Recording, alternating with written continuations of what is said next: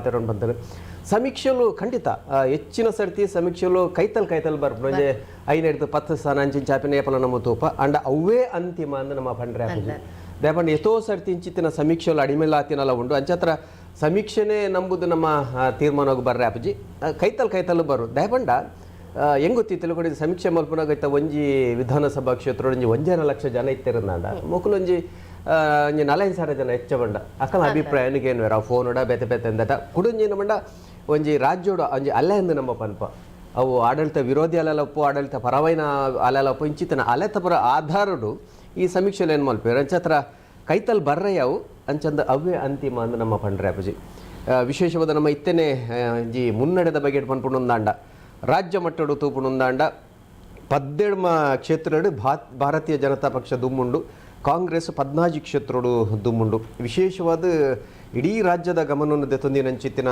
ಕ್ಷೇತ್ರಲು ಒಂಜಿ ಡಿ.ಕೆ. ಶಿವಕುಮಾರ್ ಒಂದು ವೇಳೆ ಕಾಂಗ್ರೆಸ್ ಬತ್ತನಂದಾಂಡ ಕಾಂಗ್ರೆಸ್ ಮುಖ್ಯಮಂತ್ರಿ ಅಭ್ಯರ್ಥಿಯಿಂದ ನಮ್ಮದಾದ ಪಂಪಿನ ಕೇನ್ವನ ಆರ್ಲ ಮುನ್ನಡೆಡುಲ್ಲೇರು ಅಥವಾ ಒಂಜಿ ದುಂಬುಲ್ಲೇರು ಅನ್ನಂಚಿತ್ತಿನ ವಿಚಾರ ನನ್ನ ಈ ರಾಜ್ಯದ ಮುಖ್ಯಮಂತ್ರಿ ಆದಿತ್ತದ ಈ ಸರ್ತಿ ಭಾರತೀಯ ಜನತಾ ಪಕ್ಷ ಟಿಕೆಟ್ ಕೊರ್ಜಿ ಅನ್ನಂಚಿತ್ತಿನ ವಿಚಾರ ಒಂದು ಬಂಡಾಯ ಅಭ್ಯರ್ಥಿ ಅನ್ನಂಚಿತ್ತಿನ ಜಗದೀಶ್ ಶೆಟ್ಟರ್ ಆರ್ ಈ ಪೊರ್ತುಡು ಪಿರವುಲ್ಲೇರು ಅನ್ನಂಚಿತ್ತಿನ ಪಾತ್ರಗಳು ತಿಳ್ಕೊಂಡು ನಮ್ಮ ವಿಶೇಷವಾದ ನಮ್ಮ ದಕ್ಷಿಣ ಕನ್ನಡ ಉಡುಪಿ ಈ ಕ್ಷೇತ್ರದ ಬಗ್ಗೆ ನಮ್ಮ ಹೆಚ್ಚಿನ ಮಾಹಿತಿಯನ್ನು ಕೊರಪಿನ ಅಗತ್ಯ ಉಂಡು ತೋಜನು ದಕ್ಷಿಣ ಕನ್ನಡೋಡು ಎಡಮ ಕ್ಷೇತ್ರ ಅಂಚನೆ ಉಡುಪಿಡ 5 ಕ್ಷೇತ್ರ ಒಟ್ಟು 13 ಕ್ಷೇತ್ರದ ವಿಧಾನಸಭಾ ಚುನಾವಣೆದ ಬಗ್ಗೆ ನಮ್ಮ ಪನ್ನಡಾಯಿನ ಬಾರಿ ಅಗತ್ಯ ಅಂತ ತೋಜನು ಉಡುಪಿಡು ಯಶ್ಪಾಲ್ ಸುವರ್ಣರು ದುಂಬುಲ್ಲೇರು ಅಂಚನೆ ನಮ್ಮ ಉಳ್ಳಾಲೋಡು ಯುಟಿ ಖಾದರ್ ದುಂಬುಲ್ಲೇರು ಅನ್ನಂಚಿತ್ತಿನ ವಿಚಾರ ಅರುಣ್ ಕುಮಾರ್ ಪುತ್ತಿಲ ಸುಳ್ಯ ಕ್ಷೇತ್ರಗಳು ಬಂಡಾಯ ಅಭ್ಯರ್ಥಿ ತನ್ನ ಪಕ್ಷೇತರ ಪುತ್ತೂರು ಕ್ಷೇತ್ರಗಳು ಆ ರೀತಿಯ ದುಂಬುಲ್ಲೇರು ಅನ್ನಂಚಿತ್ತಿನ ವಿಚಾರ ನಮ್ಮ ನೆತ್ತ ಬಗೆಟ್ಲಂಜಿ ಪಾತ್ರೋಡು ಅಪ್ಪನು ಪುತ್ತೂರು ಕ್ಷೇತ್ರಗೂ ಬಂಡಾಯ ಪಂಪಿನವು ಪೊಸತ್ತತ್ತಿ ಸರಿ ಬಾರಿ ಮಲ್ಲ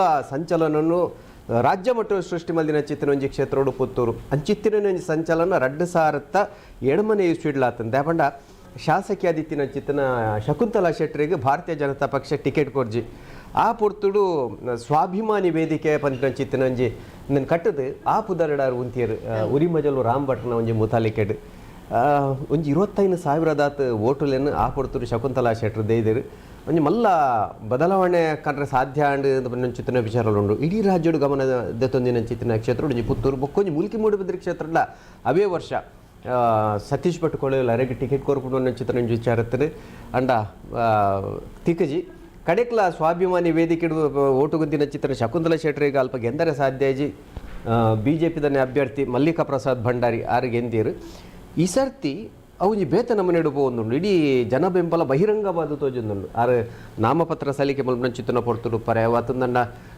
ಮರಣಿ ಮುಟ್ಟಲ್ಲ ಓಟು ಪಾಡ್ನ ಪೊರ್ತು ಮುಟ್ಟಲ್ಲ ಸಾರ ಕಟ್ಲೆ ಜನ ಆರ್ಡೋಟು ಇತ್ತಿನ ನಮ್ಮ ಪಂಚಾಯತ್ ಈ ಸರಿ ಪುತ್ತೂರು ಕ್ಷೇತ್ರ ದಾದಾಪುಡು ಮನ್ನ ಚಿತ್ತನ ವಿಚಾರ ನಮ್ಮ ಐತ ನಡುಟು ಮಾಹಿತಿಯನ್ನು ಕೊರೊಂದು ಪೋಡಾಪುಂಡು ಈ ಪೊರ್ತುಡು ರಾಜ್ಯ ಮಟ್ಟುಡು 24 ಕ್ಷೇತ್ರದ ಪೈಕಿ 24 ಕ್ಷೇತ್ರಡು BJP ದುಮ್ಮುಂಡು 21 ಕ್ಷೇತ್ರಡು ಕಾಂಗ್ರೆಸ್ ದುಮ್ಮುಂಡಂಚನೆ JDS 7 ಕ್ಷೇತ್ರಡು ದುಮ್ಮುಡು ಮನ್ನಂಚಿತ್ತಿನ ಮಾಹಿತಿ ಪ್ರಬಲ ಪೈಪೋಟಿಯೇ ಉಂಡು ಪನೋಲಿಯತ್ತೆ 24 BJP 22 ಕಾಂಗ್ರೆಸ್ ಸಮೀಕ್ಷೆ ಪ್ರಕಾರ ಪ್ರಬಲ ಪೈಪೋಟಿ ಪಂತೇರು ಖಂಡಿತ ಒಂಜಿ ಅತಂತ್ರ ವಿಧಾನಸಭೆ ಆಪಿನ ಲಕ್ಷಣಲ ಉಂಡು ಆಪುಣಂದ ಆಯ್ತು ಆಪಿನ ಲಕ್ಷಣಲ ಉಂಡು ಅಂಚ ಆನಂದಾಂಡ ಈ ರೆಕಡ್ ಬಲ್ಲೆಗನೆ JDS ಗೊಂಜಿ ಮಲ್ಲ ಒಂಜಿ ಅವಕಾಶ ತಿಕ್ಕೊಂಡು ಕಿಂಗ್ ಮೇಕರ್ ಅಂದ್ರೆ ನಮ್ಮ ಪಂಪ ಶಬ್ದ ಪ್ರತಿ ಸಾರಿ ಅವರೇ ಕಿಂಗ್ ಮೇಕರ್ ಆಗ್ತಾ ಬಂದಿದ್ದಾರೆ ಈ ಬಾರಿ ಸ್ಪಷ್ಟ ಬಹುಮತ ಏನಾದ್ರೂ ದೊರೆತ್ರೆ ಒಂದೇ ಪಕ್ಷ ಅಧಿಕಾರವನ್ನ ನಡೆಸುವಂತಾಗ್ಲಿ ಅಂತ ಹೇಳಿ ಪ್ರತಿಯೊಬ್ಬ ಮತದಾರನ ಆಶಯ ಅದು ಅಭಿವೃದ್ಧಿ ದೃಷ್ಟಿಯಿಂದ ಕೂಡ ಒಳ್ಳೇದು ಅಂತ ಹೇಳಿ ನನ್ನ ಅನಿಸಿಕೆ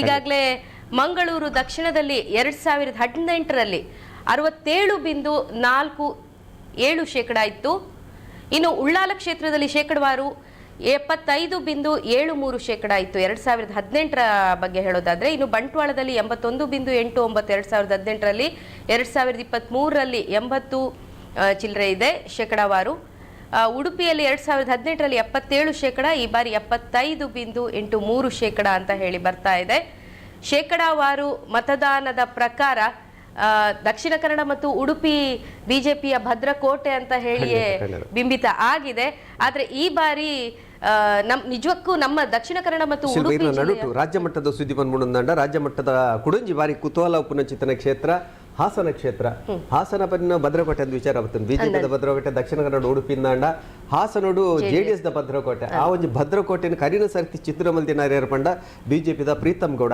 ಈ ಪೊರ್ತುಡು ಒಂದು ಆರಂಭಿಕ ಸುತ್ತೊಂದು ಮನ್ಪ ಅಲ್ಪ ಈ ಪೊರ್ತುಡ ಪಿರವುಲ್ಲೇರು ಅಂಚನೆ ಹೆಬ್ಬಾಳಡ್ ಭಾರತ್ ಭೈರತಿ ಆರ್ನ ದುಂಬುಲ್ಲೇರು ಮುಂಚಿನ ವಿಚಾರ ತಿಪ್ಪಟೂರು ಬಿಜೆಪಿದ BC ನಾಗೇಶ್ ಅಂಚನೆ ಮಾಜಿ ಉಪಮುಖ್ಯಮಂತ್ರಿ ಪರಮೇಶ್ವರ್ ಆರ್ನಲ ಕೊರಟಗೆರೆ ಕ್ಷೇತ್ರದ ಭವಿಷ್ಯವನ್ನು ನಿರ್ಧಾರ ಮಲ್ತೊಂದಲೇರು ವಿಜಯನಗರದ ಸಿದ್ಧಾರ್ಥ ಸಿಂಗ್ ದುಂಬುಲ್ಲೇರು ಮಾಧುಸ್ವಾಮಿ ದುಂಬುಲ್ಲೇರು ಚಿಕ್ಕನಾಯಕನಹಳ್ಳಿದ BJP ಅಭ್ಯರ್ಥಿ ಮಾಧುಸ್ವಾಮಿ ಲಂಚನೆ ಕಾನೂನು ಸಚಿವರಾದಿತ್ತಿನಾರು ಸುಮಾರು ವಿಚಾರಡು ಒಂಜಿ ದುಂಬುದು ಬತ್ತದ ಅತ್ತಂದಂಡ ಜನಕಲ್ಲ ಒಂಜಿ ಗಮನದ ತೊಂದಿನ ಚಿತ್ರ ಒಂಜಿ BJPದ ನಾಯಕರು ನಮ್ಮತ್ತೆ ಕೂಡ ಜಿಲ್ಲೆದ ಬಗ್ಗೆ ಬರ್ಪುಂದಾಂಡ ಜಿಲ್ಲೆ ಮಟ್ಟಿಗೆ ಹೋಗೋದಾದ್ರೆ NITKಯಲ್ಲಿ ಮತದಾರನ ಒಂದು ನಿರ್ಧಾರ ಮತಪೆಟ್ಟಿಗೆಗಳಲ್ಲಿ ಭದ್ರವಾಗಿದೆ. ಇನ್ನೇನು ಕೆಲವೇ ಕ್ಷಣಗಳಲ್ಲಿ ಮತ ಎಣಿಕೆ ಕಾರ್ಯ ಆರಂಭವಾಗಲಿದೆ. ಭದ್ರತಾ ಕೊಠಡಿಯ ಬಾಗಿಲುಗಳನ್ನು ಈಗಾಗಲೇ ತೆರೆಯಲಾಗಿದೆ ಅನ್ನೋ ಮಾಹಿತಿ ಲಭಿಸ್ತಾ ಇದೆ. ಇನ್ನೇನು ಸ್ವಲ್ಪ ಹೊತ್ತಲ್ಲೇ ನಮ್ಮ ದಕ್ಷಿಣ ಕನ್ನಡದ ಫಲಿತಾಂಶಗಳು ಯಾವ ರೀತಿ ಇದೆ ಅನ್ನೋದ್ರ ಬಗ್ಗೆ ನಿಮ್ಗೆ ಮಾಹಿತಿಯನ್ನ ನಾವು ಕೊಡ್ತಾ ಹೋಗ್ತೇವೆ. ಈಗಾಗಲೇ ನೀವು ಪೂರ್ಣ ಫಲಿತಾಂಶ ಅಲ್ಲ, ಆರಂಭಿಕ ಫಲಿತಾಂಶಗಳು. ಹೌದೌದು. ಇನ್ನು ಉಡುಪಿಯಲ್ಲಿ ಸೈಂಟ್ ಸಿಸಿಲೀಸ್ ಪದವಿ ಪೂರ್ವ ಸ್ಟ್ರಾಂಗ್ ರೂಮ್ ಒಂದು ಮನ್ಪ ನಮ್ಮ ಅಭ್ಯರ್ಥಿಲನ ಚುನ್ನ ರಾಜಕೀಯ ಭವಿಷ್ಯ ನಿರ್ಧಾರ ಆಪಿನಂಚಿತ್ತಿನ ಒಂಜಿ ಅದೇ ಅತ್ತಂದಂಡ ರೂಮ್ ಒಂದು ಮನ್ಪ ಅಲ್ಪ ವಿಶೇಷವೈನ ಭದ್ರತೆಡವೆನ್ ದೀಪೇರು ಅಯ್ನ ದೆಪ್ಪೊಡುಂದಂಡಲ ಒಂಜಾತ್ ಕ್ರಮಕುಲುಂಡು ಐತ ಪ್ರಕಾರತೆ ಪೋಂದುಲೇರು ನನ್ನ ಒಂತೆ ಪೊರ್ತುಡು ನಮಕ್ ಒಂಜಾತ ಆರಂಭಿಕ ಸುತ್ತುದ ಮಾಹಿತಿಲು ತಿಕ್ಕರೆಯವು ಒಂದು ಖಂಡಿತವಾದ ಫಲಿತಾಂಶತ್ತು ಒಂದು ಆರಂಭಿಕ ಮುನ್ನಡೆ ಇತ್ತೆಲ್ಲ ನಮ್ಮ ರಾಜ್ಯ ಮಟ್ಟದ ತೋಡುಂದಾಂಡ 81 ಕ್ಷೇತ್ರಗಳು 35 ಕ್ಷೇತ್ರಗಳು BJP 35 ಕ್ಷೇತ್ರಗಳು ಕಾಂಗ್ರೆಸ್ ದುಮ್ಮುಂಡು ಬಹುಶಃ 16 ಗಂಟೆ ಪೊರ್ತುಡು ನಂಗೆ ಸ್ಪಷ್ಟವಾದ ಒಂಜಿ ಮಾಹಿತಿ ತಿಕ್ಕನ ಅವಕಾಶ ಉಂಡು. ಅಂಚನೆ ವೀಕ್ಷಕರ ಈ ಒಂದು ಕಾರ್ಯಕ್ರಮ ನಮ್ಮ ಟಿವಿ ವಾಹಿನಿ ಕರಾವಳಿ ಕರ್ನಾಟಕದ ನಾಡಿ ಮಿಡಿತ ಎನ್ನುವಂತಹ ಒಂದು ಅಭಿಧಾನವನ್ನು ಪಡೆದಿರುವಂತಹ ನಮ್ಮ ಟಿವಿಯಲ್ಲಿ ನೇರ ಪ್ರಸಾರವನ್ನು ಕಾಣ್ತಿದ್ದೆ. ಅದರ ಜೊತೆಯಲ್ಲಿ ಸಾಮಾಜಿಕ ಜಾಲತಾಣದಲ್ಲಿ ವಿಶೇಷವಾಗಿ ಫೇಸ್ಬುಕ್ ಮತ್ತು ಯೂಟ್ಯೂಬ್ನಲ್ಲಿ ನೇರ ಪ್ರಸಾರವನ್ನು ಕಾಣ್ತಾ ಇದೆ. ಪ್ರಪಂಚದ ಯಾವುದೇ ಮೂಲೆಯಲ್ಲಿ ಕುಳಿತುಕೊಂಡು ನಮ್ಮ ಟಿವಿಯ ಈ ನೇರ ಪ್ರಸಾರವನ್ನು ವೀಕ್ಷಣೆ ಮಾಡುವುದಕ್ಕೆ ತಮಗೆ ಅವಕಾಶ ಇದೆ. ಅದೇ ರೀತಿ ಕ್ಷಣದ ಮಾಹಿತಿಯನ್ನು ನೀಡುವಂತಹ ಪ್ರಯತ್ನವನ್ನು ಮಾಡ್ತಾ ಇದ್ದೇವೆ. ಅಧಿಕೃತವಾದಂತಹ ನಿಖರವಾದಂತಹ ಮಾಹಿತಿಯನ್ನು ನಾವು ನೀಡ್ತಾ ಇದ್ದೇವೆ. ಹಾಗಾಗಿ ನಾವು ನೀಡುವಂತಹ ಮಾಹಿತಿಯಲ್ಲಿ ಯಾವುದೇ ಸಂಶಯ ಬೇಡ, ಅಧಿಕೃತವಾದಂತಹ ಮಾಹಿತಿಯನ್ನೇ ನಿಮಗೆ ಸ್ಪಷ್ಟವಾಗಿ ನೀಡುವಂತಹ ಪ್ರಯತ್ನ. ಅದೇ ರೀತಿ ರಾಜ್ಯ ಮಟ್ಟದಲ್ಲಿ ಹೇಳುವುದಾದರೆ ಕತ್ತಿನ ಹೋರಾಟ ಈ ಕ್ಷಣಕ್ಕೆ 38 BJP ಮತ್ತು ಕಾಂಗ್ರೆಸ್ ಈ ಬಾರಿ ಬಹಳ ದೊಡ್ಡ ಮಟ್ಟದಲ್ಲಿ ಒಂದು ಸುದ್ದಿಯಾಗಿತ್ತು. ರಾಜ್ಯದಲ್ಲಿ ಆಡಳಿತ ವಿರೋಧಿ ಅಲೆ ಇದೆ ಎನ್ನುವಂತಹ ಒಂದು ಮಾಹಿತಿ. ಅದು ಸಾಮಾನ್ಯ ರಾಜಕೀಯವಾದಂತಹ ಒಂದು ಪಡಸಾಲೆಯಲ್ಲಿ ಲೆಕ್ಕಾಚಾರವನ್ನು ಹಾಕೋದಾದರೆ ಅಧಿಕಾರ ವಿರೋಧ ಆಡಳಿತ ವಿರೋಧಿ ಅಲೆಗಳು ಬರುವುದು ಸಾಮಾನ್ಯ. ಆದರೆ ಗುಜರಾತ್ ಆ ಒಂದು ಅಪವಾದ ಅಂತ ಹೇಳ್ಬೋದು. ಯಾಕಂದರೆ ನಿರಂತರವಾಗಿ ಆ ಒಂದು ರಾಜ್ಯವನ್ನು ಗೆದ್ಕೊಳ್ತಾ ಬರ್ತಾ ಇದೆ BJP. ಆದರೆ ಬಹುತೇಕ ಹೆಚ್ಚಿನೆಲ್ಲ ರಾಜ್ಯಗಳಲ್ಲಿ ಒಂದು ಬಾರಿ ಒಂದು ಪಕ್ಷ ಬಂದರೆ ಮತ್ತೊಂದು ಬಾರಿ ಇನ್ನೊಂದು ಪಕ್ಷ ಬರುವುದು, ಅಥವಾ ಒಂದು 2 ಅವಧಿಯ ನಂತರ ಮತ್ತೊಂದು ಪಕ್ಷ ಬರುವುದು. ಜನ ಬದಲಾವಣೆಯನ್ನು ಬಯಸುವುದು ಸಾಮಾನ್ಯ. ಕಾರಣಗಳು ಬೇರೆ ಬೇರೆ ಇರ್ಬೋದು. ಈ ಕ್ಷಣ ಮತ್ತೆ ಒಂದಷ್ಟು ಮುನ್ನಡೆಯನ್ನು BJP ಮುನ್ನಡೆಯನ್ನು ಕಾಯ್ಕೊಳ್ತಾರೆ. 44-40ಕ್ಕೆ ಬಂದಿದೆ. ಕಾಂಗ್ರೆಸ್ 40 ಸ್ಥಾನಗಳಲ್ಲಿ ಮುನ್ನಡೆಯನ್ನ ಕಾಯ್ದುಕೊಂಡಿದ್ರೆ BJP 44 ಸ್ಥಾನಗಳಲ್ಲಿ ಮುನ್ನಡೆಯನ್ನ ಕಾಯ್ದುಕೊಂಡಿದೆ. ರಾಜ್ಯದಲ್ಲಿ 5.30 ಕೋಟಿ ಮತದಾರರಿದ್ದಾರೆ. ಈ ಬಾರಿಯ ನಿವ್ವಳ ಹೆಚ್ಚಳ 16 ಲಕ್ಷ ಆಗಿದೆ. ಕಳೆದ 5 ವರ್ಷಗಳಲ್ಲಿ 24 ಲಕ್ಷ ಹೆಚ್ಚಳ. ನಮ್ಮ ಜಿಲ್ಲೆಯಾದ ಕುಡಂಜಿ ಬಂಟ್ವಾಳ ಕ್ಷೇತ್ರ ರಮಾನಾಥ್ ರೈಕುಲ್ ಕಾಂಗ್ರೆಸ್ ಅಭ್ಯರ್ಥಿಯಾದ ಅಂಚನೆ BJP ಅಭ್ಯರ್ಥಿಯಾದ ರಾಜೇಶ್ ನಾಯ್ಕ್ ಉಳಿಪಾಡಿ ಗೊತ್ತಾರೆ ಸ್ಪರ್ಧೆಡುಲೇರು ಈ ಪೋರ್ತು ರಾಜೇಶ್ ನಾಯ್ಕ್ ದುಂಬುಲೇರು ಅವಲ ಬಾರಿ ಕುತೂಹಲ ಎತ್ತೊಂದಿನ ಚಿತ್ತನ ಕ್ಷೇತ್ರ. ಕಾಂಗ್ರೆಸ್ ಬಾರಿ ನಿರೀಕ್ಷೆ ದಿತ್ತಿನ ಚಿತ್ತನ ಕ್ಷೇತ್ರ ಬಂಟ್ವಾಳ ಒಂದಿದೆ ಪಂಡ ಆ ಜೈಲು ಸರ್ತಿ ಶಾಸಕರಾದ ಅತಂದ್ರೆ ಬೇತೆ ಬೇತೆ ಸಚಿವರಾದ ಕೆಲಸ ಮಲ್ದಿನ ಚಿತ್ತನ ರಮಾನಾಥ್ ರೈಕುಲು ಸ್ಪರ್ಧೆ ಮಲ್ನ ಚಿತ್ತನ ಕ್ಷೇತ್ರ ಒಂಜಿ ಪೊರ್ತುಡು ಸೋಲರಿಯಾದ ಸರದಾರ ಪುದರಿ ಚಿತ್ತನ ಆರು ಇತ್ತೆ ಕರಿಯ ಸರ್ತಿ ಸೋತಿದ್ದರು. ಈ ಸರ್ತಿ ಗೆಂದು ಇರುವ ಚಿತ್ತನ ವಿಶ್ವಾಸ ಕಾಂಗ್ರೆಸ್ ಇತ್ತನೆ ಅಂಡ್ ಈ ಪೊರ್ತುಡು ರಾಜೇಶ್ ನಾಯ್ಕರು ಪಂಡ BJPದ ಅಭ್ಯರ್ಥಿ ದುಂಬುಲೇರು. ಈ ಬಾರಿ ರಮಾನಾಥ್ ರೈಗಳು ಕೂಡ ಹೇಳಿದ್ರು, ಇದು ನನ್ನ ಕೊನೆಯ ಚುನಾವಣೆ ಆಗ್ತದೆ. ಕಳೆದ ಬಾರಿ ಅಪವಾದಗಳಿಂದಾಗಿ ನನಗೆ ಸೋಲುಂಟಾಗಿತ್ತು. ಈ ಬಾರಿ ದಯವಿಟ್ಟು ನನ್ನನ್ನು ಗೆಲ್ಲಿಸೋದ್ರ ಮೂಲಕ ಅಭಿವೃದ್ಧಿ ಕಾರ್ಯಗಳಂದ್ರೆ ನನ್ನ ಕೊನೆಯ ಚುನಾವಣೆ ಆಗಿರೋದ್ರಿಂದ ಇನ್ಮುಂದೆ ನಾನು ಸ್ಪರ್ಧಿಸೋದಿಲ್ಲ. ಇನ್ನಷ್ಟು ಇನ್ನೊಂದು 5 ವರ್ಷ ನಿಮ್ಮ ಸೇವೆ ಮಾಡುವ ಅವಕಾಶವನ್ನ ನನಗೆ ಕೊಡಿ ಅಂತ ಹೇಳಿ ಮತದಾರರ ಬಾರಿ ರಮಾನಾಥ್ ರೈಗಳು ಕೇಳ್ಕೊಂಡಿದ್ರು. ನೋಡೋಣ ಮಧ್ಯ ಮಧ್ಯಾಹ್ನದ ವೇಳೆಗೆ ಸ್ಪಷ್ಟ ಚಿತ್ರಣವಂತೂ ದಕ್ಷಿಣ ಕನ್ನಡ ಉಡುಪಿ ಜಿಲ್ಲೆದು ನಮ್ಮ ವೀಕ್ಷಕರಿಗೆ ಸಿಗುತ್ತೆ ಅಂತ ಇಡೀ ರಾಜ್ಯದ ಚಿತ್ರಣ ಬಹುತೇಕ ಬಹುತೇಕ ಸಿಗುತ್ತೆ. ಆದ್ರೆ ಕಳೆದ ಬಾರಿ ಅಪವಾದಗಳು ಅನ್ನೋದಕ್ಕಿಂತಲೂ ಮೋದಿ ಅಲೆ, ಅದು ಅಲ್ಲೆಲ್ಲ ಸುನಾಮಿ ಅಂತಲೇ ರಾಜಕೀಯ ಪರಿಣತರು ಹೇಳ್ತಾ ಇದ್ರು. ಆ ದೊಡ್ಡ ಮಟ್ಟದ ಮೋದಿ ಅಲೆಯಿಂದಾಗಿ ಮತ್ತು ಹಿಂದುತ್ವ ಆ ಒಂದು ವಿಚಾರಗಳು ಭಾರತೀಯ ಜನತಾ ಪಕ್ಷಕ್ಕೆ ಆ ಮಟ್ಟಿನ ಯಶಸ್ಸನ್ನು ತಂದುಕೊಡೋದಕ್ಕೆ ಸಾಧ್ಯ ಆಗಿತ್ತು. ಆದರೆ ಈ ಬಾರಿ ಅಷ್ಟೊಂದು ದೊಡ್ಡ ಮಟ್ಟದ ಮೋದಿಯಲ್ಲೇ ಕಾಣಿಸಲಿಲ್ಲ, ಮೇಲ್ನೋಟಕ್ಕೆ ಗೊತ್ತಿಲ್ಲ. ಕೆಲವೊಂದು ಬಾರಿ ಮೇಲ್ನೋಟಕ್ಕೆ ಕಾಣಿಸುವುದಿಲ್ಲ. ಯಾಕಂದ್ರೆ ಈ ಕ್ಷಣದ ಒಂದು ಫಲಿತಾಂಶವನ್ನು ನೋಡೋದಾದ್ರೆ, ಅದು ಮುನ್ನಡೆಗಳನ್ನು ಗಮನಿಸೋದಾದ್ರೆ, ಭಾರತೀಯ ಜನತಾ ಪಕ್ಷ ಆರಂಭಿಕ ಹಂತದಿಂದಲೂ ಈ ಕ್ಷಣದವರೆಗೂ ನಿರಂತರವಾಗಿ ಮುನ್ನಡೆಯನ್ನು ಕಾಯ್ದುಕೊಂಡು ಬರ್ತಾ ಇದೆ. 2-3 ಹಂತಗಳಲ್ಲಿ ಸಮಬಲದ ಪ್ರದರ್ಶನ ಬಂದರೆ ಈ ಕ್ಷಣಕ್ಕೆ 55-53, ಕಾಂಗ್ರೆಸ್ 53, ಬಿಜೆಪಿ 55, 120 ಕ್ಷೇತ್ರಗಳ ಪೈಕಿ JDS 11. ಈ ಬಾರಿ JDS ಒಂದಷ್ಟರ ಮಟ್ಟಿಗೆ ನಿರಾಶಾದಾಯಕ ಪ್ರದರ್ಶನ ನೀಡಬಹುದು ಎನ್ನುವಂಥ ಒಂದು ಲೆಕ್ಕಾಚಾರಗಳನ್ನು ಸಮೀಕ್ಷೆಗಳು ಅಂದರೆ ಸಂಸ್ಥೆಗಳು ತಿಳಿಸಿವೆ. ಈ ಕ್ಷಣ ನೋಡುವಾಗ ಅದು ಸ್ವಲ್ಪ ಮಟ್ಟಿಗೆ ಹೌದು ಅಂತ ಕಾಣಿಸ್ತಾ ಇದೆ. ಈ ಬಾರಿ ಬಿಜೆಪಿಗೆ 40% ಕಮಿಷನ್ ಒಂದು ಅಪವಾದ ಕೂಡ ಇದೆ. ಅದರ ಜೊತೆಗೆ ಸಾಕಷ್ಟು ಹಗರಣಗಳು ಕೂಡ ಬಯಲಿಗೆ ಬಂದಿದೆ. ಇದರ ಬಗ್ಗೆ ಯಾವುದೇ ರೀತಿಯ ಸ್ಪಷ್ಟನೆಯನ್ನು ಕೂಡ ಬಿಜೆಪಿ ಕೊಡ್ಲಿಕ್ಕೆ ಹೋಗ್ಲಿಲ್ಲ. ಅದರ ಬಗ್ಗೆ ಜನರಿಗೆ ಕೂಡ ಸ್ವಲ್ಪ ಮಟ್ಟಿನ ಬೇಸರ ಇರ್ಬೋದು ಅನಿಸುತ್ತಾ? ಶಿಲ್ಪ ಕುಡುಂಜಿ ಅವು ಖಂಡಿತ 40% ಭ್ರಷ್ಟಾಚಾರವನ್ನು ನಮ್ಮಲ್ಲ ಆರೋಪ ಇದೆ. ಅಂಡ ಬಿಜೆಪಿದ ನಾಯಕರದ ದಂಡಿಗಳು ಆರೋಪ ಮಲ್ಪನತ್ತು ಅವನ್ನ ಕೇಸ್ ಮಾಡ್ಲೆ ಅನ್ನ ಸಾಬೀತು ಮಲ್ಪಲೆ ಖಂಡಿತ ಒದ್ಲ ಜೈಲು ಕಡಪಡ್ಲೆ ಚಿತ್ತನ ವಿಚಾರಣೆ ಅಂಡ ಇತೋರ್ತ ಅವು ಆತ ಜೀವನ ಅಕಲ್ನ ಸಮರ್ಥರ ಎಂಚಿನಲ್ಲ ಪಡ ಐತ ಒಟ್ಟುಗು ಕಾಂಗ್ರೆಸ್ ಕೊಡ್ತಿನಂಚಿತ್ತಿನ ನಾಲೈನ್ ಏನ ಅಕಲ ಗ್ಯಾರಂಟಿ ಎಂಜಿನ ಅವು ಒಂಚೂರು ಮಲ್ಲ ಮಟ್ಟಿಗೆ ಕೆಲಸ ಮಲ್ಪುಣ ಚಿತ್ರ ಲೆಕ್ಕಾಚಾರ ಕಾಂಗ್ರೆಸ್ ಉಂಡು. ದಯಪಂಡ ಒಂಜಿ ಆಕರ್ಷಕವಾಯಿನ ಚಿತ್ತನ ಯೋಜನೆ ಕೊಡ್ತೇವೆ. ಅವು ಏತು ಕೊರ್ರೆ ಸಾಧ್ಯ ಆಪುಂಡು ಕೊರ್ರೆ ಸಾಧ್ಯನೇ ಆಪುಜಿ ಬಂದು ಬಿಜೆಪಿ ತಗೊಳ್ ಬಂದ್ಪೇರು ಅವು ಎಂಚಿನ ನಾಂಡ ಜನಕಲಿಗೆ ಒಂಜಿ ರೈತನ ಖುಷಿ ಕೊರ್ರೆ ಪನ್ನ ಚಿತ್ತನ ಲೆಕ್ಕಾಚಾರ ಕಾಂಗ್ರೆಸ್ ಉಂಡು. ಅಂಚತ್ರ ನಿರೀಕ್ಷೆ ಮಲ್ದಿನಿ ಸರಿ ಸ್ಪಷ್ಟ ಬಹುಮತ ಬರ್ಪುಂಡ ಈ ಕ್ಷಣ ತೂಣುಂದಾಂಡ ಅವು ತೋಜಿ ಆ ಸಮೀಕ್ಷೆಲೆ ಒಂಜಿ ರೀತಿ ಉಲ್ಟಾಪಿನ ಲಕ್ಷಣಗಳು ತೋಜೊಂದುಂಡು ಗೊತ್ತುಜಿಂದು ಒಂದು ಆರಂಭಿಕ ಬಾರಿ ಬೇಗ ಅವನ್ನ ಪುತ್ತೂರಿನಲ್ಲಿ ಕಾಂಗ್ರೆಸ್ನ ಅಶೋಕ್ ಕುಮಾರ್ ರೈ ಕೋಡಿಂಬಾಡಿ ಅವರು ಮುನ್ನಡೆಯನ್ನ ಕಾಯ್ದುಕೊಂಡಿದ್ದಾರೆ ಅನ್ನೋ ಮಾಹಿತಿ ಲಭ್ಯವಾಗ್ತಾ ಇದೆ.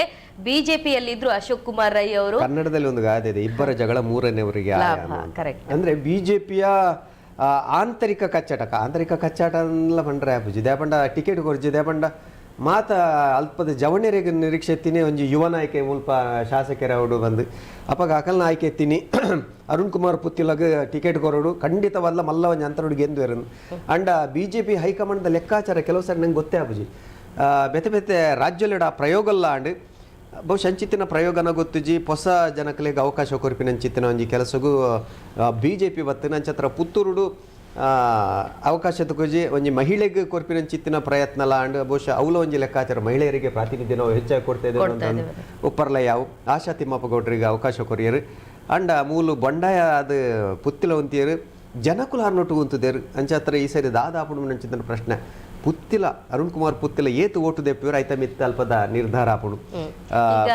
ಒಂಜಿ ಲೆಕ್ಕಾಚಾರ ಅವೆಲ್ಲ ಪನ್ಕನಮ್ಮ ಒಂಜಿ ಲೆಕ್ಕಾಚಾರ ಒಂದು ಬಿಜೆಪಿದ ಉಲಾಯ್ದನೆ ಒಂಜಿ ಲೆಕ್ಕಾಚಾರ ಒಂಜಿ 15,000 ಮುಟ ಪುತ್ತಿಲ ಓಟ್ದಿತ್ತೇನೆ ದಾಲ ತೊಂದರೆ 20,000 ಮುಟ್ಟಲ್ಲ ದಾಲ ಮಲ್ಲ ಸಮಸ್ಯೆ ಆಪುಜಿ 25,000 ಓಟ್ ದೆಚ್ಚ ಓಟ್ ಮಿನಿ ಅರುಣ್ ಕುಮಾರ್ ಪುತ್ತಿಲ ದೆತ್ತಿರಂದಂಡ ಅವು ಬಿಜೆಪಿಗೆ ಮಲ್ಲ ಪೆಟ್ಟು ಆ ಪೆಟ್ಟು ಬಿಜೆಪಿಗೆ ಮಾತ್ರ ಅವು ಕಾಂಗ್ರೆಸ್ಗೆ ಲಾಭ ಚಿತ್ರ ಪ್ರಶ್ನೆ ಉಂಡು ದೇಪಂಡ ಕರೀನ ಸರ್ತಿ ಮಂಡ ಯಾನೆಕಡರ ಪಂಡ 2002 ಎಡಮನೆ ಸ್ವೀಡ್ ಶಕುಂತಲಾ ಶೆಟ್ಟಿ 25,000 ಚಿಲ್ಲರೆ ಓಟನ್ನು ಆ ಪಡ್ತಿರುವುದೇ ಅಂಚತ್ರ ಈ ಸರಿ ಅರುಣ್ ಕುಮಾರ್ ಪುತ್ತಿಲಾಗಲ ಆತ ಓಟು ಬರ್ತಾರೆ ಬಂಗ.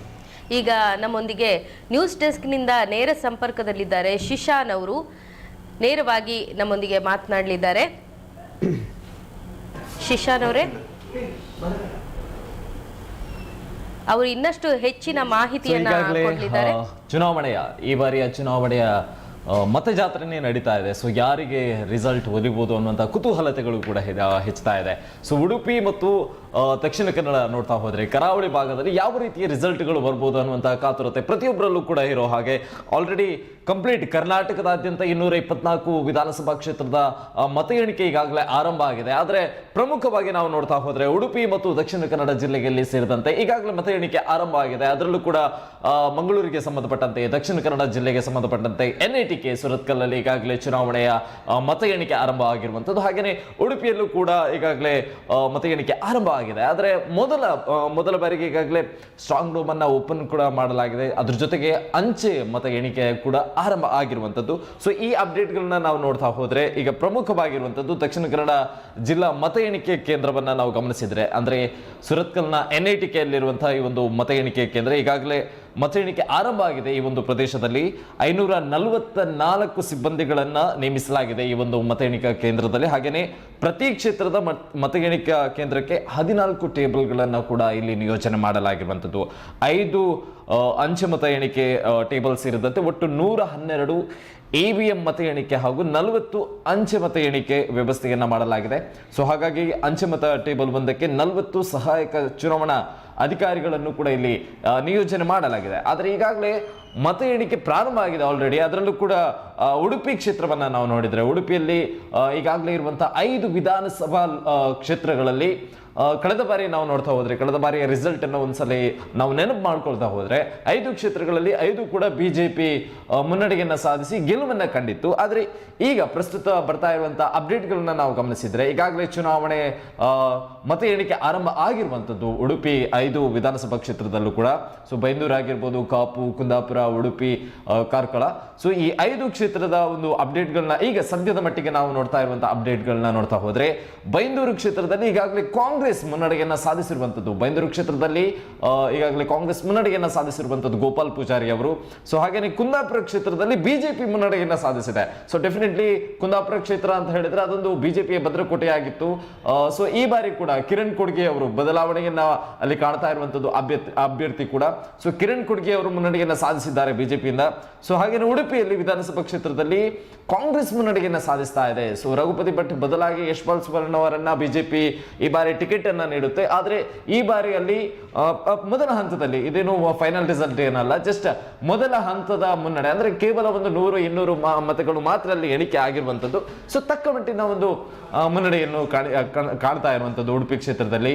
ಉಡುಪಿಯಲ್ಲಿ ಈಗಾಗಲೇ ಪ್ರಸಾದ್ ಆಂಚನ್ ಅವರು ಮುನ್ನಡೆಯನ್ನ ಸಾಧಿಸಿರುವಂತದ್ದು. ಹಾಗೇನೆ ಕಾರ್ಕಳ ವಿಧಾನಸಭಾ ಕ್ಷೇತ್ರದಲ್ಲಿ ಬಿಜೆಪಿ ಮುನ್ನಡೆಯನ್ನ ಸಾಧಿಸಿದೆ. ಸುನಿಲ್ ಕುಮಾರ್ ಕಾರ್ಕಳ ಅವರು ಬಿಜೆಪಿಯಿಂದ, ಹಾಗೇನೆ ಕಾಂಗ್ರೆಸ್ ಅಲ್ಲಿ ನೋಡ್ತಾ ಹೋದ್ರೆ ಮುನಿಯಾಲ್ ಅವರು. ಸೊ ಇದರ ಜೊತೆಗೆ ಪಕ್ಷೇತರವಾಗಿ ಶ್ರೀರಾಮ್ ಸೇನೆಯಿಂದ ಪ್ರಮೋದ್ ಮುತಾಲಿಕ್ ಅವರು ಕೂಡ ಕಣದಲ್ಲಿರುವಂತಹ ಕ್ಷೇತ್ರ ಇದು. ಸೊ ಕಾರ್ಕಳದಲ್ಲಿ ಈಗ ಸದ್ಯದ ಮಟ್ಟಿಗೆ ಬಿಜೆಪಿ ಮುನ್ನಡೆಯನ್ನ ಸಾಧಿಸಿರುವಂತದ್ದು. ಹಾಗೆ ಇನ್ನು ಒಂದು ಉಳಿದಿರುವಂತಹ ಕ್ಷೇತ್ರ ಅಂತ ಹೇಳಿದ್ರೆ ಅದು ಕಾಪು ವಿಧಾನಸಭಾ ಕ್ಷೇತ್ರ. ಸೊ ಕಾಪು ವಿಧಾನಸಭಾ ಕ್ಷೇತ್ರದಲ್ಲಿ ಕಾಂಗ್ರೆಸ್ ಮುನ್ನಡೆಯನ್ನ ಸಾಧಿಸಿದೆ. ಸೊ ಕಾಂಗ್ರೆಸ್ ಈಗಾಗಲೇ ಬಿಜೆಪಿಯಲ್ಲಿ ನಾವು ನೋಡ್ತಾ ಹೋದ್ರೆ ಗುರ್ಮೇಶ್ ಸುರೇಶ್ ಶೆಟ್ಟಿ ಅವರು ಹೊಸ ಅಭ್ಯರ್ಥಿ. ಆದರೆ ಕಾಂಗ್ರೆಸ್ ಅಲ್ಲಿ ಈಗ ಸದ್ಯದ ಮಟ್ಟಿಗೆ ಮೊದಲ ಹಂತದಲ್ಲಿ ಮುನ್ನಡೆಯನ್ನ ಸಾಧಿಸಿರುವಂತದ್ದು ಬರ್ತಾ ಇರುವಂತದ್ದು. ಅದರಲ್ಲೂ ಕೂಡ ಉಡುಪಿಯ ಈ ಒಂದು ಕುಂದಾಪುರ ಕ್ಷೇತ್ರವನ್ನ ನಾವು ಗಮನಿಸಿದ್ರೆ ಬಿಜೆಪಿಯ ಕಿರಣ್ ಕೊಡ್ಗೆಗೆ ಈಗಾಗಲೇ 39 ಮತಗಳು, ಅಂದ್ರೆ ಆಗತಾನೆ ಹೇಳಿರುವಂತೆ ಇದೇನು ದೊಡ್ಡ ಮತಗಳ ಅಂತರಗೇನು ಅಲ್ಲಿ ಈಗ ಕಾಣ್ತಾ ಇಲ್ಲ. ಮೊದಲ ಒಂದು ಎಣಿಕೆಗಳು ಆರಂಭ ಆಗಿರುವಂತದ್ದಷ್ಟೇ. ಸೊ ಮೊದಲ ಎಣಿಕೆಯನ್ನೇ ನಾವು ನಿಮಗೆ ಪಕ್ಕಾ ರಿಸಲ್ಟ್ಗಳನ್ನ ನಿಮ್ಮ ಮುಂದೆ ಇಡ್ತಾ ಇದ್ದೇವೆ. ಇದು ಪಕ್ಕಾ ವಿಶ್ಲೇಷಣೆಯ ಜೊತೆಗೆ ನಿಖರವಾದಂತಹ ಫಲಿತಾಂಶವನ್ನ ನಮ್ಮ ಟಿವಿ ಕ್ಷಣಕ್ಕೂ ಕೂಡ ಅಪ್ಡೇಟ್ಗಳನ್ನ ನೀಡ್ತಾ ಇರುವಂತದ್ದು. ಸೊ ಕುಂದಾಪುರ ಕ್ಷೇತ್ರದಲ್ಲಿ ಈಗಾಗಲೇ ಕಿರಣ್ ಕೊಡ್ಗೆ ಅವರು ಬಿಜೆಪಿಯಿಂದ ಕೇವಲ 39 ಮತಗಳನ್ನ ಗಳಿಸಿದ್ದಾರೆ. ಆದರೆ ಕಾಂಗ್ರೆಸ್ನಿಂದ ದಿನೇಶ್ ಹೆಗ್ಡೆ 16 ಮತಗಳು. ಸೊ ಹಾಗಾಗಿ ಅಲ್ಲಿ ಡೆಫಿನೆಟ್ಲಿ ತುಂಬಾ ಅಂತರಗಳು ಏನು ಕಾಣ್ತಾ ಇಲ್ಲ. ಮೊದಲ ಹಂತದ ಒಂದು ಮುನ್ನಡೆಯನ್ನ, ಸ್ವಲ್ಪ ಮಟ್ಟಿನ ಮುನ್ನಡೆಯನ್ನ ಕಾಣ್ತಾ ಇರುವಂತದ್ದು. ಇದರ ಜೊತೆಗೆ ಈಗಾಗಲೇ ದಕ್ಷಿಣ ಕನ್ನಡ ವಿಧಾನಸಭಾ ಕ್ಷೇತ್ರದ 8 ವಿಧಾನಸಭಾ ಕ್ಷೇತ್ರಗಳ ಮತ ಎಣಿಕೆ ಈಗಾಗಲೇ ಸದ್ಯಕ್ಕೆ ಪ್ರಾರಂಭ ಆಗಿರುವಂಥದ್ದು. ಉಡುಪಿ ಡೆಫಿನೆಟ್ಲಿ ಈಗಾಗಲೇ ಸ್ವಲ್ಪ ಮಟ್ಟಿನ ಮುನ್ನಡೆಯನ್ನ ಕಂಡಿರುವಂಥದ್ದು ಮತ್ತು ಪ್ರಾರಂಭವೂ ಕೂಡ ಆಗಿದೆ. ಆದರೆ ಯಾವ ರೀತಿಯಾದಂತಹ ಬೆಳವಣಿಗೆಗಳು ಈಗ ದಕ್ಷಿಣ ಕನ್ನಡ ವಿಧಾನಸಭಾ ಕ್ಷೇತ್ರದಲ್ಲಿ ಕೂಡ ನಡೆಯುತ್ತೆ ಅನ್ನುವಂಥದ್ದು ಕೂಡ ಕ್ಯೂರಿಯಾಸಿಟಿ ಇದೆ. ಸೊ ಮಂಗಳೂರು ಉತ್ತರ ಆಗಿರ್ಬೋದು, ದಕ್ಷಿಣ ಬಂಟ್ವಾಳ, ಪುತ್ತೂರು, ಸುಳ್ಯ, ಸೊ ಪ್ರತಿಯೊಂದು ಮುಲ್ಕಿ ಆಗಿರ್ಬೋದು, ಸುಳ್ಯ, ಎಲ್ಲ ಕ್ಷೇತ್ರಗಳಲ್ಲೂ ಕೂಡ ಈಗಾಗಲೇ ಎಣಿಕೆ ಕಾರ್ಯ ಆರಂಭ, ಸಿದ್ಧತೆಗಳು ನಡೀತಾ ಇರುವಂಥದ್ದಷ್ಟೇ. ಆದರೆ ಉಡುಪಿಯಲ್ಲಿ ಡೆಫಿನೆಟ್ಲಿ ಮತ ಎಣಿಕೆ ಆರಂಭ ಆಗಿದೆ. ಸೊ ಹಾಗಾಗಿ ರಿಸಲ್ಟ್ಗಳನ್ನು ಕೂಡ ನಾವು ನೋಡೋದಾದ್ರೆ ಆಲ್ಮೋಸ್ಟ್ ಉಡುಪಿ ರಿಸಲ್ಟ್ ಸ್ವಲ್ಪ ಬೇಗನೆ ಬರಬಹುದು ಅನ್ನುವಂಥ ನಿರೀಕ್ಷೆಗಳು ಕೂಡ ಇದೆ. ಆದರೆ ದಕ್ಷಿಣ ಕನ್ನಡ ನಾವು ಕಂಪೇರ್ ಮಾಡಿದ್ರೆ ಈಗಾಗಲೇ ಸಿದ್ಧತೆ ಕಾರ್ಯಗಳು ನಡೀತಾ ಇರುವಂಥದ್ದು. ಸೊ ಮಳೆಯ ವಿಚಾರಗಳು ಆಗಿರ್ಬೋದು ಅಥವಾ ಕೆಲವೊಂದು ಪೂರ್ವ ತಯಾರಿಗಳು ಬಾಕಿ ಇರೋದ್ರಿಂದಾಗಿ ಈಗಾಗಲೇ ಸಿದ್ಧತೆ ಕಾರ್ಯಗಳು ನಡೀತಾ ಇದೆ. ಇನ್ನೇನು ಕೆಲವೇ ಹೊತ್ತಲ್ಲಿ ದಕ್ಷಿಣ ಕನ್ನಡದ 8 ವಿಧಾನಸಭಾ ಕ್ಷೇತ್ರದ ಚುನಾವಣಾದ ಮತ ಎಣಿಕೆ ಕೂಡ ಪ್ರಾರಂಭ ಆಗುತ್ತೆ. ಸೊ ಅದರಲ್ಲೂ ಕೂಡ ಯಾರು ಮುನ್ನಡೆ ಆಗ್ತಾರೆ, ಯಾರು ಹಿನ್ನಡೆಯನ್ನು ಅನುಭವಿಸ್ತಾರೆ ಅನ್ನುವಂಥ ಪ್ರತಿಯೊಂದು ಅಪ್ಡೇಟ್ಗಳನ್ನ ಕೂಡ ನಾನು ನಿಮಗೆ ಈ ಒಂದು ನಿರಂತರವಾಗಿ ನಾನ್ ಸ್ಟಾಪ್ ನೇರ ಪ್ರಸಾರ ಕಾರ್ಯಕ್ರಮದಲ್ಲಿ ನಿಮ್ಮ ಮುಂದೆ ಇಡ್ತಾ ಹೋಗ್ತೀವಿ. ಸೊ ಇನ್ನಷ್ಟು ಮಾಹಿತಿಗಳನ್ನ ಕೂಡ ನಾವು ನೋಡೋಣ. ಹೆಚ್ಚಿನ ಮಾಹಿತಿಗಳನ್ನು ಕೊಟ್ಟಿದ್ದೀರಾ. ಈಗಾಗಲೇ ಸ್ಟ್ರಾಂಗ್ ಗ್ರೂಪ್ನಲ್ಲಿ ಅಧಿಕಾರಿಗಳು ಹೋಗಿದ್ದಾರೆ, ಮತ ಎಣಿಕೆ ಕಾರ್ಯ ಆರಂಭ ಆಗಿದೆ ದಕ್ಷಿಣ ಕನ್ನಡ ಹಾಗೂ ಉಡುಪಿ ಜಿಲ್ಲೆಗಳಲ್ಲಿ ಅಂತ ಹೇಳಿ ನೀವು ತಿಳಿಸಿದ್ದೀರಾ. ಇನ್ನೇನು ಕೆಲವೇ ಕ್ಷಣಗಳಲ್ಲಿ ನಮ್ಮ ಹಿರಿಯ ಸಹೋದ್ಯೋಗಿ, ನಮ್ಮ ಹಿರಿಯ ವರದಿಗಾರರು, ಅದೇ ರೀತಿ ವಾರ್ತಾ ವಿಭಾಗದ ಮುಖ್ಯಸ್ಥರು ಆಗಿರುವಂತಹ ಲಕ್ಷ್ಮೀನಾರಾಯಣ್ ರಾವ್ ಅವರು ನಮ್ಮೊಂದಿಗೆ ದೂರವಾಣಿ ಸಂಪರ್ಕದಲ್ಲಿದ್ದಾರೆ. ನಮಸ್ತೆ ಲಕ್ಷ್ಮೀನಾರಾಯಣ್. ಲಕ್ಷ್ಮೀನಾರಾಯಣ್, ನನ್ನ ಧ್ವನಿ ಕೇಳಿಸ್ತಾ ಇದೆಯಾ? ನಮಸ್ತೆ ಶಿಲ್ಪ, ಕೇಳ್ತಾ ಇದೆ, ಹೇಳಿ. ಹೇಳಿ ಲಕ್ಷ್ಮೀನಾರಾಯಣ್, ಯಾವ ರೀತಿ ಮತ ಎಣಿಕೆ ಕಾರ್ಯ ಆರಂಭವಾಗಿದೆ? ಎಷ್ಟು ಹಂತಗಳು ಮುಗಿತು? ಮೊದಲನೇ ಹಂತ ಮುಗ್ದಿರ್ಬೋದು ಅನ್ಕೊಳ್ತೀನಿ. ಶಿಲ್ಪ, ಈಗಾಗಲೇ ಏನಂತಂದ್ರೆ ಸುರತ್ಕಲ್ನ ಎನ್ಐಟಿಕೆಯಲ್ಲಿ ಮತ ಎಣಿಕೆ ಕಾರ್ಯ ಈಗ ಪೋಸ್ಟ್ ಬ್ಯಾಲೆಟ್ ಮಾತ್ರ ಆರಂಭಗೊಂಡಿದೆ. ಒಟ್ಟು 20,000 ಮತಗಳ ಒಂದು ಮತ ಎಣಿಕೆ ಆಗ್ಬೇಕಷ್ಟೇ. ಪ್ರಥಮ ಹಂತದ ಇವಿಎಂ ಯಂತ್ರಗಳನ್ನ ಆರಂಭ ಮಾಡೋದು 8:30ಕ್ಕೆ ಆಗಿರೋದ್ರಿಂದ ಈಗ ಮತ ಎಣಿಕೆ ಪೋಸ್ಟ್ ಬ್ಯಾಲೆಟ್ ಎಲ್ಲ ಕಡೆ ಆಗಿದೆ. ಇದಕ್ಕೂ ಮುನ್ನ ಒಂದು 8 ಗಂಟೆಗೆ ದಕ್ಷಿಣ ಕನ್ನಡ ಚುನಾವಣಾಧಿಕಾರಿಯೂ ಆಗಿರುವಂತಹ ರವಿಕುಮಾರ್ ಅವರ ಸಮ್ಮುಖ ಈ ಒಂದು ಮತ ಏನು ಯಂತ್ರಗಳನ್ನ ಇಡಲಾಗಿತ್ತು ಆ ಪ್ರದೇಶಗಳನ್ನ ಅವರ ಸಮ್ಮುಖದಲ್ಲಿ ಹಾಗೂ ಚುನಾವಣಾ ಏನು ಆರೋಗಳಿದ್ದಾರೆ, ಚುನಾವಣಾ ವೀಕ್ಷಕರು ಏನಿದ್ದಾರೆ ರಾಜ್ಯ ಒಂದು ಬೆಂಗಳೂರಿನಿಂದ ಬಂದಿದ್ರು, ಅವರ ಸಮ್ಮುಖ ಈ ಬಾಗಿಲನ್ನ ತೆರಲಾಯಿತು. ಹಾಗೆ ಈ ಒಂದು ಪ್ರಥಮ ಹಂತವಾಗಿ ಈ ಪೋಸ್ಟಲ್ ಬ್ಯಾಲೆಟ್ ಗಳನ್ನ ಎಣಿಕೆ ಮಾಡುವಂತಹ ಕಾರ್ಯ ಆರಂಭ ಆಗಿದೆ. ಈಗಾಗಲೇ ಸಾಧಾರಣ ಒಟ್ಟು 1860 ಮತಗಟ್ಟೆಗಳು ಹಾಗೂ ಗರಿಷ್ಠ ಸುತ್ತು ಎಷ್ಟಂತಂದ್ರೆ ಒಟ್ಟು 18ರಲ್ಲಿ ನಡೆಯಲಿಕ್ಕಾಗಿದೆ. ಈಗಾಗಲೇ ಈ ಮತ ಅಂಚೆ ಏನು ಎಣಿಕೆ ನಡೀತಾ ಇದೆ. ಒಟ್ಟು 40 ಸಹಾಯಕ ಚುನಾವಣಾ ಅಧಿಕಾರಿಗಳ ಒಂದು ಅಧಿಕಾರಿಗಳನ್ನ ನಿಯೋಜನೆ ಮಾಡಲಾಗಿದೆ. ಹಾಗೆ ಒಟ್ಟು 112 ಇವಿಎಂ ಮತ ಎಣಿಕೆ ಹಾಗೂ 40 ಅಂಚೆ ಮತ ಎಣಿಕೆಗೆ ಟೇಬಲ್ ಅನ್ನ ವ್ಯವಸ್ಥೆ ಮಾಡಲಿ. ಈಗಾಗಲೇ ಅದು ಪ್ರಗತಿಯಲ್ಲಿದೆ ಶಿಲ್ಪ.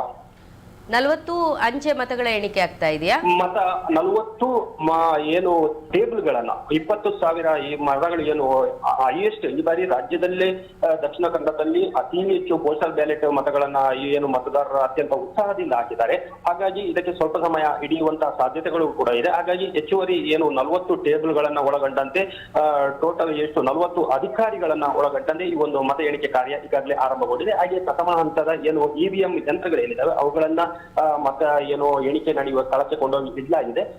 ತಕ್ಷಣಕ್ಕೆ ಈ ಒಂದು ಪೋಸ್ಟ್ ಬ್ಯಾಲೆಟ್ ಆದ ಕೂಡಲೇ ಈ 8 ವಿಧಾನಸಭೆ ಏನು ದಕ್ಷಿಣ ಕನ್ನಡ ಜಿಲ್ಲೆಯಲ್ಲಿರುವಂತಹ ಪುತ್ತೂರು, ಸುಳ್ಯ, ಮುಲ್ಕಿ, ಮೂಡಬಿದ್ರೆ, ಮಂಗಳೂರು ಉತ್ತರ, ಮಂಗಳೂರು ದಕ್ಷಿಣ, ಮಂಗಳೂರು ಸೇರಿದಂತೆ ಒಟ್ಟು 8 ಭಾಗಗಳಲ್ಲಿ ಕೂಡ ಪ್ರಥಮ ಹಂತದಲ್ಲಿ ಈ ಒಂದು ಎಣಿಕೆ ಕಾರ್ಯಕ್ರಮ ಕೆಲವೇ ಕ್ಷಣಗಳಲ್ಲಿ ಆರಂಭ ಆಗ್ಲಿಕ್ಕಿದೆ ಶಿಲ್ಪ. 8:30ಕ್ಕೆ ಇವಿಎಂಗಳ ಮತ ಎಣಿಕೆ ಆರಂಭವಾಗಲಿದೆ ಅಂತ ತಿಳಿಸ್ತಾ ಇದ್ದೀರಾ? ಹೌದು, ನಿಗದಿತ ಸಮಯದಲ್ಲಿಯೇ ಆಗ್ಲಿಕ್ಕಿದೆ. ಆದ್ರೆ ಈಗಾಗಲೇ ಏನಂತಂದ್ರೆ ಒಂದು ರೀತಿಯಲ್ಲಿ ಏನು ಎಲ್ಲಾ ರಾಜ್ಯದಲ್ಲಿ ಈಗ ಬೇರೆ ಕಡೆ ಸಂಬಂಧಪಟ್ಟ ಒಂದು ವರದಿಗಳನ್ನ ನೋಡೋದಾದ್ರೆ ನಾವು ದಕ್ಷಿಣ ಕನ್ನಡ ಜಿಲ್ಲೆಯಲ್ಲಿ ಈಗಾಗಲೇ ಒಂದು ಮತಯಂತ್ರ ಏನು ಇವಿಎಂ ಅನ್ನ ಆರಂಭಗೊಳಿಸಬೇಕಷ್ಟೇ. ಆದ್ರೆ ಪೋಸ್ಟಲ್ ಬ್ಯಾಲೆಟ್ ನ ಒಂದು ಏನು ಮತ ಎಣಿಕೆ ಕಾರ್ಯ ಇದೆ ಅದು ಪ್ರಗತಿಯಲ್ಲಿದೆ. ಈಗ ಲಕ್ಷ್ಮೀನಾರಾಯಣ್, ಈಗ ಎಷ್ಟು ಸುತ್ತಿನಲ್ಲಿ ಮತ ಎಣಿಕೆ ನಡೀತದೆ ಏನಾದ್ರು ಮಾಹಿತಿ ಕೊಟ್ಟಿದ್ದಾರಾ? ನವೀನ್ ಶೆಟ್ಟಿ, ನಾನು ಈಗಾಗಲೇ ಹೇಳಿದಾಗೆ ಗರಿಷ್ಠ ಸುತ್ತು 18 ಇದೆ. ನಾವು ಈ ಒಂದು ಗ್ರಾಮಾಂತರ ಪ್ರದೇಶವಾಗಿರುವಂತಹ ಮುಲ್ಕಿ, ಮೂಡಬಿದ್ರೆ ಇರ್ಬೋದು, ಸುಳ್ಯ ಇರ್ಬೋದು, ಈ ಒಂದು ಪ್ರದೇಶದಲ್ಲಿ ಏನಿದೆ ಗರಿಷ್ಠ ಸುತ್ತು 18ಕ್ಕೆ ಬರಲಾಗ್ತದೆ. ಒಟ್ಟು ಮತಗಟ್ಟೆಗಳು ಏನಂತಂದ್ರೆ 1860 ನಿಯೋಜನೆ ಮಾಡ್ತಾರೆ. ಹಾಗಾಗಿ ಈ ಬಾರಿ ಅಧಿಕ ಏನು ಮತಗಳು ಕೂಡ ಈ ಭಾಗದಲ್ಲಿ ಪೋಲಾಗಿರೋದ್ರಿಂದ ಒಟ್ಟು ಹೆಚ್ಚುವರಿ ಸಮಯ ಸಾಧಾರಣ 4 ಗಂಟೆಯ ಹೊತ್ತಿಗೆ ಎಲ್ಲಾ ಒಂದು ರಿಸಲ್ಟ್ಗಳು ನಮ್ಗೆ ಒಂದು ಸಿಗುವಂತಹ ಸಂಭವ ಇದೆ ನವೀನ್. ಅದಕ್ಕಾಗಿಯೇ ನಾನು ಹೇಳ್ತಾ ಇದ್ದೇನೆ ಈ ಬಾರಿ ಹೆಚ್ಚು ಮತ ಒಂದು ಏನು ಪೋಲಾಗಿದೆ. ಹಾಗಾಗಿ ಒಟ್ಟು 544 ಸಿಬ್ಬಂದಿಯನ್ನ ನೇಮಕ ಮಾಡಲಾಗಿದೆ. ಒಟ್ಟು 8 ವಿಧಾನಸಭಾ ಕ್ಷೇತ್ರ ಏನಿದೆ ದಕ್ಷಿಣ ಕನ್ನಡ ಜಿಲ್ಲೆಯಲ್ಲಿ ಅವುಗಳ ಎಣಿಕೆಗೆ ಈಗಾಗಲೇ ಎಲ್ಲಾ ರೌಂಡ್ ಗಳನ್ನ ಏನು ವ್ಯವಸ್ಥಿತವಾಗಿ ಇಡಲಾಗಿದೆ. ಬಾಗಿಲುಗಳನ್ನ ಓಪನ್ ಮಾಡಲಾಗಿದೆ. ಪೋಸ್ಟಲ್ ಬ್ಯಾಲೆಟ್ಗಳ ಏನು ಮತ ಎಣಿಕೆ ನಡೀತಾ ಇದೆ. ಈಗ ಪ್ರಥಮ ಹಂತದಲ್ಲಿ ಏನು ಎಲ್ಲಾ ಇವಿಎಂ ಗಳನ್ನ ಆಯಾಯ ಟೇಬಲ್ ನಲ್ಲಿ ಸಜ್ಜುಗೊಳಿಸಿದ್ದಾರೆ. ಆರೋಗಳು ಅಧಿಕಾರಿಗಳು ಸಜ್ಜಿದ್ದಾರೆ. ಈ ಒಂದು ಪೋಸ್ಟ್ ಬ್ಯಾಲೆಟ್ ಆದ ಕೂಡಲೇ ಇವಿಎಂ ಅನ್ನ ಓಪನ್ ಮಾಡಲಾಗ್ತದೆ. ಮತ್ತೆ ಮತ ಎಣಿಕೆ ಸರಾಗವಾಗಿ ನಡಲಿಕ್ಕಿದೆ. ಮತ್ತೆ ಈ ಇವಿಎಂ ಯಂತ್ರದ ಏನು ಮತ ಎಣಿಕೆ ಒಮ್ಮೆ ಆರಂಭ ಆದ್ರೆ ನಿಮ್ಗೆ ಅತ್ಯಂತ ವೇಗವಾಗಿ ಏನು ಪ್ರಥಮ ಹಂತ, ದ್ವಿತೀಯ ಹಂತ, ತೃತೀಯ ಹಂತ ನಮಗೆ ಏನು ಫಲಿತಾಂಶಗಳು ಲಭ್ಯ ಆಗುತ್ತಿದೆ. ನವೀನ್ ಶೆಟ್ಟಿ, ಸರಿ, ಧನ್ಯವಾದಗಳು ಲಕ್ಷ್ಮೀನಾರಾಯಣ್. ಮತ್ತೆ ನಿಮ್ಮನ್ನ ಸಂಪರ್ಕ ಮಾಡ್ತೇವೆ. ಕ್ಷಣದ ಮಾಹಿತಿಯನ್ನು ನಮ್ಮ ವೀಕ್ಷಕರಿಗೆ ತಿಳಿಸುವಂಥ ಪ್ರಯತ್ನ ಮಾಡ್ತೇವೆ. ಈಗ ಶತಕದ ಸನಿಹಕ್ಕೆ ಬರ್ತಾ ಇದೆ ಬಿಜೆಪಿ. ಅದರ ಪಕ್ಕದಲ್ಲಿ ಅಂದರೆ 89 ಸ್ಥಾನಗಳೊಂದಿಗೆ ಕಾಂಗ್ರೆಸ್ ಇದೆ. 93 ಸ್ಥಾನಗಳಲ್ಲಿ ಮುನ್ನಡೆ. ಇದು ಮತ್ತೊಮ್ಮೆ ಅತ್ಯಂತ ಸ್ಪಷ್ಟವಾಗಿ ಹೇಳ್ತಾ ಇದ್ದೇವೆ, ತಮಗೆಲ್ಲರಿಗೂ ಗೊತ್ತಿದೆ. ಮತ್ತೆ ಹೇಳ್ತಾ ಇದ್ದೇನೆ, ಇದು ಆರಂಭಿಕ ಸುತ್ತಿನ ಮಾಹಿತಿಗಳು ಮಾತ್ರ. ಆದರೆ ಬಹುತೇಕ ಈ ಸ್ಥಾನಗಳೇ ಕೊನೆಯವರೆಗೆ ಉಳಿಯುವುದು ನಾವು ಸಾಮಾನ್ಯವಾಗಿ ಗಮನಿಸು. ಅಂದರೆ ಒಂದು 5-10 ಸ್ಥಾನಗಳು ಆ ಕಡೆ ಈ ಕಡೆ ಆಗ್ಬೋದು. ಆದರೆ 93 ಇದ್ದದ್ದು 40ಕ್ಕೆ ಇಳಿಯುವುದು ನಾನಂತೂ ನೋಡಿಲ್ಲ. ಇದೇ ರೀತಿ ಮುನ್ನಡೆಯನ್ನು ಕಾಯ್ದುಕೊಂಡ್ರೆ ಬಹುಶಃ ಒಂದಷ್ಟು ಲೆಕ್ಕಾಚಾರಗಳು ಬುಡ ಮೇಲಾಗಬಹುದು. ಸಮೀಕ್ಷೆಗಳ ಲೆಕ್ಕಾಚಾರ ಕಾಂಗ್ರೆಸ್ಸಿಗೆ ಕೆಲವು ಸಮೀಕ್ಷೆಗಳು ಅತ್ಯಂತ ಸ್ಪಷ್ಟ ಸರಳ ಬಹುಮತವನ್ನು ಕೊಟ್ಟಿತ್ತು. ಅಂದರೆ 113ಕ್ಕಿಂತ ಹೆಚ್ಚಿನ ಸ್ಥಾನಗಳು ಬರ್ತಾ ಇದೆ. ಈ ಕ್ಷಣ ನೋಡುವಾಗ ಅದು ಸ್ವಲ್ಪ ಕಷ್ಟ ಅಂತ ನನಗೆ ಅನಿಸ್ತಾ ಇದೆ. ಇನ್ನು ಪುತ್ತೂರಿನಲ್ಲಿ ಅರುಣ್ ಪುತ್ತಿಲ ಅವರು ಮತ್ತೊಮ್ಮೆ ಮುನ್ನಡೆಯನ್ನ ಕಾಯ್ದುಕೊಂಡಿದ್ದಾರೆ ಅನ್ನೋ ಮಾಹಿತಿ ಲಭ್ಯವಾಗ್ತಾ ಇದೆ. ಅದೇ ರೀತಿ ಕನಕಪುರದಲ್ಲಿ ಕೆಪಿಸಿಸಿ ಅಧ್ಯಕ್ಷರಾಗಿರುವಂತಹ DK ಶಿವಕುಮಾರ್ ಅವರು ಕೂಡ ಮುನ್ನಡೆಯನ್ನ ಕಾಯ್ದುಕೊಂಡಿದ್ದಾರೆ. ರಾಜರಾಜೇಶ್ವರಿ ವರುಣ ಕ್ಷೇತ್ರ ಇಡೀ ರಾಜ್ಯದ ಗಮನವನ್ನು ಸೆಳೆದಿರುವಂತಹ ಮತ್ತೊಂದು ಕ್ಷೇತ್ರ. ಯಾಕಂದ್ರೆ ಮಾಜಿ ಮುಖ್ಯಮಂತ್ರಿಗಳು ಕಾಂಗ್ರೆಸ್ನ ನಾಯಕರು ಸಿದ್ದರಾಮಯ್ಯನವರು ಸ್ಪರ್ಧೆ ಮಾಡ್ತಾ ಇದ್ದ ಕ್ಷೇತ್ರ. ಅಲ್ಲಿ ಈ ಕ್ಷಣಕ್ಕೆ ಸಿದ್ದರಾಮಯ್ಯನವರು ಮುನ್ನಡೆಯನ್ನು ಕಾಯ್ದುಕೊಂಡಿದ್ದಾರೆ. ಬಿಜೆಪಿ ಅಭ್ಯರ್ಥಿ ವಿ ಸೋಮಣ್ಣ ಈ ಕ್ಷಣಕ್ಕೆ ಹಿನ್ನಡೆಯಲ್ಲಿದ್ದಾರೆ. ಅದೇ ರೀತಿ ಹಾಸನ ಕ್ಷೇತ್ರ ಕೂಡ ಇದು ಆರಂಭಿಕ ಸುತ್ತುಗಳು ಒಂದ್ಸರಿ ಪ್ರೀತಮ್ ಗೌಡಗೆ ಮುನ್ನಡೆ ಬರ್ತದೆ, ಮತ್ತೊಂದು ಕಡೆ ಸ್ವರೂಪ್ಗೆ ಮತ್ತೊಂದು ಬಾರಿ ಮುನ್ನಡೆ ಬರ್ತಾ ಇತ್ತು. ಹಾಗಾಗಿ ಈಗ ಏನು ಹೇಳುವುದಕ್ಕೆ ಸ್ವಲ್ಪ ಕಷ್ಟ. ವರ್ತೂರು ಪ್ರಕಾಶ್ ಕೋಲಾರದಲ್ಲಿ ಮುನ್ನಡೆಯನ್ನು ಕಾಯ್ದುಕೊಂಡಿದ್ದಾರೆ. ಕಾರವಾರದಲ್ಲಿ ಬಿಜೆಪಿಯ ರೂಪಾಲಿ ನಾಯ್ಕ್ ಮುನ್ನಡೆಯನ್ನು ಕಾಯ್ದುಕೊಂಡಿದ್ದಾರೆ. ಕರಾವಳಿ ಕರ್ನಾಟಕ ಅದು ಬಿಜೆಪಿಯ ಭದ್ರಕೋಟೆ. ಈ ಕ್ಷಣಕ್ಕೆ ಅದು ಹೌದು ಅಂತ ಕಾಣಿಸ್ತಾ ಇದೆ. ಆದರೆ ಉಡುಪಿ ಕ್ಷೇತ್ರದ ಕೆಲವೊಂದು ಕ್ಷೇತ್ರಗಳನ್ನು ನೋಡುವಾಗ ಅಲ್ಲಿ ಕಾಪು ಕ್ಷೇತ್ರದಲ್ಲಿ ವಿನಯ್ ಕುಮಾರ್ ಸೊರಕೆ ಮಾಜಿ ಸಚಿವರವರು ಈ ಕ್ಷಣಕ್ಕೆ ಮುನ್ನಡೆಯನ್ನು ಕಾಯ್ದುಕೊಂಡಿದ್ದಾರೆ ಅನ್ನುವಂತಹ ಮಾಹಿತಿಯನ್ನು ನಮ್ಮ ಸಹೋದ್ಯೋಗಿಗಳು ಕೊಟ್ಟಿದ್ದಾರೆ. ಗುರುಮೆ ಸುರೇಶ್ ಶೆಟ್ಟಿ ಅವರು ಈ ಕ್ಷಣಕ್ಕೆ ಹಿನ್ನಡೆಯಲ್ಲಿದ್ದಾರೆ. ಅದೇ ರೀತಿ ಕಾರ್ಕಳ ಕ್ಷೇತ್ರ ಇಡೀ ರಾಜ್ಯದ ಗಮನವನ್ನು ಸೆಳೆದಿರುವಂತಹ ಮತ್ತೊಂದು ಕ್ಷೇತ್ರ. ಯಾಕೆಂದರೆ ಗುರು ಶಿಷ್ಯರ ಕಾಳಗ ಅಂತಲೇ ಅಲ್ಲಿ ಬಣಿಸಲಾಗಿತ್ತು.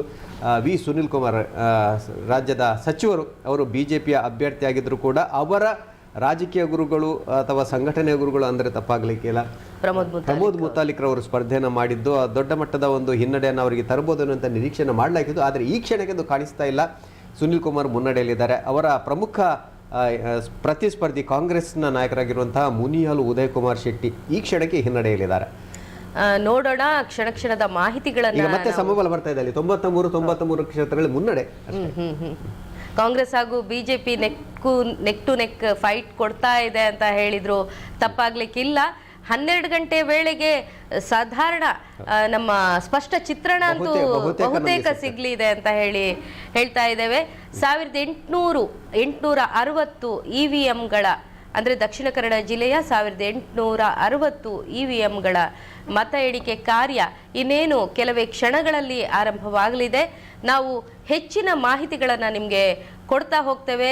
ಅಧಿಕಾರಿಗಳ ಮುಂದಾಳತ್ವದಲ್ಲಿ, ಅಧಿಕಾರಿಗಳ ನಿಗಾದಲ್ಲಿ, ತೀವ್ರ ನಿಗಾದಲ್ಲಿ ಈಗಾಗಲೇ ಅಂಚೆ ಮತ ಎಣಿಕೆ ಕಾರ್ಯ ಆರಂಭವಾಗಿದೆ ಅಂತ ನಮ್ಮ ಲಕ್ಷ್ಮೀನಾರಾಯಣ ಅವರು ಮಾಹಿತಿಯನ್ನು ಕೊಟ್ಟಿದ್ದಾರೆ.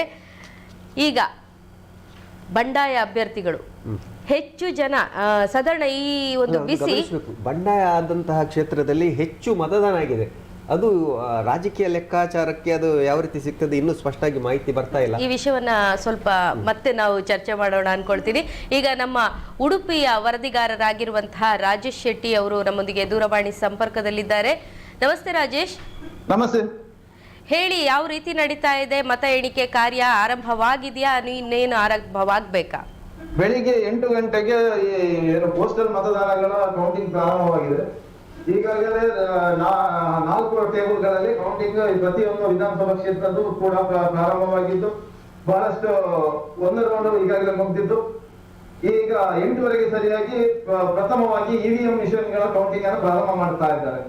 ಎಷ್ಟು EVM ಮಿಷನ್ಗಳಿವೆ ಉಡುಪಿ ಜಿಲ್ಲೆಯಲ್ಲಿ? ಉಡುಪಿ ಜಿಲ್ಲೆಯಲ್ಲಿ ಒಟ್ಟು 14 ಟೇಬಲ್ಗಳಲ್ಲಿ ಪ್ರಾರಂಭ ಮಾಡ್ತಾರೆ ಉಡುಪಿ ವಿಧಾನಸಭಾ ಕ್ಷೇತ್ರದಲ್ಲಿ. ಹಾಗೆ ಪ್ರತಿಯೊಂದು ವಿಧಾನಸಭಾ ಕ್ಷೇತ್ರದಲ್ಲೂ 14 ಟೇಬಲ್ಗಳಲ್ಲಿ ಒಮ್ಮೆಲೆ 14 ಮಿಷನ್ಗಳ ಕೌಂಟಿಂಗ್ ಪ್ರಾರಂಭವಾಗ್ತದೆ. ಓಕೆ, ಬಂದೋಬಸ್ತ್ ಅನ್ನು ಯಾವ ರೀತಿ ಕೈಗೊಳ್ಳಲಾಗಿದೆ ಅಂತ ಹೇಳ್ಬೋದಾ? SP ಅವರ ಮುಖಾಂತರ 1500 ಪೊಲೀಸ್ ಮತ್ತು ಪ್ಯಾರಾಮೆಡಿಕಲ್ 2 ಪ್ಯಾರಾಮೆಡಿಕಲ್ ಕಂಪನಿಗಳು ಈ ಇಡೀ ಬಂದೋಬಸ್ತ್ ಅನ್ನ ಆಯೋಜಿಸಿಕೊಂಡಿದ್ದಾರೆ.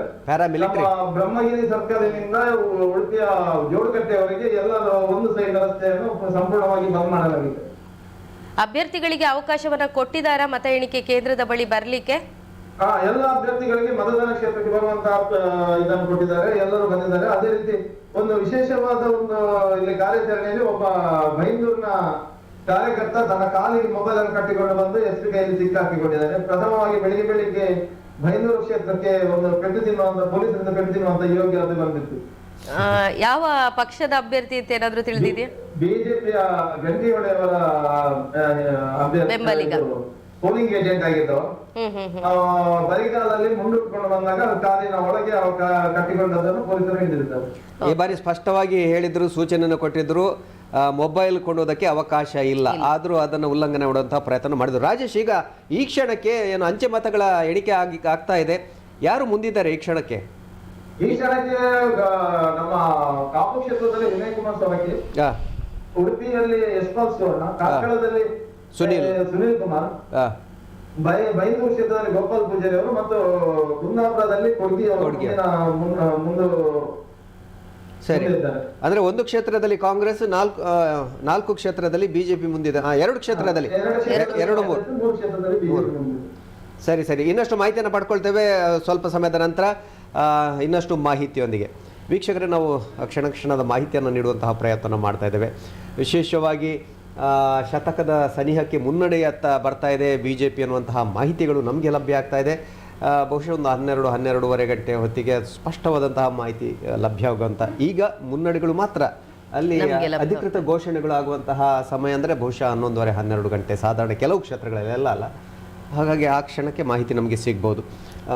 ಗೋಕಾಕ್ನಲ್ಲಿ ರಮೇಶ್ ಜಾರಕಿಹೊಳಿ ಅವರು ಹಿನ್ನಡೆಯನ್ನ ಅನುಭವಿಸಿದ್ದಾರೆ. ಕಾಂಗ್ರೆಸ್ನ ಸತೀಶ್ ಜಾರಕಿಹೊಳಿ ಯಮಕನ ಮರಡಿ ಕ್ಷೇತ್ರದಿಂದ ಮುನ್ನಡೆಯನ್ನ ಕಾಯ್ದುಕೊಂಡಿದ್ದಾರೆ ಅಂತ ಲಭ್ಯವಾಗ್ತಿದ್ದ ಮಾಹಿತಿ. ಹುಬ್ಬಳ್ಳಿ ಧಾರವಾಡ ಸೆಂಟ್ರಲ್ ಬಿಜೆಪಿಯಿಂದ ಬಂಡಾಯ ಅಭ್ಯರ್ಥಿಯಾಗಿ ಕಾಂಗ್ರೆಸ್ಗೆ ಪಕ್ಷಾಂತರಗೊಂಡು ಸ್ಪರ್ಧಿಸಿದಂತಹ ಮಾಜಿ ಮುಖ್ಯಮಂತ್ರಿ ಜಗದೀಶ್ ಶೆಟ್ಟರ್ ಅವರು ಮುನ್ನಡೆಯನ್ನ ಕಾಯ್ದುಕೊಂಡಿದ್ದಾರೆ ಅನ್ನೋ ಮಾಹಿತಿ ಲಭ್ಯವಾಗ್ತಾ ಇದೆ. ಕೆಲವು ನಿಮಿಷಗಳ ಹಿಂದೆ ಅವರು ಹಿನ್ನಡೆಯನ್ನು ಅನುಭವಿಸ್ತಿದ್ದಾರೆ ಅಂತ ಹೇಳಿದ್ವಿ. ಯಾಕಂದ್ರೆ ಇದು ಲೆಕ್ಕಾಚಾರ ಅಂದ್ರೆ ಹಾಗೆ ಬದಲಾಗ್ತಾ ಹೋಗ್ತದೆ. ಒಂದು 5 ನಿಮಿಷದ ನಂತರ, 10 ನಿಮಿಷದ ನಂತರ, ಅಥವಾ ಇನ್ನು ಸುತ್ತುಗಳು ಆರಂಭವಾದ ನಂತರ ಬಹಳ ಕುತೂಹಲವನ್ನು ಕೆರಳಿಸಿದೆ.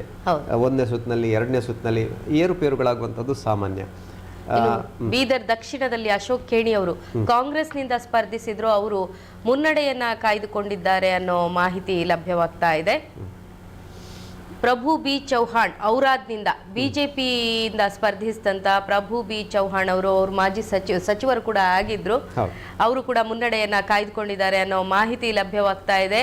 ಏನಂದ್ರು, ಸ್ಪಷ್ಟ ಬಹುಮತದೊಂದಿಗೆ ಒಂದೇ ಪಕ್ಷ ಅಧಿಕಾರಕ್ಕೆ ಬರ್ಲಿ ಅಂತ ಆಶಿಸೋಣ. ರಾಜ್ಯದ ಜನತೆ ಬಯಸುವುದಾದೆ ಅತಂತ್ರ ಸ್ಥಿತಿ ಬರಬಾರ್ದು. ಯಾರೇ ಇರಲಿ, ಅದು ಕಾಂಗ್ರೆಸ್, ಬಿಜೆಪಿ ಅಥವಾ JDSಗೆ ಅವಕಾಶ ಇದ್ರೆ JDS ಯಾರು ಬರ್ಬೋದು. ಒಂದು ಪಕ್ಷದ ಆಡಳಿತ ಇದ್ರೆ, ಸರ್ಕಾರ ಇದ್ರೆ ಬಹಳ ಒಳ್ಳೆಯದು.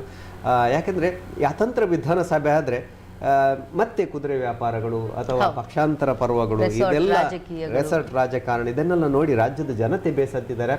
ನಾನು ನಿರೀಕ್ಷೆ ಮಾಡಿದ್ದೆ ಯಾವುದಾದ್ರೂ ಒಂದು ಪಕ್ಷಕ್ಕೆ ಈ ಬಾರಿ ಜನ ಅವಕಾಶವನ್ನು ಕೊಡಬಹುದು. ಯಾಕಂದ್ರೆ ಕಳೆದ ಒಂದು 2-3 ಚುನಾವಣೆಗಳಲ್ಲಿ ಆಪರೇಷನ್ಗಳನ್ನು ನಾವು ನೋಡಿದ್ದೇವೆ. ಆ ಹೆಸರು ಈ ಹೆಸರು ಅಂತಲ್ಲ, ಎಲ್ಲ ಪಕ್ಷಗಳು ಆ ಪ್ರಯತ್ನವನ್ನು ಮಾಡಿದ್ದನ್ನು ನಾವು ಗಮನಿಸಿದ್ದೇವೆ. ಹಾಗಾಗಿ ಅದಕ್ಕೆ ಅವಕಾಶ ಬೇಡ, ಜನ ಒಂದೇ ಪಕ್ಷಕ್ಕೆ ಒಂದು ಅವಕಾಶವನ್ನು ಕೊಟ್ಟರೆ ಒಳ್ಳೆಯದು. ಯಾಕಂದರೆ ಒಂದಷ್ಟು ಅಭಿವೃದ್ಧಿ ಕಾರ್ಯಗಳಿಗೆ ಒಂದು ವೇಗವನ್ನು ಕೊಡುವುದಕ್ಕೆ ಸಾಧ್ಯ ಆಗ್ತದೆ. ಇಲ್ಲದಿದ್ದರೆ ಯಾವ ಸರ್ಕಾರ ಬರ್ತದೆ ಅನ್ನೋದು ಯಾರಿಗೂ ಗೊತ್ತಿಲ್ಲ, ಯಾರು ಯಾವ ಪಕ್ಷದಲ್ಲಿ ನಿಲ್ತಾರೆ, ಪಕ್ಷಾಂತರ ಮಾಡ್ತಾರೆ ಅನ್ನೋದು ಗೊತ್ತಿಲ್ಲ. ಹಾಗಾಗಿ ಈ ಬಾರಿ ಆದರೂ ಜನ ಎಚ್ಚೆತ್ತುಕೊಂಡು ನಮ್ಮ ಜನನಾಯಕರುಗಳಿಗೆ, ರಾಜಕೀಯ ಪಕ್ಷಗಳಿಗೆ ಬುದ್ಧಿಯನ್ನು ಕಲಿಸ್ತಾರೆ ಅನ್ನುವಂಥ ನಿರೀಕ್ಷೆ ಇತ್ತು. ಬಹುಶಃ ಈ ಕ್ಷಣಕ್ಕೆ ಅದು ಕಾಣಿಸ್ತಾ ಇಲ್ಲ. ಯಾಕೆಂದರೆ ಬಹುತೇಕ ಕತ್ತಿನ ಹೋರಾಟವನ್ನು ಕಾಂಗ್ರೆಸ್ ಮತ್ತು ಬಿಜೆಪಿಯ ನಡುವೆ ನಾವು ಗಮನಿಸ್ತಾ ಇದ್ದೇವೆ. ಇನ್ನು ನಮ್ಮ ಜಿಲ್ಲೆ ಅಥವಾ ಅವಿಭಜಿತ ಜಿಲ್ಲೆಯ ಬಗ್ಗೆ ಅದಕ್ಕಿಂತ ಮುಂಚೆ ನಮ್ಮೊಂದಿಗೆ ಶಿಶಾನ್ ಅವರು ಹೆಚ್ಚಿನ ಮಾಹಿತಿಯನ್ನ ಕೊಡ್ಲಿಕ್ಕೆ ನೇರ ಸಂಪರ್ಕದಲ್ಲಿದ್ದಾರೆ. ಅದೇನಂತ ನೋಡೋಣ.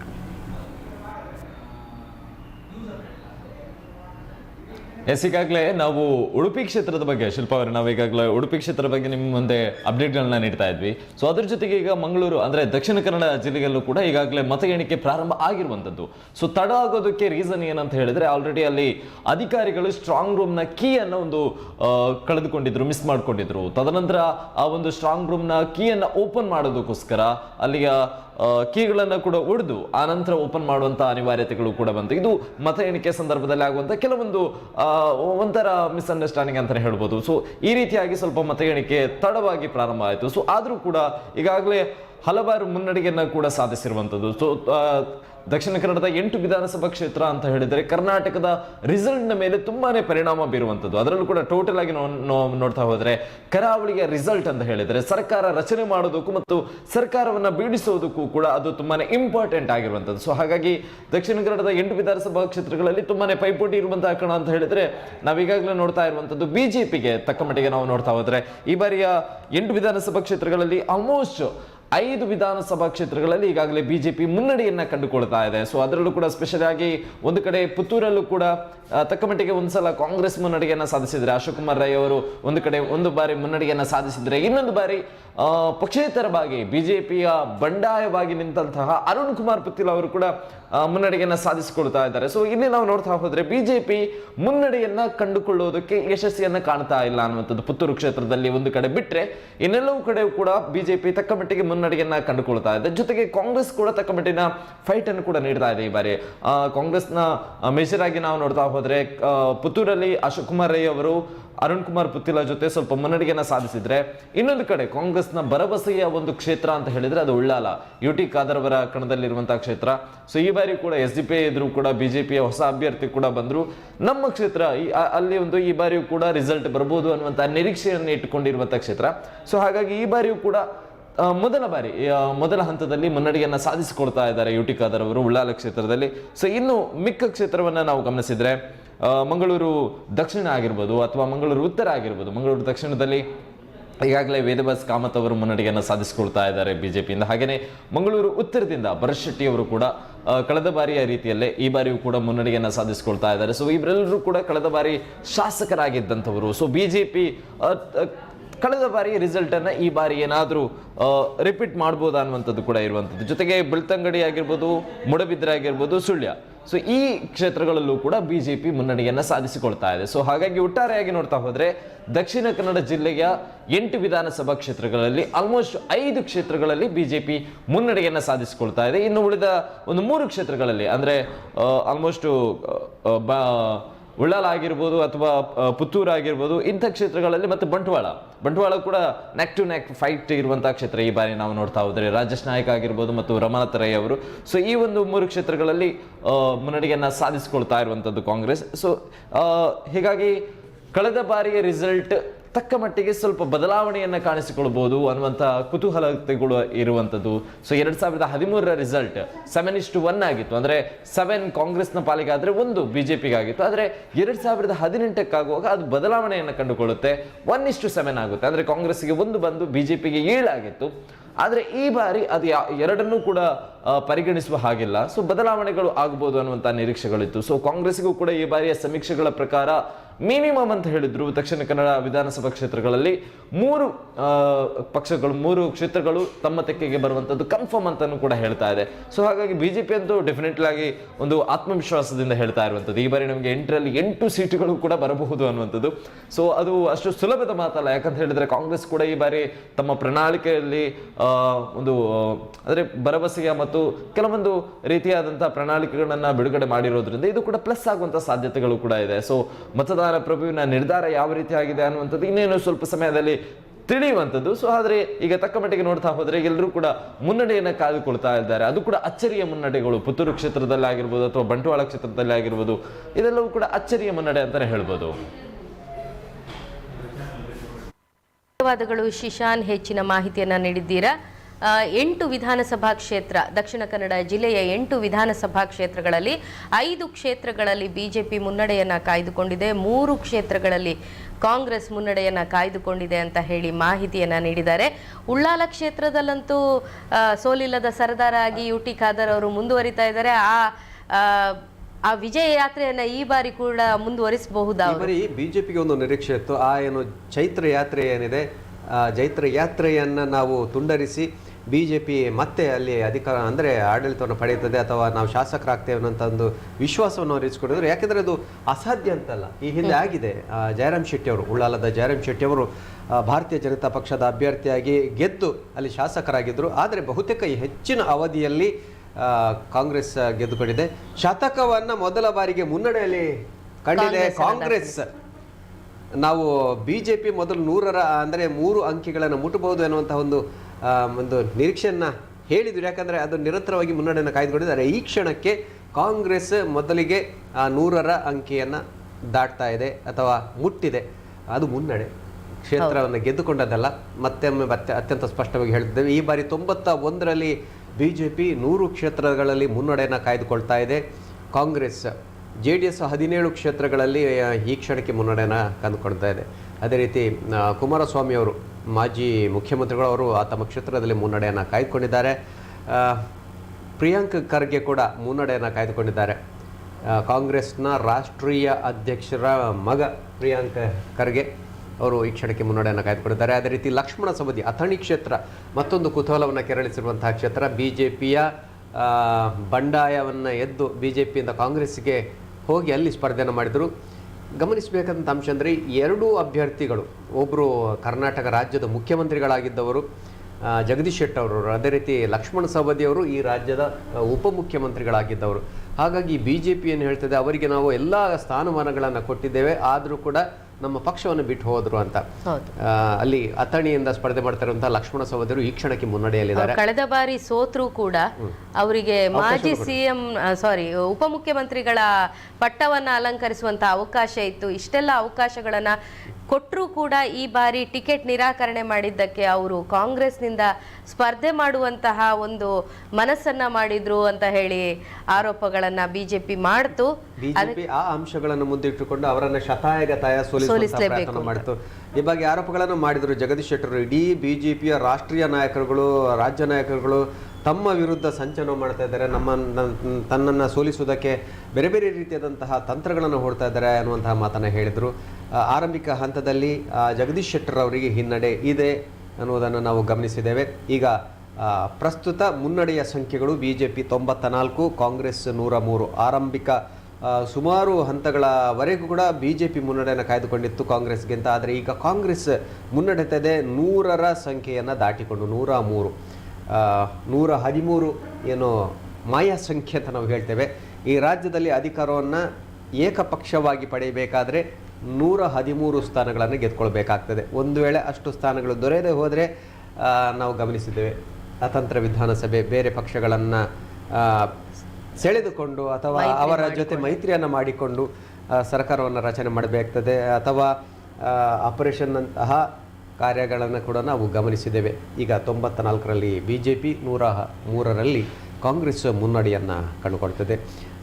ರಾಜ್ಯದ ಬಗ್ಗೆ ನಾವು ಗಮನಿಸಬೇಕಾದಂಥ ವಿಷಯ ಅಂದರೆ, ಮೂಲ್ಕಿ ಮೂಡುಬಿದಿರೆ ಕ್ಷೇತ್ರ ಕೂಡ ಭಾಳ ಕುತೂಹಲವನ್ನು ಕೆರಳಿಸಿದೆ. ಯಾಕೆಂದರೆ ಒಂದು ಕಡೆ ಕಾಂಗ್ರೆಸ್ಸಿನ ಯುವ ನಾಯಕ ಮಿಥುನ್ ರೈ ಅವರು ಹೊಸ ಅಭ್ಯರ್ಥಿಯಾಗಿ ಕಣದಲ್ಲಿದ್ದಾರೆ. ಕಳೆದ ಹಲವಾರು ಅವಧಿಗಳಲ್ಲಿ ಅಭಯಚಂದ್ರ ಜೈನ್ ಅವರು ಕಾಂಗ್ರೆಸ್ನ ಅಭ್ಯರ್ಥಿಯಾಗಿ ಆ ಕ್ಷೇತ್ರದಲ್ಲಿ ನಿರಂತರವಾಗಿ 4 ಬಾರಿ ಗೆದ್ದುಕೊಂಡಿದ್ದರು. ಅದರ ಹಿಂದೆ ಅಮರ್ನಾಥ್ ಶೆಟ್ಟಿ ಅವರು, ಅದರ ಬಳಿಕ ಸೋಮಪ್ಪ ಸುವರ್ಣರವರು. ಈ ರೀತಿ ಕಾಂಗ್ರೆಸ್ ಬಹುತೇಕ ಅವಧಿಗಳಲ್ಲಿ ಶಾಸಕರಾಗಿತ್ತು. ಆದರೆ BJP ಪ್ರಥಮ ಬಾರಿಗೆ ಉಮಾನಾಥ್ ಕೋಟ್ಯಾನ್ರವರ ಮೂಲಕ ಖಾತೆಯನ್ನು ತೆರೆದಿತ್ತು. ಈ ಬಾರಿ ಮತ್ತೊಂದು ಅವಧಿಗೆ ಅವರು ಯಶಸ್ಸನ್ನು ನಿರೀಕ್ಷೆ ಮಾಡ್ತಾ ಇದ್ದಾರೆ ಉಮಾನಾಥ್ ಕೋಟ್ಯಾನ್ರವರು. ಆದರೆ ಪ್ರಬಲವಾದಂತಹ ಸ್ಪರ್ಧೆ ಇರುವುದು ಖಂಡಿತ. ಯಾವ ರೀತಿಯಾದಂತಹ ಸ್ಪರ್ಧೆಯನ್ನು ಓಡ್ತಾರೆ ಮಿಥುನ್ ರೈ ಅನ್ನುವಂತಹ ಒಂದು ನಿರೀಕ್ಷೆ, ಕಾತರ ಎಲ್ಲರಲ್ಲೂ ಇದೆ. ಅವರ ಬಗ್ಗೆ ಹೆಚ್ಚಿನ ನಿರೀಕ್ಷೆಗಳು ಕೂಡ ಇದೆ. ಯಾಕಂದ್ರೆ ಹೆಚ್ಚಿನ ಯುವಕರು ಅವರ ಕುರಿತಾಗಿ ಒಲವನ್ನ ವ್ಯಕ್ತಪಡಿಸ್ತಾ ಇದ್ರು. ಹೆಚ್ಚಿನ ಜನ ಅಂದ್ರೆ ಯಾವ ಕ್ಷಣದಲ್ಲಿ ಕೂಡ ಸಹಾಯ ಮಾಡ್ಲಿಕ್ಕೆ ಅವರು ಬರ್ತಾರೆ ಅನ್ನುವಂಥ ಮಾತುಗಳನ್ನ ಯುವಕರು ಹೇಳ್ತಾ ಇದ್ರು. ಈ ಬಾರಿ ಅವರಿಗೆ ಹೆಚ್ಚಿನ ಯುವ ಜನರ ಬೆಂಬಲ ಇದೆ ಅಂತಾನೂ ಕೂಡ ಹೇಳ್ಬೋದು.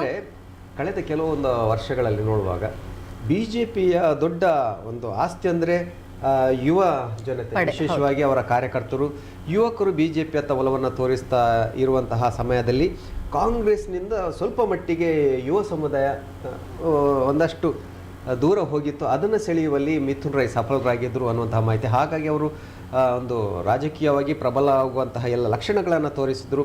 ಕಳೆದ ಬಾರಿಯ ಚುನಾವಣೆಯಲ್ಲಿ ಅವರು ಏನು ಸಂಸತ್ ಸ್ಥಾನಕ್ಕೆ ಪ್ರಯತ್ನ ಮಾಡಿದ್ರು, ಆದರೆ ಸೋಲನ್ನು ಅನುಭವಿಸಿದ್ರು. ಕಳೆದ ಬಾರಿಯೇ ವಿಧಾನಸಭೆಯಲ್ಲಿ ಸ್ಪರ್ಧೆಯನ್ನು ಮಾಡಬೇಕಿತ್ತು. ಕೊನೆಯ ಕ್ಷಣದಲ್ಲಿ ಅವರ ಹೆಸರು ಬಿಟ್ಟು ಹೋಗಿ ಅಭಯಚಂದ್ರ ಜೈನ್ರವರು ಸ್ಪರ್ಧೆಯನ್ನು ಮಾಡಿದರು.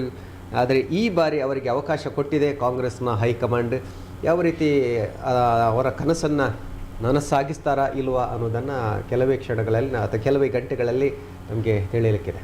ಇನ್ನು ಗಂಗಾವತಿಯಲ್ಲಿ ಇನ್ನು ಬಿಜೆಪಿಗೆ ಸಡ್ಡು ಹೊಡೆದು ಬಿಟ್ಟು KRPP ಅನ್ನೋ ಪಕ್ಷವನ್ನ ಸ್ಥಾಪನೆ ಮಾಡಿದಂತಹ ಜನಾರ್ದನ ರೆಡ್ಡಿ ಅವರು ಗಂಗಾವತಿ ಕ್ಷೇತ್ರದಲ್ಲಿ ಹಿನ್ನಡೆಯನ್ನ ಕಾಯ್ದುಕೊಂಡಿದ್ದಾರೆ ಅನ್ನೋ ಮಾಹಿತಿ ಲಭ್ಯವಾಗ್ತಾ ಇದೆ.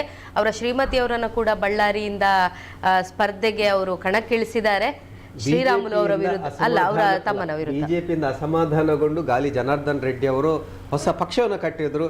ಅದು ಕೂಡ ದೊಡ್ಡ ಮಟ್ಟದ ಹೊಡೆತವನ್ನು ಕೊಡಬಹುದು ಅನ್ನುವಂಥ ಒಂದು ಲೆಕ್ಕಾಚಾರಗಳು ಆರಂಭದಲ್ಲಿತ್ತು. ಆದರೆ ಈ ಕ್ಷಣಕ್ಕೆ ನೋಡುವಾಗ ಬಹಳ ದೊಡ್ಡ ಮಟ್ಟದ ಹೊಡೆತ ಬೀಳುವ ಲಕ್ಷಣಗಳು ಇಲ್ಲ. ಅದೇ ರೀತಿ ಕಡೂರಿನಲ್ಲಿ YSV ದತ್ತ ಮುನ್ನಡೆಯನ್ನು ಕಾಯ್ದುಕೊಂಡಿದ್ದಾರೆ. JDSನ ಪ್ರಮುಖ ನಾಯಕರು ಅವರನ್ನ ದೇವೇಗೌಡರ ಮಾನಸ ಪುತ್ರ ಅಂತಲೇ ರಾಜಕೀಯ ವಲಯದಲ್ಲಿ ಹೇಳ್ತಾರೆ.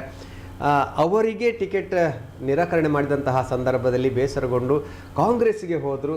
ಆದರೆ ಕಾಂಗ್ರೆಸ್ ಕೂಡ ಅವರಿಗೆ ಟಿಕೆಟ್ ಕೊಡಲಿಲ್ಲ. ಹಾಗಾಗಿ ಮತ್ತೆ ಅವರು ತನ್ನ ಮಾತೃ ಪಕ್ಷಕ್ಕೆ ಮರಳಿದ್ದಾರೆ. ಈ ಕ್ಷಣದಲ್ಲಿ JDSನ ಅಭ್ಯರ್ಥಿಯಾಗಿ ಕಡೂರಿನಿಂದ ಸ್ಪರ್ಧೆ ಮಾಡ್ತಾ ಇರುವಂಥ YSV ದತ್ತರವರು ಮುನ್ನಡೆಯನ್ನು ಕಾಯ್ದುಕೊಂಡಿದ್ದಾರೆ. ಹೊಳೆನರಸೀಪುರದಲ್ಲಿ ರೇವಣ್ಣ ಮುನ್ನಡೆಯಲ್ಲಿದ್ದಾರೆ. ಸೊರಬದಲ್ಲಿ ಮಧು ಬಂಗಾರಪ್ಪ ಮುನ್ನಡೆಯನ್ನು ಕಾಯ್ದುಕೊಂಡಿದ್ದಾರೆ. ಮಧು ಬಂಗಾರಪ್ಪರವರ ಪರವಾಗಿ ಗೀತಾ ಶಿವರಾಜ್ಕುಮಾರ್ ಅವರು ಕೂಡ ಮತಯಾಚನೆಯನ್ನು ಮಾಡಿದರು. ಅದೇ ರೀತಿ ನಮ್ಮ ದಕ್ಷಿಣ ಕನ್ನಡ ಜಿಲ್ಲೆಯ ಕೆಲವು ಕ್ಷೇತ್ರಗಳು ಬಹಳ ಕುತೂಹಲವನ್ನು ಸೃಷ್ಟಿ ಮಾಡಿದೆ. ಬಹಳ ದೊಡ್ಡ ಮಟ್ಟದ ಹೋರಾಟವನ್ನು ನಿರೀಕ್ಷೆ ಮಾಡಲಾಗಿದೆ. ಬೆಳ್ತಂಗಡಿ ಕ್ಷೇತ್ರ ಕೂಡ ಒಂದು. ಯಾಕಂದರೆ ಈ ಬಾರಿ ಇಬ್ಬರು ಕೂಡ ಪ್ರಮುಖ ರಾಜಕೀಯ ಪಕ್ಷಗಳ ಅಭ್ಯರ್ಥಿಗಳು ಯುವಕರು. ರಕ್ಷಿತ್ ಶಿವರಾಮ್ ಕಾಂಗ್ರೆಸ್ನಿಂದ, ಅದೇ ರೀತಿ ಹರೀಶ್ ಪೂಂಜಾ ಬಿಜೆಪಿಯಿಂದ ಸ್ಪರ್ಧೆ. ಹೌದು, ರಕ್ಷಿತ್ ಶಿವರಾಮ್ ಅವರ ಪರವಾಗಿ ಮಾತಾಡ್ತಾ ಇರುವಂಥ ಸಂದರ್ಭದಲ್ಲಿ ಬಿಜೆಪಿಯ ಹರೀಶ್ ಪೂಂಜೆಗೆ ಮುನ್ನಡೆ ಅನ್ನುವಂತಹ ಮಾಹಿತಿಗಳು ಬರ್ತಾ ಇದೆ. ಹೌದು, ರಕ್ಷಿತ್ ಶಿವರಾಮ್ ಅವರ ಪರವಾಗಿ ಅವರ ಭಾವ ಆಗಿರುವಂತಹ ನಟ ವಿಜಯ ರಾಘವೇಂದ್ರ ಅವರು ಕೂಡ ಪ್ರಚಾರ ಕಾರ್ಯದಲ್ಲಿ ಈ ಬಾರಿ ಪಾಲ್ಗೊಂಡಿದ್ರು. ತಾರಾ ಮೆರುಗನ್ನ ನೀಡಿದ್ರು ಅಂದ್ರೂ ತಪ್ಪಾಗ್ಲಿಕ್ಕಿಲ್ಲ. ಅದರ ಜೊತೆಗೆ ಅವರ ಸಹೋದರಿಯಾದಂತಹ ವಿಜಯ ರಾಘವೇಂದ್ರ ಅವರ ಪತ್ನಿ ಸ್ಪಂದನಾ ಅವರು ಕೂಡ ಈ ಬಾರಿ ಬೆಳ್ತಂಗಡಿ ಕ್ಷೇತ್ರದಾದ್ಯಂತ ಸಂಚರಿಸಿ ತಮ್ಮ ಸಹೋದರನ ಪರವಾಗಿ ಮತಯಾಚನೆಯನ್ನ ನಡೆಸಿದ್ರು. ಇದೆಲ್ಲ ವರ್ಕೌಟ್ ಆಗುತ್ತಾ ಅಂತ ಹೇಳಿ ಇನ್ನೇನು ಕೆಲವೇ ಕ್ಷಣಗಳಲ್ಲಿ ಸ್ಪಷ್ಟ ಚಿತ್ರಣ ನಮ್ಮ ರಾಜ್ಯದ ಜನತೆಗೆ ಸಿಗಲಿದೆ ಅಂತ ಹೇಳ್ತಾ ಇದ್ದೀನಿ. ಇನ್ನು ಬೀದರ್ನಲ್ಲಿ JDSನ ಸೂರ್ಯಕಾಂತ್ ಅವರು ಕೂಡ ಮುನ್ನಡೆಯನ್ನು ಕಾಯ್ದುಕೊಂಡಿದ್ದಾರೆ. ಈಗಾಗಲೇ ಮಾತಾಡಿದಾಗೆ ಬೆಳ್ತಂಗಡಿಯಲ್ಲಿ ಬಿಜೆಪಿಯ ಹರೀಶ್ ಪೂಂಜಾ ಅವರು ಮುನ್ನಡೆಯನ್ನು ಕಾಯ್ದುಕೊಂಡಿದ್ದಾರೆ ಅಂತ ಹೇಳಿ ಒಂದು ಮಾಹಿತಿ ಲಭ್ಯವಾಗ್ತಾ ಇದೆ. ಹೇಳಿ, ಈಗಿನ ಒಂದು ಗಮನಿಸಿದ್ರೆ ಕಾಂಗ್ರೆಸ್ 103 ಕ್ಷೇತ್ರಗಳಲ್ಲಿ ಮುನ್ನಡೆಯನ್ನು ಕಾಯ್ದುಕೊಂಡಿದೆ. ಬಿಜೆಪಿ ಹತ್ತಿರ ಬರ್ತಾ ಇದೆ. 97 ಕ್ಷೇತ್ರಗಳಲ್ಲಿ ಮುನ್ನಡೆಯನ್ನ ಬಿಜೆಪಿ ಕಾಯ್ದುಕೊಂಡು ಇನ್ನೇನು ಈ ಕ್ಷಣದ ಒಂದು ಮಾಹಿತಿಯನ್ನು ಹೇಳುವುದಾದ್ರೆ ಅತಂತ್ರ ವಿಧಾನಸಭೆಯ ಎಲ್ಲಾ ಲಕ್ಷಣಗಳು ಗೋಚರ ಆಗ್ತಾ ಇದೆ. JDS ನಿರೀಕ್ಷಿತ ಒಂದು ಪ್ರದರ್ಶನವನ್ನು ನೀಡ್ತಾ ಇಲ್ಲ. ಸಾಮಾನ್ಯವಾಗಿ 30, 35, 40 ಸ್ಥಾನಗಳನ್ನು ಗೆದ್ದುಕೊಳ್ಳುವಂತಹ ಒಂದು ಸಾಮರ್ಥ್ಯ ಇರುವಂತಹ ಪಕ್ಷ. ಒಂದು ಹಂತದಲ್ಲಿ ಬಿಜೆಪಿಗೆ ಸರಿಸಮನಾಗಿ 40 ಸ್ಥಾನಗಳನ್ನು ಗೆದ್ದುಕೊಂಡಿತ್ತು. ಅಂದ್ರೆ 2013ರ ಚುನಾವಣೆಯಲ್ಲಿ ಕಾಂಗ್ರೆಸ್ ಸ್ಪಷ್ಟ ಬಹುಮತದೊಂದಿಗೆ ಅಧಿಕಾರವನ್ನು ಪಡೆದರೆ ಬಿಜೆಪಿ ಮತ್ತು JDS ಸಮಬಲದ ಪ್ರದರ್ಶನದೊಂದಿಗೆ 40 ಸ್ಥಾನಗಳನ್ನು ತಲಾ ಗೆದ್ದುಕೊಂಡಿತ್ತು. ಆದರೆ ಈ ಬಾರಿ 20 ಸ್ಥಾನಗಳಲ್ಲಿ ಮಾತ್ರ ಮುನ್ನಡೆ. ಅಂದರೆ ಬಹುತೇಕ ಎಲ್ಲ ಸಮೀಕ್ಷೆಗಳು ಅದೇ ರೀತಿ ಹೇಳಿತ್ತು, 30ರ ಒಳಗೆ ಸ್ಥಾನಗಳನ್ನು ಪಡ್ಕೊಳ್ಬೋದು, 25ರಿಂದ 30 ಅನ್ನುವಂತಹ ಮಾಹಿತಿ. ಆದರೆ ಈಗ 20 ಕ್ಷೇತ್ರಗಳಲ್ಲಿ ಮಾತ್ರ ಮುನ್ನಡೆಯನ್ನು ಕಾಯ್ದುಕೊಂಡಿದೆ.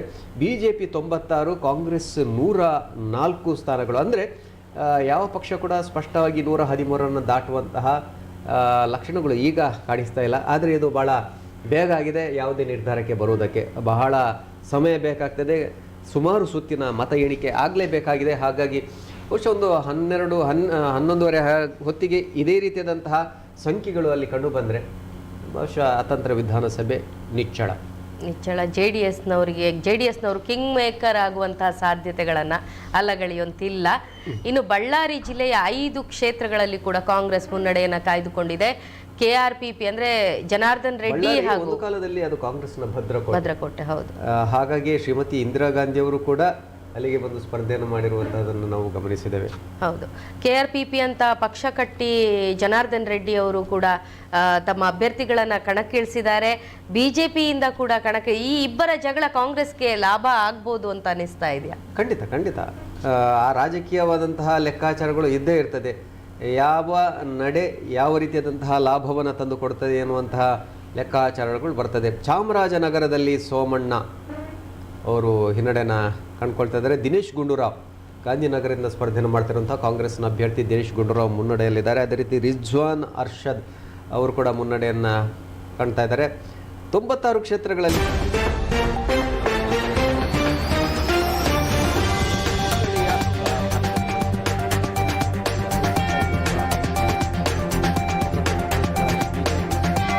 ಇನ್ನು ಇದೀಗ ಬಂದ ಮಾಹಿತಿಯ ಪ್ರಕಾರ ಮಂಗಳೂರು ವಿಧಾನಸಭಾ ಕ್ಷೇತ್ರದಲ್ಲಿ ಮೊದಲ ಸುತ್ತಿನ ಮತ ಎಣಿಕೆ ಪ್ರಕ್ರಿಯೆ ಮುಕ್ತಾಯ ಆಗುವ ಹಂತದಲ್ಲಿದೆ. ಮಂಗಳೂರು ಕ್ಷೇತ್ರದಲ್ಲಿ ಯುಟಿ ಖಾದರ್ ಅವರು ಮುನ್ನಡೆಯನ್ನ ಕಾಯ್ದುಕೊಂಡಿದ್ದಾರೆ. 730 ಮತಗಳ ಅಂತರದ ಮುನ್ನಡೆಯನ್ನ ಕಾಯ್ದುಕೊಂಡಿದ್ದಾರೆ ಅನ್ನೋ ಮಾಹಿತಿ ಲಭ್ಯವಾಗ್ತಾ ಇದೆ.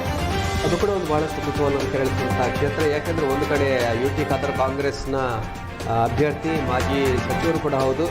ಈ ಬಾರಿ ಹೊಸ ಮುಖವನ್ನು ಪರಿಚಯಿಸಿದೆ ಭಾರತೀಯ ಜನತಾ ಪಕ್ಷ. ಸತೀಶ್ ಕುಂಪಲರವರು BJP ಅಭ್ಯರ್ಥಿಯಾಗಿದ್ದಾರೆ.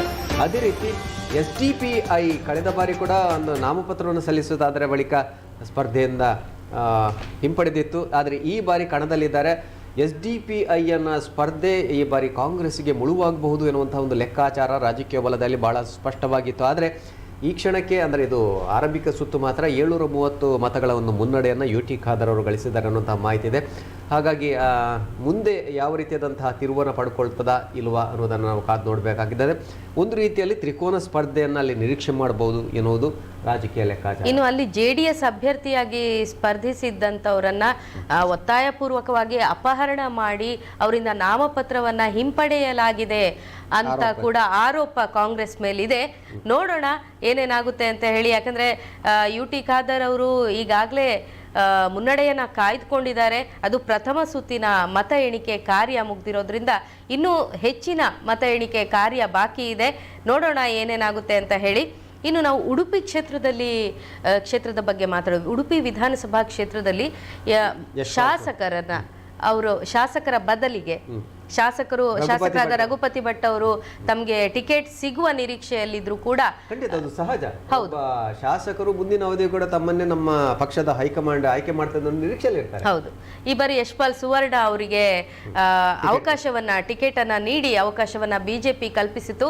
ಯಶ್ಪಾಲ್ ಸುವರ್ಣ ಅವರು 5 ಬ್ರ್ಯಾಂಡ್ ರಾಜಕಾರಣಿ ಆಗಿ ಕ್ಷೇತ್ರಾದ್ಯಂತ ಸಂಚರಿಸಿ ಮತದಾನ ಪ್ರಕ್ರಿಯೆಯಲ್ಲಿ ಪಾಲ್ಗೊಳ್ಳಿ ಅಂತ ಹೇಳಿ ಮತ ನನಗೆ ಚಲಾಯಿಸಿ ಅನ್ನುವಂತ ಹೇಳಿ ರಿಕ್ವೆಸ್ಟ್ ಅನ್ನ ಕೂಡ ಮತದಾರರಲ್ಲಿ ಮಾಡಿಕೊಂಡ್ರು. ಇವರಿಗೆ ಶಾಸಕರು ಕೂಡ ಬೆಂಬಲವಾಗಿದ್ರು. ಏನಾಗಬಹುದು ಈ ಬಾರಿ ಉಡುಪಿಯಲ್ಲಿ ಅಂದ್ರೆ ಬಂಡಾಯ ಆಗಿದ್ದಿದ್ರೆ ಸ್ವಲ್ಪ ಕಷ್ಟ ಆಗ್ತಾ ಇತ್ತು ನನ್ನ ಪ್ರಕಾರ. ಭಾರತೀಯ ಜನತಾ ಪಕ್ಷದ ವರಿಷ್ಠ ನಾಯಕರು ಅದರಲ್ಲೆಲ್ಲ ಬಹಳ ಚಾಣಾಕ್ಷ ನಡೆಯನ್ನ ಅನುಸರಿಸ್ತಾರೆ. ಕೆಲವೇ ಕ್ಷಣಗಳಲ್ಲಿ ತಮ್ಮ ಮಾತನ್ನ ವರಸೆಯನ್ನ ಬದಲಿಸಿದ್ರು ರಘುಪತಿ ಭಟ್ರವರು.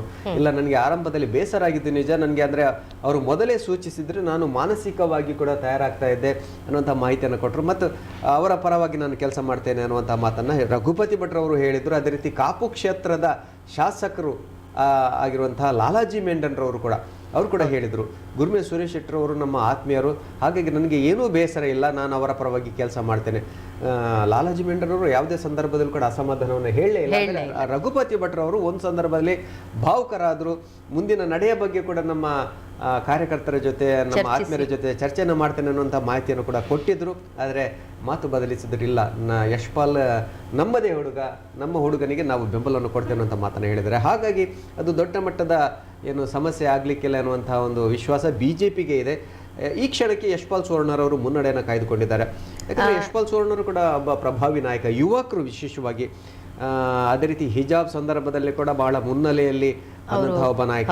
ಅದಕ್ಕಿಂತಲೂ ಹೆಚ್ಚಾಗಿ ಅಲ್ಲಿ ಮಹಾಲಕ್ಷ್ಮಿ ದೇವಸ್ಥಾನ ಉಚ್ಚಿಲದ ಬ್ರಹ್ಮಕಲಶ ಜೀರ್ಣೋದ್ಧಾರ ಸಮಯದಲ್ಲಿ ಬಹಳ ಮುನ್ನೆಲೆಯಲ್ಲಿ ಕೆಲಸ ಮಾಡಿರುವಂತಹ ಒಬ್ಬ ನಾಯಕ. ಮೊಗವೀರ ಸಮುದಾಯದ ಒಬ್ಬ ನಾಯಕರು ಅಂದರೂ ತಪ್ಪಾಗಲಿಕ್ಕಿಲ್ಲ. ಮೀನುಗಾರ ಮಾರಾಟ ಫೆಡರೇಷನ್ ಉಡುಪಿ ಮತ್ತು ದಕ್ಷಿಣ ಕನ್ನಡ ಜಿಲ್ಲೆಯ ನಾಯಕರು ಕೂಡ, ಅಧ್ಯಕ್ಷರು ಕೂಡ ಆಗಿ ಕೆಲಸ ಮಾಡಿರುವರು. ಹಾಗಾಗಿ ಒಂದು ಸಮುದಾಯದ ಬೆಂಬಲ ಕೂಡ ಅವರಿಗೆ ಇದೆ ಅನ್ನೋದು ಸ್ಪಷ್ಟ. ಸರಿ, ಈಗ ನಮ್ಮ ದಕ್ಷಿಣ ಕನ್ನಡ ಹಾಗೂ ಉಡುಪಿ ಜಿಲ್ಲೆಗಳ ಇನ್ನಷ್ಟು ಅಪ್ಡೇಟ್ಸ್ಗಳನ್ನು ನೀಡಲಿದ್ದಾರೆ ಶಿಶಾನ್ ಅವರು.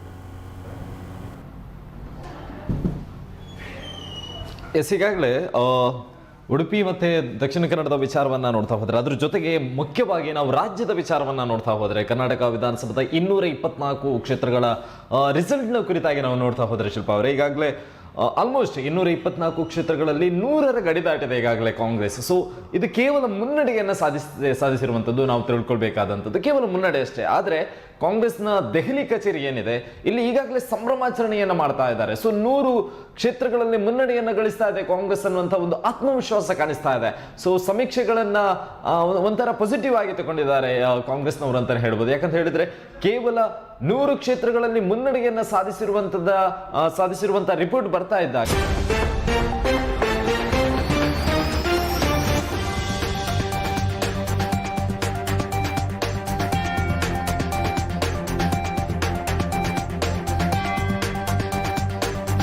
ಆದ್ರೆ ಕಾಂಗ್ರೆಸ್ ಜಯಘೋಷ ಮೊಳಗುವುದಕ್ಕಿಂತಲೇ ಮೊದಲೇ ಈಗಾಗಲೇ ಸಂಭ್ರಮಾಚರಣೆಯನ್ನ ಮಾಡ್ತಾ ಇರುವಂಥದ್ದು. ಅದ್ರ ಜೊತೆಗೆ ಈಗಾಗಲೇ ಕರಾವಳಿ ಪ್ರದೇಶವನ್ನ ನಾವು ಗಮನಿಸಿದ್ರೆ ಉಡುಪಿ ಮತ್ತು ದಕ್ಷಿಣ ಕನ್ನಡ ಜಿಲ್ಲೆಯಲ್ಲಿ ಈಗಾಗಲೇ ಅಭ್ಯರ್ಥಿಗಳು ಮತ ಎಣಿಕಾ ಕೇಂದ್ರದತ್ತ ಬರ್ತಾ ಇದ್ದಾರೆ. ಬೈಂದೂರಿನಲ್ಲಿ ಗೋಪಾಲ್ ಪೂಜಾರಿ ಅವರಾಗಿರ್ಬೋದು ಅಥವಾ ಉಡುಪಿ ವಿಧಾನಸಭಾ ಕ್ಷೇತ್ರದ ಯಶ್ಪಾಲ್ ಸುವರ್ಣ ಅವರಾಗಿರ್ಬೋದು. ಸೊ ಎಲ್ಲರೂ ಕೂಡ ನಮ್ಮ ರಿಸಲ್ಟ್ ಯಾವ ತರ ಇರಬಹುದು ಅನ್ನುವಂಥದ್ದು, ಅದ್ರ ಜೊತೆಗೆ ಕಾರ್ಯಕರ್ತರ ಜೊತೆಯಾಗಿ ಇರುವಂಥದ್ದು. ಮೊದಲಾಗಿ ನಾವು ನೋಡ್ತಾ ಹೋದ್ರೆ ಕಾರ್ಯಕರ್ತರನ್ನ ಪ್ರಮುಖವಾಗಿ ಇಟ್ಟುಕೊಂಡು, ಅಂದ್ರೆ ಪ್ರತಿಯೊಂದು ಎಲೆಕ್ಷನ್ ಕೂಡ ನಡೀತಾ ಇರುವಂತದ್ದು ಕಾರ್ಯಕರ್ತರ ಒಂದು ಹಿನ್ನೆಲೆಯಲ್ಲಿ. ಆದ್ರೆ ಬಿಜೆಪಿ ಈ ಬಾರಿ ಅದೇನಾದ್ರೂ ಹೊಡೆತ ಬಿಡ್ಬೋದಾ ಅನ್ನುವಂತ ಒಂದು ರಾಜಕೀಯ ವಿಶ್ಲೇಷಣೆಗಳಿತ್ತು. ಯಾಕಂತ ಹೇಳಿದ್ರೆ ಪುತ್ತೂರು ಕ್ಷೇತ್ರದಲ್ಲಿ ಕಾರ್ಯಕರ್ತರ ಒಂದು ಧ್ವನಿ ಯಾವ ರೀತಿಯಾಗಿದೆ ಅನ್ನುವಂಥದ್ದಕ್ಕೆ ಅರುಣ್ ಕುಮಾರ್ ಪುತ್ತಿಲ್ ಅವರೇ ಒಂದು ಸಾಕ್ಷಿ ಆಗ್ತಾ ಇದ್ದಾರೆ. ಇದರ ಜೊತೆಗೆ ಕಾರ್ಕಳ ವಿಧಾನಸಭಾ ಕ್ಷೇತ್ರದಲ್ಲೂ ಕೂಡ ಅಷ್ಟೇ ಕಾರ್ಯಕರ್ತರ ಒಂದು ಗಟ್ಟಿ ಧ್ವನಿ ಒಂದು ತಕ್ಕ ಮಟ್ಟಿಗೆ ಮಾತ್ರ ಸುನಿಲ್ ಕುಮಾರ್ ಕಾರ್ಕಳ ವಿರುದ್ಧವಾಗಿತ್ತು. ಆದ್ರೆ ಎಲೆಕ್ಷನ್ ನ ಕೊನೆಯ ಸಂದರ್ಭದಲ್ಲಿ ಅದು ಕೂಡ ಸ್ವಲ್ಪ ತಣ್ಣಗಾಗಿರುವಂತದನ್ನ ಕೂಡ ನಾವು ಕಾಣ್ತಾ ಇದ್ದೇವೆ. ಆದ್ರೆ ಈಗ ಸದ್ಯಕ್ಕೆ ಬರ್ತಾ ಇರುವಂತಹ ಅಪ್ಡೇಟ್ಗಳನ್ನ ನಾವು ನೋಡ್ತಾ ಹೋದ್ರೆ ಕಾಪು ವಿಧಾನಸಭಾ ಕ್ಷೇತ್ರದಲ್ಲಿ ಆಗ ತಾನೇ ಸೊರಕೆ ಅವರು ವಿನಯ್ ಕುಮಾರ್ ಸೊರಕೆ ಅವರು ಮುನ್ನಡೆಯನ್ನ ಸಾಧಿಸಿದ್ರು. ಆದ್ರೆ ನಾನು ಮೊದಲೇ ಹೇಳಿರುವಂತೆ ಕ್ಷಣ ಕ್ಷಣಕ್ಕೂ ಕೂಡ ಅಪ್ಡೇಟ್ಗಳು ಚೇಂಜಸ್ ಆಗ್ತಾ ಇರ್ತದೆ. ಯಾರ ಪರವಾಗಿ ಈ ಬಾರಿ ಮತದಾನ ಪ್ರಭು ತನ್ನ ನಿರ್ಧಾರವನ್ನು ಮಾಡಿರ್ತಾನಂತ ಹೇಳೋದಕ್ಕೆ ಸಾಧ್ಯ ಇಲ್ಲ. ಯಾಕಂತ ಹೇಳಿದ್ರೆ ಆಗ ವಿನಯ್ ಕುಮಾರ್ ಸೊರಕೆ ಅವರು ಮುನ್ನಡೆಯನ್ನ ಸಾಧಿಸಿದ್ರು. ಆದ್ರೆ ಈಗ ಆಲ್ಮೋಸ್ಟ್ 1,500 ಮುನ್ನಡೆಯನ್ನ ಸಾಧಿಸಿಕೊಡ್ತಾ ಇದ್ದಾರೆ ಗುರ್ಮೇಶ್ ಸುರೇಶ್ ಶೆಟ್ಟಿ ಅವರು.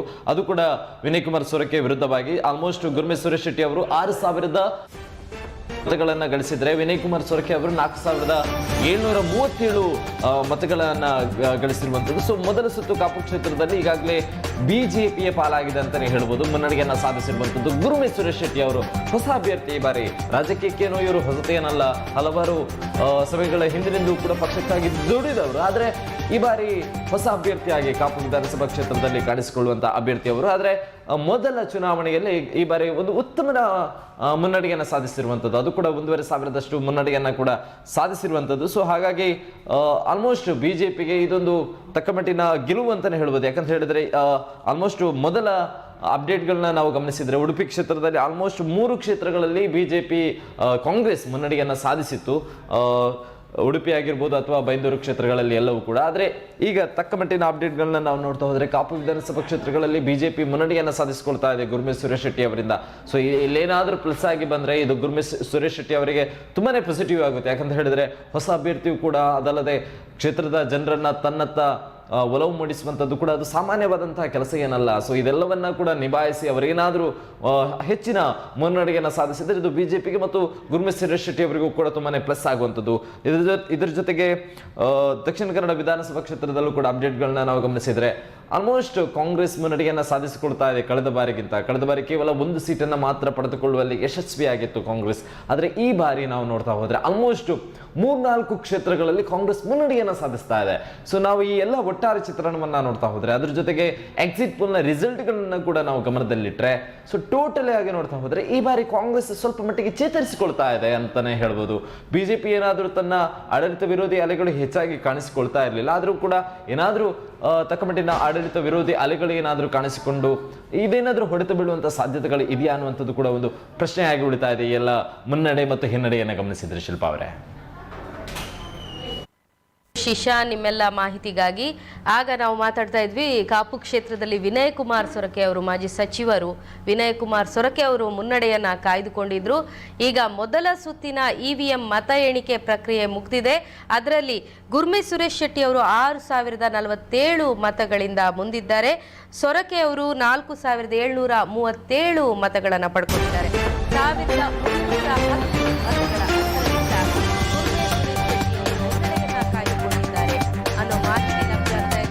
ಇನ್ನು ಇದೀಗ ಬಂದ ಸುದ್ದಿ ಪ್ರಕಾರ ಚಿಕ್ಕಮಗಳೂರು ಕ್ಷೇತ್ರದಲ್ಲಿ CT ರವಿ ಅವರು ಮುನ್ನಡೆಯನ್ನ ಕಾಯ್ದುಕೊಂಡಿದ್ದಾರೆ ಅನ್ನೋ ಮಾಹಿತಿ ಲಭ್ಯವಾಗ್ತಾ ಇದೆ. ಚಿಕ್ಕಮಗಳೂರು ವಿಧಾನಸಭಾ ಕ್ಷೇತ್ರದಲ್ಲಿ ಬಿಜೆಪಿಯ ಸಿಟಿ ರವಿ ಅವರಿಗೆ ಹಿನ್ನಡೆ ಅನ್ನೋ ಮಾಹಿತಿ ಲಭ್ಯ ಆಗ್ತಾ ಇದೆ. ತಮ್ಮಯ್ಯ ಅವರು ಮುನ್ನಡೆಯನ್ನ ಕಾಯ್ದುಕೊಂಡಿದ್ದಾರೆ, ಕಾಂಗ್ರೆಸ್ನ ತಮ್ಮಯ್ಯ ಅವರು ಮುನ್ನಡೆಯನ್ನ ಕಾಯ್ದುಕೊಂಡಿದ್ದಾರೆ ಅನ್ನೋ ಮಾಹಿತಿ ಲಭ್ಯ ಆಗ್ತಾ ಇದೆ.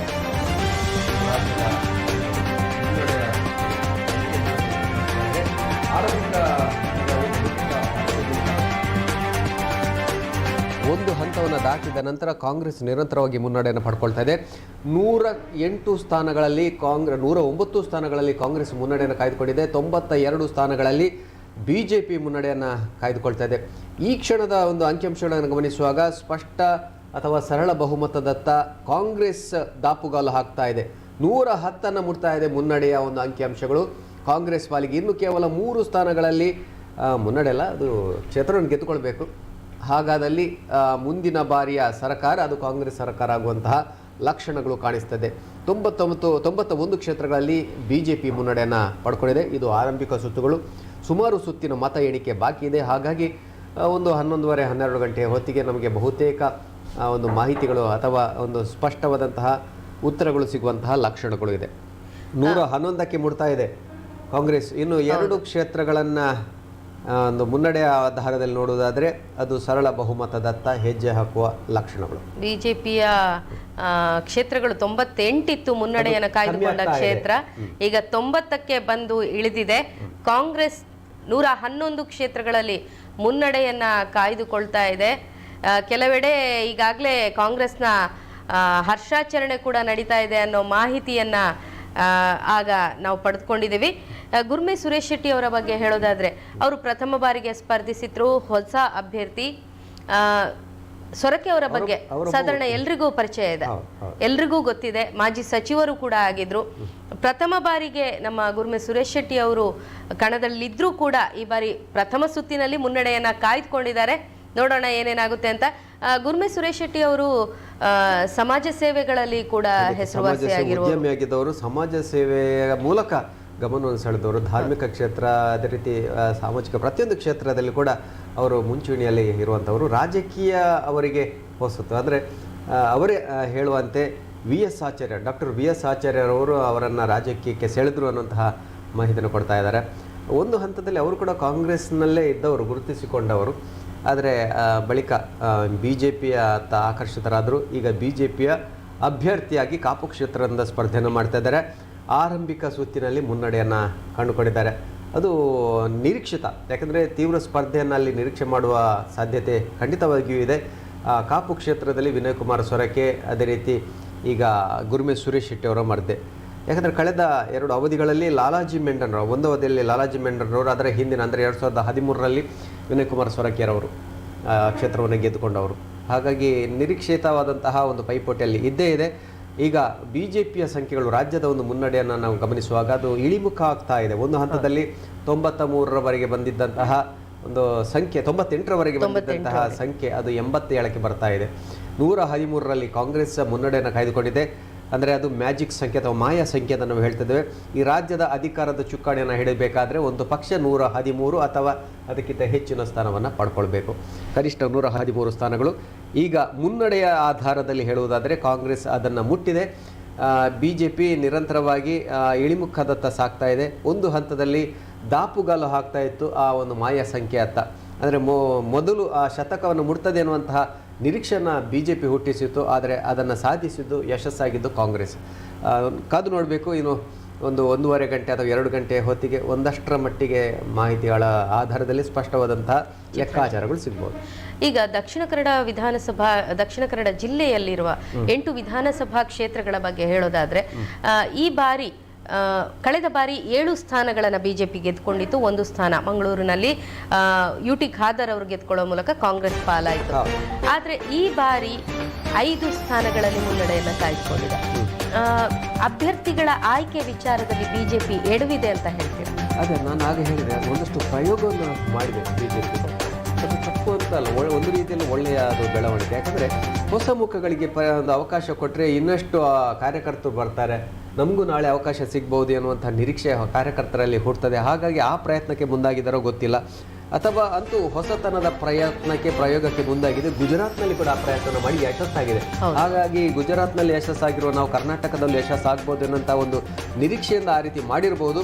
ಆದರೆ ಪುತ್ತೂರಿನ ಒಂದು ಈ ಕ್ಷಣದ ಒಂದು ಮಾಹಿತಿಯನ್ನು ಗಮನಿಸುವಾಗ ಆ ಲೆಕ್ಕಾಚಾರಗಳು ಉಲ್ಟಾ ಹೊಡೆದಿದೆ. ಯಾಕಂದರೆ ಅರುಣ್ ಕುಮಾರ್ ಪುತ್ತಿಲ ಅವರು ಸಂಘಟನೆಗಳಲ್ಲಿ ತೊಡಗಿಸಿಕೊಂಡವರು, ಹಿಂದೂ ಪರ ಹೋರಾಟಗಳಲ್ಲಿ ಗುರುತಿಸಿಕೊಂಡವರು, ಒಂದಷ್ಟು ಜನ ಬೆಂಬಲವನ್ನು ಪಡೆದವರು. ಹಾಗಾಗಿ ಅದು ಸ್ಪಷ್ಟವಾಗಿ ಗೋಚರ ಆಗ್ತಾ ಇದೆ. ಅವರ ಪ್ರತಿಯೊಂದು ಹಂತದಲ್ಲೂ ಕೂಡ ದೊಡ್ಡ ಮಟ್ಟದ ಯುವ ಸಮುದಾಯ ಅವರ ಜೊತೆಗೆ ನಿಂತಿದೆ.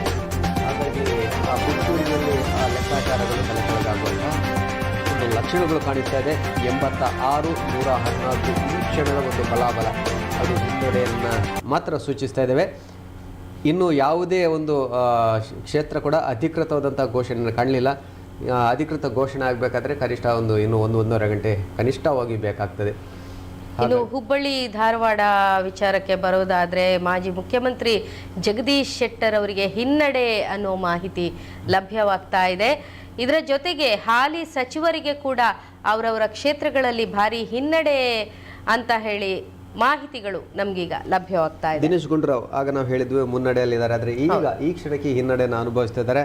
ಅದೇ ರೀತಿ ಜಗದೀಶ್ ಶೆಟ್ಟರ್ ಅವರು ಅವರ ಪ್ರತಿಸ್ಪರ್ಧಿ ಬಿಜೆಪಿಯಿಂದ ಮಹೇಶ್ ತೆಂಗಿನಕಾಯಿ ಅವರ ಒಂದು ಗೆಲುವಿಗೆ ಬಿಜೆಪಿ ಹರಸಾಹಸನ ಪಟ್ಟಿತು. ಭಾಳ ದೊಡ್ಡ ದೊಡ್ಡ ನಾಯಕರಲ್ಲಿ ಬಂದರು. ಅವರೇ ಹೇಳಿರುವ ಹಾಗೆ, ಜಗದೀಶ್ ಶೆಟ್ಟರ್ ಹೇಳಿರುವ ಹಾಗೆ, ನನ್ನನ್ನು ಏನೇ ಮಾಡಿ ಆದರೂ ಸೋಲಿಸಬೇಕು ಅನ್ನೋಂಥ ಒಂದು ನಿರ್ಧಾರಕ್ಕೆ ಬಿಜೆಪಿ ನಾಯಕರು ಬಂದಿದ್ದಾರೆ ಅನ್ನೋಂಥ ಮಾತನ್ನು ಹೇಳಿದರು. ಅದು ಈಗ ಅಲ್ಲಿ ಜಗದೀಶ್ ಶೆಟ್ಟರ್ ಹಿನ್ನಡೆಯಲ್ಲಿದ್ದಾರೆ.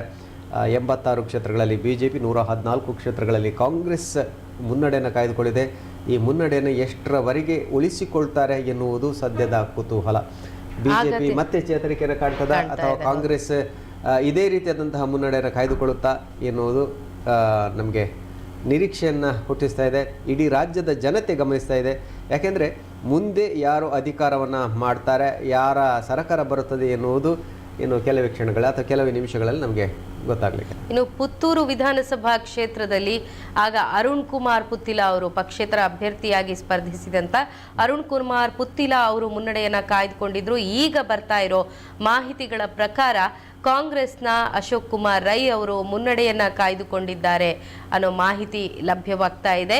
ಇದು ಇಬ್ಬರ ಜಗಳ ಮೂರನೆಯವರಿಗೆ ಲಾಭ ಅನ್ನುವ ಸ್ಥಿತಿ ಏನಾದರೂ ಬರಬಹುದಾ ಅನ್ನೋ ಪ್ರಶ್ನೆ ಕೂಡ ಕಾಡ್ತಾ ಇದೆ. JDS 20 ಸ್ಥಾನಗಳಲ್ಲಿ ಮುನ್ನಡೆಯನ್ನ ಕಾಯ್ದುಕೊಂಡಿದೆ ಅನ್ನೋ ಮಾಹಿತಿ ಕೂಡ ಲಭ್ಯವಾಗ್ತಾ ಇದೆ. ರಾಜ್ಯಾದ್ಯಂತ JDS 20 ಸ್ಥಾನಗಳನ್ನ ಗಳಿಸಿ ಅಂದ್ರೆ ಮುನ್ನಡೆಯನ್ನ ಕಾಯ್ದುಕೊಂಡಿದೆ. ಇನ್ನು ಇದು ಸ್ಪಷ್ಟ, ಇದು ಬಹುಮತ ಯಾರ ಪಾಲಾಗಲಿದೆ ಅನ್ನೋದು ಇನ್ನೂ ಪ್ರಶ್ನಾರ್ಥಕ ಚಿಹ್ನೆಯಾಗಿದೆ. ಬಿಜೆಪಿಯಲ್ಲಿ ಹರೀಶ್ ಪುಂಜಾ ಮುನ್ನಡೆಯನ್ನು ಕಾಯ್ದುಕೊಂಡಿದ್ದಾರೆ. 5,751 ಮತಗಳು ಭಾರತೀಯ ಜನತಾ ಪಕ್ಷದ ಅಭ್ಯರ್ಥಿ ಹರೀಶ್ ಪುಂಜಿಗೆ ದೊರೆತರೆ 4,787 ಮತಗಳು ಕಾಂಗ್ರೆಸ್ನ ರಕ್ಷಿತ್ ಶಿವರಾಮ್ ಅವರಿಗೆ ದೊರೆತಿದೆ. ಅದು ಕೂಡ ಬಹಳ ನಿರೀಕ್ಷೆಯನ್ನು ಹುಟ್ಟಿಸುವಂಥ ಕ್ಷೇತ್ರ. ಯಾಕಂದರೆ ಈ ಬಾರಿ ಯುವ ನಾಯಕ, ಅದು ಕೂಡ BK ಹರಿಪ್ರಸಾದ್ ರವರ ಸಂಬಂಧಿ, ಅವರಿಗೆ ಕಾಂಗ್ರೆಸ್ ಮಣೆ ಹಾಕಿದೆ, ಅಭ್ಯರ್ಥಿ ಆಗೋದಕ್ಕೆ ಅವಕಾಶವನ್ನು ಕಲ್ಪಿಸಿಕೊಂಡಿದೆ. ಹಾಗಾಗಿ ಒಂದು ಯುವ ಸಮುದಾಯ ಅವರ ಜೊತೆಗೆ ನಿಲ್ಲಬಹುದು ಎನ್ನುವಂಥ ನಿರೀಕ್ಷೆ ಕೂಡ ಇತ್ತು ಕಾಂಗ್ರೆಸ್ಸಿಗೆ. ತೀವ್ರ ಸ್ಪರ್ಧೆಯನ್ನು ಕೊಡ್ತಾ ಇದ್ದಾರೆ. ಒಂದು ಅಲ್ಪ ಮೊತ್ತದ ಒಂದು ಮುನ್ನಡೆಯನ್ನು ಮಾತ್ರ ಕಾಯ್ದುಕೊಂಡಿದೆ ಬಿಜೆಪಿ. ನೋಡಬೇಕಾಗಿದೆ ಎಷ್ಟು ಸಮಯದವರೆಗೆ ಆ ಮುನ್ನಡೆಯನ್ನು ಹರೀಶ್ ಪೂಂಜಾ ಅವರು ಉಳಿಸಿಕೊಳ್ತಾರೆ. ಯಾಕಂದರೆ ಕಳೆದ ಬಾರಿಯ ಶಾಸಕರಾಗಿ ಆಯ್ಕೆಯಾದವರು ಬೆಳ್ತಂಗಡಿ ಕ್ಷೇತ್ರ. ರಾಜ್ಯದ ಒಟ್ಟು ಒಂದು ಬಲಾಬಲವನ್ನು ಗಮನಿಸುವುದಾದರೆ ಈ ಕ್ಷಣಕ್ಕೆ 20 ಕ್ಷೇತ್ರಗಳಲ್ಲಿ JDS 86 ಕ್ಷೇತ್ರಗಳಲ್ಲಿ, ಬಿಜೆಪಿ 114 ಕ್ಷೇತ್ರಗಳಲ್ಲಿ ಕಾಂಗ್ರೆಸ್ ಮುನ್ನಡೆಯನ್ನು ಕಾಯ್ದುಕೊಂಡಿದೆ. 114, 86, 20. ಬಿಜೆಪಿ ಒಂದು ಹಂತದಲ್ಲಿ ಎಲ್ಲ ಸಮೀಕ್ಷೆಗಳ ಲೆಕ್ಕಾಚಾರಗಳನ್ನು ಅಡಿಮೇಲು ಮಾಡುವಂತಹ ಸೂಚನೆಯನ್ನು ಕೊಟ್ಟಿತ್ತು. ಆದರೆ ಈಗ ಕಾಂಗ್ರೆಸ್ ಸ್ಪಷ್ಟ ಬಹುಮತದತ್ತ ಮುನ್ನಡೆಯನ್ನು ಕಾಯ್ದುಕೊಳ್ತಾ ಇದೆ. ಶಿಗ್ಗಾವಿಯಲ್ಲಿ ಮುಖ್ಯಮಂತ್ರಿ ಬಸವರಾಜ ಬೊಮ್ಮಾಯಿ ಅವರಿಗೆ ಮುನ್ನಡೆ ಅನ್ನೋ ಮಾಹಿತಿ ಲಭ್ಯವಾಗ್ತಾ ಇದೆ. ಅದವರ ಪ್ರತಿಷ್ಠೆಯ ಕಣ. ಯಾಕಂದ್ರೆ ಒಂದು ವೇಳೆ ಅಲ್ಲಿ ಅವರು ಹಿನ್ನಡೆಯನ್ನು ಅನುಭವಿಸಿದ್ರೆ ಬಹಳ ದೊಡ್ಡ ಸುದ್ದಿ ಆಗ್ತದೆ. ಹೌದು, ರಾಜ್ಯದ ಮುಖ್ಯಮಂತ್ರಿಗಳಾಗಿದ್ದು ಬಹಳ ದೊಡ್ಡ ಪ್ರತಿಷ್ಠೆಯ ಕಣ ಆಗ್ತದೆ. ಹಾಗಾಗಿ ಸಹಜವಾಗಿ ಅಲ್ಲಿ ಮುನ್ನಡೆಯನ್ನು ಕಾಯ್ದುಕೊಂಡಿದ್ದಾರೆ. ಬಿಜೆಪಿಯ ಅಶೋಕ್ ಅವರು ಮುನ್ನಡೆಯನ್ನು ಕಾಯ್ದುಕೊಂಡಿದ್ದಾರೆ. ಮತ್ತೊಬ್ಬ ಉಪಮುಖ್ಯಮಂತ್ರಿಗಳು ಪದ್ಮನಾಭನಗರದಿಂದ ಸ್ಪರ್ಧಿಸ್ತಾ ಇದ್ರು ಅಶೋಕ್ ಅವರು ಮುನ್ನಡೆಯನ್ನು ಕಾಯ್ದುಕೊಂಡಿದ್ದಾರೆ. ಇನ್ನು ಹಳಿಯಾಳದಲ್ಲಿ RV ದೇಶಪಾಂಡೆ ಅವರು ಹಿನ್ನಡೆಯನ್ನ ಅನುಭವಿಸ್ತಾ ಇದ್ದಾರೆ ಅನ್ನೋ ಮಾಹಿತಿ ಲಭ್ಯ ಆಗ್ತಾ ಇದೆ. ಇನ್ನು ಚಿಕ್ಕಮಗಳೂರಿದ್ದು ವಿಶೇಷ ಅನ್ನಿಸ್ತಾ ಇದೆ. CT ರವಿ ಪ್ರಭಾವಿ ನಾಯಕ, ಯುವ ನಾಯಕ, BJPಯ ಮತ್ತೊಬ್ಬ ಫೈರ್ ಬ್ರ್ಯಾಂಡ್ ನಾಯಕ, ಹೌದು, ಅವರು ಈ ಕ್ಷಣಕ್ಕೆ ಹಿನ್ನಡೆಯನ್ನು ಅನುಭವಿಸಿದ್ದಾರೆ. ಯಾಕಂದರೆ ರಾಷ್ಟ್ರ ರಾಜಕಾರಣದಲ್ಲಿ ಕೂಡ ಅವರು ಗುರುತಿಸಿಕೊಂಡವರು CT ರವಿ ಅವರು. ಈ ಕ್ಷಣಕ್ಕೆ ಹಿನ್ನಡೆ ಇದೆ. ನೋಡುವ ಮುಂದಿನ ಸುತ್ತುಗಳಲ್ಲಿ ಯಾವ ರೀತಿಯಾದಂಥ ಫಲಿತಾಂಶ ಬರ್ತದೆ, ಹಿನ್ನಡೆ ಮುಂದುವರಿತದ ಅಥವಾ ಹಿನ್ನಡೆಯನ್ನು ಹಿಮ್ಮೆಟ್ಟಿ ಮುನ್ನಡೆಯತ್ತ ದಾಪುಗಾಲು ಹಾಕ್ತಾರ ಅನ್ನೋದನ್ನು ಕಾದು ನೋಡಬೇಕಾಗಿದೆ. ಸೋಮಣ್ಣರಿಗೆ 2ನೆಯ ಸುತ್ತಿನಲ್ಲೂ ಕೂಡ ಹಿನ್ನಡೆ ಅಂತ ಬರ್ತಾ ಇದೆ. ಅದೇ ರೀತಿ ಶಾಮನೂರು ಶಿವಶಂಕರಪ್ಪರವರಿಗೆ ಹಿನ್ನಡೆ, JDSನ ಮಂಜು ಅವರಿಗೆ KR ಪೇಟೆ ಅವರ ಮುನ್ನಡೆಯನ್ನು ಕಾಯ್ದುಕೊಂಡಿದ್ದಾರೆ, ಹಿನ್ನಡೆಯನ್ನು ಅನುಭವಿಸಿದ್ದಾರೆ. ಪದ್ಮನಾಭನಗರದಲ್ಲಿ R ಅಶೋಕ್ ಅವರು ಕೂಡ ಸಾಕಷ್ಟು ಪ್ರಭಾವಿ ನಾಯಕರು ರಾಜ್ಯದ BJPಯ ಪಾಲಿಗೆ. ದಾವಣಗೆರೆಯಲ್ಲಿ ಕೂಡ ಅವರು ಶಾಮನೂರು ಶಿವಶಂಕರಪ್ಪ ಅವರು ಪ್ರಭಾವಿ ನಾಯಕರು, ಸೋಲಿಲ್ಲದ ಸರ್ದಾರ ಅನ್ನೋ ಬಿರುದು ಕೂಡ ಅವರಿಗೆ ಇದೆ. ಅವರು ಹಿನ್ನಡೆ ಅನುಭವಿಸ್ತಾ ಇದ್ದಾರೆ, BJPಯ ಅಭ್ಯರ್ಥಿ ಮುನ್ನಡೆಯನ್ನ ಕಾಯ್ದುಕೊಂಡಿದ್ದಾರೆ ಅನ್ನೋ ಮಾಹಿತಿ ಲಭ್ಯವಾಗ್ತಾ ಇದೆ. ಸದ್ಯದ ಪ್ರಕಾರ ರಾಜ್ಯಾದ್ಯಂತ ಕಾಂಗ್ರೆಸ್ 115 ಸ್ಥಾನಗಳಲ್ಲಿ ಮುನ್ನಡೆಯನ್ನ ಕಾಯ್ದುಕೊಂಡಿದೆ ಅನ್ನೋ ಮಾಹಿತಿ ಸಿಗ್ತಾ ಇದೆ. BJP 90 ಸ್ಥಾನಗಳಲ್ಲಿ ಮುನ್ನಡೆಯನ್ನು ಕಾಯ್ದುಕೊಂಡಿದೆ ಅನ್ನೋ ಮಾಹಿತಿ ಲಭ್ಯವಾಗ್ತಾ ಇದೆ. ಇನ್ನು ಕುಮಟಾದಲ್ಲಿ ಸೂರಜ್ ಸೋನಿ ಅವರು ಕೂಡ ಮುನ್ನಡೆಯನ್ನು ಕಾಯ್ದುಕೊಂಡಿದ್ದಾರೆ ಅನ್ನೋ ಮಾಹಿತಿ ಸಿಗ್ತಾ ಇದೆ. ಇನ್ನು ನಮ್ಮ ಸುಳ್ಯ ಕ್ಷೇತ್ರದ ಬಗ್ಗೆ ಹೇಳೋದಾದರೆ, ಕಳೆದ 8 ಅವಧಿಗಳಲ್ಲಿ ಅಂಗಾರ ಅವರು ಸ್ಪರ್ಧಿಸಿ ಗೆಲುವನ್ನು ದಾಖಲಿಸಿದ್ರು. ಈ ಬಾರಿ ಅವರಿಗೆ ಟಿಕೆಟನ್ನು ನಿರಾಕರಿಸಿ ಭಾಗೀರಥಿ ಮುರುಳ್ಯ ಅವರಿಗೆ ಟಿಕೆಟನ್ನು ನೀಡಲಾಯಿತು. ಇದರಿಂದ ಸ್ವಲ್ಪ ಮುನಿಸಿಕೊಂಡ ಅಂಗಾರ ಅವರು ನಾನು ಈ ಬಾರಿ ಪ್ರಚಾರಕ್ಕೂ ಕೂಡ ಬರುವುದಿಲ್ಲ, ರಾಜಕೀಯ ನಿವೃತ್ತಿಯನ್ನು ತೆಗೆದುಕೊಳ್ತೇನೆ ಅನ್ನೋ ಮಾತುಗಳನ್ನು ಕೂಡ ಹೇಳಿದರು.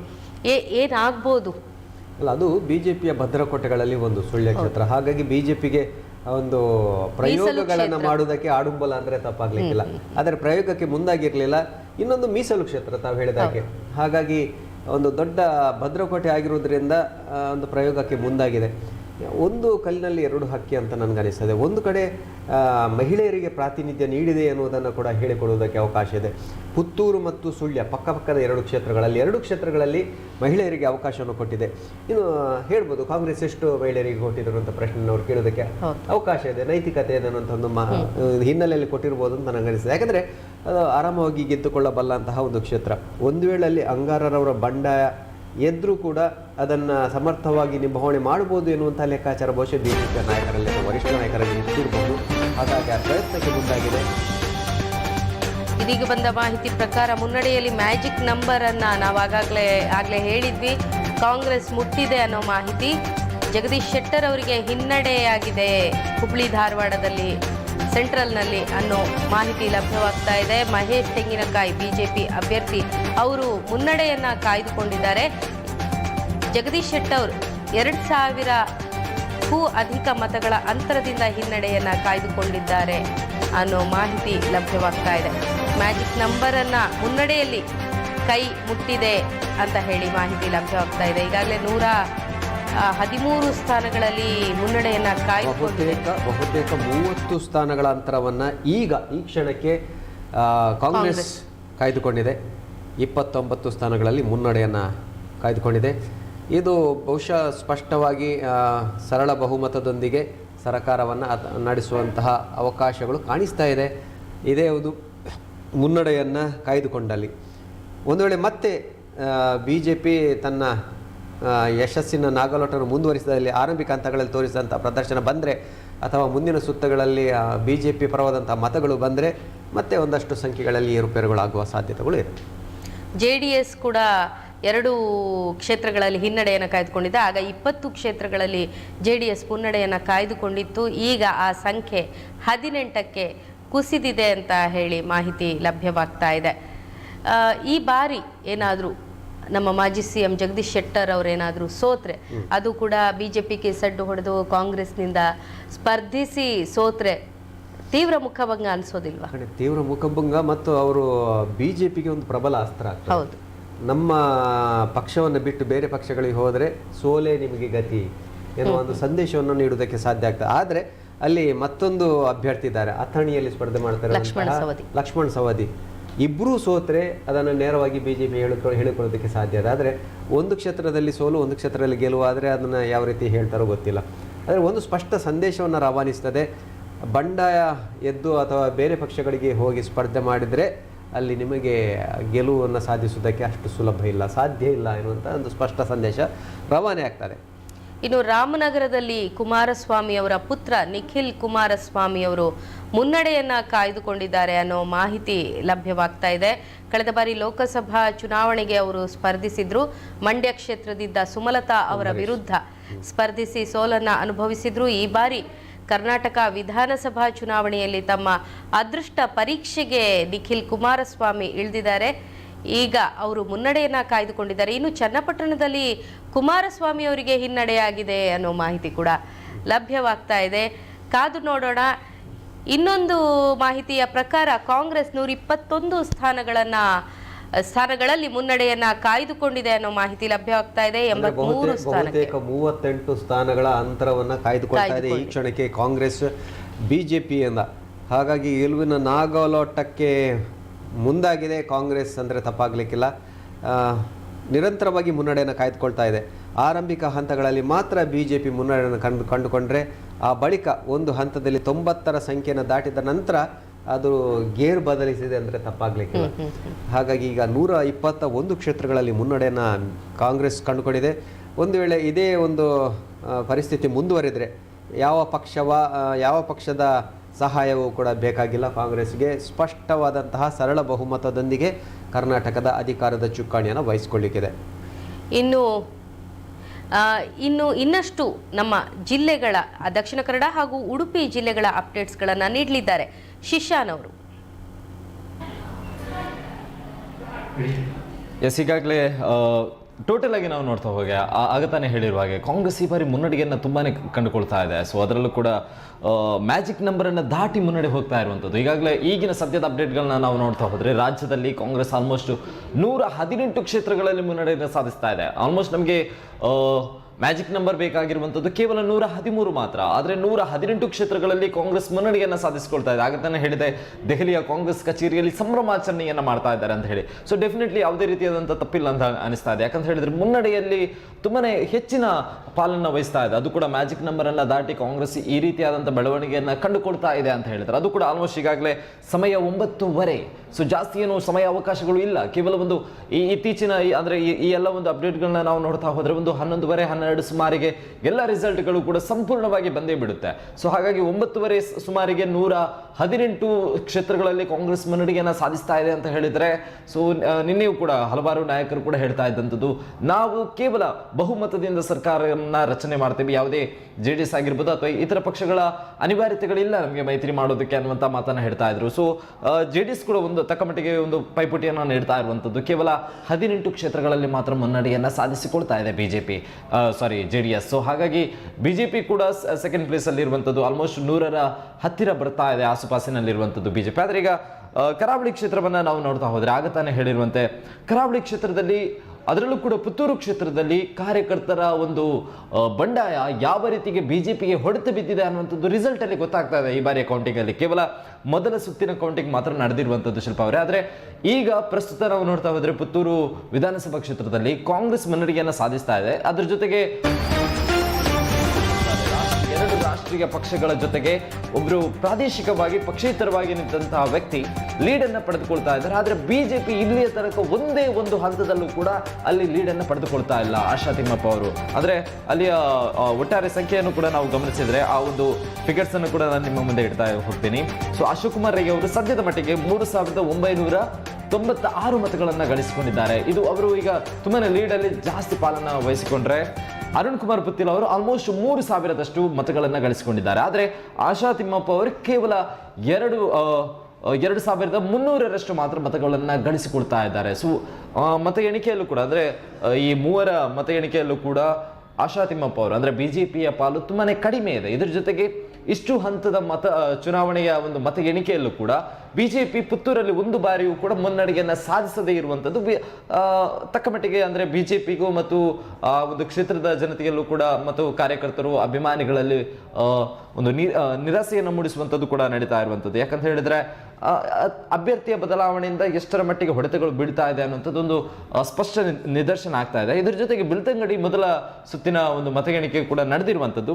ಸೊ ಇಲ್ಲಿ ಬಿಜೆಪಿ ಲೀಡ್ ಅನ್ನು ಪಡೆದುಕೊಳ್ತಾ ಇದೆ ಡೆಫಿನೆಟ್ ಆಗಿ. ಸೊ 5751 ಮತವನ್ನ ಹರೀಶ್ ಪೂಂಜಾ ಅವರು ಗಳಿಸಿಕೊಂಡ್ರೆ ಕಾಂಗ್ರೆಸ್ ಇಂದ ಈಗಾಗಲೇ 4787 ಮತಗಳು. ಸೊ ರಕ್ಷಿತ್ ಶಿವರಾಮ್ ಅವರು ಸೊ ಯುವ ಪೈಪೋಟಿ ಈ ಕ್ಷೇತ್ರದಲ್ಲೂ ಕೂಡ ಇಲ್ಲಿ ಈಗ ಸದ್ಯಕ್ಕೆ ಬಿಜೆಪಿ ಮುನ್ನಡೆಯನ್ನ ಸಾಧಿಸಿಕೊಂಡಿದೆ. ಹಾಗೆ ಮಂಗಳೂರು ದಕ್ಷಿಣವನ್ನ ನಾವು ನೋಡ್ತಾ ಹೋದ್ರೆ ಮಂಗಳೂರು ದಕ್ಷಿಣದಲ್ಲಿ ತುಂಬಾನೇ ವ್ಯತ್ಯಾಸಗಳು ಕಂಡುಕೊಳ್ತಾ ಇದೆ. ವೇದವ್ಯಾಸ್ ಕಾಮತ್ ಅವರು ಕಳೆದ ಬಾರಿ ಮಾಡಿರುವಂತಹ ಅಭಿವೃದ್ಧಿ ವಿಚಾರನೋ ಅಥವಾ ಕಳೆದ ಬಾರಿ ಅವರು ಶಾಸಕರಾಗಿದ್ರು. ಸೊ ಯಾವುದೇ ಆಡಳಿತ ವಿರೋಧಿ ಅಲೆಗಳಿರಲಿಲ್ಲ. ಸೊ ಹಾಗಾಗಿ ಈ ಬಾರಿ ಯಾವುದೇ ಹೆದರಿಕೆ ಇಲ್ಲದೆ ನೇರವಾದಂಥ ಪೈಪೋಟಿಗಳು ಇರೋದಿಲ್ಲ ಅನ್ನುವಂಥ ಭಾವನೆಗಳು ಬಿಜೆಪಿ ನಾಯಕರಲ್ಲೂ ಕೂಡ ಇತ್ತು. ಸೊ ಈಗಿನ ಮೊದಲ ಹಂತದ ಚುನಾವಣೆಯ ಮತ ಎಣಿಕೆ ರಿಸಲ್ಟ್ ಅನ್ನು ಕೂಡ ಗಮನಿಸಿದ್ರೆ ಮಂಗಳೂರು ದಕ್ಷಿಣದಲ್ಲಿ ವೇದವ್ಯಾಸ್ ಕಾಮತ್ ಅವರು 6177 ಮತಗಳನ್ನು ಗಳಿಸಿದ್ರೆ ಕಾಂಗ್ರೆಸ್ನಿಂದ ಅಂದ್ರೆ JR ಲೋಬೋ ಅವರು ಕೇವಲ 2916 ಮತಗಳನ್ನು ಗಳಿಸಿಕೊಳ್ತಾ ಇದ್ದಾರೆ. ಆಲ್ಮೋಸ್ಟ್ 3000 ಲೀಡ್ ಅನ್ನ ಕಂಡುಕೊಳ್ತಾ ಇದೆ ವೇದವ್ಯಾಸ್ ಕಾಮತ್ ಅವರು.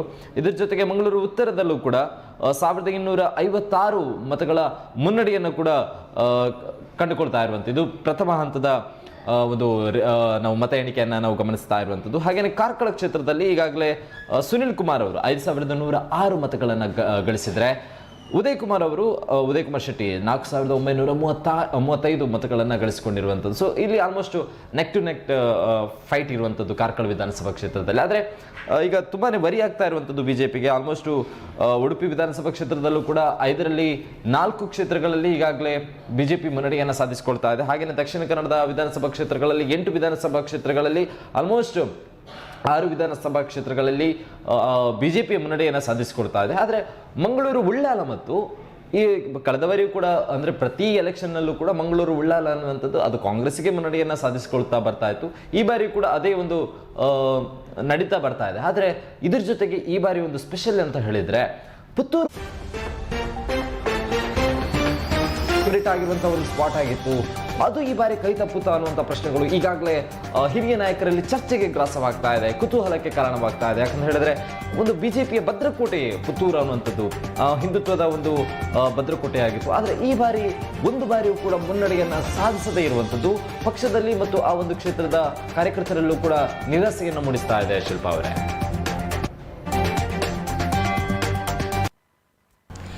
ಧನ್ಯವಾದಗಳು ಶಿಶಾ ನಿಮ್ಮೆಲ್ಲ ಮಾಹಿತಿಗಾಗಿ. ಉಡುಪಿ ವಿಧಾನಸಭಾ ಕ್ಷೇತ್ರದಲ್ಲಿ ಯಶ್ಪಾಲ್ ಸುವರ್ಣ ಅವರು ಮುನ್ನಡೆಯನ್ನು ಕಾಯ್ದುಕೊಂಡಿದ್ದಾರೆ ಅನ್ನೋ ಮಾಹಿತಿಯನ್ನು ಶಿಶಾನ್ ಅವರು ಕೊಟ್ಟು 4090 ಮತಗಳ ಅಂತರದಿಂದ ಲೀಡಲ್ಲಿ ಯಶ್ಪಾಲ್ ಸುವರ್ಣ ಅವರಿದ್ದಾರೆ.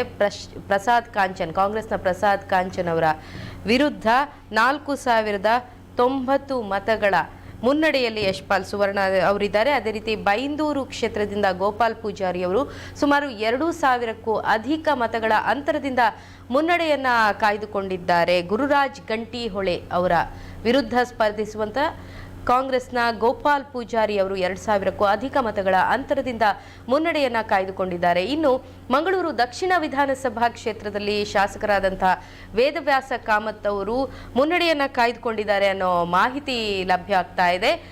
ಮಾಜಿ ಶಾಸಕರಾದ JR ಲೋಬೋ ಅವರು 2500 ಚಿಲ್ಲರೆ ಮತಗಳನ್ನು ಪಡ್ಕೊಂಡಿದ್ದಾರೆ ಈ ಪ್ರಥಮ ಸುತ್ತಿನಲ್ಲಿ ಅನ್ನೋ ಮಾಹಿತಿ ಲಭ್ಯ ಆಗ್ತಾ ಇದೆ. ಬಿಜೆಪಿಯ ವೇದವ್ಯಾಸ್ ಕಾಮತ್ ಅವರು ಮುನ್ನಡೆಯನ್ನ ಕಾಯ್ದುಕೊಂಡಿದ್ದಾರೆ ಅನ್ನೋ ಮಾಹಿತಿ ಲಭ್ಯ ಆಗ್ತಾ ಇದೆ.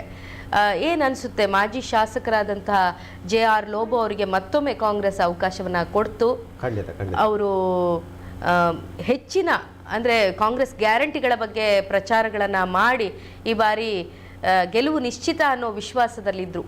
ಅಂದ್ರೆ ನಾವು ಗಮನಿಸಬಹುದಂತ ವಿಷಯ ಅಂದ್ರೆ ರಾಜ್ಯ ಮಟ್ಟದಲ್ಲಿ ಕಾಂಗ್ರೆಸ್ಗೆ ನಿರೀಕ್ಷೆ ಇತ್ತು, ಆ ಪ್ರದರ್ಶನ ಮೂಡಿ ಬರ್ತಾ ಇದೆ.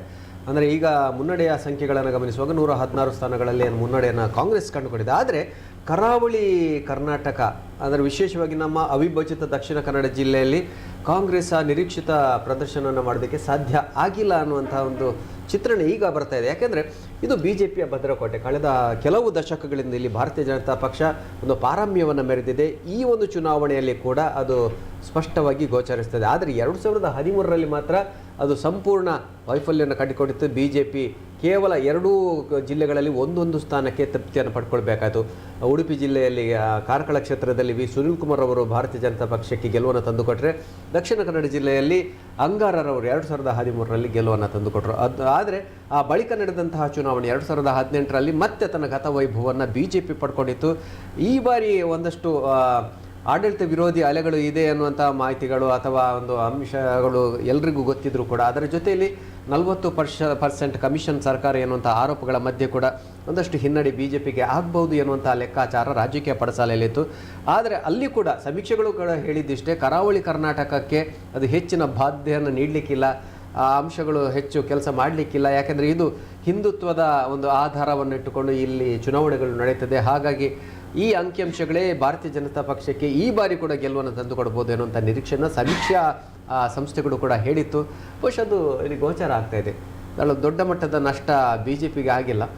ಈಗ ಈ ಕ್ಷಣಕ್ಕೆ ಉಡುಪಿಯಲ್ಲಿ ಕಳೆದ ಬಾರಿ 5ಕ್ಕೆ 5 ಕ್ಷೇತ್ರಗಳನ್ನು ಗೆದ್ದುಕೊಂಡ್ರೆ ಒಂದು ಕ್ಷೇತ್ರದಲ್ಲಿ ಈ ಬಾರಿ ಗೋಪಾಲ್ ಪೂಜಾರಿ ಅವರು ಒಂದು ಮುನ್ನಡೆಯನ್ನು ಕಾಯ್ದುಕೊಂಡಿದ್ದಾರೆ ಕಾಂಗ್ರೆಸ್ ಪರವಾಗಿ ಅನ್ನುವಂಥ ಮಾಹಿತಿ. ಅದು ಬಿಟ್ಟರೆ ದಕ್ಷಿಣ ಕನ್ನಡ ಜಿಲ್ಲೆಯ 8 ಕ್ಷೇತ್ರಗಳ ಬಗ್ಗೆ ಹೇಳುವುದಾದರೆ ಬಿಜೆಪಿ ಒಂದು ರೀತಿಯಲ್ಲಿ ಆತ್ಮಹತ್ಯೆಗೆ ಮುಂದಾಗಿದೆ.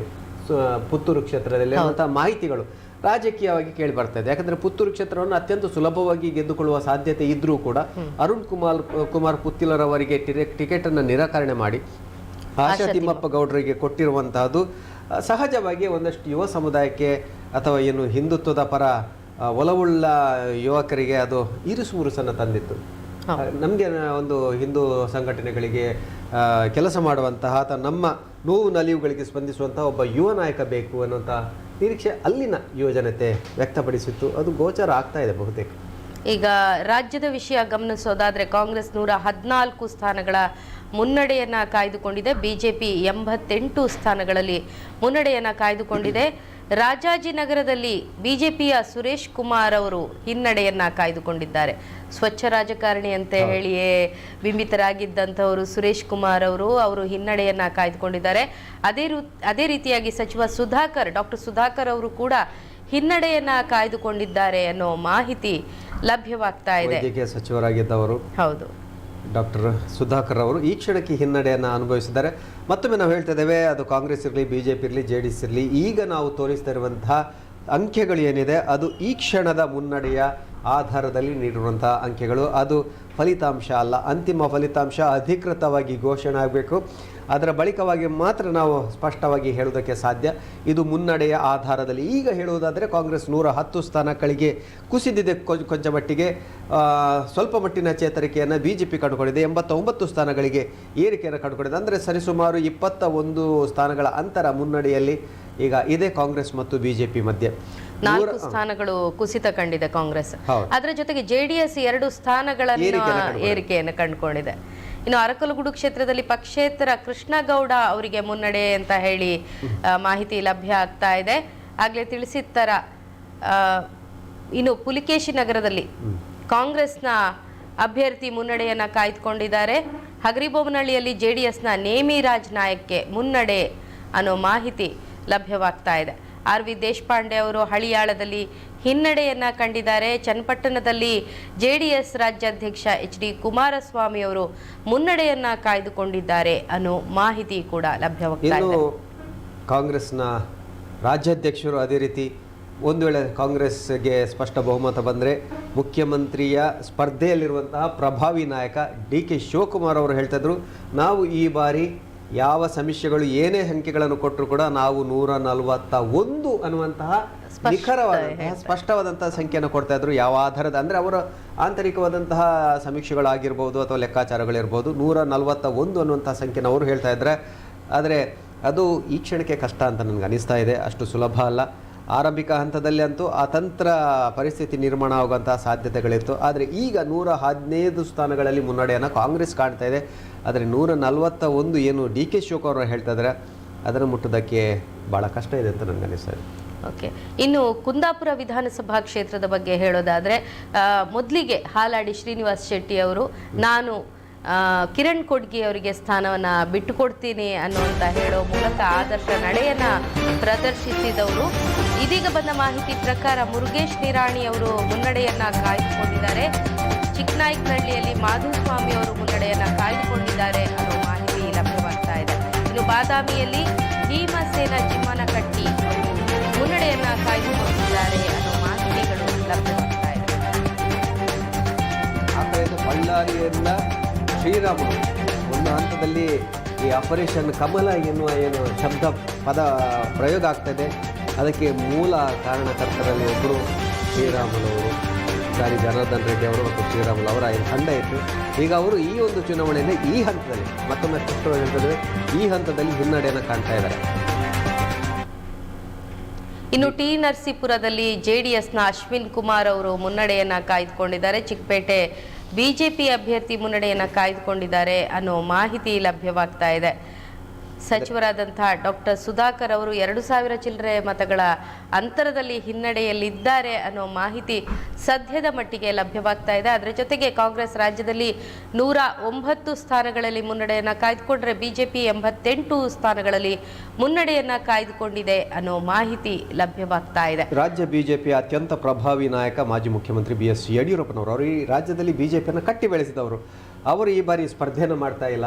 ಆದರೆ ಅವರ ಪುತ್ರ ವಿಜೇಂದ್ರರವರು ಶಿಕಾರಿಪುರ, ಅಂದರೆ BS ಯಡಿಯೂರಪ್ಪನವರಿಗೆ ರಾಜಕೀಯ ಭವಿಷ್ಯವನ್ನು ಕಟ್ಟಿಕೊಟ್ಟಂತಹ ಕ್ಷೇತ್ರ, ಅದೇ ಕ್ಷೇತ್ರದಲ್ಲಿ ತಮ್ಮ ಮಗ ಸ್ಪರ್ಧೆಯನ್ನು ಮಾಡಬೇಕು ಎನ್ನುವಂತಹ ಒಂದು ಇಂಗಿತವನ್ನು ವ್ಯಕ್ತಪಡಿಸಿದ್ರು. ಆ ಕ್ಷೇತ್ರದಲ್ಲಿ ಇದೀಗ ವಿಜೇಂದ್ರವರು ಮುನ್ನಡೆಯನ್ನು ಕಂಡುಕೊಳ್ತಾ ಇದ್ದಾರೆ. ಒಂದು ಹಂತದಲ್ಲಿ ಸಿದ್ದರಾಮಯ್ಯನವರ ವಿರುದ್ಧ ಸ್ಪರ್ಧೆಯನ್ನು ಮಾಡಬೇಕೆನ್ನುವಂಥ ಒತ್ತಡ ರಾಜಕೀಯವಾಗಿ, ಅಂದರೆ ಪಕ್ಷದ ಪ್ರಮುಖರು ತೀರ್ಮಾನಕ್ಕೆ ಬಂದಿದ್ದರು ಅಲ್ಲಿ ಸ್ಪರ್ಧೆ ಮಾಡಬೇಕು. ಆದರೆ ಯಡಿಯೂರಪ್ಪನವರು ತೀವ್ರವಾದಂತಹ ಒಂದು ಇಂಗಿತವನ್ನು ವ್ಯಕ್ತಪಡಿಸಿದ್ರು, ಇಲ್ಲ ನನ್ನ ಮಗ ಶಿಕಾರಿಪುರದಲ್ಲೇ ಸ್ಪರ್ಧೆಯನ್ನು ಮಾಡಬೇಕಾದ್ರೆ ನಮಗೆ ರಾಜಕೀಯ ಭವಿಷ್ಯನ ಕಟ್ಟಿಕೊಟ್ಟಂತಹ ನಮ್ಮ ಕ್ಷೇತ್ರದ ಮತದಾರರನ್ನು ಬಿಡುವ ಹಾಗಿಲ್ಲ ಅನ್ನುವಂಥ ಮಾತನ್ನು ಹೇಳಿದರು.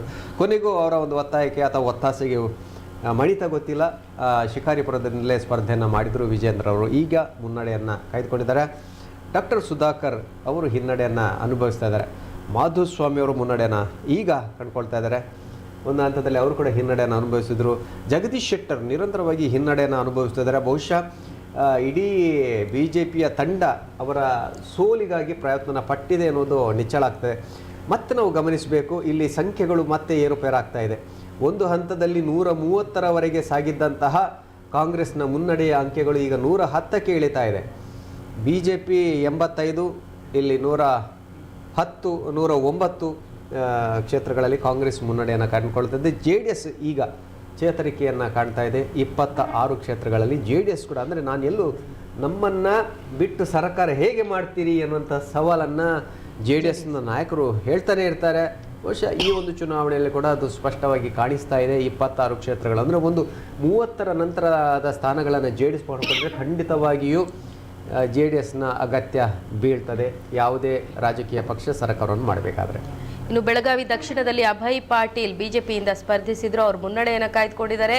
ಚಿಕ್ಕೋಡಿಯಲ್ಲಿ ಗಣೇಶ್ ಹುಕ್ಕೇರಿ ಅವರು ಕಾಂಗ್ರೆಸ್ನಿಂದ ಸ್ಪರ್ಧೆ ಮಾಡಿದ್ರು, ಅವರು ಕೂಡ ಮುನ್ನಡೆಯಲ್ಲಿದ್ದಾರೆ. ಗೋಕಾಕ್ನಿಂದ ಮಹಾಂತೇಶ್, ಹುಕ್ಕೇರಿಯಿಂದ ನಿಖಿಲ್ ಕತ್ತಿ ಅವರು ಮುನ್ನಡೆಯನ್ನು ಸಾಧಿಸಿದ್ದಾರೆ. ಇನ್ನು ನಿಪ್ಪಾಣಿಯಲ್ಲಿ ಶಶಿಕಲಾ ಜೊಲ್ಲೆ ಅವರು ಮುನ್ನಡೆಯನ್ನು ಕಾಯ್ದುಕೊಂಡಿದ್ದಾರೆ ಅನ್ನೋ ಮಾಹಿತಿ ಲಭ್ಯವಾಗ್ತಾ ಇದೆ. ಇನ್ನು ನಮ್ಮ ಜಿಲ್ಲೆಯ ಬಗ್ಗೆ ಬರುವುದಾದರೆ ವಿಶೇಷವಾಗಿ ನಮ್ಮ ಕಾರ್ಕಳ ಕ್ಷೇತ್ರ ಕೂಡ ನಾವು ಆಗಲೇ ಚರ್ಚೆನ ಮಾಡಿದ್ವಿ. ಸುನಿಲ್ ಕುಮಾರ್ ಅವರು ಮಾಜಿ ಸಚಿವರಾಗಿ ಕೆಲಸ ಮಾಡಿದವರು, ಹಾಗಾಗಿ ನಿರೀಕ್ಷೆ ಇದೆ. ಯಾಕಂದರೆ ಅಲ್ಲಿ ಅವರ ರಾಜಕೀಯ ಗುರುಗಳೇ ಸ್ಪರ್ಧೆಯನ್ನು ಹೊಡ್ತಿದ್ದಾರೆ ಪಕ್ಷೇತರ ಅಭ್ಯರ್ಥಿಯಾಗಿ. ಅದೇ ರೀತಿ ಮುನಿಯಾಲು ಉದಯ್ ಕುಮಾರ್ ಶೆಟ್ಟಿ ಅವರು ಕಾರ್ಕಳ ಕ್ಷೇತ್ರದ ಕಾಂಗ್ರೆಸ್ ಅಭ್ಯರ್ಥಿಯಾಗಿದ್ದಾರೆ. ಅವರು ಕೂಡ ಪ್ರಭಾವಿ ನಾಯಕರು, ಉದ್ಯಮಿಗಳು, ಹಾಗಾಗಿ ಅಲ್ಲಿ ಕೂಡ ತೀವ್ರ ಸ್ಪರ್ಧೆಯನ್ನು ನಿರೀಕ್ಷೆ ಮಾಡಲಾಗಿದೆ. ಈಗ ಈ ಕ್ಷಣಕ್ಕೆ ಸುನಿಲ್ ಕುಮಾರ್ ಅವರು ಮುನ್ನಡೆಯನ್ನು ಕಾಯ್ದುಕೊಂಡಿದ್ದಾರೆ. ಉಡುಪಿಯ 4 ಕ್ಷೇತ್ರಗಳಲ್ಲಿ, ಕಾಪು ಕ್ಷೇತ್ರದಲ್ಲಿ ಗುರ್ಮೆ ಸುರೇಶ್ ಶೆಟ್ಟಿ ಅವರು, ಅದೇ ರೀತಿ ಕುಂದಾಪುರ ಕ್ಷೇತ್ರದಲ್ಲಿ ಕಿರಣ್ ಕೊಡ್ಗಿ ಅವರು ಮುನ್ನಡೆಯನ್ನು ಕಾಯ್ದುಕೊಂಡಿದ್ದಾರೆ. ಇತ್ತ ದಕ್ಷಿಣ ಕನ್ನಡ ಜಿಲ್ಲೆಯಲ್ಲಿ ಬೆಳ್ತಂಗಡಿ ಕ್ಷೇತ್ರದಲ್ಲಿ ಹರೀಶ್ ಪುಂಜ ಮುನ್ನಡೆಯನ್ನು ಕಂಡುಕೊಂಡ್ರೆ, ಬಂಟ್ವಾಳದಲ್ಲಿ ರಾಜೇಶ್ ನಾಯಕರವರು ಮುನ್ನಡೆಯನ್ನು ಕಂಡುಕೊಂಡಿದ್ದಾರೆ. ಬಹುಶಃ ಇನ್ನು ಮೂಲ್ಕಿ ಮೂಡಬಿದ್ರೆ ಕ್ಷೇತ್ರದ ಸ್ಪಷ್ಟ ಚಿತ್ರಣ ನಮಗೆ ದೊರೆಯಬೇಕಾಗಿದೆ. ಮಂಗಳೂರು ಉತ್ತರದಲ್ಲಿ ಡಾಕ್ಟರ್ ವೈ ಭರತ್ ಶೆಟ್ಟಿ ಅವರು, ಅದೇ ರೀತಿ ಮಂಗಳೂರು ದಕ್ಷಿಣದಲ್ಲಿ ವೇದವ್ಯಾಸ ಕಾಮತ್ರವರು ಮುನ್ನಡೆಯನ್ನು ಕಾಯ್ದುಕೊಂಡಿದ್ದಾರೆ. ಮೂಲ್ಕಿ ಮೂಡಬಿದ್ರೆ ಕ್ಷೇತ್ರದಲ್ಲಿ ಕೂಡ ಆರಂಭಿಕ ಹಂತದಲ್ಲಿ ಉಮಾನಾಥ್ ಕೋಟ್ಯಾನ್ರವರು ಮುನ್ನಡೆಯನ್ನು ಕಾಯ್ದುಕೊಂಡಿದ್ದಾರೆ ಅನ್ನುವಂಥ ಮಾಹಿತಿಗಳನ್ನು ನಮ್ಮ ಪ್ರತಿನಿಧಿ ಹೇಳ್ತಾ ಇದ್ದಾರೆ. ಬಹುಶಃ ಪುತ್ತೂರು ಕ್ಷೇತ್ರ ಇನ್ನೂ ಕೂಡ ಸಾಕಷ್ಟು ಕಣ್ಣಾ ಮುಚ್ಚಾಲೆ ಆಟವನ್ನು ಆಡ್ತಾ ಇದೆ. ಎಲ್ಲೂ ಕೂಡ ಬಿ ಜೆ ಪಿಯ ಅಧಿಕೃತ ಅಭ್ಯರ್ಥಿ ಆಶಾ ತಿಮ್ಮಪ್ಪ ಗೌಡ ಅವರು ಮುನ್ನಡೆಯನ್ನು ಕಾಯ್ದುಕೊಂಡಿರುವಂಥ ಬಗ್ಗೆ ಮಾಹಿತಿಗಳು ಬರಲಿಲ್ಲ. ಒಂದು ಹಂತದಲ್ಲಿ ಅರುಣ್ ಕುಮಾರ್ ಪುತ್ತಿಲ, ಆ ಬಳಿಕ ಅಶೋಕ್ ರೈ ಕೋಡಿಂಬಾಡಿ ಕಾಂಗ್ರೆಸ್ನ ಅಭ್ಯರ್ಥಿ ಅವರು ಮುನ್ನಡೆನ ಪಡ್ಕೊಳ್ತಾ ಇದ್ದಾರೆ ಅನ್ನುವಂಥ ಮಾಹಿತಿಗಳು ಬರ್ತಾ ಇದೆ. ಉಳ್ಳಾಲದಲ್ಲಿ ಸಹಜವಾಗಿ ಕಾಂಗ್ರೆಸ್ ನಿರೀಕ್ಷೆಯನ್ನು ಮಾಡ್ತದೆ. ಯಾವ ಕ್ಷೇತ್ರದಲ್ಲಿ ಸೋಲಾದರೂ ಕೂಡ ಉಳ್ಳಾಲ ಅಂತ ಮಂಗಳೂರು ಕ್ಷೇತ್ರ ನಮಗೆ ಗೆಲುವನ್ನು ತಂದುಕೊಡ್ತದೆ ಅನ್ನೋದು ವಿಶ್ವಾಸ ಕಾಂಗ್ರೆಸ್ಗಿದೆ. ಆದರೆ ಬಿ ಜೆ ಪಿ ಅದನ್ನು ಸುಳ್ಳು ಮಾಡುವಂಥ ಪ್ರಯತ್ನವನ್ನು ಪಟ್ಟಿದೆ. ಬಹಳ ದೊಡ್ಡ ಮಟ್ಟದ ಪ್ರಯತ್ನದ ಬಳಿಕ ಕೂಡ ಆರಂಭಿಕ ಹಂತದಲ್ಲಿ ಉಳ್ಳಾಲ ಕ್ಷೇತ್ರದಲ್ಲಿ ಹಿನ್ನಡೆ ಬಿ ಜೆ ಪಿಗೆ ಆಗ್ತಾ ಇದೆ. ಇನ್ನು ಕುಂದಾಪುರ ವಿಧಾನಸಭಾ ಕ್ಷೇತ್ರದ ಬಗ್ಗೆ ಹೇಳೋದಾದ್ರೆ ಕಿರಣ್ ಕುಮಾರ್ ಅವರು, ಬಿಜೆಪಿಯ ಕಿರಣ್ ಕುಮಾರ್ ಅವರು 5,970 ಮತಗಳ ಅಂತರದಿಂದ ಮುನ್ನಡೆಯನ್ನು ಕಾಯ್ದುಕೊಂಡಿದ್ದಾರೆ. ಅಷ್ಟು ಮತಗಳನ್ನು ಪಡೆದಿದ್ದಾರೆ ಅನ್ನೋ ಮಾಹಿತಿ ಲಭ್ಯವಾಗ್ತಾ ಇದೆ. ಕಾಂಗ್ರೆಸ್ನ ದಿನೇಶ್ ಹೆಗ್ಡೆ ಮೊಳಹಳ್ಳಿ ಅವರು 3,418 ಮತಗಳ ಅಂತರದಿಂದ ಹಿನ್ನಡೆಯನ್ನು ಕಾಯ್ಕೊಂಡಿದ್ದಾರೆ. ಒಟ್ಟು ಮತಗಳ ಅಂತರ 2,552. ಕುಂದಾಪುರ ಕೂಡ ಬಿಜೆಪಿಯ ಭದ್ರಕೋಟೆ ಅನ್ನೋ ಹೆಸರಿದೆ.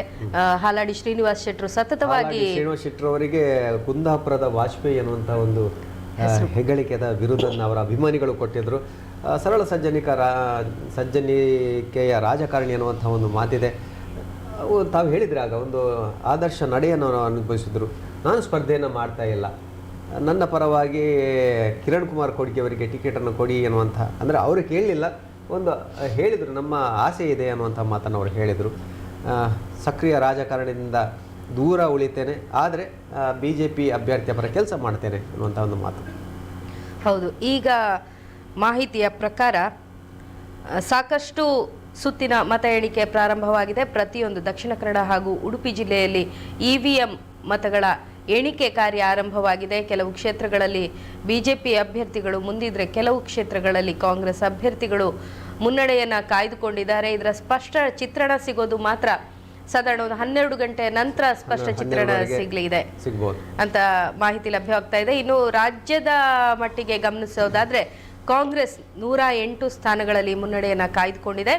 ಬಿಜೆಪಿ 87 ಸ್ಥಾನಗಳಲ್ಲಿ ಮುನ್ನಡೆಯನ್ನು ಕಾಯ್ದುಕೊಂಡಿದೆ ಅನ್ನೋ ಮಾಹಿತಿ ಲಭ್ಯವಾಗ್ತಾ ಇದೆ. ಉಡುಪಿಯಲ್ಲಿ 5 ಕ್ಷೇತ್ರಗಳಲ್ಲಿ, ಉಡುಪಿ ಜಿಲ್ಲೆಯಲ್ಲಿ 4ರಲ್ಲಿ ಬಿಜೆಪಿ, 1ರಲ್ಲಿ ಕಾಂಗ್ರೆಸ್ ಮುನ್ನಡೆಯನ್ನು ಕಾಯ್ದುಕೊಂಡಿದೆ. ವಿಜಯನಗರದಲ್ಲಿ 2ರಲ್ಲಿ ಬಿಜೆಪಿ, 2ರಲ್ಲಿ ಕಾಂಗ್ರೆಸ್, 1 JDS ಮುನ್ನಡೆಯನ್ನು ಕಾಯ್ದುಕೊಂಡಿರುವಂತಹ ಕ್ಷೇತ್ರ. ವಿಜಯನಗರದ 5 ವಿಧಾನಸಭಾ ಕ್ಷೇತ್ರಗಳಲ್ಲಿ 2 ಬಿಜೆಪಿ, 2 ಕಾಂಗ್ರೆಸ್, 1 JDS. ಬಹುಶಃ ಕಾಂಗ್ರೆಸ್ನ ಮಟ್ಟಿಗೆ ಆ ಘೋಷಣೆಗಳು, ಗ್ಯಾರಂಟಿ ಘೋಷಣೆಗಳೇನಿದೆ ಅದು ಕೆಲಸ ಮಾಡಿದೆ ಅಂತ ಅನಿಸ್ತಾ ಇದೆ. ವಿಶೇಷವಾಗಿ ಗೃಹಿಣಿಯರಿಗೆ ಮಾಸಿಕ 2,000 ರೂಪಾಯಿಗಳನ್ನು ಕೊಡ್ತೇವೆ, ಅದೇ ರೀತಿ 200 ಯೂನಿಟ್ಗಳವರೆಗೆ ಉಚಿತ ವಿದ್ಯುತ್ತನ್ನು ಕೊಡ್ತೇವೆ ಎನ್ನುವಂಥ ಏನು ಘೋಷಣೆಗಳಿತ್ತು. ಅದರ ಜೊತೆಗೆ ಬೇರೆ ಬೇರೆ ಯೋಜನೆಗಳಿತ್ತು. ಆದರೆ ಈ 2 ಅಂಶಗಳು ವಿಶೇಷವಾದಂಥ ಕೆಲಸವನ್ನು ಮಾಡಿದೆ ಅಂತ ನನಗೆ ಅನಿಸ್ತಾ ಇದೆ. ಯಾಕಂದರೆ ಒಂದು ಕಡೆ ಬದಲಾವಣೆಯನ್ನು ಕೂಡ ಜನ ಬಯಸ್ತಾರೆ, ಅದು ಸಹಜ. ನಮ್ಮ ಕರ್ನಾಟಕ ಅಂತಲ್ಲ, ಬಹುತೇಕ ಎಲ್ಲ ರಾಜ್ಯಗಳಲ್ಲಿ ಇದನ್ನು ಗಮನಿಸುವುದು. ಕೇರಳ, ವಿಶೇಷವಾಗಿ ಕೇರಳ, ತಮಿಳುನಾಡು ಈ ಒಂದು ರಾಜ್ಯಗಳಲ್ಲಿ ಒಂದು ಅವಧಿಗೆ ಒಂದು ಪಕ್ಷದ ಸರ್ಕಾರ ಬಂದರೆ ಮತ್ತೊಂದು ಅವಧಿಗೆ ಅವರನ್ನು ಬದಲಿಸಿ ಮತ್ತೊಂದು ಪಕ್ಷಕ್ಕೆ ಅವಕಾಶವನ್ನು ಕೊಡ್ತಾ ಇದ್ದಾರೆ. ಹಾಗಾಗಿ ನೋಡೋಣ ಕರ್ನಾಟಕದ ಮತದಾರ ಯಾರತ್ತ ಚಿತ್ತ ನೆಟ್ಟಿದ್ದಾನೆ ಅಂತ ಹೇಳಿ ಇನ್ನೇನು ಕೆಲವೇ ಕ್ಷಣಗಳಲ್ಲಿ, ಇದು ಸಂಜೆ ಒಳಗೆ ಅಂತೂ ಗೊತ್ತಾಗೇ ಆಗುತ್ತೆ. ಅತಂತ್ರ ವಿಧಾನಸಭಾ ಸೃಷ್ಟಿಯಾಗುತ್ತಾ, ಮೈತ್ರಿ ಸರ್ಕಾರ ರಚನೆ ಆಗುತ್ತಾ, ಅಥವಾ ಸ್ಪಷ್ಟ ಬಹುಮತದೊಂದಿಗೆ ಒಂದೇ ಪಕ್ಷ ಅಧಿಕಾರದ ಚುಕ್ಕಾಣಿಯನ್ನು ಹಿಡಿಯಲಿದೆಯಾ ಅನ್ನೋ ಮಾಹಿತಿ ಸಂಜೆ ಒಳಗೆ ಗೊತ್ತಾಗಲಿದೆ. ಈಗಾಗಲೇ ಮತ ಎಣಿಕೆ ಕೇಂದ್ರಗಳ ಮುಂಭಾಗ ಕಾರ್ಯಕರ್ತರು ಅದೇ ರೀತಿ ಅಭ್ಯರ್ಥಿಗಳು ಜಮಾಯಿಸಿದ್ದಾರೆ. ಮತ ಎಣಿಕೆ ಕಾರ್ಯ ಭರದಿಂದ ಸಾಗಿದೆ. ದಕ್ಷಿಣ ಕನ್ನಡ ಜಿಲ್ಲೆಯ 8 ವಿಧಾನಸಭಾ ಕ್ಷೇತ್ರಗಳಲ್ಲಿ 5ರಲ್ಲಿ ಬಿಜೆಪಿ ಮುನ್ನಡೆಯನ್ನು ಕಾಯ್ದುಕೊಂಡಿದೆ. ಇನ್ನು 3 ಕ್ಷೇತ್ರಗಳಲ್ಲಿ ಕಾಂಗ್ರೆಸ್ ಮುನ್ನಡೆಯನ್ನು ಕಾಯ್ದುಕೊಂಡಿದೆ ಅನ್ನೋ ಮಾಹಿತಿ ಲಭ್ಯವಾಗ್ತಾ ಇದೆ. ಅದೇ ರೀತಿ ಉಡುಪಿ ಜಿಲ್ಲೆಯಲ್ಲಿ ನೋಡೋದಾದರೆ 5 ವಿಧಾನಸಭಾ ಕ್ಷೇತ್ರಗಳಿವೆ. ಇಲ್ಲಿ 4ರಲ್ಲಿ ಬಿಜೆಪಿ ಮುನ್ನಡೆಯನ್ನು ಕಾಯ್ದುಕೊಂಡಿದೆ. 1 ಕ್ಷೇತ್ರದಲ್ಲಿ ಕಾಂಗ್ರೆಸ್ ಬೈಂದೂರಿನಲ್ಲಿ ಮುನ್ನಡೆಯನ್ನು ಕಾಯ್ದುಕೊಂಡಿದೆ ಅನ್ನೋ ಮಾಹಿತಿ ಲಭ್ಯವಾಗ್ತಾ ಇದೆ. ಕಾಂಗ್ರೆಸ್ ರಾಜ್ಯದಲ್ಲಿ ಈಗ 111 ಸ್ಥಾನಕ್ಕೆ ಜಿಗಿದಿದೆ. 111 ಕ್ಷೇತ್ರಗಳಲ್ಲಿ ಮುನ್ನಡೆಯನ್ನು ಕಾಯ್ದುಕೊಂಡಿದೆ. ಅದರ ಜೊತೆಗೆ JDS ಕೂಡ ಏರಿಕೆಯನ್ನು ಕಾಣ್ತಾ ಇದೆ. 25 ಕ್ಷೇತ್ರಗಳಲ್ಲಿ ಮುನ್ನಡೆಯನ್ನು ಕಾಯ್ದುಕೊಳ್ತಾ ಇದೆ. ಅವರು ಮತದಾನದ ಬಳಿಕ ಸಿಂಗಾಪುರಕ್ಕೆ ತೆರಳಿದ್ರು. 1-2 ದಿನ ನಾನು ಆರಾಮಾಗಿರ್ತೇನೆ, ಅನ್ನೋಂಥ ಮಾತನ್ನು ಹೇಳಿದರು. ಬಹುಶಃ ಈಗ ಅಲ್ಲಿ ಲೆಕ್ಕಾಚಾರಗಳು ಆರಂಭ ಆಗಿರ್ಬೋದು. ಈಗಲೇ ಅವರೇ ಹೇಳಿದರು, ಎರಡೂ ರಾಜಕೀಯ ಪಕ್ಷಗಳು, ರಾಷ್ಟ್ರೀಯ ಪಕ್ಷಗಳು ತಮ್ಮ ಸಂಪರ್ಕದಲ್ಲಿದ್ದಾರೆ. ಬಹುಶಃ ಅತಂತ್ರ ಪರಿಸ್ಥಿತಿ ಎದುರಾದರೆ ಏನು ಮಾಡಬೇಕು, ಯಾರ ಜೊತೆಗೆ ಮೈತ್ರಿ ಮಾಡಬೇಕು ಎನ್ನುವ ಲೆಕ್ಕಾಚಾರ JDSನ ಪಡಸಾಲೆಯಲ್ಲಿ ಭಾಳ ದೊಡ್ಡ ಮಟ್ಟದಲ್ಲಿ ಆಗೇ ಆಗ್ತದೆ. ಇನ್ನು ನಾವು ಜಿಲ್ಲೆಯ ಬಗ್ಗೆ ಬರೋದಾದರೆ ಮಂಗಳೂರು ಉತ್ತರ ಅಥವಾ ಹಿಂದಿನ ಸುರತ್ಕಲ್ ಕ್ಷೇತ್ರ, ಇಲ್ಲಿ ಡಾಕ್ಟರ್ ಭರತ್ ವೈ ಶೆಟ್ಟಿ ಅವರು ಭಾರತೀಯ ಜನತಾ ಪಕ್ಷದ ಅಭ್ಯರ್ಥಿಯಾಗಿ ಕಣದಲ್ಲಿದ್ದಾರೆ. ಈ ಕ್ಷಣದಲ್ಲಿ ಮುನ್ನಡೆಯನ್ನು ಕಾಯ್ದುಕೊಂಡಿದ್ದಾರೆ. ಅಲ್ಲಿ ಗಮನಿಸಬೇಕಾದಂಥ ಅಂಶ ಅಂದರೆ ಅವರ ಪ್ರತಿಸ್ಪರ್ಧಿ ಯಾರು ಎನ್ನುವುದು ಕೊನೆಯ ಕ್ಷಣದವರೆಗೂ ಗೊತ್ತಾಗಲಿಲ್ಲ. ನಾಮಿನೇಷನ್ ಫೈಲ್ ಮಾಡುವ ಸಲ್ಲಿಕೆಯ ಹಿಂದಿನ ದಿನ ಗೊತ್ತಾಯಿತು. ಅಂದರೆ ಎರಡು ಗೊತ್ತಿತ್ತು, ಇಬ್ಬರಲ್ಲಿ ಯಾರು ಅನ್ನುವಂಥ ಪ್ರಶ್ನೆ, ಇನಾಯತ್ ಅಲಿ ಅಥವಾ ಮೊಯ್ದೀನ್ ಬಾವ. ಅಲ್ಲಿ ಭಾಳ ದೊಡ್ಡ ಮಟ್ಟದ ತುರುಸಿನ ಸ್ಪರ್ಧೆ ಅವರ ಮಧ್ಯೆ ಇತ್ತು ಟಿಕೆಟನ್ನು ಗಿಟ್ಟಿಸುವ ಬಗ್ಗೆ. ಮೊಯ್ದೀನ್ ಬಾರ್ ಅವರು ಕಳೆದ 2013ರಲ್ಲಿ ಶಾಸಕರಾಗಿ ಕೆಲಸ ಮಾಡಿದ್ದವರು. ಹಾಗಾಗಿ ನಾನು ಆ ಕ್ಷೇತ್ರದ ಅಭಿವೃದ್ಧಿಯನ್ನು ಮಾಡಿದ್ದೇನೆ, ನನಗೆ ಅವಕಾಶವನ್ನು ಕೊಡಬೇಕು, ಮತ್ತೆ ಒಂದು ಕ್ಷೇತ್ರವನ್ನು ಗೆಲ್ಲಿಸಿಕೊಡ್ತೇನೆ ಅನ್ನೋಂಥ ಮಾತನ್ನು ಹೇಳ್ತಾ ಇದ್ದರು. ಆದರೆ ಕಾಂಗ್ರೆಸ್ನ ವರಿಷ್ಠ ನಾಯಕರು ಅವರಿಗೆ ಮಣೆ ಹಾಕಿಲ್ಲ. ಬದಲಾಗಿ ಹೊಸ ನಾಯಕ, ಯುವ ನಾಯಕ ಇನಾಯತ್ ಅಲಿ ಅವರಿಗೆ ಮಣೆಯನ್ನು ಹಾಕಿದರು. ಅದು ಡಾಕ್ಟರ್ ವೈ ಭರತ್ ಶೆಟ್ಟಿ ಅವರಿಗೆ ಒಂದು ವರದಾನ ಅಂತ ನನಗೆ ಅನಿಸ್ತದೆ. ಯಾಕೆಂದರೆ ಅವರಿಗೆ ಕೆಲಸ ಮಾಡಿದ್ದಕ್ಕೆ, ಪ್ರಚಾರ ಮಾಡೋದಕ್ಕೆ ಹೆಚ್ಚು ಸಮಯ ಸಿಕ್ತು. ಅವರ ಪ್ರತಿಸ್ಪರ್ಧಿ ಇನಾಯತ್ ಅಲಿ ಅವರಿಗೆ ಕೆಲವು ದಿನಗಳು ಮಾತ್ರ ದೊರೆಯಿತು. ಹಾಗಾಗಿ ಆದರೂ ಕೂಡ ಅಲ್ಲಿ ಕೂಡ ರಾಜಕೀಯ ಲೆಕ್ಕಾಚಾರಗಳು ಬಹಳ ದೊಡ್ಡ ಮಟ್ಟದಲ್ಲಿದೆ. ವಿಶೇಷವಾಗಿ ಕಾಂಗ್ರೆಸ್ಸಿಗೆ ಮುಸ್ಲಿಂ ಮತಗಳು ಸಾಂಪ್ರದಾಯಿಕ ಮತಗಳು, ಅಲ್ಲಿ ಸರಿಸುಮಾರು 60,000ದಷ್ಟು ಮತಗಳು ಚಲಾವಣೆ ಆಗಿದೆ ಅನ್ನುವಂಥ ಒಂದು 65ರಲ್ಲಿ 35-40 ಸಾವಿರ ಬರ್ಬೋದು ಮುಸ್ಲಿಂ ಮತಗಳು ಎನ್ನುವಂಥ ಏನು ನಿರೀಕ್ಷೆ ಇತ್ತು. ಆ ಎಲ್ಲ ನಿರೀಕ್ಷೆಗಳ ಮಧ್ಯೆ ರಾಜಕೀಯ ಲೆಕ್ಕಾಚಾರಗಳು ನಡೀತದೆ. ಏನಾಗ್ತದೆ ಅನ್ನೋದನ್ನು ಕಾದು ನೋಡಬೇಕಾದರೆ ಪ್ರಸ್ತುತ ಸನ್ನಿವೇಶದಲ್ಲಿ ಡಾಕ್ಟರ್ ವೈ ಭರತ್ ಶೆಟ್ಟಿ ಅವರು ಮುನ್ನಡೆಯನ್ನು ಕಾಯ್ದುಕೊಂಡಿದ್ದಾರೆ. ಇನ್ನು ವೇದವ್ಯಾಸ್ ಕಾಮತ್ ಅವರು ಕೂಡ ಹೊಸ ನಾಯಕ, ಯುವ ನಾಯಕ, ಕಳೆದ ಚುನಾವಣೆಯಲ್ಲಿ ಗೆದ್ದುಕೊಂಡರು. ಯೋಗೀಶ್ ಭಟ್ರ ಅವರಿಂದ ತೆರವಾದಂತಹ ಆ ಸ್ಥಾನವನ್ನು ಅಭ್ಯರ್ಥಿಯಾಗಿ ಮುಂದುವರಿಸಿದರು. ಆ ಕ್ಷೇತ್ರವನ್ನು ಗೆದ್ದುಕೊಂಡರು. ಆದರೆ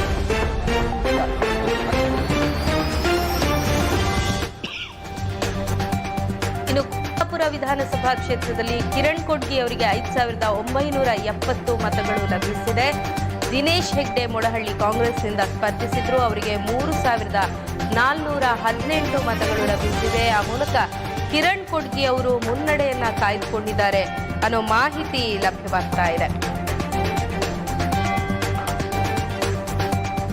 ಹಾಲಾಡಿ ಶ್ರೀನಿವಾಸ ಶೆಟ್ಟಿ ಅವರು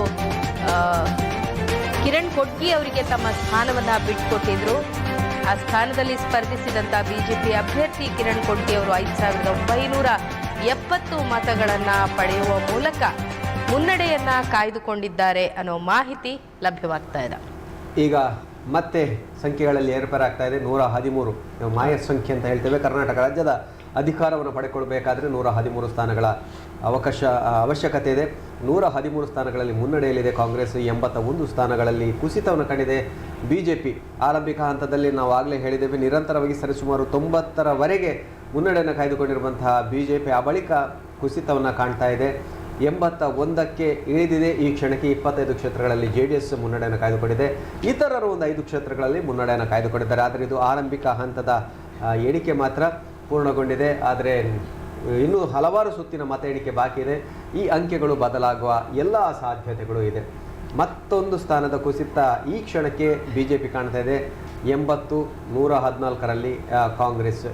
ನೋಡಬೇಕು, ಇನ್ನೊಂದು 2 ಗಂಟೆಯ ನಂತರ ಬಹುಶಃ ಬಹುತೇಕ ಸ್ಪಷ್ಟ ಚಿತ್ರಣ ನಮಗೆ ದೊರೆಯಲಿಕ್ಕಿದೆ. ಕರ್ನಾಟಕದಲ್ಲಿ ಯಾರ ಅಧಿಕಾರ ಮುಂದಿನ 5 ವರ್ಷಗಳ ಅವಧಿಗೆ ನಡೆಯಲಿಕ್ಕಿದೆ.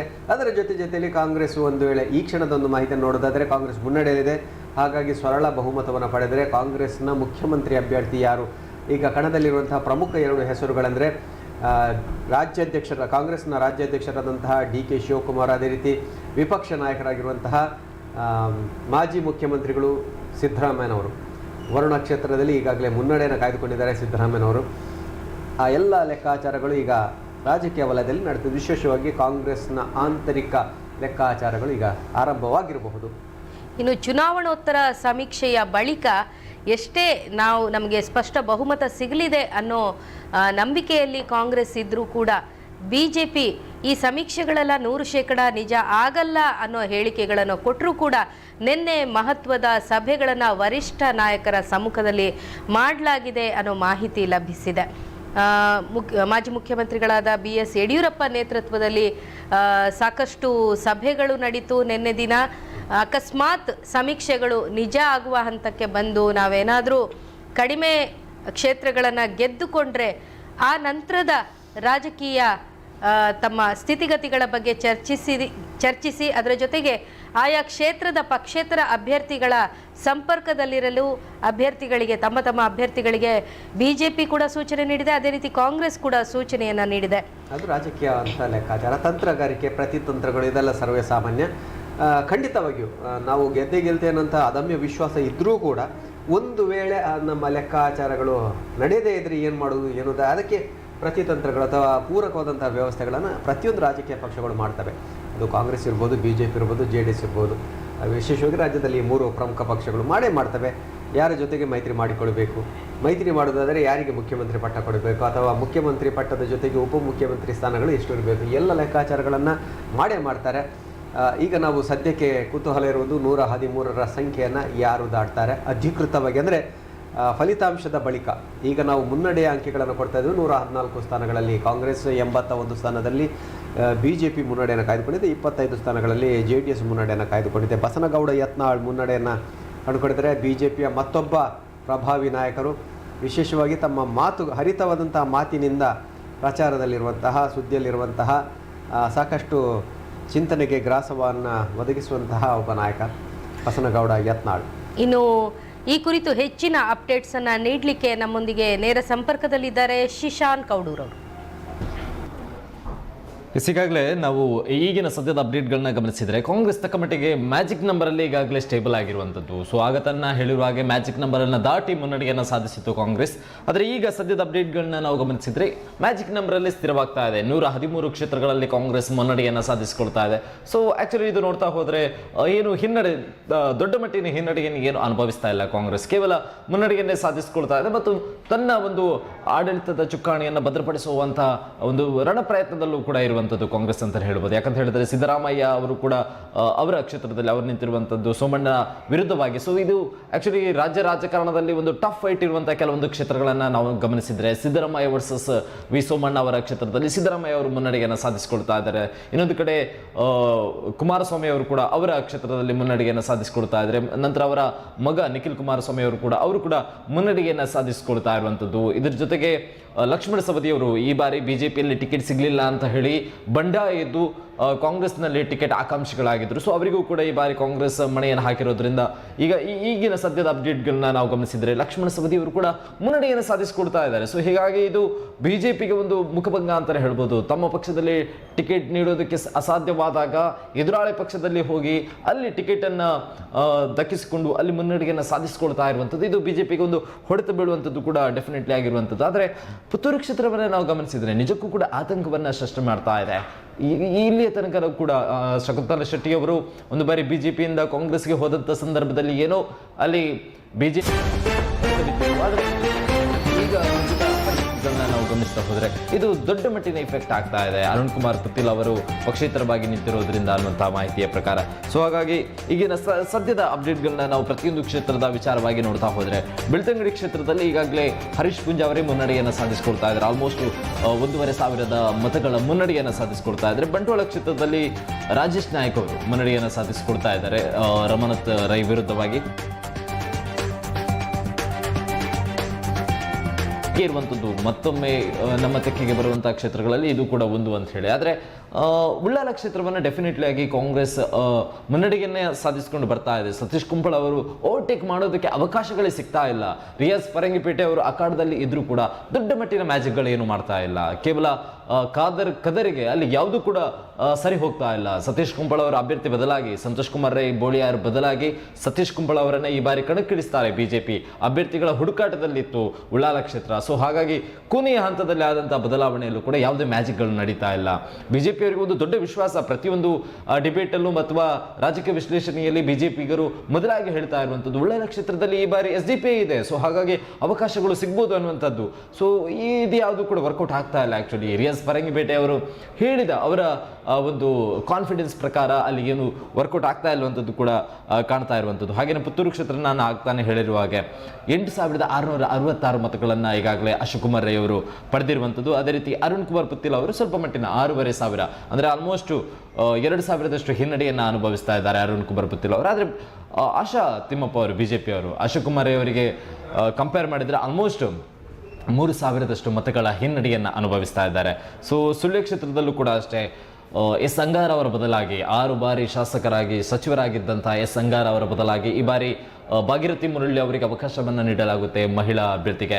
ಸೊ ಕೆಲವರಲ್ಲಿ ಕೆಲವೊಂದು ಪ್ರಶ್ನೆಗಳಿತ್ತು, ಏನಾದರೂ ಅಭ್ಯರ್ಥಿಗಳ ಬದಲಾಗಿ ಇಲ್ಲಿ ಏನಾದರೂ ಕಾರ್ಯಕರ್ತರು ಮುನಿಸಿಕೊಳ್ತಾರಾ ಅಥವಾ ಈ ಬಾರಿ ಏನಾದರೂ ಕಾಂಗ್ರೆಸ್ ಬರ್ಬೋದಾ, ಕೃಷ್ಣಪ್ಪ ಅವರನ್ನ ಈ ಬಾರಿ ಜನರು ಎತ್ತಿ ಹಿಡಿತಾರ ಅನ್ನುವಂಥ ಒಂದು ಪ್ರಶ್ನೆ ಇತ್ತು. ಆದರೆ ಡೆಫಿನೆಟ್ಲಿ ಅಲ್ಲಿ ಬಿಜೆಪಿಯ ಭದ್ರಕೋಟೆ ಅನ್ನುವಂಥದ್ದು ಮತ್ತೆ ಮತ್ತೆ ಸಾಬೀತಾಗ್ತಾ ಇದೆ. ಕೃಷ್ಣಪ್ಪ ಅವರಿಗೆ ಒಂದೇ ಒಂದು ಬಾರಿಯೂ ಕೂಡ ಮುನ್ನಡೆಯನ್ನು ಸಾಧಿಸಿಕೊಳ್ಳುವುದಕ್ಕೆ ಭಾಗೀರಥಿ ಮುರಳಿ ಅವರು ಅವಕಾಶ ಮಾಡಿಕೊಡ್ತಾ ಇಲ್ಲ. ಸೊ ಅಲ್ಲಿನ ಅಪ್ಡೇಟ್ಗಳನ್ನ ನಾವು ನೋಡ್ತಾ ಹೋದರೆ 5500ದಷ್ಟು ಭಾಗೀರಥಿ ಮುರಳಿ ಅವರು ಮತಗಳನ್ನು ಗಳಿಸಿಕೊಳ್ತಾ ಇದ್ದಾರೆ.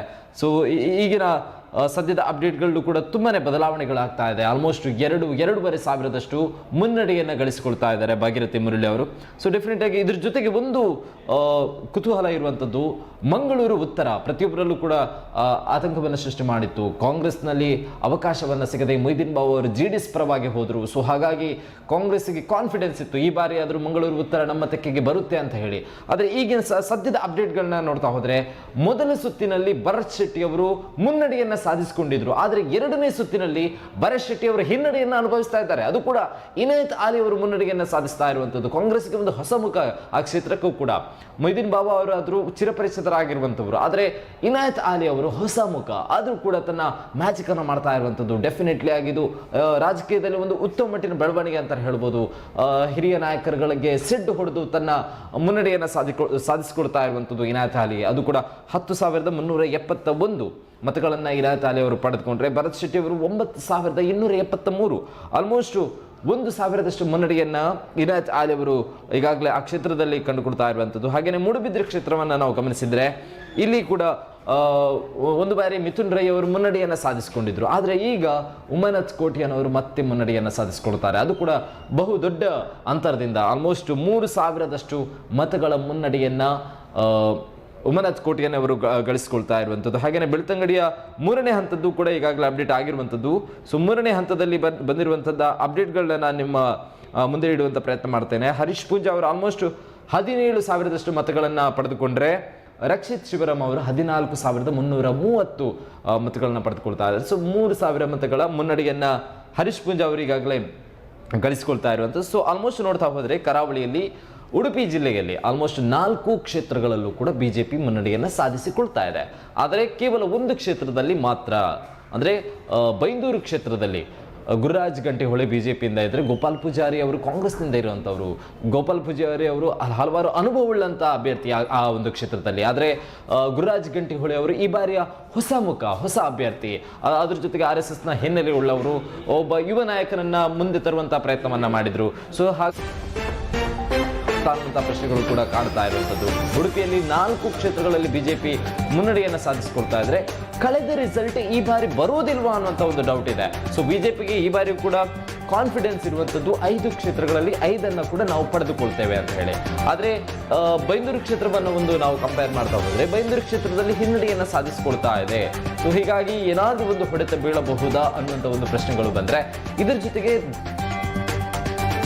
ಬಾರಿ 7 ಸೀಟುಗಳನ್ನು ನಾವು ಪಡೆದುಕೊಂಡಿದ್ವಿ ಬಿಜೆಪಿಗೆ. ಆದರೆ ಈ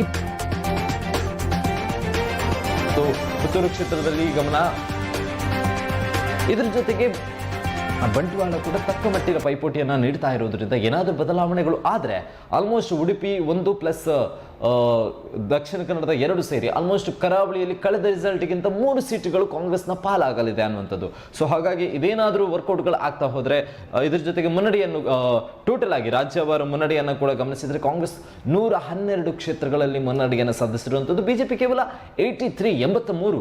ಸೊ 100ರ ಗಡಿ ಇನ್ನೂ ಕೂಡ ತಲುಪಲೇ ಇಲ್ಲ ಬಿಜೆಪಿ. ಆಲ್ಮೋಸ್ಟ್ ಸಮಯ ಈಗ 10ರ ಸುಮಾರು ಬಂದಿದೆ. ಮೊದಲ ಹಂತ, 2ನೇ ಹಂತ ಮತ ಎಣಿಕೆ ಮುಗಿದು 3ನೇ ಹಂತದತ್ತ ಬರ್ತಾ ಇದೆ ಈಗ. ಸೊ 3ನೇ ಹಂತದ ಮತ ಎಣಿಕೆಗಳು ನಡೀತಾ ಇದ್ರು ಕೂಡ ಬಿಜೆಪಿ 100ರ ಗಡಿಯನ್ನು ದಾಟೋದಕ್ಕೆ ಆಗ್ತಾ ಇಲ್ಲ. ಆಲ್ಮೋಸ್ಟ್ ಮ್ಯಾಕ್ಸಿಮಮ್ ಅಂತ ಹೇಳಿದ್ರೆ ಕೇವಲ 95% ಮಾತ್ರ ಆಗಿರುವಂಥದ್ದು. ಸೊ ಇದೇನಾದರೂ ಹೊಡೆತ ಬೀಳುವಂಥ ಸಾಧ್ಯತೆಗಳು ಡೆಫಿನೆಟ್ ಆಗಿ ಕಾಣ್ತಾ ಇದೆ. ಸೊ ಹಾಗಾಗಿ ಬಿಜೆಪಿ ಕೂಡ ಕಾರ್ಯಕರ್ತರು ತುಂಬ ವಿಶ್ವಾಸದಲ್ಲಿದ್ದಾರೆ. ಕೆಲವೊಂದು ಕಡೆ ಈಗಾಗಲೇ ಸ್ಪೆಷಲಿ ಅಂತ ಹೇಳಿದ್ರೆ ಶಿಲ್ಪಾ ಅವರೇ, ಕೆಲವೊಂದು ಕಡೆ ಈಗಾಗಲೇ ಸಂಭ್ರಮಾಚರಣೆಗೆ ಎಲ್ಲ ಸಿದ್ಧತೆಗಳು ಕೂಡ ನಡೆದಾಗಿದೆ. ಮಧ್ಯಾಹ್ನದ ಊಟದ ವ್ಯವಸ್ಥೆ ಆಗಿರ್ಬೋದು, ರಾತ್ರಿಯ ಕೆಲವೊಂದು ತಯಾರಿಗಳಾಗಿರ್ಬೋದು, ಎಲ್ಲವೂ ಕೂಡ ಆಲ್ರೆಡಿ ತಯಾರಾಗಿದೆ. ಸೊ ಅಂದರೆ ಕಾನ್ಫಿಡೆನ್ಸ್ ಇದೆ ಅಷ್ಟರ ಮಟ್ಟಿಗೆ. ಆದರೆ ಈಗ ಬರ್ತಾ ಇರುವಂಥ ರಿಸಲ್ಟ್ಗಳನ್ನ ಗಮನಿಸ್ತಾ ಹೋದರೆ ಮುನ್ನಡೆಗಳು ಕಾಂಗ್ರೆಸ್ ಅಥವಾ ಬಿಜೆಪಿ ಪಡಿತಾ ಇರೋದ್ರಿಂದ ಕಾರ್ಯಕರ್ತರ ಆತ್ಮವಿಶ್ವಾಸ ಕುಗ್ತಾ ಇದೆ. ನಾವೇನಾದರೂ ಮಾಡಿರುವಂಥ ತಯಾರಿಗಳು, ಆದರೆ ತಯಾರಿ ಮಾಡಿರುವಂಥದ್ದು ತಮ್ಮ ಪಕ್ಷ ಬಂದೇ ಬರುತ್ತೆ ಅನ್ನುವಂಥ ಒಂದು ಕಾನ್ಫಿಡೆನ್ಸ್ ಇಂದ. ಆದರೆ ರಿಸಲ್ಟ್ ಈ ರೀತಿಯಾಗಿ ಉಲ್ಟಾ ಹೊಡಿತಾ ಇರೋದ್ರಿಂದ ಕಳೆದ ಬಾರಿಯ ರಿಸಲ್ಟನ್ನು ಏನಾದರೂ ಮನಸ್ಸಲ್ಲಿಟ್ಟುಕೊಂಡು ಈ ಬಾರಿಯೂ ಕೂಡ ಬಂದೇ ಬರುತ್ತೆ ಅಂತ ಅಂದ್ಕೊಂಡಿದ್ರೆ ಡೆಫಿನೆಟ್ಲಿ ಆಗಿ ಇದು ಚೇಂಜಸ್ ಆಗುವಂಥದ್ದು ಖಂಡಿತ. ಯಾಕಂತ ಹೇಳಿದ್ರೆ ಈಗ ಬರ್ತಾ ಇರುವಂಥ ಅಪ್ಡೇಟ್ಗಳು, ನಾವು ಯಾವುದು ಕಟ್ಟುಕತೆಯನ್ನು ಇಲ್ಲಿ ನಿದರ್ಶನಗಳನ್ನು ಇಲ್ಲಿ ಹೇಳ್ತಾ ಇಲ್ಲ, ಸ್ಪಷ್ಟವಾಗಿ ಬರ್ತಾ ಇರುವಂಥ ಪ್ರತಿಯೊಂದು ಅಪ್ಡೇಟ್ಗಳನ್ನು ಕೂಡ ನಮ್ಮ ಟಿವಿ ಹೇಳ್ತಾ ಇರುವಂಥದ್ದು. ಸೊ ಈ ಒಂದು ಅಪ್ಡೇಟ್ಗಳನ್ನ ನೋಡ್ತಾ ಹೋದರೆ ಕಾಂಗ್ರೆಸ್ ಮುನ್ನಡೆಯನ್ನು ಸಾಧಿಸಿಕೊಂಡ, ಬಿಜೆಪಿ ಕೂಡ ಸಿಂಗಲ್ ಲಾರ್ಜೆಸ್ಟ್ ನಂಬರ್ ಏನಾದರೂ ಬಂದರೆ ಕಾಂಗ್ರೆಸ್ ಪಕ್ಷವನ್ನು ಕಟ್ಟೋದಕ್ಕೆ ಸುಲಭ ಆಗುತ್ತೆ. ಮ್ಯಾಜಿಕ್ ನಂಬರನ್ನು ಪಾಸ್ ಆಗಿ ಅಥವಾ JDS ಜೊತೆ ಕೈ ಜೋಡಿಸಬೇಕಾದ ಅನಿವಾರ್ಯತೆಗಳು ಬರ್ಬೋದು. ಸೊ ಒಂದು ವಿಚಾರ ಏನಂತ ಹೇಳಿದರೆ, ಏನಾದರೂ ಕಾಂಗ್ರೆಸ್ ಮ್ಯಾಜಿಕ್ ನಂಬರ್ ಕ್ರಾಸ್ ಆಗಿಲ್ಲ ಅಂತ ಹೇಳಿದರೆ, ಒಂದು ಮ್ಯಾಜಿಕ್ ನಂಬರ್ಗೆ ಕೇವಲ 2, 5 ಅಥವಾ 6 ಸಂಖ್ಯೆಗಳ ಹಿನ್ನಡೆ ಏನಾದರೂ ಕಾಂಗ್ರೆಸ್ ಅನುಭವಿಸಿದರೆ ಇಲ್ಲಿ ಬಿಜೆಪಿಗೆ ಡೆಫಿನೆಟ್ಲಿ ಆಗಿ ಅವಕಾಶಗಳಿದೆ. ಯಾಕಂತ ಹೇಳಿದರೆ ಬಿಜೆಪಿ ಏನಾದರೂ 85 ಸೀಟ್ಗಳನ್ನು ಪಡೆದುಕೊಂಡ್ರೆ ಇದಕ್ಕೆ JDSನ ಮೈತ್ರಿ ಜೊತೆಗೆ ಪಕ್ಷೇತರದ ಸೀಟುಗಳು ಏನಾದರೂ ಸೇರ್ಪಡೆಗೊಂಡ್ರೆ ಸಿಂಗಲ್ ಲಾರ್ಜೆಸ್ಟ್ ನಂಬರ್ ಆಗಿರುವಂಥ ಕಾಂಗ್ರೆಸ್ಸನ್ನು ಸೆಡ್ ಹೊಡೆಯೋದಕ್ಕೆ ಬಿಜೆಪಿಗೆ ಅವಕಾಶ ಇದೆ. ಸೊ ಇದು ಒಂದು ಮಾರ್ಗವೂ ಕೂಡ ಆಗಿರುವಂಥದ್ದು. ನಿನ್ನೆ ಅಶೋಕ್ ಅವರು ಕೂಡ ಅಶೋಕ್ ಅವರು ಕೂಡ ಹೇಳಿರುವಂಥದ್ದು, ನಮ್ಮ ಹತ್ರ B ಪ್ಲಾನ್ ಇದೆ, ನಮ್ಮ ಹತ್ರ C ಪ್ಲಾನ್ ಇದೆ ಅಂತ ಹೇಳಿ.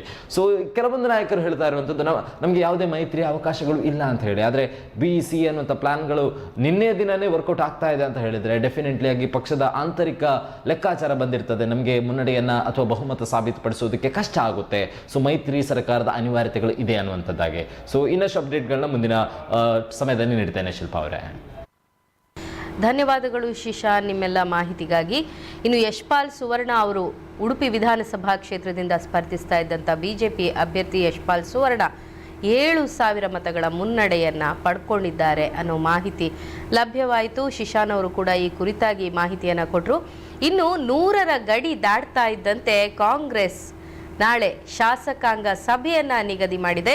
ಬೆಂಗಳೂರಿನ ಖಾಸಗಿ ಹೋಟೆಲ್ನಲ್ಲಿ ಶಾಸಕಾಂಗ ಸಭೆಯನ್ನು ನಿಗದಿ ಮಾಡಿದೆ ಅನ್ನೋ ಮಾಹಿತಿ ಲಭ್ಯವಾಗ್ತಾ ಇದೆ. ಹೆಚ್ಚಾಗಿ ಇನ್ನು ರೆಸಾರ್ಟ್ ರಾಜಕಾರಣ ಕೂಡ ನಡೆಯುವಂಥ ಸಾಧ್ಯತೆಗಳನ್ನು ಅಲ್ಲಗಳೆಯುವಂತಿಲ್ಲ. ಆದರೆ ಸಂಜೆಯ ವೇಳೆಗೆ ಈ ಕುರಿತಾದ ಸ್ಪಷ್ಟ ಚಿತ್ರಣ ಸಿಗಲಿದೆ. ಈಗಾಗಲೇ ಕಾಂಗ್ರೆಸ್ ಎಲ್ಲ ಶಾಸಕರಾಗುವವರಿಗೂ ಅಭ್ಯರ್ಥಿಗಳಿಗೂ ಸೂಚನೆಯನ್ನು ನೀಡಿದೆ, ಶಾಸಕಾಂಗ ಸಭೆಯನ್ನು ನಡೆಸೋದಾಗಿ ಬೆಂಗಳೂರಿನಲ್ಲಿ. ಇನ್ನು ಕಾಂಗ್ರೆಸ್ನ ಮಿಥುನ್ ರೈ ಮುಲ್ಕಿ ಮೂಡಬಿದ್ರೆ ವಿಧಾನಸಭಾ ಕ್ಷೇತ್ರದಿಂದ ಸ್ಪರ್ಧಿಸಿದಂಥ ಕಾಂಗ್ರೆಸ್ನ ಮಿಥುನ್ ರೈ ಅವರಿಗೆ ಹಿನ್ನಡೆಯಾಗಿದೆ ಅನ್ನೋ ಮಾಹಿತಿ ಲಭ್ಯವಾಗ್ತಾ ಇದೆ. ಬಿಜೆಪಿಯ ಉಮಾನಾಥ ಕೋಟ್ಯಾನ್ ಅವರಿಗೆ 10,000ಕ್ಕೂ ಅಧಿಕ ಮತಗಳು ಲಭಿಸಿದೆ. ಕಾಂಗ್ರೆಸ್ನ ಮಿಥುನ್ ರೈ ಅವರಿಗೆ 7,399 ಮತಗಳು ಲಭಿಸಿದೆ ಅನ್ನೋ ಮಾಹಿತಿ ಸಿಗ್ತಾ ಇದೆ.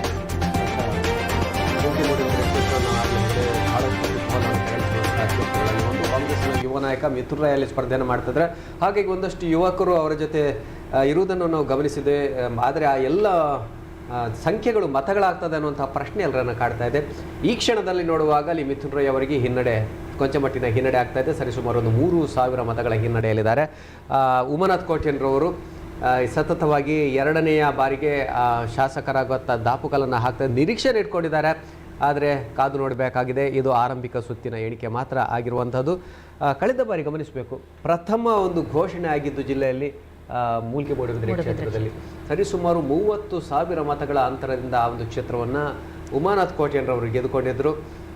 ಆದರೆ ಈ ಬಾರಿ ಅದೇ ಮತದ ಅಂತರವನ್ನು ಉಳಿಸ್ಕೊಳ್ತಾರೆ, ಗೆಲುವನ್ನು ಸಾಧಿಸ್ತಾರೆ ಎನ್ನುವುದನ್ನು ಕಾದು ನೋಡಬೇಕಾಗಿದೆ.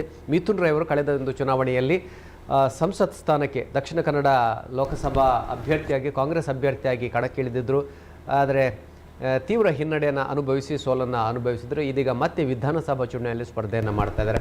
ಇನ್ನು ಡಾಕ್ಟರ್ ವೈ ಭರತ್ ಶೆಟ್ಟಿ ಅವರು ಒಂದು ಹಂತದಲ್ಲಿ ಹಿನ್ನಡೆಯನ್ನು ಅನುಭವಿಸ್ತಿದ್ದಾರೆ ಅನ್ನುವಂತಹ ಮಾಹಿತಿಗಳು ಕೂಡ ಬರ್ತಾ ಇದೆ. ಆರಂಭಿಕ ಹಂತದಲ್ಲಿ ಮುನ್ನಡೆಯನ್ನು ಗಳಿಸಿಕೊಂಡಿದ್ದರು ಕೂಡ ಆ ಬಳಿಕ ಕಾಂಗ್ರೆಸ್ನ ಇನಾಯತ್ ಅಲಿ ಅವರು ಮುನ್ನಡೆಯನ್ನು ಕಾಯ್ದುಕೊಂಡಿದ್ದಾರೆ ಅನ್ನೋಂಥ ಮಾಹಿತಿಗಳು ಬರ್ತಿದೆ. ಸತೀಶ್ ಕುಂಪಲ ಅಲ್ಲಿ ಮಂಗಳೂರು ಕ್ಷೇತ್ರ ಅಥವಾ ಉಳ್ಳಾಲ ಕ್ಷೇತ್ರ ಅಂತ ಹಿಂದೆ ಕರ್ತದೆ, ಅಲ್ಲಿ ಹಿನ್ನಡೆಯನ್ನು ಅನುಭವಿಸ್ತಿದ್ದಾರೆ.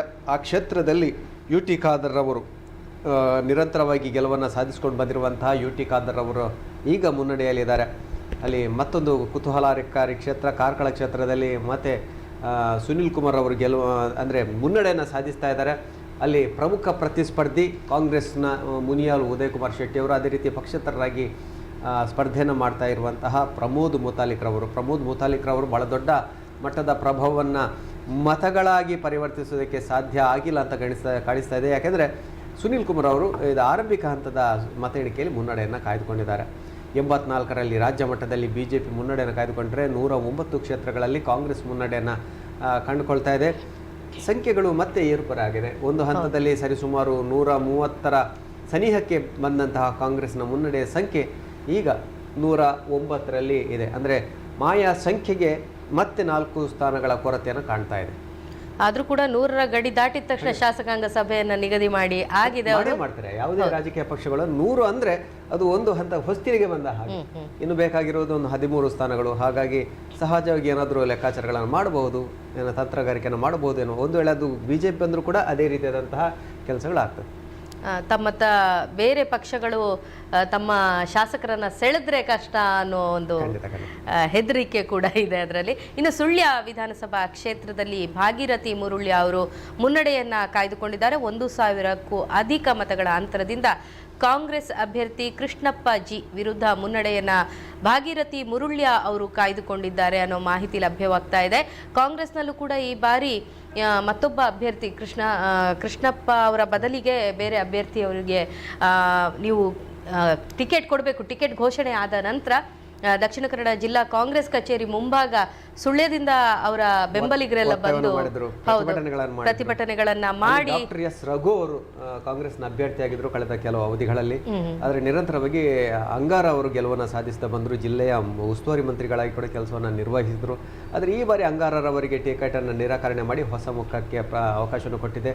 ಗಮನಿಸಬೇಕು, ಅವಿಭಜಿತ ಜಿಲ್ಲೆಯ 13 ವಿಧಾನಸಭಾ ಕ್ಷೇತ್ರಗಳಲ್ಲಿ BJP 2 ಕ್ಷೇತ್ರಗಳಲ್ಲಿ ಮಹಿಳೆಯರಿಗೆ ಅವಕಾಶವನ್ನು ಕೊಟ್ಟರೆ ಕಾಂಗ್ರೆಸ್ನಿಂದ ಮಹಿಳಾ ಅಭ್ಯರ್ಥಿಗಳು ಇಲ್ಲ. JDSನಿಂದ ಇದ್ದಾರೆ. ಮುಲ್ಕಿ ಮೂಡಬಿದ್ರೆಯಲ್ಲಿ ಕೂಡ ಅಮರ ಶೆಟ್ಟಿ ಅವರ ಮಗಳು ಡಾಕ್ಟರ್ ಅಮರಶ್ರೀ ಅವರು ಸ್ಪರ್ಧೆಯನ್ನು ಮಾಡ್ತಾ ಇದ್ದಾರೆ. ಕಾಂಗ್ರೆಸ್ ಮಹಿಳೆಯರಿಗೆ ಅವಕಾಶವನ್ನು ಕೊಟ್ಟಿಲ್ಲ. ಬಹುಶಃ ಇದು ಕೂಡ ಒಂದು ಲೆಕ್ಕಾಚಾರ ಇರ್ಬೋದು ಅಂತ ನನಗೆ ಅನಿಸ್ತಾ ಇದೆ. ನಾವು ಮಹಿಳೆಯರಿಗೆ ಪ್ರಾತಿನಿಧ್ಯವನ್ನು ಕೊಟ್ಟಿದ್ದೇವೆ, ಸಬ್ಕಾ ಸಾಥ್ ಸಬ್ಕಾ ವಿಕಾಸ್ ಅಂತ ಏನು ನರೇಂದ್ರ ಮೋದಿ ಅವರ ಘೋಷಣೆ ಇದೆ. ಬಹುಶಃ ಅದರ ಒಂದು ಅನುಷ್ಠಾನದ ಒಂದು ಭಾಗ ಇರ್ಬೋದು, ಗೊತ್ತಿಲ್ಲ. ಆದರೆ ಫಲ ಕೊಡ್ತದೆ ಇಲ್ಲೋ ಕಾದು ನೋಡಬೇಕಾಗಿದೆ. ಒಂದು ಪುಟ್ಟ ವಿರಾಮವನ್ನು ತೆಗೆದುಕೊಳ್ಳುವಂಥ ಸಮಯ ಬರ್ತಾ ಇದೆ. ವಿರಾಮದ ಬಳಿಕ ಇನ್ನಷ್ಟು ಅಪ್ಡೇಟ್ಸ್ಗಳನ್ನ ನಾವು ನಿಮಗೆ ಕೊಡ್ತೇವೆ. ಎಲ್ಲೂ ಹೋಗದೆ ಕಾಯ್ತಾ ಇರಿ. BA ಪ್ಲೈವುಡ್ 60 ವರ್ಷಗಳ ಸುದೀರ್ಘ ಅನುಭವದಿಂದ ಮನೆ ಮಾತಾಗಿರುವ ಸಂಸ್ಥೆ. ಪ್ಲೈವುಡ್ಗಾಗಿ ವಿಶೇಷವಾಗಿ ಬಳಸಲಾಗುವ beech, silver oak, eucalyptus, neem ಮುಂತಾದ ಮರಗಳಿಂದ ತಯಾರಾಗಿರುವ BA ಪ್ಲೈವುಡ್ ISI ಪ್ರಾಮಾಣೀಕೃತವಾಗಿದೆ. Commercial, marine, decorative plywoods, block board plywood, flush doors ಅತ್ಯುತ್ತಮ ಗುಣಮಟ್ಟದೊಂದಿಗೆ ಅಧಿಕ ಬಾಳಿಕೆಯನ್ನ ನೀಡುತ್ತದೆ. ಅಗಾಧ ಶ್ರೇಣಿಯ ಪ್ಲೈವುಡ್ಗಳು ಆಕರ್ಷಕ ಬೆಲೆಯಲ್ಲಿ ಲಭ್ಯ. ಆಂಟಿ ಟರ್ಮೈಟ್ ಮತ್ತು ವಾಟರ್ ಪ್ರೂಫ್ ಪ್ಲೈವುಡ್ಗಳು ಗ್ಲೂ ಲೈನ್ ಪಾಯ್ಸನಿಂಗ್ ತಂತ್ರಜ್ಞಾನದೊಂದಿಗೆ ಸಂತೃಪ್ತ ಗ್ರಾಹಕರ ಶ್ಲಾಘನೆಗೆ ಪಾತ್ರವಾಗಿದೆ. BA plywood, Thumbe, Mangaluru. ಕನಸು ಕನಸಾಗೆ ಉಳಿಬಾರದು ಅಲ್ವಾ? ಮನಸ್ಸಿದ್ರೆ ಮಾರ್ಗ. ನೀವು ಮನಸ್ಸು ಮಾಡಿದ್ರೆ ನಿಮ್ಮ ಕೈಗೆ ಎಟ್ಕೋ ದರದಲ್ಲಿ ನಿಮಗಿಷ್ಟವಾಗೋ ಮನೆ ನಿಮಗಿಷ್ಟವಾದ ಊರಲ್ಲೇ ಸಿಗತ್ತೆ. ಅದು ಸುಲಭವಾದ ಕಂತುಗಳಲ್ಲಿ. ಹೌದು, ಮಂಗಳೂರಿನ ಬಿಜೆಯಲ್ಲಿರುವ ರೋಹನ್ ಸಿಟಿಯಲ್ಲಿ 550 ಅಪಾರ್ಟ್ಮೆಂಟ್ಸ್, 250ಕ್ಕೂ ಹೆಚ್ಚು ಕಮರ್ಷಿಯಲ್ ಶಾಪ್ಸ್, 80,000 ಸ್ಕ್ವೇರ್ ಫೀಟ್ ನ ದ ಬೆಸ್ಟ್ ಸಿಟಿ ಕ್ಲಬ್, ಜೊತೆಗೆ ಮತ್ತಷ್ಟು ಸೌಲಭ್ಯಗಳು. ತಿಂಗಳಿಗೆ ಕೇವಲ 31,000 ರೂಪಾಯಿ ಇನ್ಸ್ಟಾಲ್ಮೆಂಟ್ ನಲ್ಲಿ ಇಂದೇ ಬುಕ್ ಮಾಡಿ. ಕನಸು ನನಸಾಗುವ ಅವಕಾಶ ನಿಮ್ಮ ಕಣ್ಮುಂದೆನೇ ಇದೆ. ನೀವೆಲ್ಲಾದ್ರೂ ಟ್ರಾವೆಲ್ ಮಾಡ್ತಾ ಮಧ್ಯದಲ್ಲಿ ಟೀ ಕುಡ್ದಾಗ ವಾವ್, ಈ ಟೀ ಎಷ್ಟ್ ಚೆನ್ನಾಗಿದೆ ಅಂತ ಅನ್ಸಿದ್ಯಾ? ಹಾಗಿದ್ರೆ ಇದೇ ಆ ಟೀ ನನ್ ಜರ್ನಿನ ಮತ್ತಷ್ಟು ಉಲ್ಲಾಸಗೊಳಿಸಿದೆ. ಕರ್ನಾಟಕದ ಅತ್ಯಂತ ರುಚಿಕರವಾದ tea, KT special tea. Nippon paint Asia's number 1 paint ಮಾತ್ರ ಅಲ್ಲ, ಇನ್ಮೇಲೆ ನಿಮ್ಮ ಮನೆಗೆ ನಂಬರ್ 1. ನಿಪ್ಪಾನ್ ಪೇಂಟ್ ಗಿಂತ ಹೆಚ್ಚು, ಅತಿ ಶೀಘ್ರದಲ್ಲಿ. ಹ್ಯಾಪಿ ಲಿವಿಂಗ್, ಸಂಭ್ರಮ ಇದ್ದರೆ ಮನೆಯಲ್ಲಿ, ಲವ್ಲಿ ಲವ್ಲಿ ಫೀಲಿಂಗ್, ಸಡಗರ ಇದ್ದರೆ ಜೊತೆಯಲ್ಲಿ, ಖುಷಿ ಖುಷಿಯಾಗಿ ಖುಷಿ ಖುಷಿಗಾಗಿ. By the stun Technica, super super wonder wonder, ಖುಷಿ ಖುಷಿಯಾಗಿ ಖುಷಿ ಖುಷಿಗಾಗಿ. By the stun Technica.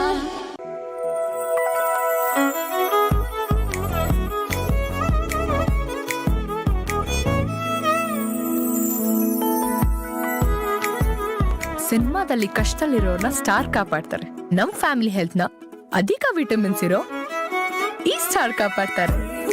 Sun premium refine sunflower oil, family star.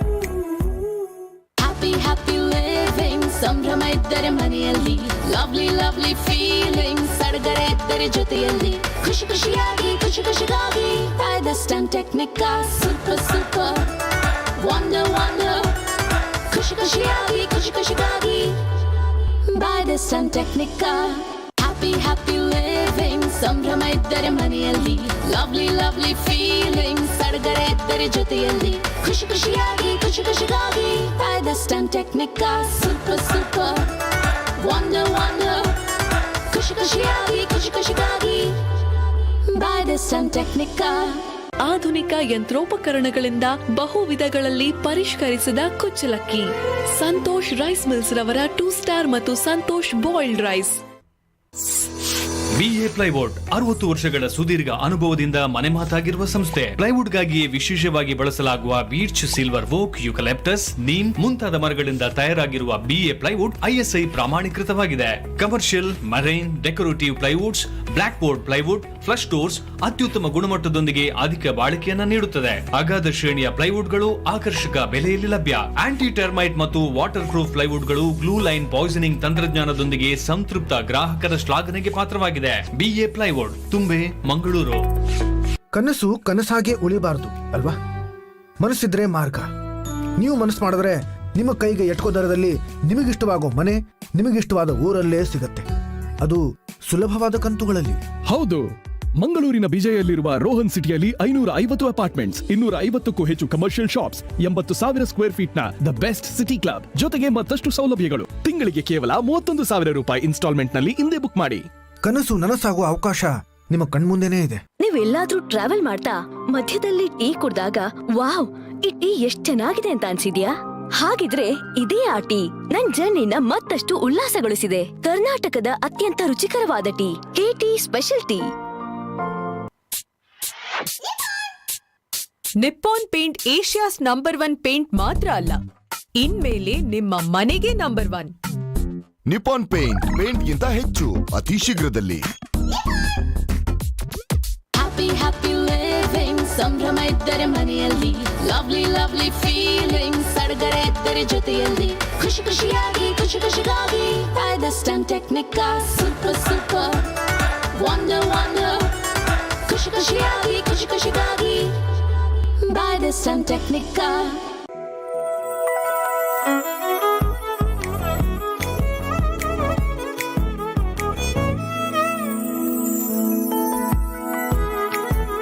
ಸಿನಿಮಾದಲ್ಲಿ ಕಷ್ಟದಲ್ಲಿರೋರ್ನ ಸ್ಟಾರ್ ಕಾಪಾಡ್ತಾರೆ.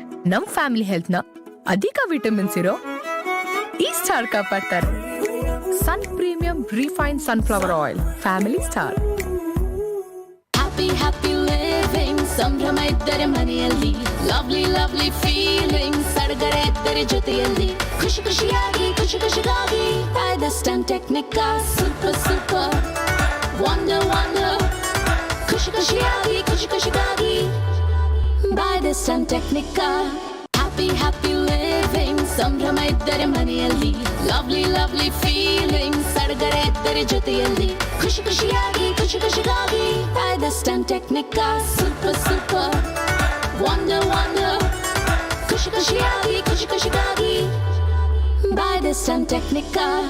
ಆಧುನಿಕ ಯಂತ್ರೋಪಕರಣಗಳಿಂದ ಬಹು ವಿಧಗಳಲ್ಲಿ ಪರಿಷ್ಕರಿಸಿದ ಕುಚ್ಚಲಕ್ಕಿ. ಸಂತೋಷ್ ರೈಸ್ ಮಿಲ್ಸ್ ರವರ 2 ಸ್ಟಾರ್ ಮತ್ತು Santosh boiled rice. BA plywood 60 ವರ್ಷಗಳ ಸುದೀರ್ಘ ಅನುಭವದಿಂದ ಮನೆ ಮಾತಾಗಿರುವ ಸಂಸ್ಥೆ. ಪ್ಲೈವುಡ್ಗಾಗಿಯೇ ವಿಶೇಷವಾಗಿ ಬಳಸಲಾಗುವ beech, silver oak, eucalyptus, neem ಮುಂತಾದ ಮರಗಳಿಂದ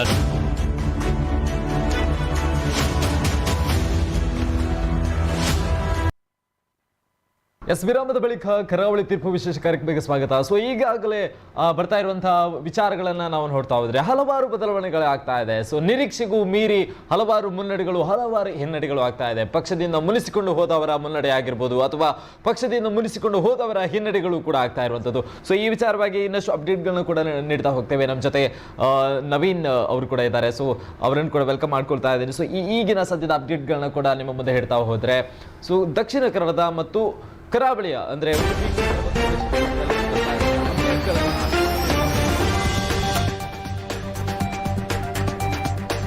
ಬೆಳ್ತಂಗಡಿಯಲ್ಲಿ ಬಿಜೆಪಿ ಅಭ್ಯರ್ಥಿ ಹರೀಶ್ ಪೂಂಜ್ ಅವರು 2362 ಮತಗಳನ್ನು ಪಡ್ಕೊಂಡಿದ್ದಾರೆ. ಭರತ್ ಶೆಟ್ಟಿ ಮಂಗಳೂರು ಉತ್ತರ ಅಂದರೆ ಸುರತ್ಕಲ್ ಕ್ಷೇತ್ರದಲ್ಲಿ ಬಿಜೆಪಿ ಅಭ್ಯರ್ಥಿಯಾಗಿ ಮತ್ತೆ ಕಣದಲ್ಲಿರುವಂತಹ ಡಾಕ್ಟರ್ ವೈ ಭರತ್ ಶೆಟ್ಟಿ ಅವರು ಮತ್ತೆ ಮುನ್ನಡೆಯನ್ನು ಕಾಯ್ದುಕೊಳ್ತಿದ್ದಾರೆ. ಬೆಳ್ತಂಗಡಿಯಲ್ಲಿ ಹರೀಶ್ ಪೂಂಜ್ ಅವರು ಮುನ್ನಡೆಯನ್ನು ಕಾಯ್ದುಕೊಂಡಿದ್ದಾರೆ. ಒಂದು ಹಂತದಲ್ಲಿ ಮಂಗಳೂರು ಉತ್ತರ ಕ್ಷೇತ್ರದಲ್ಲಿ ಇನಾಯತ್ ಅಲಿ ಅವರು ಮುನ್ನಡೆಯನ್ನು ಕಾಯ್ದುಕೊಂಡಿದ್ದು ಮತ್ತೆ ಭರತ್ ಶೆಟ್ಟಿ ಅವರು ಮುನ್ನಡೆಯನ್ನು ಕಾಯ್ದುಕೊಳ್ತಿದ್ದಾರೆ. ಬಿಜೆಪಿಯ ಪಾಲಿಗೆ ಆಶಾಕಿರಣವಾಗಿರುವಂಥ ಮತ್ತೊಂದು ಕ್ಷೇತ್ರ ಅದು ಮಂಗಳೂರು ಉತ್ತರ ಕ್ಷೇತ್ರ. ಯಾಕೆಂದರೆ ಕಳೆದ ಒಂದು ಚುನಾವಣೆಯಲ್ಲಿ 8 ಕ್ಷೇತ್ರಗಳ ಪೈಕಿ 7 ಕ್ಷೇತ್ರಗಳಲ್ಲಿ ಬಿಜೆಪಿ ಗೆದ್ದುಕೊಂಡಿತ್ತು. ಈ ಬಾರಿ ಅಲ್ಲಿ ಕಾಂಗ್ರೆಸ್ನ ಅಭ್ಯರ್ಥಿ ಯಾರು ಎನ್ನುವುದೇ ಬಹಳ ದೊಡ್ಡ ಮಟ್ಟದ ಪ್ರಶ್ನಾರ್ಥಕ ಚಿಹ್ನೆಯಾಗಿತ್ತು. ಇನಾಯತ್ ಅಲಿ ಮತ್ತು ಮೊಯ್ದೀನ್ ಬಾವ್ ಅವರು ಕಳೆದ ಅಂದರೆ 2013ರಲ್ಲಿ ಗೆದ್ದುಕೊಂಡಂತಹ ಶಾಸಕರಾಗಿದ್ದಂತಹ ಮೊಯ್ದೀನ್ ಬಾವರ್ ಅವರು ಸಹಜವಾಗಿ ಟಿಕೆಟ್ನ ಆಕಾಂಕ್ಷಿಯಾಗಿದ್ದರು. ಆದರೆ ಕಾಂಗ್ರೆಸ್ನ ಹೈಕಮಾಂಡ್ ಅವರಿಗೆ ಟಿಕೆಟನ್ನು ನಿರಾಕರಣೆ ಮಾಡಿ ಹೊಸ ಮುಖ ಯುವ ನಾಯಕ ಇನಾಯತ್ ಅಲಿ ಅವರಿಗೆ ಅವಕಾಶವನ್ನು ಕೊಟ್ಟಿತ್ತು. ಹಾಗಾಗಿ ಅವರ ಮಧ್ಯ ಆ ಪೈಪೋಟಿ ಅಥವಾ ಅವರ ಮುನಿಸು ಬಿಜೆಪಿಗೆ ವರದಾನ ಆಗಬಹುದು ಅನ್ನುವಂಥ ಲೆಕ್ಕಾಚಾರ ಬಿಜೆಪಿ ಹಾಕ್ಕೊಂಡಿತ್ತು. ಸಹಜವಾಗಿ ಆ ಮುನಿಸು ಪಕ್ಷಾಂತರದವರೆಗೆ ಮುಟ್ಟಿತು. ಯಾಕಂದರೆ ಮೊಯ್ದೀನ್ ಬಾವರ್ ಅವರು ಕಾಂಗ್ರೆಸ್ಸನ್ನು ತೊರೆದು JDSನಲ್ಲಿ ಸ್ಪರ್ಧೆಯನ್ನು ಮಾಡಿದರು. ಆದರೆ JDSನಿಂದ ಸ್ಪರ್ಧೆ ಮಾಡಿರುವಂತಹ ಮೊಯ್ದೀನ್ ಬಾವರ್ ಅವರು ಎಷ್ಟು ಮತಗಳನ್ನು ಸೆಳೆದುಕೊಳ್ಳುತ್ತಾರೆ ಎನ್ನುವುದು ಕೂಡ ಅಷ್ಟೇ ಮುಖ್ಯ ಆಗ್ತದೆ. ಡಾಕ್ಟರ್ ವೈ ಭರತ್ ಶೆಟ್ಟಿ ಅವರ ಗೆಲುವು ಒಂದು ವೇಳೆ ಸಿಗುವುದಾದರೆ ಅದು ಕೂಡ ಮೊಯ್ದೀನ್ ಬಾವರ್ ಅವರ ಒಂದು ಸ್ಪರ್ಧೆ ಪ್ರಮುಖ ಕಾರಣ ಕೂಡ ಆಗಬಹುದು. ಎಸ್, ಈಗಾಗಲೇ ದಕ್ಷಿಣ ಕನ್ನಡ ಆಗಿರ್ಬೋದು ಮತ್ತು ಉಡುಪಿ ಕ್ಷೇತ್ರಗಳಲ್ಲಿ ಹಲವಾರು ತಯಾರಿಗಳು ಕೂಡ ನಡೀತಾ ಇದೆ. ಸೊ ಕೊನೆಯ ಹಂತದ ಮತ ಎಣಿಕೆಗಳು ಕೂಡ ಆಗ್ತಾ ಇರುವಂಥದ್ದು, 3ನೇ ಮತ್ತು 4ನೇ ಹಂತದ ತನಕವೂ ಕೂಡ ಈಗಾಗಲೇ ಮುಟ್ಟಿರುವಂಥದ್ದು ಮತ ಎಣಿಕೆ. ಸೊ ಹಾಗಾಗಿ ಇನ್ನೇನು ಕೆಲವೇ ಹೊತ್ತಲ್ಲಿ ರಿಸಲ್ಟ್ಗಳು ಕೂಡ ಬರುವಂತಹ ಒಂದು ಸಂದರ್ಭ. ಇದ್ರ ಜೊತೆಗೆ ಖಾದರ್ ಅವರು ಕೂಡ UT ಖಾದರ್ ಅವರು ಉಳ್ಳಾಲ ಕ್ಷೇತ್ರದಲ್ಲಿ ನಾವು ಗಮನಿಸಿದ್ರೆ ಸೊ ಅವರಿಗೊಂದು ಕಾನ್ಫಿಡೆನ್ಸ್ ಇದೆ. ಏನೇ ಆದರೂ ಕೂಡ ಈ ಹಿಂದೆಯೂ ಕೂಡ ನಾವೇ ಗೆದ್ದುಕೊಂಡು ಬಂದಂಥದ್ದು, ಯಾರೇ ಬರಲಿ ರಿಯಾಜ್ ಪರಂಗಿಪೇಟೆ ಆಗಿರ್ಬೋದು ಅಥವಾ ಬಿಜೆಪಿ ಅಭ್ಯರ್ಥಿಗಳನ್ನು ಬದಲಾವಣೆ ಮಾಡಿದ್ರು ಕೂಡ ನಮಗೆ ಮತ್ತೊಮ್ಮೆ ಗೆಲುವು ಬರುವಂಥದ್ದು ಸಹಜ ಅನ್ನುವಂಥ ನಿಟ್ಟಿನಲ್ಲಿ ಉಳ್ಳಾಲದ ಒಂದು ಭಾರತ್ ಮೈದಾನದಲ್ಲಿ ಮಕ್ಕಳ ಜೊತೆ ಕ್ರಿಕೆಟ್ ಆಡ್ತಾ ಇದ್ದಾರೆ ಶಾಸಕರು, ಕಳೆದ ಬಾರಿಯ ಶಾಸಕರು. ಅಂದ್ರೆ ಮತ ಎಣಿಕೆ ಕೇಂದ್ರಕ್ಕೂ ಕೂಡ ಹೋಗುವಂತ ಅವಶ್ಯಕತೆ ಇಲ್ಲ ನನ್ನ ಕಾರ್ಯಕರ್ತರೇ. ಪರಂಗಿಪೇಟೆಯವರ ಸ್ಪರ್ಧೆ ಬಿಜೆಪಿಗೆ ಒಂದು ಹೊಸ ಆಶೆಯನ್ನ ಅಥವಾ ನಿರೀಕ್ಷೆಯನ್ನು ಹುಟ್ಟು ಹಾಕಿತ್ತು. ಯಾಕಂದ್ರೆ SDPIನ ಸ್ಪರ್ಧೆ ಅದು ಬಹಳ ಪ್ರಭಾವವನ್ನು ಬೀರ್ಬೋದು ಅನ್ನೋಂಥ ನಿರೀಕ್ಷೆ. ಯಾಕಂದ್ರೆ ಅದು ಸರಿಸುಮಾರು ಒಂದು 10,000 15,000 ಮತಗಳನ್ನು ಸೆಳೆದುಕೊಳ್ಳೋದಕ್ಕೆ SDPI ಸಾಧ್ಯ. ಆದರೆ ಅದು UT ಖಾದರ್ ಅವರಿಗೆ ಸೋಲನ್ನು ಕೂಡ ತರುವ ಸಾಧ್ಯತೆಗಳು ಇತ್ತು. ಯಾಕೆಂದರೆ ಸಾಂಪ್ರದಾಯಿಕವಾದಂತಹ ಮತಗಳು ಬಿಜೆಪಿಗೆ ಇದೆ. ಯಾಕೆಂದರೆ ಅಲ್ಲಿ ಮುಸ್ಲಿಂ ಮತ್ತು ಹಿಂದೂಗಳ ಸಂಖ್ಯೆ ಸರಿಸಮ ಇರೋದ್ರಿಂದ ಸಹಜವಾಗಿ ಮುಸ್ಲಿಮರ ಮತಗಳು ಕಾಂಗ್ರೆಸ್ಸಿಗೆ ಸೇರುತ್ತದೆ, ಸಾಂಪ್ರದಾಯಿಕ ಮತಗಳು. ಆದರೆ ಆ ಸಾಂಪ್ರದಾಯಿಕ ಮುಸ್ಲಿಂ ಮತಗಳನ್ನು SDPI ಸೆಳೆದುಕೊಂಡ್ರೆ ಬಿಜೆಪಿಗೆ ಒಂದು ಅವಕಾಶ ಇದೆ ಎನ್ನುವಂಥ ಲೆಕ್ಕಾಚಾರ ಇತ್ತು. ಆದರೆ ರಿಯಾಜ್ ಪರಂಗಿಪೇಟೆಯವರ ಸ್ಪರ್ಧೆ ಇಲ್ಲಿ UT ಖಾದರ್ ಅವರ ಏನು ಮುನ್ನಡೆಗೆ ಕಡಿವಾಣ ಹಾಕೋದಕ್ಕೆ ಸಾಧ್ಯ ಆಗಿಲ್ಲ ಇದುವರೆಗಿನ ಒಂದು ಲೆಕ್ಕಾಚಾರ. ಮುಂದೆ ಗೊತ್ತಿಲ್ಲ, ಬದಲಾವಣೆ ಆದರೂ ಆಗ್ಬೋದು, ಆಗದೇ ಇರ್ಬೋದು. ಆದರೆ ಒಂದು ರಾಜ್ಯದ ಒಟ್ಟು ಅಂಕಿಅಂಶಗಳನ್ನು ಗಮನಿಸುವಾಗ ಈ ಕ್ಷಣದ ಮುನ್ನಡೆಯನ್ನು ಹೇಳುವುದಾದರೆ ಬಿಜೆಪಿ 83 ಸ್ಥಾನಗಳಲ್ಲಿ, ಕಾಂಗ್ರೆಸ್ 110 ಸ್ಥಾನಗಳಲ್ಲಿ ಮುನ್ನಡೆಯನ್ನು ಕಾಯ್ದುಕೊಂಡಿದೆ. ಒಂದು ಹಂತದಲ್ಲಿ 125 130ರವರೆಗೂ ಕೂಡ ಮುನ್ನಡೆಯನ್ನು ಕಾಯ್ದುಕೊಂಡಂಥ ಕಾಂಗ್ರೆಸ್ ಇದೀಗ 110ಕ್ಕೆ ಇಳಿದಿದೆ. ಇದು ಸರ್ವೇ ಸಾಮಾನ್ಯ. ಪ್ರತಿಯೊಂದು ಚುನಾವಣೆಯ ಸಂದರ್ಭದಲ್ಲಿ ಕೂಡ ಮತ ಎಣಿಕೆಯ ಸಂದರ್ಭದಲ್ಲಿ ಒಂದೊಂದು ಸುತ್ತಿನ ಬಳಿಕ ಕೆಲವೊಂದು ವ್ಯತ್ಯಾಸಗಳಾಗ್ತದೆ. ಮುನ್ನಡೆಯಲ್ಲಿದ್ದವರು ಹಿನ್ನಡೆಗೆ ಬರಬಹುದು, ಹಿನ್ನಡೆಯಲ್ಲಿದ್ದವರು ಮತ್ತೆ ಮುನ್ನಡೆಗೆ ಬರುವ ಸಾಧ್ಯತೆಗಳಿರುತ್ತೆ. ಈ ಆಧಾರದಲ್ಲಿ ಅಂಕಿಅಂಶಗಳನ್ನು ನಾವು ಕೊಡ್ತಾ ಇದ್ದೇವೆ. 113 ಮಾಯಾ ಸಂಖ್ಯೆಯನ್ನು ದಾಟುವುದಕ್ಕೆ ಅತ್ಯಂತ ಸನಿಹದಲ್ಲಿದೆ. ಒಂದು ಸಂದರ್ಭದಲ್ಲಿ ದಾಟಿ ಬಹಳ ಮುಂದೆ ಹೋಗಿದ್ದಂಥ ಕಾಂಗ್ರೆಸ್ ಇದೀಗ ಮಾಯಾ ಸಂಖ್ಯೆಯ ಆ ಒಂದು ಪರಿಧಿಯಲ್ಲೇ ಇದೆ. ಅದರ ಹತ್ತಿರದಲ್ಲೇ 110 ಸ್ಥಾನಗಳ ಮುನ್ನಡೆಯೊಂದಿಗೆ. ಎಸ್, ಇದ್ರ ಜೊತೆಗೆ ಕಾರ್ಕಳ ವಿಧಾನಸಭಾ ಕ್ಷೇತ್ರವನ್ನು ನಾವು ಗಮನಿಸಿದ್ರೆ ತುಂಬಾನೇ ಪೈಪೋಟಿಯನ್ನು ನೀಡ್ತಾ ಇದೆ. ಗುರು ಶಿಷ್ಯರ ಕಾದಾಟ ಅನ್ನುವಂಥ ಒಂದು ಮಾತಿತ್ತು ಮೊದಲು. ಆದರೆ ಯಾಕೋ ಏನು ಗುರುವಿನ ಯಾವುದೇ ಒಂದು ಮ್ಯಾಜಿಕ್ ಕೂಡ ಅಲ್ಲಿ ನಡೀತಾ ಇಲ್ಲ, ಕೇವಲ ಶಿಷ್ಯನ ಕಮಾಲ್ಗಳೇ ನಡೀತಾ ಇರುವಂಥ. ಆದರೆ ಕಾಂಗ್ರೆಸ್ನ ಮುನಿಯಾಲು ಅವರು ಈ ಬಾರಿ ತುಂಬಾನೇ ಮ್ಯಾಜಿಕ್ ಅನ್ನು ಮಾಡ್ತಾ ಇದ್ದಾರೆ. ಕೇವಲ 600 ಮತಗಳ ಅಂತರದ ಹಿನ್ನಡೆಯನ್ನು ಮಾತ್ರ ಅವರು ಅನುಭವಿಸ್ತಾ ಇರುವಂಥದ್ದು.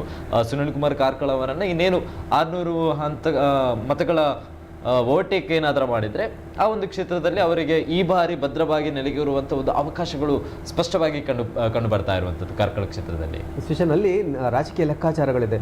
ಯಾರೇ ಗೆದ್ರು ಕೂಡ, ಅದು ಕಾಂಗ್ರೆಸ್ನ ಅಭ್ಯರ್ಥಿ ಇರ್ಬೋದು ಅಥವಾ ಬಿಜೆಪಿ ಅಭ್ಯರ್ಥಿ ಇರ್ಬೋದು, ಯಾರೇ ಗೆದ್ರು ಕೂಡ ಬಹಳ ದೊಡ್ಡ ಮಟ್ಟದ ಅಂತರ. ಕಳೆದ ಬಾರಿ ಅಂದರೆ ಸರಿಸುಮಾರು 40,000 ಹತ್ತಿರ 40,000 31,000 ಚಿಲ್ಲರೆ ಮತಗಳ ಅಂತರದಿಂದ ಸುನಿಲ್ ಕುಮಾರ್ ಅವರು ಗೆದ್ದಿದ್ದರು. ಆದರೆ ಈ ಬಾರಿ ಯಾರೇ ಗೆದ್ರು ಕೂಡ ಅದು 10,000 ಒಳಗೆ ಅಥವಾ 5,000 ಅಂತರದಲ್ಲಿ ಅನ್ನುವಂಥ ಒಂದು ಲೆಕ್ಕಾಚಾರಗಳು ಕೇಳಿ ಬರ್ತಾ ಇತ್ತು. ಯಾಕಂದರೆ ಅಷ್ಟೊಂದು ತೀವ್ರ ಸ್ಪರ್ಧೆ ಅಲ್ಲಿ ಇತ್ತು. ಒಂದು ಕಡೆ ಪ್ರಮೋದ್ ಮುತಾಲಿಕ್ರವರು ಎಷ್ಟು ಮತಗಳನ್ನು ಸೆಳೀತಾರೆ, ಆ ಮತಗಳನ್ನು ಸೆಳೆದರೆ ಅದು ಸುನಿಲ್ ಕುಮಾರ್ ಅವರಿಗೆ ಬರುವಂತಹ ಮತಗಳು ಎನ್ನುವಂಥ ಲೆಕ್ಕಾಚಾರ ಇದೆ. ಆದರೆ ಅವರು ಎಷ್ಟು ಮತಗಳನ್ನು ಸೆಳೆದಿದ್ದಾರೆ ಅನ್ನೋದರ ಬಗ್ಗೆ ನಮಗೆ ಸ್ಪಷ್ಟ ಮಾಹಿತಿಯನ್ನು ಅಷ್ಟೇ ಬರಬೇಕಾಗಿದೆ. ಹಾಗಾಗಿ ಕಾಂಗ್ರೆಸ್ ಅಭ್ಯರ್ಥಿ ಮುನಿಯಲ್ ಉದಯ್ ಕುಮಾರ್ ಶೆಟ್ಟಿ ಅವರು ಕೂಡ ಒಂದು ನಿರೀಕ್ಷೆಯಲ್ಲಿದ್ದಾರೆ. ಈ ಕ್ಷೇತ್ರದಲ್ಲಿ ತಾನು ಗೆಲುವನ್ನು ಸಾಧಿಸೋದಕ್ಕೆ ಅವಕಾಶ ಇದೆ. ಎಸ್, ಇದು ಉಡುಪಿ ಕ್ಷೇತ್ರದ ಕಾರ್ಕಳ ಒಂದಾದ್ರೆ ಇನ್ನೊಂದು ನೋಡ್ತಾ ಹೋದ್ರೆ ನಾವು ಕುಂದಾಪುರ. ಸೊ ಕುಂದಾಪುರದಲ್ಲಿ ಯಾವುದೇ ಬದಲಾವಣೆಗಳು ಇಲ್ಲ ಅಂತ ಹೇಳಿ ಕಾಣಿಸ್ತಾ ಇದೆ. ಆಲ್ಮೋಸ್ಟ್ 11,000ಕ್ಕಿಂತಲೂ ಅಧಿಕ ಮತಗಳ ಮುನ್ನಡೆಯನ್ನ ಕಿರಣ್ ಕೊಡ್ಗೆ ಅವರು ಸಾಧಿಸಿರುವಂಥದ್ದು. ಈ ಹಿಂದಿನ ಶೆಟ್ಟಿಯವರು ತಂದಿದ್ದಂತಹ ಒಂದು ಮುನ್ನಡೆ ಈಗಲೂ ಕೂಡ ಕಂಟಿನ್ಯೂ ಆಗ್ತಾ ಇದೆ. ಅದು ಬಿಜೆಪಿಯ ಒಂದು ಭದ್ರಕೋಟೆ ಅಂತ ಹೇಳ್ಬೋದು. ಅಲ್ಲಿ ಅಭ್ಯರ್ಥಿಗಳ ಬದಲಾವಣೆ ಆದರೂ ಬಿಜೆಪಿ ಅಭ್ಯರ್ಥಿ ಭದ್ರಕೋಟೆ ಒಂದು ಕಡೆ, ಅದೇ ರೀತಿ ಹಾಲಾಡಿ ಶ್ರೀನಿವಾಸ್ ಶೆಟ್ಟಿ ಅವರ ವೈಯಕ್ತಿಕ ವರ್ಚಸ್ಸು ಅದು ಕೂಡ ಅವರು ಯಾವುದೇ ಪಕ್ಷದಲ್ಲಿ ಗೆದ್ದರು ಅಥವಾ ಯಾವುದೇ ಲಾಂಛನ ಇಲ್ಲದೆ ಕೂಡ ಗೆಲ್ಲಬಲ್ಲಂತಹ ಒಬ್ಬ ಸಾಮರ್ಥ್ಯದ ನಾಯಕರಾಗಿದ್ದರು. ಹಾಗಾಗಿ ಅವರ ವರ್ಚಸ್ಸು, ಆದರೆ ಅವರು ಅವರ ಪರವಾಗಿ ಅಂದರೆ ಕಿರಣ್ ಕುಮಾರ್ ಕೊಡ್ಗೆ ಅವರ ಪರವಾಗಿ ಕೆಲಸನ ಮಾಡ್ತೇನೆ ಅನ್ನೋಂಥ ಮಾತನ್ನು ಹೇಳಿದರು. ಯಾಕಂದರೆ ಅವರ ರಾಜಕೀಯ ಗುರುಗಳು ಕೊಡ್ಗೆ ಅವರು. ಹಾಗಾಗಿ ಅವರ ಮಗ ಈಗ ಸ್ಪರ್ಧೆಯಲ್ಲಿರೋದ್ರಿಂದ, ಕಣದಲ್ಲಿರೋದ್ರಿಂದ ನನ್ನ ಬೆಂಬಲವನ್ನು ಖಂಡಿತವಾಗಿ ಕೊಡ್ತೇನೆ ಅಂತ ಹೇಳಿದರು. ಸಹಜವಾಗಿಯೇ ಬಿಜೆಪಿಗೆ ಅದೊಂದು ಧನಾತ್ಮಕವಾದಂಥ ಅಂಶ. ಎಸ್, ಅದೇ ಕರಾವಳಿ ಉಡುಪಿ ಕ್ಷೇತ್ರದಲ್ಲಿ ನಾವು ನೋಡ್ತಾ ಹೋದ್ರೆ 5 ವಿಧಾನಸಭಾ ಕ್ಷೇತ್ರಗಳಲ್ಲಿ ಆಲ್ಮೋಸ್ಟ್ 4 ಕ್ಷೇತ್ರಗಳಲ್ಲಿ ಬಿಜೆಪಿ ಮುನ್ನಡೆಯನ್ನ ಕಂಡುಕೊಳ್ತಾ ಇದೆ. ಆದ್ರೆ ಕೇವಲ 1 ಕ್ಷೇತ್ರಗಳಲ್ಲಿ ಮಾತ್ರ ಬಿಜೆಪಿ ಹಿನ್ನಡೆಯನ್ನ ಅನುಭವಿಸ್ತಾ ಇರುವಂತದ್ದು. ಅಲ್ಲಿ ಆಕ್ಚುಲಿ ಕಾಂಗ್ರೆಸ್ ಮುನ್ನಡೆಯನ್ನ ಕಂಡುಕೊಳ್ತಾ ಇದೆ. ಅದು ಕೂಡ ಬೈಂದೂರು ಕ್ಷೇತ್ರದಲ್ಲಿ ಅಭ್ಯರ್ಥಿಯ ಬದಲಾವಣೆಯನ್ನ ಮಾಡಿ, ಕೆಲವೊಂದು ಆಡಳಿತ ವಿರೋಧಿ ಅಲೆಗಳಿತ್ತು ಅನ್ನುವಂಥ ಕಾರಣಕ್ಕೋಸ್ಕರ ಅಭ್ಯರ್ಥಿಯ ಬದಲಾವಣೆಯನ್ನ ಮಾಡಿ ಗುರುರಾಜ್ ಗಂಟಿಹೊಳೆ ಅವರಿಗೆ ಅವಕಾಶವನ್ನ ನೀಡಲಾಗುತ್ತೆ. ಸೊ ಆದ್ರೆ ಏನೋ ಒಂದು ಆ ತಕ್ಕ ಮಟ್ಟಿನ ವರ್ಕೌಟ್ ಆಗ್ತಾ ಇಲ್ಲ ಬಿಜೆಪಿಯ ಪ್ಲಾನ್ ಅಲ್ಲಿ ಅನ್ನುವಂಥದ್ದು ಸ್ಪಷ್ಟವಾಗ್ತಾ ಇದೆ. ಯಾಕಂತ ಹೇಳಿದ್ರೆ ಒಂದು ಬಾರಿ ಏನೋ ಒಂದು ಹಂತದ ಮತಗಣಿಕೆಯಲ್ಲಿ ಮಾತ್ರ ಮುನ್ನಡೆಯನ್ನು ಅನುಭವಿಸಿದ್ರು ಗುರುರಾಜ್ ಗಂಟಿಹೊಳೆ. ಕಳೆದ 3-4 ಹಂತದ ಮತಗಣಿಕೆಯಲ್ಲೂ ಕೂಡ ಗುರುರಾಜ್ ಗಂಟಿಹೊಳೆ ಅವರು ಹಿನ್ನಡೆಯನ್ನು ಅನುಭವಿಸ್ತಾ ಇದ್ದಾರೆ. ಗೋಪಾಲ್ ಪೂಜಾರಿ ಅವರೇ ಹಿರಿಯ ನಾಯಕರವರು, ರಾಜಕೀಯ ಅನುಭವವುಳ್ಳವರು. ಸೊ ಅವರೇ ಈಗ ಜಾಸ್ತಿಯಾಗಿ ಮುನ್ನಡೆಯನ್ನು ಕಂಡುಕೊಳ್ತಾ ಇದ್ದಾರೆ. ಸೊ ಹಾಗಾಗಿ ಆ ಒಂದು ಕ್ಷೇತ್ರವು ಕೂಡ ಟೋಟಲ್ ಆಗಿ ಉಡುಪಿಯ ಬಿಜೆಪಿಯ ಒಂದು ನಂಬಿಕೆ ಇತ್ತು. 5 ವಿಧಾನಸಭಾ ಕ್ಷೇತ್ರಗಳಲ್ಲಿ 5 ಕೂಡ ತಮ್ಮ ತೆಕ್ಕೆಗೆ ಎಳ್ಕೊಳ್ತೀವಿ ಅನ್ನುವಂಥ ಕಾನ್ಫಿಡೆನ್ಸ್, ಗುಡಿಸಿ ತೆಗೆದ ಆಂಗ್ಲ ಭಾಷೆಯಲ್ಲಿ ಕ್ಲೀನ್ ಸ್ವೀಪ್ ಅಂತ ಹೇಳ್ತೇವೆ, ಆ ಒಂದು ವಿಶ್ವಾಸದಲ್ಲಿ ಬಿಜೆಪಿ ಇತ್ತು. ಆದರೆ ಸಮೀಕ್ಷೆಗಳು ಕೂಡ ಬಹುತೇಕ ಅಂದರೆ ಅಷ್ಟು ಪೂರ್ಣ ಪ್ರಮಾಣದಲ್ಲಿಲ್ಲದಿದ್ದರೂ ಕೂಡ ಬಹುತೇಕ ಸ್ಥಾನಗಳನ್ನು ಬಿಜೆಪಿ ಗೆಲ್ಲುವ ಸಾಧ್ಯತೆಗಳೇನುವಂಥ ಒಂದು ಮಾಹಿತಿಯನ್ನು ಸಮೀಕ್ಷೆಗಳು ಹೇಳಿತ್ತು. ಅದೇ ಪ್ರಕಾರ ಆಗ್ತಾ ಇದೆ ಈಗ. 4ರಲ್ಲಿ 5, 5ರಲ್ಲಿ 4, 8ರಲ್ಲಿ 6. ಓಕೆ, ಎಸ್, ಈಗ ಸದ್ಯದ ಅಪ್ಡೇಟ್ಗಳನ್ನ ನಾವು ಗಮನಿಸ್ತಾ ಹೋದ್ರೆ ಯಾವ ರೀತಿಯಾದಂತಹ ಬೆಳವಣಿಗೆಗಳಾಗಿದೆ ಕರಾವಳಿಯ ಉಡುಪಿ ಆಗಿರ್ಬೋದು ಅಥವಾ ದಕ್ಷಿಣ ಕನ್ನಡ ಕ್ಷೇತ್ರಗಳಲ್ಲಿ ಆಗಿರುವಂತಹ ಅಪ್ಡೇಟ್ಗಳನ್ನ ನಮ್ಮ ಜೊತೆ ಹಂಚಿಕೊಳ್ಳೋದಕ್ಕೆ ಮಹಂತೇಶ್ ಅವರು ನೇರವಾಗಿ ನಮ್ಮ ಜೊತೆ ಇದ್ದಾರೆ. ಸೊ ಅವರ ಯಾವ ರೀತಿಯಾದಂತಹ ಅಪ್ಡೇಟ್ಗಳಿದೆ ಮಹಂತೇಶ್ ಈಗ ಸದ್ಯಕ್ಕೆ? ಹೆಸರು ಉಡುಪಿಯಲ್ಲಿ ನಡೆಯುತ್ತಿರುವಂತಹ 5 ವಿಧಾನಸಭಾ ಕ್ಷೇತ್ರಗಳ ಮತ ಎಣಿಕೆಯ ಕೇಂದ್ರದಲ್ಲಿ ಅಧಿಕಾರಿಗಳು ಸರಿಯಾದ ಮಾಹಿತಿಯನ್ನ ನೀಡದೆ ಪತ್ರಕರ್ತರು ಅವರನ್ನ ತರಾಟೆಗೆ ತೆಗೆದುಕೊಂಡಂತಹ ಘಟನೆ ನಡೆದಿರುವಂಥದ್ದು. ಉಡುಪಿಯ 5 ವಿಧಾನಸಭಾ ಕ್ಷೇತ್ರಗಳ ಮತ ಎಣಿಕೆ ಉಡುಪಿಯ ಸೈಂಟ್ ಸಿಸಿಲಿ ಪದವಿ ಪೂರ್ವ ಕಾಲೇಜಿನಲ್ಲಿ ಮತ ಎಣಿಕೆ ನಡೆಯುತ್ತಿದ್ದು, ಅದರಲ್ಲಿ ಸರಿಯಾದ ಮಾಹಿತಿಯನ್ನ ನೀಡಿದಂತಹ ಅಧಿಕಾರಿಗಳನ್ನ ಪತ್ರಕರ್ತರು, ಮಾಧ್ಯಮ ಮಿತ್ರರು ತರಾಟೆಗೆ ತೆಗೆದುಕೊಂಡಂತಹ ಘಟನೆ ನಡೆದಿದೆ. ಇನ್ನು ಕುಂದಾಪುರ ವಿಧಾನಸಭಾ ಕ್ಷೇತ್ರದಲ್ಲಿ ಕಿರಣ್ ಕುಮಾರ್ ಕೋಡ್ಗೆ ಅವರು 11,500 ಮತಗಳ ಮುನ್ನಡೆಯನ್ನ ಸಾಧಿಸಿದ್ದಾರೆ. ಜೊತೆಗೆ ಕಾಪುವಿನಲ್ಲಿ ಬಿಜೆಪಿ ಅಭ್ಯರ್ಥಿ ಸುರೇಶ್ ಶೆಟ್ಟಿ ಗುರ್ಮೆ ಅವರು 7,000 ಮತಗಳ ಅಂತರದಲ್ಲಿ ಮುನ್ನಡೆಯನ್ನ ಕಾಯ್ದುಕೊಂಡಿದ್ದಾರೆ. ಇನ್ನು ಕಾರ್ಕಳದಲ್ಲಿ ಕಾಂಗ್ರೆಸ್ನ ಮುನಿಯಾಲ್ ಅವರು 14,228 ಮತಗಳನ್ನ ಗಳಿಸಿದರೆ, ಇದೀಗ ಸುನಿಲ್ ಕುಮಾರ್ ಅವರು 14,867 ಮತಗಳನ್ನ ಪಡೆದು 639 ಮತಗಳ ಅಂತರವನ್ನ ಪಡೆದಿದ್ದಾರೆ.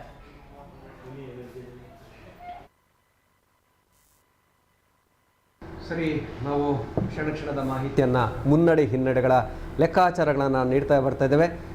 ವಿಶೇಷವಾಗಿ ಉಡುಪಿಯಲ್ಲಿ ಸರಿಯಾದಂತಹ ಮಾಹಿತಿಯನ್ನು ಪತ್ರಕರ್ತರಿಗೆ ಒದಗಿಸ್ತಾ ಇಲ್ಲ ಅಧಿಕಾರಿಗಳು ಅನ್ನೋಂಥ ಒಂದು ಆಕ್ರೋಶವನ್ನು ನಮ್ಮ ಮಾಧ್ಯಮ ಬಂಧುಗಳು ವ್ಯಕ್ತಪಡಿಸಿದ್ದಾರೆ ಅನ್ನೋಂಥ ಮಾಹಿತಿಗಳು ಬರ್ತಾ ಇದೆ. ಅಧಿಕಾರಿಗಳನ್ನು ತರಾಟೆಗೆ ತೆಗೆದುಕೊಂಡಿದ್ದಾರೆ. ಯಾಕಂದರೆ ಅಧಿಕಾರಿಗಳು ಸಮರ್ಪಕವಾದಂಥ ಮಾಹಿತಿಯನ್ನು ನೀಡದೆ ಹೋದರೆ ತಮಗೆ ಆ ಮಾಹಿತಿಗಳನ್ನು ನೀಡುವುದು ಕಷ್ಟ ಆಗ್ತದೆ. ಹಾಗಾಗಿ ಒಂದಾದರೂ ಸಮರ್ಪಕವಾದಂಥ ಮಾಹಿತಿ ದೊರೆಯಬಹುದು ಅಂತ ಅನ್ನುವ ವಿಶ್ವಾಸದೊಂದಿಗೆ ಮತ್ತೆ ರಾಜ್ಯದ ಒಂದು ಮುನ್ನಡೆಯ ಫಲಿತಾಂಶವನ್ನು, ಅಂಕಿಅಂಶಗಳನ್ನು ನೀಡುವುದಾದರೆ 109 ಸ್ಥಾನಗಳಲ್ಲಿ ಕಾಂಗ್ರೆಸ್ ಮುನ್ನಡೆಯನ್ನು ಕಾಯ್ದುಕೊಂಡಿದೆ, 84 ಸ್ಥಾನಗಳಲ್ಲಿ ಬಿಜೆಪಿ ಮುನ್ನಡೆಯನ್ನು ಕಾಯ್ದುಕೊಂಡಿದೆ. ಹಾಗಾಗಿ ಕ್ಷಣಕ್ಕೆ ಬದಲಾಗ್ತಾ ಇದೆ ಆ ಸಂಖ್ಯೆಗಳು. ಯಾಕಂದರೆ ಸುತ್ತುಗಳ ಎಣಿಕೆಯ ಬಳಿಕ ಅಂಕಿಅಂಶಗಳು ಬದಲಾಗ್ತದೆ. ಹಿನ್ನಡೆಯಲ್ಲಿದ್ದವರು ಮುನ್ನಡೆಗೆ ಬರ್ತಾ ಇದ್ದಾರೆ, ಕೆಲವರು ಮುನ್ನಡೆಯನ್ನು ಕಾಯ್ದುಕೊಂಡವರು ಇದ್ದಾರೆ, ಇನ್ನು ಕೆಲವರು ಮುನ್ನಡೆಯಲ್ಲಿದ್ದವರು ಒಂದಷ್ಟರ ಮಟ್ಟಿಗೆ ಹಿನ್ನಡೆಯನ್ನು ಅನುಭವಿಸುವುದನ್ನು ಕೂಡ ನಾವು ಕಾಣ್ತಾ ಇದ್ದೇವೆ. ಮುರುಗೇಶ್ ನಿರಾಣಿ ಅವರು BJPಯ ಮತ್ತೊಬ್ಬ ಹಿರಿಯ ಮುಖಂಡ, ಅವರು ಹಿನ್ನಡೆಯನ್ನು ಕಾಣ್ತಾ ಇದ್ದಾರೆ. ವಿ ಸೋಮಣ್ಣ ಅವರು ಕೂಡ ಹಿನ್ನಡೆಯನ್ನು ಕಾಣ್ತಾ ಇದ್ದಾರೆ. ವಸತಿ ಸಚಿವರಾಗಿದ್ದಂತಹ ವಿ ಸೋಮಣ್ಣರವರು.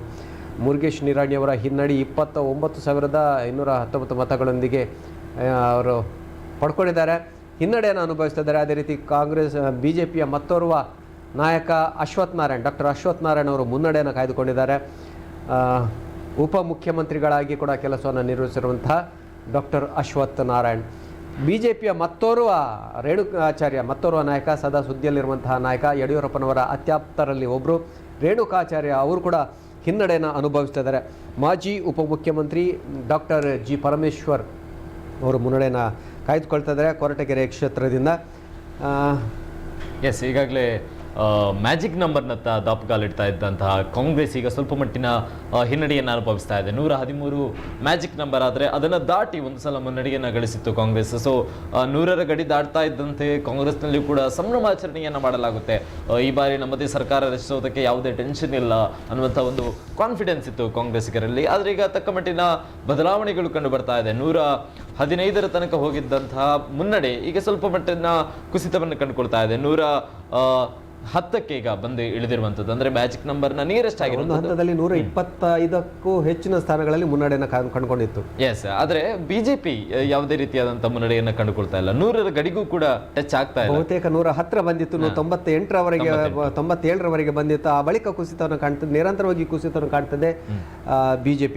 ಅಲ್ಲೂ ಕೂಡ ನಾವು ಪುತ್ತೂರು ಕ್ಷೇತ್ರವನ್ನ ನಾವು ಗಮನಿಸಿದ್ರೆ ಅಲ್ಲಿ ಕೇವಲ ಕಾಂಗ್ರೆಸ್ ಮಾತ್ರ ಮುನ್ನಡೆಯನ್ನು ಗಳಿಸಿಕೊಳ್ತಾ ಇದೆ. ಅದು ಕೂಡ ರಾಷ್ಟ್ರೀಯ ಪಕ್ಷಕ್ಕೆ ಸೆಡ್ಡು ಹೊಡೆದು ಪಕ್ಷೇತರವಾಗಿ ನಿಂತಹ ಅರುಣ್ ಕುಮಾರ್ ಪುತ್ತಿಲ್ ಅವರು ಪೈಪೋಟಿಯನ್ನು ನೀಡ್ತಾ ಇದ್ದಾರೆ. ಆದ್ರೆ BJPಯಿಂದ ಪೈಪೋಟಿ ಕಂಡು ಬರ್ತಾ ಇಲ್ಲ ಅಲ್ಲಿ ಆಶಾ ತಿಮ್ಮಪ್ಪ ಅವರಿಂದ. ಸೊ ಅಲ್ಲಿ ಅವರು ತುಂಬಾನೇ ಹಿನ್ನಡೆಯನ್ನು ಅನುಭವಿಸ್ತಾ ಇದ್ದಾರೆ. ಆಲ್ಮೋಸ್ಟ್ 4,000ರಿಂದ 6,000ದಷ್ಟು ಮತಗಳ ಹಿನ್ನಡೆಯನ್ನು ಅನುಭವಿಸ್ತಾ ಇದ್ದಾರೆ ಅಶೋಕ್ ಕುಮಾರ್ ರೈ ಅವರಿಗಿಂತ. ಸೊ ಅಶೋಕ್ ಕುಮಾರ್ ರೈ ಅವರಿಗೆ ಪೈಪೋಟಿಯಾಗಿ ಈಗಾಗಲೇ ಅರುಣ್ ಕುಮಾರ್ ಪುತ್ತಿಲ್ ಅವರು ಕಂಡು ಬರ್ತಾ ಇರುವಂಥದ್ದು. ಆದರೆ ಆಶಾ ತಿಮ್ಮಪ್ಪ ಅವರು ತುಂಬಾನೇ ಹಿನ್ನಡೆಯನ್ನು ಅನುಭವಿಸ್ತಾ ಇರುವಂಥದ್ದು ಪುತ್ತೂರು ಕ್ಷೇತ್ರದಲ್ಲಿ. ಸೊ ಹಾಗಾಗಿ ಪುತ್ತೂರು ಕ್ಷೇತ್ರದ ವಿಚಾರವಾಗಿ ನೋಡ್ತಾ ಹೋದರೆ BJPಗೆ ಒಂದು ಭದ್ರಕೋಟೆಯಾಗಿದ್ದಂಥ ಕ್ಷೇತ್ರ ಅದು ಕಳೆದ ಬಾರಿಯಲ್ಲ. ಆದರೆ ಈ ಬಾರಿ ಸ್ವಲ್ಪ ಹೊಡೆತ ಬೀಳುವಂಥ ಸಾಧ್ಯತೆಗಳು ಕಂಡು ಬರ್ತಾ ಇದೆಯಾ ಅಂತ ಹೇಳಿ ಅಲ್ಲಿ. ಅದೇ ರೀತಿ ಹುಬ್ಬಳ್ಳಿ ಧಾರವಾಡ ಸೆಂಟ್ರಲ್ನ ಅಭ್ಯರ್ಥಿ, ಕಾಂಗ್ರೆಸ್ ಅಭ್ಯರ್ಥಿ, ಮಾಜಿ ಮುಖ್ಯಮಂತ್ರಿಗಳು ಜಗದೀಶ್ ಶೆಟ್ಟರ್ ಈ ಬಾರಿ ಇಡೀ ರಾಜ್ಯದ ಗಮನವನ್ನು ಸೆಳೆದಿರುವಂಥ ಒಂದು ಕ್ಷೇತ್ರ. ಯಾಕೆಂದರೆ ಅಲ್ಲಿ BJP ಟಿಕೆಟ್ ನೀಡಿಲ್ಲ ಅನ್ನುವಂತಹ ಕಾರಣಕ್ಕೆ BJP ಪಕ್ಷವನ್ನು ತೊರೆದು ಕಾಂಗ್ರೆಸ್ ಸೇರಿ ಅಲ್ಲಿ ಸ್ಪರ್ಧೆಯನ್ನು ಮಾಡ್ತಿರುವಂತಹ ಜಗದೀಶ್ ಶೆಟ್ಟರ್ ಅವರು ಈ ಕ್ಷಣದವರೆಗೂ ಕೂಡ ಹಿನ್ನಡೆಯನ್ನು ಅನುಭವಿಸ್ತಾ ಇದ್ದಾರೆ, ನಿರಂತರವಾಗಿ ಹಿನ್ನಡೆಯನ್ನು ಅನುಭವಿಸ್ತಾ ಇದ್ದಾರೆ. ಮಹೇಶ್ ತೆಂಗಿನಕಾಯಿ BJP ಅಭ್ಯರ್ಥಿಯಾಗಿ ಅವರ ಎದುರನ್ನು ಸ್ಪರ್ಧೆ ಮಾಡ್ತಾ ಇರುವಂತಹ ಮಹೇಶ್ ತೆಂಗಿನಕಾಯಿ ಅವರು ಮುನ್ನಡೆಯನ್ನು ಕಾಯ್ದುಕೊಂಡಿದ್ದಾರೆ. ನಿರಂತರವಾದಂತಹ ಸುತ್ತುಗಳಲ್ಲಿ ಮುನ್ನಡೆಯನ್ನು ಕಾಯ್ದುಕೊಂಡಿದ್ದಾರೆ. ಯಾಕೆಂದರೆ ಇದು BJPಗೆ ಕೂಡ ಒಂದು ಪ್ರತಿಷ್ಠೆ ಸವಾಲಾಗಿತ್ತು. ಈ ಕ್ಷೇತ್ರದಲ್ಲಿ ಯಾವುದೇ ಕಾರಣಕ್ಕೂ ಸೋಲನ್ನು ಅನುಭವಿಸಬಾರದು, ಯಾವುದೇ ಬೆಲೆ ತತ್ತಾದರೂ ಆ ಒಂದು ಕ್ಷೇತ್ರವನ್ನು ಗೆದ್ದುಕೊಳ್ಳಲೇಬೇಕು. ಆ ಮೂಲಕ ಪಕ್ಷಾಂತರಗಳಿಗೆ ಅಥವಾ ಪಕ್ಷವನ್ನು ಬಿಡುವವರಿಗೆ ಒಂದು ಸ್ಪಷ್ಟ ಸಂದೇಶವನ್ನು ಅವರು ರವಾನೆ ಮಾಡಬೇಕಿರುವಂಥ ಒಂದು ಪ್ರಯತ್ನ. ಈಗಾಗಲೇ ಶಿಗ್ಗಾವಿ ಕ್ಷೇತ್ರದಲ್ಲಿ CM ಬಸವರಾಜ ಬೊಮ್ಮಾಯಿ ಅವರು ಮುನ್ನಡೆಯನ್ನ ಕಂಡುಕೊಳ್ತಾ ಇದ್ದಾರೆ. 21,000ಕ್ಕೂ ಅಧಿಕ ಮತಗಳ ಮುನ್ನಡೆಯನ್ನ ಕಾಯ್ದುಕೊಳ್ತಾ ಇರುವಂತಹ CM ಅವರು. ಸೊ ಈ ಬಾರಿಯ CM ಅಭ್ಯರ್ಥಿಯೂ ಕೂಡ ಹೌದು. ಸೊ ಹಾಗಾಗಿ ಬಸವರಾಜ ಬೊಮ್ಮಾಯಿ ನೇತೃತ್ವದಲ್ಲಿ ಮತ್ತೊಂದು ಸರ್ಕಾರ ರಚನೆ ಆಗುತ್ತಾ ಅನ್ನುವಂತಹ ಪ್ರಶ್ನೆಗಳಿಗೆ ಶಿಗ್ಗಾವಿ ಕ್ಷೇತ್ರದಲ್ಲಿ CM ಬಸವರಾಜ ಬೊಮ್ಮಾಯಿ ಅವರೇ 21,000 ಮತಗಳ ಮುನ್ನಡೆಯನ್ನು ಕಾಯ್ದುಕೊಳ್ತಾ ಇದ್ದಾರೆ. ಸೊ ಆದ್ರೆ ಅವರ ಕ್ಷೇತ್ರದಲ್ಲಿ ಅವರು ಕಂಡುಕೊಳ್ತಾ ಇರುವಂತಹ ಮುನ್ನಡೆ ಒಟ್ಟಾರೆಯಾಗಿ ನೋಡ್ತಾ ಹೋದ್ರೆ, ರಾಜ್ಯದ ಕ್ಷೇತ್ರವಾರಗಳಲ್ಲಿ ನೋಡ್ತಾ ಹೋದ್ರೆ ಕಾಂಗ್ರೆಸ್ ಈ ಒಂದು ಮುನ್ನಡೆಯನ್ನ ಕಂಡುಕೊಳ್ತಾ ಇದೆ. ಹಾಗಾಗಿ ಶಿಗ್ಗಾವಿ ಕ್ಷೇತ್ರದಲ್ಲಿ ಬಸವರಾಜ ಬೊಮ್ಮಾಯಿ ಅವರು ಏನಾದರೂ ಅಧಿಕ ಮತಗಳ ಮುನ್ನಡೆಯನ್ನ ಕಂಡುಕೊಂಡು ಆ ಕ್ಷೇತ್ರದಲ್ಲಿ ವಿಜಯಿ ಆದರೂ ಕೂಡ ಮೇನ್ ಆಗಿರುವಂಥದ್ದು ರಾಜ್ಯದಲ್ಲಿ ಯಾರು CM ಆಗ್ತಾರೆ ಅನ್ನುವಂಥ ಪ್ರಶ್ನೆಗಳು ಕೂಡ ಕಂಡು ಬರುತ್ತೆ. ಸೊ ಹಾಗಾಗಿ ಶಿಗ್ಗಾವಿ ಕ್ಷೇತ್ರವು ಕೂಡ ಒಂದು ಪಾಲಾಗಿರುತ್ತೆ, ಅಂದ್ರೆ ಮ್ಯಾಜಿಕ್ ನಂಬರ್ ಅನ್ನ ಟಚ್ ಮಾಡೋದಕ್ಕೆ. ಇದ್ರ ಜೊತೆಗೆ ಈಗಾಗಲೇ ಮಂಗಳೂರು ಉತ್ತರದ ನಾವು ಈಗ ತಾನೇ ಅಪ್ಡೇಟ್ಗಳನ್ನ ನೀಡಿದ್ವಿ. ಮೊದಲ ಹಂತದ ಮತ ಎಣಿಕೆಯಲ್ಲಿ ಭರತ್ ಶೆಟ್ಟಿ ಅವರು ಮುನ್ನಡೆಯನ್ನ ಕಂಡುಕೊಂಡಿದ್ರು. ಆದರೆ ಎರಡನೇ ಹಂತದ ಮತ ಎಣಿಕೆಯಲ್ಲಿ ಇನಾಯತ್ ಅಲಿ ಅವರು ಮುನ್ನಡೆಯನ್ನ ಕಂಡುಕೊಳ್ತಾರೆ. ಆದರೆ ಈಗ ಸದ್ಯದ ಮಟ್ಟಿನ ಅಪ್ಡೇಟ್ಗಳನ್ನ ನೋಡ್ತಾ ಹೋದ್ರೆ 6,000 ಮತಗಳ ಮುನ್ನಡೆಯನ್ನ ಭರತ್ ಶೆಟ್ಟಿ ಅವರು ಕಂಡುಕೊಳ್ತಾ ಇರುವಂತದ್ದು. ಸೊ ಇದು ಟರ್ನಿಂಗ್ ಪಾಯಿಂಟ್ ಆಗ್ತಾ ಇರುವಂತದ್ದು. ಒಂದು ಕಡೆ ಇನಾಯತ್ ಅಲಿ ಅವರ ಕಡೆ ಹಗ್ಗ ಎಳಿತಾ ಹೋದ್ರೆ ಈಗ ಸದ್ಯದ ಮಟ್ಟಿಗೆ ಭರತ್ ಶೆಟ್ಟಿ ಅವರ ಕಡೆ ಬರ್ತಾ ಇರುವಂತದ್ದು. ಸೊ ಟಫ್ ಫೈಟ್ ಅಂತೂ ಕಂಡು ಬರ್ತಾ ಇರುವಂತದ್ದು. ಯಾಕಂತ ಹೇಳಿದ್ರೆ ಮೊಯ್ದೀನ್ ಬಾವ ಅವರ ಅಪ್ಡೇಟ್ಗಳು ಕೂಡ ಇನ್ನು ಬರ್ತಾ ಇಲ್ಲ. ಸೊ ಅವರ ಮತಗಳು ಕೂಡ ತುಂಬಾನೇ ಫೈಟ್ ಇರ್ಬೋದು ಅನ್ನುವಂಥದ್ದು ಲೆಕ್ಕಾಚಾರಗಳಿತ್ತು ಈ ಕ್ಷೇತ್ರದಲ್ಲಿ. ಯಾಕಂತ ಹೇಳಿದ್ರೆ ಕಾಂಗ್ರೆಸ್ನ ಅಭ್ಯರ್ಥಿಯವರು ಆಕಾಂಕ್ಷಿ ಆಗಿದ್ರು, ಕಾಂಗ್ರೆಸ್ಗಾಗಿ ದುಡಿದಂಥವರು ಕೊನೆಯ ಹಂತದ ಅಂತ ಹೇಳಿದ್ರೆ ಇನ್ನೇನು ನಾಳೆ ಬೆಳಿಗ್ಗೆ ಹೋಗಿ ನಾಮಪತ್ರ ಸಲ್ಲಿಕೆ ಮಾಡಬೇಕು, ಇವತ್ತು ರಾತ್ರಿ ಫೈನಲೈಸ್ ಆಗುತ್ತೆ ತಮಗೆ ಟಿಕೆಟ್ ಇಲ್ಲ, ಇನಾಯತ್ ಅಲಿ ಅವರಿಗೆ ಟಿಕೆಟ್ ನೀಡ್ತಾ ಇದ್ದೇವೆ ಕಾಂಗ್ರೆಸ್ನಿಂದ ಅಂತ ಹೇಳಿ. ಸೊ ಕೊನೆಯ ಹಂತದ ಬದಲಾವಣೆ ರಾತ್ರಿ ಸರಿಸುಮಾರು 12 ಅಥವಾ 2 ಗಂಟೆ ಸುಮಾರಿಗೆ ಆಗುವಾಗ ಇದು ಫೈನಲೈಸ್ ಆಗಿರುವಂತಹ ಒಂದು ಪಟ್ಟಿ ಬಿಡುಗಡೆ ಆಗುವಂಥದ್ದು. ಸೊ ಹಾಗಾಗಿ ಮೊಯ್ದೀನ್ ಬಾವ ಅವರ ಆಕ್ರೋಶವೂ ಕೂಡ ಇರುತ್ತೆ ಡಿ.ಕೆ. ಶಿವಕುಮಾರ್ ಅವರ ವಿರುದ್ಧ ಮತ್ತು ಪಕ್ಷದ ವಿರುದ್ಧ. ಸೊ ನೇರವಾಗಿ ಮರುದಿವಸ ಬೆಳಗ್ಗೆ JDSನಿಂದ ಬಿ ಫಾರಂ ಜೊತೆ ಮಂಗಳೂರು ಉತ್ತರದಿಂದಲೇ ಸ್ಪರ್ಧೆಯನ್ನು ಮಾಡ್ತಾರೆ. ಸೊ ಹಾಗಾಗಿ ಡೆಫಿನೆಟ್ಲಿ ಒಂದು ಕಾನ್ಫಿಡೆನ್ಸ್ ಇತ್ತು, ಏನಾದರೂ ಲೆಕ್ಕಾಚಾರ ಉಲ್ಟಾ ಆಗ್ಬೋದು ಅಂತ ಹೇಳಿ. ಆದರೆ ಈಗ ತಕ್ಕ ಮಟ್ಟಿಗೆ ಬಿಜೆಪಿಗೆ ಪ್ಲಸ್ ಅನ್ನುವಂಥ ಮಾತುಗಳು ರಾಜಕೀಯ ವಿಶ್ಲೇಷಕರು ಹೇಳ್ತಾ ಇದ್ದಂತೆ ಈಗಲೂ ಕೂಡ ಭರತ್ ಶೆಟ್ಟಿ ಅವರಿಗೆ 6,000 ಮತಗಳ ಮುನ್ನಡೆಯನ್ನು ಕಂಡುಕೊಳ್ತಾ ಇರುವಂಥದ್ದು. ಇದು ಮೊಯ್ದೀನ್ ಬಾವ ಅವರ ಪ್ಲಾನ್ ಅಥವಾ ಮೊಯ್ದೀನ್ ಬಾವ ಅವರ ಇಫೆಕ್ಟ್ ಯಾವುದು ಕೂಡ ಇಲ್ಲಿ ವರ್ಕೌಟ್ ಆಗಿಲ್ಲ ಅಂತಾನೆ ಹೇಳ್ಬೋದು ಸದ್ಯಕ್ಕೆ ಇನಾಯತ್ ಅಲಿ ಅವರ ಮುಖಾಂತರ. ಮೊದಲ ಬಾರಿಗೆ ಬಿಜೆಪಿ 80ಕ್ಕೂ ಕಡಿಮೆ ಸ್ಥಾನಗಳನ್ನ ಕಾಣ್ತಾ ಇದೆ ಮುನ್ನಡೆಯ ಒಂದು ಲೆಕ್ಕಾಚಾರಗಳಲ್ಲಿ. ಒಂದು ಹಂತದಲ್ಲಿ ಮೊದಲು ಅವರೇ ಶತಕವನ್ನು ಬಾರಿಸ್ತಾರೆ ಅನ್ನುವಂತಹ ನಿರೀಕ್ಷೆ ಇತ್ತು. ಯಾಕಂದ್ರೆ ಕತ್ತಿನ ಹೋರಾಟ 90, 91 ಎರಡೂ ಪಕ್ಷಗಳು 91. ಅದೇ ರೀತಿ ಮೊದಲಿಗೆ ಆ ಶತಕ ಅಂದ್ರೆ 3 ಅಂಕೆಯನ್ನು ಮುಟ್ತಾರೆ ಅನ್ನುವಂಥ ನಿರೀಕ್ಷೆ ಇತ್ತು. ಆದರೆ ನಿರಂತರವಾದಂತಹ ಕುಸಿತದ ಬಳಿಕ ಇದೀಗ 78 ಸ್ಥಾನಗಳಲ್ಲಿ ಬಿಜೆಪಿ ಮುನ್ನಡೆ. 113 ಮಾಯಾ ಸಂಖ್ಯೆ, ಅದರ ಒಂದು ವ್ಯಾಪ್ತಿಯಲ್ಲಿದೆ. 113 ಸಂಖ್ಯೆಯಲ್ಲೇ ಇದೆ ಕಾಂಗ್ರೆಸ್ನ ಮುನ್ನಡೆ. ಕನಕಪುರದಲ್ಲಿ ಡಿ.ಕೆ. ಶಿವಕುಮಾರ್ ಅವರ ಮುನ್ನಡೆಯನ್ನು ಹೊನ್ನಾಳಿಯಲ್ಲಿ ರೇಣುಕಾಚಾರ್ಯ ಹಿನ್ನಡೆ. ಕನಕಪುರ ಯಾಕೆ ಪ್ರಮುಖವಾಗಿ ಗಮನವನ್ನು ಸೆಳೆಯುತ್ತದೆ ಅಂದರೆ ಅಲ್ಲಿ ಸ್ಪರ್ಧೆಯನ್ನು ಮಾಡ್ತಿರುವಂತಹ ಡಿ.ಕೆ. ಶಿವಕುಮಾರ್ ಅವರು ಒಂದು ವೇಳೆ ಕಾಂಗ್ರೆಸ್ ಅಧಿಕಾರಕ್ಕೆ ಬಂದರೆ ಮುಖ್ಯಮಂತ್ರಿ ಸ್ಥಾನಕ್ಕೆ ಪ್ರಮುಖವಾದಂತಹ ಸ್ಪರ್ಧಿ ಕೂಡ ಹೌದು. ಯಾಕಂದರೆ ಈ ಬಿಜೆಪಿಯ ವಿರುದ್ಧದ ಕಾಂಗ್ರೆಸ್ನ ಈ ಮಟ್ಟದ ಈ ಕ್ಷಣದ ಯಶಸ್ಸಿನ ಹಿನ್ನೆಲೆಯಲ್ಲಿ ಬಹಳ ದೊಡ್ಡ ಮಟ್ಟದ ಶ್ರೇಯ ಸಲ್ಲಬೇಕಾಗಿರುವುದು ಒಂದು ಖಂಡಿತವಾಗಿಯೂ ಡಿ.ಕೆ. ಶಿವಕುಮಾರ್, ಅದರ ಜೊತೆಯಲ್ಲಿ ಸಿದ್ದರಾಮಯ್ಯನವರಿಗೆ ಮತ್ತು ಅವರ ಇಡೀ ತಂಡ. ಎಸ್, ಹಾಗೇನೆ ಮಂಗಳೂರು ದಕ್ಷಿಣ ಕ್ಷೇತ್ರವನ್ನು ನಾವು ಗಮನಿಸ್ತಾ ಹೋದರೆ ವೇದವ್ಯಾಸ್ ಕಾಮತ್ ಅವರು ಆಲ್ಮೋಸ್ಟ್ 17,000 ಮತಗಳ ಮುನ್ನಡೆಯನ್ನು ಕಂಡುಕೊಳ್ತಾ ಇದ್ದಾರೆ JR ಲೋಬೋ ವಿರುದ್ಧ. JR ಲೋಬೋ ಅವರು ಈ ಹಿಂದೆಯೂ ಕೂಡ ಆ ಕ್ಷೇತ್ರದಲ್ಲಿ ಶಾಸಕರಾಗಿ ದುಡಿದಂಥವರು. ಸೊ ಹಾಗಾಗಿ ಒಂದು ಕಾನ್ಫಿಡೆನ್ಸ್ ಇತ್ತು ಕಾಂಗ್ರೆಸ್ ಈ ಬಾರಿ ಬೇರೆಲ್ಲ ಕ್ಷೇತ್ರಗಳಂತೆ ಮಂಗಳೂರು ದಕ್ಷಿಣದಲ್ಲೂ ಕೂಡ ನಮಗೆ ಒಂದು ಅವಕಾಶಗಳು ಸಿಗಬಹುದು ಅನ್ನುವಂಥದ್ದು. ಆದರೆ ಲೆಕ್ಕಾಚಾರ ಯಾಕೋ ಸರಿ ಹೊಂದುತ್ತಾ ಇಲ್ಲ ಅನ್ನುವಂಥದ್ದು ಇಲ್ಲಿ ಕಂಡು ಬರ್ತಾ ಇರುವಂಥದ್ದು. ಯಾಕಂತ ಹೇಳಿದ್ರೆ 18,000ಗಳ ಅಂತರವನ್ನು ಕಂಡುಕೊಳ್ತಾ ಇದ್ದಾರೆ ವೇದವ್ಯಾಸ್ ಕಾಮತ್ ಅವರು, ಎಗ್ಗಿಲ್ಲದೆ ಅವರ ಮುನ್ನಡೆಯನ್ನು ಕಂಡುಕೊಳ್ತಾ ಇರುವಂಥದ್ದು. ಸೊ ಇದು ಒಂದು ಥರ ಬಿಜೆಪಿಗೆ ಹೇಗೂ ಕೂಡ ನಂಬಿಕೆಯ ಕ್ಷೇತ್ರವಾಗಿತ್ತು ಮಂಗಳೂರು ದಕ್ಷಿಣ ಅನ್ನುವಂಥದ್ದು. ಸೊ ಈಗ ಲೆಕ್ಕಾಚಾರಗಳು ಅಥವಾ ಮತ ಎಣಿಕೆಗಳನ್ನು ನೋಡ್ತಾ ಹೋದರೆ ಅದೇ ಕಾನ್ಫಿಡೆನ್ಸ್ ಮುಂದುವರಿತಾ ಇರುವಂಥದ್ದು. ಆದರೆ ರಾಜ್ಯಭಾರ ನಾವು ನೋಡ್ತಾ ಹೋದರೆ ನವೀನ್ ಸರ್ ತಾವು ಹೇಳಿರುವ ಹಾಗೆ ಬಿಜೆಪಿ ಹಿನ್ನಡೆಯನ್ನು ಅನುಭವಿಸ್ತಾ ಇದೆ, ಯಾವುದೇ ಮುನ್ನಡೆಯನ್ನು ಕಂಡುಕೊಳ್ತಾ ಇಲ್ಲ. ಕೇವಲ 95ರಲ್ಲಿದ್ದಂತೂ ಈಗ 79ಗೆ ಬಂದು ಇಳಿತಾ ಇದೆ. ಆದರೆ JDS ಮಾತ್ರ ತಕ್ಕ ಮಟ್ಟಿನ ಬದಲಾವಣೆಗಳು ಕಂಡುಕೊಳ್ತಾ ಇದೆ. 12 ಇದ್ದಂಥ ಕ್ಷೇತ್ರ 28ಕ್ಕೆ ಬಂದು ನಿಲ್ತು. ಸೊ ಒಂದು ನಂಬಿಕೆ ಇರ್ಬೋದು, ಏನಾದರೂ ಬಹುಮತ ಸಾಬೀತು ಮಾಡೋದಕ್ಕೆ ಆಗಿಲ್ಲ ಅಂತ ಹೇಳಿದರೆ ರಾಷ್ಟ್ರೀಯ ಪಕ್ಷಗಳಿಗೆ, ಸೊ ನಮ್ಮ ಮನೆಯ ಕದ ತಟ್ಟೋದಂತೂ ಪಕ್ಕ ಅನ್ನುವಂಥದ್ದು JDSಗೆ, ಅದರಲ್ಲೂ ಕೂಡ ಸ್ಪೆಷಲ್ ಆಗಿ ಕುಮಾರಸ್ವಾಮಿ ಅವರಿಗೊಂದು ಕಾನ್ಫಿಡೆನ್ಸ್ ಇದೆ. ಅದಕ್ಕೆ ನಿನ್ನೆ ತಾನೇ ಮಾಧ್ಯಮದವರ ಮುಂದೆ ಹೇಳಿದ್ರು, ನಮ್ಮ ಜೊತೆ ಮೈತ್ರಿ ಸರ್ಕಾರವನ್ನು ರಚನೆ ಮಾಡೋದಾದರೆ ಕೆಲವೊಂದು ಕಂಡೀಷನ್ಗಳಿದೆ ಅಂದರೆ ಅವರು ಕೂಡ ರೆಡಿ ಆಗಿದ್ದಾರೆ. ಆಲ್ರೆಡಿ ಎರಡೂ ಪಕ್ಷಗಳಿಂದಲೂ ಕೂಡ ಕರೆಗಳು ಅಥವಾ ನೇರವಾಗಿ ಮುಖಾಮುಖಿ ಭೇಟಿಗಳು ಅಥವಾ ಚರ್ಚೆಗಳು ನಡೆದಿರ್ಬೋದು ಮೈತ್ರಿ ಸರ್ಕಾರ ರಚನೆ ಆಗೋದಕ್ಕೆ ಅನ್ನುವಂಥದ್ದು ಸ್ಪಷ್ಟ ಆಗ್ತಾ ಇದೆ ಇಂಥ ಕಂಡೀಷನ್ಗಳನ್ನೆಲ್ಲ ಓಪನ್ ಆಗಿ ಹಾಕುವಾಗ. ಸೊ ಹಾಗಾಗಿ ಮೈತ್ರಿ ಸರ್ಕಾರ ರಚನೆ ಆಗೋದಾದರೆ JDSಗೆ ಹಲವು ಅವಕಾಶಗಳಿದೆ. ಸೊ ಹಾಗಾಗಿ ಇವತ್ತಿನ ಮ್ಯಾಜಿಕ್ ನಂಬರ್ಗಳು ಅಥವಾ ಈ ಬಾರಿಯ ಒಂದು ಕೌಂಟಿಂಗ್ ಲೆಕ್ಕಾಚಾರವನ್ನು ನೋಡ್ತಾ ಹೋದರೆ ಮೈತ್ರಿ ಸರ್ಕಾರಕ್ಕೆ ಅವಕಾಶಗಳು ಸಿಗಬಹುದಾ ಇಲ್ವಾ ಅನ್ನುವಂಥ ಒಂದು ಡೌಟ್ ಇದೆ. ಸದ್ಯದ ಲೆಕ್ಕಾಚಾರವನ್ನು ನೋಡುವಾಗ ಮೈತ್ರಿಯ ಅವಶ್ಯಕತೆ ಬೀಳಲಿಕ್ಕಿಲ್ಲ. ಯಾಕಂದ್ರೆ 114ರ ಆಸುಪಾಸಿನಲ್ಲಿ ಕಾಂಗ್ರೆಸ್ನ ಮುನ್ನಡೆ ಸ್ಥಿರವಾಗಿ ನಿಂತಿದೆ. ಹಾಗಾಗಿ ಬಹಳ ಅಗತ್ಯ ಬೀಳುವಂತಹ ಏನು ಲಕ್ಷಣಗಳು ಕಾಣಿಸ್ತಾ ಇಲ್ಲ. ಬಿಜೆಪಿ ಮತ್ತೆ ಒಂದು ವೇಳೆ ಚೇತರಿಕೆಯನ್ನು ಕಂಡುಕೊಂಡು 100ರ ಗಡಿಯನ್ನು ದಾಟಿದರೆ ಮಾತ್ರ ಬಹುಶಃ ಅತಂತ್ರ ಪರಿಸ್ಥಿತಿ ನಿರ್ಮಾಣ ಆಗ್ಬೋದು. ಅತಂತ್ರ ವಿಧಾನಸಭೆ ಆದರೆ JDS ನಿರ್ಣಾಯಕ ಪಾತ್ರವನ್ನು ವಹಿಸ್ತದೆ. ಈಗಾಗಲೇ ಷರತ್ತುಗಳನ್ನು ಮುಂದೊಡ್ಡಿದೆ. ವಿಶೇಷವಾಗಿ ಅವರ ಯೋಜನೆಗಳೇನಿದೆ, ಪಂಚರತ್ನ ಯೋಜನೆ, ಅದಕ್ಕೆ ಅವಕಾಶವನ್ನು ಮಾಡಿಕೊಡಬೇಕು, ಈ ರೀತಿಯಾದಂಥ ಹಲವಾರು ಷರತ್ತುಗಳನ್ನು ಹಾಕಿದ್ದಾರೆ. ಅದು ಮೈತ್ರಿ ಸರ್ಕಾರ ಅನಿವಾರ್ಯ ಆದರೆ ಮಾತ್ರ. ಎಸ್, ಈಗಾಗಲೇ ಕೇವಲ ಮುನ್ನಡೆ ಮಾತ್ರ ಈಗ ಬರ್ತಾ ಇರುವಂಥದ್ದು. ಈಗ ಬಳ್ಳಾರಿ ಗ್ರಾಮಾಂತರ ಪ್ರದೇಶದ ಅಪ್ಡೇಟ್ಗಳನ್ನ ನಾವು ನೋಡ್ತಾ ಇದ್ದೇವೆ ಟಿವಿ ಪರದ ಮೇಲೆ. ಬಿಜೆಪಿಯ ಶ್ರೀರಾಮುಲು ಅವರು ಭಾರಿ ಹಿನ್ನಡೆಯನ್ನ ಅನುಭವಿಸ್ತಾ ಇದ್ದಾರೆ. ಸೊ ಭರವಸೆಗೆ ನಾಯಕರಾಗಿದ್ದರು, ಅದರ ಜೊತೆಗೆ ಸದಾ ಸುದ್ದಿಯಲ್ಲಿರುವಂತಹ ನಾಯಕರು. ಬಳ್ಳಾರಿ ಗ್ರಾಮಾಂತರದಿಂದ ಈ ಬಾರಿ ಸ್ಪರ್ಧೆಯನ್ನ ಮಾಡಿದ್ರು ಬಿಜೆಪಿಯಿಂದ. ಆದರೆ ಆ ಒಂದು ಪ್ರದೇಶದಲ್ಲಿ ಶ್ರೀರಾಮುಲು ಅವರು ಹಿನ್ನಡೆಯನ್ನ ಅನುಭವಿಸ್ತಾ ಇದ್ದಾರೆ. ಸೊ ಇದು ಯಾಕೋ ಏನೋ ಬಿಜೆಪಿಯ ಈ ಬಾರಿಯ ಲೆಕ್ಕಾಚಾರಗಳಿಗೆಲ್ಲವೂ ಕೂಡ ಉಲ್ಟಾ ಆಗ್ತಾ ಇದೆಯಾ? ಮೋದಿ, ಶಾ, ಯೋಗಿ ಅಂತಹ ಪ್ರಭಾವಿಗಳನ್ನ ಇಟ್ಟುಕೊಂಡು ಮಾಡಿದಂತಹ ಒಂದು ರಣತಂತ್ರಗಳು ವರ್ಕೌಟ್ ಆಗ್ತಾ ಇಲ್ವಾ ಅನ್ನುವಂಥ ಒಂದು ಪ್ರಶ್ನೆಗಳು ಒಳಗಿಂದ ಒಳಗನೆ ಕಾಡ್ತಾ ಇದೆ. ಆದರೆ ಕಾಂಗ್ರೆಸ್ನಲ್ಲಂತೂ ಆ ರೀತಿಯಾಗಿಲ್ಲ. ಯಾವುದೇ ರಣತಂತ್ರಗಳನ್ನು ಕೂಡ ನಾವು ಹೊಡಲಿಲ್ಲ, ಕೇವಲ ಪ್ರಣಾಳಿಕೆಗಳನ್ನಷ್ಟೇ ಬಿಡುಗಡೆ ಮಾಡಿದ್ದೇವೆ. ಕೇವಲ ಪ್ರಣಾಳಿಕೆಗೆ ನಮ್ಮ ಸರ್ಕಾರ ರಚನೆ ಆಗೇ ಬಿಡ್ತಾ ಅನ್ನುವಂಥ ಒಂದು ಖುಷಿಯ ವಿಚಾರಗಳು ಕೂಡ ಅಲ್ಲಿ ಕಂಡು ಬರ್ತಾ ಇರುವಂಥದ್ದು. ಆಲ್ಮೋಸ್ಟ್ 115 ಮ್ಯಾಜಿಕ್ ನಂಬರ್ ಕ್ರಾಸ್ ಆಗಿ 2ನೇ ಬಾರಿಗೆ ಈಗಾಗಲೇ ಕಾಂಗ್ರೆಸ್ ಬರ್ತಾ ಇರುವಂಥದ್ದು. ಈಗಾಗಲೇ ಸಮಯ ಕೂಡ ಆಲ್ಮೋಸ್ಟ್ ಕೊನೆಯ ಹಂತದ ಲೆಕ್ಕಾಚಾರಗಳಿಗೆ ಇನ್ನೇನು ಕೆಲವು ಸಮಯಗಳು ಮಾತ್ರ ಬಾಕಿ ಇರುವಂಥದ್ದು. ಹಾಗಾಗಿ ಸದ್ಯದ ಮಟ್ಟಿನ ಒಂದು ಮುನ್ನಡೆಯನ್ನು ನೋಡ್ತಾ ಹೋದರೆ ಈಗ ಇದನ್ನು ಓವರ್ಟೇಕ್ ಮಾಡೋದಕ್ಕೆ, ಅಂದರೆ ಕಾಂಗ್ರೆಸ್ನ ಮುನ್ನಡೆಯನ್ನು ಓವರ್ಟೇಕ್ ಮಾಡೋದಕ್ಕೆ ಬಿಜೆಪಿಗೆ ಸ್ವಲ್ಪ ಕಷ್ಟ ಸಾಧ್ಯನಾ ಅಂತ ಅನಿಸ್ತಾ ಇದೆ ನನಗೆ ಸರ್. ಖಂಡಿತ ಬಹುತೇಕ 38 ಸ್ಥಾನಗಳ ಮುನ್ನಡೆಯಲ್ಲಿದೆ, ಹಾಗಾಗಿ ಕಷ್ಟ. ಅದೇ ರೀತಿ ನಾವು ಗಮನಿಸಬೇಕಾದಂತಹ ಅಂಶಗಳು, 115 ಸ್ಥಾನಗಳ ಮುನ್ನಡೆಯನ್ನು ಕಾಂಗ್ರೆಸ್ ಕಂಡುಕೊಂಡಿದೆ, 77 ಸ್ಥಾನಗಳ ಮುನ್ನಡೆಯನ್ನು ಬಿಜೆಪಿ ಕಂಡುಕೊಂಡಿದೆ. ಹಾಗಾಗಿ ಸ್ವತಂತ್ರ ಸರ್ಕಾರ ರಚನೆಯ ಎಲ್ಲ ಸಾಧ್ಯತೆಗಳು ಇಲ್ಲಿ ನಿಚ್ಚಳವಾಗ್ತಾ ಇದೆ. ಬಹುಶಃ ಒಂದು ಗಂಟೆಯ ನಂತರ ಅಥವಾ 2 ಗಂಟೆಯ ನಂತರ ಸ್ಪಷ್ಟವಾದಂತಹ ಚಿತ್ರಣ ನಮಗೆ ಲಭ್ಯ ಆಗಲಿಕ್ಕಿದೆ. ಇನ್ನು ಬಿಜೆಪಿಗೆ ಮೇ ತಿಂಗಳಲ್ಲಿ ಮೇ 10ನೇ ತಾರೀಕು ಚುನಾವಣೆ ನಡೆಯಿತು. ಮೇ 13 ಇವತ್ತು ಮತ ಎಣಿಕೆ ನಡೀತಿದೆ. ಬಿಜೆಪಿ ಕೂಡ ಅವಲಂಬನೆ ಮಾಡಿದ್ದು ಅಂದರೆ ಮೋದಿ, ಅಮಿತ್ ಶಾ ಮತ್ತು ಯೋಗಿ.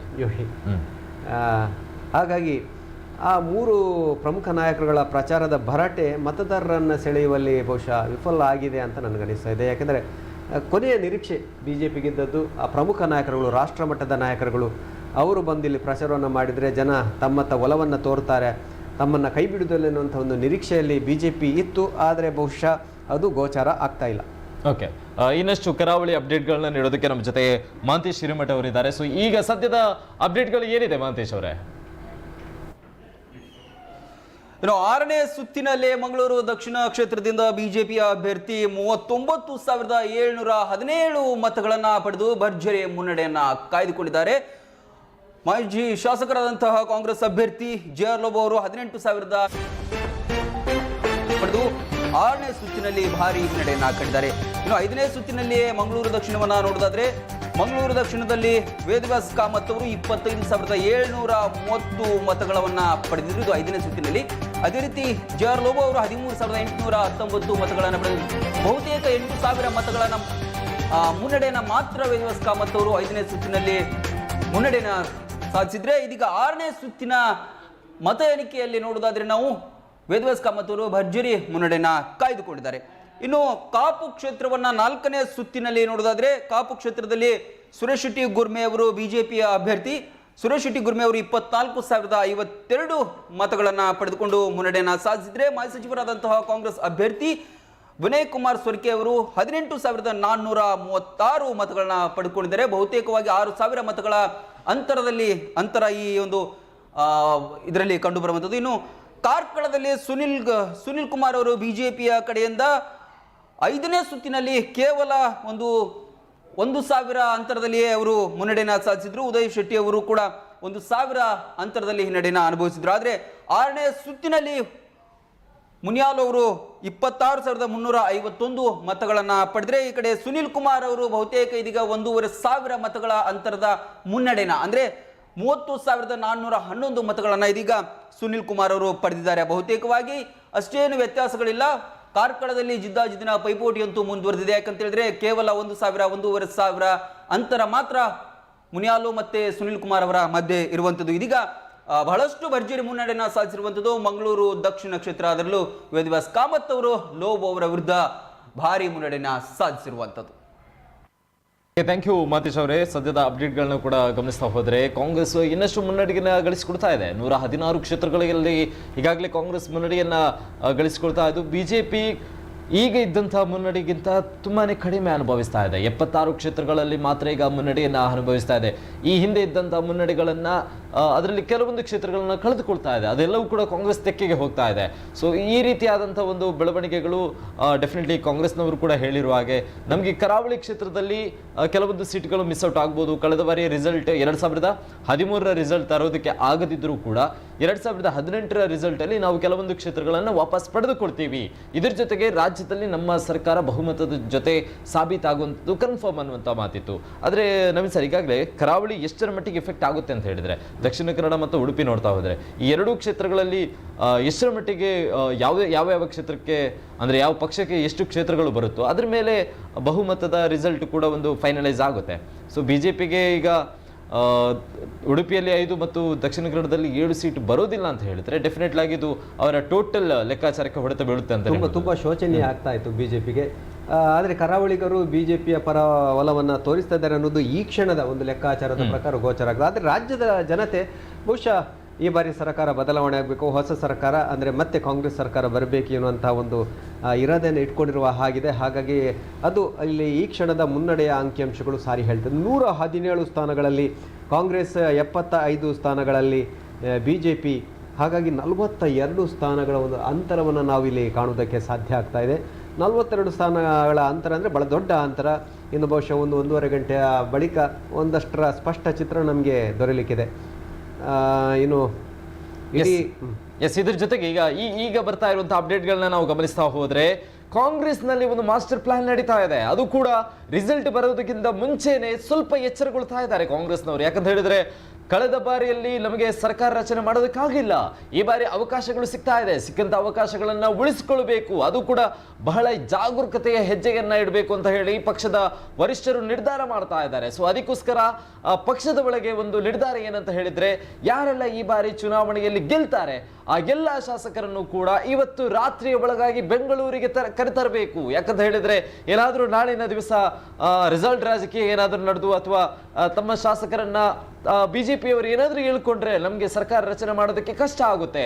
ಸೊ ಆ ಒಂದು ಕಾರಣಕ್ಕೋಸ್ಕರ ಈಗಾಗಲೇ ಪಕ್ಷದ ವರಿಷ್ಠರು ನಿರ್ಧಾರ ಮಾಡ್ತಾ ಇರುವಂಥದ್ದು ಎಲ್ಲ ಈ ಬಾರಿಯ ಚುನಾವಣೆಯಲ್ಲಿ ಯಾರೆಲ್ಲ ಗೆಲ್ತಾರೆ ಅವರೆಲ್ಲರೂ ಕೂಡ, ಎಲ್ಲ ಶಾಸಕರು ಕೂಡ ನೇರವಾಗಿ ಬೆಂಗಳೂರಿಗೆ ಇವತ್ತು ರಾತ್ರಿಯ ಒಳಗಾಗಿ ಹಾಜರಿರಬೇಕು. ಎಲ್ಲರೂ ಕೂಡ ಬೆಂಗಳೂರಲ್ಲೇ ಠೇವಣಿ ಹೂಡಬೇಕು ಅನ್ನುವಂತಹ ಒಂದು ಎಚ್ಚರಿಕೆಯನ್ನು ಕೂಡ ನೀಡ್ತಾ ಇದ್ದಾರೆ. ಸೊ ಇದು ಒಂದು ತಕ್ಕ ಮಟ್ಟಿಗೆ ಸ್ಟ್ರಾಟಜಿ ಅಂತ ಹೇಳ್ಬೋದು. ಯಾಕಂತ ಹೇಳಿದ್ರೆ ಕಾಂಗ್ರೆಸ್ಸಿಗೆ ಕೈಗೆ ಬಂದದ್ದು ಬಾಯಿಗೆ ಬರದ ರೀತಿಯಲ್ಲಿ ಏನಾದ್ರೂ ಕೈ ತಪ್ಪುತ್ತಾ ಅನ್ನುವಂಥ ಹೆದರಿಕೆಯೂ ಕೂಡ ಇಲ್ಲಿ ಸ್ಪಷ್ಟವಾಗಿ ಗೋಚರ ಆಗ್ತಾ ಇದೆ. ಅಲ್ಲಿ ರಾಜ್ಯದ ಗಮನವನ್ನು ಸೆಳೆದಿರುವಂತಹ ಮತ್ತೊಂದು ಕ್ಷೇತ್ರ ಹಾಸನ. ಅಲ್ಲಿ ಪ್ರೀತಮ್ ಗೌಡ ಕಳೆದ ಬಾರಿಯ ಶಾಸಕರಾಗಿ ಎದುಕೊಂಡವರು ಈಗ ಮತ್ತೆ ಬಿಜೆಪಿ ಅಭ್ಯರ್ಥಿಯಾಗಿ ಕಣದಲ್ಲಿದ್ದಾರೆ. ಅವರ ಎದುರು ಸ್ವರೂಪ್ ಅವರು ಸ್ಪರ್ಧೆಯನ್ನು ಮಾಡ್ತಾ ಇದ್ದಾರೆ JDSನಿಂದ. ಭವಾನಿ ರೇವಣ್ಣರವರು ಸ್ಪರ್ಧೆಯನ್ನು ಮಾಡೋದಕ್ಕೆ ಭಾಳ ಉತ್ಸುಕರಾಗಿದ್ದರು. ಆದರೆ ಕೊನೆಯ ಹಂತದಲ್ಲಿ ಅದು ಕೈತಪ್ಪಿ ಸ್ವರೂಪ್ ಅವರಿಗೆ ಕೊಡಲಾಯಿತು. ವಿಶೇಷವಾಗಿ ಅಲ್ಲಿ ಮಾಜಿ ಮುಖ್ಯಮಂತ್ರಿಗಳಾದಂತಹ ಕುಮಾರಸ್ವಾಮಿ, ಎಚ್ ಡಿ ಕುಮಾರಸ್ವಾಮಿ ಅವರು ಯಾವುದೇ ಕಾರಣಕ್ಕೂ ಅಲ್ಲಿ ಸ್ವರೂಪ್ ಅವರಿಗೆ ಬಿಟ್ಟು ಬೇರೆಯವರಿಗೆ ಕೊಡಬಾರ್ದು ಅನ್ನೋಂಥ ತೀರ್ಮಾನಕ್ಕೆ ಬದ್ಧರಾಗಿದ್ದರು. ಹಾಗಾಗಿ ಸ್ಪರ್ಧೆ ಪ್ರೀತಮ್ ಗೌಡ ಮತ್ತು ಸ್ವರೂಪ್ ಅವರ ಮಧ್ಯೆ ಏರ್ಪಟ್ಟಿದೆ. ಆರಂಭದಲ್ಲಿ ಪ್ರೀತಮ್ ಗೌಡ ಅವರಿಗೆ ಹಿನ್ನಡೆ ಇದ್ದರೂ ಕೂಡ ಈಗ ಈ ಕ್ಷಣದಲ್ಲಿ ಮುನ್ನಡೆಯಲ್ಲಿ ಇದ್ದಾರೆ ಬಿಜೆಪಿ ಅಭ್ಯರ್ಥಿ ಪ್ರೀತಮ್ ಗೌಡ. ಓಕೆ, ಈಗಾಗಲೇ ಕಾರ್ಕಳ ವಿಧಾನಸಭಾ ಕ್ಷೇತ್ರದಲ್ಲಿ ಸುನೀಲ್ ಕುಮಾರ್ ಅವರು ಮುನ್ನಡೆಯನ್ನ ಕಾದುಕೊಳ್ತಾ ಇದ್ದಾರೆ. ನಾವು ಆಗತಾನೆ ಹೇಳಿರುವ ಹಾಗೆ ಹಲವಾರು ಒಂದು ಲೆಕ್ಕಾಚಾರಗಳಿತ್ತು. ಈ ಬಾರಿ ಸುನೀಲ್ ಕುಮಾರ್ ಕಾರ್ಕಳ ಅವರಿಗೆ ಆಡಳಿತ ವಿರೋಧಿಗಳಿಂದಾಗಿ ಹಿನ್ನಡೆಯನ್ನು ಅನುಭವಿಸುವಂಥ ಸಾಧ್ಯತೆಗಳು ಇದೆ ಅಂತ ಹೇಳಿ. ಆದರೆ ತಕ್ಕ ಮಟ್ಟಿನ ಮುನ್ನಡೆ, ಏನು ದೊಡ್ಡ ಮಟ್ಟಿನ ಮುನ್ನಡೆ ಏನು ಕಂಡು ಬರ್ತಾ ಇಲ್ಲ. ಕೇವಲ 2,000 ಮತಗಳ ಅಂತರದ ಮುನ್ನಡೆ ಮಾತ್ರ. ಆಗ ತಾನೇ ನವೀನ್ ಸರ್ ಕೂಡ ಹೇಳಿದ್ರು, ಇಲ್ಲೇನಾದರೂ ಯಾವುದಾದ್ರೂ ಒಬ್ಬ ಅಭ್ಯರ್ಥಿ ಗೆದ್ದರೆ ಅದು 40,000ರಿಂದ 60,000ದಷ್ಟು ಮುನ್ನಡೆಯನ್ನು ಕಂಡುಕೊಳ್ತಾರೆ. ಸೊ ಆ ರೀತಿಯಾದಂಥ ಗೆಲುವು ಮಾತ್ರ ಇಲ್ಲಿ ಬರೋದಕ್ಕೆ ಸಾಧ್ಯ ಅಂತ ಹೇಳಿ. ಆದರೆ ಈಗ ನಾವು ನೋಡ್ತಾ ಇರುವಂಥ ಅಪ್ಡೇಟ್ಗಳ ಪ್ರಕಾರ ಸುನೀಲ್ ಕುಮಾರ್ ಕಾರ್ಕಳ ಅವರು 32,000 ಮತಗಳನ್ನು ಗಳಿಸಿದ್ರೆ ಮುನಿಯಾಲ್ ಅವರು 30,000 ಮತಗಳನ್ನು ಗಳಿಸ್ತಾ ಇದ್ದಾರೆ. ಅಂದರೆ ಕೇವಲ 2,000 ಮತಗಳ ಡಿಫರೆನ್ಸ್ ಮಾತ್ರ ಇಲ್ಲಿ ಮುನ್ನಡೆಯನ್ನು ಕಂಡು ಬರ್ತಾ ಇರುವಂಥದ್ದು. ಹಾಗಾಗಿ ಸುನೀಲ್ ಕುಮಾರ್ ಕಾರ್ಕಳ ಅವರಿಗೆ ಸ್ವಲ್ಪ ಮಟ್ಟಿನ ಹೊಡೆತ ಬೀಳಿರುವಂಥದ್ದು ಸತ್ಯ ಅಂತ ಹೇಳ್ಬೋದು. ಮುನಿಯಾಲ್ ಅವರು ಪ್ರಬಲ ಒಬ್ಬ ಅಭ್ಯರ್ಥಿ ಕೂಡ. ಆ ಒಂದು ಕ್ಷೇತ್ರದಲ್ಲಿ ಧಾರ್ಮಿಕ ಕ್ಷೇತ್ರಗಳಿಗೂ ಕೂಡ ಹಲವಾರು ಚಿರಪರಿಚಿತರು ಮತ್ತು ಆ ಕ್ಷೇತ್ರದಲ್ಲೂ ಕೂಡ ಕೆಲಸ ಕಾರ್ಯಗಳನ್ನು ಮಾಡಿದಂಥ ಅನುಭವವುಳ್ಳವರು. ಸೊ ಹಾಗಾಗಿ ಏನಾದರೂ ಬದಲಾವಣೆಗಳಿಗೆ ಅವಕಾಶಗಳು ಇದೆಯಾ? ಜೊತೆಗೆ ಕಾಂಗ್ರೆಸ್ಗೆ ಕೂಡ ಒಂದು ನಂಬಿಕೆ ಇದ್ದಂಥದ್ದು ಉಡುಪಿ 5 ವಿಧಾನಸಭಾ ಕ್ಷೇತ್ರಗಳಲ್ಲಿ ಕಾರ್ಕಳ ನಮ್ಮ ತೆಕ್ಕೆಗೆ ಬರಬಹುದು ಅನ್ನುವಂಥ ಒಂದು ಕಾನ್ಫಿಡೆನ್ಸ್ ಕೂಡ ಇತ್ತು. ಸೊ ಇನ್ನು ಕೂಡ ಮತ ಎಣಿಕೆಗಳು ನಡೀತಾ ಇದೆ. ಸೊ ಯಾವ ರೀತಿಯಾದಂತಹ ಬದಲಾವಣೆಗಳು ಅಥವಾ ನಿರೀಕ್ಷೆಗಳನ್ನ ಇಟ್ಟುಕೊಳ್ಬಹುದು ಅನ್ನುವಂಥದ್ದು ಇನ್ನು ಕೂಡ ಕಾದು ನೋಡಬೇಕಾಗಿರುವಂಥದ್ದು. ಸೆಷನ್ನಲ್ಲಿ ಪ್ರಖರ ಹಿಂದುತ್ವದ ಏನು ಪ್ರತಿಪಾದಕರಾಗಿರುವಂತಹ ಪ್ರಮೋದ್ ಮುತಾಲಿಕ್ರವರು ಎಷ್ಟು ಮತಗಳನ್ನು ಪಡ್ಕೊಂಡಿದ್ದಾರೆ ಅನ್ನೋದು ಮುಖ್ಯ ಆಗ್ತದೆ. ಅಂದರೆ ಅವರ ಮಾತಿನ ಮೋಡಿ ಪ್ರೇಕ್ಷಕರ ಮತಗಳಾಗಿ ಪರಿವರ್ತನೆಯಾಗಿದ ಅನ್ನೋದನ್ನು ನಾವು ಕಾದು ನೋಡಬೇಕಾಗಿದೆ. ಒಂದು ವೇಳೆ ಅದು ಮತಗಳಾಗಿದ್ದಲ್ಲಿ ಸುನಿಲ್ ಕುಮಾರ್ ಅವರಿಗೆ ಬಹಳ ದೊಡ್ಡ ಹೊಡೆತವನ್ನು ಕೊಡುತ್ತದೆ. ಯಾಕೆಂದರೆ ಅವರು ಸೆಳೆಯುವಂತಹ ಮತಗಳು ಬಹುತೇಕ BJPಯ ಸಾಂಪ್ರದಾಯಿಕ ಮತಗಳು. ಹಾಗಾಗಿ ಆ ಮತಗಳೇನಾದರೂ ಬೀಳ್ತಾ ಇದೆಯಾ ಅಥವಾ ಸುನಿಲ್ ಕುಮಾರ್ ಅವರಿಗೆ ಯಾವ ರೀತಿ ಅದು ಅಡ್ಡಿ ಆಗ್ಬೋದು ಅನ್ನುವಂಥ ಲೆಕ್ಕಾಚಾರಗಳಿತ್ತು. ಆದರೆ ಈ ಕ್ಷಣಕ್ಕೆ ಸುನಿಲ್ ಕುಮಾರ್ ಅವರು ಮುನ್ನಡೆಯನ್ನು ಕಾಯ್ದುಕೊಂಡಿದ್ದಾರೆ. ಸಹಜವಾಗಿ ಒಂದು ಹಂತದಲ್ಲಿ ಅಂದರೆ 2013ರ ಒಂದು ಚುನಾವಣೆಯಲ್ಲಿ ಉಡುಪಿ ಜಿಲ್ಲೆಯ 5 ಕ್ಷೇತ್ರಗಳಲ್ಲಿ BJP ಗೆದ್ದುಕೊಂಡದ್ದು ಕೇವಲ ಕಾರ್ಕಳ ಕ್ಷೇತ್ರವನ್ನು ಮಾತ್ರ.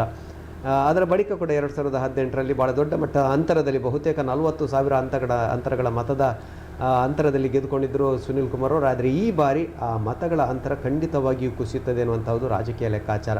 ಯಾರೇ ಗೆದ್ದರೂ ಕೂಡ ಅದು 10,000ದ ಒಳಗೆ ಬರಬಹುದು ಅನ್ನುವಂಥ ಒಂದು ಲೆಕ್ಕಾಚಾರ ಇದೆ. ನೋಡೋಣ.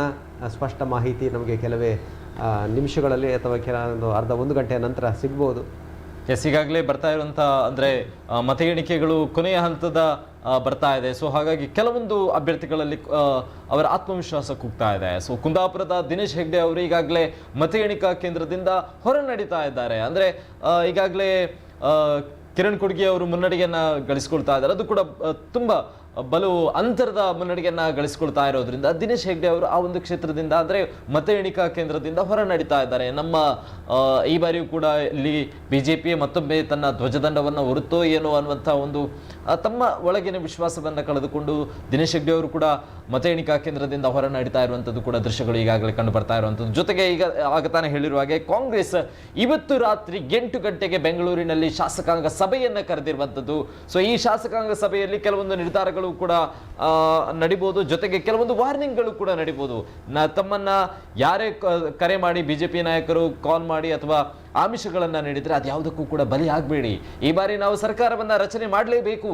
ಇದೊಂದು ಅವಕಾಶಗಳು ಸಿಕ್ಕಿರುವಂಥದ್ದು. ಸೊ ಇದನ್ನು ನಾವು ಯುಟಿಲೈಸ್ ಮಾಡಿಕೊಳ್ಳೇಬೇಕು ಅನ್ನುವಂಥ ಒಂದು ಪ್ರಯತ್ನಗಳು ಕೂಡ ಪಕ್ಷದ ವರಿಷ್ಠರು ಇಟ್ಕೊಂಡಿರುವಂಥದ್ದು. ಅದಕ್ಕೋಸ್ಕರ ಎಲ್ಲರೂ ಕೂಡ ಇವತ್ತು ರಾತ್ರಿ ಬೆಂಗಳೂರಲ್ಲಿ ಬರಬೇಕು ಮತ್ತು ಈ ಒಂದು 8 ಗಂಟೆ ಸುಮಾರಿಗೆ ನಡೀತಾ ಇರುವಂಥ ಶಾಸಕಾಂಗ ಸಭೆ ಇದು ಒಮ್ಮೆಂದೊಮ್ಮೆಲೆ ನಿರ್ಧಾರ ಆಗಿರುವಂಥದ್ದು. ಅದು ಕೂಡ ಡಿಪೆಂಡ್ ಆಗಿರುವಂಥದ್ದು ಮುನ್ನಡೆಯ ಸಂಖ್ಯೆಯನ್ನು ಗಮನಿಸಿ. ಇದು ಸ್ಪೆಷಲ್ ಆಗಿ ನಾವು ಗಮನಿಸಬೇಕಾದಂಥದ್ದು. ಯಾಕಂತ ಹೇಳಿದ್ರೆ 100ರ ಗಡಿ ದಾಟ್ತಾ ಇದ್ದಂತೆ ದೆಹಲಿಯ ಕಾಂಗ್ರೆಸ್ ಕಚೇರಿಯಲ್ಲಿ ಸಂಭ್ರಮಾಚರಣೆಯನ್ನ ಮಾಡ್ತಾರೆ. ಜೊತೆಗೆ ಈಗಾಗಲೇ 115 ಅಂದ್ರೆ ಮ್ಯಾಜಿಕ್ ನಂಬರ್ ಅನ್ನ ಕ್ರಾಸ್ ಆಗಿ ಈಗ ಆಲ್ಮೋಸ್ಟ್ 117 ಮುನ್ನಡೆಯನ್ನ ಸಾಧಿಸಿರುವಂಥದ್ದು ಕ್ಷೇತ್ರಗಳು. ಸೊ ಹಾಗಾಗಿ ಈಗ ರಾತ್ರಿ 8 ಗಂಟೆಗೆ ಶಾಸಕಾಂಗ ಸಭೆಯನ್ನ ಕೂಡ ಕರೆಯಲಾಗಿದೆ. ಸೊ ಹಾಗಾಗಿ ಇದರಲ್ಲೇ ಆಲ್ಮೋಸ್ಟ್ ಎಲ್ಲ ನಿರ್ಧಾರಗಳು ಕೂಡ ಆಗ್ಬೋದು. ಯಾವಾಗ ಸರ್ಕಾರವನ್ನ ರಚನೆ ಮಾಡ್ಬೋದು, ಯಾವ ರೀತಿಯಾದಂಥ ರಚನೆಗಳು ಆಗ್ಬೋದು ಅನ್ನುವಂಥ ಒಂದು ಬೇಸಿಕ್ ಆಗಿರುವಂಥ ಚರ್ಚೆಗಳು ಇವತ್ತು ರಾತ್ರಿನೇ ಆಗ್ಬೋದು ಅನ್ನುವಂತಹ ಒಂದು ಮಾಹಿತಿಗಳು ಕೂಡ ಈಗ ಸಿಗ್ತಾ ಇದೆ. ಈಗಲೂ 42 ಸ್ಥಾನಗಳ ಒಂದು ಅಂತರವನ್ನು ಮುನ್ನಡೆಯ ಲೆಕ್ಕಾಚಾರದಲ್ಲಿ ಉಳಿಸಿಕೊಂಡಿದೆ ಕಾಂಗ್ರೆಸ್. ಬಹುಶಃ ಇದು ಹೆಚ್ಚಿನ ಬದಲಾವಣೆ ಆಗ್ಲಿಕ್ಕಿಲ್ಲ. ನಾನು ಆರಂಭದಲ್ಲೇ ಹೇಳಿದೆ, ಒಂದು ಸಾರಿ 90ನ್ನು 100ನ್ನು ಮುಟ್ಟಿದರೆ ಅದು ಮತ್ತೆ 40-50ಕ್ಕೆ ಇಳಿಯುವ ಸಾಧ್ಯತೆಗಳು ಬಹಳ ಕಡಿಮೆ. ಯಾಕಂದರೆ ಕಳೆದ ಹಲವಾರು ಚುನಾವಣೆಗಳ ಮತ ಎಣಿಕೆಗಳನ್ನು ನಾವು ಗಮನಿಸಿದವರು. ಹಾಗಾಗಿ ಒಂದು 10-15 ಸ್ಥಾನಗಳ ವ್ಯತ್ಯಾಸಗಳಾಗ್ಬೋದೇ ಹೊರತು ಅದು 40-50ರ ಒಂದು ವ್ಯತ್ಯಾಸ ಆಗುವುದಿಲ್ಲ. ಹಾಗಾಗಿ ಈಗ 117 ಕಾಂಗ್ರೆಸ್ ಏನಿದೆ ಅಲ್ಪ ಸ್ವಲ್ಪ ಬದಲಾವಣೆಗಳಾದರೂ ಆಗ್ಬೋದು. ಅದೇ ರೀತಿ BJP ಕೂಡ 75 ಕೊಂಚ ಏರಿಕೆ ಆಗ್ಬೋದು ಅಥವಾ ಇನ್ನೂ ಕೂಡ ಸ್ವಲ್ಪ ಏರಿಕೆ ಆಗ್ಬೋದು. ಬಿಟ್ಟರೆ ಅದು ತುಂಬ ವ್ಯತ್ಯಾಸಗಳು ಆಗುವುದಿಲ್ಲ. ಹಾಗಾಗಿ ಬಹುತೇಕ ಇದೇ ಒಂದು ಅಂತಿಮ ಫಲಿತಾಂಶದ ಚಿತ್ರಣ ಕೂಡ ಆಗುವ ಸಾಧ್ಯತೆಗಳಿದೆ. ಆದರೆ ಅಂಕಿ ಸಂಖ್ಯೆಗಳಲ್ಲಿ ಭಾಳ ದೊಡ್ಡ ಮಟ್ಟದ ವ್ಯತ್ಯಾಸಗಳು ಇನ್ನು ಆಗುವುದಿಲ್ಲ. ಬಹುತೇಕ ಒಂದು ಅರ್ಧಾಂಶದಷ್ಟು ಚುನಾವಣೆಯ ಆ ಮತ ಎಣಿಕೆ ಕಾರ್ಯಗಳು ಮುಗಿದಿರ್ಬೋದು ಅಂತ ನನಗೆ ಅನಿಸ್ತಾ ಇದೆ. ಹಲವು ಸುತ್ತುಗಳ ಬಳಿಕದ ಮತ ಎಣಿಕೆಯಲ್ಲಿ ಕೂಡ ಪ್ರಮುಖ ನಾಯಕರುಗಳು ಹಿನ್ನಡೆಯನ್ನು ಅನುಭವಿಸ್ತಿದ್ದಾರೆ. ಬಳ್ಳಾರಿಯಲ್ಲಿ ಶ್ರೀರಾಮುಲು ಅವರು ಮಾಜಿ ಉಪಮುಖ್ಯಮಂತ್ರಿಗಳು ಅವರು ಕೂಡ ಒಂದು ಹಿನ್ನಡೆಯನ್ನು ಅನುಭವಿಸ್ತಿದ್ದಾರೆ. ರೇಣುಕಾಚಾರ್ಯ ಹೊನ್ನಾಳಿ ಕ್ಷೇತ್ರದ BJP ಅಭ್ಯರ್ಥಿ ಅವರು ಕೂಡ ಒಂದು ಹಿನ್ನಡೆಯನ್ನು ಅನುಭವಿಸ್ತಿದ್ದಾರೆ. ಪ್ರಮುಖ ನಾಯಕರುಗಳ ಈ ಒಂದು ಹಿನ್ನಡೆಗೆ ಕಾರಣಗಳನ್ನು ಬಹುಶಃ BJP ಆತ್ಮಾವಲೋಕನವನ್ನು ಮಾಡಲೇಬೇಕಾಗ್ತದೆ. ಕಾರಣಗಳು ಬೇರೆ ಬೇರೆ ಇರ್ಬೋದು. ಆದರೆ ಈ ಚುನಾವಣೆಯಲ್ಲಿ ಈ ಮಟ್ಟದ ಒಂದು ಹಿನ್ನಡೆಗೆ ಕಾರಣಗಳನ್ನು ಮತ್ತೆ ಬಹುಶಃ ಅವರು ಖಂಡಿತವಾಗಿ ಚರ್ಚೆಗಳನ್ನು ಮಾಡ್ತಾರೆ.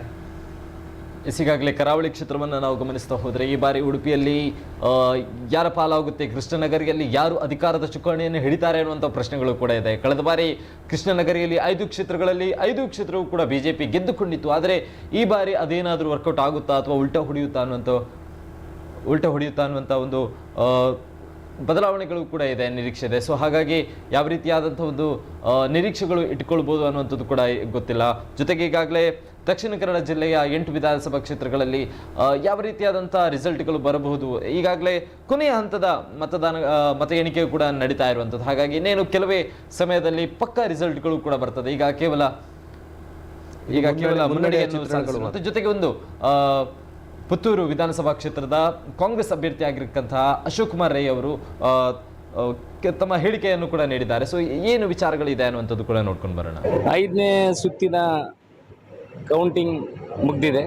ಸುಮಾರು 3500ವರೆಗೆ ಲೀಡನ್ನು ತಗೊಂಡಿದ್ದೇವೆ ಪುತ್ತೂರಿನಲ್ಲಿ. ಇನ್ನು 11 ಸುತ್ತಿನ ಕೌಂಟಿಂಗ್ ಬಾಕಿ ಇದೆ. ಸುಮಾರು 15ರಿಂದ 20 ಸಾವಿರ ಮತ ಅಂತರದಲ್ಲಿ ಜಯಬೇರಿ ಬಾರಿಸ್ಬೋದು ಅಂತ ನಮ್ಮ ಅನಿಸಿಕೆ. ನೋಡಬೇಕು ಹೇಗೆ ಆಗ್ತದೆ. ಮೊದಲ ಬಾರಿ ಅಂತ ಹೇಳಿದ್ರೆ ನಾನು ಸಮಾಜದಲ್ಲಿ ಕೆಲಸದಲ್ಲಿ ಮಾಡಿಕೊಂಡಿದ್ದೆ. ಸುಮಾರು 10 ವರ್ಷದಿಂದ ಆ ಭಾಗದಲ್ಲಿ ಗುರುತಿಸಿಕೊಂಡಿದ್ದೆ. ಪಕ್ಷ ಬೇರೆ ಇತ್ತು. ಈ ಸಲ ಪಕ್ಷ ಬದಲಾವಣೆ ಮಾಡೋಕ್ಕೂ ಮತದಾರ ಆಶೀರ್ವಾದ ಮಾಡಿದ್ದಾನೆ. ಎಲ್ಲ ಬೂತ್ಗಳಲ್ಲೂ ಒಂದು 600, 700, 1000 ಮತದ ಅಂತರದಲ್ಲಿ ಲೀಡ್ ಕೊಟ್ಟಿದ್ದಾರೆ. ಜನ ಆಶೀರ್ವಾದ ಮಾಡಿದ್ದಾರೆ. ಖಂಡಿತ ಜಯಬೇರಿ ಬಾರಿಸ್ತೀವಿ ಅಂತ ನಮ್ಮ ನಂಬಿಕೆ. ಅದು ಆ ಪಕ್ಷದ ದುರದೃಷ್ಟ. ಯಾಕಂತ ಹೇಳಿದ್ರೆ ಪಕ್ಷದಲ್ಲಿ ಎಲ್ಲವರನ್ನು ತುಳಿಯುವಂಥ ಕೆಲಸ ಮಾಡಿದರೆ ಜನ ಅದರ ಬಗ್ಗೆ ಈ ರೀತಿ ತೀರ್ಪನ್ನು ಕೊಡ್ತಾರೆ ಅಂತ ನಾವು ಹೇಳ್ಬೋದು.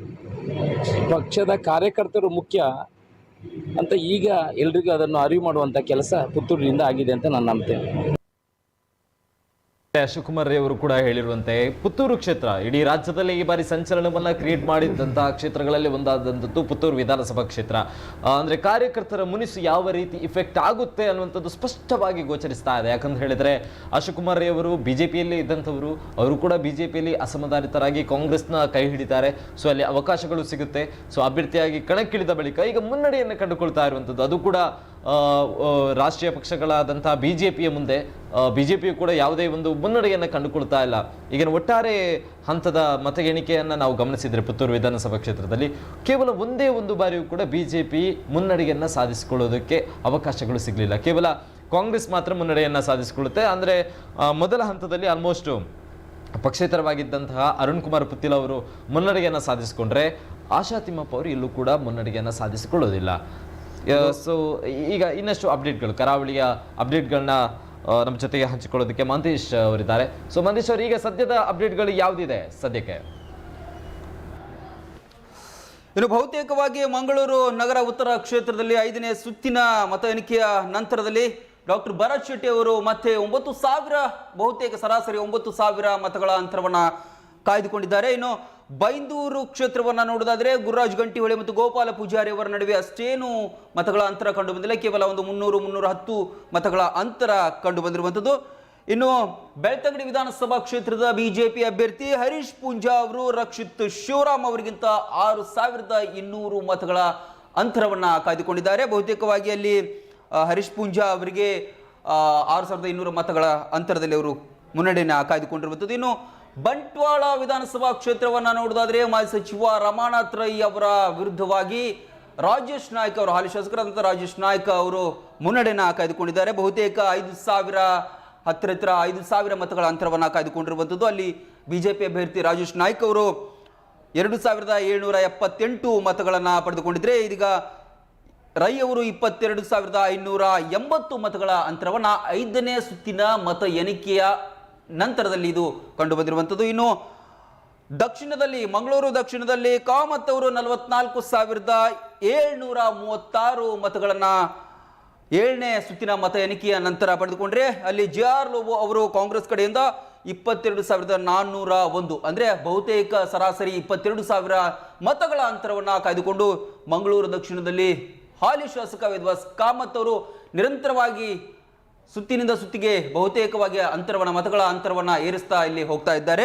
ಇನ್ನು ಉಡುಪಿ ವಿಧಾನಸಭಾ ಕ್ಷೇತ್ರವನ್ನು ನೋಡಿದಾದ್ರೆ 5ನೇ ಸುತ್ತಿನ ಮತ ಎಣಿಕೆಯ ನಂತರ ಯಶ್ಪಾಲ್ ಸುವರ್ಣ ಅವರು, ಬಿಜೆಪಿಯ ಅಭ್ಯರ್ಥಿ ಯಶ್ಪಾಲ್ ಸುವರ್ಣ ಅವರು 28,727 ಮತಗಳ ಅಂತರವನ್ನು ಅವರು ಪಡೆದುಕೊಂಡಿದ್ರೆ, ಇಲ್ಲಿ ಪ್ರಸಾದ್ ರಾಜ್ ಕಾಂಚನ್ ಕಾಂಗ್ರೆಸ್ ಅಭ್ಯರ್ಥಿ 20,804 ಮತಗಳನ್ನ ಪಡೆದುಕೊಂಡಿದ್ದಾರೆ. ಬಹುತೇಕ 7,923 ಮತಗಳ ಅಂತರವನ್ನು ಬಿಜೆಪಿ ಅಭ್ಯರ್ಥಿ ಯಶ್ಪಾಲ್ ಸುವರ್ಣ ಅವರು ಪಡೆದುಕೊಂಡಿದ್ದಾರೆ.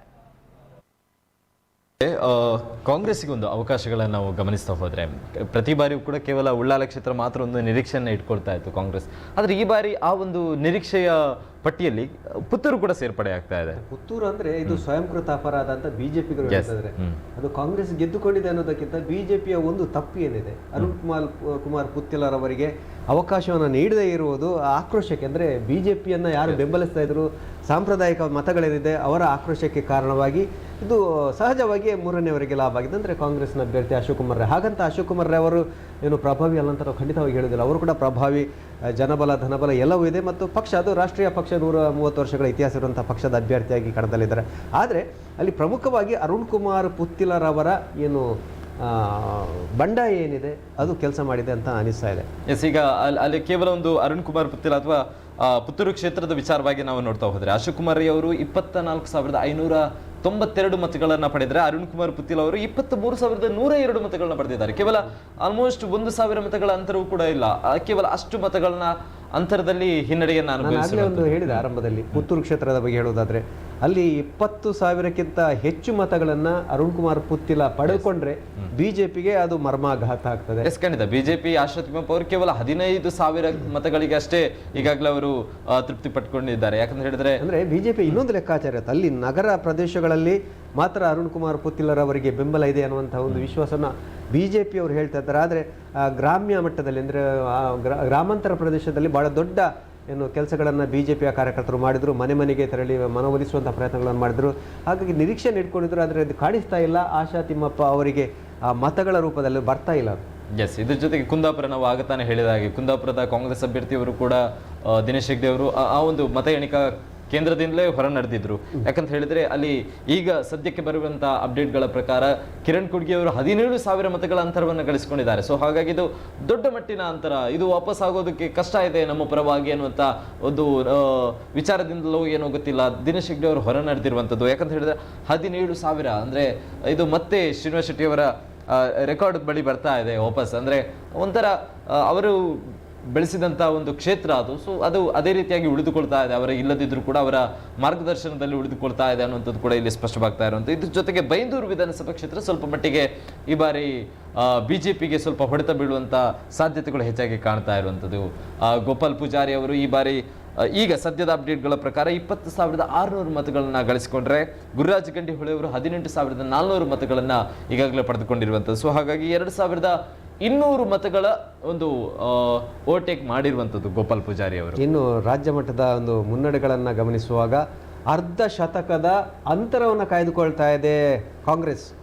120 ಸ್ಥಾನಗಳಲ್ಲಿ ಕಾಂಗ್ರೆಸ್ ಮತ್ತು 70 ಸ್ಥಾನಗಳಲ್ಲಿ ಮುನ್ನಡೆಯನ್ನು ಕಾಯ್ದುಕೊಳ್ತಾ ಇದೆ ಬಿಜೆಪಿ. ಬಹುಶಃ ಇದು ಇನ್ನು ಬಿಜೆಪಿಗೆ ಮತ್ತೆ ಮುನ್ನಡೆಯನ್ನು ಸಾಧಿಸೋದಕ್ಕೆ ಭಾಳ ಕಷ್ಟ ಆಗ್ಬೋದು. ಅಂದರೆ ಕಾಂಗ್ರೆಸ್ಸನ್ನು ಮೀರಿ ಮುನ್ನಡೆಯೋದಕ್ಕೆ ಭಾಳ ಕಷ್ಟ ಆಗುವಂತಹ ಪರಿಸ್ಥಿತಿ ಅಥವಾ ನಿರ್ಮಾಣ ಆಗಿದೆ ಅಂತ ನಾವು ಹೇಳ್ಬೋದು. 120 ಸ್ಥಾನಗಳಂದರೆ ಏನು ದೊಡ್ಡ ಮಟ್ಟದ ಬದಲಾವಣೆ ಆಗಲಿಕ್ಕಿಲ್ಲ, ಕೆಲವು ಸ್ಥಾನಗಳ ವ್ಯತ್ಯಾಸ ಆದರೂ ಆಗ್ಬೋದು. ಆದರೆ ಬಿಜೆಪಿ ಇನ್ನು 50 ಸ್ಥಾನಗಳನ್ನು ಹೆಚ್ಚುವರಾಗಿ ಪಡೆದುಕೊಳ್ಳುವುದು ಅಷ್ಟು ಸುಲಭದ ಮಾತಲ್ಲ. ಒಂದು ರೀತಿಯಾದ ಪವಾಡ ನಡೀಬೇಕು. ಇನ್ನು ಪವಾಡ ಅಂತೂ ಚುನಾವಣೆ ಈ ಸಂದರ್ಭದಲ್ಲಿ ಆಗುವುದಿಲ್ಲ. ಲೆಕ್ಕಾಚಾರಗಳು ಗೊತ್ತಿಲ್ಲ, ಇನ್ನು ಕೆಲವು ಸುತ್ತಿನ ಎಣಿಕೆ ಬಾಕಿ ಇದೆ, ಆದರೂ ಆಗ್ಬೋದು, ನೋಡೋಣ. ಆದರೆ ಈ ಎಕ್ಸಿಟ್ ಪೋಲ್ಗಳ ರಿಸಲ್ಟ್ ಏನಿದೆ, ಸೊ ಆಲ್ಮೋಸ್ಟ್ ಮ್ಯಾಚ್ ಆಗ್ತಾ ಇದೆ. ಕಾಂಗ್ರೆಸ್ನ ಪರವಾಗಿ ಒಲವಿತ್ತು, ಅದರಲ್ಲೂ ಕೂಡ ಒಂದು ಎರಡು ಎಕ್ಸಿಟ್ ಪೋಲ್ಗಳು ಮಾತ್ರ ಕಾಂಗ್ರೆಸ್. ಕೆಲವು ಚುನಾವಣೋತ್ತರ ಸಮೀಕ್ಷೆಗಳಲ್ಲಿ ಏನು ನೀಡಿದ ಚಾಣಕ್ಯ ಅವರ ಸಮೀಕ್ಷೆ ಬಹುತೇಕ ಹತ್ತಿರ ನಿಜ ಆಗುವುದನ್ನು ನಾವು ಗಮನಿಸಿದೆ. ಈ ಬಾರಿ ಚಾಣಕ್ಯ ಅವರು 120 ಸ್ಥಾನಗಳನ್ನು ಕಾಂಗ್ರೆಸ್ಸಿಗೆ ಕೊಟ್ಟಿದ್ರು. ಅದರ ಹತ್ತಿರನೇ ಕಾಂಗ್ರೆಸ್ನ ಈಗ ಸಂಖ್ಯೆಗಳು, ಮುನ್ನಡೆಯ ಸಂಖ್ಯೆಗಳಿದೆ. ಎಸ್, ಇದರಲ್ಲೂ ಕೂಡ ಗಮನಿಸ್ತಾ ಇರುವ ಹಾಗೆ ಕಾಂಗ್ರೆಸ್ಗೆ ಬಲವಾದಂಥ ಸಮೀಕ್ಷೆಗಳು ಕೂಡ ಇತ್ತು. ಹೀಗಾಗಿ ಕಾಂಗ್ರೆಸ್ ನಾಯಕರಲ್ಲೂ ಕೂಡ ಒಂದು ರೀತಿಯಾದಂಥ ಆತ್ಮವಿಶ್ವಾಸಗಳು ಕೂಡ ಇತ್ತು, ನಮಗೆ ಸರ್ಕಾರ ರಚನೆ ಮಾಡೋದು ಪಕ್ಕ ಅನ್ನುವಂಥದ್ದು. ಆದರೆ ಈ ಬಾರಿಯ ಚುನಾವಣಾ ಮತ ಎಣಿಕೆಯನ್ನು ನಾವು ಗಮನಿಸ್ತಾ ಹೋದರೆ ಅದರಲ್ಲೂ ಕೂಡ ಜಾಸ್ತಿ ಮುನ್ನಡೆಯನ್ನು ಕಂಡುಕೊಳ್ತಾ ಇರುವಂಥದ್ದು. ಆಲ್ಮೋಸ್ಟ್ 120 ಕ್ಷೇತ್ರಗಳಲ್ಲಿ ಕಾಂಗ್ರೆಸ್ ಮುನ್ನಡೆಯನ್ನು ಗಳಿಸಿರುವಂಥದ್ದು. ಅದರಲ್ಲೂ ಕೂಡ ಕರಾವಳಿಯಲ್ಲೂ ಕೂಡ ಸ್ವಲ್ಪ ಮಟ್ಟಿನ ಚೇತರಿಕೆಯನ್ನು ಕಂಡುಕೊಳ್ತಾ ಇದೆ. ಕಳೆದ ಬಾರಿಗೆ ಹೋಲಿಸಿದರೆ 2018ಕ್ಕೆ ಹೋಲಿಸಿದರೆ 2023ರ ರಿಸಲ್ಟ್ ಅಲ್ಲಿ ಕರಾವಳಿಯಲ್ಲಿ ಕಾಂಗ್ರೆಸ್ ಸ್ವಲ್ಪ ಮಟ್ಟಿನ ಚೇತರಿಕೆಯನ್ನು ಕಂಡುಕೊಳ್ತಾ ಇದೆ. ಸೊ ಇದರಲ್ಲಿ ನಾವು ಅರ್ಥ ಮಾಡ್ಕೊಳ್ಬೇಕಾದಂಥ ವಿಚಾರ ಏನಂತ ಹೇಳಿದ್ರೆ, ಕರಾವಳಿ ಮತ್ತು ಕರ್ನಾಟಕದಲ್ಲಿ ಎರಡೂ ಕಡೆಯೂ ಕೂಡ ಕಾಂಗ್ರೆಸ್ ಚೇತರಿಸಿಕೊಳ್ತಾ ಇದೆ ಅಂತ ಹೇಳಿದ್ರೆ, ಈ ಹಿಂದೆ ಇದ್ದಂತಹ ಆಡಳಿತ ಪಕ್ಷದ ವಿರುದ್ಧ ಆಡಳಿತ ವಿರೋಧಿ ಅಲೆಗಳು ಸ್ವಲ್ಪ ಮಟ್ಟಿಗೆ ಇದೆ ಅನ್ನುವಂಥದ್ದು ಸ್ಪಷ್ಟವಾಗ್ತಾ ಇದೆ. ಅದು ಕರಾವಳಿಯಲ್ಲಿ ಆದರೂ ಅಷ್ಟೇ ಅಥವಾ ಇಡೀ ರಾಜ್ಯಭಾರ ನೋಡ್ತಾ ಹೋದ್ರೂ ಕೂಡ ಅಷ್ಟೇ. ಹಾಗಾಗಿ ಇದು ಸ್ವಲ್ಪ ಮಟ್ಟಿಗೆ ಸ್ಪಷ್ಟವಾಗ್ತಾ ಇದೆ ಅಂತ ಹೇಳ್ಬೋದು ಈ ಒಂದು ರಿಸಲ್ಟ್ಗಳ ಮುಖಾಂತರ. ಬಹುಶಃ ಕರಾವಳಿಯಲ್ಲಿ ದೊಡ್ಡ ಮಟ್ಟದ ಪ್ರಭಾವವನ್ನು ಕಾಂಗ್ರೆಸ್ ಬೀರುವುದಕ್ಕೆ ಸಾಧ್ಯ ಆಗಿಲ್ಲ. ಕಾರಣಗಳು ಬೇರೆ ಬೇರೆ ಇರ್ಬೋದು. ಒಂದು ಕೊನೆಯ ಹಂತದಲ್ಲಿ ಮೋದಿ ಅವರು, ಯೋಗಿ ಅವರು ಇಲ್ಲಿ ಬಂದು ಪ್ರಚಾರವನ್ನು ಮಾಡಿದ್ರು, ಅಮಿತ್ ಶಾ ಅವರವರು. ಅದು ಸ್ವಲ್ಪ ಅಂದರೆ ಇಲ್ಲಿ ಕರಾವಳಿ ಅಂದರೆ ಹಿಂದುತ್ವದ ಆಧಾರದ ಮೇಲೆ ಚುನಾವಣೆಗಳು ನಡೆಯುವಂಥದ್ದನ್ನು ನಾವು ಗಮನಿಸಿದ್ದೇವೆ. ಆ ಹಿಂದುತ್ವದ ಬಗ್ಗೆ ಒಂದಷ್ಟು ಅಲೆ ಖಂಡಿತವಾಗಿ ಇರ್ತದೆ. ಆ ಪ್ರಮುಖ ನಾಯಕರುಗಳ ಪ್ರಚಾರ ಕೆಲಸ ಮಾಡಿರ್ಬೋದು ಮತ್ತೆ. ಆದರೆ ರಾಜ್ಯವ್ಯಾಪಿಯಾಗಿ ನೋಡುವುದಾದರೆ ಕಾಂಗ್ರೆಸ್ನ ಏನು ಭರವಸೆಗಳು, ಗ್ಯಾರಂಟಿಗಳಿದೆ, ಅದು ಕೆಲಸ ಮಾಡಿದೆ ಅಂತ ಅನಿಸ್ತದೆ. ಅದರ ಜೊತೆಯಲ್ಲಿ ಆಡಳಿತ ವಿರೋಧಿ ಅಲೆ ಇದ್ದದ್ದು ಇದೀಗ ಸ್ಪಷ್ಟ ಆಗ್ತದೆ ಈ ಒಂದು ಅಂಕಿ ಸಂಖ್ಯೆಗಳನ್ನು ಗಮನಿಸುವಾಗ.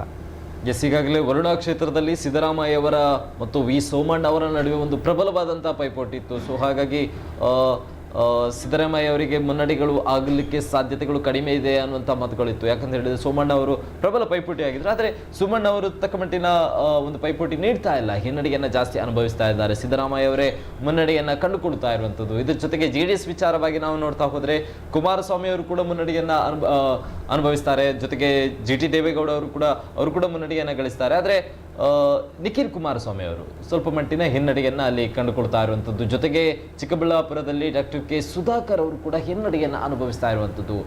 ಇವರು ಕಾಂಗ್ರೆಸ್ನಿಂದ BJPಗೆ ಬಂದಂಥವರು, ಇಲ್ಲಿ ಸಚಿವರಾಗಿಯೂ ಕೂಡ ಕಾರ್ಯನಿರ್ವಹಿಸಿದವರು. ಆದರೆ ಕ್ಷೇತ್ರದಲ್ಲಿ ಚಿಕ್ಕಬಳ್ಳಾಪುರದಂತಹ ಪ್ರಬಲ ಕ್ಷೇತ್ರದಲ್ಲಿ ಅವರು ಅಭ್ಯರ್ಥಿಯಾಗಿ ನಿಂತಾಗ ಈ ಹಿನ್ನಡೆಗಳು ಜಾಸ್ತಿ ಆಗ್ತಾ ಇದೆ ಅನ್ನುವಂಥದ್ದು. ಅದು ಕೂಡ ಪ್ರದೀಪ್ ಈಶ್ವರ್ ಅವರು 5600 ಮತಗಳ ಮುನ್ನಡೆಯನ್ನು ಕಂಡುಕೊಳ್ತಾ ಇರುವಂಥದ್ದು ಸುಧಾಕರ್ ಅವರ ವಿರುದ್ಧವಾಗಿ. ಖಂಡಿತ ಇದು ಬಹುಶಃ BJPಯ ಮಟ್ಟಿಗೆ ಅನಿರೀಕ್ಷಿತವಾದಂತಹ ಫಲಿತಾಂಶ. BJಪಿಯವರು ಬಹುಶಃ ನಿರೀಕ್ಷೆ ಮಾಡಿರಲಿಕ್ಕಿಲ್ಲ. ಸುಧಾಕರ್ ಅವರಿಗೆ ಹಿನ್ನಡೆ ಆಗ್ಬೋದು, ಅಥವಾ ಶ್ರೀರಾಮುಲು ಅವರಿಗೆ ಹಿನ್ನಡೆ ಆಗ್ಬೋದು, ರೇಣುಕಾಚಾರ್ಯ ಅವರಿಗೆ ಹಿನ್ನಡೆ ಆಗ್ಬೋದು. ಅಂದರೆ ಹಲವಾರು ಕಾಲದಿಂದ ರಾಜಕಾರಣದಲ್ಲಿರೋರು, ಪ್ರಮುಖವಾದಂತಹ ಹುದ್ದೆಗಳನ್ನು ಅಲಂಕರಿಸಿರುವವರು, ಅಂದರೆ ಮಂತ್ರಿಗಳಾಗಿದ್ದವರು. ಹಾಗಾಗಿ ಈ ಮಟ್ಟಿನ ಒಂದು ಕುಸಿತವನ್ನು ಕಾಣಲಿಕ್ಕಿಲ್ಲ ಅನ್ನುವಂಥ ನಿರೀಕ್ಷೆ ಇರ್ಬೋದು. ಆದರೆ ಇದೀಗ ಎಲ್ಲ ಲೆಕ್ಕಾಚಾರಗಳು ಸುಳ್ಳಾಗಿದೆ. ಅದರಲ್ಲಿ ಒಂದು ಸ್ಪಷ್ಟ ಆಗ್ತದೆ, ಯಾರೆಲ್ಲ ಈ ಹಿಂದೆ ಕಾಂಗ್ರೆಸ್ನಲ್ಲಿದ್ದರು ಅವರು ಈ ಬಾರಿ BJಪಿಗೆ ಅಂದರೆ ಸರ್ಕಾರ ರಚನೆ ಆಗೋದಕ್ಕೆ BJಪಿಗೆ ಬಂದಿದ್ರು ನೋಡಿ. ಸೊ ಅವರೆಲ್ಲರಿಗೂ ಕೂಡ ಈ ಬಾರಿ ಚುನಾವಣೆಯಲ್ಲಿ ಹೊಡೆತ ಬೀಳ್ತಾ ಇದೆ. BC ಪಾಟೀಲ್ ಅವರಾಗಿರ್ಬೋದು ಅಥವಾ ಸುಧಾಕರ್ ಅವರಾಗಿರ್ಬೋದು, ಎಲ್ಲರೂ ಕೂಡ ಕಾಂಗ್ರೆಸ್ನಲ್ಲಿ ಇದ್ದಂಥವ್ರು.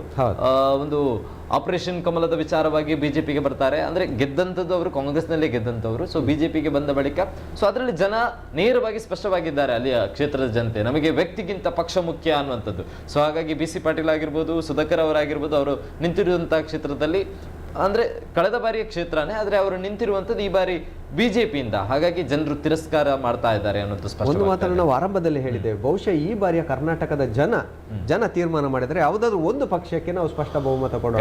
ಅತಂತ್ರ ವಿಧಾನಸಭೆ ಬೇಡ, ನಾವು ಅನುಭವಿಸಿದ್ದೇವೆ ಕೆಲವಾರು ಚುನಾವಣೆಗಳಲ್ಲಿ. ಹಾಗಾಗಿ ಅಂತಹ ಪರಿಸ್ಥಿತಿ ಮತ್ತೊಮ್ಮೆ ಆಗುವುದು ಬೇಡ, ಯಾವುದಾದ್ರೂ ಒಂದು ಪಕ್ಷಕ್ಕೆ ಕೊಡೋಣ ಅನ್ನುವಂಥ ತೀರ್ಮಾನಕ್ಕೆ ಬಂದಿರುವ ಹಾಗಿದೆ. ಅದು ಕಾಂಗ್ರೆಸ್ ಪರವಾಗಿ ಜನರ ಒಲವು ಈಗ ಸ್ಪಷ್ಟವಾಗಿ ಕಾಣಿಸ್ತಾ ಇದೆ. ಇನ್ನು ಹೆಚ್ಚಿನ ಬದಲಾವಣೆಗಳು ಆಗಲಿಕ್ಕೆ ಇಲ್ಲ ಎನ್ನುವಂತಹ ಒಂದು ಮಾತನ್ನು ನಾವು ಹೇಳಬಹುದು, ಏನೋ ಗೊತ್ತಿಲ್ಲ. 73 ಸ್ಥಾನಗಳ ಕುಸಿತದಲ್ಲಿ BJಪಿ ಕೇವಲ 73 ಸ್ಥಾನಗಳಲ್ಲಿ ಮುನ್ನಡೆಯನ್ನು ಕಾಯ್ದುಕೊಂಡಿದೆ. 114-115 ಸ್ಥಾನಗಳ ಮುನ್ನಡೆಯಲ್ಲಿ BJಪಿ ಈ ಕ್ಷಣದಲ್ಲಿದೆ. ನೋಡೋಣ ಅದು ಎಷ್ಟರ ಮಟ್ಟಿಗೆ ಮುಂದುವರಿಯುತ್ತದೆ. ಅದನ್ನು ಕಾಯ್ದುಕೊಂಡ್ರೆ ಸ್ಪಷ್ಟ ಸರಳ ಬಹುಮತದ ಸರ್ಕಾರ ರಚನೆ ಆಗಲಿಕ್ಕಿದೆ ಕಾಂಗ್ರೆಸ್ನಿಂದ. ಖಂಡಿತವಾಗಿಯೂ ಕೂಡ ಪ್ರಭಾವಿ ನಾಯಕರೇ ಹಿನ್ನಡೆಯನ್ನು ಅನುಭವಿಸ್ತಾ ಇರುವಂಥದ್ದು BJಪಿಗೆ ಒಂದು ದೊಡ್ಡ ಹೊಡೆತ ಬೀಳ್ತಾ ಇರುವಂಥದ್ದು.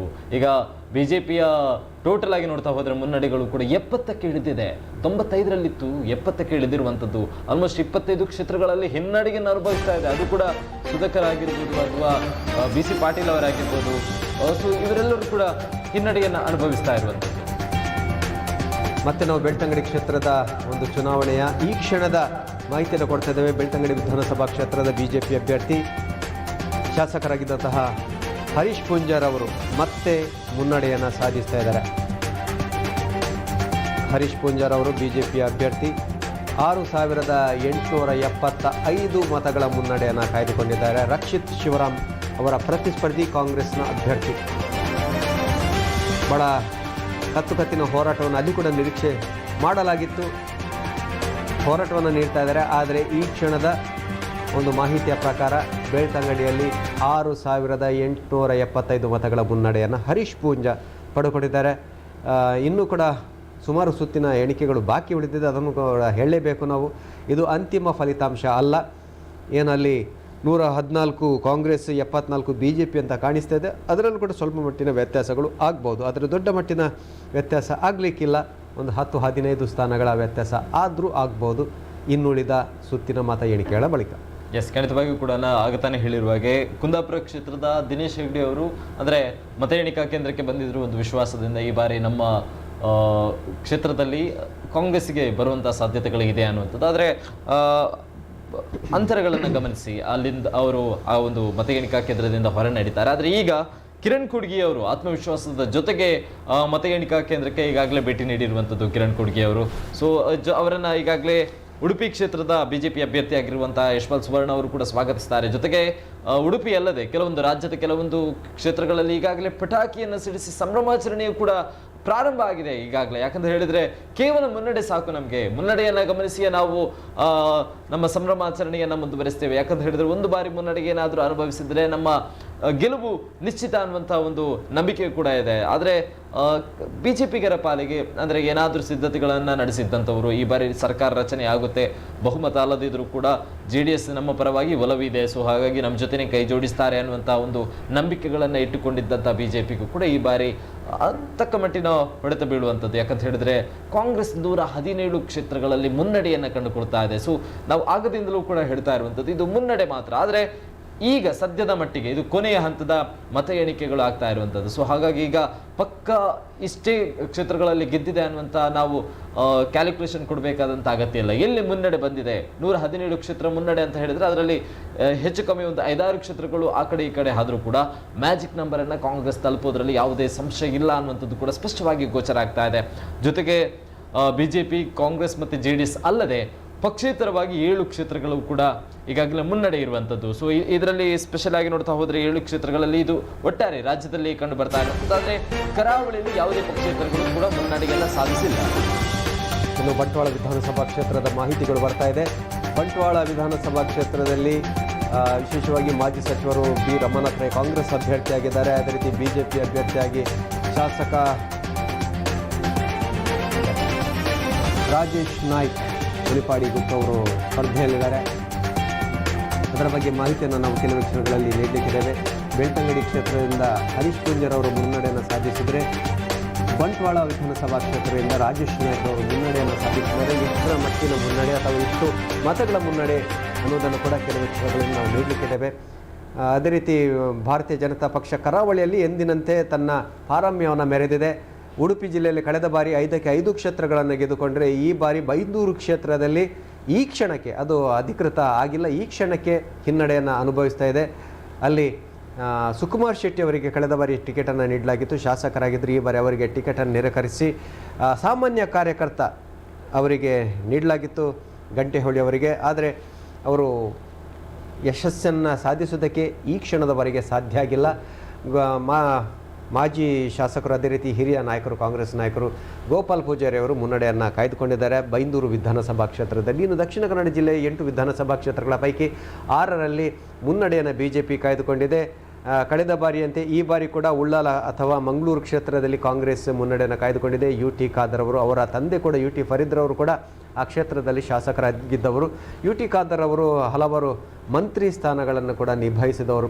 ಇದೀಗ ಮತ್ತೆ ಈ ಒಂದು ಚುನಾವಣೆಯಲ್ಲಿ ಕೂಡ ಮುನ್ನಡೆಯನ್ನು ಕಾಯ್ದುಕೊಂಡಿದ್ದಾರೆ. ಪುತ್ತೂರು ವಿಧಾನಸಭಾ ಕ್ಷೇತ್ರ ಬಹಳಷ್ಟು ಕುತೂಹಲಗಳನ್ನು, ಬಹಳಷ್ಟು ಸಂಚಲನವನ್ನು ಸೃಷ್ಟಿ ಮಾಡಿರುವಂಥ ಕ್ಷೇತ್ರ. ಅರುಣ್ ಕುಮಾರ್ ಪುತ್ತಿಲರವರ ಬಂಡಾಯ BJPಗೆ ಅದು ನುಂಗಲಾರದ ತುತ್ತಾಗಿ ಪರಿಣಮಿಸಿದೆ ಅನ್ನೋದು ಈಗ ಸ್ಪಷ್ಟವಾಗಿದೆ. ಅದರ ಲಾಭವನ್ನು ಪೂರ್ಣವಾಗಿ ಎತ್ತಿಕೊಂಡಿದ್ದಾರೆ ಕಾಂಗ್ರೆಸ್ನ ಅಶೋಕ್ ಕುಮಾರ್ ರೈ ಅವರು. ಕೋಡಿಂಬಾಡಿ ಅಶೋಕ್ ಕುಮಾರ್ ರೈ ಅವರು ಮುನ್ನಡೆಯನ್ನು ಕಾಯ್ದುಕೊಂಡಿದ್ದಾರೆ. ಹಲವಾರು ಸುತ್ತುಗಳ ಎಣಿಕೆಯ ಬಳಿಕ ಇನ್ನೂ ಕೂಡ ಕೆಲವು ಸುತ್ತಿನ ಮತ ಎಣಿಕೆ ಬಾಕಿ ಇದೆ.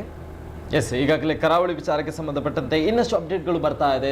ಹಲವಾರು ಬದಲಾವಣೆಗಳು ಕೂಡ ಆಗ್ತಾ ಇದೆ. ಪುತ್ತೂರು ಕ್ಷೇತ್ರದಲ್ಲೂ ಕೂಡ ನಿರೀಕ್ಷೆಗೂ ಮೀರಿ ಬದಲಾವಣೆಗಳು ಕಂಡು ಬರ್ತಾ ಇದೆ.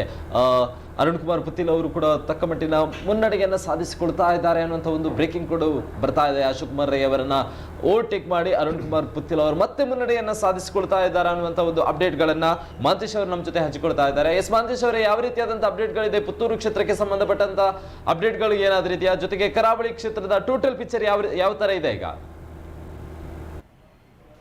ಹೆಸರು ಪುತ್ತೂರಿನಲ್ಲಿ ಮತ್ತಷ್ಟು ಕುತೂಹಲವನ್ನ ಕೆರಳಿಸುತ್ತಿರುವಂಥದ್ದು. ಪುತ್ತೂರು ವಿಧಾನಸಭಾ ಕ್ಷೇತ್ರದಲ್ಲಿ ಯಾವಾಗ ಟಿಕೆಟ್ ಘೋಷಣೆ ಆಯ್ತಾ, ಅದರಲ್ಲೂ ಕೂಡ ಬಿಜೆಪಿಯ ಟಿಕೆಟ್ ಯಾವಾಗ ಘೋಷಣೆ ಆಯ್ತಾ ಆವಾಗಿಂದಲೇ ಕೂಡ ಅಲ್ಲಿ ಒಂದು ಹಿಂದುತ್ವದ ಬಣವಾಗಿ ಬಿಜೆಪಿಯ ಮತಗಳು ಒಡೆದು ಹೋಗುತ್ತೆ ಅನ್ನುವಂತಹ ಮತ್ತೊಂದು ಕುತೂಹಲ ಇದ್ದೇ ಇತ್ತು. ಇದೀಗ ಅದರಂತೆ ಆಗುತ್ತಾ ಅನ್ನುವಂತಹ ಅನುಮಾನ ಕಾಡ್ತದೆ. ಯಾಕಂದ್ರೆ ಪುತ್ತೂರಿನಲ್ಲಿ ಅರುಣ್ ಕುಮಾರ್ ಪುತ್ತಿಲ್ ಅವರು ಇತ್ತೀಚೆಗಷ್ಟೇ ಅಂದ್ರೆ ಕೆಲವೇ ಕ್ಷಣಗಳ ಹಿಂದೆ 23,102 ಮತಗಳನ್ನ ಪಡೆದುಕೊಂಡು ಕಾಂಗ್ರೆಸ್ ಅಭ್ಯರ್ಥಿ ಅಶೋಕ್ ಕುಮಾರ್ ಕೋಡಿಂಬಾಡಿ ಅವರ ಜೊತೆಗೆ ಅಂತರದಲ್ಲಿ ಅಷ್ಟೇನು ಅಂತರ ಇರಲಿಲ್ಲ, ಕೇವಲ 500-600 ಮತಗಳ ಅಂತರದಲ್ಲಿ ಮಾತ್ರ ಇದ್ದಿರುವಂಥದ್ದು. ಇದೀಗ 91 ಮತಗಳನ್ನ ಪಡೆದು ಪಕ್ಷೇತರ ಅಭ್ಯರ್ಥಿ ಅರುಣ್ ಕುಮಾರ್ ಪುತ್ತಿಲ್ ಅವರು ಮುನ್ನಡೆಯನ್ನು ಸಾಧಿಸಿರುವಂಥದ್ದು. ಅಂದ್ರೆ ಕಾಂಗ್ರೆಸ್ ಅಭ್ಯರ್ಥಿಗಿಂತ 91 ಮತಗಳ ಅಂತರದಲ್ಲಿ ಅವರು ಮುನ್ನಡೆಯನ್ನು ಸಾಧಿಸಿರುವಂಥದ್ದು. ಇಲ್ಲಿ ಬಿಜೆಪಿಯ ಅಭ್ಯರ್ಥಿ ಆಶಾ ತಿಮ್ಮಪ್ಪಗೌಡ ಅವರು 15,350 ಮತಗಳು. ಅಂದ್ರೆ ಪುತ್ತೂರು ವಿಧಾನಸಭಾ ಕ್ಷೇತ್ರದಲ್ಲಿಯೇ ಕಾಂಗ್ರೆಸ್ ಬಹುತೇಕವಾಗಿ 24,000 ಮತಗಳನ್ನ ಅಂತರ ಪಡೆದ್ರೆ ಅರುಣ್ ಕುಮಾರ್ ಪುತ್ತಿಲ್ ಅವರು 24,000ಕ್ಕೂ ಅಧಿಕ ಮತಗಳನ್ನ ಪಡೆದಿದ್ದಾರೆ. ಇಲ್ಲಿ ಬಿಜೆಪಿ ಪಡೆದಿರುವಂತದ್ದು 15,350. ಎಲ್ಲೋ ಒಂದು ಕಡೆ ಇದೀಗ ಪುತ್ತೂರು ವಿಧಾನಸಭಾ ಕ್ಷೇತ್ರದ ನಾಯಕರುಗಳಲ್ಲಿ ಹೇಳ್ತಾ ಇರಬಹುದು, ನಾವು ಬಿಜೆಪಿಗೆ ಯಾವುದಾದ್ರು ಉತ್ತಮ ಅಭ್ಯರ್ಥಿಗೆ ಅಂದ್ರೆ ಅರುಣ್ ಕುಮಾರ್ ಪುತ್ತಿಲ್ ಅವರಿಗೇನೆ ಬಿಜೆಪಿ ಕಡೆಯಿಂದ ಮತವನ್ನ ಟಿಕೆಟ್ ಅನ್ನ ನೀಡಿದ್ರೆ ಬಹುತೇಕವಾಗಿ 31,000 ಮತಗಳ ಅಂತರದಲ್ಲಿ ಈಗಾಗಲೇ ಇರ್ತಿದ್ವಿ ಅನ್ನುವಂತಹ ಮಾತುಗಳು ಚರ್ಚೆಗಳು ಅಲ್ಲಿ ಆರಂಭವಾಗಿರುವಂತದ್ದು. ಇನ್ನು ಕಾರ್ಕಳ ಕ್ಷೇತ್ರದಲ್ಲಿ 630 ಇದೀಗ ಬಂದಿರುವಂತಹ ಸುದ್ದಿ. ಏನು ಅರುಣ್ ಕುಮಾರ್ ಪುತ್ತಿಲ್ ಅವರು ಕೇವಲ 91 ಅಲ್ಲ, ಇದೀಗ 630ಕ್ಕೂ ಅಧಿಕ ಮತಗಳ ಅಂತರದಿಂದ ಮುನ್ನಡೆಯನ್ನ ಅವರು ಸಾಧಿಸಿರುವಂತದ್ದು. ಯಾಕಂದ್ರೆ ಅಲ್ಲಿ ಪುತ್ತೂರು ವಿಧಾನಸಭಾ ಕ್ಷೇತ್ರದಲ್ಲಿ ಆರಂಭದಲ್ಲಿ ಇತ್ತು ಅರುಣ್ ಕುಮಾರ್ ಪುತ್ತಿಲ್ ಅವರು ಕೂಡ ಬಿಜೆಪಿಯಿಂದ ಟಿಕೆಟ್ ಸಿಗದೆ ಬಂಡಾಯವನ್ನ ಅವರು ಎದ್ದಿದ್ರು. ಹಾಗಾಗಿ ಪುತ್ತೂರು ಕೂಡ ದಕ್ಷಿಣ ಕನ್ನಡ ಜಿಲ್ಲೆಯಲ್ಲಿಯೇ ಪುತ್ತೂರು ಅಂದ್ರೆ ಒಂದು ರೀತಿಯಲ್ಲಿ ಹಿಂದುತ್ವದ ಫೈರ್ ಬ್ರ್ಯಾಂಡ್, ಅಂದ್ರೆ ಹಿಂದುತ್ವದ ಪ್ರಮುಖ ಕೇಂದ್ರವಾಗಿ ಪುತ್ತೂರು ಕ್ಷೇತ್ರ ಇರುವಂಥದ್ದು. ಹಾಗಾಗಿ ಇದೀಗ ಮತ್ತೆ ಅವರು ತಮ್ಮ ಸಾಮರ್ಥ್ಯವನ್ನ, ಹಿಂದೂಗಳ ಸಾಮರ್ಥ್ಯವನ್ನ, ಹಿಂದೂ ಸಾಮರ್ಥ್ಯವನ್ನ ಅಲ್ಲಿ ಅವರು ಎತ್ತಿ ತೋರಿಸಿರುವಂಥದ್ದು. ಆರಂಭದಲ್ಲಿ ಬಹಳಷ್ಟು ಚರ್ಚೆಗಳಾಗ್ತಿತ್ತು. ಕೇವಲ ಕರಾವಳಿ ಕರ್ನಾಟಕದಲ್ಲಿ ಮಾತ್ರ ಅಲ್ಲ, ಇಡೀ ಕರ್ನಾಟಕದಲ್ಲಿಯೇ ಪುತ್ತೂರು ವಿಧಾನಸಭಾ ಕ್ಷೇತ್ರ ಅತ್ಯಂತ ಹೆಚ್ಚು ಗಮನವನ್ನ ಸೆಳೆದಿರುವಂಥದ್ದು. ಹಾಗಾಗಿ ಇದೀಗ ಆ ಗಮನ ಏನು ಕುತೂಹಲ ಮತ್ತಷ್ಟು ಹೆಚ್ಚಳ ಆಗಿದೆ. ಜೊತೆಗೆ ಅರುಣ್ ಕುಮಾರ್ ಪುತ್ತಿಲ್ ಅವರು ಅದನ್ನ ಸಾಧಿಸುವತ್ತ ಹೆಜ್ಜೆಯನ್ನ ಹಾಕ್ತಾ ಇದ್ದಾರೆ. ಬಹುತೇಕವಾಗಿ ಇದೀಗ 630ಕ್ಕೂ ಅಧಿಕ ಮತಗಳ ಅಂತರವನ್ನ ಪಡೆದು ಕಾಂಗ್ರೆಸ್ ಆಗಿರಬಹುದು, ಬಿಜೆಪಿ ಆಗಿರಬಹುದು, ಅವುಗಳಿಂದ ಮುನ್ನಡೆಯನ್ನ ಸಾಧಿಸಿದ್ದಾರೆ. ಇನ್ನು ಕಾರ್ಕಳ ವಿಧಾನಸಭಾ ಕ್ಷೇತ್ರವನ್ನ ನೋಡುವುದಾದ್ರೆ ಅಲ್ಲಿ ಬಿಜೆಪಿ ಅಭ್ಯರ್ಥಿ ಸಚಿವರು ಕೂಡ ಆಗಿರುವಂತಹ ಸುನಿಲ್ ಕುಮಾರ್ ಅವರು 39,886 ಮತಗಳ ಪಡೆದ್ರೆ ಉದಯ್ ಕುಮಾರ್ ಶೆಟ್ಟಿ ಮುನಿಯಾಲು ಅವರು 37,895 ಮತಗಳನ್ನು ಪಡೆದಿದ್ದಾರೆ. ಇನ್ನು ಹೇಗೆ ಪುತ್ತೂರು ಒಂದು ಕುತೂಹಲವನ್ನ ಮೂಡಿಸಿತ್ತು, ಅದೇ ರೀತಿಯಲ್ಲಿ ಕಾರ್ಕಳದಲ್ಲಿಯೂ ಕೂಡ ಗುರು ಶಿಷ್ಯರ ಒಂದು ಹೋರಾಟ ಅಥವಾ ಏನು ಸ್ಪರ್ಧೆ ನಡೆಯುತ್ತಾ ಅನ್ನುವಂಥದ್ದು ಆರಂಭಿಕ ಮಾತು ಕೇಳಿ ಬರ್ತಾ ಇತ್ತು. ಆದರೆ ಪ್ರಮೋದ್ ಮುತಾಲಿಕ್ ಅವರು ಯಾವುದೇ ಹಂತದಲ್ಲೂ ಕೂಡ ಯಾರಿಗೂ ಕೂಡ ಪೈಪೋಟಿಯನ್ನ ನೀಡಲೇ ಇಲ್ಲ. ಕೇವಲ 2,000 ಮತಗಳು ಅಂದ್ರೆ 2,432 ಮತಗಳನ್ನು ಮಾತ್ರ ಅವರು ಪಡೆದುಕೊಂಡು ಯಾವುದೇ ರೀತಿಯಲ್ಲಿಯೂ ಕೂಡ ಅವರು ಪೈಪೋಟಿಯನ್ನ ನೀಡಲಿಲ್ಲ. ಯಾಕಂದ್ರೆ ಪುತ್ತೂರಿನಲ್ಲಿ ಯಾವ ರೀತಿ ಒಂದು ಪಕ್ಷೇತರವಾಗಿ ಪೈಪೋಟಿಯನ್ನ ನೀಡಿದ್ರು ಅರುಣ್ ಕುಮಾರ್ ಪುತ್ತಿಲ್ ಅವರು, ಅದೇ ರೀತಿ ಪ್ರಮೋದ್ ಮುತಾಲಿಕ್ ಅವರು ನೀಡಲಿಕ್ಕೆ ಸಂಪೂರ್ಣವಾಗಿ ಕಾರ್ಕಳದಲ್ಲಿ ವಿಫಲ ಆದರು. ಇನ್ನು ಮೂಡಬಿದ್ರೆ ಕ್ಷೇತ್ರವನ್ನ ನೋಡೋದಾದ್ರೆ 5ನೇ ಸುತ್ತಿನ ಬಳಿಕ ಬಿಜೆಪಿಯ ಅಭ್ಯರ್ಥಿ ಉಮಾನಾಥ್ ಕೋಟ್ಯಾನ್ ಅವರು 28,755 ಮತಗಳ ಅಂತರವನ್ನ ಕಾಯ್ದುಕೊಂಡ್ರೆ ಕಾಂಗ್ರೆಸ್ ಅಭ್ಯರ್ಥಿ ಅಲ್ಲಿ ಮಾತ್ರ ಪಡೆದುಕೊಂಡಿದ್ದಾರೆ. ಬಹುತೇಕವಾಗಿ 8,000 ಮತಗಳ ಅಂತರವನ್ನ ಬಿಜೆಪಿ ಅಭ್ಯರ್ಥಿ ಏನು ಶಾಸಕರು ಆದಂತಹ ಉಮಾನಾಥ್ ಕೋಟ್ಯಾನ್ ಅವರು ಸಾಧಿಸಿದ್ದಾರೆ. ಇನ್ನು 8ನೇ ಸುತ್ತಿನ ಮತ ಎಣಿಕೆಯ ನಂತರದಲ್ಲಿ ಬೆಳ್ತಂಗಡಿ ಕ್ಷೇತ್ರದಲ್ಲಿ ಬಿಜೆಪಿ ಅಭ್ಯರ್ಥಿ ಶಾಸಕ ಹರೀಶ್ ಪೂಂಜಾ ಅವರು ಮುನ್ನಡೆಯನ್ನು ಸಾಧಿಸಿದ್ದಾರೆ. 45,000ಕ್ಕೂ ಅಧಿಕ ಮತಗಳನ್ನು ಅವರು ಪಡೆದುಕೊಂಡ್ರೆ ಕಾಂಗ್ರೆಸ್ನ ರಕ್ಷಿತ್ ಶಿವರಾಮ್ ಅವರು 37,622 ಮತಗಳನ್ನ 8ನೇ ಸುತ್ತಿನ ಬಳಿಕ ಪಡೆದುಕೊಂಡಿದ್ದಾರೆ. ಅಂದ್ರೆ ಇಲ್ಲಿ 45,000 ಮತಗಳನ್ನು ಪಡೆದಂತಹ ಬೆಳ್ತಂಗಡಿಯ ಬಿಜೆಪಿ ಅಭ್ಯರ್ಥಿ, ಈ ಕಡೆ ರಕ್ಷಿತ್ ಶಿವರಾಮ್ ಅವರು 37,000 ಪಡೆದಿದ್ದಾರೆ. ಬಹುತೇಕವಾಗಿ ಇಲ್ಲಿ ಕೂಡ 8,000 ಮತಗಳ ಅಂತರವನ್ನ ಮುನ್ನಡೆಯನ್ನ ಸಾಧಿಸಿರುವಂಥದ್ದು ಬಿಜೆಪಿಯ ಅಭ್ಯರ್ಥಿ. ಇನ್ನು ಸುಳ್ಯ ವಿಧಾನಸಭಾ ಕ್ಷೇತ್ರದಲ್ಲಿ ಬಿಜೆಪಿಯ ಅಭ್ಯರ್ಥಿಯಲ್ಲಿ ಭಾಗೀರಥಿ ಮುರಳಿ ಅವರು ಕೂಡ ಬಹುತೇಕವಾಗಿ 8,000 ಹತ್ತಿರ ಮತಗಳನ್ನ ಮುನ್ನಡೆಯನ್ನು ಅವರು ಸಾಧಿಸಿರುವಂಥದ್ದು. ಈಗ ಸದ್ಯಕ್ಕೆ ಕರಾವಳಿ ಅಪ್ಡೇಟ್ಗಳನ್ನ ನೀಡಿದ್ದಾರೆ. ಸೊ ಖಂಡಿತವಾಗಿಯೂ ಕೂಡ ಪುತ್ತೂರು ಕ್ಷೇತ್ರ ತುಂಬಾನೇ ಸೆನ್ಸೇಷನಲ್ ಕ್ರಿಯೇಟ್ ಮಾಡ್ತಾ ಇದೆ. ಒಂದು ಬಾರಿ ಅಶೋಕ್ ಕುಮಾರ್ ಕೊಡಿಂಬಾಡಿ ಅವರು ಜಾಸ್ತಿ ಅಂತರದಲ್ಲಿ ಮುನ್ನಡೆಯನ್ನ ಕಂಡುಕೊಂಡಿದ್ರು. ಆದರೆ ಈಗ ಸದ್ಯದ ಪರಿಸ್ಥಿತಿಯನ್ನು ನಾವು ಗಮನಿಸಿದ್ರೆ ಮತ್ತೆ ಅರುಣ್ ಕುಮಾರ್ ಪುತ್ತಿಲ್ ಅವರು, ಅದು ಕೂಡ ಪಕ್ಷೇತರವಾಗಿದ್ದಂಥ ಅರುಣ್ ಕುಮಾರ್ ಪುತ್ತಿಲ್ ಅವರು ಮತ್ತೆ ಮುನ್ನಡೆಯನ್ನ ಕಂಡುಕೊಳ್ತಾ ಇದ್ದಾರೆ. ಸೊ ಇದು ಬಿಜೆಪಿಗಂತೂ ದೊಡ್ಡ ಮಟ್ಟಿನ ಹೊಡೆತ. ಇದ್ರ ಜೊತೆಗೆ ಕಾಂಗ್ರೆಸ್ಗೆ ಒಂದು ಗೆಲುವಿನ ನಿರೀಕ್ಷೆಯಲ್ಲಿದ್ದಂತಹ ಕ್ಷೇತ್ರವು ಕೂಡ ಕೈ ತಪ್ಪಬಹುದಾ ಅನ್ನುವಂಥ ಒಂದು ಪ್ರಶ್ನೆ ಇದ್ರೆ, ಇನ್ನೊಂದು ಕಡೆ ಎರಡು ರಾಷ್ಟ್ರೀಯ ಪಕ್ಷಗಳಿಗೆ ಒಬ್ಬ ಪಕ್ಷೇತರ ಅಭ್ಯರ್ಥಿ ಸೆಡ್ಡು ಹೊಡಿತಾ ಇರುವಂತದ್ದು ಕೂಡ ಇಲ್ಲಿ ಕಂಡು ಬರ್ತಾ ಇದೆ. ಇದ್ರ ಜೊತೆಗೆ ಇನ್ನೊಂದು ಕಡೆ ನಾವು ನೋಡ್ತಾ ಇದೆ, ದೃಶ್ಯದಲ್ಲಿ ಕೂಡ ನೋಡ್ತಾ ಇದ್ದೀವಿ, ಇದು ಉಳ್ಳಾಲ ವಿಧಾನಸಭಾ ಕ್ಷೇತ್ರದ ಕಾಂಗ್ರೆಸ್ ಅಭ್ಯರ್ಥಿ UT ಖಾದರ್ ಅವರು ಆರಾಮವಾಗಿದ್ದಾರೆ, ಯಾವುದೇ ಟೆನ್ಷನ್ ಇಲ್ಲ. ಈ ಬಾರಿಯೂ ಕೂಡ ಮಂಗಳೂರು ಉಳ್ಳಾಲ ವಿಧಾನಸಭಾ ಕ್ಷೇತ್ರದಲ್ಲಿ ಕಾಂಗ್ರೆಸ್ಸೇ ಬರುವಂತದ್ದು ಅನ್ನುವಂಥ ಒಂದು ನಿರೀಕ್ಷೆಯಲ್ಲಿ ಮತ ಎಣಿಕಾ ಕೇಂದ್ರಕ್ಕೂ ಕೂಡ ಭೇಟಿ ನೀಡಿದೆ. ಆರಾಮವಾಗಿ ತಮ್ಮ ಉಳ್ಳಾಲ ಕ್ಷೇತ್ರದಲ್ಲಿ ಮಕ್ಕಳ ಜೊತೆ ಕ್ರಿಕೆಟ್ ಅನ್ನ ಆಡ್ತಾ ಇರುವಂತಹ ದೃಶ್ಯಗಳು ಈಗಾಗಲೇ ಟಿವಿ ಪರದೆಯಲ್ಲಿ ಕೂಡ ತಾವು ನೋಡ್ತಾ ಇದ್ದೀರಾ. ಅಂದ್ರೆ ರಿಲ್ಯಾಕ್ಸ್ ಆಗಿದ್ದಾರೆ ಪ್ರತಿ ಬಾರಿಯಂತೆ. ಈ ಬಾರಿಯೂ ಕೂಡ ಉಳ್ಳಾಲ ಕ್ಷೇತ್ರದಲ್ಲಿ ಇದು ಕಾಂಗ್ರೆಸ್ನ ಭದ್ರಕೋಟೆ. ಇಲ್ಲಿ ಬಿಜೆಪಿ ಯಾವುದೇ ರಣತಂತ್ರವನ್ನು ಹೂಡಿದ್ರು, ಯಾವುದೇ SDPI ಅಭ್ಯರ್ಥಿಗಳನ್ನ ಹಾಕಿದ್ರು ಕೂಡ ನಮ್ಗೆ ಯಾವುದೇ ರೀತಿಯಾದಂತಹ ಎಫೆಕ್ಟ್ ಆಗೋದಿಲ್ಲ. ಅಲ್ಲಿ ಕ್ರಿಕೆಟ್ ಆಟವನ್ನು ಗಮನಿಸಿದ್ರೆ, ಅವರು ಆಡಿರೋಂಥ ಶೈಲಿಯನ್ನು ಗಮನಿಸಿದ್ರೆ, ಇದು ವೀಕ್ಷಕ ವಿವರಣೆ ಅಲ್ಲ. ಸಾಮಾನ್ಯವಾಗಿ ಕ್ರಿಕೆಟ್ ನಲ್ಲಿ ರಕ್ಷಣಾತ್ಮಕ ಆಟ ಅಂತಿದೆ, ಡಿಫೆನ್ಸಿವ್ ಆಗಿ ನಾವು ಆಡುವುದನ್ನ ಗಮನಿಸ್ತೇವೆ, ಫ್ರಂಟ್ ಫುಟ್ ಅಥವಾ ಬ್ಯಾಕ್ ಫುಟ್ ನಲ್ಲಿ. ಆದ್ರೆ ಇವರು ರಕ್ಷಣಾತ್ಮಕ ಆಟಕ್ಕೆ ಮುಂದಾಗಿಲ್ಲ, ನುಗ್ಗಿ ಬಾರಿಸುವಂತಹ ಪ್ರಯತ್ನ. ಇದು ಕೂಡ ಒಂದು ಸಂದೇಶ. ಯಾರೇ ಬಂದ್ರು ಕೂಡ, ಅದು SDPI ಸ್ಪರ್ಧೆ ಮಾಡಲಿ ಅಥವಾ ಬಿಜೆಪಿ ಮಾಡಲಿ, ನಮಗೆ ಏನು ತೊಂದರೆ ಇಲ್ಲ, ನಾವು ಮುನ್ನುಗ್ಗಿ ಗೆಲುವನ್ನು ಸಾಧಿಸ್ತೇವೆ ಎನ್ನುವಂತಹ ಸಂದೇಶವನ್ನು ಬಹುಶಃ ಅವರು ರವಾನಿಸಿದ್ದಾರೆ ಅಂತ ಅನಿಸ್ತಾ ಇದೆ. ಕ್ರಿಕೆಟ್ನಲ್ಲಿ ಅವರು ಬ್ಯಾಟ್ ಬೀಸಿದಂತಹ ಶೈಲಿಯನ್ನು ಗಮನಿಸಿದ್ದಾರೆ. ಈಗಾಗಲೇ ಪುತ್ತೂರು ಕ್ಷೇತ್ರದಲ್ಲಿ ನಾವು ಆಗತಾನೆ ಹೇಳಿರುವ ಹಾಗೆ ಅರುಣ್ ಕುಮಾರ್ ಪುತ್ತಿಲ್ ಅವರು ಕೇವಲ 7ನೇ ಸುತ್ತಿನಲ್ಲಿ, ಇದೀಗ ಬರ್ತಾ ಇರುವಂತಹ ಅಪ್ಡೇಟ್, 7ನೇ ಸುತ್ತಿನಲ್ಲಿ ಕೇವಲ 91 ಮತಗಳ ಮುನ್ನಡೆ. ಇದು ಸ್ವಲ್ಪ ಮಟ್ಟಿಗೆ ಬಿಜೆಪಿಗೆ ದೊಡ್ಡ ಮಟ್ಟಿನ ಹೊಡೆತ. ಯಾಕಂತ ಹೇಳಿದ್ರೆ ಕೇವಲ 1 ಮತದಲ್ಲಿ ಏನಾದರೂ ಅರುಣ್ ಕುಮಾರ್ ಪುತ್ತಿಲ್ ಅವರು ಗೆದ್ದರೂ ಕೂಡ ಬಿಜೆಪಿಗೆ ಇದು ದೊಡ್ಡ ಮಟ್ಟಿನ ಹೊಡೆತ ಬಿಡುತ್ತೆ. ಯಾಕಂದ್ರೆ ಸಂದೇಶ ರವಾನೆ ಆಗ್ತದೆ. ಹಾಗಾಗಿ ಬಿಜೆಪಿ ಶತಾಯಗತಾಯ ಪ್ರಯತ್ನ ಮಾಡಿದೆ, ಬೇರೆ ಬೇರೆ ರೀತಿಯಲ್ಲಿ ಪ್ರಯತ್ನಗಳನ್ನು ಮಾಡಿದೆ. ಅರುಣ್ ಕುಮಾರ್ ಪುತ್ತಿಲರವರ ಬಗ್ಗೆ, ಅವರ ಹಿಂದುತ್ವದ ಬಗ್ಗೆ ಒಂದಷ್ಟು ಅವರು ಅಪಪ್ರಚಾರ ಅಂತ ಹೇಳ್ತಿದ್ರೆ ಪ್ರಚಾರವನ್ನು ಕೂಡ ಮಾಡಿದ್ದಾರೆ. ಆದರೆ ಅದು ಬಹುಶಃ ಮತದಾರರಿಗೆ ಅದು ಪ್ರಭಾವವನ್ನು ಬೀರಲಿಲ್ಲ. ನಮ್ಮ ಯುವ ನಾಯಕನಿಗೆ ನಾವು ಬೆಂಬಲಕ್ಕೆ ನಿಲ್ಲಬೇಕೆನ್ನುವಂಥ ಸಂಕಲ್ಪವನ್ನು ಬಹುಶಃ ಪುತ್ತೂರಿನ ಮತದಾರರು ಮಾಡಿದ್ದಾರೆ ಅಂತ ಅನಿಸ್ತದೆ. ಅದರ ಪರಿಪೂರ್ಣ ಲಾಭವನ್ನು ಅಲ್ಲಿ ಅಶೋಕ್ ಕುಮಾರ್ ರೈ ಕೂಡ ಪಡ್ಕೊಳ್ತಾ ಇದ್ದಾರೆ.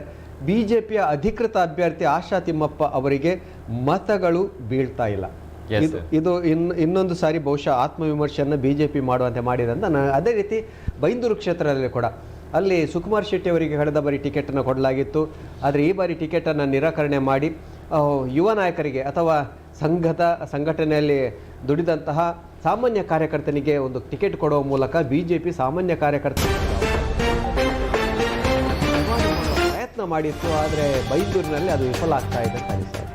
ಗುರುರಾಜ್ ಗಂಟಿಹೊಳೆ ಅವರಿಗೆ ಅವಕಾಶವನ್ನ ನೀಡಿತ್ತು ಈ ಬಾರಿ. ಸೊ ಆಗ ಗೋಪಾಲ್ ಪೂಜಾರಿ ಅವರು ಅಧಿಕ ಮುನ್ನಡೆಯನ್ನ ಕಂಡುಕೊಂಡಿದ್ರು. ಆದರೆ ಈಗ ಸದ್ಯಕ್ಕೆ ಬರ್ತಾ ಇರುವಂತಹ ಅಪ್ಡೇಟ್ಗಳ ಪ್ರಕಾರ ಗುರುರಾಜ್ ಅವರು ಈಗಾಗಲೇ ಗೋಪಾಲ್ ಪೂಜಾರಿ ಅವರಿಗಿಂತ ಕೇವಲ 386 ಮತಗಳ ಹಿನ್ನಡೆಯನ್ನು ಅನುಭವಿಸಿರುವಂಥದ್ದು. ಸೊ ಹಾಗಾಗಿ ಅವಕಾಶಗಳಿದೆ ಬೈಂದೂರಲ್ಲಿ ಕೂಡ ಬಿಜೆಪಿಗೆ. ಸೊ ಹಾಗೇನೆ ಈಗಾಗಲೇ ಸ್ಕ್ರೀನ್ ಮೇಲೆ ಬರ್ತಾ ಇರುವಂಥದ್ದು ಪುತ್ತೂರು ವಿಧಾನಸಭಾ ಕ್ಷೇತ್ರಕ್ಕೆ ಸಂಬಂಧಿಸಿದಂತೆ ಅಶೋಕ್ ಕುಮಾರ್ ರೈ ಅವರು 27,000 ಮತಗಳ ಒಂದು ಅಂತರವನ್ನು 27,000 ಮತಗಳನ್ನು ಗಳಿಸಿಕೊಂಡಿದ್ದಾರೆ. ಆದರೆ ಬಿಜೆಪಿ ಮಾತ್ರ 3ನೇ ಸ್ಥಾನದಲ್ಲಿ ಇದೆ. ಯಾವುದೇ ಬದಲಾವಣೆಗಳು ಕಂಡು ಬರ್ತಾ ಇಲ್ಲ. ಅದರ ಜೊತೆಗೆ ಅಲ್ಲಿ ಶಾಫಿ ಬೆಳ್ಳಾರೆ ಅವರು ಕೂಡ SDPIನಿಂದ ಸ್ಪರ್ಧೆಯನ್ನು ಮಾಡಿದ್ರು. ಆದರೆ ಅವರ ಅಷ್ಟು ಮಟ್ಟಿನ ಮ್ಯಾಜಿಕ್ ಏನು ನಡೀತಾ ಇಲ್ಲ. ನಾವು ಆರಂಭದಲ್ಲಿ ಒಂದು ಮಾತನ್ನು ಹೇಳಿದ್ದೇವೆ, ಪುತ್ತೂರು ವಿಧಾನಸಭಾ ಕ್ಷೇತ್ರಕ್ಕೆ ಈ ಬಂಡಾಯ ಅನ್ನೋದು ಹೊಸತಲ್ಲ. 2008ರಲ್ಲಿ ಕೂಡ ಅದು ಆಗಿತ್ತು. ಶಕುಂತಲಾ ಶೆಟ್ಟಿ ಅವರಿಗೆ ಟಿಕೆಟನ್ನು ನೀಡಲಿಲ್ಲ ಭಾರತೀಯ ಜನತಾ ಪಕ್ಷ. ಹಾಗಾಗಿ ಸ್ವಾಭಿಮಾನಿ ವೇದಿಕೆ ಎನ್ನುವ ಹೆಸರಿನಲ್ಲಿ ಉರಿಮಜಲು ರಾಮಭಟ್ಟರ ನಿರ್ದೇಶನದಲ್ಲಿ ಅಥವಾ ಅವರ ನೇತೃತ್ವದಲ್ಲಿ ಸ್ಪರ್ಧೆಯನ್ನು ಮಾಡ್ತಾರೆ ಶಕುಂತಲಾ ಶೆಟ್ಟಿ ಅವರು. ಆ ಸಂದರ್ಭದಲ್ಲಿ ಗಮನಿಸಬೇಕು, 25,000ಕ್ಕೂ ಹೆಚ್ಚು ಮತಗಳನ್ನು ಶಕುಂತಲಾ ಶೆಟ್ಟಿ ಅವರು ಪಡ್ಕೊಂಡ್ರು. ಆದರೆ ಗೆಲುವನ್ನು ಸಾಧಿಸೋದಕ್ಕೆ ಸಾಧ್ಯ ಆಗಲಿಲ್ಲ. ಆದರೆ ಮುಂದಿನ ಬಾರಿ ಅಂದರೆ 2013ರಲ್ಲಿ ಕಾಂಗ್ರೆಸ್ ಪಕ್ಷಕ್ಕೆ ಸೇರಿಕೊಂಡು ಅಲ್ಲಿ ಸ್ಪರ್ಧೆಯನ್ನು ಮಾಡಿ ಗೆಲ್ತಾರೆ ಶಕುಂತಲಾ ಶೆಟ್ಟಿ ಅವರು. ಇದೀಗ ಒಂದು ಗಮನಿಸಿದರೆ 27,000 ಮತಗಳನ್ನು ಈಗಾಗಲೇ ಅರುಣ್ ಪುತ್ತಿಲ್ ಅವರು ಪಡ್ಕೊಂಡಿದ್ದಾರೆ. ಇನ್ನೂ ಕೆಲವು ಸುತ್ತಿನ ಮತ ಎಣಿಕೆ ಬಾಕಿ ಇದೆ. ಹಾಗಾಗಿ ಬಹುಶಃ ಅದು ಇನ್ನು ದೊಡ್ಡ ಮೊತ್ತಕ್ಕೆ ಏರಬಹುದು ಅಂತ ಅನಿಸ್ತಾ ಇದೆ. ಬಂಡಾಯದ ಬಿಸಿ ಬಿಜೆಪಿಗೆ ಬಹಳ ದೊಡ್ಡ ಮಟ್ಟದಲ್ಲಿ ಮುಟ್ಟಿದೆ, ಎಸ್ ಮುಟ್ಟಿ ನೋಡುವಂತಹ ಒಂದು ಬಿಸಿಯನ್ನು ಕೊಟ್ಟಿದೆ ಅಂತ ನಂಗೆ ಅನಿಸ್ತದೆ. ಎಸ್, ಕಾರ್ಯಕರ್ತರ ಪವರ್ ಏನು ಅನ್ನುವಂಥದ್ದನ್ನ ಈಗಾಗಲೇ ಪುತ್ತೂರು ಕ್ಷೇತ್ರ ತೋರಿಸಿಕೊಡುವಂಥ ಸಾಧ್ಯತೆಗಳಿದೆ. ಏನಾದರೂ ಅರುಣ್ ಕುಮಾರ್ ಪುತ್ತೂರ್ ಅವರು ಕೇವಲ ಕೆಲವು ಮತಗಳ ಅಂತರದಲ್ಲಿ ಏನಾದರೂ ಗೆಲುವನ್ನು ಕಂಡುಕೊಂಡ್ರೆ ಕಾಂಗ್ರೆಸ್ಸಿಗಂತೂ ದೊಡ್ಡ ಮಟ್ಟಿನ ಮುಖಭಂಗ ಏನೂ ಆಗೋದಿಲ್ಲ. ಆದರೆ ಬಿಜೆಪಿಗೆ ಇದು ದೊಡ್ಡ ಮಟ್ಟಿನ ಮುಖಭಂಗ ಆಗುತ್ತೆ. ಯಾಕಂತ ಹೇಳಿದ್ರೆ ಒಬ್ಬ ಪಕ್ಷದ ನಿಷ್ಠಾವಂತ ಕಾರ್ಯಕರ್ತರನ್ನ ಸೈಡ್ ಲೈನ್ ಮಾಡಿ ಇನ್ನೊಬ್ಬ ಹೊಸ ಅಭ್ಯರ್ಥಿಗೆ ಅವಕಾಶವನ್ನ ನೀಡಿ ಏನಾದರೂ ಎಡವಟ್ಟು ಮಾಡಿಕೊಂಡಿತಾ ಅನ್ನುವಂಥದ್ದು ಕೂಡ ಇಲ್ಲಿ ಸ್ಪಷ್ಟವಾಗ್ತಾ ಇರುವಂಥದ್ದು. ಜೊತೆಗೆ ಈಗಾಗಲೇ ಬರ್ತಾ ಇರುವಂಥ ಅಪ್ಡೇಟ್ಗಳ ಪ್ರಕಾರ ಕಾಂಗ್ರೆಸ್ 119 ಕ್ಷೇತ್ರಗಳಲ್ಲಿ ಮುನ್ನಡೆಯನ್ನು ಕಂಡುಕೊಳ್ತಾ ಇದೆ. ಬಿಜೆಪಿ 72 ಕ್ಷೇತ್ರಗಳಲ್ಲಿ, ಅಂದರೆ JDSನ ಸಂಖ್ಯೆಯು ಕೂಡ ಕುಸಿತ ಆಗ್ತಾ ಇದೆ. 28 ಕ್ಷೇತ್ರಗಳಲ್ಲಿದ್ದಂತಹ ಮುನ್ನಡೆ ಈಗ 25 ಕ್ಷೇತ್ರಗಳಿಗೆ ಬಂದು ನಿಂತಿರುವಂಥದ್ದು. ಆದರೆ ಕೆಲವೊಂದು ಕ್ಷೇತ್ರಗಳ ಅಧಿಕೃತ ಘೋಷಣೆ ಕೂಡ ಆಗಿದೆ. ವಿಶೇಷವಾಗಿ ರಾಜ್ಯದ ಗೃಹ ಸಚಿವರಾಗಿದ್ದಂತಹ KJ ಜಾರ್ಜ್ ಕಾಂಗ್ರೆಸ್ನಿಂದ ಸ್ಪರ್ಧೆಯನ್ನು ಮಾಡಿ ಬಹಳ ದೊಡ್ಡ ಮಟ್ಟದ ಒಂದು ಗೆಲುವು 47,000 ಮತಗಳ ಅಂತರದ ಗೆಲುವನ್ನು ಸಾಧಿಸಿದ್ದಾರೆ. ಮತ್ತೊಂದು ಬಾರಿಗೆ ಶಾಸಕರಾಗಿ ಆಯ್ಕೆ ಆಗ್ತಾ ಇದ್ದಾರೆ. ಈಗಾಗಲೇ ಕೊನೆಯ ಹಂತದ್ದು ಆಲ್ಮೋಸ್ಟ್ ಮತ ಎಣಿಕೆ ಕೊನೆಯ ಹಂತ ಬರ್ತಾ ಇದೆ. ಸೊ KJ ಜಾರ್ಜ್ ಅವರು ಸರ್ವಜ್ಞ ನಗರದಿಂದ ಗೆಲುವನ್ನ ಬಾರಿಸಿರುವಂತದ್ದು. ಸೊ ಹಾಗಾಗಿ ಇನ್ನೂ ಕೂಡ ಪ್ರತಿಯೊಂದು ಕ್ಷೇತ್ರದ ಅಪ್ಡೇಟ್. ಮತ್ತೊಂದು ಕುತೂಹಲಕಾರಿ ಅಂಶ, ಬಹಳ ಗಮನವನ್ನು ಸೆಳೆದಿರುವಂತಹ ಕ್ಷೇತ್ರನ ಆರಂಭದಿಂದ ಹೇಳ್ತಾ ಬರ್ತಿದ್ದೇವೆ. ಮಾಜಿ ಮುಖ್ಯಮಂತ್ರಿಗಳಾಗಿದ್ದಂತಹ ಹುಬ್ಬಳ್ಳಿ ಧಾರವಾಡ ಸೆಂಟ್ರಲ್ ಕ್ಷೇತ್ರದಿಂದ ಕಾಂಗ್ರೆಸ್ನಿಂದ ಸ್ಪರ್ಧೆ ಮಾಡಿದ್ದಂತಹ ಜಗದೀಶ್ ಶೆಟ್ಟರ್ ಅವರು ಬಹುತೇಕ ಸೋಲಿನ ದವಡೆಯಲ್ಲಿದ್ದಾರೆ. ಅದು ಬಿಜೆಪಿಗೆ ಬಹಳ ದೊಡ್ಡ ಮಟ್ಟದ ಪ್ರತಿಷ್ಠೆಯ ಕಣವಾಗಿತ್ತು, ಸವಾಲಿನ ಕಣವಾಗಿತ್ತು. ಒಂದು ವೇಳೆ ಆ ಒಂದು ಕ್ಷೇತ್ರದಲ್ಲಿ ಜಗದೀಶ್ ಶೆಟ್ಟರ್ ಅವರ ಗೆಲುವಾದರೆ ಅದು ತೀವ್ರ ಮುಖಭಂಗ ಬಿಜೆಪಿಗೆ ಆಗ್ತದೆ. ಅದನ್ನು ತಪ್ಪಿಸುವುದಕ್ಕೆ ಬಹಳ ದೊಡ್ಡ ಮಟ್ಟದ ಪ್ರಯತ್ನವನ್ನು ಮಾಡಿ ಶತಾಯಗತಾಯ ಪ್ರಯತ್ನವನ್ನು ಮಾಡಿ ಅವರನ್ನು ಸೋಲಿಸುವ ಪ್ರಯತ್ನಗಳನ್ನು ಮಾಡಿದ್ರು. ಬಹುತೇಕ ಯಶಸ್ಸನ್ನು ಕಾಣ್ತಾ ಇದೆ ಬಿಜೆಪಿ. ಅಲ್ಲಿ ಮಹೇಶ್ ತೆಂಗಿನಕಾಯಿ ಅವರು ಗೆಲುವಿನತ್ತ ಸಾಗ್ತಾ ಇದ್ದಾರೆ. ಎಸ್, ಹುಬ್ಬಳ್ಳಿ ಧಾರವಾಡ ಸೆಂಟ್ರಲ್ ಅಲ್ಲಿ ಜಗದೀಶ್ ಶೆಟ್ಟರ್ ಅವರಿಗೆ ಈ ಹಿಂದೆ ಬಿಜೆಪಿಯಲ್ಲಿ ಹಲವು ಅವಕಾಶಗಳನ್ನು ನೀಡಲಾಗಿತ್ತು. ಅದು ಕೂಡ ಕೇವಲ ಸಾಮಾನ್ಯವಾದಂಥ ಅವಕಾಶಗಳಲ್ಲ. ರಾಜ್ಯದ ಮುಖ್ಯಮಂತ್ರಿಯನ್ನೇ ಅವರಿಗೆ ಒಂದು ಸೀಟನ್ನು ಕೊಟ್ಟಿದ್ರು. ಅದಾದರೂ ಕೂಡ ಇಲ್ಲ, ನನಗೆ ಇದರಲ್ಲೆಲ್ಲ ತೃಪ್ತಿ ಇಲ್ಲ, ಈ ಬಾರಿಯ ಚುನಾವಣೆಯಲ್ಲಿ ನನಗೆ ಸೀಟ್ ಕೊಡಲಿಲ್ಲ, ಮುಖ್ಯಮಂತ್ರಿ ಸೀಟೇನೋ ಕೊಟ್ಟಿದ್ರಿ ಕೆಲವು ಸಮಯಗಳ ಕಾಲ, ಆದರೆ ಈ ಬಾರಿಯ ವಿಧಾನಸಭಾ ಚುನಾವಣೆಯಲ್ಲಿ ನನಗೆ ಅವಕಾಶವನ್ನು ನೀಡಬೇಕಿತ್ತು, ಆದರೆ ಆ ಒಂದು ಅವಕಾಶವನ್ನು ನೀಡಿಲ್ಲ. ಇದೆಲ್ಲವೂ ಕೂಡ RSSನ ಒಳತಂತ್ರದ ಮುಖಾಂತರ ನಮಗೆ ಸಿಗಬೇಕಾದಂಥ ಅವಕಾಶವನ್ನು ತಪ್ಪಿಸಿರುವಂಥದ್ದು. ಸೊ ಹಾಗಾಗಿ ಪಕ್ಷದ ವಿರುದ್ಧ ಬಂಡಾಯ ಎದ್ದು ಕಾಂಗ್ರೆಸ್ಸಿಗೆ ಪಲಾಯನ ಮಾಡ್ತಾರೆ. ಅಲ್ಲಿ ನಿಂತು ಬಿಜೆಪಿ ವಿರುದ್ಧವಾಗಿ ತೊಡೆತರ್ತಾರೆ. ಈ ಬಾರಿ ನಾವು ಹುಬ್ಬಳ್ಳಿ ಸೆಂಟ್ರಲ್ನಿಂದಲೇ ಕಳೆದ ರೀತಿಯಲ್ಲಿ ಯಾವ ರೀತಿಯಾದಂಥ ಬಹುಮತದ ಜೊತೆಗೆ ಅಧಿಕ ಮತಗಳ ಜೊತೆಗೆ ಗೆಲುವನ್ನು ಸಾಧಿಸಿದ್ದೆವು. ಸೊ ಅದೇ ಗೆಲುವನ್ನು ಕಾಂಗ್ರೆಸ್ನಲ್ಲಿ ನಿಂತು ತೋರಿಸ್ತೇವೆ ಅನ್ನುವಂಥ ಒಂದು ಪೈಪೋಟಿಯು ಕೂಡ ಇತ್ತು. ಆದರೆ ಅದು ಸಾಧ್ಯವಾಗಿಲ್ಲ ಅನ್ನುವಂಥದ್ದು ಈ ರಿಸಲ್ಟ್ ಮುಖಾಂತರ ಗೊತ್ತಾಗ್ತಾ ಇದೆ. ಯಾಕಂತ ಹೇಳಿದ್ರೆ ಜಾಸ್ತಿ ಮುನ್ನಡೆ ಬಿಜೆಪಿ ಪರವಾಗೇ ಇದೆ. ಅಲ್ಲಿ ನೋಡ್ತಾ ಹೋದ್ರೆ ಇನ್ನು ರಾಜ್ಯದ ಒಟ್ಟು ಅಂಕಿಅಂಶಗಳನ್ನು ಗಮನಿಸುವುದಾದರೆ ಇದು ಅಧಿಕೃತ ಘೋಷಣೆ ಅಲ್ಲ. ಮುನ್ನಡೆಯ ಸಂಖ್ಯೆಗಳನ್ನು ಹೇಳುವುದಾದರೆ 72 ಸ್ಥಾನಗಳಲ್ಲಿ ಬಿಜೆಪಿ, 119 ಸ್ಥಾನಗಳಲ್ಲಿ ಕಾಂಗ್ರೆಸ್, 25 ಸ್ಥಾನಗಳಲ್ಲಿ JDS, ಇತರರು 8 ಕ್ಷೇತ್ರಗಳಲ್ಲಿ ಮುನ್ನಡೆಯನ್ನು ಕಾಯ್ದುಕೊಂಡಿದ್ದಾರೆ. ಬಹುಶಃ ಇವತ್ತಿನ ಈ ಕ್ಷಣದ ಚುನಾವಣಾ ಫಲಿತಾಂಶಗಳನ್ನು ಗಮನಿಸುವಾಗ ಪಕ್ಷೇತರರ ಸಂಖ್ಯೆ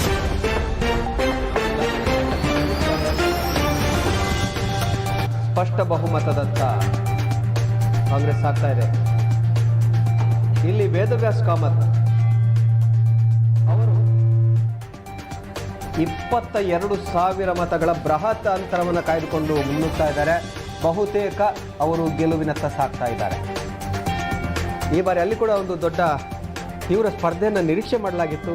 ಆದರೆ ವೇದವ್ಯಾಸ್ ಕಾಮತ್ ಮತ್ತೊಂದು ಅವಧಿಗೆ ಶಾಸಕರಾಗುವತ್ತ ದಾಪುಗಾಲನ್ನು ಹಾಕ್ತಾ ಇದ್ದಾರೆ. ಮಂಗಳೂರು ದಕ್ಷಿಣ ವಿಧಾನಸಭಾ ಕ್ಷೇತ್ರ, ಅಲ್ಲಿ ಕಾಂಗ್ರೆಸ್ನ ಸ್ಪರ್ಧೆಯಾಗಿದ್ದವರು ಮಾಜಿ ಶಾಸಕರಾಗಿದ್ದಂತಹ ಮತ್ತು ಮಂಗಳೂರು ಮಹಾನಗರ ಪಾಲಿಕೆಯ ಆಯುಕ್ತರಾಗಿದ್ದಂತಹ JR ಲೋಬೋರ್ ಅವರು ಈ ಕ್ಷಣದ ಮಾಹಿತಿಯ ಪ್ರಕಾರ ಕೇವಲ 31,294 ಮತಗಳನ್ನು ಪಡ್ಕೊಂಡ್ರೆ ವೇದವ್ಯಾಸ್ ಕಾಮತ್ ರವರು 50,000ಕ್ಕೂ ಹೆಚ್ಚು ಮತಗಳನ್ನು ಪಡೆಯುವ ಮೂಲಕ ಬೃಹತ್ ಅಂತರದ ಗೆಲುವಿನೆಡೆಗೆ ಹೆಜ್ಜೆಯನ್ನು ಹಾಕ್ತಾ ಇದ್ದಾರೆ. ಇಲ್ಲಿ ಒಂದು ಆರಂಭದಲ್ಲಿ ನಾವು ಹೇಳಿದ್ದೆವು ಕೂಡ, ಹೆಚ್ಚಿನ ಕ್ಷೇತ್ರಗಳಲ್ಲಿ ಗೆಲುವಿನ ಅಂತರ ಯಾವುದೇ ಪಕ್ಷ ಗೆದ್ದರೂ ಕೂಡ 10,000ದ ಆಸುಪಾಸಿನಲ್ಲಿ ಇರಬಹುದು ಎನ್ನುವಂಥ ಲೆಕ್ಕಾಚಾರ ಇತ್ತು. ಆದರೆ ಆ ಲೆಕ್ಕಾಚಾರಗಳು ಕೂಡ ಈಗ ಸುಳ್ಳಾಗ್ತಾ ಇದೆ. JR ಲೋಬೋ ಅವರ ವಿರುದ್ಧ ವೇದವ್ಯಾಸ್ ಕಾಮತ್ ರವರು 20,000ಕ್ಕೂ ಹೆಚ್ಚು ಮತಗಳ ಮುನ್ನಡೆಯನ್ನು ಕಾಯ್ದುಕೊಂಡಿದ್ದಾರೆ. ಅದೇ ರೀತಿ ಮುಲ್ಕಿ ಮೂಡುಬಿದಿರೆ ಕ್ಷೇತ್ರದಲ್ಲೂ ಕೂಡ ಸರಿಸುಮಾರು 9,000 ಮತಗಳ ಅಂತರದ ಮುನ್ನಡೆಯನ್ನು ಉಮ್ಮನತ್ ಕೋಟ್ಯನರು ಆಗಲೇ ಪಡ್ಕೊಂಡಿದ್ದರು. ಈಗಿನ ಹೊಸ ಲೆಕ್ಕಾಚಾರಗಳು ಏನಿದೆ ಕೆಲವೇ ಕ್ಷಣಗಳಲ್ಲಿ ಬರಲಿಕ್ಕಿದೆ. ಮುನ್ನಡೆಯ ಅಂತರಗಳು ಸ್ಪಷ್ಟವಾಗಿ ಕೆಲವೇ ಕ್ಷಣಗಳಲ್ಲಿ ದೊರೆಯಲಿಕ್ಕಿದೆ. ಅದೇ ರೀತಿ ಹಾಸನದಲ್ಲಿ JDS ಅಭ್ಯರ್ಥಿ ಸ್ವರೂಪ್ ರವರು ಜಯವನ್ನ ಸಾಧಿಸಿದ್ದಾರೆ ಅನ್ನುವಂತಹ ಮಾಹಿತಿಗಳು ಬರ್ತಾ ಇದೆ. ಪ್ರೀತಮ್ ಗೌಡ ಅಲ್ಲಿ ಶಾಸಕರಾಗಿದ್ದವರು, ಬಿಜೆಪಿ ಅಭ್ಯರ್ಥಿಯರಾಗಿದ್ದವರು. ಅಲ್ಲಿ ನಿರೀಕ್ಷೆ ಮಾಡಲಾಗಿತ್ತು ಬಹಳ ದೊಡ್ಡ ಹೋರಾಟ, ಆದರೆ ಕೊನೆಗೂ ಆ ಹೋರಾಟದಲ್ಲಿ ಗೆದ್ದದ್ದು JDSನ ಅಭ್ಯರ್ಥಿ ಸ್ವರೂಪ್ ರವರು. ಅಲ್ಲಿ ಭವಾನಿ ರೇವಣ್ಣ ಅವರಿಗೆ ಟಿಕೆಟ್ ಕೊಡಬೇಕೆನ್ನುವಂಥ ಒಂದು ಒತ್ತಾಯವನ್ನ ಮಾಡಿದ್ರು ರೇವಣ್ಣರವರು. ಆದರೆ ಯಾವುದೇ ಪ್ರಯತ್ನ ಕೂಡ ಫಲ ಕೊಡಲಿಲ್ಲ. ಕೊನೆಗೂ ಕುಮಾರಸ್ವಾಮಿ ಅವರು ಹಠಕ್ಕೆ ಬಿದ್ದವರಂತೆ ಸ್ವರೂಪ್ ರವರಿಗೆ ಕೊಡಬೇಕು ಅಂತ ನಿಶ್ಚಯ ಮಾಡಿ ಟಿಕೆಟನ್ನು ಕೊಟ್ಟರು, ಯಶಸ್ಸನ್ನು ಕಂಡಿದ್ದಾರೆ, ಗೆಲುವನ್ನು ಸಾಧಿಸಿದೆ ಹಾಸನ.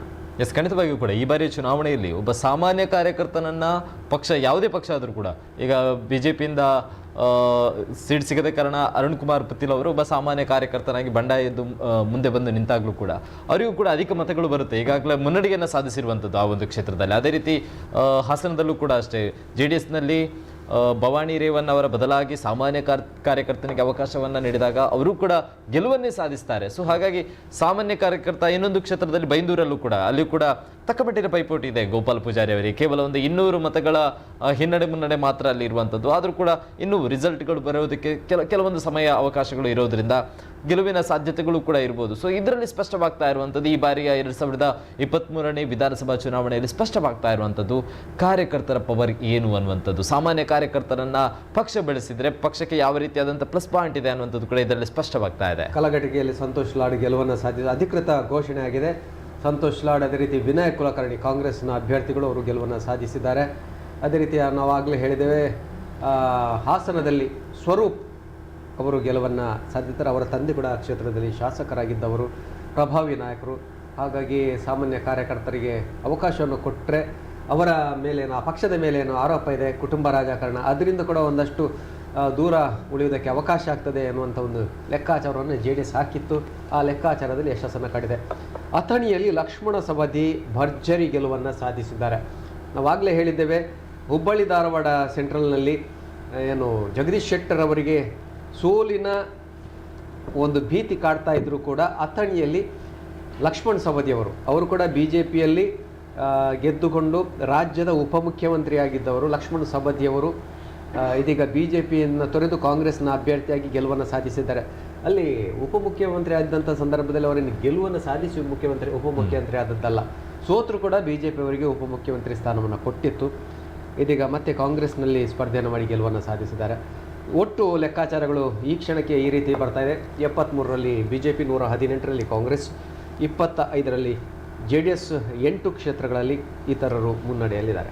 ಎಸ್, ಈಗ ಕೇವಲ ನಮ್ಮ ಉಡುಪಿ ಮತ್ತು ದಕ್ಷಿಣ ಕನ್ನಡದ ಸಪ್ರೇಟ್ ಆಗಿ ನಾವು ನೋಡ್ತಾ ಹೋದರೆ 5 ಕ್ಷೇತ್ರ, ಉಡುಪಿ 5 ಕ್ಷೇತ್ರಗಳಲ್ಲಿ ಈಗಾಗಲೇ ಆಲ್ಮೋಸ್ಟ್ 4 ಕ್ಷೇತ್ರಗಳಲ್ಲಿ BJP ಮುನ್ನಡೆಯನ್ನು ಕಂಡಿರುವಂಥದ್ದು. ಕೇವಲ 1 ಕ್ಷೇತ್ರ ಮಾತ್ರ, ಅದು ಕೂಡ ಬೈಂದೂರಲ್ಲಿ ಕಾಂಗ್ರೆಸ್, ಅದು ಕೂಡ ದೊಡ್ಡ ಮಟ್ಟದ ಅಂತರ ಏನೂ ಅಲ್ಲ, ಸ್ವಲ್ಪ ಒಂದು 300-400 ಮತಗಳ ಅಂತರದಲ್ಲಿ ಮುನ್ನಡೆಯನ್ನು ಸಾಧಿಸಿರುವಂಥದ್ದು. ಜೊತೆಗೆ ದಕ್ಷಿಣ ಕನ್ನಡದ 8 ವಿಧಾನಸಭಾ ಕ್ಷೇತ್ರ. ಇನ್ನೊಂದು ವಿಷಯವನ್ನು ಗಮನಿಸಬೇಕಾಗ್ತದೆ, ನಾವು 5 ಕ್ಷೇತ್ರಗಳಲ್ಲಿ ಉಡುಪಿಯಲ್ಲಿ 4ವರಿಗೆ BJP ಹೊಸಬರಿಗೆ ಅವಕಾಶವನ್ನು ಕೊಟ್ಟಿದೆ. ಖಂಡಿತ, ಅದು ಕೂಡ 2 ಶಾಸಕರನ್ನ, 3 ಶಾಸಕರನ್ನ ಬಿಟ್ಟು. ಸೊ ಹಾಗಾಗಿ ಇದು ಒಂಥರ ಗುಜರಾತ್ ಮಾಡೆಲ್ ಅನ್ನ ಸ್ಪಷ್ಟವಾಗಿ ಉಡುಪಿಯಲ್ಲಿ ಅನುಕರಣೆ ಮಾಡಿದೆ ಅಂತ ಹೇಳ್ಬೋದು. ಜೊತೆಗೆ ಈಗ ದಕ್ಷಿಣ ಕನ್ನಡದ 8 ವಿಧಾನಸಭಾ ಕ್ಷೇತ್ರಗಳ ಕುತೂಹಲತೆಯ ಬಗ್ಗೆ ನಾವು ನೋಡೋದಾದ್ರೆ ಅಲ್ಲಿ ಕೂಡ ಅಷ್ಟೇ, ಈಗಾಗಲೇ 8 ವಿಧಾನಸಭಾ ಕ್ಷೇತ್ರಗಳಲ್ಲಿ ಆಲ್ಮೋಸ್ಟ್ 6 ವಿಧಾನಸಭಾ ಕ್ಷೇತ್ರಗಳಲ್ಲಿ BJP ಮುನ್ನಡೆಯನ್ನು ಸಾಧಿಸಿಕೊಂಡಿದೆ. 1 ಕ್ಷೇತ್ರದಲ್ಲಿ ಮಾತ್ರ ಕಾಂಗ್ರೆಸ್ ಮುನ್ನಡೆಯನ್ನು ಸಾಧಿಸಿಕೊಂಡ್ರೆ ಇನ್ನು 1 ಕ್ಷೇತ್ರಗಳಲ್ಲಿ ಪಕ್ಷೇತರ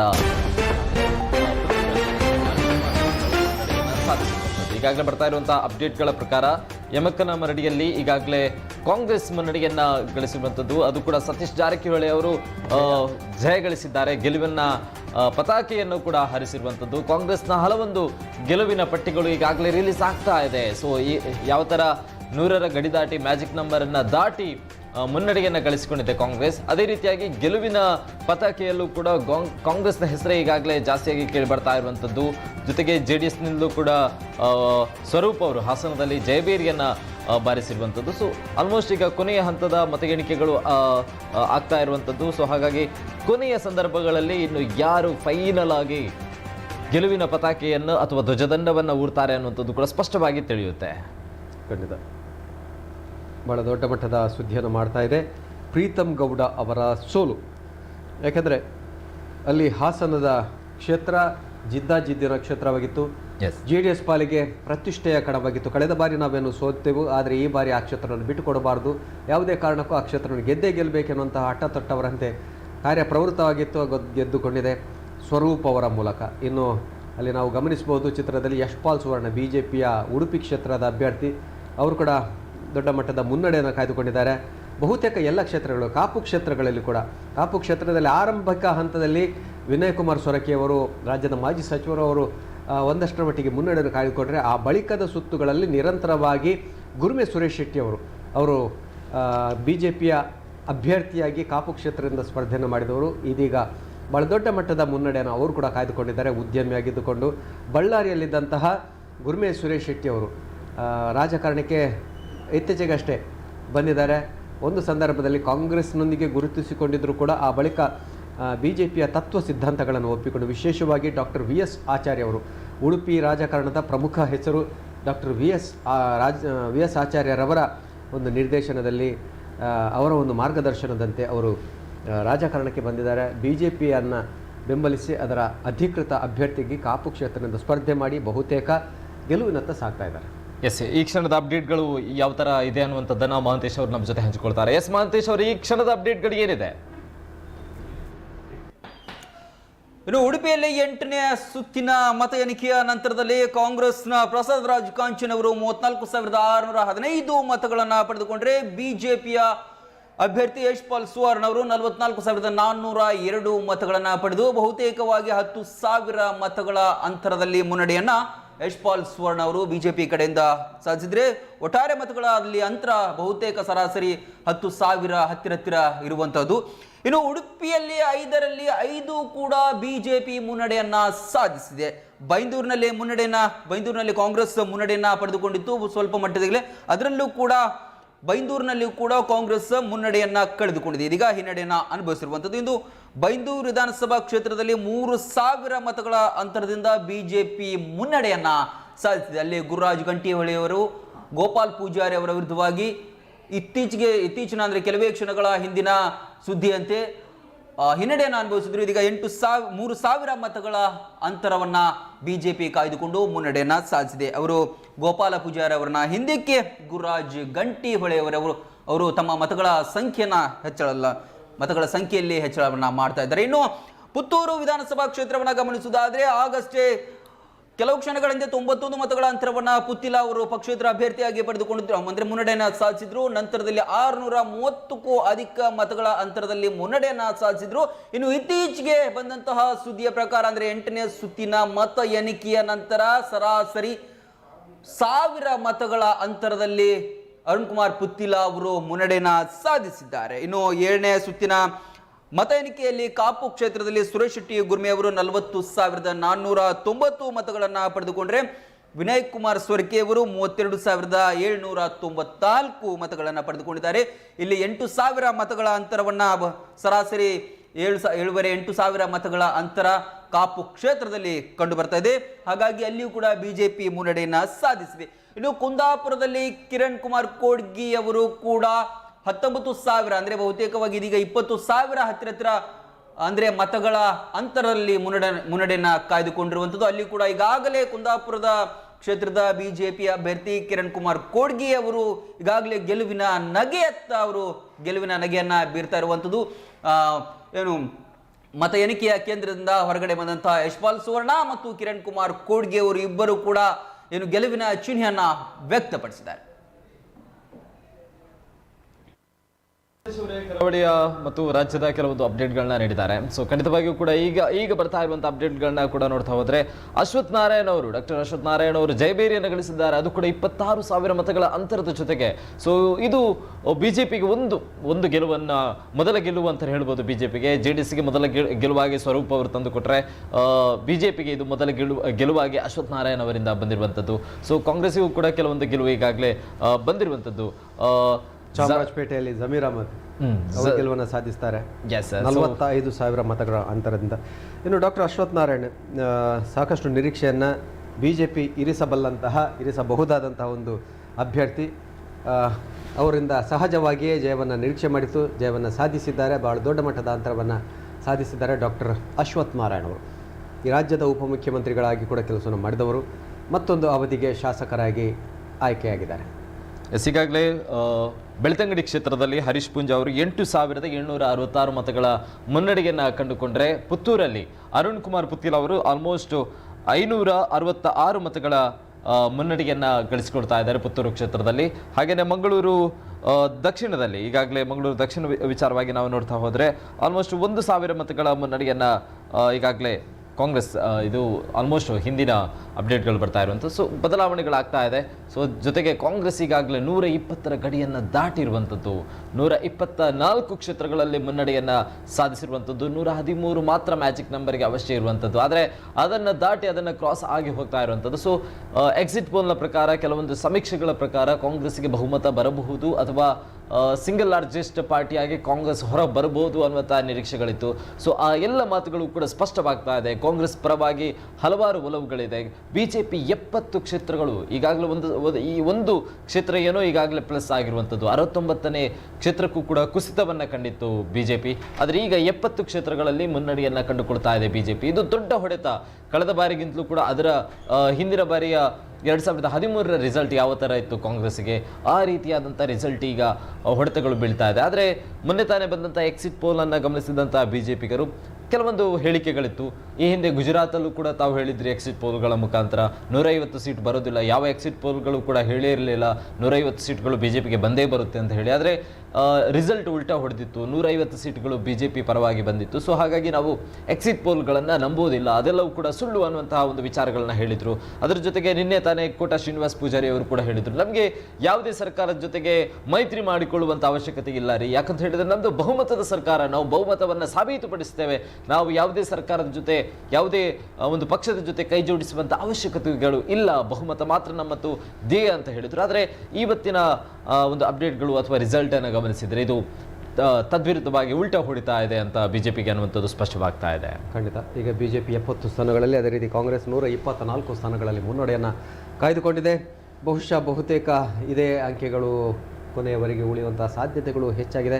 ಕೆಲವೊಂದು ಕ್ಷೇತ್ರಗಳಲ್ಲಿ ಅಥವಾ ವ್ಯತ್ಯಾಸಗಳು ಆಗ್ಬೋದು, ಕೆಲವೊಂದು ಅಂಕಿ ಸಂಖ್ಯೆಗಳು, ಆದರೆ ದೊಡ್ಡ ಮಟ್ಟದ ವ್ಯತ್ಯಾಸಗಳಾಗುವ ನಿರೀಕ್ಷೆ ಇಲ್ಲ. ಆ ಕಡೆ ಬಿಜೆಪಿಯಿಂದ ಹ್ಯಾಟ್ರಿಕ್ ಗೆಲುವನ್ನು ಸಾಧಿಸಿದ್ದಾರೆ ಮಹಾಲಕ್ಷ್ಮಿ ಲೇಔಟ್ನ ಅಭ್ಯರ್ಥಿ. ಇದೀಗ ಮತ್ತೆ ಕೊಂಚ ಮಟ್ಟಿನ ಬದಲಾವಣೆಗಳನ್ನ ಕಾಣ್ತದೆ. ಬಿಜೆಪಿ 71 ಸ್ಥಾನಗಳು, ಕಾಂಗ್ರೆಸ್ 123 ಸ್ಥಾನಗಳು. ಗೋಪಾಲಯ್ಯರವರು ಹ್ಯಾಟ್ರಿಕ್ ಗೆಲುವನ್ನು ಸಾಧಿಸಿದ್ದಾರೆ, ಮಹಾಲಕ್ಷ್ಮಿ ಲೇಔಟ್ನ ಬಿಜೆಪಿ ಅಭ್ಯರ್ಥಿ. ಇನ್ನು ಕೆಲವೇ ಕ್ಷಣಗಳಲ್ಲಿ ಅಧಿಕೃತ ಘೋಷಣೆಗಳು ಆಗಲಿಕ್ಕಿದೆ. ಇದೀಗ ನಾವು ಮುನ್ನಡೆಗಳನ್ನು ಮಾತ್ರ ಹೇಳ್ತಾ ಇದ್ದೇವೆ, ಕೆಲವು ಕ್ಷೇತ್ರಗಳ ಮಾತ್ರ ಅಧಿಕೃತ ಗೆಲುವಿನ ಘೋಷಣೆ ಆಗಿರುವುದನ್ನು ಕೂಡ ಹೇಳಿದ್ದೇವೆ. ಮುಂದೆ ಕೆಲವೇ ಕ್ಷಣಗಳ ಅಥವಾ ಕೆಲವೇ ನಿಮಿಷಗಳಲ್ಲಿ ಘೋಷಣೆಗಳು ಆಗ್ತಾ ಹೋಗ್ತವೆ. ಎಸ್, ಈಗ 70 ಇದ್ದಂಥದ್ದು 71 ಆಯಿತು ಈಗಾಗಲೇ ಬಿಜೆಪಿಗೆ. ಅದು ಬೈಂದೂರು ಕ್ಷೇತ್ರದಲ್ಲಿ ಅಂತಲೇ ಹೇಳ್ಬೋದು. ಬೈಂದೂರು ಕ್ಷೇತ್ರದಲ್ಲಿ ಗೋಪಾಲ್ ಪೂಜಾರಿ ಅವರು ಕಾಂಗ್ರೆಸ್ನಿಂದ ಮುನ್ನಡೆಯನ್ನೇ ಸಾಧಿಸ್ತಾ ಬರ್ತಾ ಇದ್ರು. ಆದರೆ ಗುರುರಾಜ್ ಗಂಟಿಹೊಳಿ ಅವರು ಈಗಾಗಲೇ 1,000 ಮತಗಳ ಅಂತರದ ಜೊತೆಗೆ ಮುನ್ನಡೆಯನ್ನು ಕಂಡುಕೊಳ್ತಾ ಇದ್ದಾರೆ ಬೈಂದೂರು ಕ್ಷೇತ್ರದಲ್ಲಿ. ಇದು ಕರಾವಳಿ ಅಂದರೆ ಉಡುಪಿಯ 5 ವಿಧಾನಸಭಾ ಕ್ಷೇತ್ರಗಳಲ್ಲಿ ಈಗ 5 ಕ್ಷೇತ್ರಗಳಲ್ಲೂ ಕೂಡ ಬಿಜೆಪಿ ಮುನ್ನಡೆಯನ್ನು ಕಂಡುಕೊಳ್ತಾ ಇದೆ. ಇಲ್ಲಿ ತನಕ ಕೇವಲ 4 ಕ್ಷೇತ್ರಗಳಲ್ಲಿ ಮಾತ್ರ ಮುನ್ನಡೆಯನ್ನು ಕಳೆದ ಬಾರಿಯ ಏನು ಫಲಿತಾಂಶ ಇದೆ ಅದೇ ಪುನರಾವರ್ತನೆಯಾಗುವಂತಹ ಸಾಧ್ಯತೆಗಳಿದೆ. ಇನ್ನು ದಕ್ಷಿಣ ಕನ್ನಡ ಜಿಲ್ಲೆಯಲ್ಲಿ ಕೂಡ ಬಹುತೇಕ ಅದೇ ಸಾಧನೆ ಮಾಡಿದೆ ಬಿಜೆಪಿ. ಖಂಡಿತ ಒಂದು ಕ್ಷೇತ್ರದಲ್ಲಿ ಅಂದ್ರೆ ಅದು ಆಗ್ಲೇ ನಾವು ಹೇಳಿದ್ದೇವೆ, ಅರುಣ್ ಕುಮಾರ್ ಪುತ್ತಿಲರ್ ಅವರಿಗೆ ಟಿಕೆಟ್ ಅನ್ನು ಕೊಡ್ತಾ ಇದ್ರೆ ಬಹುಶಃ ಅಲ್ಲ, ಆಕ್ಚುಲಿ ಅರುಣ್ ಕುಮಾರ್ ಪುತ್ತಿಲ್ ಅವರು ಏನಾದ್ರೂ ವಿನ್ ಆದ್ರೂ ಕೂಡ ಅದು ಕೂಡ ಬಿಜೆಪಿ ತೆಕ್ಕೆಗೆ. ಸೊ ಸೇಮ್ ರಿಸಲ್ಟೇ ಬರಬಹುದು ಕರಾವಳಿಯಲ್ಲಿ. ನೇರವಾಗಿ ಹೇಳಿದ್ದಾರೆ, ಘೋಷಣೆ ಮಾಡಿದ್ದಾರೆ, ನನ್ನ ಬೆಂಬಲ ಏನಿದ್ರು ಅದು ಗೆದ್ರೆ ಬಿಜೆಪಿಗೆ ಅಂತ ಹೇಳಿದ್ದಾರೆ. ಹಾಗಾಗಿ ಬಿಜೆಪಿಗೆ ಸಮಸ್ಯೆ ಈ ಭಾಗದಲ್ಲಿ ಆಗಲಿಲ್ಲ. ಅಂದರೆ ಗಮನಿಸಬೇಕಾದಂಥ ಅಂಶ, ರಾಜ್ಯದ ಉಳಿದ ಭಾಗಗಳು, ಅದು ಹಳೆ ಮೈಸೂರು ವಿಶೇಷವಾಗಿ ಬಿಜೆಪಿಗೆ ಭಾಳ ದೊಡ್ಡ ಮಟ್ಟದ ಕೆಲಸ ಮಾಡಲಿರುವಂತಹ ಭಾಗ ಅಂದರೆ ಹಳೆ ಮೈಸೂರು, ಕಲ್ಯಾಣ ಕರ್ನಾಟಕ ಇರ್ಬೋದು ಅಥವಾ ಮುಂಬೈ ಕರ್ನಾಟಕ, ಇಂತಹ ಪ್ರದೇಶಗಳಲ್ಲಿ ಇನ್ನಷ್ಟು ಕೆಲಸಗಳನ್ನು ಮಾಡುವಂತಹ ಅಗತ್ಯ ಇದೆ. ಈ ಬಾರಿ ಆ ಮತದಾರರ ಒಲವು ಕಾಂಗ್ರೆಸ್ನತ್ತ ನೆಟ್ಟಿರುವುದು ಅತ್ಯಂತ ಸ್ಪಷ್ಟವಾಗಿ ಗೋಚರ ಆಗ್ತದೆ.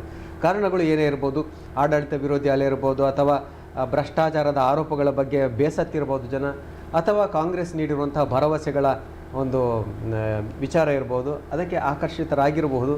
ಅಂತೂ ಬದಲಾವಣೆಯನ್ನು ಜನ ಬಯಸಿದ್ದಾರೆ, ಅದನ್ನು ತೋರಿಸ್ತಾ ಇದ್ದಾರೆ.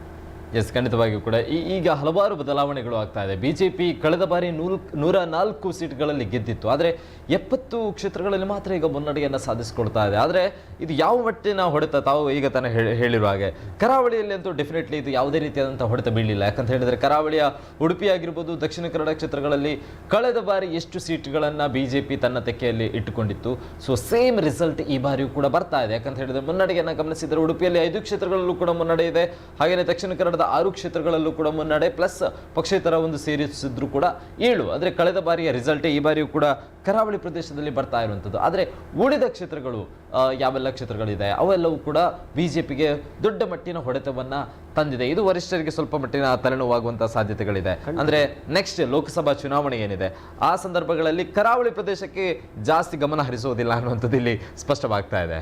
ಆದರೆ ಗಮನಿಸಬೇಕು, ಕಳೆದ ಬಾರಿ ಅಂದರೆ 2013ರಲ್ಲಿ ಇದೇ ರೀತಿ ವಿಧಾನಸಭಾ ಚುನಾವಣೆಯಲ್ಲಿ ಬಿಜೆಪಿಗೆ ಬಹಳ ದೊಡ್ಡ ಮಟ್ಟದ ಹೊಡೆತ ಬಿದ್ದಿತ್ತು. ಕೇವಲ 40 ಸ್ಥಾನಗಳನ್ನು ಬಿಜೆಪಿ ಪಡ್ಕೊಂಡಿತ್ತು ಆ ಸಂದರ್ಭದಲ್ಲಿ. 2013ರಲ್ಲಿ 40 ಸ್ಥಾನ ಬಿಜೆಪಿ, 40 ಸ್ಥಾನ JDS ಪಡ್ಕೊಂಡಿತ್ತು. ಸ್ಪಷ್ಟ ಬಹುಮತದೊಂದಿಗೆ ಕಾಂಗ್ರೆಸ್ ಅಧಿಕಾರವನ್ನು ಹಿಡ್ಕೊಂಡಿತ್ತು. ಆದರೆ ಆ ಬಳಿಕ 1 ವರ್ಷದ ಬಳಿಕ ನಡೆದಂತಹ ಲೋಕಸಭಾ ಚುನಾವಣೆಯಲ್ಲಿ ಫಲಿತಾಂಶನೇ ಬೇರೆ ಆಗಿತ್ತು. ಕರ್ನಾಟಕದಲ್ಲಿ ಬಿಜೆಪಿ ದೊಡ್ಡ ಮಟ್ಟದ ಯಶಸ್ಸನ್ನು ಕಾಣೋದಕ್ಕೆ ಸಾಧ್ಯ ಆಗುತ್ತೆ. ಹಾಗಾಗಿ ಇದೀಗ ಈ ಒಂದು ಚುನಾವಣೆಯ ಆಧಾರದಲ್ಲಿ ಕಾಂಗ್ರೆಸ್ ಮೈ ಮರೆಯುವ ಹಾಗಿಲ್ಲ. ಮುಂದಿನ ಲೋಕಸಭಾ ಚುನಾವಣೆಗೂ ಕೂಡ ಜನ ಇದೇ ರೀತಿ ಕಾಂಗ್ರೆಸ್ಸನ್ನು ಬೆಂಬಲಿಸ್ತಾರೆ, ಅಥವಾ ಎಲ್ಲ ಕ್ಷೇತ್ರಗಳಲ್ಲಿ ಕಾಂಗ್ರೆಸ್ಗೆ ಸ್ಥಾನಗಳು ದೊರೆಯುತ್ತದೆ ಅನ್ನುವಂತಹ ನಿರೀಕ್ಷೆಯನ್ನು ಕಾಂಗ್ರೆಸ್ ಇರಿಸುವಂತಿಲ್ಲ. ಯಾಕೆಂದರೆ ಈ ಹಿಂದಿನ ಚುನಾವಣೆಗಳ ಫಲಿತಾಂಶದ ಆಧಾರವನ್ನು ಗಮನಿಸುವುದಾದರೆ ಮತ್ತೆ ಗೊತ್ತಿಲ್ಲ, ಇದು ಮುಂದಿನ ಲೋಕಸಭಾ ಚುನಾವಣೆಗೂ ಕೂಡ ದಿಕ್ಸೂಚಿ ಆಗಲೂಬಹುದು.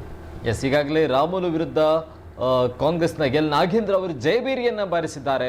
ಸೊ 26,000ಕ್ಕೂ ಅಧಿಕ ಮತಗಳ ಮುನ್ನಡೆಯ ಜೊತೆಗೆ ಗೆಲುವು ಈಗಾಗಲೇ ರಾಮುಲು ವಿರುದ್ಧವಾಗಿ ಬಂದಿರುವಂಥದ್ದು. ಸೊ ಇದು ಬಿಜೆಪಿಯ ದೊಡ್ಡ ದೊಡ್ಡ ನಾಯಕರಿಗೆ ಹೊಡೆತಗಳು ಬೀಳ್ತಾ ಇರುವಂಥದ್ದು. ನಾವು ಆಗ ತಾನೇ ಹೇಳಿರುವಂತೆ ಕರಾವಳಿಯಲ್ಲಿ ಯಾವುದೇ ರೀತಿಯಾದಂಥ ಎಫೆಕ್ಟ್ ಆಗಲಿಲ್ಲ, ಆದರೆ ಬಳ್ಳಾರಿಯಲ್ಲಿ ರಾಮುಲು ವಿರುದ್ಧ ಕಾಂಗ್ರೆಸ್ನ ನಾಗೇಂದ್ರ ಅವರು ಈಗಾಗಲೇ ಗೆದ್ದು ಬೀಗ್ತಾ ಇರುವಂಥದ್ದು. ಸೊ ಇದು ಬಿಜೆಪಿಯ ಪ್ರಮುಖ ನಾಯಕರಿಗೆ ಕೊಡಲಿ ಏಟು ಬೀಳ್ತಾ ಇರುವಂಥದ್ದು. ಸೊ ಹಾಗಾಗಿ ಪಕ್ಷಕ್ಕೆ ಇದು ದೊಡ್ಡ ಹೊಡೆತ ತುಂಬಾನೇ ಎಫೆಕ್ಟ್ ಆಗುತ್ತೆ. ಇದರ ಜೊತೆಗೆ ಸುಳ್ಯದಲ್ಲಿ ಹೊಸ ಅಭ್ಯರ್ಥಿಯಾಗಿ ಅಚ್ಚರಿಯ ಆಯ್ಕೆಯಾಗಿ ಬಂದಂಥವರು ಭಾಗೀರಥಿ ಮುರುಳ್ಯ.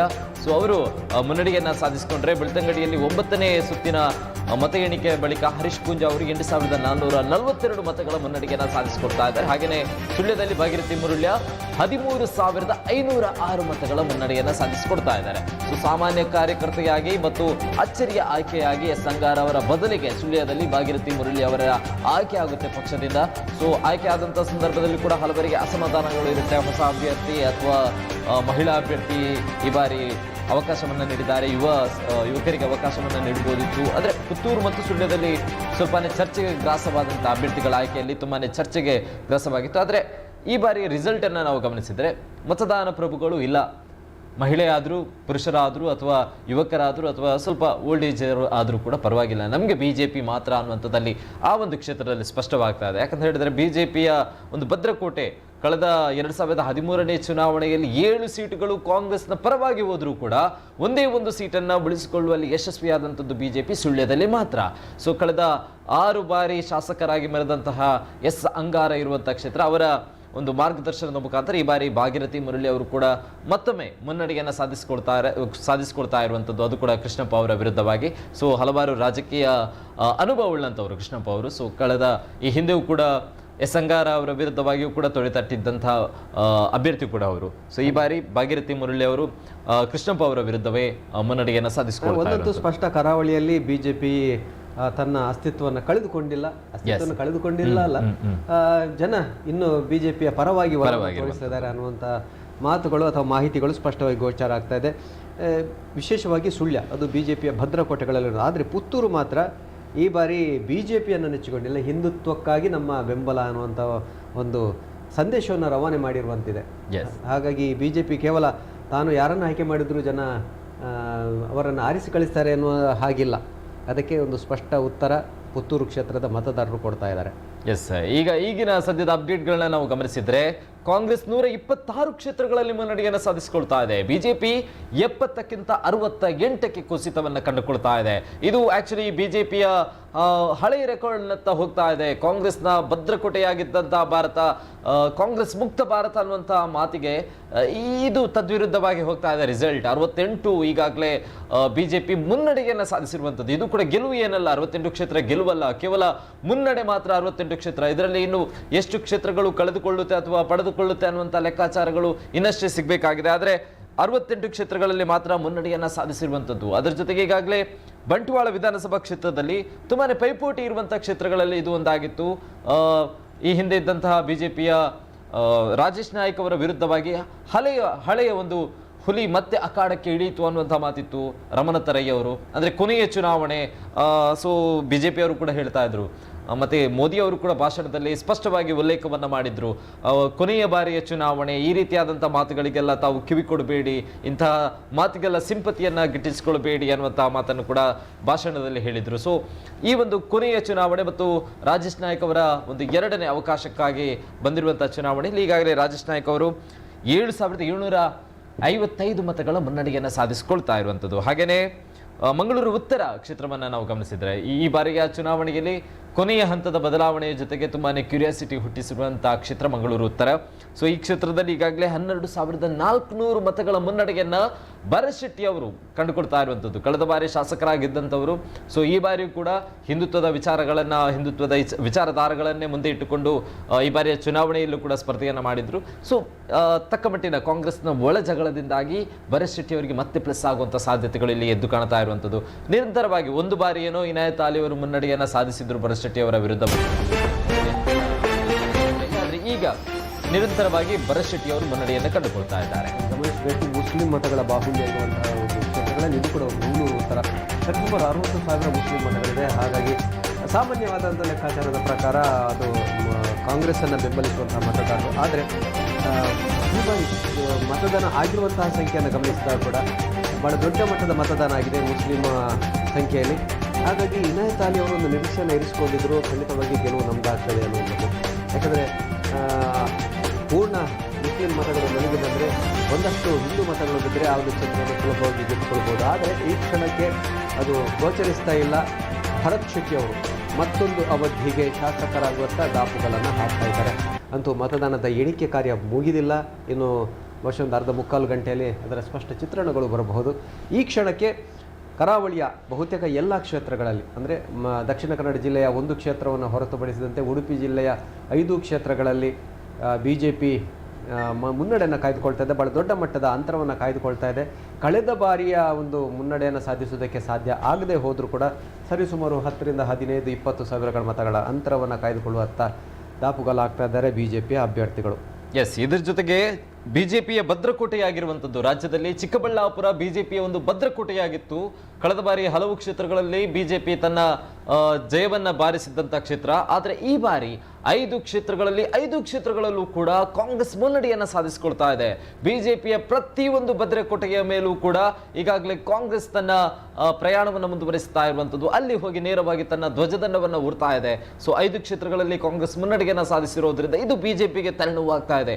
ಬಿಜೆಪಿ ಒಂದು ಭದ್ರಕೋಟೆಗಳೇ ಈ ರೀತಿಯಾಗಿ ಛಿದ್ರ ಆಗ್ತಾ ಇದೆ ಅಂತ ಹೇಳಿದ್ರೆ ಈ ಬಾರಿ ಸರ್ಕಾರ ರಚನೆ ಮಾಡೋದಾದ್ರೂ ಹೇಗೆ? ಅದು ಕೂಡ ಕೇವಲ 68 ಕ್ಷೇತ್ರಗಳಲ್ಲಿ ಮಾತ್ರ ಈಗಾಗಲೇ ಬಿಜೆಪಿ ಮುನ್ನಡೆಯನ್ನು ಸಾಧಿಸಿರುವಂಥದ್ದು. ಈ ಒಂದು ಸಂದರ್ಭದಲ್ಲಿ ನಾವು ಜೆಡಿಎಸ್ ಜೊತೆ ಅಲ್ಲ, ಇನ್ನೊಂದು ಯಾವುದೇ ಒಂದು ಪಕ್ಷೇತರ ಜೊತೆ ಕೈ ಜೋಡಿಸಿದ್ರು ಕೂಡ ನಮಗೆ ಸರ್ಕಾರ ರಚನೆ ಮಾಡೋದಕ್ಕೆ ಅವಕಾಶಗಳೇ ಇಲ್ಲ. ಯಾಕಂತ ಹೇಳಿದ್ರೆ ಮ್ಯಾಜಿಕ್ ನಂಬರ್ ಅನ್ನ ದಾಟಿ ಕಾಂಗ್ರೆಸ್ ಮುನ್ನುಗ್ತಾ ಇದೆ. 127 ಕ್ಷೇತ್ರಗಳಲ್ಲಿ ಕಾಂಗ್ರೆಸ್ ಈಗಾಗಲೇ ಮುನ್ನಡೆಯನ್ನು ಸಾಧಿಸಿರುವಂಥದ್ದು. ಅದು ಕೂಡ ಸಾಮಾನ್ಯವಾದಂತಹ ಕ್ಷೇತ್ರಗಳಲ್ಲ. ಬಿಜೆಪಿಯ ಭದ್ರಕೋಟೆಯನ್ನ ಛಿದ್ರ ಮಾಡಿ ಈಗಾಗಲೇ ಕಾಂಗ್ರೆಸ್ ಮುನ್ನಡೆಯನ್ನು ಸಾಧಿಸಿರುವಂಥದ್ದು. ಜೊತೆಗೆ ಉಡುಪಿ 5 ವಿಧಾನಸಭಾ ಕ್ಷೇತ್ರವನ್ನು ನಾವು ಗಮನಿಸಿದ್ರೆ ಆಗ ತಾನೇ ಹೇಳಿರುವ ಹಾಗೆ ಕೆಲವೊಂದು ಬದಲಾವಣೆಗಳು ಈಗ ಸ್ಪಷ್ಟವಾಗಿ ಆಗ್ತಾ ಇದೆ. ಅದರಲ್ಲೂ ಕೂಡ ಕುಂದಾಪುರ ಸ್ಪೆಷಲ್ ಆಗಿ ಹೇಳ್ತಾ ಹೋದರೆ ಬಿಜೆಪಿಯ ಭದ್ರಕೋಟೆ ಅಂತ ಪ್ರತಿ ಬಾರಿಯೂ ಕೂಡ ಹೇಳ್ತಾ ಇದ್ವಿ. ಆದರೆ ಈಗ ಸ್ಪಷ್ಟವಾಗಿ ಅಧಿಕೃತ ಒಂದು ವಿಷಯಗಳು ಇನ್ನೇನು ಬರಬೇಕಷ್ಟೇ. ಆದರೆ ಅಧಿಕೃತ ಜಯದ ಬದಲಾಗಿ 42,000 ಮತಗಳ ಅಂತರವನ್ನ ಕಿರಣ್ ಕೊಡ್ಗೆ ಅವರು ದಾಖಲಿಸಿರುವಂಥದ್ದು. ಇದು ಆಲ್ಮೋಸ್ಟ್ ಜಯದ ಮುನ್ಸೂಚನೆ ಅನ್ನುವಂತಹ ಮಾತನ್ನ ಈಗಾಗಲೇ ಕ್ಷೇತ್ರದ ಮತ್ತು ಮತ ಎಣಿಕಾ ಕೇಂದ್ರಗಳಲ್ಲಿ ಹೇಳ್ತಾ ಇರುವಂಥದ್ದು. ಅಧಿಕೃತ ಘೋಷಣೆ ಒಂದೇ ಬಾಕಿ ಉಳಿದಿರುವಂಥದ್ದು, ಅಂದ್ರೆ ಮತ ಎಣಿಕೆ ಇನ್ನೂ ಕೂಡ ಬಾಕಿ ಉಳಿದಿದೆ. ಆದರೆ ಕಿರಣ್ ಕೊಡ್ಗೆ ಅವರು ಆಲ್ಮೋಸ್ಟ್ ಮುನ್ನಡೆಯನ್ನು ಸಾಧಿಸಿರುವಂಥದ್ದು. ಇದು ಸ್ವಲ್ಪ ಪ್ಲಸ್ ಆಗ್ತಾ ಇರುವಂಥದ್ದು. ಜೊತೆಗೆ ಉಡುಪಿ ವಿಧಾನಸಭಾವನ್ನ ಕ್ಷೇತ್ರ ನೋಡ್ತಾ ಹೋದ್ರೆ ಅದರ ಅಪ್ಡೇಟ್ ಈಗ ತುಂಬಾನೇ ಬದಲಾವಣೆ ಆಗ್ತಾ ಇದೆ. ಉಡುಪಿ ವಿಧಾನಸಭಾ ಕ್ಷೇತ್ರದಲ್ಲಿ ಯಶ್ಪಾಲ್ ಸುವರ್ಣ ಅವರು ಕೇವಲ 38,000 ಮತಗಳನ್ನು ಗಳಿಸಿದ್ರೆ, ಕಾಂಗ್ರೆಸ್ನ ಪ್ರಸಾದ್ ರಾಜ್ ಕಾಂಚನ್ ಅವರು 50,000 ಮತಗಳನ್ನು, ಆಲ್ಮೋಸ್ಟ್ 12,000 ಮತಗಳ ಅಂತರಗಳು ಕಂಡು ಬರ್ತಾ ಇದೆ ಕಾಂಗ್ರೆಸ್ ಪರವಾಗಿ. ತಕ್ಕ ಮಟ್ಟಿಗೆ ಡೆಡ್ ಆಪೋಸಿಟ್ ಬರ್ತಾ ಇದೆ, ಉಲ್ಟಗಳು ರಿಸಲ್ಟ್ ನಲ್ಲಿ ಬದಲಾವಣೆ ಆಗ್ತಾ ಇದೆ. ಸೊ ಹಾಗಾಗಿ ಇದು ಕೊನೆಯ ಹಂತದ್ದೇನಲ್ಲ, ಈ ಬದಲಾವಣೆಗಳು ಆಗ್ತಾ ಇರುವಂಥದ್ದು. ಆದರೆ ಕಾಪುವಿನಲ್ಲಿ ಗುರುಮೇಶ್ವರ ಶೆಟ್ಟಿ ಅವರು ಈಗಾಗಲೇ ಮತ್ತೊಮ್ಮೆ ತಮ್ಮ 7,600 ಮತಗಳ ಅಂತರಗಳ ಮುನ್ನಡೆಯನ್ನು ಸಾಧಿಸಿರುವಂಥದ್ದು. ರಾಜಕೀಯಕ್ಕೆ ಹೊಸಬರಲ್ಲದಿದ್ರೂ ಕೂಡ ಕಾಪು ಕ್ಷೇತ್ರದಲ್ಲಿ ಈ ಬಾರಿಯ ಚುನಾವಣಾ ಅಭ್ಯರ್ಥಿಯಾಗಿ ಹೊಸಬರಾಗಿ ಮುನ್ನಡೆಗಳು ಕೂಡ ಅವರು ಹೆಚ್ಚಾಗಿ ಕಂಡುಕೊಳ್ತಾ ಇದ್ದಾರೆ. ಚಿಕ್ಕನಾಯಕನಹಳ್ಳಿಯ ಬಿಜೆಪಿ ಅಭ್ಯರ್ಥಿ ವಿಧಾನಸಭೆಯ ಕಲಾಪಗಳಲ್ಲಿ ತಮ್ಮ ಮಾತುಗಾರಿಕೆಯ ಮೂಲಕ ಗಮನವನ್ನು ಸೆಳೆದಂತಹ ಮಾಧುಸ್ವಾಮಿ ಅವರು ಹಿನ್ನಡೆಯನ್ನು ಅನುಭವಿಸಿದ್ದಾರೆ. ಇದು ಕೂಡ ಬಿಜೆಪಿಗೆ ದೊಡ್ಡ ಮಟ್ಟದ ಹೊಡೆತ. ಅಲ್ಲಿ ವರುಣದಲ್ಲಿ ಸ್ಪರ್ಧೆ ಮಾಡಿರುವಂತಹ ವಿ ಸೋಮಣ್ಣರವರು ಅವರು ಕೂಡ ಹಿನ್ನಡೆಯನ್ನು ಅನುಭವಿಸ್ತಾ ಇದ್ದಾರೆ. ಬಹಳಷ್ಟು ಪ್ರಮುಖ ನಾಯಕರುಗಳ ಹಿನ್ನಡೆ ಬಿಜೆಪಿಗೆ ನುಂಗಲಾರದ ತುತ್ತಾಗಿ ಪರಿಣಮಿಸ್ತಾ ಇದೆ. ಪುತ್ತೂರಿನಲ್ಲಿ 9ನೇ ಸುತ್ತಿನ ಮತ ಎಣಿಕೆಯ ಬಳಿಕ ಅರುಣ್ ಪುತ್ತಿಲ ಹಿನ್ನಡೆಯನ್ನು ಮಾಡಿಕೊಂಡಿದ್ದಾರೆ. ಈಗಾಗಲೇ ತಾವು ಹೇಳಿದ ಹಾಗೆ ಉಡುಪಿ ಕ್ಷೇತ್ರದಲ್ಲಿ ಪ್ರಸಾದ್ ರಾಜ್ ಕಾಂಚನ್ ಕಾಂಗ್ರೆಸ್ ಅಭ್ಯರ್ಥಿ ಮುನ್ನಡೆಯನ್ನು ಕಾಯ್ದುಕೊಳ್ತಾ ಇದ್ದಾರೆ ಅನ್ನುವಂತಹ ಮಾಹಿತಿಗಳು ಬರ್ತಾ ಇದೆ. ಇದು ಬಹಳಷ್ಟು ಕುತೂಹಲವನ್ನು ಕೆರಳಿಸ್ತಾ ಇದೆ. ಎಸ್, ಈಗಾಗಲೇ ಪುತ್ತೂರಿನ ಅಪ್ಡೇಟ್ ಬರ್ತಾ ಇರುವಂಥದ್ದು. ಇಲ್ಲಿಯ ತನಕ ಅಶೋಕ್ ಕುಮಾರ್ ರೈ ಕೊಡಿಮಾಡಿ ಅವರು ಮುನ್ನಡೆಯನ್ನು ಸಾಧಿಸಿದ್ರು. ಅದು ಕೂಡ 4,000 ಮತಗಳ ಅಂತರದ ಮುನ್ನಡೆಯನ್ನು ಸಾಧಿಸಿದ್ರು. ಜೊತೆಗೆ ಅವರು ಒಂದು ಸ್ಟೇಟ್ಮೆಂಟ್ಗಳನ್ನು ಕೂಡ ನೀಡ್ತಾರೆ. ನಾವು ಈ ಬಾರಿ 10,000 ಮತಗಳ ಅಂತರದಿಂದ ಗೆಲುವನ್ನ ಪಡೆಯೋದಂತೂ ಪಕ್ಕ ಆಗಿದೆ. ಸೊ ಹಾಗಾಗಿ ಒಂದು ಆತ್ಮವಿಶ್ವಾಸದಿಂದ ಇದ್ದೇವೆ ಅಂತ ಹೇಳಿ ಮಾಧ್ಯಮದವರ ಜೊತೆ ತಮ್ಮ ಖುಷಿಯನ್ನು ಕೂಡ ಹಂಚಿಕೊಂಡಿದ್ರು. ಆದರೆ ಸ್ಪಷ್ಟವಾದಂತಹ ಒಂದು ಗೆಲುವು ಕೊನೆಯ ಹಂತದಲ್ಲಿ ಬರೋದಕ್ಕಿಂತ ಮುಂಚೆ ಅರುಣ್ ಕುಮಾರ್ ಪುತ್ತಿಲ್ ಅವರು ಬ್ಯಾಟ್ ಬೀಸ್ತಾ ಇದ್ದಾರೆ. ಕೊನೆಯ ಹಂತದಲ್ಲಿ ಯಾವ ರೀತಿಯಾದಂತಹ ಒಂದು ಈಗ ಪವರ್ ಪ್ಲೇ ನಡೀತಾ ಇದೆ ಅನ್ನೋದು ಸ್ಪಷ್ಟವಾಗ್ತಾ ಇದೆ.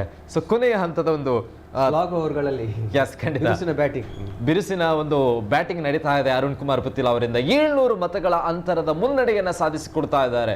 700 ಮತನೇ ಬೇಕು ಅಂತ ಏನಿಲ್ಲ, ಕೇವಲ 5-6 ಮತಗಳ ಮುನ್ನಡೆಯಿಂದ ಗೆಲುವನ್ನ ಕಂಡುಕೊಂಡ್ರೂ ಕೂಡ ಇದು ಬಿಜೆಪಿಗೆ ದೊಡ್ಡ ಮಟ್ಟಿನ ಹೊಡೆತ. ಯಾಕಂತ ಹೇಳಿದ್ರೆ ಮುಖಭಂಗವು ಕೂಡ ತಮ್ಮ ಪಕ್ಷದಲ್ಲಿ ಪ್ರಬಲವಾದಂಥ ಅಭ್ಯರ್ಥಿಗಳನ್ನು ಬಿಟ್ಟು ಅವರಿಗೆ ಪಕ್ಷದಲ್ಲಿ ಅವಕಾಶವನ್ನು ಕೊಡದೆ, ಅದು ಕೂಡ ಪಕ್ಷದಲ್ಲಿ ಅವಕಾಶ ಹೇಳೋದಕ್ಕಿಂತ ಕಾರ್ಯಕರ್ತರ ಒಂದು ಮಾತಿಗೂ ಬೆಲೆ ನೀಡದೆ ಅವರನ್ನು ಒಂದು ಕಡೆಗಣಿಸಿರುವುದಕ್ಕೆ ಒಂದು ತಕ್ಕ ಉತ್ತರ ಸಿಗುವಂಥದ್ದು ಪುತ್ತೂರು ಕ್ಷೇತ್ರದಲ್ಲಿ ಈಗಾಗಲೇ ಸ್ಪಷ್ಟವಾಗ್ತಾ ಇದೆ ಅನ್ನುವಂಥದ್ದು ಗೊತ್ತಾಗ್ತದೆ. ಯಾಕಂತ ಹೇಳಿದ್ರೆ ಬಿಜೆಪಿ ಇಲ್ಲಿಯ ತನಕೂ ಕೂಡ ಮೊದಲ ಹಂತದ ಮತ ಎಣಿಕೆಯಿಂದ ಹಿಡಿದು ಕೊನೆಯ ಅಂದರೆ ಆಲ್ಮೋಸ್ಟ್ 9ನೇ ಹಂತದ ಮತ ಎಣಿಕೆಯ ತನಕವೂ ಕೂಡ ಒಂದೇ ಒಂದು ಬಾರಿಯೂ ಕೂಡ ಬಿಜೆಪಿ ಚೇತರಿಕೆಯನ್ನು ಕಂಡುಕೊಳ್ತಾ ಇಲ್ಲ.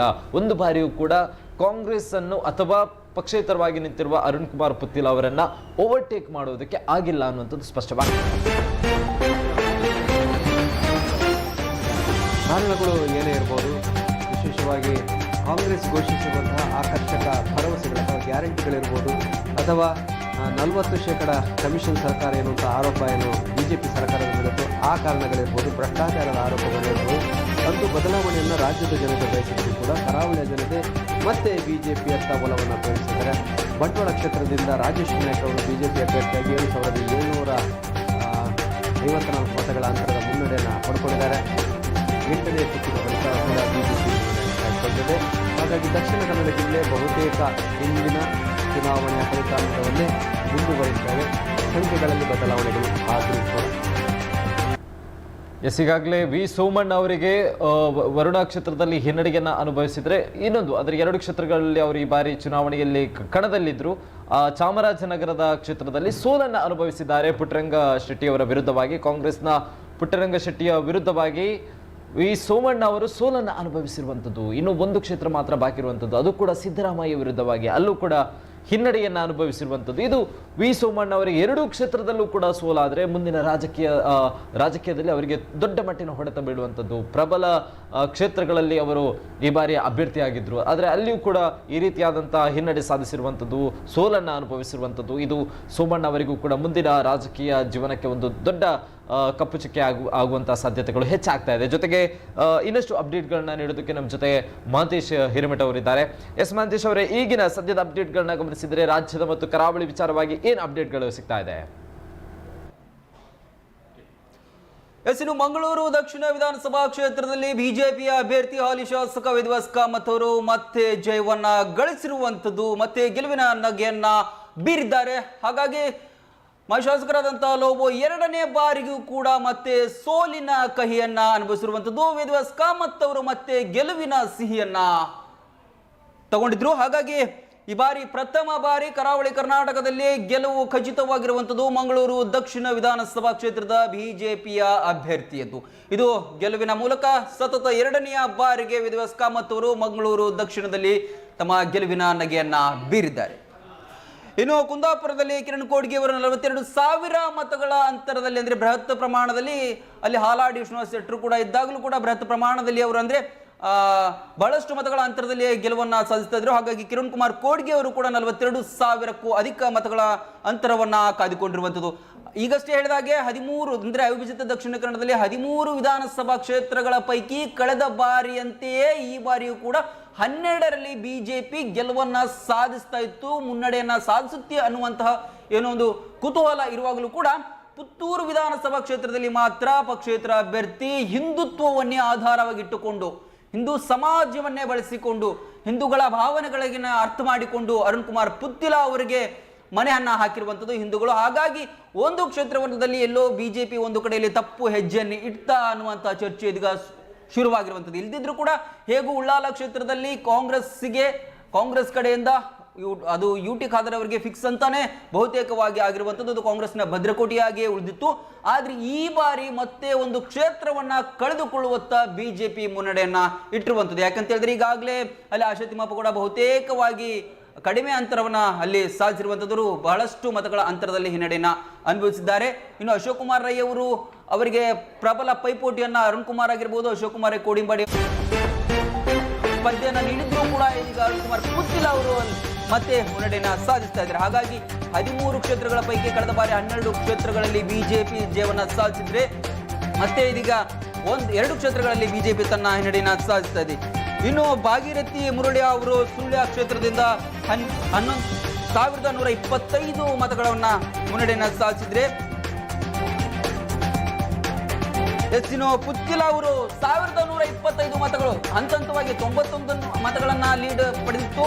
ಆಮೇಲೆ 556, ಆಮೇಲೆ 856 ಮತಗಳು, ಆಮೇಲೆ 1000, ಇದೀಗ 1,125 ಮತಗಳ ಅಂತರದ ಗೆಲುವೇ ಆಗ್ಲೇ ಹೇಳಿದಾಗೆ ಒಂದು ಓಟಿನಿಂದ ಗೆದ್ರು ಗೆಲುವೆ. ಯಾಕಂದ್ರೆ ಅದೊಂದು ಪ್ರತಿಷ್ಠೆಯಾಗಿ ಅರುಣ್ ಕುಮಾರ್ ಪುತ್ತಿಲ ಅವರು ತಮ್ಮ ಒಂದು ಅಷ್ಟೊಂದು ಪ್ರತಿಷ್ಠೆಯನ್ನಾಗಿ ಅವರು ತೆಗೆದುಕೊಂಡಿರುವಂಥದ್ದು. ಹಾಗಾಗಿ ಅರುಣ್ ಕುಮಾರ್ ಪುತ್ತಿಲ ಅವರು ಪುತ್ತೂರಿಗೆ ಪುತ್ತಿಲ ಅನ್ನುವಂಥ ಒಂದು ನುಡಿಯನ್ನ ಅಲ್ಲಿಯ ಹಿಂದೂ ಸಮುದಾಯದವರಲ್ಲಿ ಅವರು ಮೂಡಿಸಿರುವಂಥದ್ದು. ಹಾಗಾಗಿಯೇ ಪುತ್ತೂರಿಗೆ ಪುತ್ತಿಲ ಎಂಬ ಮಾತನ್ನು ಅವರು ನಿಜ ಮಾಡಲಿಕ್ಕೆ ಹೊರಟಿದ್ದಾರೆ. ಹಾಗಾಗಿ ಪುತ್ತೂರು ಮತ್ತು ಉಳ್ಳಾಲ ಕ್ಷೇತ್ರವನ್ನ ಅವಿಭಜಿತ ದಕ್ಷಿಣ ಕನ್ನಡದಲ್ಲಿ ಬಿಜೆಪಿ ಕಳೆದುಕೊಳ್ಳುವತ್ತ ಸಾಗ್ತಾ ಇದೆ. ಇನ್ನು 11,000ಕ್ಕೂ ಅಧಿಕ ಮತಗಳ ಅಂತರದಲ್ಲಿ 12ನೇ ಸುತ್ತಿನ ನಂತರ ಬೆಳ್ತಂಗಡಿಯಲ್ಲಿ ಹರೀಶ್ ಪುಂಜಾ ಅವರು ಮುನ್ನಡೆಯನ್ನು ಸಾಧಿಸಿರುವಂಥದ್ದು. ಇನ್ನು ಕಾರ್ಕಳ ಮತ್ತು ಕಾಂಗ್ರೆಸ್ನಲ್ಲಿ ಇಬ್ಬರು ಅಭ್ಯರ್ಥಿಗಳು, ಮುನಿಯಾಲು ಉದಯ್ ಶೆಟ್ಟಿ ಇರಬಹುದು, ಆ ಕಡೆ ಸುನಿಲ್ ಕುಮಾರ್ ಇರಬಹುದು, ಇಬ್ಬರು ಕೂಡ 50,000ಕ್ಕೂ ಅಧಿಕ ಮತಗಳ ಅಂತರವನ್ನು ಪಡೆದ್ರೂ ಕೂಡ ಸುನಿಲ್ ಕುಮಾರ್ ಅವರು ಬಹುತೇಕವಾಗಿ 3,000 ಮತಗಳ ಅಂತರದಲ್ಲಿ ಮುನ್ನಡೆಯನ್ನ ಕಾಂಗ್ರೆಸ್ ಅವರ ವಿರುದ್ಧವಾಗಿ 3,000 ಮತಗಳ ಅಂತರದಲ್ಲಿ ಅವರು ತಮ್ಮ ಮುನ್ನಡೆಯನ್ನ ಸಾಧಿಸಿರುವಂಥದ್ದು. ಇನ್ನು 11ನೇ ಸುತ್ತಿನ ನಂತರದಲ್ಲಿ ಡಾಕ್ಟರ್ ಭರತ್ ಶೆಟ್ಟಿ ಅವರು ಮಂಗಳೂರು ಉತ್ತರ ವಿಧಾನಸಭಾ ಕ್ಷೇತ್ರದಲ್ಲಿ 25,700ಕ್ಕೂ ಅಧಿಕ ಮುನ್ನಡೆಯನ್ನ ಸಾಧಿಸಿರುವಂಥದ್ದು.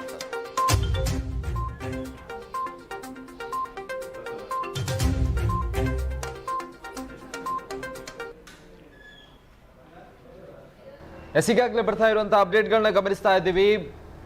ದಕ್ಷಿಣ ಕನ್ನಡದ 8 ವಿಧಾನಸಭಾ ಕ್ಷೇತ್ರಗಳಲ್ಲಿ ಒಂದಾಗಿರುವಂತಹ ಮಂಗಳೂರು ದಕ್ಷಿಣದಲ್ಲಿ ಈಗಾಗಲೇ ಬಿಜೆಪಿ ಜಯಬೇರಿಯನ್ನು ಗಳಿಸಿದೆ. ವೇದವ್ಯಾಸ್ ಕಾಮತ್ ಅವರು ಮತ್ತೊಮ್ಮೆ ಈ ಬಾರಿ ತಮ್ಮ 2ನೇ ಅವಧಿಯಲ್ಲಿ ಅಧಿಕಾರವನ್ನ ಗಿಟ್ಟಿಸಿಕೊಂಡಿದ್ದಾರೆ. JR ಲೋಬೋ ವಿರುದ್ಧ ಕಾಂಗ್ರೆಸ್ನ JR ಲೋಬೋ ವಿರುದ್ಧ ವೇದವ್ಯಾಸ್ ಕಾಮತ್ ಅವರು ಮತ್ತೊಮ್ಮೆ ಗೆಲುವನ್ನು ಸಾಧಿಸಿರುವಂತದ್ದು. ಮಂಗಳೂರು ದಕ್ಷಿಣ ವಿಧಾನಸಭಾ ಕ್ಷೇತ್ರದ ಅಭ್ಯರ್ಥಿ ವೇದವ್ಯಾಸ್ ಕಾಮತ್. ಕಳೆದ ಬಾರಿ ಮೂಲ್ಕಿ ಮೂಡುಬಿದಿರೆ ಕ್ಷೇತ್ರದಿಂದ ಮೊದಲ ಫಲಿತಾಂಶ ಬಂದಿತ್ತು ಉಮ್ಮನಾಥ್ ಕೋಟ್ಯಾನವರ ಗೆಲುವಿನ ಮೂಲಕ. ಈ ಬಾರಿ ವೇದವ್ಯಾಸ್ ಕಾಮತ್ ಅವರ ಗೆಲುವಿನ ಮೂಲಕ ಬಿಜೆಪಿ ದಕ್ಷಿಣ ಕನ್ನಡ ಜಿಲ್ಲೆಯಲ್ಲಿ ಪ್ರಥಮ ಗೆಲುವನ್ನು ದಾಖಲಿಸಿಕೊಳ್ತಾ ಇದೆ. ಈಗಾಗಲೇ ಮಂಗಳೂರು ವಿಧಾನಸಭಾ ಕ್ಷೇತ್ರದ ಜೊತೆಗೆ ದಕ್ಷಿಣ ಕನ್ನಡ 8 ವಿಧಾನಸಭಾ ಕ್ಷೇತ್ರಗಳು ಕೂಡ ಬಿಜೆಪಿ ಆಲ್ಮೋಸ್ಟ್ 6 ಕ್ಷೇತ್ರಗಳಲ್ಲಿ ಮುನ್ನಡೆಯನ್ನು ಕೂಡ ಸಾಧಿಸಿರುವಂಥದ್ದು. ಅದರಲ್ಲಿ ಒಂದು ಕ್ಷೇತ್ರ ಈಗಾಗಲೇ ಗೆಲುವು ಸ್ಪಷ್ಟವಾಗಿರುವಂಥದ್ದು. ಸೊ ಅಧಿಕೃತ ಘೋಷಣೆಗಳು ಕೂಡ ಈಗಾಗಲೇ ಆಗಿರುವಂಥದ್ದು. ಹಾಗಾಗಿ ಒಂದು ಕ್ಷೇತ್ರ ಮಾತ್ರ ಈಗಾಗಲೇ ಗೆಲುವನ್ನು ಸಾಧಿಸಿರುವಂಥದ್ದು. ಇನ್ನು ಹಲವಾರು ಕ್ಷೇತ್ರಗಳು ಬಾಕಿ ಇರುವಂಥದ್ದು. ಅದರಲ್ಲಿ ಎಷ್ಟು ಕಾಂಗ್ರೆಸ್ ಪಾಲಾಗಲಿದೆ, ಎಷ್ಟು ಬಿಜೆಪಿಯ ತೆಕ್ಕೆಗೆ ಬರಬಹುದು ಅನ್ನುವಂಥ ಕುತೂಹಲತೆಗಳು ಕೂಡ ಇದೆ. ಆದರೆ ಏನೇ ಆದರೂ ಕೂಡ ಕೇವಲ ಕರಾವಳಿಯಲ್ಲಿ ಮಾತ್ರ ಬಿಜೆಪಿ ಭದ್ರವಾಗಿದೆ ಅನ್ನುವಂಥದ್ದು ಕೂಡ ಸ್ಪಷ್ಟವಾಗ್ತಾ ಇದೆ. ಆದರೆ ರಾಜ್ಯಾದ್ಯಂತ ನಾವು ಗಮನಿಸಿದ್ರೆ ರಾಜ್ಯದ ಹಲವು ಕಡೆ ಬಿಜೆಪಿ ಭದ್ರವಾಗಿ ಇನ್ನೂ ಕೂಡ ಉಳಿದಿಲ್ಲ. ಏನೋ ಅಂದುಕೊಂಡಿದ್ದಿ ಅಂದ್ರೆ ಹಲವಾರು ನಿರೀಕ್ಷೆಗಳಿತ್ತು ಬಿಜೆಪಿಗರಿಗೆ. ರಾಜ್ಯಾದ್ಯಂತ ಈ ಬಾರಿ ಬಿಜೆಪಿ ಗಟ್ಟಿಯಾಗಿದೆ ಅನ್ನುವಂಥದ್ದು. ಅಂದ್ರೆ ಹಿರಿಯ ನಾಯಕರ ಮಾತುಗಳನ್ನೆಲ್ಲ ನಾವು ಗಮನಿಸಿದ್ರೆ ಎಲ್ರಿಗೂ ಕೂಡ ಓವರ್ ಆಗಿ ಅಂದ್ರೆ ತುಂಬಾನೇ ಕಾನ್ಫಿಡೆನ್ಸ್ ಇತ್ತು ಈ ಬಾರಿ ರಾಜ್ಯಾದ್ಯಂತ ಬಿಜೆಪಿ ತುಂಬಾನೇ ಭದ್ರವಾಗಿದೆ ಅಂತ ಹೇಳಿ. ಆದ್ರೆ ಈ ರಿಸಲ್ಟ್ ಅನ್ನು ಗಮನಿಸಿದ್ರೆ ಗೊತ್ತಾಗ್ತಾ ಇದೆ ಚಿಕ್ಕಬಳ್ಳಾಪುರದಂತಹ ಹಲವಾರು ಕ್ಷೇತ್ರಗಳು ಭದ್ರವಾಗಿಲ್ಲ, ಅಲ್ಲಿ ಎಲ್ಲವೂ ಕೂಡ ಬಿಜೆಪಿ ಛಿದ್ರವಾಗಿ ಹೋಗಿದೆ ಅನ್ನುವಂಥದ್ದು ಕೂಡ ಸ್ಪಷ್ಟವಾಗ್ತಾ ಇರುವಂಥದ್ದು. ಬಿಜೆಪಿ ಪ್ರತಿ ಬಾರಿ ಬಹುಶಃ ನೆಚ್ಚಿಕೊಳ್ಳುವುದು ನರೇಂದ್ರ ಮೋದಿ ಅವರನ್ನ ಮುಂದಿಟ್ಟುಕೊಂಡು ಮತಗಳನ್ನು ಕೇಳಿದ್ರೆ ಜನ ಕೊಡ್ತಾರೆ. ಆದರೆ ಈ ಬಾರಿ ಅವರ ನಿರೀಕ್ಷೆ ಸುಳ್ಳಾಗಿದೆ. ನರೇಂದ್ರ ಮೋದಿ ಅವರೇ ಬಹಳಷ್ಟು ಬಾರಿ ರಾಜ್ಯಕ್ಕೆ ಆಗಮಿಸಿ ಪ್ರಚಾರಗಳನ್ನು ಮಾಡಿದರೂ ಕೂಡ ಅದು ಕೆಲಸ ಮಾಡಿದಾಗೆ ಕಾಣಿಸ್ತಾ ಇಲ್ಲ. ಬಹುಶಃ ಜನ ಒಂದು ತೀರ್ಮಾನ ಮಾಡಿರ್ಬೋದು, ಇಲ್ಲಿ ಬಿಜೆಪಿ ಗೆದ್ದರೂ ಕೂಡ ನರೇಂದ್ರ ಮೋದಿ ಅವರೇನು ಮುಖ್ಯಮಂತ್ರಿ ಆಗೋದಲ್ಲ, ಮುಖ್ಯಮಂತ್ರಿಗಳು ಬಿಜೆಪಿಯ ಇಲ್ಲಿನ ನಾಯಕರಾಗೋದು. ನರೇಂದ್ರ ಮೋದಿ ಬೇಕಿದ್ರೆ ನಾವು ಲೋಕಸಭಾ ಚುನಾವಣೆಯಲ್ಲಿ ಮತ ಆದರೆ ಈ ಕ್ಷಣಕ್ಕೆ ರಾಜ್ಯದಲ್ಲಿ ಮಾತ್ರ ಬದಲಾವಣೆ ಇದ್ದಾರೆ. ಕರಾವಳಿಯ ಜನತೆ ಮತ್ತೊಮ್ಮೆ ಬಿಜೆಪಿಗೆ ಒಲವನ್ನು ತೋರಿಸ್ತಾ ಇದ್ದಾರೆ. ಪ್ರಥಮ ಗೆಲುವನ್ನು ಮಂಗಳೂರು ದಕ್ಷಿಣ ವಿಧಾನಸಭಾ ಕ್ಷೇತ್ರದಲ್ಲಿ ಬಿಜೆಪಿ ಈ ಜಿಲ್ಲೆಯಲ್ಲಿ ದಾಖಲಿಸಿಕೊಳ್ತದೆ ವೇದವ್ಯಾಸ್ ಕಾಮತ್ ಅವರ ಮೂಲಕ. ಕಳೆದ ಬಾರಿ ಕೂಡ ಗೆಲುವನ್ನು ದಾಖಲಿಸಿದಂತಹ ಈ ಬಾರಿ ಕೂಡ ಒಂದು ದೊಡ್ಡ ಮಟ್ಟದ ಅಂತರದಲ್ಲಿ ಗೆಲುವನ್ನು ದಾಖಲಿಸಿದ್ದಾರೆ. ಅದೇ ರೀತಿ ರಾಜ್ಯದ ಒಂದು ಒಟ್ಟು ಅಂಕಿಅಂಶಗಳನ್ನು ಗಮನಿಸುವಾಗ 67 ಸ್ಥಾನಗಳಲ್ಲಿ ಬಿಜೆಪಿ ಮುನ್ನಡೆಯನ್ನು ಕಾಯ್ದುಕೊಂಡಿದೆ. 125 ಸ್ಥಾನಗಳಲ್ಲಿ ಕಾಂಗ್ರೆಸ್. ಅಂದರೆ ಸ್ಪಷ್ಟ ಬಹುಮತಕ್ಕಿಂತಲೂ ಸರಿಸುಮಾರು 12 ಸ್ಥಾನಗಳನ್ನು ಹೆಚ್ಚುವರಿಯಾಗಿ ಮುನ್ನಡೆಯಾಗಿ ಪಡೆದುಕೊಂಡಿದೆ ಕಾಂಗ್ರೆಸ್. ಕೆಲವು ಕ್ಷೇತ್ರಗಳಲ್ಲಿ ಅಧಿಕೃತವಾಗಿ ಗೆಲುವನ್ನು ದಾಖಲಿಸಿಕೊಂಡಿದೆ ಆ ಪೈಕಿ. ಎಸ್, ಈ ಒಂದು ರಿಸಲ್ಟ್ ಅನ್ನು ನೋಡ್ತಾ ಹೋದ್ರೆ ಇಲ್ಲಿ ಬಿಜೆಪಿಗೆ ಯಾವುದೇ ಅವಕಾಶಗಳು ಇಲ್ಲ ಅನ್ನುವಂಥ ಸ್ಪಷ್ಟವಾಗಿ ರಾಜ್ಯದಲ್ಲಿ ಇನ್ನು ಬಹುತೇಕ ಕಾಂಗ್ರೆಸ್ ಸರ್ಕಾರದ ರಚನೆಯ ಹೊಸ್ತಿಲಿಗೆ ಬಂದು ನಿಂತಿದೆ. ಎಸ್, ಈಗಾಗಲೇ ಕಾಂಗ್ರೆಸ್ ಕೂಡ ಸಂಭ್ರಮಾಚರಣೆಯಲ್ಲಿ ತೊಡಗಿಕೊಂಡಿರುವಂಥದ್ದು ಕೂಡ ಈಗಾಗಲೇ ಹಲವು ಕಡೆ ಕಾಣ್ತಾ ಇರುವಂಥದ್ದು. ಹಲವು ಕಡೆ ಈಗಾಗಲೇ ಸಂಭ್ರಮಾಚರಣೆಗೆ ಸಿದ್ಧತೆಗಳು ಕೂಡ ನಡೀತಾ ಇದೆ. ಆಲ್ರೆಡಿ ಔಪಚಾರಿಕತೆ ಮಾತ್ರ ಬಾಕಿ ಉಳಿದಿದೆ, ಅಧಿಕೃತ ಘೋಷಣೆಗಳು ಬರಬೇಕಾಗಿದೆ ಅಷ್ಟೇ.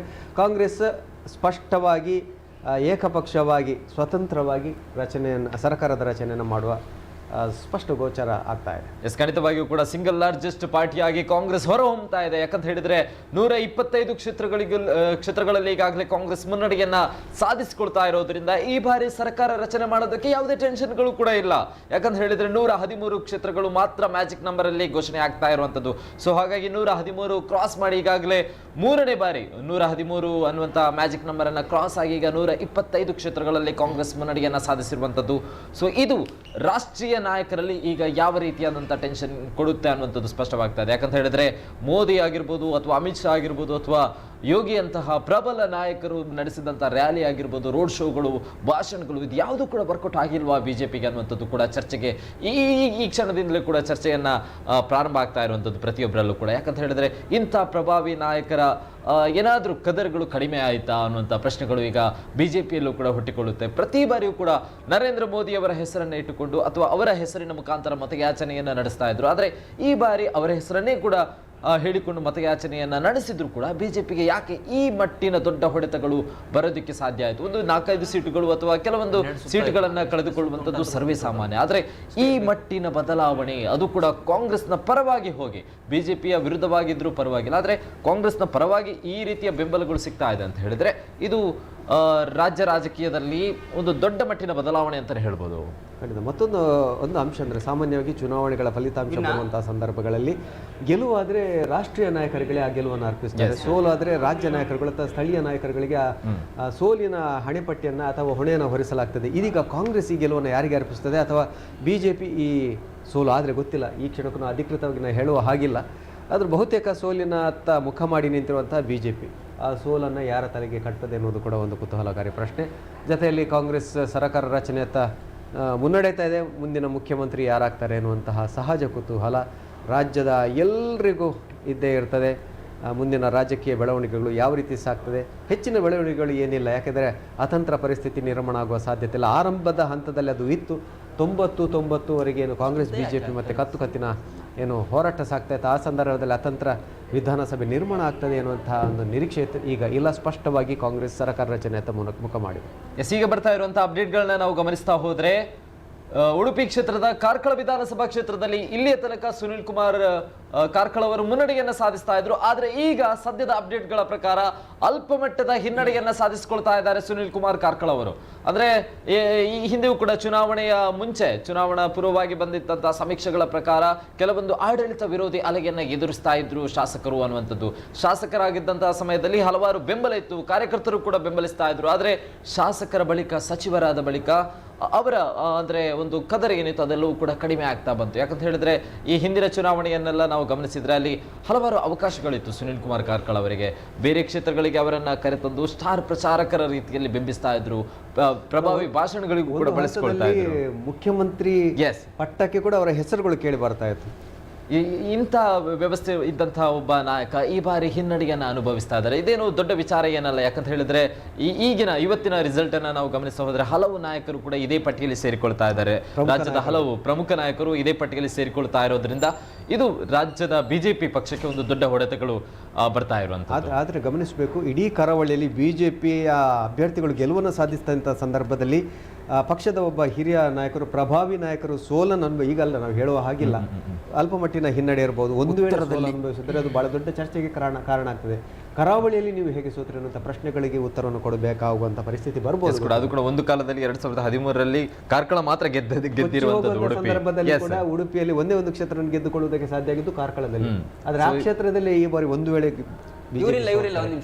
ಸಾಕಷ್ಟು ಪ್ರಶ್ನೆಗಳಿಗೆ ಉತ್ತರದಾಯಿತ್ವ ಇದೆ ಅವರಿಗೆ.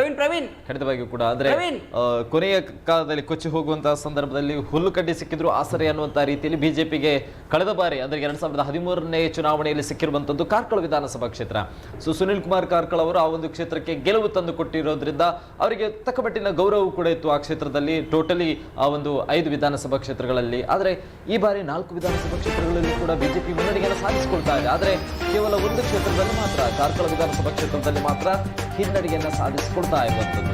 ಈಗ ಹೇಳಿದ್ದೇವೆ ಅಲ್ಲಿ ತೀವ್ರ ಸ್ಪರ್ಧೆ ನಿರೀಕ್ಷೆ ಇತ್ತು.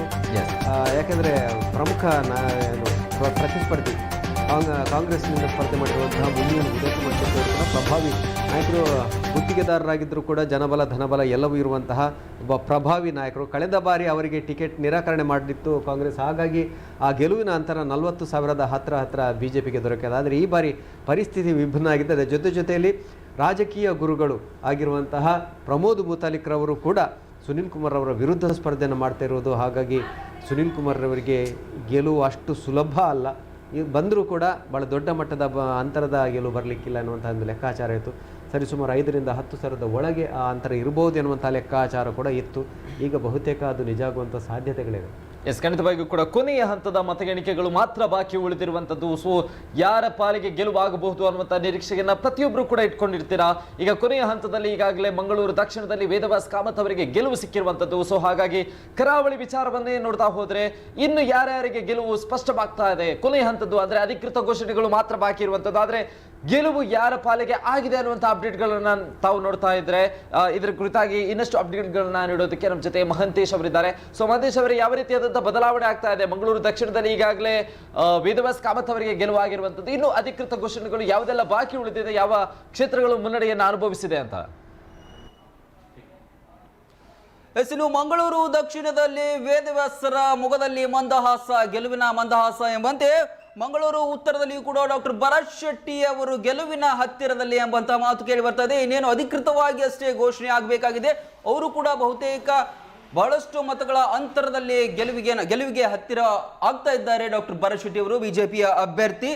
ಇನ್ನು ಒಂದು ಕಡೆ ದಕ್ಷಿಣ ಕನ್ನಡದಲ್ಲಿ ಪುತ್ತೂರು ಮತ್ತೆ ಉಳ್ಳಾಲ ಕ್ಷೇತ್ರವನ್ನ ಅಂದ್ರೆ ಒಬ್ರು ಪಕ್ಷೇತರವಾಗಿ ಇನ್ನೊಂದು ಕಾಂಗ್ರೆಸ್ ತಮ್ಮ ವಶಕ್ಕೆ ಪಡೆದುಕೊಳ್ತಾ ಇದ್ರೆ, ಈ ಕಡೆ ಕಾರ್ಕಳದಲ್ಲಿ ಇನ್ನೇನು ಸಚಿವ ಸುನಿಲ್ ಕುಮಾರ್ ಅವರ ಗೆಲುವು ಕೂಡ ಬಹಳಷ್ಟು ಬಹುತೇಕವಾಗಿ ಗೆಲುವು ನಿಶ್ಚಿತ ಅಂತ ಹೇಳ್ತಾ ಇದ್ರೂ ಕೂಡ ಈಗ ಅಚ್ಚರಿಯ ತಿರುವನ್ನ ಕಾರ್ಕಳ ವಿಧಾನಸಭಾ ಕ್ಷೇತ್ರದಲ್ಲಿ ಪಡೆದುಕೊಳ್ತಾ ಇದೆ. ಯಾಕೆಂತ ಹೇಳಿದ್ರೆ ಅಲ್ಲಿ ಮುನಿಯಾಲು ಉದಯ್ ಶೆಟ್ಟಿ ಅವರು ಅಂದ್ರೆ ಸ್ವಲ್ಪ ಮತಗಳ ಸಂಖ್ಯೆಗಳನ್ನ ಹೆಚ್ಚು ಮಾಡ್ತಾ ಇದ್ದಾರೆ. ಹಾಗಾಗಿ ಕಾರ್ಕಳದಲ್ಲಿ ಸುನಿಲ್ ಕುಮಾರ್ ಅವರ ಗೆಲುವಿನ ಏನು ಮತಗಳ ಅಂತರ, ಮುನ್ನಡೆಯ ಅಂತರದಲ್ಲಿ ಸ್ವಲ್ಪ ಹಿನ್ನಡೆಯನ್ನ ಅನುಭವಿಸಿರುವಂತದ್ದು. ಹಾಗಾಗಿ ಬಹುತೇಕ 13 ವಿಧಾನಸಭಾ ಕ್ಷೇತ್ರಗಳಲ್ಲಿ ಈಗಾಗಲೇ ದಕ್ಷಿಣ ಕನ್ನಡದಲ್ಲಿ 2 ಕ್ಷೇತ್ರಗಳು ಮಾತ್ರ ಬೇರೆಯವರ ಪಾಲಾಗಿದ್ರೆ, ಅಲ್ಲಿ ಇನ್ನೂ ಕೇವಲ 6 ಕ್ಷೇತ್ರಗಳು ಮಾತ್ರ ಬಿಜೆಪಿಯ ವಶದಲ್ಲೇ ಇದೆ ಅಂತ ಹೇಳ್ಬೋದು. ಯಾಕಂದ್ರೆ ಸುಳ್ಯದಲ್ಲಿಯೂ ಕೂಡ ಭಾಗೀರಥಿ ಮುರಳಿ ಅವರು ಕೂಡ ಗೆಲುವಿಗೆ ಹತ್ರ ಆಗ್ತಾ ಇದ್ದಾರೆ. ಈ ಕಡೆ ಬಂಟ್ವಾಳದಲ್ಲಿ ಕೂಡ ರಾಜೇಶ್ ನಾಯ್ಕ ಅವರು ಕೂಡ ಗೆಲುವಿಗೆ ಹತ್ರ ಆಗ್ತಾ ಇದ್ದಾರೆ ಅಂದ್ರೆ ಬಿಜೆಪಿ ಅಭ್ಯರ್ಥಿಗಳು. ಅದೇ ರೀತಿ ಬೆಳ್ತಂಗಡಿಯಲ್ಲಿಯೂ ಕೂಡ ಬಹಳಷ್ಟು ಮತಗಳ ಅಂತರದಲ್ಲಿ ಮುನ್ನಡೆಯನ್ನ ಹರೀಶ್ ಪೂಂಜಾ ಅವರು ಬಿಜೆಪಿಯ ಕಡೆಯಿಂದ ಸಾಧಿಸಿದ್ದಾರೆ. ಹಾಗಾಗಿ ಉಡುಪಿಯ 5 ವಿಧಾನಸಭಾ ಕ್ಷೇತ್ರಗಳಲ್ಲೂ ಕೂಡ 5 ಕೂಡ ಅಂದ್ರೆ ಈಗಾಗಲೇ ದಕ್ಷಿಣ ಕನ್ನಡದಲ್ಲಿ 2 ಬೇರೆಯವರ ಪಾಲಾಗಿತ್ತು, ಅಂದ್ರೆ ಬಿಜೆಪಿಯನ್ನು ಹೊರತುಪಡಿಸಿ ಒಂದು ಪಕ್ಷೇತರ ಆಗಿತ್ತು, ಒಂದು ಕಾಂಗ್ರೆಸ್ನ ಪಾಲಾಗಿತ್ತು ಅಂತ ಇದುವರೆಗೂ ಮಾತುಗಳು ಕೇಳಿ ಬರ್ತಾ ಇತ್ತು. ಆದರೆ ಉಡುಪಿ ಜಿಲ್ಲೆಯ 5 ವಿಧಾನಸಭಾ ಕ್ಷೇತ್ರಗಳಲ್ಲಿ 5ಕ್ಕೆ 5 ಕೂಡ ಬಿಜೆಪಿ ಗೆಲ್ಲುತ್ತೆ ಅನ್ನುವಂಥ ಮಾತು ಕೇಳಿ ಬರ್ತಾ ಇದ್ರೂ ಕೂಡ ಕಾರ್ಕಳದಲ್ಲಿ ಮಾತ್ರ ಉದಯ್ ಶೆಟ್ಟಿ ಅವರು ಸುನಿಲ್ ಕುಮಾರ್ ಅವರಿಗೆ ಬಹಳಷ್ಟು ಪೈಪೋಟಿಯನ್ನ ನೀಡ್ತಾ ಇದ್ದಾರೆ. ಯಾಕಂದ್ರೆ ತಮ್ಮ ಏನು ಮತಗಳ ಅಂತರ ಇದೆ ಅದರಲ್ಲಿ ಕಮ್ಮಿಯನ್ನ ಮಾಡ್ತಾ ಇದ್ದಾರೆ. ಒಟ್ಟಾರೆಯಾಗಿ ಕರಾವಳಿ ಕರ್ನಾಟಕದಲ್ಲಿ ಅಂದ್ರೆ ಸಂಪೂರ್ಣವಾಗಿ ಕರ್ನಾಟಕದಲ್ಲಿಯೇ ಅಚ್ಚರಿಯ ರೀತಿಯಲ್ಲಿ ಸಮೀಕ್ಷೆಯನ್ನ ನೋಡುವುದಾದ್ರೆ ಎಲ್ಲೋ ಒಂದು ಕಡೆಯಲ್ಲಿ ಸಮೀಕ್ಷೆ ಹಾಗಾಗುತ್ತೆ ಹೀಗಾಗುತ್ತೆ ಅನ್ನುವಂಥ ಮಾತುಗಳು ಕೇಳಿ ಬರ್ತಾ ಇತ್ತು. ಬಹಳಷ್ಟು ಏಜೆನ್ಸಿಗಳು ಕೂಡ ಸಮೀಕ್ಷೆಯ ಪ್ರಕಾರದಲ್ಲಿ ಕೆಲವೊಂದಿಷ್ಟು ಯಾವ ಪಕ್ಷಕ್ಕೂ ಕೂಡ ಬಹುಮತವನ್ನು ಕೊಟ್ಟಿರಲಿಲ್ಲ. ಆದರೆ ಈಗಾಗಲೇ ಮಧ್ಯಾಹ್ನದ ಹೊತ್ತಾಗ್ತಾ ಬಂತು. ಇನ್ನು 12 ಸುತ್ತಿನ ನಂತರವೂ ಕೂಡ ಕರ್ನಾಟಕದಲ್ಲಿ ಬಿಜೆಪಿ ತನ್ನ ಏನು ಸಂಖ್ಯೆಯಲ್ಲಿ ಹೆಚ್ಚಳವನ್ನ ಮಾಡಿಕೊಳ್ತಾ ಇಲ್ಲ, ಕೇವಲ 67-65 ಮಧ್ಯದಲ್ಲಿ ಇರುವಂಥದ್ದು. ಈಗಾಗಲೇ ಕಾಂಗ್ರೆಸ್ 120-125 ಕ್ಷೇತ್ರಗಳನ್ನ ಮುನ್ನಡೆಯನ್ನ ಸಾಧಿಸಿದೆ. ಹಾಗಾಗಿ ಎಲ್ಲೋ ಒಂದು ಕಡೆ ಕಾಂಗ್ರೆಸ್ಸೇ ಈ ಸಲ ಕರ್ನಾಟಕದಲ್ಲಿ ತನ್ನ ಅಧಿಕಾರವನ್ನ ಸ್ಥಾಪನೆ ಮಾಡುತ್ತೆ ಅನ್ನುವುದು ಬಹುತೇಕವಾಗಿ ಖಚಿತ ಆಗ್ತಾ ಬಂದಿದೆ. ಏನೇ ಇದ್ರೂ ಕೂಡ ಕೆಲವು ಕ್ಷೇತ್ರಗಳನ್ನು ಬಿಟ್ಟರೆ ಅಂದ್ರೆ 1 ಕ್ಷೇತ್ರ 2 ಕ್ಷೇತ್ರಗಳನ್ನು ಬಿಟ್ಟರೆ ಮತ್ತೆ ಕರಾವಳಿ ಕರ್ನಾಟಕದಲ್ಲಿ ಬಿಜೆಪಿ ತನ್ನ ಭದ್ರಕೋಟೆಯನ್ನಾಗಿ ಮಾಡಿಕೊಂಡಿದೆ. ಆದ್ರೆ ಏನು ಮಾಡ್ಲಿಕ್ಕೂ ಆಗೋದಿಲ್ಲ. ಟೋಟಲ್ ಆಗಿ ಕರಾವಳಿ ಕರ್ನಾಟಕದಲ್ಲಿ ಯಾವ ಪಕ್ಷ ಅಧಿಕಾರಕ್ಕೆ ಬರುತ್ತೆ ಅದರದೇ ಪ್ರಾಬಲ್ಯವನ್ನ ಮೆರೆಯುವುದು. ಹಾಗಾಗಿ ಇನ್ನೂ ಕೆಲವೇ ಕ್ಷಣಗಳಲ್ಲಿ ಬಹುತೇಕ ಸಂಪೂರ್ಣ ಬಹುಮತ ಅಂದ್ರೆ ಸ್ಪಷ್ಟ ಬಹುಮತ ಯಾವ ಪಕ್ಷಕ್ಕೆ ಬರಲಿದೆ ಅನ್ನೋದು ಈಗಾಗಲೇ ಗೊತ್ತಾಗಿರುವಂಥದ್ದು. ಇನ್ನೇನು ಕೆಲವೇ ಗಂಟೆಗಳಲ್ಲೇ ಬರಲಿಕ್ಕಿದೆ. ಹಾಗಾಗಿ ಕರಾವಳಿ ಕರ್ನಾಟಕದಲ್ಲಿ ಕಾರ್ಕಳ ಕ್ಷೇತ್ರದಲ್ಲಿ ಇನ್ನಷ್ಟು ಹೊತ್ತಿನಲ್ಲಿ ಏನಾಗುತ್ತೆ ಅನ್ನೋದರ ಕುತೂಹಲ ಮತ್ತಷ್ಟು ಮಾಹಿತಿಗಳನ್ನು ನಿಮಗೆ ತಿಳಿಸ್ಕೊಡ್ತೀನಿ.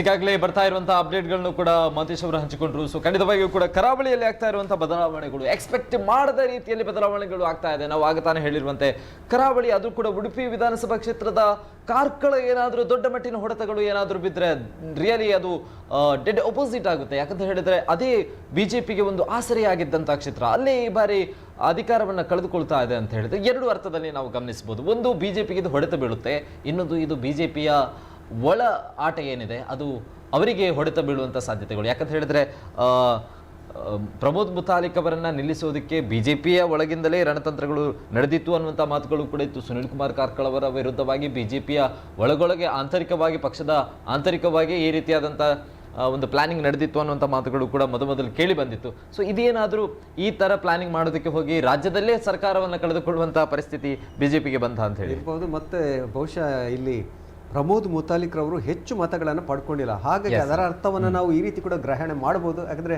ಅದರ ಮುಂಚೆ ಕೂಡ ಅದು ಮಾತುಕತೆಗಳು ಆಗಿತ್ತು, ಕೇಳಿ ಬರ್ತಾ ಇತ್ತು. ಪ್ರಮೋದ್ ಮುತಾಲಿಕ್ ರವರಿಗೆ ಮತಗಳನ್ನು ಹಾಕುವುದು ಅದು ವ್ಯರ್ಥ ಆಗ್ಬೋದು. ಅದರ ಬದಲು ಕಾಂಗ್ರೆಸ್ಸಿಗೆ ಮತ ಹಾಕಿದರೆ ಏನು ಸುನಿಲ್ ಕುಮಾರ್ ರವರ ವಿರುದ್ಧದ ಮತಗಳೇನಿದೆ ಅದು ಕಾಂಗ್ರೆಸ್ಸಿಗೆ ಹಾಕಿದರೆ ಸುನಿಲ್ ಕುಮಾರ್ ರವರಿಗೆ ಗೆಲ್ಲುವುದಕ್ಕೆ ಕಷ್ಟ ಆಗ್ಬೋದು ಎನ್ನುವಂತಹ ಒಂದು ಲೆಕ್ಕಾಚಾರ ಬಹುಶಃ ಅದು ಕೂಡ ಕೆಲಸ ಮಾಡಿದೆ ಅಂತ ನನಗೆ ಅನಿಸ್ತಾ ಇದೆ. ಈಗಾಗಲೇ ಬರ್ತಾ ಇರುವಂತದ ಇನ್ನೊಂದು ಅಪ್ಡೇಟ್ಗಳ ವಿಚಾರವಾಗಿ ನಾವು ನೋಡ್ತಾ ಹೋದ್ರೆ ಬೆಳ್ತಂಗಡಿ ವಿಧಾನಸಭಾ ಕ್ಷೇತ್ರದಲ್ಲಿ ಹರೀಶ್ ಪೂಂಜಾ ಅವರು ಮುನ್ನಡೆಯನ್ನು ಸಾಧಿಸಿಕೊಳ್ತಾ ಇದ್ದಾರೆ. ಅದು ಕೂಡ ಬಹು ಅಂತರದ ಮುನ್ನಡೆಗಳು, ಆಲ್ಮೋಸ್ಟ್ 14,000 ಅಂತರದ ಮುನ್ನಡೆಯನ್ನ ಸಾಧಿಸಿಕೊಂಡು ಇನ್ನೇನು ಅಧಿಕೃತ ಘೋಷಣೆಯೊಂದೇ ಬಾಕಿ ಉಳಿದಿರುವಂತಹ ಮಾತುಗಳು ಕೂಡ ಕೇಳಿ ಬರ್ತಾ ಇರುವಂತದ್ದು. ಯಾಕಂತ ಹೇಳಿದ್ರೆ ಹರೀಶ್ ಪೂಂಜಾ ಅವರೇ ಬೆಳ್ತಂಗಡಿ ವಿಧಾನಸಭಾ ಕ್ಷೇತ್ರದಲ್ಲಿ ಗೆಲುವಿನ ನಗೆ ಬೀರಿದ್ದಾರೆ. ಇದು ಅಂದ್ರೆ ಅಲ್ಲಿಯ ಮತ ಎಣಿಕಾ ಕೇಂದ್ರದಲ್ಲಿ ಈಗಾಗಲೇ ಸುದ್ದಿ ಆಗ್ತಾ ಇರುವಂತದ್ದು ಹರೀಶ್ ಪೂಂಜಾ ಅವರಿಗೆ ಗೆಲುವು ಸ್ಪಷ್ಟವಾಗಿದೆ ಅಂತ ಹೇಳಿ. ಆದ್ರೆ ಅಧಿಕೃತ ಘೋಷಣೆಯನ್ನು ಮಾತ್ರ ಬಾಕಿ ಉಳಿದಿರುವಂತದ್ದು. ಆ ಒಂದು ಅಧಿಕೃತ ಘೋಷಣೆಯ ಬಳಿಕ ಹರೀಶ್ ಪೂಂಜಾ ಅವರ ಗೆಲುವನ್ನ ಸ್ಪಷ್ಟಪಡಿಸುವಂತದ್ದು. ಸೊ ಜೊತೆಗೆ ಮೂಲಿಕೆ ಮೂಡುಬಿದ್ರೆ ಕ್ಷೇತ್ರದ ಮಾಹಿತಿಗಳು ಕೂಡ ಬರ್ತದೆ. 8 ಸುತ್ತಿನ ಮತ ಎಣಿಕೆಗಳು ಮುಗಿದಿವೆ.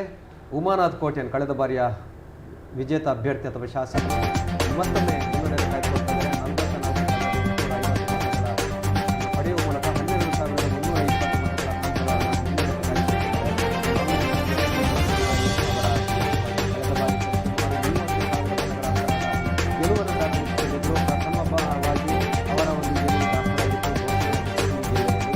ಈ ಬಾರಿ ಇದುವರೆಗಿನ ಎಣಿಕೆಯ ಪ್ರಕಾರ 12,330. ಈಗಾಗಲೇ ಮಂಗಳೂರು ಉತ್ತರ ವಿಧಾನಸಭಾ ಕ್ಷೇತ್ರವನ್ನ ನಾವು ಗಮನಿಸಿದ್ರೆ ಭರತ್ ಶೆಟ್ಟಿ ಅವರು ಈಗಾಗಲೇ ಆಲ್ಮೋಸ್ಟ್ 35,000 ಮತಗಳ ಅಂತರದ ಮುನ್ನಡೆಯನ್ನ ಸಾಧಿಸಿಕೊಂಡಿದ್ದಾರೆ. ಇನ್ನು ಕೇವಲ 4 ರೌಂಡ್ಗಳ ಕೊನೆಯ ಮತ ಎಣಿಕೆಗಳು ಮಾತ್ರ ಬಾಕಿ ಉಳಿದಿರುವಂತದ್ದು. ಸೊ ಆಲ್ಮೋಸ್ಟ್ ಇದು ಕೂಡ ಅಧಿಕೃತ ಘೋಷಣೆಗಳು ಮಾತ್ರ ಬಾಕಿ ಉಳಿದಿರುವಂತದ್ದು. ಆಲ್ಮೋಸ್ಟ್ 35,000ಗಳ ಮುನ್ನಡೆ ಅಂತ ಹೇಳಿದ್ರೆ ಇನ್ನು ಉಳಿದಿರುವಂತದ್ದು 4 ಹಂತದ ಮತ ಎಣಿಕೆಗಳು ಮಾತ್ರ. ಸೊ ಇದರಲ್ಲಿ ಇನಾಯತ್ ಆಲಿ ಅವರು 34,000 ಮತಗಳನ್ನ ಓಟೇಕ್ ಮಾಡೋದು ಸುಲಭದ ಮಾತೇನಲ್ಲ. ಸೊ ಹಾಗಾಗಿ 4 ಹಂತದ ಮತ ಎಣಿಕೆಗಳು ಮಾತ್ರ ಬಾಕಿ ಉಳಿದಿರೋದ್ರಿಂದ 35,000ದ ಮುನ್ನಡೆಯನ್ನ ಸಾಧಿಸಿಕೊಂಡಿದ್ದಾರೆ ಭರತ್ ಶೆಟ್ಟಿ ಅವರು. ಸೊ ಬೆಳ್ತಂಗಡಿ ಜೊತೆಗೆ ಇದು ಕೂಡ ಮಂಗಳೂರು ಉತ್ತರವು ಕೂಡ ಇನ್ನೊಂದು ಸೇರ್ಪಡೆ ಆಗ್ತಾ ಇದೆ ಬಿಜೆಪಿ ತೆಕ್ಕೆಗೆ. ಇನ್ನು ಕೆಲವೇ ಸಂದರ್ಭಗಳಲ್ಲಿ ಇದು ಕೂಡ ಸ್ಪಷ್ಟವಾದ ಮಾಹಿತಿಯಲ್ಲ, ಇನ್ನೂ ಕೂಡ ಅಧಿಕೃತವಾಗಿ ಘೋಷಣೆಗಳು ಬಾಕಿ ಉಳಿದಿದೆ. ಸೊ ಅಧಿಕೃತ ಭರತ್ ಶೆಟ್ಟಿ ಅವರು ಡಾಕ್ಟರ್ ವೈ ಭರತ್ ಶೆಟ್ಟಿ ಅವರು 30,000ಕ್ಕೂ ಹೆಚ್ಚು ಮತಗಳ ಅಂತರದ ಗೆಲುವನ್ನು ದಾಖಲಿಸಿದ್ರೆ ಕಾಂಗ್ರೆಸ್ ಒಂದಷ್ಟು ಲೆಕ್ಕಾಚಾರಗಳನ್ನು ಮಾಡುವಂತ ಅಗತ್ಯ ಇದೆ ಅಂತ ನನಗೆ ಅನಿಸುತ್ತೆ. ಯಾಕಂದ್ರೆ ಸರಿಸುಮಾರು 60,000ದಷ್ಟು ಮುಸ್ಲಿಂ ಮತಗಳಿದೆ. ಹಾಗಾಗಿ ಆ ಮತಗಳು ಬಿಜೆಪಿಗೆ ಚಲಾವಣೆ ಆಗಿದೆ ಅನ್ನುವಂಥ ಪ್ರಶ್ನೆಗಳು ಬರ್ತದೆ. ಜೊತೆಗೆ ದೊಡ್ಡ ಮತದ ಏನು ಅಂತರದ ಗೆಲುವನ್ನ ಒಂದು ವೇಳೆ ಡಾಕ್ಟರ್ ಭರತ್ ಶೆಟ್ಟಿ ಅವರು ದಾಖಲಿಸಿದ್ರೆ, ಯಾಕಂದ್ರೆ ಈ ಬಾರಿ ಅಷ್ಟು ದೊಡ್ಡ ಮಟ್ಟದ ಗೆಲುವನ್ನು ಸಾಧಿಸುವುದು ಕಷ್ಟ ಎನ್ನುವಂಥ ಲೆಕ್ಕಾಚಾರಗಳಿತ್ತು. ಬೇರೆ ಬೇರೆ ರೀತಿಯಾದ ಲೆಕ್ಕಾಚಾರಗಳು ಆಗ್ತಾ ಇತ್ತು. ಒಂದು ಕಡೆ ಆಡಳಿತ ವಿರೋಧಿ ಅಲೆಯ ಮಧ್ಯೆ ಗೆಲುವನ್ನು ದಾಖಲಿಸಿದ್ರು ಕೂಡ ಬಹಳ ಕಡಿಮೆ ಅಂತರದ ಗೆಲುವು ಇರಬಹುದು. 30-40 ಸಾವಿರದ ಅಂತರದ ಗೆಲುವು ಯಾರಿಗೂ ಬರಲಿಕ್ಕಿಲ್ಲ ಎನ್ನುವಂಥ ಒಂದು ಲೆಕ್ಕಾಚಾರ ಇತ್ತು. ಆದರೆ ನಾವು ಆಗಲೇ ಮಾಹಿತಿ ಕೊಟ್ಟಾಗಿ 35,000ದ ಅಂತರದ ಮುನ್ನಡೆಯನ್ನು ಭರತ್ ಶೆಟ್ಟಿ ಅವರು ಕಾಯ್ದುಕೊಂಡಿದ್ದಾರೆ. ಅಂದರೆ ಅದ್ಭುತವಾದಂತಹ ಒಂದು ಗೆಲುವು ಅಂತ ಬಿಜೆಪಿಗೆ ಹೇಳಲೇಬೇಕು. ಖಂಡಿತವಾಗಿಯೂ ಕೂಡ. ಜೊತೆಗೆ ಈಗಾಗಲೇ ವೇದವ್ಯಾಸ್ ಕಾಮತ್ ಅವರು 20,000 ಮತಗಳ ಅಂತರದಿಂದ ಗೆಲುವಿನ ನಗೆಯನ್ನ ಬೀರಿರುವಂತದ್ದು. 20,000 ಮತಗಳ ಅಂತರ JR ಲೋಬೋ ಅವರ ವಿರುದ್ಧವಾಗಿ. ಜೊತೆಗೆ ರಾಜ್ಯ ರಾಜಕೀಯವನ್ನ ನೋಡ್ತಾ ಹೋದ್ರೆ ಈಗಾಗಲೇ R ಅಶೋಕ್ ಅವರು ಗೆಲುವಿನ ನಗೆಯನ್ನ ಬೀರಿರುವಂತದ್ದು. ಸೊ ಇನ್ನೊಂದು ಪ್ಲಸ್ ಆಗ್ತಾ ಹೋಗ್ತಾ ಇದೆ. ಜೊತೆಗೆ ಬಿಜೆಪಿ ಈಗ 68 ಕ್ಷೇತ್ರಗಳಲ್ಲಿ ಮಾತ್ರ ಮುನ್ನಡೆಯನ್ನ ಸಾಧಿಸಿರುವಂತದ್ದು, ಕಾಂಗ್ರೆಸ್ 124. ಸೊ ಇನ್ನೂ ಕೂಡ ಮ್ಯಾಜಿಕ್ ನಂಬರ್ಗಿಂತ ಕೆಳಗೆ ಬರ್ತಾ ಇಲ್ಲ ಕಾಂಗ್ರೆಸ್. ತನ್ನ ಸೇಫ್ ಝೋನ್ ಅನ್ನು ಆಡ್ತಾ ಇದೆ. 124 ಕ್ಷೇತ್ರಗಳಲ್ಲಿ ಇದು ಸ್ಪಷ್ಟವಾಗ್ತಾ ಇದೆ. ಸೊ ಹೀಗಾಗಿ ಶಾಸಕಾಂಗ ಸಭೆಗೂ ಕೂಡ ಈಗಾಗಲೇ ಮುನ್ನೆಚ್ಚರಿಕೆಯನ್ನು ನೀಡಿದ್ದಾರೆ. ಪ್ರತಿಯೊಬ್ಬರು ಕೂಡ ಇವತ್ತು ರಾತ್ರಿನೇ ಶಾಸಕಾಂಗ ಸಭೆಗೆ ಹಾಜರಿರಬೇಕು. ಒಂದು ವೇಳೆ ಬೆಂಗಳೂರಲ್ಲಿ ಶಾಸಕಾಂಗ ಸಭೆಯನ್ನ ನಡೆಸೋದಕ್ಕೆ ಆಗಿಲ್ಲ ಅಂತ ಹೇಳಿದ್ರೆ ರಾಜ್ಯದ ಹೊರಗೆ ಬೇರೆ ರಾಜ್ಯಗಳಲ್ಲಾದರೂ ಕೂಡ ಇವತ್ತು ರಾತ್ರಿನೇ ನಾವು ಶಾಸಕಾಂಗ ಸಭೆಯನ್ನ ಮಾಡೇ ತೀರ್ತೀವಿ ಅಂತ ಕಾಂಗ್ರೆಸ್ ಕೂಡ ಈಗಾಗಲೇ ಪಟ್ಟು ಹಿಡಿದಿರುವಂತದ್ದು. ಒಟ್ಟಾರೆ ನೋಡ್ತಾ ಹೋದ್ರೆ ಯಾವುದೇ ಕಾರಣಕ್ಕೂ ಕೂಡ ಈ ಬಾರಿ ರಾಜ್ಯ ರಾಜಕೀಯದಲ್ಲಿ ಸರ್ಕಾರ ರಚನೆ ಆಗೋದ್ರಲ್ಲಿ ವಿಫಲ ಆಗೋಬಾರ್ದು ಅನ್ನುವಂತಹ ನಿಟ್ಟಿನಲ್ಲಿ ಈ ರೀತಿಯಾದಂತಹ ಕಸರತ್ತುಗಳು ಕೂಡ ನಡೀತಾ ಇದೆ. ಯಾಕಂತ ಹೇಳಿದ್ರೆ ಕಾಂಗ್ರೆಸ್ನಲ್ಲೂ ಕೂಡ ಈ ಬಾರಿಯ 124 ಕ್ಷೇತ್ರಗಳಲ್ಲಿ ಮುನ್ನಡೆಯನ್ನ ಸಾಧಿಸಿರುವಂತಹ ಪೈಕಿ ಹಲವಾರು ಬಿಜೆಪಿಯಿಂದ ಕಾಂಗ್ರೆಸ್ಗೆ ವಲಸೆ ಬಂದಂತ ನಾಯಕರೇ ಹೆಚ್ಚಾಗಿರುವಂತವರು. ಸೊ ಹಾಗಾಗಿ ಏನಾದ್ರೂ ಇಲ್ಲಿ ಕಾಂಗ್ರೆಸ್ನಲ್ಲಿ ಗೆಲುವು ಸಾಧಿಸಿರುವವರು ಅವರನ್ನ ಬಿಜೆಪಿಯವರು ಮತ್ತೆ ಗಾಳ ಹಾಕಿ ತಮ್ಮ ಕಡೆ ಎಳೆದುಕೊಂಡ್ರೆ ನಮ್ಮ ಸರ್ಕಾರ ರಚನೆ ಏನಾದ್ರೂ ವಿಫಲ ಆಗಬಹುದಾ ಅನ್ನುವಂತಹ ಮುಂದಾಲೋಚನೆಯಿಂದ ಈಗಾಗಲೇ ಕಾಂಗ್ರೆಸ್ ಕೂಡ ಇವತ್ತು ರಾತ್ರಿನೇ ಶಾಸಕಾಂಗ ಸಭೆಗಳು ನಡಿಬೇಕು. ಪ್ರತಿಯೊಬ್ಬ ಗೆದ್ದಂತಹ ಅಭ್ಯರ್ಥಿಗಳು ಎಲ್ಲರೂ ಕೂಡ ಬರಲೇಬೇಕು. ಇದು ಕಡ್ಡಾಯ ಅನ್ನುವಂತಹ ನಿಟ್ಟಿನಲ್ಲಿ ಹೈಕಮಾಂಡ್ ಕೂಡ ಸ್ಪಷ್ಟವಾದಂತಹ ನಿರ್ದೇಶನವನ್ನ ನೀಡ್ತಾ ಇದೆ. ಹಾಗಾಗಿ ಇದು ಬಿಜೆಪಿ ಆ ಪ್ರಯತ್ನಕ್ಕೆ ಬಿಜೆಪಿ ಮುಂದಾಗಲಿಕ್ಕಿಲ್ಲ. ಯಾಕಂದ್ರೆ ಅಂತರವನ್ನು ನೋಡಿದ್ರೆ 50ಕ್ಕೂ ಹೆಚ್ಚು ಅಂತರ ಇದೆ. 50 ಸ್ಥಾನಗಳಿಗೂ ಹೆಚ್ಚು ಅಂತರ ಈ ಕ್ಷಣದ ಒಂದು ಮುನ್ನಡೆಯ ಆಧಾರದಲ್ಲಿ ಹೇಳುವುದಾದ್ರೆ ಏನಿಲ್ಲಂದ್ರೂ ಅದು ಬಹುಶಃ 35ಕ್ಕಿಂತ ಕನಿಷ್ಠ 35 ಸ್ಥಾನಗಳ ಅಂತರ ಆದರೂ ಇರದೇ ಇರ್ತದೆ. ಅಥವಾ ಏನು ಮಾಯಾ ಸಂಖ್ಯೆ ಮ್ಯಾಜಿಕ್ ನಂಬರ್ ಅಂತ ಹೇಳ್ತದೆ ಅದಕ್ಕಿಂತ ಮೀರಿರ್ತದೆ ಕಾಂಗ್ರೆಸ್ನ ಸಂಖ್ಯೆಗಳು. ಹಾಗಾಗಿ ಆ ವ್ಯರ್ಥ ಪ್ರಯತ್ನಕ್ಕೆ ಬಿಜೆಪಿ ಮುಂದಾಗಲಿಕ್ಕಿಲ್ಲ. ಅಂದರೆ ಗೆದ್ದ ಶಾಸಕರನ್ನು ಸೆಳೆದುಕೊಂಡು ಅವರಿಂದ ರಾಜೀನಾಮೆ ಕೊಡಿಸಿ ಅದು ಅಷ್ಟು ಸುಲಭದ ಮಾತಲ್ಲ ಅಂತ ನನಗೆ. ಒಂದು ವೇಳೆ ಬಿಜೆಪಿ 100ಕ್ಕೂ ಹೆಚ್ಚು ಸ್ಥಾನಗಳನ್ನು ಪಡೆದಿದ್ದರೆ ಆ ಪ್ರಯತ್ನಗಳಿಗೆ ಮುಂದಾಗ್ತಾ ಇತ್ತು. ಎಸ್, ಈಗ ಕೊನೆಯ ಹಂತದಲ್ಲಿ ಯಾವ ರೀತಿಯಾದಂಥ ಬದಲಾವಣೆಗಳು ಆಗ್ಬೋದು ಅನ್ನುವಂಥದ್ದು ಕೂಡ ಇನ್ನೂ ಕೂಡ ಸ್ಪಷ್ಟವಾಗ್ತಾ ಇಲ್ಲ. ಈಗ 68ರಲ್ಲಿದ್ದಂತಹ ಮುನ್ನಡೆ ಈಗ ಬಿಜೆಪಿಗೆ 70ರ ಗಡಿಗೆ ಬಂದು ನಿಂತಿದೆ. ಅಂದರೆ ಇನ್ನೂ ಕೂಡ ಬದಲಾವಣೆಗಳು ಆಗ್ತಾ ಇದೆ. ಸೊ 100ರ ಗಡಿಯತ್ತ ಇನ್ನೇನಾದರೂ ಕೊನೆಯ ಹಂತದಲ್ಲಿ ಬಂದರು ಅಂದರೆ, ಯಾಕಂತ ಹೇಳಿದ್ರೆ ಕಾರ್ಕಳವು ಕೂಡ ಅಷ್ಟೇ. ಕಾರ್ಕಳ ಇಲ್ಲಿ ತನಕ ಸುನೀಲ್ ಕುಮಾರ್ ಪರವಾಗಿದ್ದಂಥ ಕ್ಷೇತ್ರ ಈಗ ಸಡನ್ ಆಗಿ ಕಾಂಗ್ರೆಸ್ನ ಪರವಾಗಿ ಹೋಗ್ತಾ ಇದೆ. ಸೊ ಹಲವಾರು ಬದಲಾವಣೆಗಳು ಆಗ್ತಾ ಇದೆ. ಇದ್ರ ಜೊತೆಗೆ ಬೈಂದೂರಲ್ಲೂ ಕೂಡ ಕಾಂಗ್ರೆಸ್ನ ಪರವಾಗಿದ್ದಂಥದ್ದು ಇದು ಬಿಜೆಪಿಯ ಪರವಾಗಿ ಈಗ ಬರ್ತಾ ಇದೆ ಮುನ್ನಡೆಗಳು.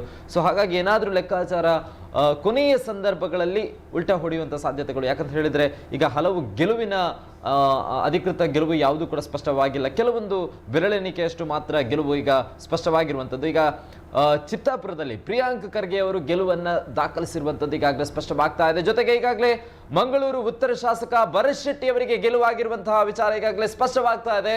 ಕೊನೆಯ ಹಂತದ ಮತ ಎಣಿಕೆಯ ಬಳಿಕ ಮಂಗಳೂರು ಉತ್ತರದಲ್ಲಿ ಭರತ್ ಶೆಟ್ಟಿ ಅವರು ಮತ್ತೊಮ್ಮೆ ಈ ಬಾರಿ ಅಧಿಕಾರದ ಚುಕ್ಕಾಣಿಯನ್ನ ಹಿಡಿತಾ ಇದ್ದಾರೆ.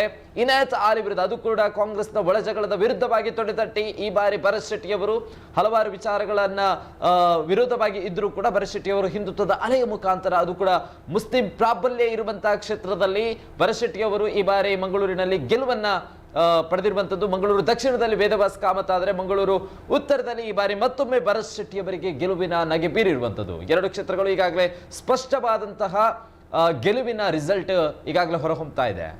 ಅದು ಕೂಡ 27,000 ಮತಗಳ ಅಂತರ ಅಂದರೆ ಬೃಹತ್ ಅಂತರ.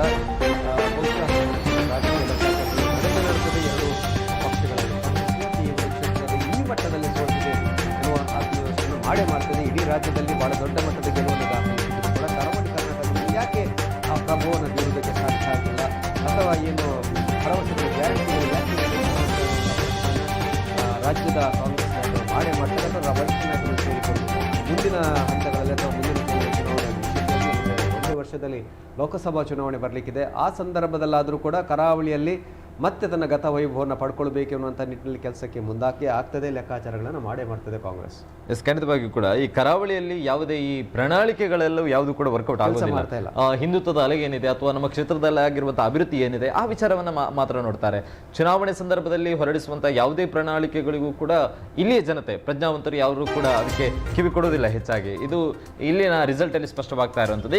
ಈಗ ತಾನೇ ಹೇಳಿರುವಂತೆ ಮಂಗಳೂರು ಉತ್ತರದಲ್ಲಿ ಭರತ್ ಶೆಟ್ಟಿ ಅವರಿಗೆ ಗೆಲುವು ದಾಖಲಿಸಿರುವಂಥದ್ದು. ಅದು ಕೂಡ ಕಾಂಗ್ರೆಸ್ನ ಪ್ರಬಲ ಇಬ್ಬರು ನಾಯಕರು ಇನಾಯತ್ ಆಲಿ ಮತ್ತು ಮೊಯ್ದೀನ್ ಬಾವ. ಆದರೆ ಮೊಯ್ದೀನ್ ಬಾವ ಅವರು ಕೊನೆಯ ಸಂದರ್ಭದಲ್ಲಿ ಬಿ ಫಾರ್ಮ್ ಸಿಗದ ಕಾರಣ ಜೆಡಿಎಸ್ ನಿಂದ ಸ್ಪರ್ಧಿಸ್ತಾರೆ. ಸೊ ಅಲ್ಲಿ ಸ್ವಲ್ಪ ವೋಟಿಂಗ್ ಡಿವೈಡ್ ಆಗಬಹುದು ಅನ್ನುವಂತಹ ಮಾತುಗಳು ಕೂಡ ಹೆಚ್ಚಾಗಿ ಕೇಳಿ ಬಂದಿತ್ತು. ಹಾಗಾಗಿ ಇನಾಯತ್ ಆಲಿ ಅವರ ವಿರುದ್ಧ ಭರತ್ ಶೆಟ್ಟಿ ಅವರು ಗೆಲುವಿನ ನಗೆ ಬೀರಿರುವಂಥದ್ದು ಮಂಗಳೂರು ಉತ್ತರ ಕ್ಷೇತ್ರದಲ್ಲಿ. ಇದು ಕರಾವಳಿಯ 2ನೇ ಗೆಲುವಾಗಿದೆ ಬಿಜೆಪಿಗೆ. ಕಾಂಗ್ರೆಸ್ಗೆ ಇನ್ನೂ ಕೂಡ ಯಾವುದೇ ಅಧಿಕೃತ ಗೆಲುವುಗಳು ಇನ್ನೂ ಕೂಡ ಯಾವುದು ಕೂಡ ವರದಿ ಆಗಿಲ್ಲ. ಆದರೆ ಬಿಜೆಪಿಗೆ ಇದು 2ನೇ ಗೆಲುವು. ದಕ್ಷಿಣ ಕನ್ನಡ ವಿಧಾನಸಭಾ ಕ್ಷೇತ್ರದ 8 ವಿಧಾನಸಭಾ ಕ್ಷೇತ್ರಗಳಲ್ಲಿ 2ನೇ ಗೆಲುವು ಇದು. ಮತ್ತೊಂದು ಗಮನಿಸಬೇಕಾದಂಥ ಅಂಶ ಅಂದರೆ ಅಲ್ಲಿ ಮೊಯ್ದೀನ್ ಬಾವರವರು ಒಂದಷ್ಟು ಮತಗಳನ್ನು ಸೆಳೆಯಬಹುದು ಎನ್ನುವಂತಹ ಲೆಕ್ಕಾಚಾರವನ್ನು ಹಾಕಿಕೊಳ್ಳಲಾಗಿತ್ತು. ಆದರೆ ಬಹುಶಃ ನಿರೀಕ್ಷಿತ ಪ್ರಮಾಣದಲ್ಲಿ ಅವರಿಗೆ ಮತಗಳು ಬರಲಿಲ್ಲ ಅನ್ನುವಂತಹ ಮಾಹಿತಿ ಇದೆ. ಸ್ಪಷ್ಟ ಮಾಹಿತಿ ಬಂದ ಕೂಡಲೇ ಅದನ್ನು ವೀಕ್ಷಕರಿಗೆ ತಿಳಿಸುವಂಥ ಪ್ರಯತ್ನಗಳನ್ನು ಮಾಡ್ತೇವೆ. ಆದರೂ ಕೂಡ ಬಿಜೆಪಿಗೆ ಗೆಲುವು ಸಾಧ್ಯ ಆಗಿದೆ. ಇದು ಕೂಡ ಒಂದು ಗಮನಾರ್ಹವಾದಂಥ ವಿಚಾರ. ಇನಾಯತ್ ಆಲಿ ಹಾಗಾದರೆ ಎಡವಿದ್ದೆಲ್ಲಿ ಎನ್ನುವಂತಹ ಪ್ರಶ್ನೆ.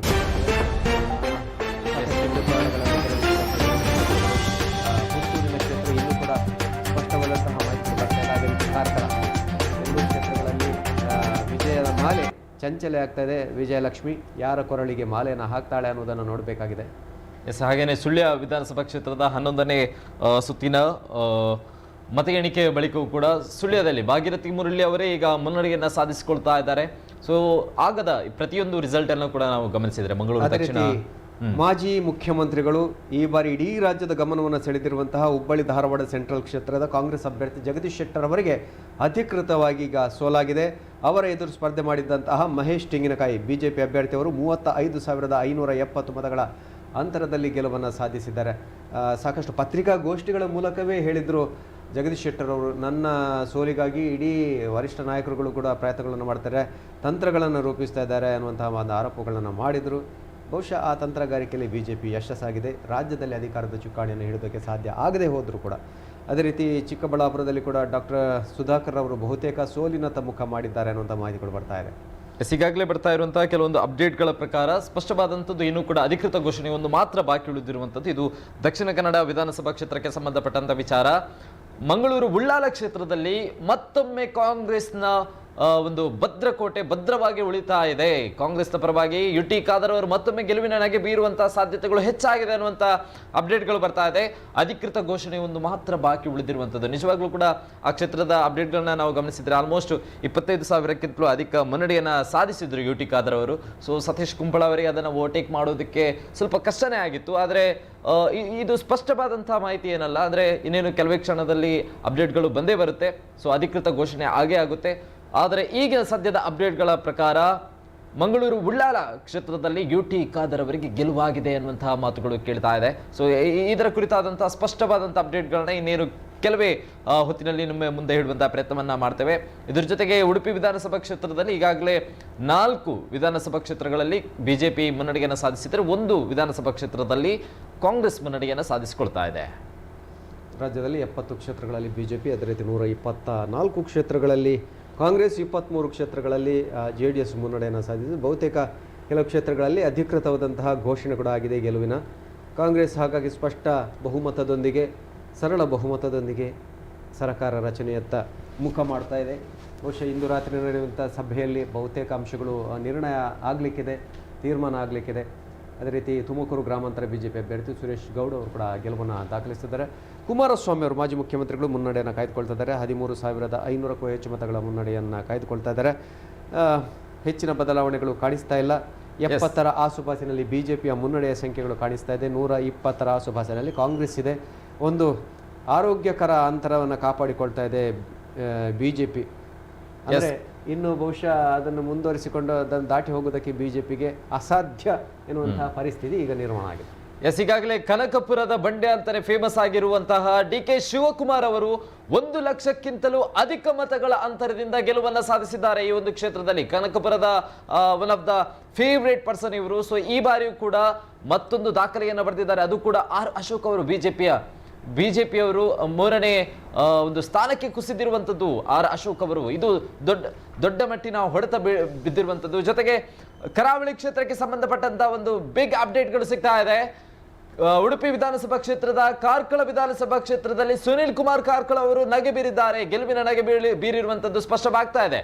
ಸೊ ಕೊನೆಯ ಅಪ್ಡೇಟ್ಗಳು ಬರ್ತಾ ಇರುವಂಥದ್ದು ಕಾರ್ಕಳ ವಿಧಾನಸಭಾ ಕ್ಷೇತ್ರದಲ್ಲಿ ಜಿದ್ದಾಜಿದ್ದಿನ ಪೈಪೋಟಿ ಇತ್ತು. ಒಂದು ಬಾರಿ ಮುನಿಯಾಲು ಅವರಿಗೆ ಮುನ್ನಡೆಯನ್ನು ಸಾಧಿಸಿಕೊಂಡ್ರೆ, ಕೆಲವೊಂದು ಸಮಯ ಸುನಿಲ್ ಕುಮಾರ್ ಕಾರ್ಕಳ ಅವರು ಮುನ್ನಡೆಯನ್ನು ಸಾಧಿಸಿಕೊಳ್ತಾ ಇದ್ರು. ಈಗ ಕೊನೆಯ ಹಂತದಲ್ಲಿ ಸುನಿಲ್ ಕುಮಾರ್ ಕಾರ್ಕಳ ಅವರಿಗೆ ಅಂತೂ ಇಂತೂ ಕೊನೆಯ ಬಾರಿಗೆ ಜಯ ಬೇರಿ ಬಾರಿಸುವಂತ ಅವಕಾಶಗಳು ಸಿಕ್ಕಿದೆ. ಇದು ಒಂದು ರೀತಿಯಲ್ಲಿ ರಿಲ್ಯಾಕ್ಸ್ ಆದಂತ ಜಯ ಏನಲ್ಲ ಅವರಿಗೂ ಕೂಡ, ಸುನಿಲ್ ಕುಮಾರ್ ಕಾರ್ಕಳ ಅವರಿಗೆ. ಎಸ್, ಖಂಡಿತ ಅವರು ಕೂಡ ನಾವು ಗಮನಿಸಬೇಕಾಗ್ತದೆ. ಎಷ್ಟು ಮತಗಳ ಅಂತರದಿಂದ ಗೆಲುವನ್ನು ದಾಖಲಿಸಿ, ಎಸ್, ಅದೊಂದು ಇನ್ನು ಕೆಲವೇ ಸಮಯದಲ್ಲಿ ಅಪ್ಡೇಟ್ಗಳು ಸಿಗುತ್ತೆ. ಆದ್ರೂ ಕೂಡ ನಾವು ಇಲ್ಲಿಯ ತನಕ ನೋಡಿದ್ರೆ ಕನಕಪುರದಲ್ಲಿ DK ಶಿವಕುಮಾರ್ ಅವರು 1 ಲಕ್ಷ ಮತಗಳ ಅಂತರದಿಂದ ಗೆಲುವನ್ನು ದಾಖಲಿಸಿಕೊಂಡಿದ್ದಾರೆ. ಈ ಒಂದು ಇದರ ಮುಂದುಗಡೆ ಇರುವಂತಹ ಬಿಜೆಪಿ ಅಭ್ಯರ್ಥಿ R ಅಶೋಕ್ ಅವರು, ಸೊ ಅವರು ಕೂಡ 2ನೇ ಸ್ಥಾನದಲ್ಲೂ ಕೂಡ ಇಲ್ಲ, 3ನೇ ಸ್ಥಾನಕ್ಕೆ ಕುಸಿದಿರುವಂತದ್ದು ಕನಕಪುರದ ವಿಚಾರವಾಗಿ ನೋಡ್ತಾ ಹೋದ್ರೆ ಇದು ಬಿಜೆಪಿಗೆ ಮತ್ತು R ಅಶೋಕ್ ಅವರಿಗೆ ಒಂದು ದೊಡ್ಡ ಮಟ್ಟಿನ ಮುಖಭಂಗ ಅಂತ ಹೇಳ್ಬೋದು. ಅದು ಕೂಡ DK ಶಿವಕುಮಾರ್ 1 ಲಕ್ಷಕ್ಕಿಂತಲೂ ಅಧಿಕ ಮತದ ಗೆಲುವು ಅಂತ ಹೇಳಿದ್ರೆ ಅದು ಸಾಮಾನ್ಯವಾದ ಗೆಲುವಲ್ಲ, ದೊಡ್ಡ ಮಟ್ಟಿನ ಅಲೆ ಇದೆ DK ಶಿವಕುಮಾರ್ ಅನ್ನೋದು ಸ್ಪಷ್ಟವಾಗ್ತಾ ಇದೆ. ಮುಂದಿನ ಮುಖ್ಯಮಂತ್ರಿ ಗಾದಿಗೆ ಅವರು ಕೂಡ ಬಹಳ ದೊಡ್ಡ ಮಟ್ಟದ ಸ್ಪರ್ಧಿ, ಅದರಲ್ಲಿ ಯಾವುದೇ ಮಾತಿಲ್ಲ. ಪ್ರಮುಖವಾಗಿ 2 ಹೆಸರುಗಳು ಗೋಚರ ಆಗ್ತದೆ. ಒಂದು DK ಶಿವಕುಮಾರ್ ಅವರು ಕಾಂಗ್ರೆಸ್ನ ರಾಜ್ಯಾಧ್ಯಕ್ಷರು, ಅದೇ ರೀತಿ ಮಾಜಿ ಮುಖ್ಯಮಂತ್ರಿಗಳು, ವಿಪಕ್ಷ ನಾಯಕರಾಗಿರುವಂತಹ ಸಿದ್ದರಾಮಯ್ಯನವರು. ಹಾಗಾಗಿ ಕಾಂಗ್ರೆಸ್ನ ವರಿಷ್ಠ ನಾಯಕರು ಯಾರಿಗೆ ಮುಖ್ಯಮಂತ್ರಿ ಪಟ್ಟವನ್ನು ನೀಡ್ತಾರೆ ಅನ್ನೋದನ್ನು ಕಾದು ನೋಡಬೇಕಾಗಿದೆ. ಬಹುಶಃ ಕೆಲವು ದಿನಗಳಲ್ಲಿ, 2-3 ದಿನಗಳಲ್ಲಿ ಅದರ ಸ್ಪಷ್ಟ ಮಾಹಿತಿಗಳು ಕೂಡ ನಮಗೆ ದೊರೆಯಬಹುದು. ಎಸ್, ಈಗಾಗಲೇ ಬರ್ತಾ ಇರುವಂತಹ ಅಪ್ಡೇಟ್ಗಳ ಪ್ರಕಾರ ಕರಾವಳಿಯಲ್ಲಿ ಈಗ ತಾನೇ ಹೇಳಿರುವಂತಹ ಅಂದ್ರೆ ದಕ್ಷಿಣ ಕನ್ನಡ ವಿಧಾನಸಭಾ ಕ್ಷೇತ್ರದಲ್ಲಿ 2 ಬಿಜೆಪಿ ಪಾಲಿಗೆ ಗೆಲುವು ಸ್ಪಷ್ಟವಾಗಿದೆ. ಹಾಗೇನೆ ಉಡುಪಿ ವಿಧಾನಸಭಾ ಕ್ಷೇತ್ರಗಳಲ್ಲಿ 1 ಗೆಲುವು ಈಗಾಗಲೇ ಬಿಜೆಪಿಗೆ ಸ್ಪಷ್ಟವಾಗಿರುವಂತದ್ದು. ಆದರೆ ದಕ್ಷಿಣ ಕನ್ನಡ ವಿಧಾನಸಭಾ ಕ್ಷೇತ್ರದ ಪುತ್ತೂರು ವಿಧಾನಸಭಾ ಕ್ಷೇತ್ರದಲ್ಲಿ ಬದಲಾವಣೆಗಳು ಕಾಣಿಸಿಕೊಳ್ತಾ ಇದೆ. ಇಲ್ಲಿಯ ತನಕ ಅರುಣ್ ಕುಮಾರ್ ಪುತ್ತಿಲ ಅವರು ಕೊನೆಯ ಹಂತದಲ್ಲಿ ಬ್ಯಾಟ್ ಅನ್ನು ಬೀಸ್ತಾ ಇದ್ರು. ಆದರೆ ಕಾಂಗ್ರೆಸ್ನ ಕೈ ಈಗ ಮತ್ತೊಮ್ಮೆ ತನ್ನ ಅಧಿಕಾರದ ಚುಕ್ಕಾಣಿಗೋಸ್ಕರ ಹೋರಾಟವನ್ನು ನಡೆಸ್ತಾ ಇದೆ. ಅಶೋಕ್ ಕುಮಾರ್ ರೈ ಅವರು ಈಗಾಗಲೇ ಮುನ್ನಡೆಯನ್ನು ಸಾಧಿಸಿಕೊಳ್ತಾ ಇದ್ದಾರೆ ಅರುಣ್ ಕುಮಾರ್ ಪುತ್ತಿಲ ವಿರುದ್ಧವಾಗಿ, ಅದು ಕೂಡ 200 ಮತಗಳ ಅಂತರದಲ್ಲಿ ಮಾತ್ರ. ಸೊ ಕೊನೆಯ ಹಂತದ ಮತ ಎಣಿಕೆಗಳು ನಡೆದಿರುವಂಥದ್ದು, ಇನ್ನೇನು 4-5 ಹಂತದ ಮತ ಎಣಿಕೆಗಳು ಮಾತ್ರ ಬಾಕಿ ಉಳಿದಿರುವಂಥದ್ದು. ಸೊ ಈ ಸಂದರ್ಭದಲ್ಲಿ ಯಾರ ಪಾಲಿಗೆ ಒಲಿಯಲಿದೆ ವಿಜಯ ಮಾಲೆ ಅನ್ನುವಂಥದ್ದು ಕೂಡ ತುಂಬಾನೇ ಕುತೂಹಲವಾಗಿ ಉಳಿದಿರುವಂಥದ್ದು. ಅಶೋಕ್ ಕುಮಾರ್ ರೈ ಅವರ ಕೊರಳಿಗೆ ಒಂದು ಬಾರಿ ಹಾರ ಹೋದ್ರೆ ಈಗ ಮತ್ತೊಮ್ಮೆ ಅರುಣ್ ಕುಮಾರ್ ಪುತ್ತಿಲ್ ಅವರ ಬಳಿ ಬರ್ತಾ ಇದೆ. ಆದರೆ ಈಗ ಮತ್ತೊಮ್ಮೆ ನೇರವಾಗಿ ಅಶೋಕ್ ಕುಮಾರ್ ರೈ ಅವರ ಪರವಾಗಿ ಹೋಗ್ತಾ ಇದೆ. ಸೊ ಹಾಗಾಗಿ ಕೊನೆಗೆ ಯಾರ ಕೊರಳಿಗೆ ವಿಜಯ ಮಾಲೆ ಅನ್ನುವಂಥದ್ದು ಈಗ ಪ್ರತಿಯೊಬ್ಬರಲ್ಲೂ ಕೂಡ ಕುತೂಹಲ. ಯಾಕಂತ ಹೇಳಿದ್ರೆ ಇಡೀ ರಾಜ್ಯದಲ್ಲಿ ಸೆನ್ಸೇಷನಲ್ ಕ್ರಿಯೇಟ್ ಮಾಡಿರುವಂತಹ ಕ್ಷೇತ್ರ ಅಂತ ಇದ್ರೆ ಅದು ಪುತ್ತೂರು ವಿಧಾನಸಭಾ ಕ್ಷೇತ್ರ. ಪುತ್ತೂರಿಗೆ ಪುತ್ತಿಲ ಅನ್ನುವಂಥ ಒಂದು ಕೂಗಿದ್ರೆ ಇದ್ರ ಜೊತೆಗೆ ಪುತ್ತೂರು ವರ್ಸಸ್ ಹಿಂದುತ್ವ ಅನ್ನುವಂಥ ಕೂಗಿತ್ತು. ಸೊ ಟೋಟಲ್ ಆಗಿ ನೋಡ್ತಾ ಹೋದ್ರೆ ಬಿಜೆಪಿ ವರ್ಸಸ್ ಹಿಂದುತ್ವ ಅನ್ನೋಂಥ ಪ್ರಬಲವಾದಂಥ ಅಸ್ತ್ರ ಅಂತ ಇದ್ರೆ ಅದು ಪುತ್ತೂರು ವಿಧಾನಸಭಾ ಕ್ಷೇತ್ರದಲ್ಲಿ ಮಾತ್ರ. ಸೊ ರಾಜ್ಯದಲ್ಲಿ ಬಿಜೆಪಿ ತಕ್ಕ ಮಟ್ಟಿನ ಗೆಲುವನ್ನ ಕಾಣೋದಕ್ಕೆ ಆಗದಿದ್ರು ಕೂಡ 69 ಕ್ಷೇತ್ರಗಳಲ್ಲಿ ಮಾತ್ರ ಈಗಾಗಲೇ ಮುನ್ನಡೆಯನ್ನ ಸಾಧಿಸಿರುವಂಥದ್ದು ಬಿಜೆಪಿ. ಆದರೆ ಕಾಂಗ್ರೆಸ್ 125 ಕ್ಷೇತ್ರಗಳಲ್ಲಿ ಮುನ್ನಡೆಯನ್ನ ಸಾಧಿಸಿಕೊಳ್ತಾ ಇದೆ. ಗೆಲುವಿನ ಹೊಸ್ತಿಲಲ್ಲಿ ಭಾಗೀರಥಿ ಮುರುಳ್ಯ ಸುಳ್ಯ ಕ್ಷೇತ್ರದ ಬಿಜೆಪಿ ಅಭ್ಯರ್ಥಿ. ಬಿಜೆಪಿಯ ಭದ್ರಪಟೆ ನಾವು ಸಾಕಷ್ಟು ಬಾರಿ ಹೇಳಿದ್ದೇವೆ. ಹಾಗಾಗಿ ಸಹಜವಾಗಿ ನಿರೀಕ್ಷೆ ಇಟ್ಟುಕೊಳ್ಳುವಂತಹ ಕ್ಷೇತ್ರಗಳಲ್ಲಿ ಸುಳ್ಯ ಕೂಡ ಒಂದು. ಅಲ್ಲಿ ಮತ್ತೊಮ್ಮೆ ಗೆಲುವಿನತ್ತ ಮುಖ ಮಾಡಿದ್ದಾರೆ ಭಾಗೀರಥಿ ಮುರುಳ್ಯ ಅವರು. ಪ್ರಥಮ ಬಾರಿಗೆ ಅವರು ಸ್ಪರ್ಧೆಯನ್ನು ಮಾಡಿ ಮತ್ತೊಮ್ಮೆ ಬಿಜೆಪಿಗೆ ಗೆಲುವನ್ನು ತಂದುಕೊಡ್ತಾ ಇದ್ದಾರೆ. ಕರಾವಳಿ ಮತ್ತೊಮ್ಮೆ ಬಿಜೆಪಿಗೆ ಒಲವನ್ನು ತೋರಿಸ್ತಾ ಇದ್ದಾರೆ. ಒಂದಷ್ಟು ಕ್ಷೇತ್ರಗಳಲ್ಲಿ ತುರುಸಿನ ಸ್ಪರ್ಧೆ ಏರ್ಪಟ್ಟರೂ ಕೂಡ ಕೊನೆಯ ಹಂತದಲ್ಲಿ ಕಾರ್ಕಳ ವಿಧಾನಸಭಾ ಕ್ಷೇತ್ರದಲ್ಲಿ ಕೂಡ ವಿ ಸುನೀಲ್ ಕುಮಾರ್ ಅವರು ಮಾಜಿ ಮಂತ್ರಿಗಳು ಅವರು ಗೆಲುವನ್ನು ದಾಖಲಿಸಿಕೊಳ್ತಾ ಇದ್ದಾರೆ. ಉದಯ್ ಕುಮಾರ್ ಶೆಟ್ಟಿ ಅವರು ತೀವ್ರ ಸ್ಪರ್ಧೆಯನ್ನು ಒಡ್ಡಿದ್ರೂ ಕೂಡ ಬಹುಶಃ ಅಲ್ಪ ಅಂತರದಿಂದ ಹಿನ್ನಡೆಯನ್ನು ಅನುಭವಿಸ್ತಾ ಇದ್ದಾರೆ. ಅಧಿಕೃತ ಘೋಷಣೆಗಳು ಬಾಕಿ ಉಳಿದಿದೆ. ಅದೇ ರೀತಿ ಪುತ್ತೂರು ಕ್ಷೇತ್ರದಿಂದ ಸ್ಪರ್ಧೆಯನ್ನು ಮಾಡಿರುವಂತಹ ಅರುಣ್ ಕುಮಾರ್ ಪುತ್ತಿಲ ನಿರೀಕ್ಷೆಯಂತೆಯೇ ಬಹಳ ದೊಡ್ಡ ಮಟ್ಟದ ಸ್ಪರ್ಧೆಯನ್ನು ಒಡ್ಡಿದ್ದಾರೆ. ಭಾರತೀಯ ಜನತಾ ಪಕ್ಷದ ಅಧಿಕೃತ ಅಭ್ಯರ್ಥಿ ಆಶಾ ತಿಮ್ಮಪ್ಪ ಅವರನ್ನು ಹಿಂದಿಕ್ಕಿ ಕಾಂಗ್ರೆಸ್ಸಿಗೆ ತೀವ್ರ ಸ್ಪರ್ಧೆಯನ್ನು ಒಡ್ಡಿದ್ದಾರೆ. ಬಹುತೇಕ ಗೆಲುವಿನತ್ತ ಮುನ್ನುಗ್ಗಿದ್ದಾರೆ. ಈಗ ಕೊನೆಯ ಕ್ಷಣದ ಮಾಹಿತಿಗಳು ಬರುವಾಗ ಅಲ್ಪ ಮತದಂದರೆ ಸರಿಸುಮಾರು 200 ಮತಗಳ ಅಂತರದಲ್ಲಿ ಅಶೋಕ್ ಕುಮಾರ್ ರೈ ಕೋಡಿಂಬಾಡಿ ಅವರು ಮುನ್ನಡೆಯನ್ನು ಸಾಧಿಸಿದ್ದಾರೆ. ನೋಡಬೇಕು ಕೊನೆಯ ಹಂತಕ್ಕೆ ಪರಿಸ್ಥಿತಿ ಅಥವಾ ಫಲಿತಾಂಶ ಯಾವ ರೀತಿ ಬರ್ತದೆ. 69 ಕ್ಷೇತ್ರಗಳಲ್ಲಿ ಬಿಜೆಪಿ, 125ರಲ್ಲಿ ಕಾಂಗ್ರೆಸ್, 23ರಲ್ಲಿ JDS ಮುನ್ನಡೆಯನ್ನು ಕಾಯ್ದುಕೊಳ್ತಾರೆ. ಈಗಾಗಲೇ ಡಾಕ್ಟರ್ ಸುಧಾಕರ್ ಅವರು ಚಿಕ್ಕಬಳ್ಳಾಪುರದಲ್ಲಿ ಸೋಲನ್ನು ಅನುಭವಿಸಿರುವಂಥದ್ದು. ಸೊ ಆಗ ತಾನೇ ನಾವು ಹೇಳಿದ್ವಿ ಯಾರು ಬಿಜೆಪಿಗೆ ವಲಸಿಗರಾಗಿ ಬಂದರೂ ನೋಡಿ ಅವರಿಗೆಲ್ಲರಿಗೂ ಕೂಡ ಈ ಬಾರಿ ಮತದಾನ ಪ್ರಭುಗಳು ತಕ್ಕ ಉತ್ತರವನ್ನು ನೀಡ್ತಾ ಇದ್ದಾರೆ. ಯಾಕಂತ ಹೇಳಿದ್ರೆ ಪಕ್ಷಾಂತರ ಅನ್ನುವಂಥದ್ದು ಎಷ್ಟರ ಮಟ್ಟಿಗೆ ಹೊಡೆತ ಬೀಳುತ್ತೆ ಅನ್ನುವಂಥದ್ದು ಇಲ್ಲಿ ಸ್ಪಷ್ಟವಾಗಿ ಗೋಚರಿಸ್ತಾ ಇದೆ. ನೀವು ಯಾವ ಪಕ್ಷದಲ್ಲಿ ಇರ್ತೀರಾ ಅನ್ನುವಂಥದ್ದು ಮುಖ್ಯ ಅಲ್ಲ, ನಮಗೆ ನಮ್ಮ ಪಕ್ಷ ಮುಖ್ಯ. ನಾವು ಪಕ್ಷದ ಆಧಾರದಲ್ಲಿ ನಿಮ್ಮನ್ನು ಆಯ್ಕೆಯನ್ನು ಮಾಡಿರ್ತೀವಿ. ಆದರೆ ತಾವುಗಳು ಅಧಿಕಾರಕ್ಕೋಸ್ಕರ ಪಕ್ಷಾಂತರ ಮಾಡಿ ಇನ್ನೊಂದು ಸರ್ಕಾರ ರಚನೆಯಲ್ಲಿ ತೊಡಗಿಕೊಂಡ್ರೆ ಅದಕ್ಕೆ ನಾವು ಜವಾಬ್ದಾರರಲ್ಲ ಅನ್ನುವಂತಹ ಮಾತನ್ನು ಈಗಾಗಲೇ ಮತದಾನ ಪ್ರಭುಗಳು ನೀಡಿರುವಂಥದ್ದು ಸ್ಪಷ್ಟವಾಗ್ತಾ ಇದೆ. ಇದ್ರ ಜೊತೆಗೆ ಪುತ್ತೂರು ವಿಧಾನಸಭಾ ಕ್ಷೇತ್ರಕ್ಕೆ ಸಂಬಂಧಪಟ್ಟಂತಹ ಅಪ್ಡೇಟ್ಗಳು ಬರ್ತಾ ಇದೆ. 212 ಮತಗಳಿಂದ ಕಾಂಗ್ರೆಸ್ ಮುನ್ನಡೆಯನ್ನು ಸಾಧಿಸಿಕೊಡ್ತಾ ಇದೆ. ಅಶೋಕ್ ಕುಮಾರ್ ರೈ ಕೋಡಿಂಬಾಡಿ. ಪುತ್ತೂರು ವಿಧಾನಸಭಾ ಕ್ಷೇತ್ರಕ್ಕೆ ಸಂಬಂಧಪಟ್ಟಂತಹ ಅಪ್ಡೇಟ್ಗಳು ಇದು.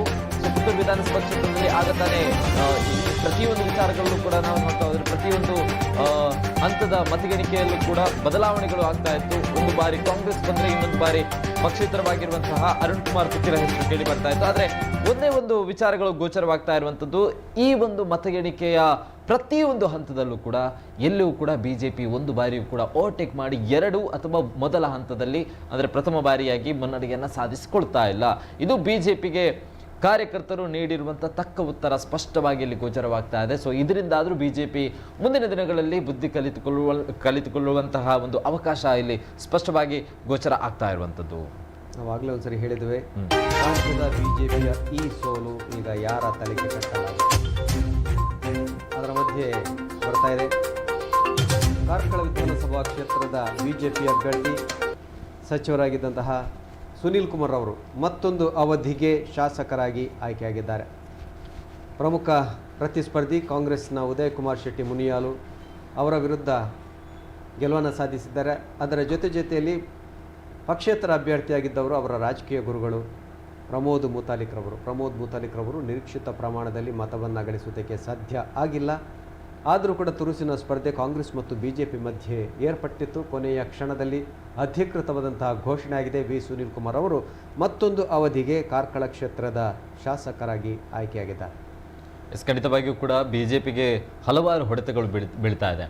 ಪ್ರಭಾವಿ ನಾಯಕರಿಗೇನೆ ಹೊಡೆತಗಳು ಬೀಳ್ತಾ ಇರುವಂಥದ್ದು. ಸಿ.ಟಿ. ರವಿ ಅವರು ಕೂಡ ಚಿಕ್ಕಮಗಳೂರಿಂದ ಸ್ಪರ್ಧೆಯನ್ನು ಮಾಡ್ತಾ ಇರುವಂತಹ ಸಿ.ಟಿ. ರವಿ ಅವರು ಅವರ ಪ್ರಚಾರದ ಸಂದರ್ಭಗಳಲ್ಲೂ ಕೂಡ ಅಷ್ಟೇ, ಪ್ರಚಾರಕ್ಕೆ ಹೋದಂತ ಸಂದರ್ಭದಲ್ಲಿ ಸೊರಬ ಕ್ಷೇತ್ರದಲ್ಲಿ ಮಾಜಿ ಮುಖ್ಯಮಂತ್ರಿ ಎಸ್ ಬಂಗಾರಪ್ಪ ಅವರ ಇಬ್ಬರು ಮಕ್ಕಳು ಅಣ್ಣ ತಮ್ಮಂದಿರು ಸ್ಪರ್ಧೆಯನ್ನು ಮಾಡಿದ್ರು. ಬಿಜೆಪಿಯಿಂದ ಕುಮಾರ ಬಂಗಾರಪ್ಪ, ಕಾಂಗ್ರೆಸ್ನಿಂದ ಮಧು ಬಂಗಾರಪ್ಪ. ಈಗ ಮಧು ಬಂಗಾರಪ್ಪ ಕಾಂಗ್ರೆಸ್ ಅಭ್ಯರ್ಥಿ ಗೆಲುವನ್ನು ಸಾಧಿಸಿದ್ದಾರೆ 37,000 ಮತಗಳ ಅಂತರದಲ್ಲಿ.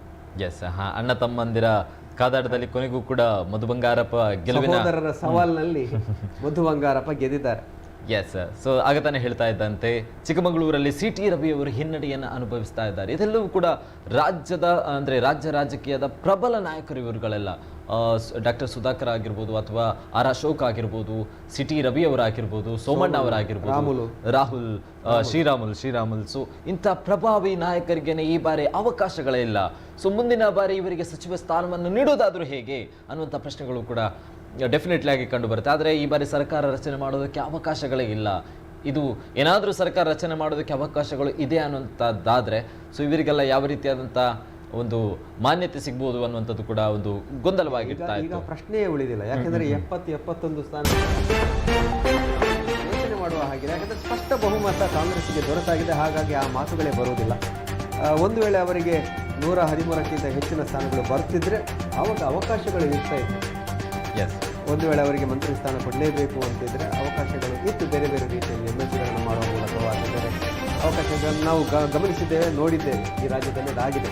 ಲಕ್ಷ್ಮಣ್ ಸವದಿ ಅವರು ಬಿಜೆಪಿಯಲ್ಲಿದ್ದಾಗ ಅವರು ಸೋತಿದ್ರು ಕೂಡ ಅವರಿಗೆ ಉಪಮುಖ್ಯಮಂತ್ರಿ ಸ್ಥಾನವನ್ನೇ ಕೂಡ ನೀಡಿದ್ದಾರೆ. ಹಾಗಾಗಿ ಅವಕಾಶಗಳಿತ್ತು, ಗೆದ್ದಿದ್ರೆ ಮಾತ್ರ. ಈಗ ಅದು ಪ್ರಶ್ನೆಯೇ ಉದ್ಭವಿಸುವುದಿಲ್ಲ. ಸ್ಪಷ್ಟವಾದಂತಹ ಸೋಲಿನತ್ತ ಮುಖ ಮಾಡಿದೆ, ಅದು ಕೂಡ ತೀವ್ರ ಮುಖಭಂಗದೊಂದಿಗೆ. 70-71 ಆಸುಪಾಸಿನಲ್ಲಿ ಬಿಜೆಪಿ ನಿಲ್ತಾ ಇದೆ. ಇನ್ನೇನು ಹೆಚ್ಚು ಸಮಯ ಬೇಕಾಗಿಲ್ಲ. ಬಹುಶಃ ಕೆಲವೇ ನಿಮಿಷಗಳಲ್ಲಿ ಅಧಿಕೃತವಾದಂತಹ ಘೋಷಣೆ ಕೂಡ ಬರ್ತದೆ, ಅಂತಿಮ ಫಲಿತಾಂಶಗಳು ಕೂಡ ಬರಲಿಕ್ಕಿದೆ. ಎಸ್, ಈಗ ಕೊನೆಯ ಹಂತದ ಮತ ಎಣಿಕೆಗಳು ಮಾತ್ರ ಬಾಕಿ ಉಳಿದಿರುವಂಥದ್ದು. ಸೊ ಯಾರ ಪಾಲಿಗೆ ಈ ಬಾರಿ ಸರ್ಕಾರ ರಚನೆ ಆಗಬಹುದು ಅನ್ನುವಂಥ ಪ್ರಶ್ನೆಗಳಿಗೆ ಏನಾದರೂ ಇದ್ರೆ ಆಲ್ಮೋಸ್ಟ್ ಪ್ರತಿಯೊಬ್ಬರಿಗೂ ಕೂಡ ಗೊತ್ತಾಗ್ತಾ ಇರುವಂಥದ್ದು ಕಾಂಗ್ರೆಸ್ ಮುನ್ನಡೆಯನ್ನು ಕಾಯ್ದುಕೊಳ್ತಾ ಇದೆ. ಅದು ಕೂಡ ಮ್ಯಾಜಿಕ್ ನಂಬರನ್ನು ದಾಟಿ ಈಗಾಗಲೇ ಕಾಂಗ್ರೆಸ್ ಗೆಲುವಿನ ನಗೆ ಬೀರಿರುವಂಥದ್ದು. ಹಲವು ಕಡೆ ಈಗಾಗಲೇ ಸಂಭ್ರಮಾಚರಣೆಯಲ್ಲೂ ಕೂಡ ತೊಡಗಿರುವಂತಹ ಕಾಂಗ್ರೆಸ್ಸಿಗರು ಸೊ ಸಂಜೆಯ ವೇಳೆಗೆ ಶಾಸಕಾಂಗ ಸಭೆಯನ್ನು ಕೂಡ ಕರೆದಿದ್ದಾರೆ. ಸೊ ಹಾಗಾಗಿ ಟೋಟಲಿ ಪಿಕ್ಚರ್ ಈಗಾಗಲೇ ಸಿಗ್ತಾ ಇರುವಂಥದ್ದು. ಈ ಬಾರಿ ಮತ್ತೊಮ್ಮೆ ಕಾಂಗ್ರೆಸ್ ಬಿಜೆಪಿಯ ವಿರುದ್ಧವಾಗಿ ತೊಡೆತಟ್ಟಿ ಸರ್ಕಾರ ರಚನೆ ಮಾಡೋದಕ್ಕೆ ಮುಂದಾಗ್ತಾ ಇದೆ ಅಂತ ಹೇಳಿ. ಆದರೆ ಒಂದು ವಿಚಾರ ನಾವು ಸ್ಪಷ್ಟಪಡಿಸಬೇಕಾಗುತ್ತೆ, ಇದರಲ್ಲಿ ಯಾರಿಗೆ ಈ ಬಾರಿ CM ಗಾಲಿಯನ್ನು ಏರುವಂಥ ಅವಕಾಶ ಅಂತ ಹೇಳಿ. ಯಾಕಂತ ಹೇಳಿದರೆ ಸರ್ಕಾರ ರಚನೆ ಮಾಡೋದೇನು ದೊಡ್ಡದಲ್ಲ. ಈ ಸರ್ಕಾರದ ಒಳಗಡೆ ಸರಿಯಾದ ರೀತಿಯಲ್ಲಿ ಅವಕಾಶಗಳು ಇದೆಯಾ ಅನ್ನುವಂಥದ್ದು. ಯಾಕಂತ ಹೇಳಿದ್ರೆ ಸಿದ್ದರಾಮಯ್ಯ ವರ್ಸಸ್ DK ಶಿವಕುಮಾರ್ ಅನ್ನುವಂತಹ ಮಾತುಗಳು ಏನಾದರೂ ಬಂದರೆ ಪಕ್ಷದ ಒಳಗೆ ಆಂತರಿಕವಾಗಿ ಕೆಲವೊಂದು ಗಲಾಟೆ ಗದ್ದಲಗಳು ಏಳುವಂಥ ಸಂದರ್ಭಗಳು ಕೂಡ ಸೃಷ್ಟಿಯಾಗ್ಬೋದು. ಇದ್ರ ಜೊತೆಗೆ ರಾಜರಾಜೇಶ್ವರಿ ನಗರದಲ್ಲಿ ಮುನಿರತ್ನ ಅವರು ಹಿನ್ನಡೆಯನ್ನು ಅನುಭವಿಸಿದ್ದಾರೆ. ಇದು ಬಿಜೆಪಿಯಿಂದ ಮತ್ತೊಂದು ಸೇರ್ಪಡೆ ಆಗ್ತಾ ಇದೆ. ರಾಜರಾಜೇಶ್ವರಿ ನಗರದಿಂದ ಮುನಿರತ್ನ ಅವರು ಈಗಾಗಲೇ ಹಿನ್ನಡೆಯನ್ನ ಅನುಭವಿಸ್ತಾರೆ. ಜಿಲ್ಲೆಯ ಬಗ್ಗೆ ಹೇಳುವುದಾದ್ರೆ ಮೂಲ್ಕಿ ಮೂಡುಬಿದಿರೆ ಕ್ಷೇತ್ರದಲ್ಲಿ ಮತ್ತೊಂದು ಅವಧಿಗೆ ಶಾಸಕರಾಗಿ ಆಯ್ಕೆಯಾಗಿದ್ದಾರೆ. ಕಳೆದ ಬಾರಿ ಆ ಚುನಾವಣೆಯಲ್ಲಿ ಸುಮಾರು 30,000 ಮತಗಳ ಅಂತರದ ಗೆಲುವನ್ನು ದಾಖಲಿಸಿದರು. ಈ ಬಾರಿ ಮೂಡುಬಿದಿರೆಯಲ್ಲಿ ಕಾಂಗ್ರೆಸ್ನಿಂದ ಮಿಥುನ್ ರೈ ಅವರು ಸ್ಪರ್ಧೆಯನ್ನು ಮಾಡಿದ್ದಾರೆ. ಅವರು ಸೋಲನ್ನು ಅನುಭವಿಸಿದ್ದಾರೆ. 14,000ಕ್ಕೂ ಹೆಚ್ಚು ಮತಗಳ ಅಂತರದಿಂದ ಸೋಲನ್ನು ಅನುಭವಿಸಿದ್ದಾರೆ. ಮತಗಳ ಅಂತರ ಕಡಿಮೆ ಆಗಿರ್ಬೋದು, ಆದರೆ ಗೆಲುವನ್ನು ದಾಖಲಿಸಿದರೆ ಅಲ್ಲಿ ಒಂದು ನಿರೀಕ್ಷೆ ಮಾಡಲಾಗಿತ್ತು ಸರಿಸುಮಾರು 10,000ಕ್ಕೂ ಹೆಚ್ಚು ಮತಗಳ ಅಂತರ ಬರಲಿಕ್ಕಿಲ್ಲ ಅಂತ. ಆದರೆ ಅದನ್ನು ಮೀರಿ ಉಮಾನಾಥ್ ಕೋಟೆನ್ರವರು ಗೆಲುವನ್ನು ದಾಖಲಿಸಿದ್ದಾರೆ. ಯಾಕಂದರೆ ಈ ಬಾರಿ ಬೇರೆ ಬೇರೆ ಕಾರಣಗಳಿಂದಾಗಿ ಆಡಳಿತ ವಿರೋಧಿ ಅಲೆ ಅಥವಾ ಆಗಲೇ ನಾವು ಹೇಳಿದ್ದೇವೆ ಸಾಕಷ್ಟು ಆರೋಪಗಳ ಮಧ್ಯೆ ಗೆದ್ದರೂ ಕೂಡ, ಯಾರೇ ಗೆದ್ದರೂ ಕೂಡ, ಯಾವುದೇ ಪಕ್ಷ ಗೆದ್ದರೂ ಕೂಡ ಹೆಚ್ಚಿನ ಮತಗಳ ಅಂತರ ಬರಲಿಕ್ಕಿಲ್ಲ ಅನ್ನುವಂಥ ಏನು ಮಾತಿತ್ತು. ಆದರೆ ಅವೆಲ್ಲವನ್ನು ಸುಳ್ಳಾಗಿಸಿ ಇಲ್ಲಿ ಕರಾವಳಿ ಕರ್ನಾಟಕದಲ್ಲಿ ವಿಶೇಷವಾಗಿ ಅವಿಭಜಿತ ದಕ್ಷಿಣ ಕನ್ನಡ ಜಿಲ್ಲೆಯಲ್ಲಿ ಬಿಜೆಪಿಯ ಅಭ್ಯರ್ಥಿಗಳು ಒಂದು ಅದ್ಭುತವಾದಂತಹ ಸಾಧನೆಗಳನ್ನು ಮಾಡ್ತಾ ಇದ್ದಾರೆ. ಖಂಡಿತವಾಗಿ ಮುಲ್ಕಿ ಮೂಡುಬಿದಿರೆ ಕ್ಷೇತ್ರದಲ್ಲಿ ಈಗಾಗಲೇ ಉಮಾನಾಥ್ ಕೋಟಿಯನ್ ಅವರು 14,500 ಮತಗಳ ಅಂತರದಲ್ಲಿ ಗೆಲುವಿನ ನಗೆಯನ್ನು ಬೀರಿದ್ದಾರೆ. ಈ ಬಾರಿ ಕಾಂಗ್ರೆಸ್ನ ಮಿಥುನ್ ರೈ ಅವರಿಗೆ ಸೋಲಾಗಿರುವಂಥದ್ದು ಸ್ಪಷ್ಟವಾಗಿ ಅಧಿಕೃತವಾಗಿ ಘೋಷಣೆಯಾಗಿರುವಂಥದ್ದು. ಇದರ ಜೊತೆಗೆ ಬೆಳ್ತಂಗಡಿ ವಿಧಾನಸಭಾ ಕ್ಷೇತ್ರದಲ್ಲಿ ಮತ್ತೊಮ್ಮೆ ಹರೀಶ್ ಪೂಂಜಾ, ಅಭಿವೃದ್ಧಿಯ ಹರಿಕಾರನಾಗಿ ಕಾಣಿಸಿಕೊಂಡಿದ್ದಂತಹ ಹರೀಶ್ ಪೂಂಜಾ ಅವರು ಮತ್ತೊಮ್ಮೆ ಗೆಲುವಿನ ನಗೆ ಬೀರಿರುವಂಥದ್ದು. ಅದರ ಜೊತೆಗೆ ರಕ್ಷಿತ್ ಶಿವರಾಮ್ ಅವರು ಈ ಬಾರಿ ಮೊದಲ ಅವಕಾಶದಲ್ಲಿ ಸೋಲನ್ನ ಕಂಡಿರುವಂಥದ್ದು ಸ್ಪಷ್ಟವಾಗ್ತಾ ಇದೆ. ಇನ್ನು ಕೂಡ ಕರಾವಳಿ ವಿಚಾರಕ್ಕೆ ಸಂಬಂಧಪಟ್ಟಂತೆ ಏನೆಲ್ಲ ಅಪ್ಡೇಟ್ಗಳಿದೆ, ಯಾವೆಲ್ಲ ಕ್ಷೇತ್ರದಲ್ಲಿ ಅತಿ ಹೆಚ್ಚಿನ ಮುನ್ನಡೆಯನ್ನು ಸಾಧಿಸಿ ಅಧಿಕೃತ ಘೋಷಣೆಯಾಗಿ ಬಾಕಿ ಉಳಿದಿರುವಂತಹ ಅಭ್ಯರ್ಥಿಗಳು ಯಾರೆಲ್ಲ ಇದ್ದಾರೆ ಅನ್ನುವಂಥ ಸ್ಪಷ್ಟ ಮಾಹಿತಿಯನ್ನ ನಮ್ಮ ಮಹತೇಶ್ ಅವರು ನಮ್ಮ ಜೊತೆ ಹಂಚಿಕೊಳ್ಳಲಿಕ್ಕಿದ್ದಾರೆ. ಎಸ್ ಮಹತೇಶ್ ಅವರೇ, ಇನ್ನು ಸದ್ಯಕ್ಕಿರುವಂತಹ ಅಪ್ಡೇಟ್ಗಳು ಯಾವ ರೀತಿಯಾಗಿದೆ? ದಕ್ಷಿಣ ಕನ್ನಡ ಜಿಲ್ಲೆಯ 8 ವಿಧಾನಸಭಾ ಕ್ಷೇತ್ರಗಳ ಪೈಕಿ ಈಗಾಗಲೇ 2 ಗೆಲುವು ಬಿಜೆಪಿ ಖಚಿತವಾಗಿದ್ದು, ಒಂದರಲ್ಲಿ ಪಕ್ಷೇತರ ಅಭ್ಯರ್ಥಿ ಬಹುತೇಕ ಗೆಲುವನ್ನ ಕಾಣುವಂತಹ ಸಂಭವ ಕೂಡ ಇದೆ. ಯಾಕಂದ್ರೆ ಈಗಾಗಲೇ ಪುತ್ತೂರು ವಿಧಾನಸಭಾ ಕ್ಷೇತ್ರದಲ್ಲಿ ಹಾವು ಏಣಿ ಆಟದಂತೆ ಅಶೋಕ್ ಕುಮಾರ್ ರೈ ಅವರು ಒಂದ್ಸಲ ಮುನ್ನಡೆನ ಸಾಧಿಸಿದ್ರೆ, ಅಂದ್ರೆ ಸ್ವಲ್ಪ ಅಂತರದಲ್ಲಿ. ಅದೇ ರೀತಿ ಪಕ್ಷೇತರ ಅಭ್ಯರ್ಥಿ ಅರುಣ್ ಕುಮಾರ್ ಪುತ್ತಿಲ ಕೂಡ ಸ್ವಲ್ಪ ಅವರು ಕೂಡ ಒಮ್ಮೆ ಮುನ್ನಡೆಯನ್ನು ಸಾಧಿಸುವುದು ಮತ್ತೆ ಹಿನ್ನಡೆಯನ್ನು ಸಾಧಿಸುವಂತಹ ಒಂದಿಷ್ಟು ಏರಿಳಿತಗಳು ಆಗ್ತಾ ಇರ್ತದ್ದು. ಹಾಗೆ ಇನ್ನು ಉಡುಪಿ ವಿಧಾನಸಭಾ ಕ್ಷೇತ್ರಗಳ ಉಡುಪಿ ಜಿಲ್ಲೆಯ 5 ವಿಧಾನಸಭಾ ಕ್ಷೇತ್ರಗಳ ಪೈಕಿ ಕಾರ್ಕಳ ಕ್ಷೇತ್ರದಲ್ಲಿ ಈಗಾಗಲೇ ಸ್ವಲ್ಪ ಅಂತರದಲ್ಲಿ, ದಕ್ಷಿಣ ಕನ್ನಡ ಜಿಲ್ಲೆಯಲ್ಲಿ ನೋಡುವುದಾದ್ರೆ ಮಂಗಳೂರು ಉತ್ತರ ಮತ್ತು ಮಂಗಳೂರು ದಕ್ಷಿಣದಲ್ಲಿ ಭಾರಿ ಅಂತರದಲ್ಲಿ ಡಾಕ್ಟರ್ ಭರತ್ ಶೆಟ್ಟಿ ಅವರು ಮತ್ತೆ ವೇದವಾಸ್ ಕಾಮತ್ ಅವರು ಹೆಚ್ಚಿನ ಮತಗಳ ಅಂತರದಲ್ಲಿ ಬೃಹತ್ ಪ್ರಮಾಣದ ಜಯವನ್ನ ಗಳಿಸಿದ್ರೆ, ಸುನಿಲ್ ಕುಮಾರ್ ಅವರು ಕೊನೆಗೂ ಕೂಡ ಬಹಳಷ್ಟು ಸ್ಪರ್ಧೆಯನ್ನ ನೀಡಿದಂತ ಮುನಿಯಾಲ್ ಉದಯ್ ಶೆಟ್ಟಿ ಅವರ ವಿರುದ್ಧವಾಗಿ ಕೇವಲ 5,000 ಮತಗಳ ಅಂತರದಲ್ಲಿ ಅವರು ಒಟ್ಟಾರೆ ಜಯವೇ. ಹಾಗಾಗಿ 5,000 ಮತಗಳ ಅಂತರದಲ್ಲಿ ಅವರು ವಿಜಯವನ್ನ ಸಾಧಿಸಿರುವಂಥದ್ದು. ಇನ್ನು ಉಡುಪಿ ವಿಧಾನಸಭಾ ಕ್ಷೇತ್ರದಲ್ಲಿ ಯಶ್ಪಾಲ್ ಸುವರ್ಣ ಅವರ ಗೆಲುವು ಕೂಡ ಬಹಳಷ್ಟು ಅಂದ್ರೆ ಬಹುತೇಕವಾಗಿ ಖಚಿತ ಆಗಿದೆ. ಈಗಾಗಲೇ 3 ಖಚಿತ ಆಗಿದ್ರು ಕೂಡ ಈಗಾಗಲೇ ಉಡುಪಿ ವಿಧಾನಸಭಾ ಕ್ಷೇತ್ರದಲ್ಲಿ ಕೂಡ ಯಶ್ಪಾಲ್ ಸುವರ್ಣ ಅವರ ಗೆಲುವು ಖಚಿತ ಅಂತಾನೆ ಹೇಳಲಾಗ್ತದೆ. ಯಾಕಂದ್ರೆ 19,000 20,000 ಅಂತರದಲ್ಲಿ ಯಶ್ಪಾಲ್ ಸುವರ್ಣ ಅವರು ಮುಂದಿದ್ದಾರೆ. ಇನ್ನು ಬೈಂದೂರು ಕ್ಷೇತ್ರದಲ್ಲಿ ಕೂಡ ಗುರುರಾಜ್ ಗಂಟಿಹೊಳೆ ಅವರು 4,500 ಮತಗಳ ಅಂತರದಲ್ಲಿ ಮುನ್ನಡೆಯಿದ್ದು ಬಹಳಷ್ಟು ಇನ್ನೇನು ಬಹುತೇಕವಾಗಿ ಅಂತಿಮ ಘಟ್ಟಕ್ಕೆ ತಲುಪಿರುವಂಥದ್ದು. ಇದರಲ್ಲಿ ಈಗಾಗಲೇ ದಕ್ಷಿಣ ಕನ್ನಡ ಜಿಲ್ಲೆಯಲ್ಲಿ 6 ಬಿಜೆಪಿ 2 ಅಂತ ಹೇಳಿ ಖಚಿತವಾಗಿರುವಂಥದ್ದು. ಹೇಳಲಿಕ್ಕಾಗುವುದಿಲ್ಲ ಕುಮಾರ್ ರೈ ಯಾವ ರೀತಿಯಲ್ಲಿ ಮತ್ತೆ ಮುನ್ನಡೆಯನ್ನು ಪಡೆದುಕೊಳ್ತಾರೆ ಅಂತೇಳಿ. ಇನ್ನು ಜಿಲ್ಲೆಯ 5 ವಿಧಾನಸಭಾ ಕ್ಷೇತ್ರಗಳಲ್ಲಿ ಒಂದು ಮಾತ್ರ ಟಫ್ ಆಗಿರುವಂತಹ ಕ್ಷೇತ್ರವೇ ಕಾರ್ಕಳ ಆಗಿತ್ತು, ಅಂದ್ರೆ ಕೊನೆಯ ಗಳಿಗೆಯಲ್ಲಿ. ಅದು ಕೂಡ ಈಗಾಗಲೇ ಬಿಜೆಪಿ ಪಾಲಾಗಿದೆ. ಇನ್ನು ಉಳಿದಂತಹ 4 ಕ್ಷೇತ್ರಗಳಲ್ಲಿ ಅಷ್ಟೇನು ಯಾವುದೇ ಪೈಪೋಟಿ ಇಲ್ಲ. ಕಾಪು ಆಗಿರ್ಬೋದು, ಬೈಂದೂರು, ಕುಂದಾಪುರ ಆಗಿರಬಹುದು, ಮತ್ತೆ ಬೇರೆ ಉಡುಪಿ ಕ್ಷೇತ್ರದಲ್ಲಿ. ಹಾಗಾಗಿ ಉಡುಪಿ ಕ್ಷೇತ್ರದಲ್ಲಿ 5ಕ್ಕೆ 5 ಕೂಡ ಕಳೆದ ಬಾರಿಯಂತೆ ಈ ಸಲ ಕೂಡ ಅಲ್ಲಿ ಬಹುತೇಕವಾಗಿ ಬಿಜೆಪಿಯ ಗೆಲುವು ಖಚಿತ ಆಗ್ತದೆ. ಇನ್ನೊಂದು ಕಡೆ ಕರ್ನಾಟಕದಲ್ಲಿ ಇಷ್ಟೊಂದು ಭಾರಿ ಪ್ರಮಾಣದಲ್ಲಿ ಪೆಟ್ಟನ್ನ ತಿನ್ಲಿಕ್ಕೆ, ಅಂದ್ರೆ ಕಾಂಗ್ರೆಸ್ ಎಂದೂ ನೀಡಲಾರದಂತ ಪೆಟ್ಟನ್ನ ಬಿಜೆಪಿಗೆ ಈ ಬಾರಿ ನೀಡಿರುವಂಥದ್ದು. ಅಂದ್ರೆ ಲಾಸ್ಟ್ ಟೈಮ್ ಹೇಗೋ ಆಗಿತ್ತು, ಅತಂತ್ರ ಬಂದಿತ್ತು, ಮತ್ತೆ ಸಮ್ಮಿಶ್ರ ಸರ್ಕಾರ ಆಯಿತು, ಕೊನೆಗೆ ಆಪರೇಷನ್ ಕಮಲ ಆಯಿತು, ಮತ್ತೆ ಸರ್ಕಾರ ರಚನೆ ಆಗಿತ್ತು. ಆದ್ರೆ ಈ ಬಾರಿ ಬಿಜೆಪಿ ರಾಷ್ಟ್ರ ನಾಯಕರನ್ನ ಬಹಳಷ್ಟು ಸಮರ್ಪಕವಾಗಿ ಬಳಸಿಕೊಂಡಿತ್ತು. ಅದು ಪ್ರಧಾನಿಯಿಂದ ಹಿಡಿದು ರಾಷ್ಟ್ರಾಧ್ಯಕ್ಷ ಆಗಿರ್ಬೋದು, ಬೇರೆ ಬೇರೆ ರಾಜ್ಯದ ಮುಖ್ಯಮಂತ್ರಿಗಳಾಗಿರ್ಬೋದು, ಅದರಲ್ಲೂ ಕೂಡ ಹಿಂದುತ್ವದ ಫೈರ್ ಬ್ರ್ಯಾಂಡ್ ಅಂತಾನೆ ಖ್ಯಾತಿಯಾದಂಥ ಯೋಗಿ ಅವರನ್ನು ಕೂಡ ಕರ್ನಾಟಕದಲ್ಲಿ ಬೇರೆ ಬೇರೆ ಕಡೆಗಳಲ್ಲಿ ಸಮಾವೇಶಗಳಲ್ಲಿ ಬಳಸಿಕೊಂಡಿತ್ತು. ಆದರೆ ಎಲ್ಲೋ ಒಂದು ಕಡೆ ಕರ್ನಾಟಕದ ಮತದಾರರು ಆಗಿರ್ಬೋದು, ಬಿಜೆಪಿಗರು ಎಲ್ಲೋ ಒಂದು ಕಡೆ, ಅಂದ್ರೆ ಬಿಜೆಪಿಗರು ಮತದಾರರ ಪರವಾಗಿ ದೂರಿದ್ರೆ ಏನು ಪ್ರಯೋಜನ ಇಲ್ಲ. ಯಾಕಂದ್ರೆ ಬಿಜೆಪಿಯ ನಾಯಕರುಗಳು ತಪ್ಪು ಹೆಜ್ಜೆಯನ್ನ ಇಟ್ರ ಅಂತ ಹೇಳಿ ಎಲ್ಲೋ ಒಂದು ಮಾತು ಕೇಳಿ ಬರ್ತದೆ. ಯಾಕಂದ್ರೆ ಕಿತ್ತೂರು ಕರ್ನಾಟಕದಲ್ಲಿ ಅಂದ್ರೆ ಬೆಳಗಾವಿ ಆಗಿರ್ಬೋದು, ಹುಬ್ಳಿ ಧಾರವಾಡ ಭಾಗದಲ್ಲಿ ಜಗದೀಶ್ ಶೆಟ್ಟರ್ ಮತ್ತು ಲಕ್ಷ್ಮಣ ಸವದಿ ಅವರು ಬೇರೆ ಪಕ್ಷಕ್ಕೆ ಹೋದ್ರು. ಹಾಗಾಗಿ ಲಕ್ಷ್ಮಣ ಸವದಿ ಅವರು ಗೆಲುವಿನ ನಗೆಯನ್ನ ಬೀರಿದ್ರೆ, ಜಗದೀಶ್ ಶೆಟ್ಟರ್ ಅವರು ಸೋಲಿನ ಕಹಿಯನ್ನ ಅಲ್ಲಿ ತಾವು ತಗೊಂಡಿದ್ದಾರೆ. ಹಾಗಾಗಿ ಆ ಭಾಗದಲ್ಲಿ ಪೆಟ್ಟು ಬಿದ್ದಿದೆ. ಯಾಕಂದ್ರೆ ಬೆಳಗಾಂ ಒಂದೇ ಕಡೆ ಬಹಳಷ್ಟು ಸಾಧಾರಣ 20 ಕ್ಷೇತ್ರಗಳಷ್ಟು ಅಧಿಕವಾಗಿ ಅಲ್ಲಿ ಇರುವಂಥದ್ದು, 20 ಅಂದ್ರೆ 20 ವಿಧಾನಸಭಾ ಕ್ಷೇತ್ರಗಳಲ್ಲಿ ಇರುವಂಥದ್ದು. ಇನ್ನು ಸಿದ್ದರಾಮಯ್ಯನವರು ಮೈಸೂರು ಭಾಗಕ್ಕೆ ತಮ್ಮ ಪ್ರದೇಶಕ್ಕೆ ಮರಳಿರುವುದು ಕೂಡ ಕಾಂಗ್ರೆಸ್ಗೆ ಇಲ್ಲಿ ಪ್ಲಸ್ ಆಗಿದೆ ಅನ್ನುವಂತಹ ಮಾತುಗಳು ಕೂಡ ಈಗಾಗಲೇ ರಾಜಕೀಯ ನಾಯಕರುಗಳಲ್ಲಿ ಆಗಿರ್ಬೋದು, ಬೇರೆ ಬೇರೆ ಪಕ್ಷಗಳಲ್ಲಿ ಕೇಳಿ ಬರ್ತಾ ಇದೆ. ಇನ್ನು ಬಳ್ಳಾರಿ ಪ್ರದೇಶ ಅಥವಾ ಹೈದರಾಬಾದ್ ಕರ್ನಾಟಕ ಪ್ರದೇಶ ಅಂತ ಏನು ಕರಿತೀವಿ, ಅಲ್ಲಿ ಕೂಡ ಜನಾರ್ದನ್ ರೆಡ್ಡಿ ಅವರು ಈ ಹಿಂದೆ ಬಿಜೆಪಿಯಲ್ಲಿ ಇದ್ದಿರುವಂತವರು. ಹಾಗಾಗಿ ಅವರು ಕೂಡ KRP ಪಕ್ಷವನ್ನ ಕಟ್ಟಿ ಗಂಗಾವತಿಯಲ್ಲಿ ಕೂಡ ಜನಾರ್ದನ ರೆಡ್ಡಿ ಅವರು ಗೆಲುವಿನ ನಗೆಯನ್ನ ಬೀರಿದ ಅದು KRP ಪಕ್ಷದಿಂದ, ಅವರೇ ಕಟ್ಟಿರುವಂತಹ KRP ಪಕ್ಷದಿಂದ. ಹಾಗಾಗಿ ಬಳ್ಳಾರಿ ಭಾಗದಲ್ಲಿ ಮತ್ತೆ ಕಿತ್ತೂರು ಕರ್ನಾಟಕದಲ್ಲಿ, ಈ ಕಡೆ ಹಳೆ ಮೈಸೂರು ಭಾಗದಲ್ಲಿ ಬಹಳಷ್ಟು ಬಿಜೆಪಿ ಹಿನ್ನಡೆಯನ್ನು ಅನುಭವಿಸ್ತು. ಯಾಕಂದ್ರೆ ಅಲ್ಲಿ ಬೇರೆ ಬೇರೆ ಅಭ್ಯರ್ಥಿಗಳನ್ನ ಬದಲಾವಣೆ ಮಾಡಿದ್ದಾಗಿರ್ಬೋದು. ಹೀಗಾಗಿಯೇ ಒಟ್ಟಾರೆ ಕರ್ನಾಟಕದಲ್ಲಿಯೇ ಕಾಂಗ್ರೆಸ್ ಭಾರಿ ಪ್ರಮಾಣದಲ್ಲಿ ಪೆಟ್ಟನ್ನು ಕೊಟ್ಟಿದೆ. ಪೆಟ್ಟನ್ನು ಕೂಡ ಬಿಜೆಪಿಯೇ ಸ್ವತಃ ತಾನೇ ತೆಗೆದುಕೊಂಡು ಆಗಿದೆ ಅನ್ನುವ ಮಾತುಗಳು ಕೂಡ ರಾಜಕೀಯ ವಲಯದಲ್ಲಿ ಕೇಳಿ ಬರ್ತಾ ಇದೆ. ಈಗಾಗಲೇ ಟೋಟಲ್ ಆಗಿ ನೋಡ್ತಾ ಹೋದರೆ ಕುಸಿತಾ ಇದೆ. ಅಂದರೆ ಬಿಜೆಪಿ ಸಂಖ್ಯೆಗಳು 69ಕ್ಕೆ ಇಳಿತಾ ಇದೆ, ಕಾಂಗ್ರೆಸ್ 128 ಕ್ಷೇತ್ರಗಳಲ್ಲಿ ಮುನ್ನಡೆಯನ್ನು ಪಡೆದುಕೊಳ್ತಾ ಇದೆ. ಸೊ ಹೀಗಾಗಿ ಬದಲಾವಣೆಗಳು ಆಗ್ತಾ ಇದೆ ಪ್ರತಿಯೊಂದು ವಿಚಾರದಲ್ಲೂ ಕೂಡ. ಇದ್ರ ಜೊತೆಗೆ ಗೆಲುವಿನ ನಗೆಯನ್ನು ಬೀರಿರುವಂಥ ಕೆಲವೊಂದು ನಾಯಕರು ಅಥವಾ ಮತ ಎಣಿಕಾ ಕೇಂದ್ರಕ್ಕೆ ಆಗಮಿಸಿರುವಂಥ ಕೆಲವೊಂದು ಅಭ್ಯರ್ಥಿಗಳ ಬೈಟ್ ಕೂಡ ಇದೆ. ಸೊ ಅದನ್ನು ಕೂಡ ಪ್ಲೇ ಮಾಡೋಣ. ಏನೆಲ್ಲ ಅಭಿಪ್ರಾಯವನ್ನು ಹಂಚಿಕೊಂಡಿದ್ದಾರೆ, ಗೆಲುವಿನ ನಗೆಯಲ್ಲಿರುವವರು ಕೂಡ ಯಾವ ರೀತಿಯಾದಂಥ ವಿಚಾರಗಳಿದೆ, ಪ್ರತಿಯೊಂದನ್ನು ಕೂಡ ನೋಡ್ಕೊಂಡು ಬರೋಣ. ಮಂಗಳೂರು ಉಳ್ಳಾಲ ಕ್ಷೇತ್ರಕ್ಕೆ ಸಂಬಂಧಪಟ್ಟಂತೆ UT ಖಾದರ್ವರಾಗಿರ್ಬೋದು ಅಥವಾ ಉಡುಪಿ ವಿಧಾನಸಭಾ ಕ್ಷೇತ್ರಕ್ಕೆ ಸಂಬಂಧಪಟ್ಟಂಥ ಯಶ್ಪಾಲ್ ಸುವರ್ಣ ಅವರು ಆಡಿರೋ ಮಾತಿದೆ. ಸೊ ಏನಿದೆ ಅನ್ನುವಂಥದ್ದನ್ನು ನೋಡ್ಕೊಂಡು ಬರೋಣ. ಪ್ರಥಮವಾಗಿ ನನ್ನ ಗೆಲುವನ್ನು ಕಾರ್ಯಕರ್ತರಿಗೆ ನಾನು ಸಮರ್ಪಿಸಲಿಕ್ಕೆ ಬಯಸ್ತಿದ್ದೇನೆ.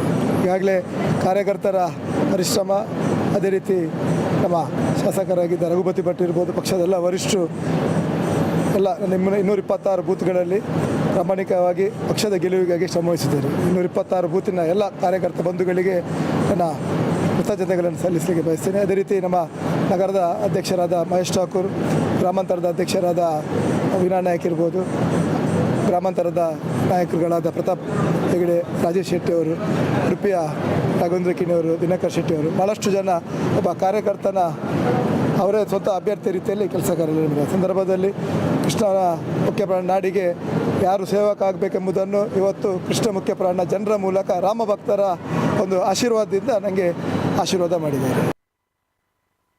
ಉಳ್ಳಾಲ ಮಂಗಳೂರು ವಿಧಾನಸಭಾ ಕ್ಷೇತ್ರದಲ್ಲಿ ಕ್ಷೇತ್ರ ಮತದಾರ ಬಾಂಧವರು ಎಲ್ಲ ನಮ್ಮ ಹಿರಿಯ ಹಿತೈಷಿಗಳು ಸರ್ವಧರ್ಮದ ಧಾರ್ಮಿಕ ಆಶೀರ್ವಾದದ ಮೂಲಕ ನಮ್ಮ ಕ್ಷೇತ್ರದ ಕಾರ್ಯಕರ್ತರ ಮತ್ತು ಒಂದು ನಾಯಕರಿಗೆ ಶ್ರಮದ ಮೂಲಕ ವಿವಿಧ ಸಹಕಾರ ಮುಖಾಂತರ ನಮ್ಮ ಅತ್ಯಧಿಕ ಭಾವವನ್ನು ಗೆಲ್ಲಿಸಿಕೊಟ್ಟಿದ್ದಾರೆ. ಅದಕ್ಕೆ ನಾನು ನನ್ನ ಹೃತ್ಪೂರ್ವಕ ಅಭಿನಂದನೆ ನಾನಿವತ್ತು ಸಲ್ಲಿಸ್ತೇನೆ. ಮತ್ತು ಈ ವಿಶ್ವಾಸ ಇಟ್ಟದಕ್ಕೆ ನಮ್ಮ ಕ್ಷೇತ್ರದ ಜನರ ಗೌರವಕ್ಕೆ ಧಕ್ಕೆ ಬರದ ರೀತಿಯಲ್ಲಿ ನನ್ನ ಕೆಲಸವನ್ನು ಪ್ರಾರಂಭ ನಿರ್ವಹಿಸ್ತೇನೆ. ಈ ಚುನಾವಣೆ ಸತ್ಯ ಮತ್ತು ಅಸತ್ಯದ ಚುನಾವಣೆಯಾಗಿದೆ.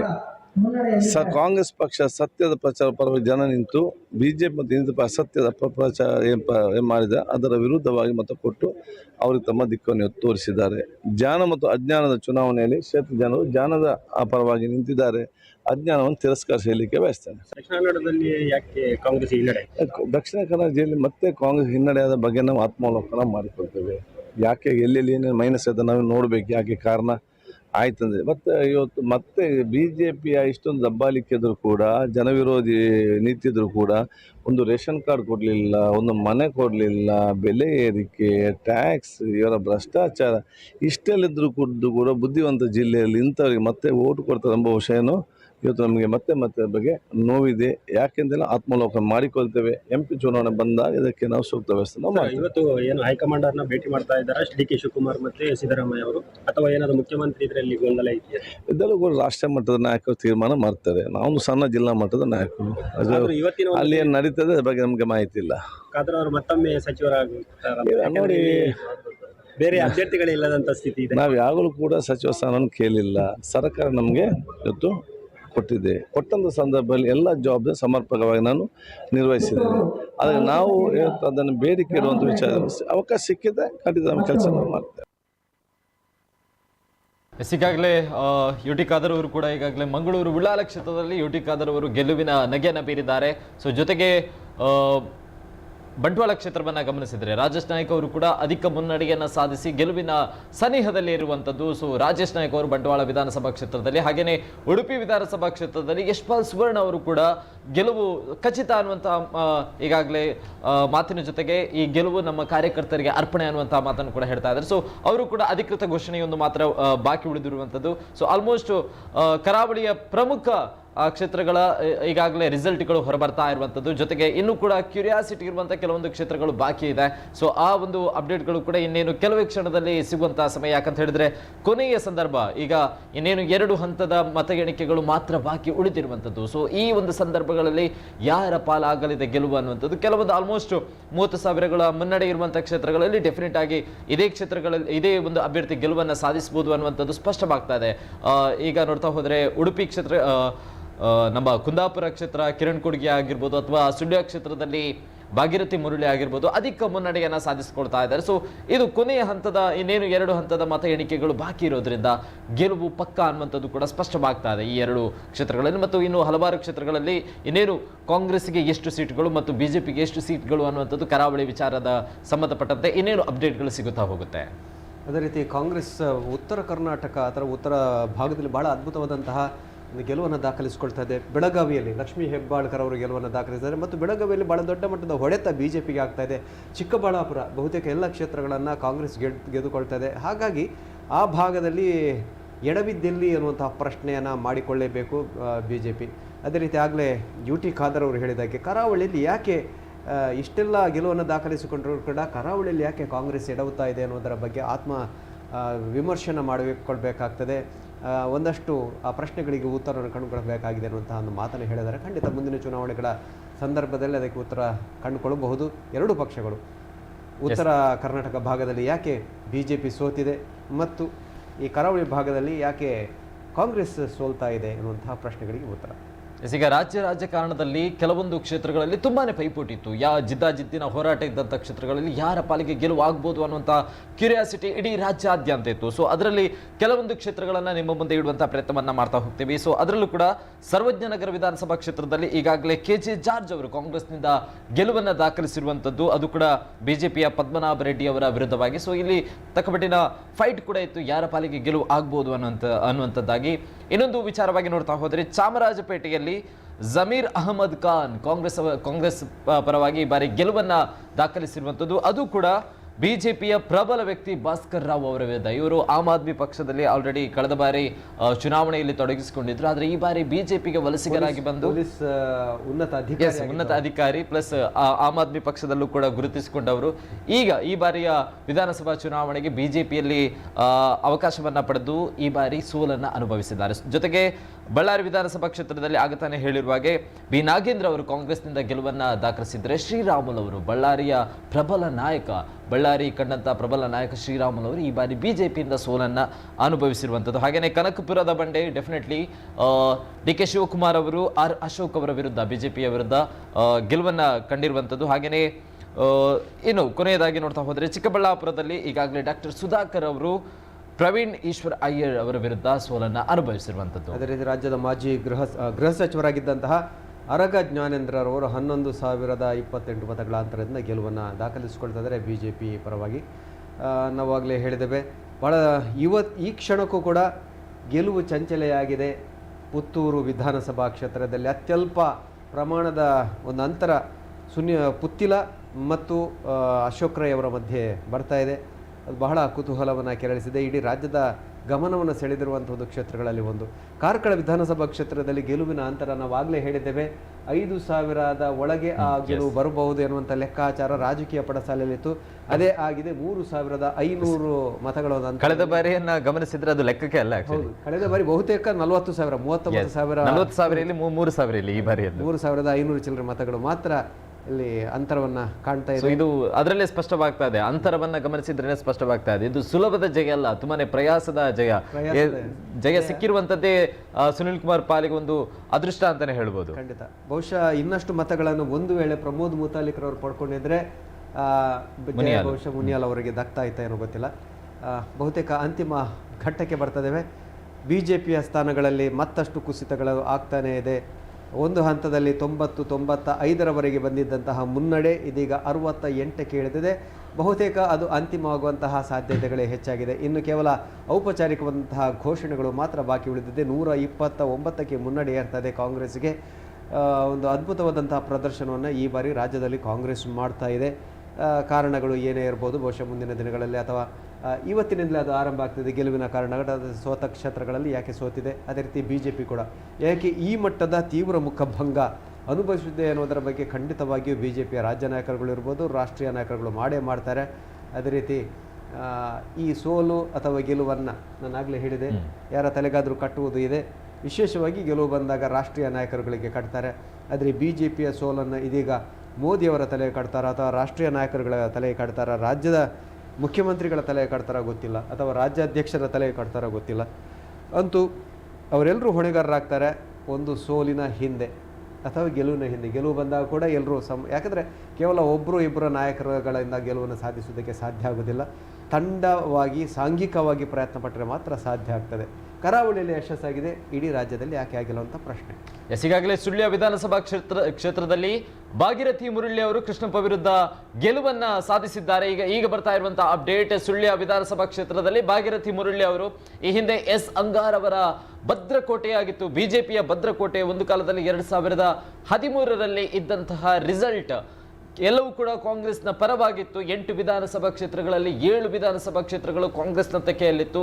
ಆಗ ಉಳಿದಿದ್ದಂತಹ ಬಿಜೆಪಿಯ ಪಾಲಿಗಿದ್ದಂತಹ ಒಂದೇ ಒಂದು ಕ್ಷೇತ್ರ ಅಂತ ಹೇಳ್ತಾರೆ, ಅದು ಸುಳ್ಯ ವಿಧಾನಸಭಾ ಕ್ಷೇತ್ರ.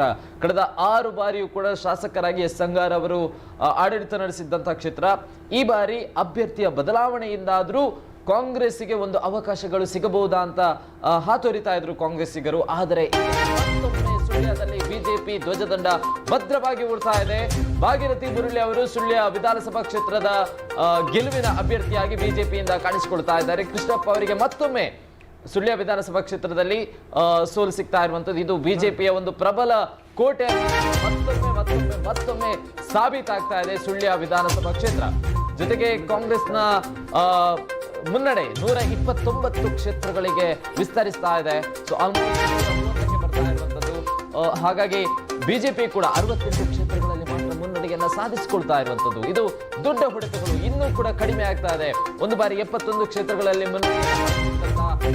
ಬಿಜೆಪಿ ಈಗ 68ಕ್ಕೆ ಕುಸಿತವನ್ನ ಕಂಡುಕೊಳ್ತಾ ಇದೆ. ಇನ್ನು ಕೂಡ ಕೊನೆಯ ಹಂತದ ರಿಸಲ್ಟ್ ನಲ್ಲಿ ಯಾವ ರೀತಿಯಾದಂತಹ ಬದಲಾವಣೆಗಳು ಆಗ್ಬೋದು ಅನ್ನುವಂಥ ಕುತೂಹಲತೆಗಳು ಕೂಡ ಇರುವಂಥದ್ದು. ಜೊತೆಗೆ ಉಡುಪಿ ವಿಧಾನಸಭಾ ಕ್ಷೇತ್ರದ ಯಶ್ಪಾಲ್ ಸುವರ್ಣ ಅವರು ಈಗಾಗಲೇ ಗೆಲುವಿನ ನಗೆ ಬೀರಿರುವಂತಹ ಅಧಿಕೃತ ಘೋಷಣೆಗಳು ಕೂಡ ಬಂದಿರುವಂಥದ್ದು. ಜೊತೆಗೆ ಮಂಗಳೂರು ಉಳ್ಳಾಲ ಕ್ಷೇತ್ರದಲ್ಲಿ UT ಖಾದರ್ ಅವರು ಕೂಡ ಗೆಲುವಿನ ನಗೆಯನ್ನ ಬೀರಿದ್ದಾರೆ. ಇದು ಕೂಡ ಸ್ಪಷ್ಟವಾದಂತಹ ಸುದ್ದಿಗಳು ಈಗಾಗಲೇ ಸಿಗ್ತಾ ಇರುವಂಥದ್ದು. ಸೊ ಆಲ್ಮೋಸ್ಟ್ ಕರಾವಳಿಗೆ ಸಂಬಂಧಪಟ್ಟಂತಹ ಎಲ್ಲ ಆಲ್ಮೋಸ್ಟ್ ಅಭ್ಯರ್ಥಿಗಳ ಗೆಲುವಿನ ರಿಸಲ್ಟ್ಗಳು ಸಿಗ್ತಾ ಇದೆ. ಆದರೆ ಇಡೀ ಕರಾವಳಿ ಕಾಯ್ತಾ ಇರುವಂತಹ ಒಂದೇ ಒಂದು ರಿಸಲ್ಟ್ ಇನ್ನೂ ಕೂಡ ಪೆಂಡಿಂಗ್ ಆಗಿ ಉಳಿತಾ ಇದೆ. ಸೊ ಕೊನೆಯ ಹಂತದಲ್ಲಿ ಯಾರ ಪರವಾಗಿ ಹೋಗ್ಬೋದು ಅನ್ನುವಂಥದ್ದು ಕೂಡ ಸ್ಪಷ್ಟವಾಗ್ತಾ ಇಲ್ಲ. ಒಂದು ಕಡೆ ಅರುಣ್ ಕುಮಾರ್ ಪುತ್ತಿಲ್ ಅವರು ಕೊನೆಯ ಸಂದರ್ಭದಲ್ಲಿ ಬ್ಯಾಟಿಂಗ್ ಮಾಡೋದಕ್ಕೆ ಇಳಿದಿದ್ದಾರೆ. ಆದರೆ ಅಶೋಕ್ ಕುಮಾರ್ ರೈ ಅವರು ಕೂಡ ಅಷ್ಟೇ, ತನ್ನ ಹಸ್ತದ ಪ್ರಯೋಗ ಯಾವ ರೀತಿಯಾಗಿ ಬಳಕೆ ಆಗ್ತಾ ಇದೆ ಅನ್ನೋಂಥದ್ದು ಕೂಡ ಗೊತ್ತಾಗ್ತಾ ಇಲ್ಲ. ಸೊ ಒಂದು ಬಾರಿ ಅರುಣ್ ಕುಮಾರ್ ಪುತ್ತಿಲ ಪರವಾಗಿ ಮುನ್ನಡೆಯನ್ನು ಸಾಧಿಸಿಕೊಂಡ್ರೆ, ಇನ್ನೊಂದು ಬಾರಿ ಅಶೋಕ್ ಕುಮಾರ್ ರೈ ಕೊಡಿಂಬಾಡಿ ಅವರ ಪರವಾಗಿ ಹೋಗ್ತಾ ಇದೆ. ಸೊ ಕೊನೆಯ ಹಂತದಲ್ಲಿ ಆಗುವಂಥ ಬದಲಾವಣೆಗಳು ಯಾವ ರೀತಿಯಾಗಿದೆ ಅನ್ನುವಂಥ ಕುತೂಹಲತೆ ಇನ್ನೂ ಕೂಡ ಜಾಸ್ತಿ ಆಗ್ತಾನೆ ಹೋಗ್ತಾ ಇದೆ. ಸೊ ಹಾಗಾಗಿ ಇನ್ನು ಕೆಲವೇ ಕ್ಷಣಗಳಲ್ಲಿ ಪುತ್ತೂರು ವಿಧಾನಸಭಾ ಕ್ಷೇತ್ರದ ಅಪ್ಡೇಟ್ಗಳು ಕೂಡ ಸಿಗ್ತಾ ಹೋಗುತ್ತೆ. ಸೊ ಪ್ರತಿಯೊಬ್ಬರು ಕೂಡ ಕಾಯ್ತಾ ಇರುವಂತಹ ರಿಸಲ್ಟ್ ಅನ್ನ ನಿಮ್ಮ ಮುಂದೆ ಇಡುವಂತಹ ಪ್ರಯತ್ನವನ್ನ ಖಂಡಿತವಾಗಿಯೂ ಕೂಡ ಮಾಡ್ತಾ ಹೋಗ್ತೀವಿ. ಸೊ ಹಾಗೇನೆ ಕರಾವಳಿಗೆ ಸಂಬಂಧಪಟ್ಟಂತಹ ಎಲ್ಲ ಅಪ್ಡೇಟ್ಗಳು ಇನ್ನೇನು ಕೆಲವೇ ಕ್ಷಣಗಳಲ್ಲಿ ಕಂಪ್ಲೀಟ್ ಆಗಿ ಸಿಗುವಂತಹ ಹೊತ್ತು. ಆಲ್ಮೋಸ್ಟ್ ಸಮಯ 1 ಗಂಟೆ ಆಗ್ತಾ ಇದೆ. ಸೊ ಇನ್ನೇನು ಮುನ್ನಡೆ ಹಿನ್ನಡೆ ಅನ್ನುವಂತಹ ಸಾಧ್ಯತೆಗಳು ಕಡಿಮೆ. ಇನ್ನೇನೇ ಇದ್ರೂ ಕೂಡ ಪಕ್ಕಾ ರಿಸಲ್ಟ್ ಅನ್ನ ನಿಮ್ಮ ಮುಂದೆ ಇಡುವಂತಹ ಪ್ರಯತ್ನಗಳು ಮಾತ್ರ. ಸೊ ಹಾಗಾಗಿ ಕೆಲವು ಕೊನೆಯ ಹಂತದ ಒಂದು ಹಂತದ ಚುನಾವಣೆ ಮತ ಎಣಿಕೆಗಳು ಮಾತ್ರ ಬಾಕಿ ಉಳಿದಿರುವಂಥದ್ದು. ಅದೇ ರೀತಿ ಕಾಪು ಕ್ಷೇತ್ರದ ಬಿಜೆಪಿ ಅಭ್ಯರ್ಥಿ ಬಹುತೇಕ ಗೆಲುವಿನ ಸನಿಹಕ್ಕೆ ಬಂದಿದ್ದಾರೆ. ಗುರುಮೆ ಸುರೇಶ್ ಶೆಟ್ಟಿ ಅವರು ಪ್ರಥಮ ಬಾರಿಗೆ ಸ್ಪರ್ಧೆಯ ಕಣದಲ್ಲಿದ್ದಾರೆ. ಯಶ್ಪಾಲ್ ಸುವರ್ಣರವರು ಕೂಡ ಪ್ರಥಮ ಬಾರಿಗೆ ಸ್ಪರ್ಧೆ. ಅದೇ ರೀತಿ ಗುರುರಾಜ್ ಗಟ್ಟಿಹೊಳಿ ಅವರು ಕೂಡ ಪ್ರಥಮ ಬಾರಿಗೆ ಸ್ಪರ್ಧೆಯನ್ನು ಮಾಡ್ತಾ ಇದ್ದಾರೆ.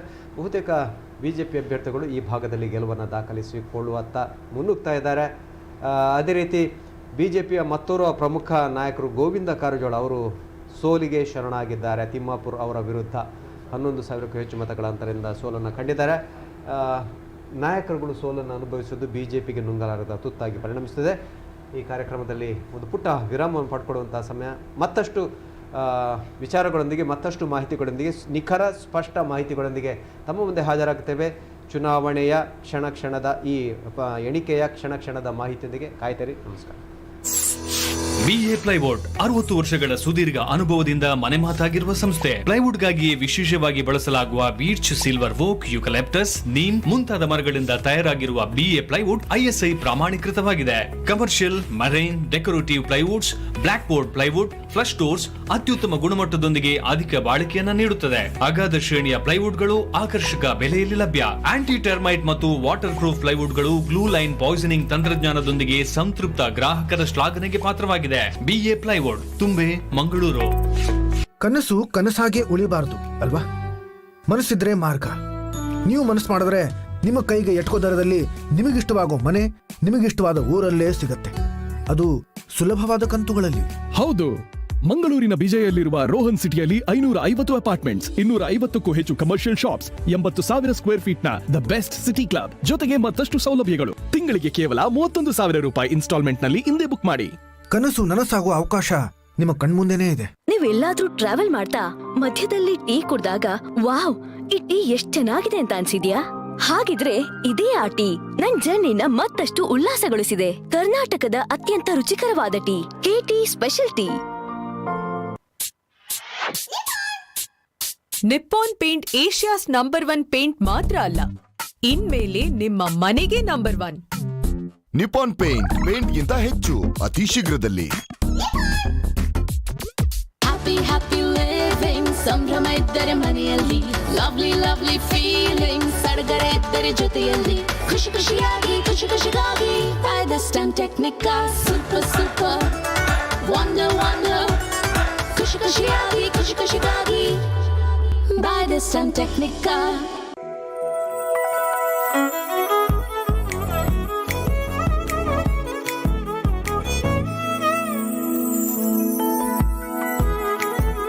ಸಿನಿಮಾದಲ್ಲಿ ಕಷ್ಟದಲ್ಲಿರೋರ್ನ ಸ್ಟಾರ್ ಕಾಪಾಡ್ತಾರೆ. ನಮ್ ಫ್ಯಾಮಿಲಿ ಹೆಲ್ತ್ ನ ಅಧಿಕ ವಿಟಮಿನ್ಸ್ ಇರೋ ಈ ಸ್ಟಾರ್ ಕಾಪಾಡ್ತಾರೆ. Sun premium refine sunflower oil, family star. Happy happy living, ಸಂಭ್ರಮ ಇದ್ದರೆ ಮನೆಯಲ್ಲಿ, ಲವ್ಲಿ ಲವ್ಲಿ ಫೀಲಿಂಗ್, ಸಡಗರ ಇದ್ದರೆ ಜೊತೆಯಲ್ಲಿ, ಖುಷಿ ಖುಷಿಯಾಗಿ ಖುಷಿ ಖುಷಿಗಾಗಿ, by the stun Technica, super super wonder wonder, ಖುಷಿ ಖುಷಿಯಾಗಿ ಖುಷಿ ಖುಷಿಗಾಗಿ, ಬೈ ದ ಸ್ಟನ್ ಟೆಕ್ನಿಕಾ.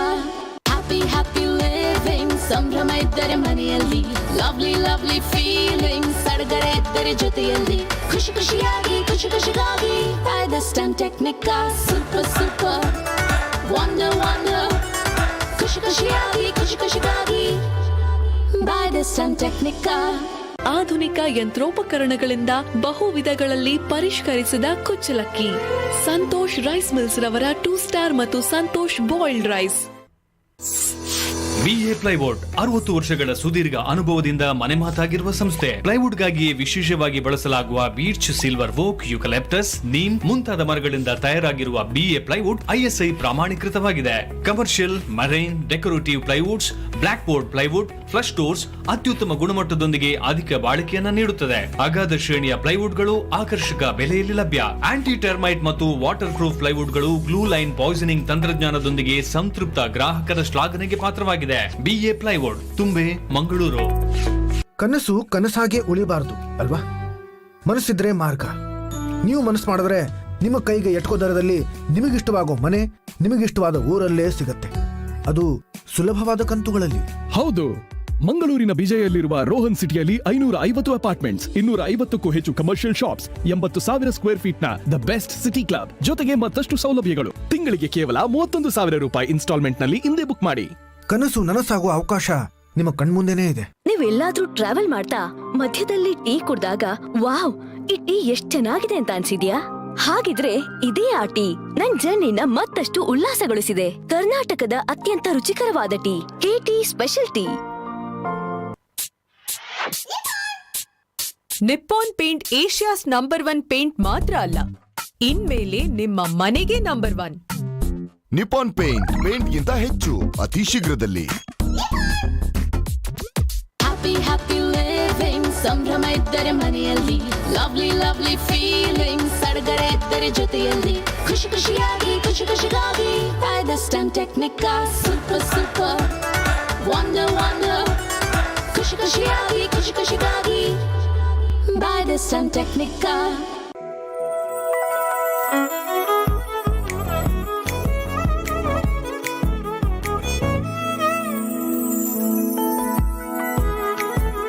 ಸಿನಿಮಾದಲ್ಲಿ ಕಷ್ಟದಲ್ಲಿರೋರ್ನ ಸ್ಟಾರ್ ಕಾಪಾಡ್ತಾರೆ. ನಮ್ ಫ್ಯಾಮಿಲಿ ಹೆಲ್ತ್ ನ ಅಧಿಕ ವಿಟಮಿನ್ಸ್ ಇರೋ ಈ ಸ್ಟಾರ್ ಕಾಪಾಡ್ತಾರೆ. Sun premium refine sunflower oil, family star. Happy happy living, ಸಂಭ್ರಮ ಇದ್ದರೆ ಮನೆಯಲ್ಲಿ, ಲವ್ಲಿ ಲವ್ಲಿ ಫೀಲಿಂಗ್, ಸಡಗರ ಇದ್ದರೆ ಜೊತೆಯಲ್ಲಿ, ಖುಷಿ ಖುಷಿಯಾಗಿ ಖುಷಿ ಖುಷಿಗಾಗಿ, by the stun Technica, super super wonder wonder, ಖುಷಿ ಖುಷಿಯಾಗಿ ಖುಷಿ ಖುಷಿಗಾಗಿ, by the stun Technica. Happy happy living, ಸಂಭ್ರಮ ಇದ್ದರೆ ಮನೆಯಲ್ಲಿ ಲವ್ಲಿ ಲವ್ಲಿ ಫೀಲಿಂಗ್ ಸಡಗರ ಇದ್ದರೆ ಜೊತೆಯಲ್ಲಿ ಖುಷಿ ಖುಷಿಯಾಗಿ ಖುಷಿ ಖುಷಿಗಾಗಿ by the stun Technica super super wonder wonder ಖುಷಿ ಖುಷಿಯಾಗಿ ಖುಷಿ ಖುಷಿಗಾಗಿ ಬೈ ದ ಸ್ಟನ್ ಟೆಕ್ನಿಕಾ. ಆಧುನಿಕ ಯಂತ್ರೋಪಕರಣಗಳಿಂದ ಬಹು ವಿಧಗಳಲ್ಲಿ ಪರಿಷ್ಕರಿಸಿದ ಕುಚ್ಚಲಕ್ಕಿ.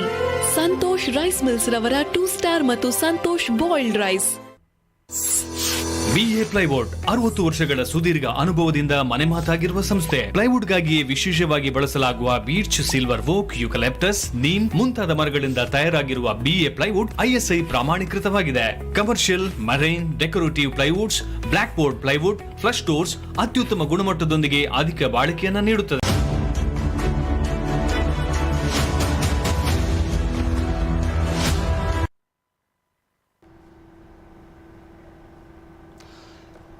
ವಿರಾಮದ ಬಳಿಕ ಮತ್ತೆ ಕರ್ನಾಟಕದ ರಾಜ್ಯ ವಿಧಾನಸಭೆ ಚುನಾವಣೆಯ ತೀರ್ಪು ಯಾವ ರೀತಿಯಾಗಿದೆ ಮತ್ತು ಕರಾವಳಿ ಕರ್ನಾಟಕದಲ್ಲಿ ಯಾರೆಲ್ಲ ಗೆಲುವಿನ ನಗೆಯನ್ನ ಬೀರಿದ್ದಾರೆ, ಇನ್ನೂ ಕೆಲವು ಕೂಡ ನಿಖರವಾಗಿ ಇನ್ನೂ ಕೂಡ ಅಧಿಕೃತವಾಗಿ ಗೆಲುವನ್ನು ಸಾಧಿಸಿದ್ದಾರೆ ಅಂತ ಹೇಳಲಿಕ್ಕಾಗೋದಿಲ್ಲ. ಯಾಕಂತ ಹೇಳಿದ್ರೆ ಕೆಲವು ಕ್ಷೇತ್ರಗಳು, ಅದರಲ್ಲೂ ಕೂಡ ಕರ್ನಾಟಕದ ದಕ್ಷಿಣ ಕನ್ನಡ ಜಿಲ್ಲೆಯ ಒಂದು ಕ್ಷೇತ್ರಗಳ ಇದುವರೆಗೂ ಕೂಡ ಹಾವು ಏನೇ ಅಂತೇನೆ ಹೋಗ್ತಾ ಇದೆ. ಹಾಗಾಗಿ ಅಲ್ಲಿ ಪುತ್ತೂರು ವಿಧಾನಸಭಾ ಕ್ಷೇತ್ರದಲ್ಲಿ ಆ ರೀತಿಯಾದಂತಹ ಒಂದು ಘಟನೆ ಕಂಡು ಬರುವಂಥದ್ದು. ಹಾಗಾಗಿ ಅಲ್ಲಿ ಗೆಲುವು ಯಾರ ಪರ ಹೋಗುತ್ತೆ ಅನ್ನೋದು ಇನ್ನೂ ಕೂಡ ಸ್ಪಷ್ಟವಾಗಿಲ್ಲ. ಯಾಕಂದರೆ BJP ಅಂತೂ ಕಳ್ಕೊಂಡಿದೆ. ಯಾಕಂದರೆ BJPಗೆ ಅಲ್ಲಿ ಯಾವುದೇ ದಾರಿ ಇಲ್ಲ ಈಗ. ಯಾಕಂದರೆ ಬಹಳಷ್ಟು ಹಿನ್ನಡೆಯನ್ನಾಗಿರುತ್ತೆ ಆಶಾ ತಿಮ್ಮಪ್ಪಗೌಡ ಅವರು ಕಳ್ಕೊಂಡಿದ್ದಾರೆ. ಹಾಗಾಗಿ ಭಾರಿ ಹಿನ್ನಡೆಯನ್ನು ಕಂಡುಕೊಂಡಿರುವಂಥದ್ದು.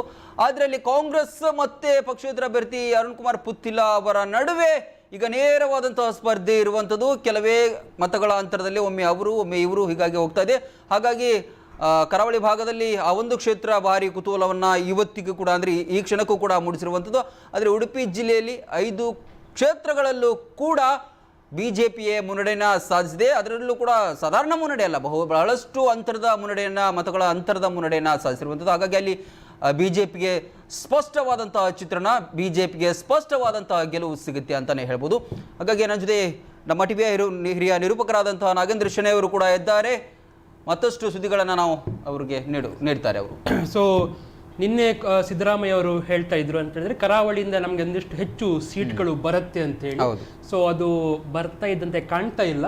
ಬಂದ್ರೆ ಒಂದು ಹೆಚ್ಚು ಬರ್ಬೋದು, ಅದು ಪುತ್ತೂರು. ಇನ್ನು ಒಂದು ವೇಳೆ ಅಫಿಷಿಯಲ್ ಆಗಿ ಅನೌನ್ಸ್ ಆದ್ರೆ ಒಂದಕ್ಕೊಂದು ಸೇರಿಸಬಹುದು ಅಷ್ಟೇ. ಅದು 1+1 ಆಗೋದು ಬಿಟ್ರೆ ಅಂತ ಒಂದು ದೊಡ್ಡ ಪ್ರಮಾಣದ ಶಕ್ತಿಯನ್ನು ಕರಾವಳಿ ಕರ್ನಾಟಕ ಕಾಂಗ್ರೆಸ್ಗೆ ಕೊಡದೇ ಇದ್ರೂ ಕೂಡ ಉಳಿದ ಭಾಗಗಳಲ್ಲಿ ಕಾಂಗ್ರೆಸ್ ತನ್ನ ಶಕ್ತಿಗಳನ್ನು BJPಯ ಘಟಾನುಘಟಿ ನಾಯಕರನ್ನು ಸೋಲಿಸುವ ಮೂಲಕ ಹಿಗ್ಗಿಸಿಕೊಂಡಿದೆ ಎನ್ನುವುದು ಈಗ ನಾವು ಸ್ಪಷ್ಟವಾಗಿ ನೋಡ್ಬೋದು. ನಮ್ಗೆ ಅವತ್ತು ಕುತೂಹಲ ಇತ್ತು, ಇವತ್ತು ಕುತೂಹಲ ಇದೆ. ಏನಂತ ಹೇಳಿದ್ರೆ ಪುತ್ತೂರಲ್ಲಿ ಯಾರು ಗೆಲ್ತಾರಂತೇಳಿ. ಯಾರು ಗೆದ್ರು ತ್ರಿಬಲ್ ಡಿಜಿಟ್ ಅಲ್ಲೇ ಆಗ್ತದೆ. ಯಾಕಂತ ಹೇಳಿದ್ರೆ ತುಂಬಾ ದೊಡ್ಡ ಅಂತರ ಏನಿಲ್ಲ, ದೊಡ್ಡ ಅಂತರ ಯಾರಿಗೂ ಕೂಡ ಬರ್ಲಿಕ್ಕೆ ಸಾಧ್ಯ ಇಲ್ಲ. ಯಾಕಂದ್ರೆ ತ್ರಿಕೋನ ಸ್ಪರ್ಧೆಯಲ್ಲಿ ಮೂವರು ಕೂಡ ಸ್ಟ್ರಾಂಗ್ ಆಗಿ ಫೈಟ್. ಒಂದು ಕಡೆಯಲ್ಲಿ RSS ಮತ್ತೆ BJPಯ ಪ್ರಬಲ ಬ್ಯಾಕಪ್ ಇರುವಂತ ಅವರ ಅಧಿಕೃತ ಅಭ್ಯರ್ಥಿಯಾಗಿ ಆಶಾ ತಿಮ್ಮಪ್ಪ ಗೌಡರು, ಒಂದು ಕಡೆಯಲ್ಲಿ ಹಿಂದುತ್ವದ ಬ್ಯಾಕಪ್ ಮತ್ತು ಯುವ ಕಾರ್ಯಕರ್ತರ ಶಕ್ತಿಯೊಂದಿಗೆ ಪಕ್ಷೇತರ ಅಭ್ಯರ್ಥಿಯಾಗಿ ಪುತ್ತಿಲ ಅವರು, ಮತ್ತೊಂದು ಕಡೆಯಲ್ಲಿ ಕಾಂಗ್ರೆಸ್ನ ಮೊದಲ ಪ್ರಯತ್ನದಲ್ಲಿ ಅಂದರೆ ಮೊದಲ ಬಾರಿಗೆ ಶಾಸಕರಾಗುವಂಥ ಒಂದು ನಿಟ್ಟಿನಲ್ಲಿ ಅಶೋಕ್ ಕುಮಾರ್ ರೈ ಅವರಿಗೆ ಟಿಕೆಟ್ ಸಿಕ್ಕಿರುವಂಥದ್ದು. ಅವರು BJPಯಿಂದ ಕಾಂಗ್ರೆಸ್ ಬಂದ ಕೆಲವೇ ತಿಂಗಳುಗಳ ಅಂತರದಲ್ಲಿ. ಹಾಗೆ 3 ಕಡೆ ಕೂಡ ಗೆಲ್ಲೇಬೇಕು ಎನ್ನುವಂಥ ಒಂದು ತೀವ್ರತೆ ಇದ್ದ ಕಾರಣ ಒಂದು ಸಣ್ಣ ಮಾರ್ಜಿನಲ್ಲಿ ಯಾರು ಕೂಡ ಗೆಲ್ಲುವಂಥ ಸಾಧ್ಯತೆ ಉಂಟು. ನಾವೀಗ ಒಂದು ಕೆಲವೇ ನಿಮಿಷಗಳಲ್ಲಿ ಅದು ಬಹುಶಃ ಕ್ಲಿಯರ್ ಆಗ್ಬೋದು. ಅದರಿಂದ ತುಂಬ ಏನು ಕುತೂಹಲ ಉಳಿದಂತೆ ಕರಾವಳಿಯಲ್ಲಿ ಬಹುತೇಕ BJP ತನ್ನ ಶಕ್ತಿಯನ್ನು ಹಾಗೆ ಉಳಿಸಿಕೊಂಡಿದೆ ಎನ್ನುವುದರಲ್ಲಿ ಯಾವುದೇ ರೀತಿಯ ಆಶ್ಚರ್ಯ ಇಲ್ಲಿ ಕಾಣ್ತಾ ಇಲ್ಲ.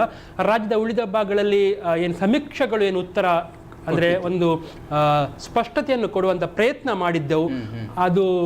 ಅದನ್ನು ಮೀರಿಯೂ ಕೂಡ ಆಗಿದೆ.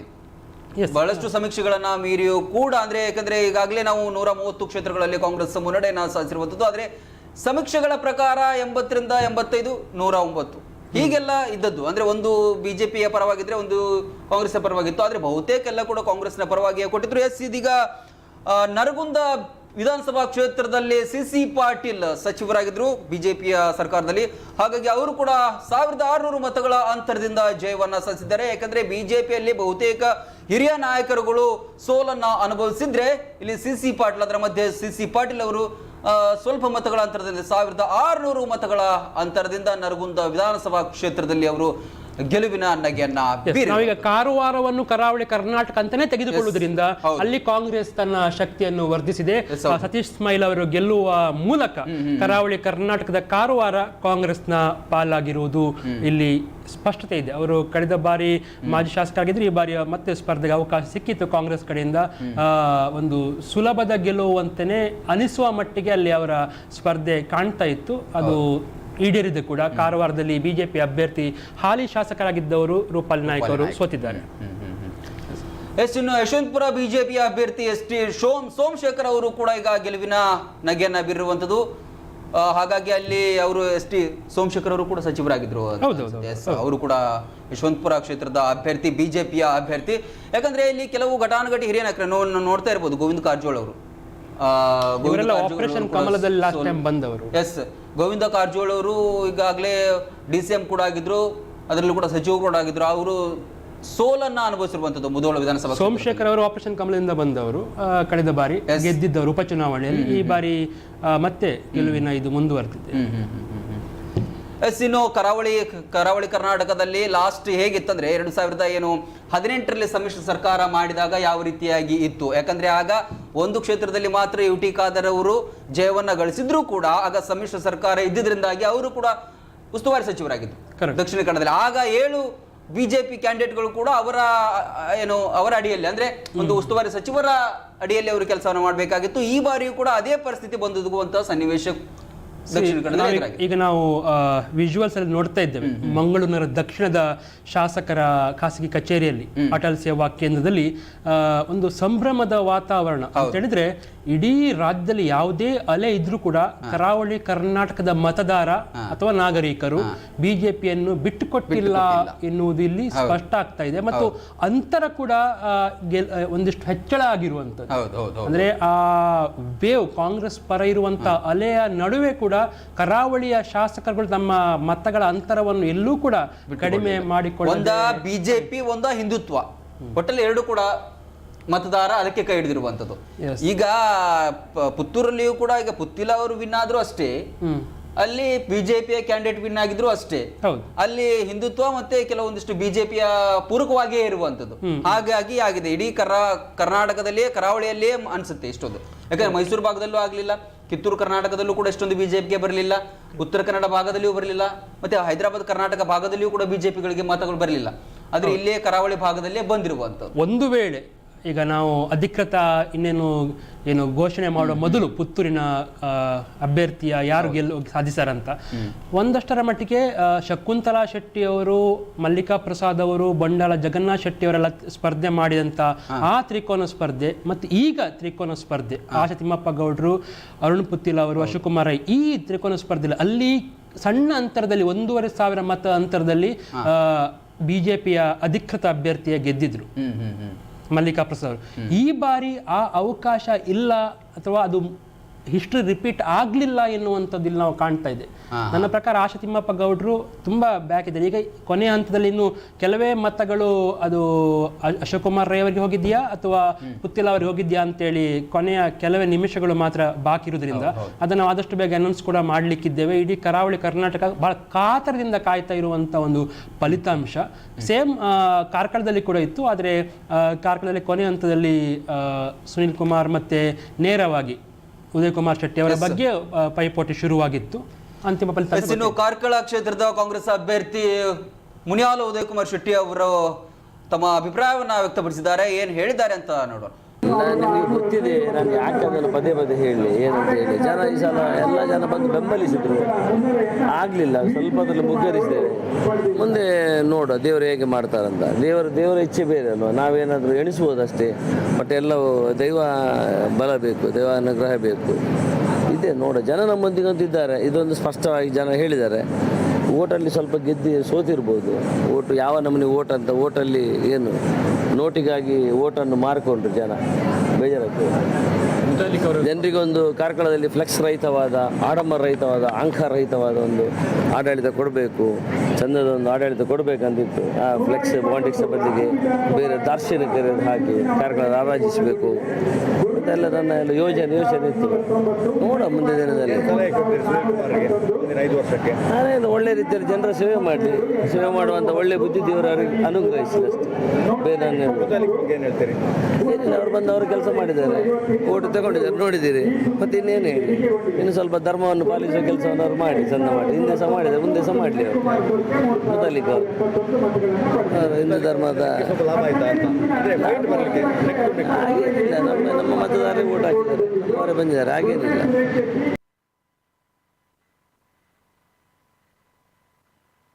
ಕುಂದಾಪುರ ಕ್ಷೇತ್ರದಲ್ಲಿ ಬಿಜೆಪಿಯ ಅಭ್ಯರ್ಥಿ ಕಿರಣ್ ಕುಮಾರ್ ಕೋಡ್ಗಿ ಅವರ ಗೆಲುವು ಖಚಿತವಾಗಿದೆ. ಯಾಕಂದ್ರೆ ದಕ್ಷಿಣ ಕನ್ನಡದಲ್ಲಿ ಈಗಾಗಲೇ 2 ಗೆಲುವುಗಳು ಖಚಿತ ಆಗಿತ್ತು. ಇನ್ನು ಉಡುಪಿ ಜಿಲ್ಲೆಯಲ್ಲಿ ಸುನಿಲ್ ಕುಮಾರ್ ಅವರ ಗೆಲುವು ಖಚಿತ ಆಗಿತ್ತು. ಹಾಗೆ ಇದೀಗ ಕುಂದಾಪುರ ಕ್ಷೇತ್ರ, ಅದು ಕೂಡ ಬಿಜೆಪಿಯ ಭದ್ರಕೋಟೆ. ಯಾಕಂದ್ರೆ ಹಾಲಾಡಿ ಶ್ರೀನಿವಾಸ್ ಶೆಟ್ಟರು ಕೂಡ ಅಲ್ಲಿ ನಿರಂತರವಾಗಿ ಬಿಜೆಪಿಯನ್ನು ಗೆದ್ದಿದ್ರು, ಪಕ್ಷೇತರವಾಗಿ ಗೆದ್ದಿದ್ರು. ಇದೀಗ ಕಿರಣ್ ಕುಮಾರ್ ಕೋಡ್ಗಿ ಅವರು ಕೂಡ ಅಧಿಕೃತವಾಗಿ ಗೆಲುವಿನ ನಗೆಯನ್ನ ಬೀರಿದ್ದಾರೆ.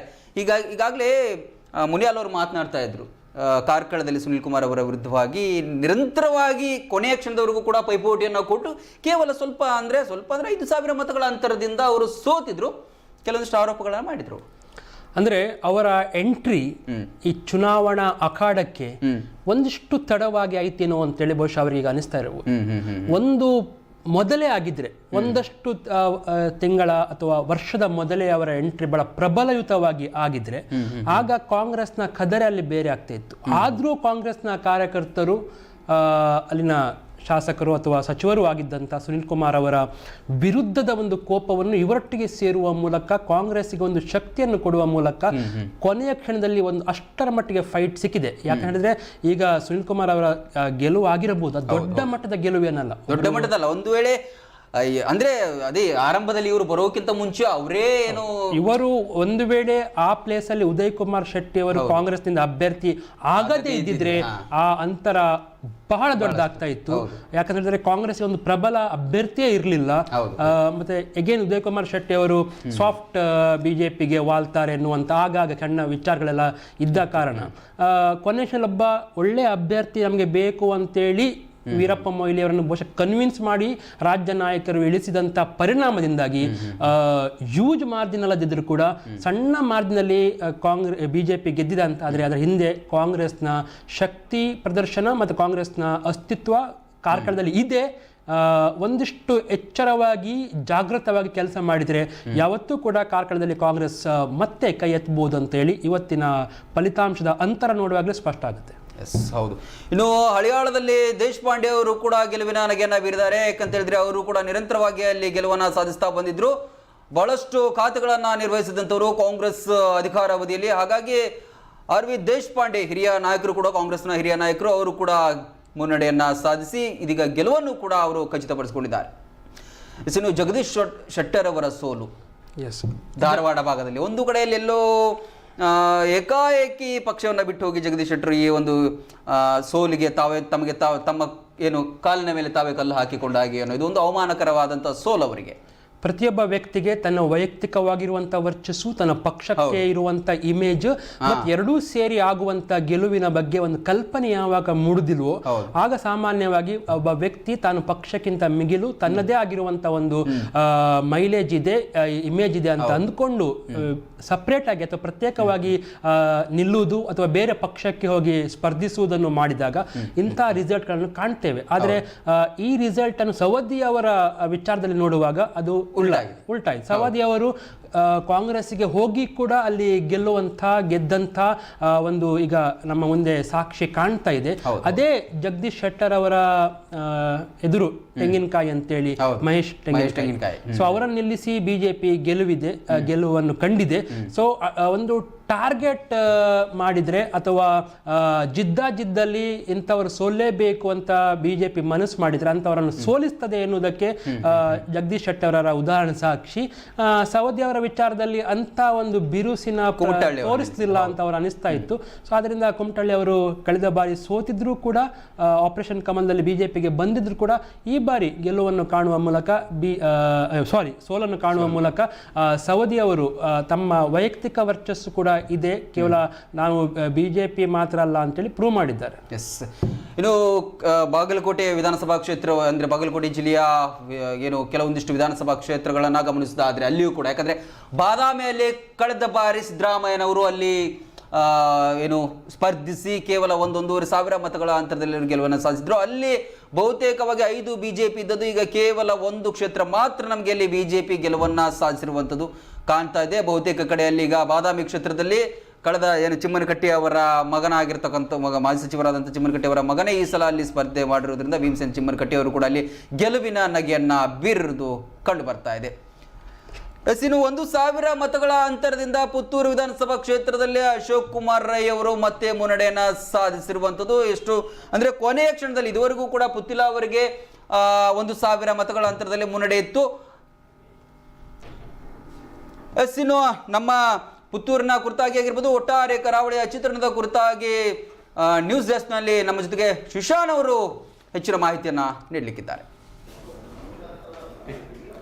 ಈಗಾಗಲೇ ಪುತ್ತೂರು ವಿಧಾನಸಭಾ ಕ್ಷೇತ್ರಕ್ಕೆ ಸಂಬಂಧಪಟ್ಟಂತೆ ಇಡೀ ರಾಜ್ಯದಲ್ಲಿ ಎಲ್ಲರೂ ಕೂಡ ಕಾಯ್ತಾ ಇರುವಂಥದ್ದು ರಾಜ್ಯದ ರಿಸಲ್ಟ್ಗಳು ಏನಾಗ್ಬೋದು ಅಂತ ನಿನ್ನೆ ತನಕವೂ ಕೂಡ ಕಾಯ್ತಾ ಇದ್ರು. ಆದರೆ ಬೆಳಗಿನಿಂದ ಬರ್ತಾ ಇರುವಂಥ ಅಪ್ಡೇಟ್ಗಳನ್ನ ಗಮನಿಸಿದರೆ ಯಾರು ಕೂಡ ರಾಜ್ಯದತ್ತ ಚಿತ್ತವೇ ಇಡ್ತಾ ಇಲ್ಲ. ಸೊ ಎಲ್ಲರ ಚಿತ್ತವೂ ಕೂಡ, ಅದರಲ್ಲೂ ಕೂಡ ಸ್ಪೆಷಲ್ ಆಗಿ ಕರಾವಳಿ ಪ್ರದೇಶವನ್ನು ನಾವು ಗಮನಿಸಿದ್ರೆ ದಕ್ಷಿಣ ಕನ್ನಡ ಮತ್ತು ಉಡುಪಿ ಕ್ಷೇತ್ರಗಳಲ್ಲಿ ಪ್ರತಿಯೊಬ್ಬರ ಚಿತ್ತವೂ ಕೂಡ ನೆಟ್ಟಿರುವಂಥದ್ದು ಕೇವಲ ಪುತ್ತೂರು ವಿಧಾನಸಭಾ ಕ್ಷೇತ್ರ. ಸೊ ರಿಯಲಿ ಕೂಡ ತುಂಬಾ ನೆಕ್ ಟು ನೆಕ್ ಫೈಟ್ ಇರುವಂಥದ್ದು. ಕೇವಲ ಒನ್ ಸೈಡ್ ಆಗಿ ಈ ಗೇಮ್ ಹೋಗಿರಲಿಲ್ಲ, ಅಥವಾ ಕೋ ಇನ್ಸಿಡೆಂಟು ಗೊತ್ತಿಲ್ಲ, ಕಾಕತಾಳೀಯನೋ ಏನೋ ಗೊತ್ತಿಲ್ಲ. ಕೊನೆಯ ಹಂತದ ತನಕವೂ ಕೂಡ ಉಳಿದಿರುವಂತಹ ಒಂದೇ ಒಂದು ರಿಸಲ್ಟ್ ಅಂತ ಹೇಳಿದ್ರೆ ಅದು ಪುತ್ತೂರು ವಿಧಾನಸಭೆ. ಯಾಕಂತ ಹೇಳಿದ್ರೆ ದಕ್ಷಿಣ ವಿಧಾನಸಭಾ ಕ್ಷೇತ್ರದ 8 ವಿಧಾನಸಭಾ ಕ್ಷೇತ್ರಗಳಲ್ಲಿ ಆಲ್ಮೋಸ್ಟ್ 7 ವಿಧಾನಸಭಾ ಕ್ಷೇತ್ರದ ರಿಸಲ್ಟ್ ಆಲ್ರೆಡಿ ಬಂದಾಗಿದೆ. ಸೊ ಅದರಲ್ಲಿ 6 ವಿಧಾನಸಭಾ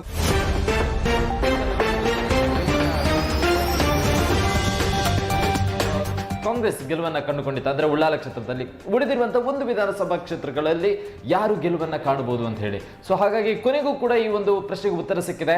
ಸೊ ಕೊನೆಯ ಹಂತದಲ್ಲಿ ನಾವು ಅಪ್ಡೇಟ್ಗಳನ್ನ ಕೂಡ ಗಮನಿಸಿದ್ವಿ. ಅರುಣ್ ಕುಮಾರ್ ಪುತ್ತಿಲ ಅವರು ಒಮ್ಮಿಂದೊಮ್ಮೆಲೆ ಲೀಡನ್ನು ಪಡೆದುಕೊಳ್ತಾರೆ ಅಶೋಕ್ ಕುಮಾರ್ ರೈ ಅವರಿಗಿಂತ.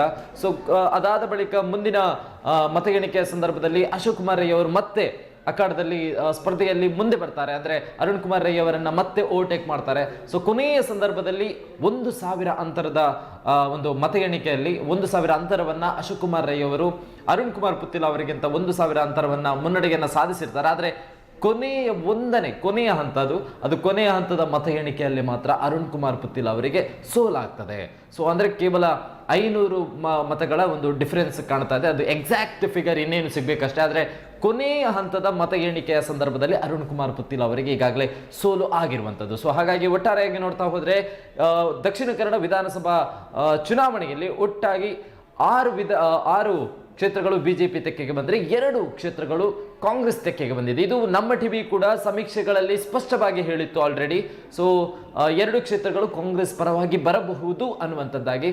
ಸೊ ನಮ್ಮ ಟಿವಿಯ ಸಮೀಕ್ಷೆಯಂತೆ ಈ ಬಾರಿ 6 ವಿಧಾನಸಭಾ ಕ್ಷೇತ್ರಗಳಲ್ಲಿ ಬಿಜೆಪಿಗೆ, ಈಗ ದಕ್ಷಿಣ ಕನ್ನಡ ವಿಧಾನಸಭಾ ಕ್ಷೇತ್ರಗಳಲ್ಲಿ 6 ಬಿಜೆಪಿ ಬಂದರೆ 2 ಕಾಂಗ್ರೆಸ್ ಪರವಾಗಿ ಬಂದಿದೆ. ಹಾಗೆಯೇ ಉಡುಪಿ ವಿಧಾನಸಭಾ ಕ್ಷೇತ್ರವನ್ನ ನಾವು ಗಮನಿಸಿದ್ರೆ 5 ವಿಧಾನಸಭಾ ಕ್ಷೇತ್ರಗಳಲ್ಲಿ 5 ಕ್ಷೇತ್ರಗಳಲ್ಲೂ ಕೂಡ ಬಿಜೆಪಿ ಕ್ಲೀನ್ ಸ್ವಿಪ್ ಅನ್ನು ಪಡೆದುಕೊಳ್ತಾ ಇದೆ. ಸೊ ಇನ್ನೂ ಕೂಡ ಕೆಲವೊಂದು ಕ್ಷೇತ್ರಗಳನ್ನ ವಿನ್ನಿಂಗ್ ಅನೌನ್ಸ್ ಮಾಡಬೇಕಷ್ಟೇ ಅಧಿಕೃತವಾಗಿ. ಆದರೆ ಈಗಾಗಲೇ ಬಿಜೆಪಿಗರು ಇದು ಕ್ಲೀನ್ ಸ್ವಿಪ್ ಅಂತ ಹೇಳಿ ಅಧಿಕೃತವಾಗಿ ಅವರೇ ಪಕ್ಷದೊಳಗಡೆ ಘೋಷಣೆಯನ್ನ ಮಾಡಿ ಸಂಭ್ರಮಾಚರಣೆಯಲ್ಲಿ ಈಗಾಗಲೇ ತೊಡಗಿರುವಂಥದ್ದು. ಸೊ ಹಾಗಾಗಿ ಕರಾವಳಿ ಪ್ರದೇಶಕ್ಕೆ ನಾವು ಗಮನಿಸಿದ್ರೆ ಬಿಜೆಪಿ ಇನ್ನೂ ಕೂಡ ಭದ್ರವಾಗಿ ಉಳಿತಾ ಇದೆ ಅನ್ನುವಂಥದ್ದು ಸ್ಪಷ್ಟವಾಗ್ತಾ ಇದೆ. ರಾಜ್ಯ ರಾಜಕೀಯದಲ್ಲಿ ನಾವು ನೋಡ್ತಾ ಹೋದ್ರೆ ಇದು ಊಹೆಗೂ ಮಿಲುಕಿದ ಒಂದು ಬದಲಾವಣೆ ಅಂತ ಹೇಳ್ಬೋದು. ಯಾಕಂತ ಹೇಳಿದ್ರೆ ಬಿಜೆಪಿ ಕೇವಲ 65 ಕ್ಷೇತ್ರಗಳಲ್ಲಿ ಮಾತ್ರ ಮುನ್ನಡೆಯನ್ನು ಸಾಧಿಸಿಕೊಂಡಿರುವಂಥದ್ದು. ಆದರೆ ಕಾಂಗ್ರೆಸ್ ಬರೋಬ್ಬರಿ 133 ಕ್ಷೇತ್ರಗಳಲ್ಲಿ ಒಂದು ಬದಲಾವಣೆಯನ್ನು ಕಂಡುಕೊಂಡಿರುವಂಥದ್ದು ಮುನ್ನಡೆ. ಸೊ ಇದು DK ಶಿವಕುಮಾರ್ ಮತ್ತು ಸಿದ್ದರಾಮಯ್ಯ ಅವರ ಒಂದು ಜಂಟಿ ಜೋಡೆತ್ತುಗಳ ಬಿಗ್ ಫೈಟ್ನಿಂದಾಗಿ, ಅವರ ಸಾರಥ್ಯದಿಂದಾಗಿ ಮಾತ್ರ ಈ ರೀತಿಯಾದಂಥ ಬದಲಾವಣೆ ಆಗೋದಕ್ಕೆ ಸಾಧ್ಯ ಆಯಿತು. ಆದರೆ ಮುಂದಿನ ಹಲವಾರು ಚರ್ಚೆಗಳಿರ್ಬೋದು, ಮೋದಿ, ಶಾ, ಯೋಗಿಯಂತಹ ಪ್ರಬಲ ನಾಯಕರ ಪ್ರಚಾರದಿಂದಾಗಿ ಬಿಜೆಪಿಗೆ ಈ ರೀತಿಯ ಮುಖಭಂಗ ಆಗೋದಕ್ಕೆ ಹೇಗೆ ಸಾಧ್ಯ ಅಂತ ಹೇಳಿ. ಆದರೆ ಒಟ್ಟಾರೆಯಾಗಿ ನೋಡ್ತಾ ಹೋದರೆ ಕರ್ನಾಟಕದ ವಿಚಾರವಾಗಿ ಕಾಂಗ್ರೆಸ್ ಬಂದರೆ ಕರಾವಳಿಯ ವಿಚಾರವಾಗಿ ಬಿಜೆಪಿ ಇರುವುದಂತೂ ಸ್ಪಷ್ಟವಾಗಿದೆ. ಹಾಗೆಯೇ ಪುತ್ತೂರು ವಿಧಾನಸಭಾ ಕ್ಷೇತ್ರದ ವಿಚಾರವಾಗಿ ಇನ್ನಷ್ಟು ಅಪ್ಡೇಟ್ಗಳು ಕೂಡ ಬರೋದಕ್ಕೆ ಪೆಂಡಿಂಗ್ ಇರುವಂಥದ್ದು. ಯಾಕಂತ ಹೇಳಿದ್ರೆ ಅದು ಕೊನೆಯ ಹಂತದಲ್ಲಿ ನಡೆದಿರುವಂತಹ ಚುನಾವಣೆ. ಸೊ ಆ ಒಂದು ರಿಸಲ್ಟ್ನ ಎಕ್ಸಾಕ್ಟ್ ಫಿಗರ್ ಇನ್ನೇನು ಕೆಲವೇ ಸಂದರ್ಭಗಳಲ್ಲಿ ನಮ್ಮ ಮುಂದೆ ಬರಲಿಕ್ಕಿರುವಂಥದ್ದು. ಸೊ ಟೋಟಲಿ ನೋಡ್ತಾ ಹೋದರೆ ಕರಾವಳಿಯಲ್ಲಿ 6 ಕ್ಷೇತ್ರ ಬಿಜೆಪಿ ಪಾಲಿಗೆ, ಹಾಗೆಯೇ ಉಡುಪಿ ಕ್ಷೇತ್ರದಲ್ಲಿ 5 ಕೂಡ ಬಿಜೆಪಿ ಪಾಲಿಗೆ ಅಂತಲೇ ಹೇಳ್ಬೋದು. ಮಾಂತೇಶ್.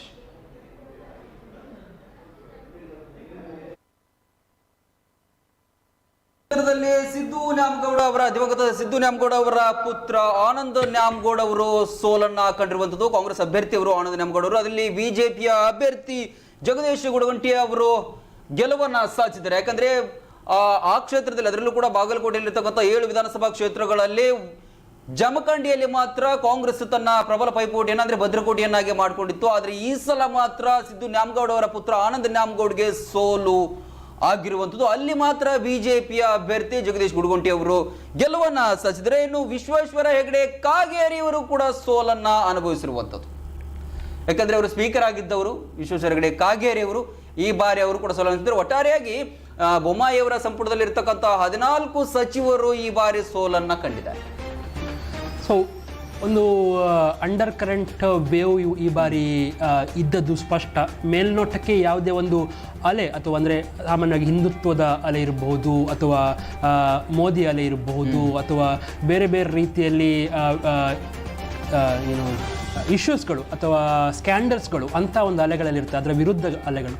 ಅದೆಲ್ಲ ಏನು ಇಲ್ಲದಿದ್ದರೂ ಕೂಡ ಜನರ ಮನಸ್ಸಿನಲ್ಲಿ ಈ ಬಾರಿ ಕಾಂಗ್ರೆಸ್ ಕೊಟ್ಟಂಥ ಒಂದು ಗ್ಯಾರಂಟಿ ಕಾರ್ಡ್ನಲ್ಲಿ ಇದ್ದಂಥ ಅಂಶಗಳು ಇರ್ಬೋದು. 40% ಎನ್ನುವುದು ಪ್ರೂವ್ ಆಗದಿದ್ದರೂ ಕೂಡ, ಅಥವಾ ಅದಕ್ಕೆ ದಡ ಮುಟ್ಟಿಸಲಿಕ್ಕೆ ಕಾಂಗ್ರೆಸ್ಸಿಗೆ ಸಾಧ್ಯವಾಗದಿದ್ದರೂ ಕೂಡ, ಅದು 40% ಎನ್ನುವುದು ಬಹಳ ಜನರ ಮನಸ್ಸಿನಲ್ಲಿ ನೇರವಾಗಿ ಉಳ್ಕೊಂಡಿತ್ತು. ಆ 50% ಆ 40% ಅಂದರೆ ಭ್ರಷ್ಟಾಚಾರ ಅಂತ ಹೇಳಿ ಅದನ್ನು ಉಳಿಸುವಂಥ ಪ್ರಯತ್ನದಲ್ಲಿ ಕಾಂಗ್ರೆಸ್ ಕೊನೆಗೂ ಯಶಸ್ವಿಯಾದಂತೆ ಕಾಣ್ತಾ ಇದೆ. ಪ್ರತಿ ಬಾರಿ ಇವರು ಪ್ರೂವ್ ಮಾಡಿ ಅಂತ ಹೇಳ್ತಾ ಇದ್ರು, ಆದರೆ ಪ್ರೂವ್ ಮಾಡದೆ ಕಾಂಗ್ರೆಸ್ಗೆ ಈ ಒಂದು ಫ್ಯಾಕ್ಟರ್ ಅಂದರೆ ವಿನ್ನಿಂಗ್ ಫ್ಯಾಕ್ಟರ್ ಸಿಗ್ತಾ ಇರೋದು ನಿಜಕ್ಕೂ ಕಾಂಗ್ರೆಸ್ಗೆ ದೊಡ್ಡ ಒಂದು ಗೆಲುವು ಅಂತ ಅಂದ್ಕೊಳ್ಬೋದು. ಬಾಕಿ ಇರುವಂಥ 50% ಗ್ಯಾರಂಟಿ ಕಾರ್ಡ್ನ ಮೂಲಕ ಅದು ತುಂಬಿಸಿಕೊಂಡಿರೋದ್ರಲ್ಲಿ ಯಾವುದೇ ಸಂಶಯ ಇಲ್ಲ. ಬಹುಶಃ ಹೈಕಮಾಂಡ್ ಒಂದು ಸಣ್ಣ ಮಟ್ಟಿಗಿನ ನಿಟ್ಟುಸಿರೋದನ್ನು ದಕ್ಷಿಣ ಭಾರತದಲ್ಲಿ ಇವತ್ತು ಕಾಣ್ತಾ ಇರ್ಬೋದು ಕಾಂಗ್ರೆಸ್ ಇದು. ಯಾಕಂತ ಹೇಳಿದ್ರೆ ಅವರಿಗೆ ಕೂಡ ಇದು ಉಳಿವಿನ ಪ್ರಶ್ನೆ ಆಗಿತ್ತು. ಅನೇಕ ಕಡೆಯಲ್ಲಿ ಕಾಂಗ್ರೆಸ್ ರಾಜ್ಯಗಳಲ್ಲಿ ಸೋಲನ್ನು ಕಾಣ್ತಿರುವಂಥ ಈ ಕಾಲಘಟ್ಟದಲ್ಲಿ ಸುರ್ಜೇವಾಲ್ರವರು ನಾನು ನೋಡಿದ ಪ್ರಕಾರ ನಿರಂತರವಾಗಿ ಇಲ್ಲೇ ಇದ್ರು, ಬೆಂಗಳೂರಿನಲ್ಲೇ ಆಲ್ಮೋಸ್ಟ್ ಇದ್ರು ಅವರು ಡಿಸೆಂಬರ್ನಿಂದ ಅಂತೇಳಿ. ಅಂದರೆ ಸಾಮಾನ್ಯ ಉಸ್ತುವಾರಿಗಳು ಬರುವುದು ಹೋಗೋದು, ಅವರ ಭೇಟಿ ಈಗ ಅಪರೂಪಕ್ಕಿರುತ್ತೆ. ಕೆಲವೊಮ್ಮೆ ಇಲೆಕ್ಷನ್ ಬಂದರೂ ಕೂಡ ಈ ಬಾರಿ ಬರ್ತಾರಂತೆ, 2 ದಿನ ಇರ್ತಾರಂತ ಹೀಗಿರ್ತಾರೆ. ಆದರೆ ಸುರ್ಜೇವಾಲ್ರವರು ಎಗೇನ್ ಖರ್ಗೆ ಅವರಿಗೆ ಇದು ಇಜ್ಜತ್ ಕಾ ಸವಾಲ್ ಅಂತ ಹೇಳ್ತಾರೆ. ದೆಹಲಿಯಲ್ಲಿ ಕುಳಿತುಕೊಂಡು ಜನಪಥದಲ್ಲಿ ಕೂತ್ಕೊಂಡು ತಮ್ಮ ರಾಜ್ಯವನ್ನೇ ಉಳಿಸ್ಕೊಳ್ಳಾಗ್ಲಿಲ್ವಲ್ಲ ಅಂತ ಅವ್ರು ಯಾರು ಕೇಳುವ ಹಾಗಿಲ್ಲ. ಅಂತ ಒಂದು ಸಾಮರ್ಥ್ಯವನ್ನು ಓರೆಗೆ ಹಚ್ಚಿಕೊಂಡು ಖರ್ಗೆ ಅವರ ಗೆಲುವಂತ ಇದು ಅನಿಸ್ಬೋದು.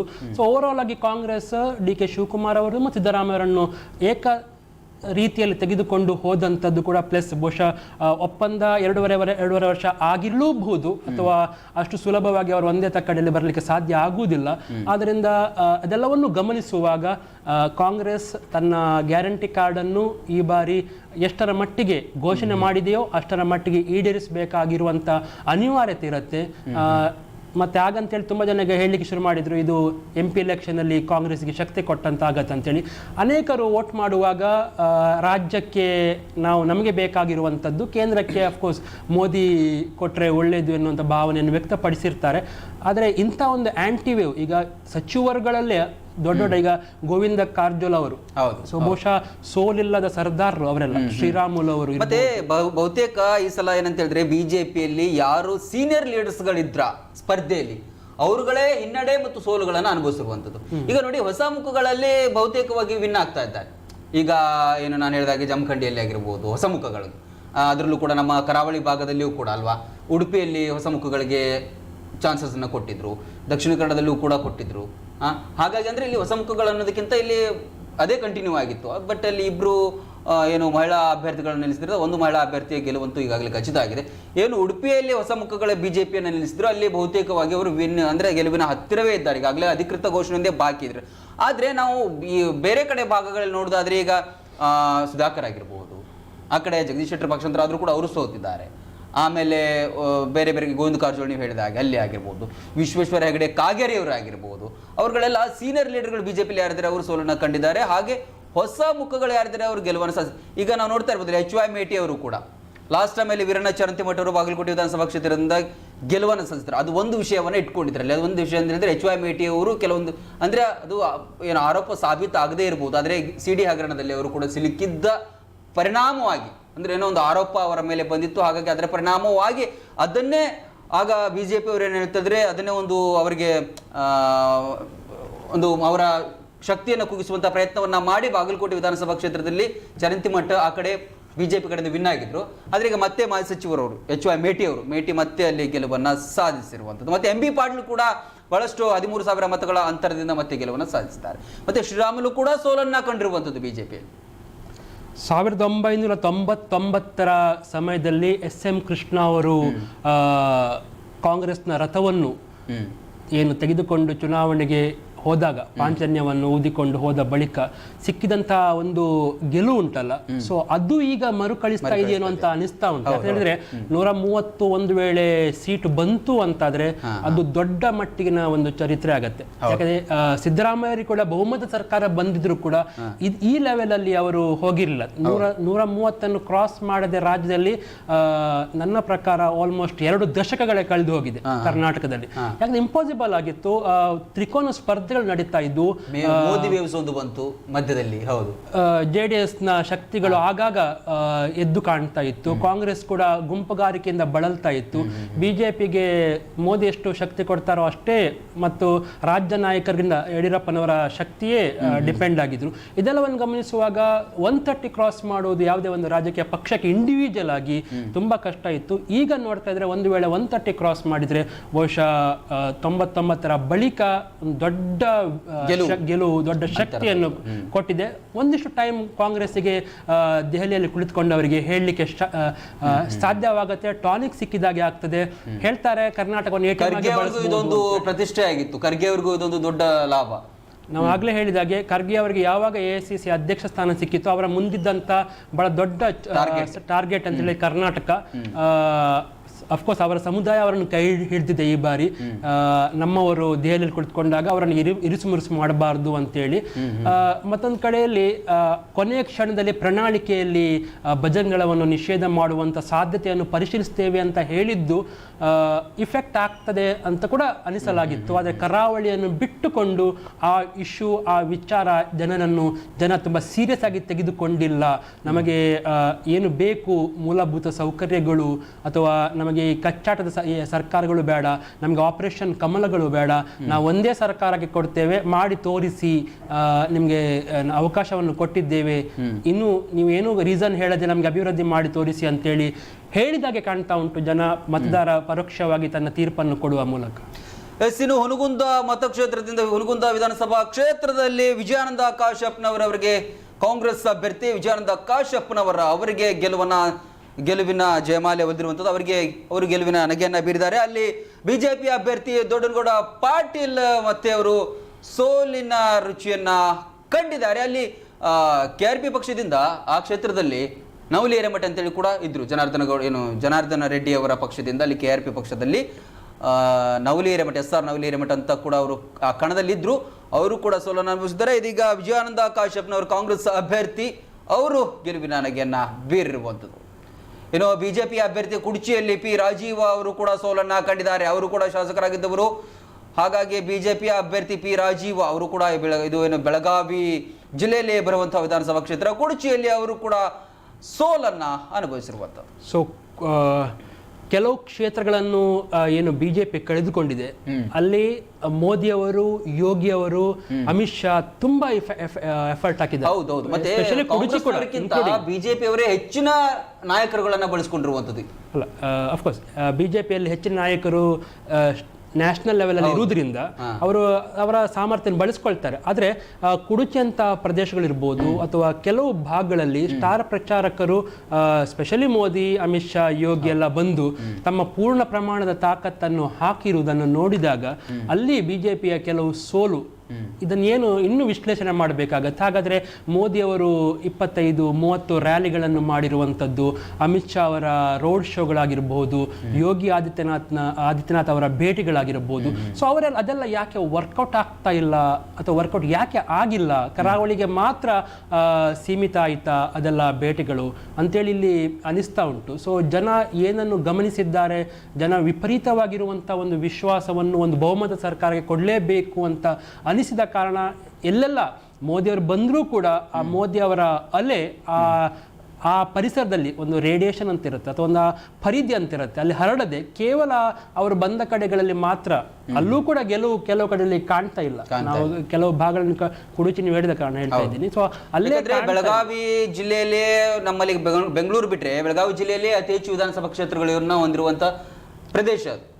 ಅಲ್ಲಿ ಬೆಳಗಾವಿ 18 ವಿಧಾನಸಭಾ ಕ್ಷೇತ್ರ ಇರುವಂತ ಏಕೈಕ, ಬೆಂಗಳೂರು ಬಿಟ್ರೆ ಏಕೈಕ ಅತಿ ದೊಡ್ಡ ಜಿಲ್ಲೆ ಅಂತ. ಹೌದೌದು.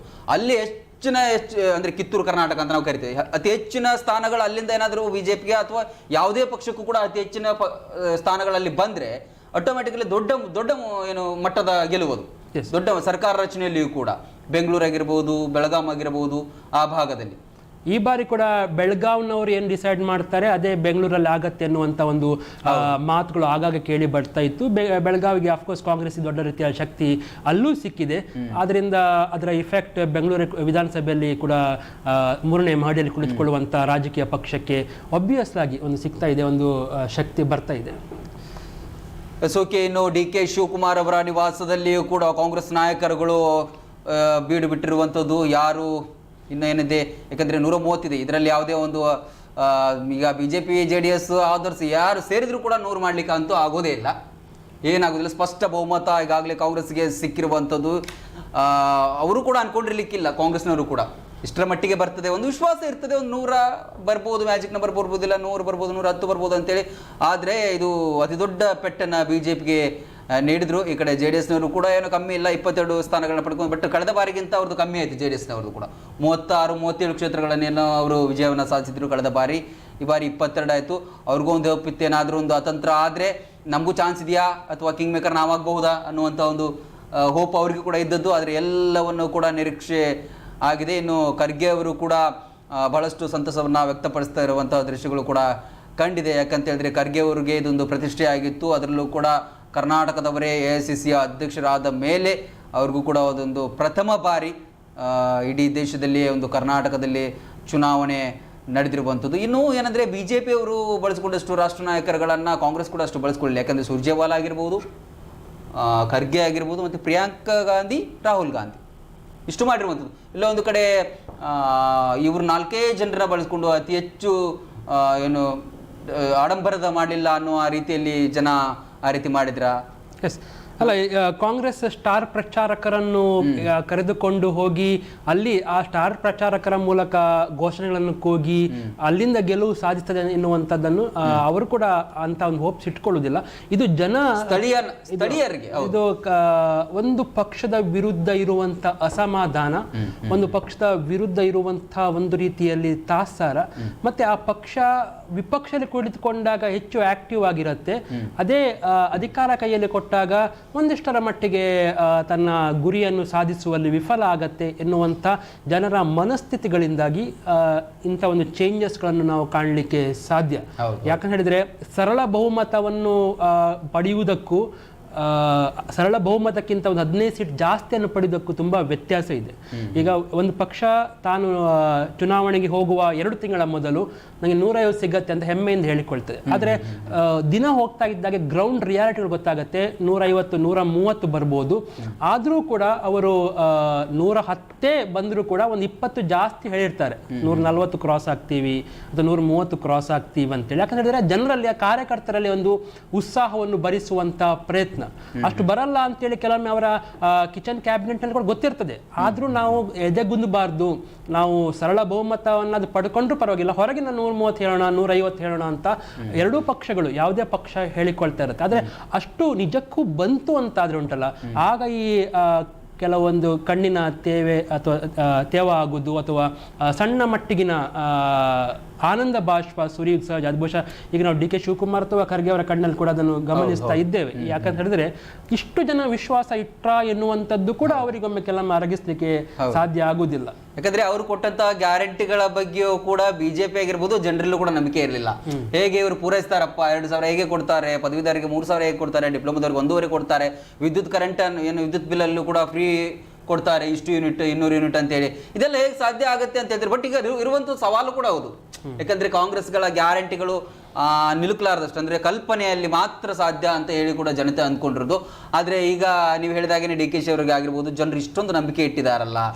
ಎಸ್, ಇನ್ನೊಂದು ಏನಂತ ಹೇಳಿದ್ರೆ ಈಗ ವಿಪಕ್ಷದಲ್ಲಿ ಕೂಡ ಈಗ ಕಾಂಗ್ರೆಸ್ ನಾಡ್ದು ಆಡಳಿತ ಪಕ್ಷದಲ್ಲಿ ಅಂದ್ರೆ ಸರ್ಕಾರವನ್ನು ಮಾಡುವಾಗ ಎದುರಿಗೆ ಯಾರು ಘಟಾನುಘಟಿಗಳ ನಾಯಕರು ಇರ್ತಾರೆ ಎನ್ನುವುದು ಕೂಡ ಇಶ್ಯೂ ಆಗುತ್ತೆ. ಯಾಕಂತ ಹೇಳಿದ್ರೆ ಕಾಂಗ್ರೆಸ್ ತಪ್ಪು ಮಾಡಿದಾಗ ಅದನ್ನು ಎತ್ತಿ ತೋರಿಸುವಂತಹ, ಅವರನ್ನು ಎಚ್ಚರಿಸುವಂತಹ ಒಂದು ಕೆಲಸವನ್ನು ಕೂಡ ಎದುರು ಪಾಳ್ಯದಲ್ಲಿ ಕುಳಿತುಕೊಂಡಂತಹ ಯೋಧರು ಕೂಡ ಮಾಡಬೇಕಾಗತ್ತೆ. ಆದ್ರೆ ದೊಡ್ಡ ದೊಡ್ಡ ನಾಯಕರುಗಳು ಸುಧಾಕರ್ ಇರ್ಬೋದು, ಮಾಧುಸ್ವಾಮಿ ಅವರು ಇರ್ಬೋದು, ಅಥವಾ ಶ್ರೀರಾಮುಲು ಇರ್ಬೋದು, ಇಂಥವರೆಲ್ಲ ನೋಡಿದಾಗ ಗೋವಿಂದ ಕಾರಜೋಳ ಇರ್ಬೋದು, ದೊಡ್ಡ ದೊಡ್ಡ ನಾಯಕರ ಒಂದು ಅನುಪಸ್ಥಿತಿ ಕಾಂಗ್ರೆಸ್ಸಿಗೆ ಯಾವ ರೀತಿಯಲ್ಲಿ ಸರ್ಕಾರವನ್ನು ಮಾಡಲಿಕ್ಕೆ ಒಂದು ಪ್ಲಾಟ್ಫಾರ್ಮ್ ಕೊಡುತ್ತೆ ಅನ್ನೋದು ಕೂಡ ಪ್ರತಿ ಬಾರಿ ಒಂದು ವಿಪಕ್ಷ ಅಂತ ಹೇಳಿದ ಕೂಡಲೇ ಈಗ ನನ್ನ ಪ್ರಕಾರ ಒಂದು 65 ಸೀಟ್ಗಳು ಬಿಜೆಪಿ ಕ್ರಾಸ್ ಮಾಡಿದ್ರು ಕೂಡ ಯಾರಿರ್ತಾರೆ ಆ 65ರಲ್ಲಿ? ಯಾರು ಕಾಂಗ್ರೆಸ್ ಆಡಳಿತವಾಗಿ ತಪ್ಪು ಮಾಡಿದಾಗ ಅವರನ್ನು ಬಡಿದೆಬ್ಬಿಸುವಂತ ಪ್ರಯತ್ನವನ್ನು ಯಾರು ಮಾಡ್ತಾರೆ? ಅದು ಕೂಡ ಅಗೇನ್ ಪಾಯಿಂಟ್ ಆಗುತ್ತೆ. ವಿಪಕ್ಷ ನಾಯಕರು ಬಿಜೆಪಿಯಿಂದ ಯಾರಾಗ್ತಾರೆ ಅದು ಕೂಡ ಅಲ್ಲಿ ಒತ್ತಿ ನೋಡಬೇಕಾಗಿರುವಂತ ಪ್ರಶ್ನೆ ಬಿಜೆಪಿಯ ಮುಂದೆ ಕೂಡ ಇದೆ. ಯಾಕಂತ ಹೇಳಿದ್ರೆ ಒಂದು ಡಲ್ ಅಥವಾ ಒಬ್ಬ ದುರ್ಬಲ ವಿಪಕ್ಷ ನಾಯಕನನ್ನು ಸುಲಭವಾಗಿ ಮಣಿಸಲಿಕ್ಕೆ ಕಾಂಗ್ರೆಸ್ನ ಘಟಾನುಘಟಿ ನಾಯಕರಿಗೆ ಎಂಟ್ರಿ ಕೊಡ್ತಾ ಇದ್ದಾರೆ. ಬಂಟ್ವಾಳ ವಿಧಾನಸಭಾ ಕ್ಷೇತ್ರದಲ್ಲಿ ಮತ್ತೆ ರಾಜೇಶ್ ನಾಯ್ಕ್ ಅವರು ಅಧಿಕೃತವಾಗಿ ಗೆಲುವನ್ನ ಘೋಷಣೆ ಆಗಿದೆ. ಗೆಲುವಿನ ನಗೆಯನ್ನ ಬೀರಿದ್ದಾರೆ ಸತತವಾಗಿ 2ನೇ ಬಾರಿ. ಯಾಕಂದ್ರೆ ಬಂಟ್ವಾಳದಲ್ಲಿ ರಮಾನಾಥ್ ರೈ ಅವರು ಹೇಳಿದ್ರು, ಇದು ನನ್ನ ಕೊನೆಯ ಚುನಾವಣೆ, ಹಾಗಾಗಿ ನನ್ನ ಏನು ಗೆಲುವಿನೊಂದಿಗೆ ನನಗೆ ನಿವೃತ್ತಿಯನ್ನ ನೀಡಿ ಅಂತ ಹೇಳಿದ್ರು. ಆದ್ರೆ ರಾಜೇಶ್ ನಾಯ್ಕ್ ಅವರು ಅದಕ್ಕೆ ಅವಕಾಶವನ್ನ ಕೊಡಲಿಲ್ಲ. ಹಾಗಾಗಿ ಬಿಜೆಪಿಯ ಅಭ್ಯರ್ಥಿಯೇ ರಾಜೇಶ್ ನಾಯ್ಕ್ ಮತ್ತೆ ಬಂಟ್ವಾಳ ವಿಧಾನಸಭಾ ಕ್ಷೇತ್ರದಲ್ಲಿ ಗೆಲುವಿನ ನಗೆಯನ್ನ ಬೀರಿದ್ದಾರೆ. ಈ ಕಡೆ ಮಾಜಿ ಮುಖ್ಯಮಂತ್ರಿ ಸಿದ್ದರಾಮಯ್ಯ ಅವರು ಕೂಡ ವರ್ಣಾ ಕ್ಷೇತ್ರದಲ್ಲಿ ತಮ್ಮ ವಿಜಯ ಪತಾಕೆಯನ್ನ ಹಾರಿಸಿದ್ದಾರೆ. ಯಾಕಂದ್ರೆ ಈ ಸಲ ಅಲ್ಲಿ ಅವರು ಗೆಲ್ಲೋದಿಲ್ಲ ಅವ್ರಿಗೆ, ಯಾಕಂದ್ರೆ ಕ್ಷೇತ್ರವನ್ನೇ ಹುಡುಕಾಡದೆ ತುಂಬಾ ದಿನ ಆಗಿತ್ತು. ಹಾಗಾಗಿ ಕೊನೆಗೂ ತಮ್ಮ ಏನು ತವರು ಕ್ಷೇತ್ರದಲ್ಲಿ ಅವರು ನಿಂತಿದ್ರಿಂದಾಗಿ ಮತ್ತೆ ಅವರು ಅಲ್ಲಿ ಗೆಲುವಿನ ನಗೆಯನ್ನ ಬೀರಿದ್ದಾರೆ. ಈಗ ದಕ್ಷಿಣ ಕನ್ನಡ ಜಿಲ್ಲೆಯಲ್ಲಿ ಬಹಳಷ್ಟು 4 ಕ್ಷೇತ್ರಗಳಿಗಾಗಲೇ ಅಧಿಕೃತವಾಗಿ ಘೋಷಣೆ ಆಗಿದೆ. UT ಖಾದರ್ ಅವರು ಉಳ್ಳಾಲದಲ್ಲಿ ಕೂಡ ಗೆಲುವಿನ ನಗೆಯನ್ನು ಬೀರಿದ್ದಾರೆ. ಹಾಗಾಗಿ ಅದು ಅವರಿಗೆ ಹೇಗೂ ಫಿಕ್ಸ್ ಅಂತ ಕ್ಷೇತ್ರ ಆಗಿತ್ತು. ಇನ್ನು ಬಂಟ್ವಾಳದಲ್ಲಿ ಈಗಾಗಲೇ ರಾಜೇಶ್ ನಾಯ್ಕ್ ಅವರು ಕೂಡ ಗೆಲುವನ್ನ ದಾಖಲಿಸಿದ್ದಾರೆ. ಹಾಗೆ ಮಂಗಳೂರು ದಕ್ಷಿಣ ಮತ್ತು ಮಂಗಳೂರು ಉತ್ತರದಲ್ಲಿ ಈಗಾಗಲೇ ಅದು ಅಧಿಕೃತವಾಗಿ ಘೋಷಣೆ ಆಗಿತ್ತು. ಬಂಟ್ವಾಳದ ವಿಚಾರಕ್ಕೆ ರಾಜೇಶ್ ನಾಯ್ಕ್ ಅವರು ಮತ್ತೆ ರಮಾನಾಥ್ ರೈ ಅವರ ನಡುವೆ ಅವನು ಟಫ್ ಫೈಟ್ ಇದ್ದದ್ದು ಮಾತ್ರ ನಿಜ. ನಾವೀಗ ಬಹುಶಃ ಮಾರ್ಜಿನ್ ಅನ್ನು ನಮಗೆ ಸಿಕ್ಕಿದ್ರೆ ಅದನ್ನು ಕೂಡ ಜನರ ಮುಂದೆ ಮಾಡ್ತೇವೆ. ಯಾಕಂದ್ರೆ ಮಾರ್ಜಿನ್ ಕೂಡ ತುಂಬಾ ಇಂಪಾರ್ಟೆಂಟ್ ಆಗತ್ತೆ. ಬಟ್ ರಾಜೇಶ್ ನಾಯ್ಕ್ ಅವರನ್ನು ಅಲ್ಲಿ ಅವರು ಸೋಲಿಕ್ಕೆ ಕಾರಣಗಳು ಇರಲಿಲ್ಲ ಎನ್ನುವಂಥದ್ದು ಸ್ಪಷ್ಟ. ಅಭಿವೃದ್ಧಿಗಳು ಆಗಿದೆ.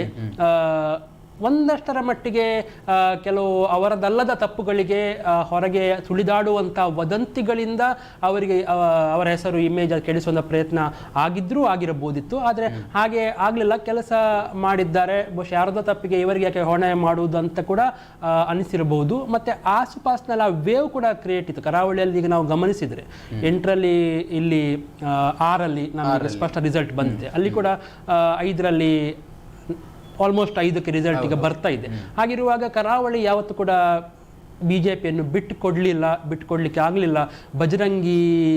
ಜೈ ಬಜರಂಗಿ ಎನ್ನುವಂಥ ಒಂದು ಇಲ್ಲಿನ ನಮ್ಮ ಕರಾವಳಿಯ ಅಸ್ಮಿತೆ ಅಥವಾ ಹಿಂದುತ್ವದ ಒಂದು ಶಕ್ತಿ ಕೇಂದ್ರಗಳು ತಮ್ಮ ಸಾಮರ್ಥ್ಯವನ್ನು ಉಳಿಸಿಕೊಂಡಿವೆ ಎನ್ನುವಂಥ ಸ್ಪಷ್ಟ. ಬಹುಶಃ ಪುತ್ತೂರಲ್ಲಿ ಒಂದು ವೇಳೆ ಕಾಂಗ್ರೆಸ್ ಗೆಲುವನ್ನು ಸಾಧಿಸಿದರೆ ಒಂದಷ್ಟರ ಮಟ್ಟಿಗೆ ಅದು ಬಿಜೆಪಿಗೂ ಕೂಡ ಹಿನ್ನಡೆ. ಇಷ್ಟು ಗೆದ್ದರೂ ಕೂಡ ಪುತ್ತೂರಲ್ಲಿ ಬಿಜೆಪಿ ಗೆಲ್ಲದೆ ಹೋದರೆ, ಅಲ್ಲಿ ಕಾಂಗ್ರೆಸ್ ಗೆದ್ರೆ, ಯಾಕಂತ ಹೇಳಿದ್ರೆ ಇದೆಲ್ಲೋ ಒಂದು ಕಡೆ ಆಗಿದ್ರೆ ಪುತ್ತೂರೇ ಇನ್ನೊಂದು ತೂಕ ಇತ್ತು. ಬಿಜೆಪಿಯ ಮಟ್ಟಿಗೆ, ಸಂಘದ ಮಟ್ಟಿಗೆ, ಸಂಘದ ಪ್ರಮುಖರ ಮಟ್ಟಿಗೆ, ಆ ಹೋರಾಟದ ಮಟ್ಟಿಗೆ, ಅವರ ಕಿಚ್ಚಿನ ಪರಾಕಾಷ್ಠೆಯ ಮಟ್ಟಿಗೆ ಮತ್ತು ಅದೆಲ್ಲವನ್ನು ಮೀರಿ ಗೆಲ್ಲಲೇಬೇಕಾಗಿರುವಂಥ ಸವಾಲಿನ ನಡುವೆ ಪುತ್ತೂರನ್ನು ಕೂಡ ಇಲ್ಲಿ ನಾವೀಗ ಗಮನಿಸಿದರೆ ಆ ಒಂದು ಸೋಲು ನಿಜಕ್ಕೂ ಎಲ್ಲ ಗೆಲುವಿನ ನಡುವೆ ಕೂಡ ಒಂದು ಬೇಸರವನ್ನು ಸಂಘಕ್ಕೆ, ಬಿಜೆಪಿಗೆ ನೀಡುವುದರಲ್ಲಿ ಸಂಶಯ ಇಲ್ಲ. ಬಹುಶಃ ಆ ರಿಸಲ್ಟ್ ಬಂದ ನಂತರ ಗೊತ್ತಾಗುತ್ತೆ ಬಿಜೆಪಿಯಲ್ಲಿ ಗೆಲ್ಲುವುದು ಬಹುತೇಕ ಡೌಟ್, ಸಂಶಯ ಎನ್ನುವುದು ಈಗಾಗಲೇ ಬಂದಿರುವಂಥ ಅಂಕಿ ಸಂಖ್ಯೆಗಳ ಕೊನೆಯ ಲೆಕ್ಕಾಚಾರಗಳಿಂದ ಸ್ಪಷ್ಟ ಆಗಿದೆ.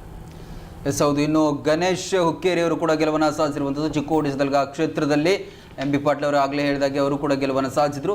ಇನ್ನು ನೀವು ಹೇಳ್ತಿದ್ದಾಗೆ ಪುತ್ತೂರಿನಲ್ಲಿ ಏನಂತ ಹೇಳಿದ್ರೆ ಬಿಜೆಪಿ ಅವರು ಒಂದು ಅಭ್ಯರ್ಥಿಯ ಮನವೊಲಿಸುವಂಥ ಪ್ರಯತ್ನವನ್ನು ಮಾಡಬೇಕಾಗಿತ್ತು. ಅರುಣ್ ಕುಮಾರ್ ಪುತ್ತಿಲ ಅವರು ಯಾರು ಹೇಳಿದ್ರು ಕೂಡ ಕೇಳಲ್ಲ ಅಂತಾನೆ ಹೇಳಿದ್ರು. ಬಟ್ ಯಾಕಂದರೆ ಅವರು ಪಡೆದಿರುವಂಥದ್ದು 3ನೇ ಸ್ಥಾನಕ್ಕೆ, ಅದರಲ್ಲಿ ಬಿಜೆಪಿ ಪಡೆದಿರುವಂಥದ್ದು 3ನೇ ಸ್ಥಾನಕ್ಕೆ ಇಳಿದಿದೆ. ಈ ಕಡೆ ಕಾಂಗ್ರೆಸ್ ಮತ್ತು ಪಕ್ಷೇತರ ಅಭ್ಯರ್ಥಿಯ ನಡುವೆ ನೇರ ಹಣಾಹಣಿ ಇರುವಂತಹದ್ದು. ಹಾಗಾಗಿ ಇಲ್ಲಿ ಎಲ್ಲೋ ಒಂದು ಕಡೆ ಆಶಾ ತಿಮ್ಮಪ್ಪಗೌಡ ಅವರನ್ನ ಇಳಿಸಿದ್ರ ಮೂಲಕ ಬಿಜೆಪಿ ತನ್ನ ಮತಗಳನ್ನು ಡಿವೈಡ್ ಮಾಡಿಕೊಂಡಿತ್ತು. ಅದೊಂದಷ್ಟು ಇದ್ದಿದ್ರೆ ಅಲ್ಲಿಗೆ ಆಟೋಮೆಟಿಕ್ ಆಗಲಿ 35,000 ರಿಂದ 40,000 ಮತಗಳ ಅಂತರ ಹೆಚ್ಚಿಗೆ ಬರ್ತಾ ಇತ್ತು. ಕರೆಕ್ಟ್. ಈಗಂದ್ರೆ ಪುತ್ತಿಲ ಅವರು ಪಡೆದುಕೊಂಡಂತಹ ಮತಗಳಲ್ಲಿ 75% ಅದು ಬಿಜೆಪಿಯ ಮತಗಳಾಗಿರುತ್ತೆ, 25% ಕಾಂಗ್ರೆಸ್ನಲ್ಲಿರುವಂತಹ ಅತೃಪ್ತರು ತಮ್ಮ ಅಲ್ಲಿನ ಅಭ್ಯರ್ಥಿಯನ್ನು ಬಯಸದೆ ಇವರಿಗೆ ಇನ್ನು ಪುತ್ತೂರಿನಲ್ಲಿ ಕಾಂಗ್ರೆಸ್ನ ಅಶೋಕ್ ಕುಮಾರ್ ರೈ ಅವರಿಗೆ ಗೆಲುವು ಲಭಿಸಿರುವಂತದ್ದು. ಅಶೋಕ್ ಕುಮಾರ್ ರೈ ಗೆಲುವು ಈಗಷ್ಟೇ ನಾವು ಮಾತನಾಡ್ತಾ ಇದ್ವಿ, ಪುತ್ತೂರಲ್ಲಿ ಕಾಂಗ್ರೆಸ್ ಅಭ್ಯರ್ಥಿ 26,000 ಮತಗಳ ಅಂತರದಿಂದ ಗೆಲುವನ್ನ ಸಾಧಿಸಿದ್ದಾರೆ ಅನ್ನುವಂಥ ಮಾಹಿತಿ ಬರ್ತಾ ಇದೆ. ಆದರೆ ಎಷ್ಟರ ಮಟ್ಟಿಗೆ ಅದು ಅಧಿಕೃತ ಹೌದಾ ಇಲ್ವಾ ಅಂತ ಗೊತ್ತಿಲ್ಲ. ಯಾಕಂದ್ರೆ ಸ್ವಲ್ಪ ಅಂತರದಲ್ಲಿ ಪುತ್ತೂರಿನಲ್ಲಿ ಅರುಣ್ ಕುಮಾರ್ ಪುತ್ತಿಲ ಮತ್ತು ಅಶೋಕ್ ರೈ ಅವರ ಮಧ್ಯೆ ಪೈಪೋಟಿ ಇತ್ತು.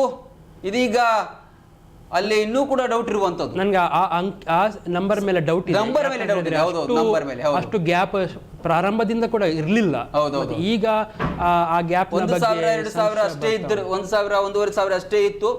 ಗೆಲುವು ಅಂತ ಹೇಳಿ ಬರ್ತಾ ಇದೆ. ಅದು ಅಧಿಕೃತವಾಗಿ ಅದು ಘೋಷಣೆ ಆಗಬೇಕು. ಮತ್ತು ನಂಬರ್ಲೂ ಕೂಡ ವ್ಯತ್ಯಾಸಗಳಿದೆ. ಯಾಕಂದ್ರೆ ಅಷ್ಟು ಭಾರಿ ಅಂತರದಲ್ಲಿ ಅಂತೂ ಇರಲೇ ಇಲ್ಲ. ನೋಡೋಣ ಅದು ಕೆಲವೇ ಕ್ಷಣಗಳಲ್ಲಿ. ಯಾಕಂದ್ರೆ ಕೆಲವು ಕಡೆ 26,000 30,000 ಹೀಗೆಲ್ಲ ಬರ್ತಾ ಇದೆ. ಹಾಗಾಗಿ ಅದು ಇನ್ನೂ ಕೂಡ ಅಧಿಕೃತವಾಗಿ ಆಗಿಲ್ಲ. ಅಧಿಕೃತವಾದ ನಂತರವೇ ಕರಾವಳಿಯ ಮಟ್ಟಿಗೆ, ದಕ್ಷಿಣ ಜಿಲ್ಲೆಯ ಮಟ್ಟಿಗೆ ತುಂಬ ಸೆನ್ಸಿಟಿವ್ ಆಗಿ ಒಂದು ಫಲಿತಾಂಶಕ್ಕಾಗಿ ಜನ ಕಾಯ್ತಾ ಇರುವಂತಹ ವಿಚಾರ. ಅದರಿಂದ ಅಥೆಂಟಿಕೇಟ್ ಆಗಿ ಹೇಳುವಂಥ ಅಗತ್ಯ ಕೂಡ ಇದೆ. ಅಷ್ಟು ಅಂತರ 26,000 ಅಥವಾ ನನ್ನ ಪ್ರಕಾರ 4 ಡಿಜಿಟ್ ಬಂದೇ ಇಲ್ಲ.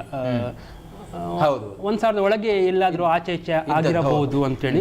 ಆದ್ರಿಂದ ನಾವು ಆಗ್ಲೇ ಹೇಳಿದ ಪ್ರಕಾರ ಬಿಜೆಪಿ ಇವರಿಗೆ ಕೊಟ್ಟಿದ್ರೆ ಸುಲಭ ಒಂದು ಗೆಲುವನ್ನು ಸಾಧಿಸ್ತಿತ್ತ ಎನ್ನುವಂಥದ್ದು. ಆದ್ರೆ ಬಿಜೆಪಿ ಆಂತರಿಕ ವಿಚಾರ, ಹೊರಗೆ ನಿಂತವರಿಗೆ ಇವರಿಗೆ ಕೊಟ್ರೆ ಇವರು ಗೆಲ್ತಿದ್ರು, ನಮಗೊಂದು ಸೀಟ್ ಬರ್ತಾ ಇತ್ತು ಅಂತ ಅನಿಸ್ತಾ ಇರ್ಬೋದು. ಸೊ ಇವರ ಸ್ಪರ್ಧೆಯಿಂದ ಕಾಂಗ್ರೆಸ್ಗೆ ಅಲ್ಲಿ ಅನುಕೂಲ ಆಯಿತು ಅಂತೇಳಿ. ಈಗ ಕಾಂಗ್ರೆಸ್ನ ಅಭ್ಯರ್ಥಿ ಗೆದ್ರೆ ಖಂಡಿತ ಕೂಡ ಅನುಕೂಲ ಆಯ್ತು ಅಂತಾನೆ ಅರ್ಥ. ಅದರಲ್ಲಿ ಯಾವುದೇ ರೀತಿಯ ಒಂದು ಸಂಶಯ ಇಲ್ಲ.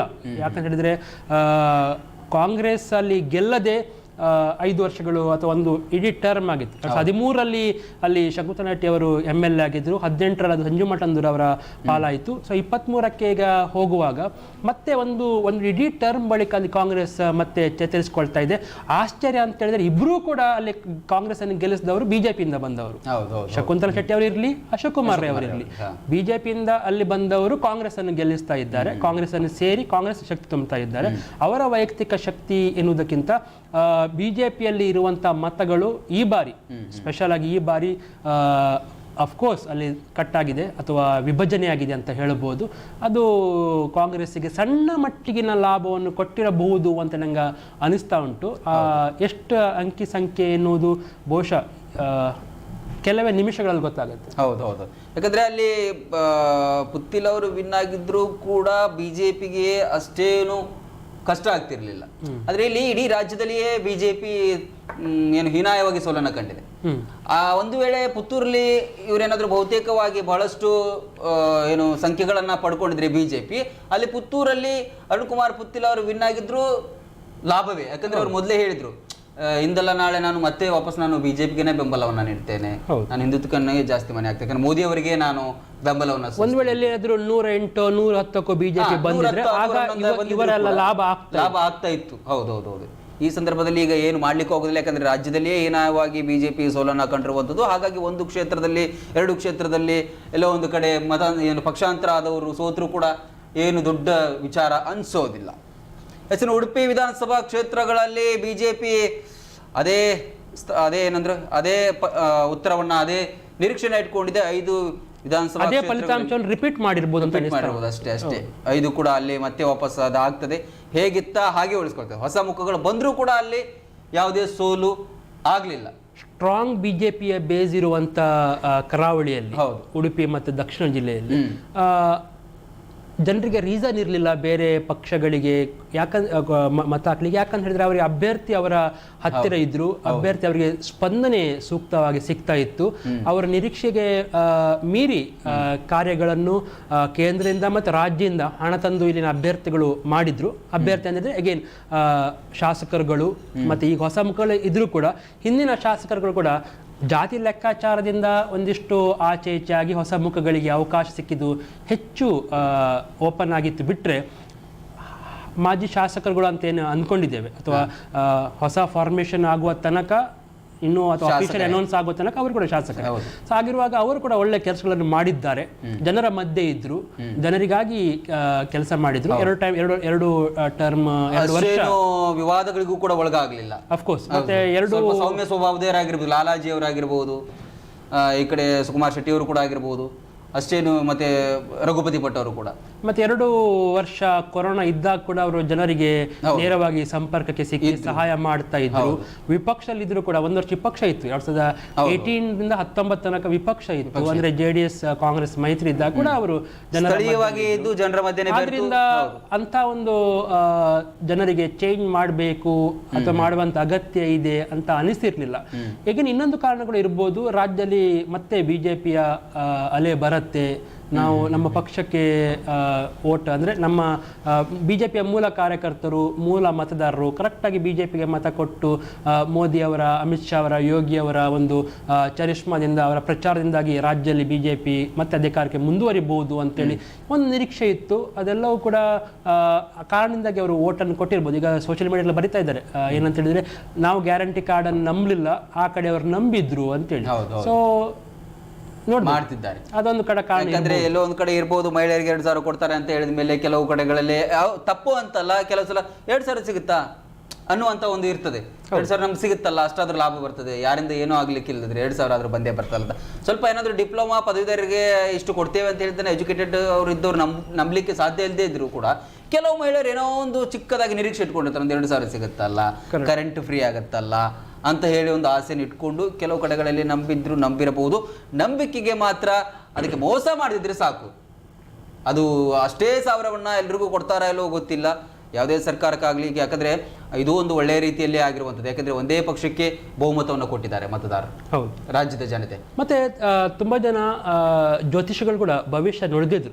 ದೊಡ್ಡ ದೊಡ್ಡ ಜ್ಯೋತಿಗ ದ್ವಾರಕನಾಥ್ ಅಂತವರು, ಹಿರಿಯರೆಲ್ಲ ಒಂದೇ ಸರ್ಕಾರ ಬರುತ್ತೆ, ಒಂದೇ ಪಕ್ಷದ ಅಂದ್ರೆ ಒಂದೇ ಪಕ್ಷ ಸರ್ಕಾರ ಬರುತ್ತೆ, ಸದೃಢ ಸರ್ಕಾರ ಬರುತ್ತೆಲ್ಲ ತುಂಬ ನಂಬಲಿಕ್ಕೆ ಒಂದು ಕಷ್ಟ ಆಯ್ತು. ಯಾಕಂತ ಹೇಳಿದ್ರೆ ಪಂಚರತ್ನ ಯೋಜನೆಗಳ ಮೂಲಕ ಕುಮಾರಸ್ವಾಮಿಯವರು ದೊಡ್ಡ ಮಟ್ಟದಲ್ಲಿ ಪ್ರಚಾರಕ್ಕೆ ಹೋಗಿ ತಮ್ಮ ಒಂದು ಅಸ್ತಿತ್ವವನ್ನು, ತಮ್ಮ ಶಕ್ತಿ ಎಲ್ಲೆಲ್ಲ ಉಂಟು ಅಲ್ಲೆಲ್ಲ ತೋರಿಸುವಂತ ಕೆಲಸವನ್ನು, ಹೆಚ್ಚೆಚ್ಚು ಅಭ್ಯರ್ಥಿಗಳನ್ನು JDS ಇಂದ ಗೆಲ್ಲಿಸುವಂತ ಪ್ರಯತ್ನವನ್ನು ಮಾಡ್ತಾ ಇದ್ರು.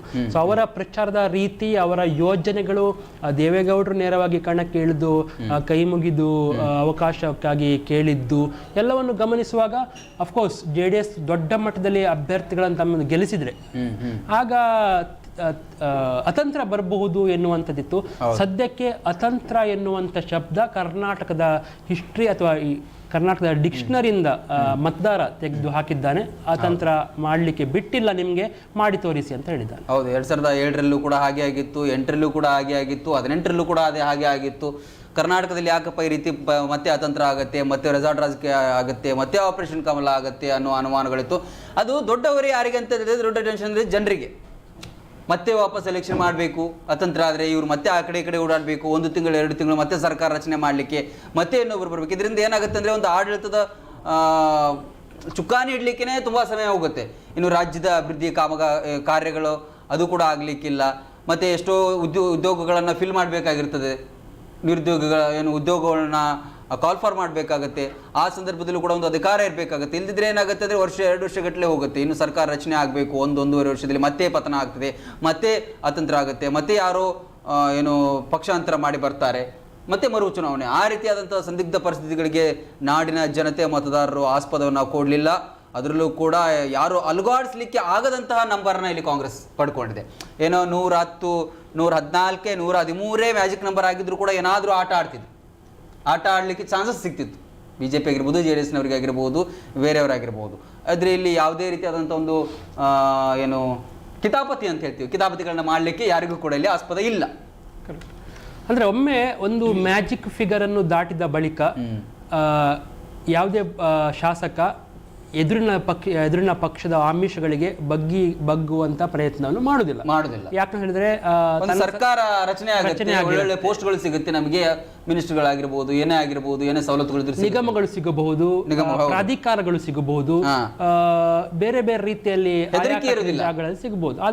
ಅಧಿಕಾರ ನಮ್ದು ಉಳಿಯುತ್ತೆ, ನಮ್ಮ ಆಡಳಿತ ನಮ್ಮದು ಉರುಳಿ ಬೀಳುತ್ತೆ ಅನ್ನುವಂಥದ್ದು ಇಲ್ಲ.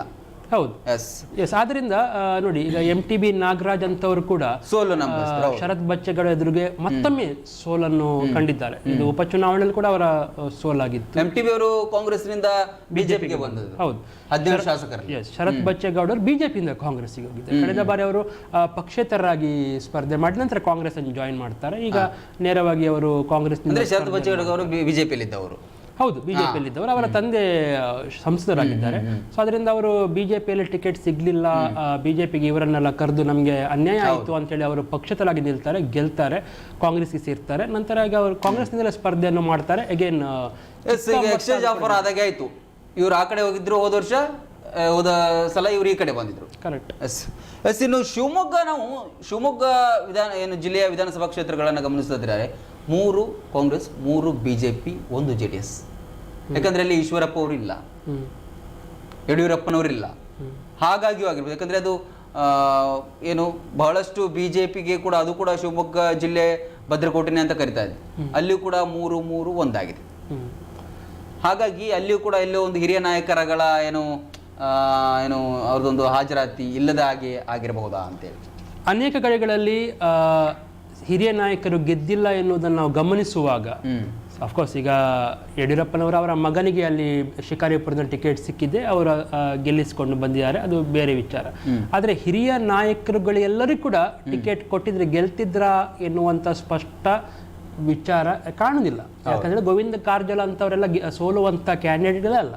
ಹೌದು, ಹಾಗಿರುವಂತಾಗ ಅವರೆಲ್ಲ ಅಲ್ಲಿ ಅದರಲ್ಲೂ ಕೂಡ ಉತ್ತರ ಕರ್ನಾಟಕ ಭಾಗದಲ್ಲಿ ಹಿರಿಯರು ಗೆದ್ದಿದ್ರೆ ಅವರಿಗೆ ಜಾಸ್ತಿ ಮನೆ ಹಾಕುವಂತ ಪ್ರಸಂಗಗಳಿದ್ದಾರೆ. ಶ್ರೀರಾಮುಲು ಅವರೇ ಸೋಲ್ತಾರೆ ಅಂತಾದ್ರೆ, ಸುಧಾಕರ್ ಅವರೇ ಸೋಲ್ತಾರೆ ಅಂತಾದ್ರೆ, ಸುಧಾಕರ್ ಅವರ ಕ್ಷೇತ್ರದಲ್ಲಿ ಅವರು ಕಳೆದ ಬಾರಿ ಮಾಡಿದಂತ ಒಂದು ಕಾರ್ಯಕ್ರಮ ಉತ್ಸವ 1 ವಾರ ಏನೋ ಎಷ್ಟು ದಿನ ಮಾಡಿದ್ರು. ಅದು ಹೌದು, ಚಿಕ್ಕಬಳ್ಳಾಪುರ ಉತ್ಸವ ಭರ್ಜರಿಯಾಗಿ ಜನ ಸೇರಿದನ್ನು ಗಮನಿಸುವಾಗ ಅದ್ರ ಕೂಡ ಬೇರೆ ರಾಜ್ಯದ ಕೆಲವೊಂದಿಷ್ಟು ಕಲಾವಿದರನ್ನು ಕರೆಸಿದ್ರು, ರಾಜಕೀಯ ವ್ಯಕ್ತಿಗಳನ್ನು ಕೂಡ ಬಂದಿದ್ರು, ಎಲ್ಲರೂ ಭಾಗವಹಿಸಿದ್ರು. ಅಂತ ಒಂದು ಕಾರ್ಯಕ್ರಮ ನೋಡುವಾಗ, ಜನ ಸೇರಿದನ್ನು ನೋಡುವಾಗ ಪ್ರತಿಯೊಬ್ಬರ ಮೇಲೆ ಬಂದು ಸುಧಾಕರ್ ಅವರು ಮುಂದಿನ ಮುಖ್ಯಮಂತ್ರಿ ಅದೇನೋ ಅನ್ಸುತ್ತೆ. ಅಷ್ಟೊಂದು ದೊಡ್ಡ ಪ್ರಮಾಣದಲ್ಲಿ ಚಿಕ್ಕಬಳ್ಳಾಪುರ ಉತ್ಸವವನ್ನು ಅವರು ಮಾಡಿದ್ರು. ಮತ್ತೆ ಅಲ್ಲಿ ಅತಿಥಿಗಳಾಗಿ ಬಂದಂತ ಪ್ರತಿಯೊಬ್ಬರು ಕೂಡ ಸಚಿವರು ಭಾವಿ ಮುಖ್ಯಮಂತ್ರಿ ಆಗುವಂತ ಎಲ್ಲಾ ಅವಕಾಶ ಇರುವಂತವರು ಅಂತೇಳಿ ಸುಧಾಕರ್ ಅವರನ್ನೆಲ್ಲ ಕೊಂಡಾಡಿದ್ದನ್ನು ನೋಡುವಾಗ ಸುಧಾಕರ್ ಅವರ ಗೆಲುವು ಹೇಗಿರ್ಬೇಕಿತ್ತು. ಸೊ ಅದು ಕೂಡ ನಾವೀಗ ಗಮನಿಸಿರುವಾಗ ಇನ್ನೊಂದು ವಿಶ್ವೇಶ್ವರ ಹೆಗಡೆ ಕಾಗೇರಿ ಅವರು ಸಜ್ಜನ ರಾಜಕಾರಣಿ, ಸ್ಪೀಕರ್ ಆಗಿದ್ರು. ಸ್ಪೀಕರ್ ಆಗಿರುವಾಗ ಜನರ ಮಧ್ಯದಲ್ಲಿ ಇರುವಂತ ಅವಕಾಶಗಳು ಅಷ್ಟು ಇರುವುದಿಲ್ಲ, ರಾಜಕೀಯ ಕಾರಣಗಳಿಗಾಗಿ ಕಾರ್ಯಕ್ರಮದಲ್ಲಿ ಭಾಗವಹಿಸಲಿಕ್ಕೆ ಆಗುವುದಿಲ್ಲ. ಯಾಕಂದ್ರೆ ಸ್ಪೀಕರ್ ಅವರು ಎಲ್ಲರಿಗಿಂತ ಸ್ವತಂತ್ರರಾಗಿರ್ತಾರೆ, ಪಕ್ಷವನ್ನು ಬಿಟ್ಟು ಮೇಲೆ ಇರ್ತಾರೆ. ಅದರಿಂದ ಅವರಿಗೆ ಅದೊಂದು ಟಫ್ ಟೈಮ್ ಇರುತ್ತೆ. ಅಂದ್ರೆ ಜನರ ಮಧ್ಯದಲ್ಲಿ ಹೋಗಿ ರಾಜಕಾರಣ ಮಾಡಲಿಕ್ಕೆ ಕಷ್ಟ ಆಗತ್ತೆ ಅಂತ. ಆದ್ರೂ ಅವರಿಗೆ ದೊಡ್ಡ ಹುದ್ದೆಯನ್ನು ಪಕ್ಷ ಕೊಟ್ಟಿರುವಾಗ ಅದನ್ನು ಅವರು ಸ್ವೀಕರಿಸಬೇಕು, ಅದನ್ನು ನಿಭಾಯಿಸಬೇಕು ಕೂಡ. ಆದ್ರೆ ಅವರು ಕೂಡ ಈ ಬಾರಿ ಅದನ್ನು ಸೋತಿರುವಂಥದ್ದನ್ನು ಗಮನಿಸುವಾಗ ಒಂದಷ್ಟರ ಮಟ್ಟಿಗೆ ಜನ ಏನನ್ನು ನಿರೀಕ್ಷೆ ಮಾಡ್ತಾ ಇದ್ದಾರೆ ಅಂತೇಳಿ. ಮತ್ತೊಂದು ಕಡೆಯಲ್ಲಿ ಅರಗ ಜ್ಞಾನೇಂದ್ರ ಅವರ ಗೆಲುವು ಆಗಿದೆ ಅನ್ನುವಂಥ ಮಾಹಿತಿ ನಾವು ಅದನ್ನು ಗಮನಿಸಿದ್ದೇವೆ ತೀರ್ಥಹಳ್ಳಿಯಲ್ಲಿ. ಅಲ್ಲಿ ಅವರಿಗೆ ಅಷ್ಟು ಸ್ವಲ್ಪ ಹಿನ್ನಡೆ ಇತ್ತು. ಅವರ ವಿರುದ್ಧ ಜನ ಅಂದ್ರೆ ವೈಫಲ್ಯದಲ್ಲಿ ಗೃಹ ರಕ್ಷಕರಾಗಿದ್ರು ಕೂಡ ಹೋಮ್ ಮಿನಿಸ್ಟರ್ ಆಗಿ ಅಂತ ಒಂದು ಕೆಲಸವನ್ನು ಯಶಸ್ವಿಯಾಗಿ ಮಾಡಿದ್ದಾರೆ ಅಂತ ಹೇಳಲಿಕ್ಕೆ ಆಗುದಿಲ್ಲ ಅಂತ ಒಂದೆಲ್ಲ ಇತ್ತು, ವಿಚಾರಗಳಿತ್ತು. ಮತ್ತೆ ಕಳೆದ ಬಾರಿ ಕೂಡ ಅವರು ನಮ್ಮ ಕಾನೂನು ಸುವ್ಯವಸ್ಥೆ ಒಂದು ಕಡೆಯಲ್ಲಾದ್ರೆ ನಮ್ಮ ದೇವರುಗಳ ಬಗ್ಗೆ ಒಂದು ಹಗುರವಾಗಿ ಮಾತನಾಡಿದ್ದು ಕೂಡ ಇಶ್ಯೂ ಆಗಿತ್ತು. ಅದೆಲ್ಲವನ್ನೂ ಮೀರಿ ಜನ ಅವರನ್ನು ಗೆಲ್ಲಿಸಿದ್ದಾರೆ ಅನ್ನುವಂಥ ಮಾಹಿತಿ ಗಮನಿಸುವಾಗ ಅರಗ ಜ್ಞಾನೇಂದ್ರ ಸುಮಾರು 12,000 ಮತಗಳನ್ನು ಗೆದ್ದಿದ್ದಾರೆ, ಬಿಗ್ ಮಾರ್ಜಿನ್. ಏನು ಈ ಟೈಮಲ್ಲಿ ಬಿಜೆಪಿಯ ವಿರುದ್ಧ ಒಂದು ಅಂಡರ್ ಕರೆಂಟ್ ಆಗಿರುವಂಥ ವೇವ್ ಇರುವಾಗ ಅದು ದೊಡ್ಡ ಮಾರ್ಜಿನ್ 12,000. ಸೊ ಆಗಿರುವಾಗ ಜನ ಏನು ತೋರಿಸ್ತಾ ಇದ್ದಾರೆ, ಏನು ಹೇಳ್ತಾ ಇದ್ದಾರೆ ಅಂತೇಳಿ ಎಲ್ಲ ಕ್ಷೇತ್ರಗಳಲ್ಲಿ ಕೂಡ ಡಿಫ್ರೆಂಟ್ ಆಗ್ತಾ ಇದೆ. ಎಲ್ಲ ಹಿರಿಯ ನಾಯಕರು ಸೋತಿಲ್ಲ. ಹಾಗಂತೇಳಿ ಘಟಾನುಘಟಿಗಳು ಇವರು ಕಣ್ಣು ಮುಚ್ಚಿ ಗೆಲ್ತಾರೆ, ಸ್ಪರ್ಧೆ ಮಾಡಿದ್ರೆ ಸಾಕು ಅಂತವ್ರು ಸೋತಿದ್ದಾರೆ. ಶ್ರೀರಾಮುಲವರ ಸೋಲೆಲ್ಲ ಅದಕ್ಕೆ ಒಂದು ಉದಾಹರಣೆ ಅಂತ ಹೇಳ್ಬೋದು. ಬೈಂದೂರು ವಿಧಾನಸಭಾ ಕ್ಷೇತ್ರದಲ್ಲಿ ಬಿಜೆಪಿಯ ಅಭ್ಯರ್ಥಿ ಬಹುತೇಕವಾಗಿ ಗೆಲುವಿನ ಹತ್ತಿರ ಬರ್ತಾ ಇದ್ರೆ 13ನೇ ಸುತ್ತಿನ ಮತ ಎಣಿಕೆಯ ನಂತರ 11,000 ಮತಗಳ ಮುನ್ನಡೆಯನ್ನ ಗುರುರಾಜ್ ಗಂಟಿಹೊಳಿ, ಬಿಜೆಪಿಯ ಅಭ್ಯರ್ಥಿ ಗುರುರಾಜ್ ಗಂಟಿಹೊಳಿ ಅವರು ಬಹುತೇಕವಾಗಿ 11,000 ಮತಗಳ ಅಂತರವನ್ನ ಕಾಯ್ದುಕೊಂಡಿದ್ದಾರೆ. ಹಾಗಾಗಿ ಇನ್ನು ಅಧಿಕೃತವಾಗಿ ಕೇವಲ ಅವರ ಗೆಲುವು ಅಂತ ಹೇಳಿ ಅಷ್ಟೇ ಮುದ್ರೆಯನ್ನ ಒತ್ತುವಂಥದ್ದು ಬಾಕಿ ಇರುವಂಥದ್ದು. ಹಾಗಾಗಿ ಇನ್ನು ಕಾಪು ವಿಧಾನಸಭಾ ಕ್ಷೇತ್ರದಲ್ಲಿ ಕೂಡ ಮಾಜಿ ಸಚಿವರಾದಂಥ ವಿನಯ್ ಕುಮಾರ್ ಸೊರಕೆ ಅವರ ವಿರುದ್ಧವಾಗಿ ಸ್ಪರ್ಧಿಸಿದಂಥ ಗುರ್ಮೇಶ್ ಸುರೇಶ್ ಶೆಟ್ಟಿ ಅವರು ಕೂಡ ಬಹುತೇಕವಾಗಿ 10,500 ಮತಗಳ ಅಂತರದಲ್ಲೇ ಮುನ್ನಡೆಯನ್ನ ಕಾಯ್ದುಕೊಂಡಿದ್ದಾರೆ. ಇವೆರಡೂ ಕ್ಷೇತ್ರಗಳಲ್ಲಿ ಈಗಾಗಲೇ ಏನು ಕುಂದಾಪುರ ಕ್ಷೇತ್ರದಲ್ಲಿ ಅಲ್ಲಿ ಕೂಡ ಗೆಲುವು ಪಕ್ಕಾ ಆಗಿರುವಂಥದ್ದು ಅಧಿಕೃತವಾಗಿ ಘೋಷಣೆ ಆಗಿದೆ. ಕಾರ್ಕಳದಲ್ಲೂ ಕೂಡ ಗೆಲುವು ಘೋಷಣೆ ಆಗಿದೆ. ಉಡುಪಿಯಲ್ಲೂ ಕೂಡ ಗೆಲುವು ಘೋಷಣೆ ಆಗಿದೆ. ಹಾಗಾಗಿ ಇನ್ನು ಕೇವಲ ಬೈಂದೂರು ಮತ್ತೆ ಕಾಪು ಕ್ಷೇತ್ರದಲ್ಲಿ ಮಾತ್ರ ಅಧಿಕೃತವಾಗಿ ಗೆಲುವು ಘೋಷಣೆ ಆಗಬೇಕಾಗಿರುವಂತಹದ್ದು. ಹಾಗಾಗಿ ಭಾರಿ ಮುನ್ನಡೆಯನ್ನು ಕಾಯ್ದುಕೊಂಡಿದ್ದಾರೆ. ಯಾಕಂದ್ರೆ ಏನು 300, 500 ಅಥವಾ 1000 ಮತಗಳ ಅಂತರ ಅಷ್ಟೇ ಇತ್ತು ಅಂತ ಹೇಳಿದ್ರೆ ಅದು ಯಾವ ಹಂತದಲ್ಲಿಯೂ ಕೂಡ IPL ಮ್ಯಾಚ್ ತರ ಲಾಸ್ಟ್ ಓವರಲ್ಲಿ ಚೇಂಜ್ ಆಗ್ತಿತ್ತು. 1,000, 1,500 ಇದ್ರೂ ಕೂಡ ಅದು ಚೇಂಜ್ ಆಗುವಂಥದ್ದು. ಅದರಲ್ಲಿ ಭಾರಿ ಪ್ರಮಾಣದಲ್ಲಿ ಅವರು ಮುನ್ನಡೆಯನ್ನು ಸಾಧಿಸಿರುವುದರಿಂದಾಗಿ ಅಲ್ಲಿ ಎರಡೂ ಕ್ಷೇತ್ರಗಳು ಕೂಡ ಬಿಜೆಪಿಯ ಗೆಲುವಿಗೆ ಕೊಡುಗೆಯನ್ನ ನೀಡಬಹುದಾಗಿದೆ. ಗುರ್ಮೇಶ್ ಸುರೇಶ್ ಶೆಟ್ಟಿ ಅವರು ಸೋಷಲ್ ವರ್ಕರ್, ಅಂದರೆ ಸಾಮಾಜಿಕ ಕಾರ್ಯಗಳಿಂದ ತುಂಬ ಜನರಿಗೆ ದಾನ ಧರ್ಮ, ವೆರಿ ಹಂಬಲ್ ಪರ್ಸನ್. ಅಷ್ಟು ಶ್ರೀಮಂತಿಕೆ ಇದೆ ಅಂತೇಳಿ ಗೊತ್ತಾಗೋದಿಲ್ಲ ಜನಸಾಮಾನ್ಯರೊಟ್ಟಿಗೆ. ಅವರ ಬಿಹೇವಿಯರ್ ಇರ್ಬೋದು, ಅವರ ಮಾತುಗಳ ಶೈಲಿ ಇರ್ಬೋದು, ಯಾರಾದರೂ ಕೂಡ ಅವರಿಗೆ ಹೌದು ಅವರ ಬಗ್ಗೆ ಫ್ಯಾನ್ ಆಗ್ತಾರೆ, ಆಟೋಮ್ಯಾಟಿಕ್ ಆಗ್ತಾರೆ. ಹಾಗೆ ಇದ್ದಾರೆ ಅವರು. ಸೊ ಅಂತ ಒಂದು ಆಪ್ತತೆ ಅವರನ್ನು ನೋಡುವಾಗಲೇ ಬಂದು ಬಿಡುತ್ತೆ. ಎಲ್ಲೂ ಕೂಡ ಅಹಂ ಇಲ್ಲ, ಎಲ್ಲೂ ಕೂಡ ತನ್ನ ತಲೆಯಲ್ಲಿ ಒಂದು ಯಾವುದೇ ರೀತಿಯಲ್ಲಿ ಒಂದು ಗತ್ತು ವೈರತ್ತಿಲ್ಲ. ಸಿಂಪಲ್ ಆಗಿ ಜನರೊಟ್ಟಿಗೆ ಎಲ್ಲ ಕ್ಯಾಟಗರಿಯರೊಟ್ಟಿಗೆ ಬೆರೆತು ಇರುವಂಥದ್ದು. ಅಂಥವರನ್ನು ಬಹುಶಃ ಅಪರೂಪ ಕಾಣ್ಬೋದು. ರಾಜಕಾರಣದಲ್ಲಿ ಒಂದು ಪೋಸ್ಟ್ ಸಿಕ್ಕಿದೆ ಅಂತ ಹೇಳಿದ ಕೂಡಲೇ ಅಥವಾ ಯಾರಾದರೂ ದೊಡ್ಡ ನಾಯಕರ ಪರಿಚಯ ಉಂಟು ಅಂತ ಹೇಳಿದ ಕೂಡಲೇ ತುಂಬ ಜನರಿಗೆ ತಲೆಗೆ ಬಂದಿರುತ್ತೆ. ಹಾಗಿರುವಾಗ ಇವರಿಗೆ ಈಗ ತುಂಬ ಎಲ್ಲವೂ ಇದ್ದು ಕೂಡ ಅವರು ಸಿಂಪಲ್ ಆಗಿ ಇರುವಂಥ ರೀತಿ ನೋಡುವಾಗ, ಮತ್ತೆ ಮಾಡಿದಂಥ ದಾನ ಧರ್ಮ, ಎಲ್ರಿಗೂ ಕೂಡ ಸಹಾಯ ಹಸ್ತವನ್ನು ಚಾಚಿದ ರೀತಿ, ಅಪೇಕ್ಷೆ ಇಲ್ಲದೆ, ರಿಟರ್ನ್ಸ್ಗಳ ಬಗ್ಗೆ ಏನೋ ಒಂದು ನಿರೀಕ್ಷೆ ಇಲ್ಲದೆ, ಕೊರೋನಾ ಟೈಮ್ ಇರ್ಬೋದು, ಅದರ ಮೊದಲು ಇರ್ಬೋದು, ತನಗೆ ಸಮಾಜ ಕೊಟ್ಟದ್ದನ್ನು, ತಾನು ದುಡ್ದದನ್ನು, ತಾನು ಗಳಿಸಿದ್ದನ್ನು ಸಮಾಜಕ್ಕೆ ಕೊಡಬೇಕು ಅಂತೇಳಿ ಆ ನಿಸ್ವಾರ್ಥ ಭಾವನೆಯಿಂದ ಅವ್ರು ಮಾಡೋದಿದೆಯಲ್ಲ, ಬಹುಶಃ ಅವರನ್ನು ಮೊದಲ ಪ್ರಯತ್ನದಲ್ಲೇ ಅವರು ಗೆಲ್ಲುವಂಥದ್ದು ಏನು ಅಸಾಧ್ಯ ಅಂತ ಇರಲಿಲ್ಲ. ಅವರ ಒಳ್ಳೆ ಕೆಲಸಗಳೇ ಅವರನ್ನು ಎತ್ತಿ ಹಿಡಿದುಕೊಂಡು ಇನ್ನೊಂದು ಲೆವೆಲ್ಗೆ ತೆಗೆದುಕೊಂಡು ಹೋಗ್ತದೆ. ಆದರೆ ಬಹುಶಃ ಅವ್ರು ಗೆದ್ದರೂ ಕೂಡ ಸರ್ಕಾರದಲ್ಲಿ ಒಂದು ಮೊದಲ ಟರ್ಮಲ್ಲಿ ನನ್ನ ಪ್ರಕಾರ ಒಂದು ಪ್ರಾಕ್ಟೀಸ್ ಅಥವಾ ಒಂದು ತಿಳಿದುಕೊಳ್ಳಲಿಕ್ಕೆ ಒಂದು ಅವಕಾಶ ಆಗ್ಬೋದು. ಮುಂದಿನ ದಿನಗಳಲ್ಲಿ ನೆಕ್ಸ್ಟ್ ಟರ್ಮಲ್ಲಿ ಯಾವತ್ತು ಅಧಿಕಾರಕ್ಕೆ ಬಂದಾಗ ಒಂದು ಒಳ್ಳೆಯ ಇನ್ನಷ್ಟು ಮುಂದಿನ ಹಂತಕ್ಕೆ ಅವರು ಹೋಗುವಂಥ ಚಾನ್ಸಸ್ ಸ್ಥಾನಮಾನಗಳು ಸಿಕ್ಕಿ ಇನ್ನಷ್ಟು ಅವರಿಗೆ ಸೇವೆಯನ್ನು ಮಾಡಲಿಕ್ಕೆ ಆಗ್ತದೆ. ಎಸ್, ಇನ್ನು ಬಹುತೇಕವಾಗಿ ನಾವು ಕಾಂಗ್ರೆಸ್ ಯಾವ್ಯಾವ ಭಾಗದಲ್ಲಿ ಹೆಚ್ಚಿನ ಸ್ಥಾನಗಳನ್ನು ಪಡೆದು ಇಷ್ಟು ಬರಲಿಕ್ಕೆ ಕಾರಣ ಆಯಿತು ಅಂತ ಗಮನಿಸಿದ್ರೆ, ನಾವು ಕಲ್ಯಾಣ ಕರ್ನಾಟಕದಲ್ಲಿ 24 ಕ್ಷೇತ್ರಗಳನ್ನು ಪಡೆದಿರುವಂಥದ್ದು. ಕಲ್ಯಾಣ ಕರ್ನಾಟಕ ಅಂತೇನು ಕರಿತೇವೆ ನಾವೀಗ, ಹೈದರಾಬಾದ್ ಕರ್ನಾಟಕದ 7 ಜಿಲ್ಲೆಗಳು, ಅದು ಬೀದರ್, ಗುಲ್ಬರ್ಗ, ರಾಯಚೂರು ಆಗಿರಬಹುದು, ಬಳ್ಳಾರಿ, ಯಾದಗಿರಿ, ಕೊಪ್ಪಳ, ಈ ಡಿಸ್ಟ್ರಿಕ್ಟ್ಗಳೇನಿದೆ ಇದನ್ನು ನಾವು ಹೈದರಾಬಾದ್ ಕರ್ನಾಟಕ ಅಥವಾ ಕಲ್ಯಾಣ ಕರ್ನಾಟಕ ಅಂತ ಕರಿತೇವೆ. ಅಲ್ಲಿ ಕಾಂಗ್ರೆಸ್ ಅತಿ ಹೆಚ್ಚಿನ ಸ್ಥಾನಗಳನ್ನು 24 ಕ್ಷೇತ್ರಗಳಲ್ಲಿ ಹೆಚ್ಚಿನ ಸ್ಥಾನಗಳನ್ನ ಪಡೆದುಕೊಂಡು ಅಲ್ಲಿ ಗೆಲುವು ಸಾಧಿಸಿದ್ರೆ, ಇನ್ನು ಗ್ರೇಟರ್ ಬೆಂಗಳೂರು ಅಂತಲ್ಲಿ 17 ಕ್ಷೇತ್ರಗಳಲ್ಲಿ ಬೆಂಗಳೂರು ಆ ಭಾಗದ ಕ್ಷೇತ್ರಗಳಲ್ಲಿ 17 ಕ್ಷೇತ್ರಗಳಲ್ಲಿ ಕಾಂಗ್ರೆಸ್ ತನ್ನ ಆಧಿಪತ್ಯವನ್ನು ಸ್ಥಾಪಿಸಿದೆ. ಇನ್ನು ಕಿತ್ತೂರು ಕರ್ನಾಟಕದಲ್ಲಿಯೂ ಕೂಡ ಈ ಬಾರಿ 33 ಕ್ಷೇತ್ರಗಳಲ್ಲಿ, ಒಟ್ಟಾರೆ 33 ಕ್ಷೇತ್ರಗಳಲ್ಲಿ ಅಲ್ಲಿ 50ರಲ್ಲಿ ಒಟ್ಟು 33 ಕ್ಷೇತ್ರಗಳಲ್ಲಿ ಏನು ಕಾಂಗ್ರೆಸ್ಸೇ ಗೆಲುವನ್ನು ಸಾಧಿಸಿದೆ. ಅಂದರೆ ಬಹುತೇಕವಾಗಿ ಇಲ್ಲೇ ಬಂತು. ಗ್ರೇಟರ್ ಬೆಂಗಳೂರು ಆಗಿರಬಹುದು, ಕಲ್ಯಾಣ ಕರ್ನಾಟಕ ಆಗಿರಬಹುದು, ಆಗಲೇ ನಾವು ಹೇಳ್ತಾ ಇದ್ದಾಗ ಹೈದರಾಬಾದ್ ಕರ್ನಾಟಕ ಅಂತೇಳಿ ಅಲ್ಲಿ ಆಗಿರ್ಬೋದು, ಜೊತೆಗೆ ಕಿತ್ತೂರು ಕರ್ನಾಟಕದಲ್ಲಿ ಕೂಡ 33 ಕ್ಷೇತ್ರಗಳನ್ನ ಬಹುತೇಕವಾಗಿ ಇಲ್ಲೇ ಒಂದು 50-60 ಕ್ಷೇತ್ರಗಳಾಯ್ತು ಅವರಿಗೆ. ಇಲ್ಲೇ 50-60 ಕ್ಷೇತ್ರಗಳಾಯ್ತು. ಕರೆಕ್ಟ್. ಏನು 135 ಅಲ್ಲಿ.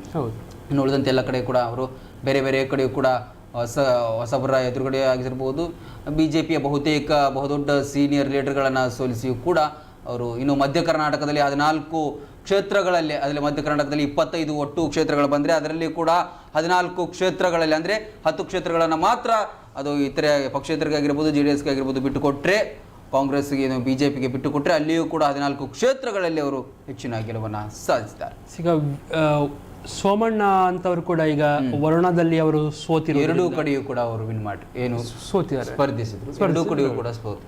ಸೊ ಅವರ ಒಂದು ಫೈಟ್ ಈಗ ಅಶೋಕ್ ಅಂತ ಅವರು ಒಂದು ಕಡೆ ಸೋತರು ಕೂಡ ಮತ್ತೊಂದು ಕಡೆ ಗೆದ್ದಿದ್ದಾರೆ. ಅದರಿಂದ ಅವರು ವಿಧಾನಸಭೆಯನ್ನು ಪ್ರವೇಶಿಸ್ತಾರೆ. ಸೋಮಣ್ಣ ಅವರು ಒಂದು ವೇಳೆ ವರುಣದಲ್ಲಿ ಗೆದ್ದಿದ್ರೆ ಅಧಿಕಾರದಲ್ಲಿ ಪಕ್ಷ ಬಿಜೆಪಿ ಬಂದಿದ್ರೆ ಹೋಮ್ ಮಿನಿಸ್ಟರ್ ಆಗ್ತಾ ಇದ್ರು ಎನ್ನುವಂತ ಒಂದು ವಾತಾವರಣ ಕ್ರಿಯೇಟ್ ಇದೆ. ಯಾಕಂದ್ರೆ ಅವರೊಬ್ರು ದೈತ್ಯ ಶಕ್ತಿಯನ್ನು ವರ್ಣದಲ್ಲಿ ಸೋಲಿಸಿಕೊಂಡು ಗೆಲ್ಲುವಂತ, ಆದ್ರೆ ಹಾಗೆ ಆಗ್ಲಿಲ್ಲ ಎನ್ನುವಂತ ಅಲ್ಲಿ ಅವರು ಏನು ಕಳೆದ ಬಾರಿ ಶ್ರೀರಾಮುಲು ಕೊಟ್ಟಂತ ಫೈಟ್ ಅನ್ನು ಕೂಡ ವಿ ಸೋಮಣ್ಣ ಅವರು ಈ ಬಾರಿ ಕೊಡ್ಲಿಲ್ಲ. ಯಾಕಂದ್ರೆ ಬಾದಾಮಿ ವಿಧಾನಸಭಾ ಕ್ಷೇತ್ರದಲ್ಲಿ ಕಾಂಗ್ರೆಸ್ ಸಿದ್ದರಾಮಯ್ಯ ಅವರಿಗೆ ಇನ್ನೇನು ಸೋಲು ಕೂಡ ಬಾಯಿಗೆ ಬಂದಿತ್ತು. ಆದ್ರೂ ಕೂಡ ಅಂತಿಮ ಹಂತದಲ್ಲಿ 1,000-1,500 ಮತಗಳ ಅಂತರದಲ್ಲಿ ವಿನ್ ಆದ್ರು. ಬಟ್ ಈ ಬಾರಿ ಸೋಮಣ್ಣ ಅವರು ಅಷ್ಟು ತೀವ್ರ ಪೈಪೋಟಿಯನ್ನ ಸಿದ್ದರಾಮಯ್ಯ ಅವರಿಗೆ ಕೊಡ್ಲಿಕ್ಕೆ ಸಾಧ್ಯ ಆಗ್ಲಿಲ್ಲ. ಕರೆಕ್ಟ್. ಇನ್ನೊಂದು ಹಾಸನದಲ್ಲಿ 1 ಸೀಟನ್ನು ಬಿಜೆಪಿ ಇತ್ತು, ಅದನ್ನು ಕೂಡ ಈ ಬಾರಿ ಕಳೆದುಕೊಂಡಿದೆ. ಪ್ರೀತಮ್ ಗೌಡ ಅವರ ಬಗ್ಗೆ ತುಂಬಾ ಹೋಪ್ಸ್ ಇತ್ತು. ಅವರು ಚಾಲೆಂಜ್ ಮಾಡಿದ್ರು ರೇವಣ್ಣ ಫ್ಯಾಮಿಲಿಗೆ, ಯಾರು ನಿಂತರೂ ಕೂಡ ನಾನು 50,000 ಅಂತರದಿಂದ ಸೋಲಿಸ್ತೇನೆ ಅಂತೇಳಿ ಅವರು ನಿಲ್ಲುವಂಥ ಪ್ರಯತ್ನ ಮಾಡಿದ್ರು. ರೇವಣ್ಣ ಕುಟುಂಬದಿಂದ ಯಾರು ನಿಂತಿಲ್ಲ, ಸ್ವರೂಪ್ ಅವರನ್ನು ನಿಲ್ಲಿಸಿದ್ರು ಅವರದೇ ಪಕ್ಷದಿಂದ.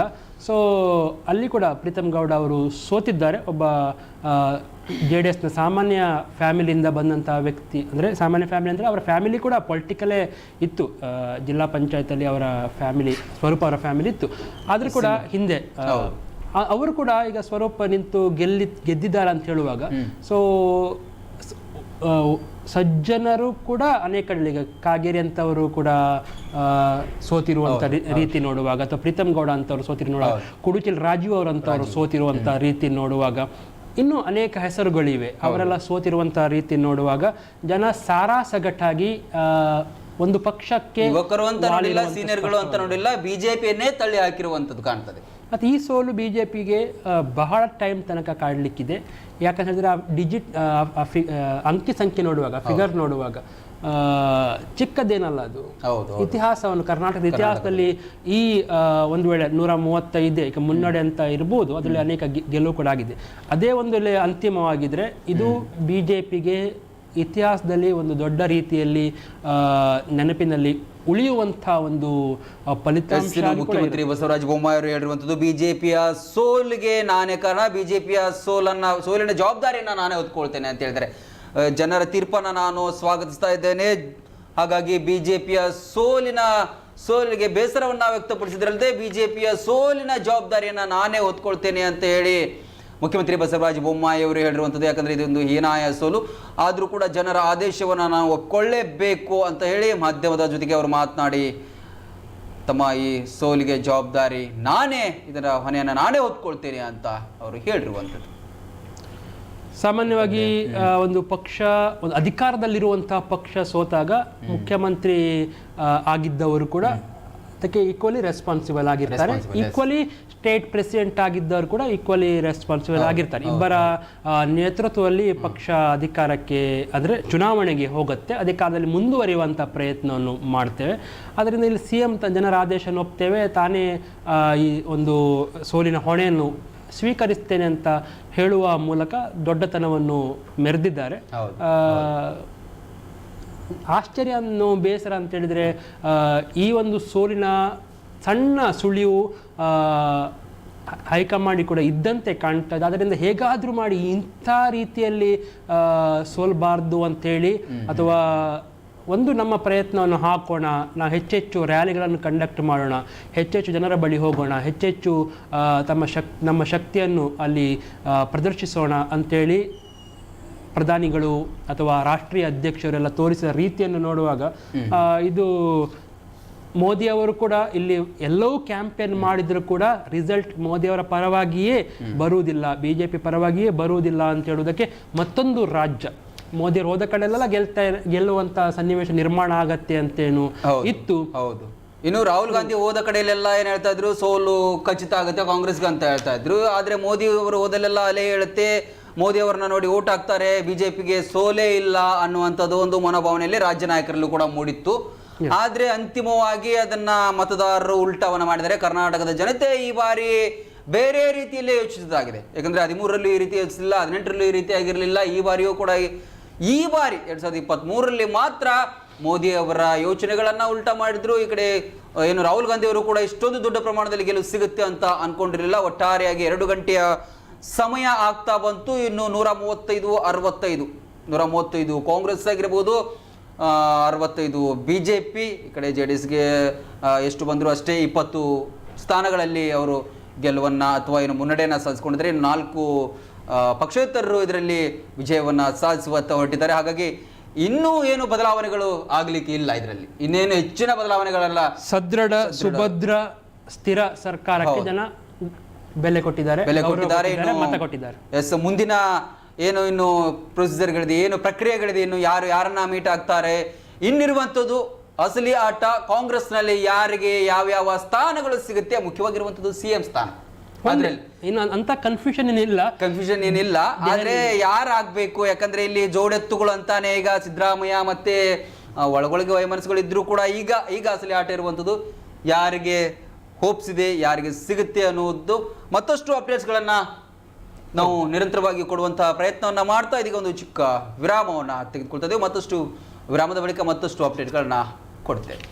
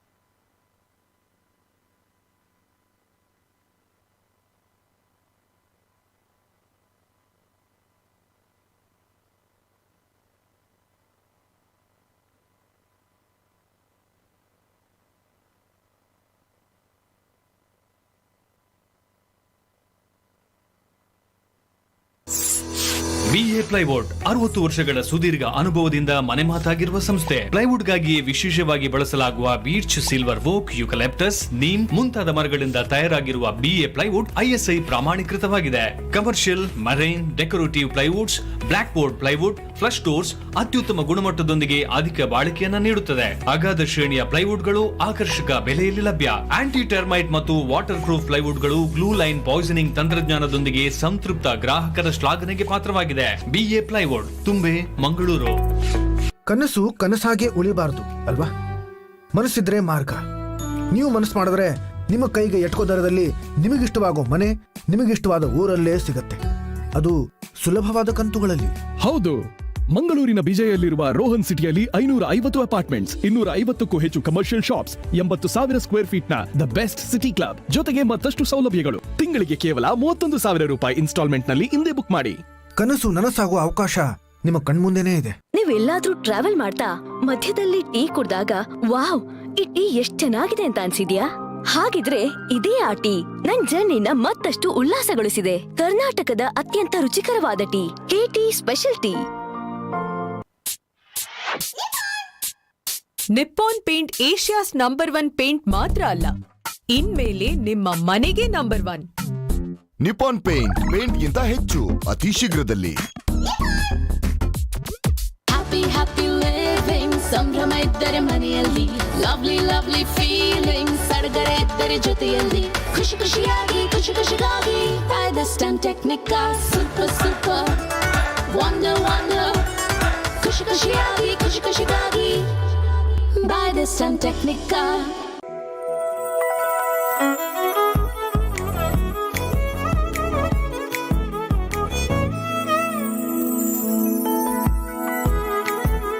ಸಿನಿಮಾದಲ್ಲಿ ಕಷ್ಟದಲ್ಲಿರೋರ್ನ ಸ್ಟಾರ್ ಕಾಪಾಡ್ತಾರೆ.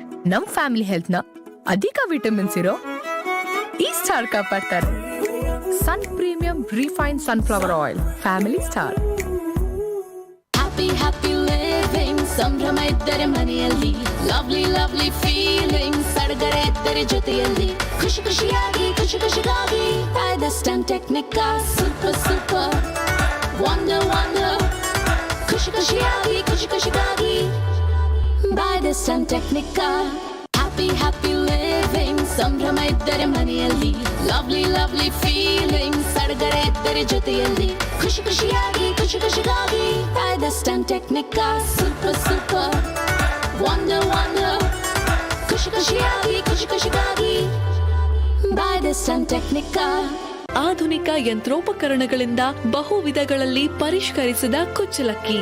ಸಂತೋಷ್ ರೈಸ್ ಮಿಲ್ಸ್ ರವರ 2 ಸ್ಟಾರ್ ಮತ್ತು Santosh boiled rice. BA plywood 60 ವರ್ಷಗಳ ಸುದೀರ್ಘ ಅನುಭವದಿಂದ ಮನೆ ಮಾತಾಗಿರುವ ಸಂಸ್ಥೆ. ಪ್ಲೈವುಡ್ಗಾಗಿಯೇ ವಿಶೇಷವಾಗಿ ಬಳಸಲಾಗುವ beech, silver oak, eucalyptus, neem ಮುಂತಾದ ಮರಗಳಿಂದ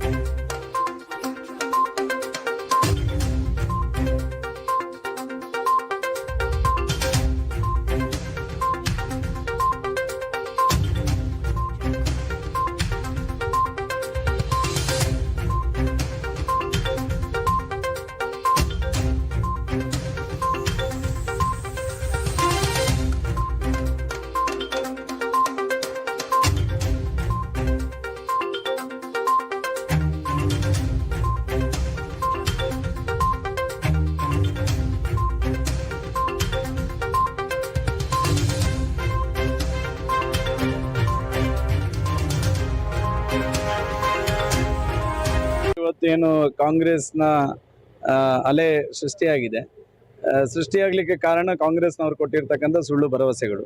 ಪ್ರಾಯಶಃ ಆ ಭರವಸೆಗಳು ಏನು ಕೊಟ್ಟಿದ್ದಾರೆ, ಆ ಸುಳ್ಳು ಭರವಸೆಗಳು, ಅದನ್ನು ರಾಜ್ಯದಲ್ಲಿ ಈಡೇರಿಸಲಿಕ್ಕೆ ಕಾಂಗ್ರೆಸ್ ಸರ್ಕಾರಕ್ಕೆ ಸಾಧ್ಯನೇ ಇಲ್ಲ. ಪ್ರಾಯಶಃ ಇದಕ್ಕೆ ಬೆಲೆಯನ್ನು ಕಾಂಗ್ರೆಸ್ ತೆರಬೇಕಾಗ್ತದೆ. ಮತ್ತು ಖಂಡಿತವಾಗಿಯೂ ಏನು ಸುಳ್ಳು ಭರವಸೆಯನ್ನು ಕಾಂಗ್ರೆಸ್ನವರು ಕೊಟ್ಟಿದ್ದಾರೆ, ಇದಕ್ಕೆ ಮುಂದಿನ ದಿನಗಳಲ್ಲಿ ಜನ ತಕ್ಕ ರೀತಿಯಾಗಿರ್ತಕ್ಕಂಥ ಪ್ರತಿರೋಧವನ್ನು ಒಡ್ತಾರೆ ಅನ್ನುವಂಥದ್ದು ಖಂಡಿತವಾಗಿ ಈ ಸಂದರ್ಭದಲ್ಲಿ ಹೇಳ್ತೇನೆ. ಮತ್ತು ಜವಾಬ್ದಾರಿಯುತವಾಗಿ ಪ್ರತಿಪಕ್ಷವಾಗಿ ನಾವು ಖಂಡಿತವಾಗಿ ಅವರು ಕೊಟ್ಟಿರ್ತಕ್ಕಂಥ ಭರವಸೆಯನ್ನು ಈಡೇರಿಸ್ತಕ್ಕಂಥ ನಿಟ್ಟಿನಲ್ಲಿ ಅವರೇನು ಸುಳ್ಳು ಭರವಸೆಯನ್ನು ಕೊಟ್ಟಿದ್ದಾರೆ ಅದರ ವಿರುದ್ಧ ಖಂಡಿತವಾಗಿರ್ತಕ್ಕಂಥ ಪ್ರತಿಭಟನೆಗಳನ್ನು ಸಮಾಜದಲ್ಲಿ ಜಾಗೃತಿ ಮೂಡಿಸ್ತಕ್ಕಂಥ ಕೆಲಸ ಕಾರ್ಯಗಳನ್ನು ಮಾಡ್ತೇವೆ. ಸರ್, ಇವಾಗ ದಕ್ಷಿಣ ಕನ್ನಡ, ಉಡುಪಿ ಬಿಟ್ಟರೆ ಬೇರೆ ಘಟಾನುಘಟಿ ನಾಯಕರು ಶ್ರೀರಾಮ್ಲು ಆಗಲಿ, ಈಗ ಸೋಮಣ್ಣ ಎಲ್ಲರೂ ಸೋಲು ಅನುಭವಿಸ್ತಾರೆ. ಸರ್, ಇದಕ್ಕೆ ಏನೇ ನೋಡಿ, ಇವತ್ತು ಕಾಂಗ್ರೆಸ್ ಎಷ್ಟು ಸುಳ್ಳು ಭರವಸೆಗಳನ್ನು ನಂಬಿಸಿದ್ದಾರೆ ಅಂತ ಹೇಳಿದ್ರೆ, ಮನೆಯಲ್ಲಿರ್ತಕ್ಕಂಥ ತಾಯಿಗೆ ಅನಿಸುವಷ್ಟು ಸುಳ್ಳು ಭರವಸೆಯನ್ನು ನಂಬಿಸುವಂಥ ಕೆಲಸ ಕಾರ್ಯಗಳನ್ನು ಮಾಡಿದ್ದಾರೆ. ಪ್ರಾಯಶಃ ಈ ಸುಳ್ಳು ಭರವಸೆಗಳು ಇವತ್ತು ಅನೇಕ ಕಡೆಗಳಲ್ಲಿ ಬಿಜೆಪಿ ಸೋಲಿಕ್ಕೆ ಕಾರಣ ಆಗಿದೆ. ಮುಂದಿನ ದಿನಗಳಲ್ಲಿ ಅದಕ್ಕೆ ತಕ್ಕ ಪ್ರತಿಫಲವನ್ನು ಕಾಂಗ್ರೆಸ್ ಅನುಭವಿಸ್ತದೆ. ನಿಮ್ಮ ಗೆಲುವಿನ ಬಗ್ಗೆ ಹೇಳಿ, 2ನೇ ಬಾರಿಗೆ ನೀವು ಗೆಲ್ತಾ ಇದ್ದೀರಿ. ನಮ್ಮ ರಾಜ್ಯದ ವಾತಾವರಣವನ್ನು ಗಮನಿಸಿದಾಗ ಅತ್ಯಂತ ಒಂದು ಒಳ್ಳೆ ರೀತಿಯಾಗಿರ್ತಕ್ಕಂಥ ಅಂತರವನ್ನು ಬೆಳ್ತಂಗಡಿಯಲ್ಲಿ ನಮ್ಮ ಕಾರ್ಯಕರ್ತರು ಶ್ರಮದಿಂದ ಮತ್ತು ಮತದಾರರು ಇವತ್ತು ನಮಗೆ ಪೂರ್ಣ ಆಶೀರ್ವಾದವನ್ನು ಮಾಡಿದ್ದಾರೆ. ಈ ಸಂದರ್ಭದಲ್ಲಿ ಕಾರ್ಯಕರ್ತರಿಗೆ ಮತ್ತು ಮತದಾರರಿಗೆ ನಾನು ಅಭಿನಂದನೆಗಳನ್ನು ಈ ಸಂದರ್ಭದಲ್ಲಿ ಹೇಳಲಿಕ್ಕೆ ನಾನು ಬಹಳ ಸಂತೋಷವಾಗಿದೆ.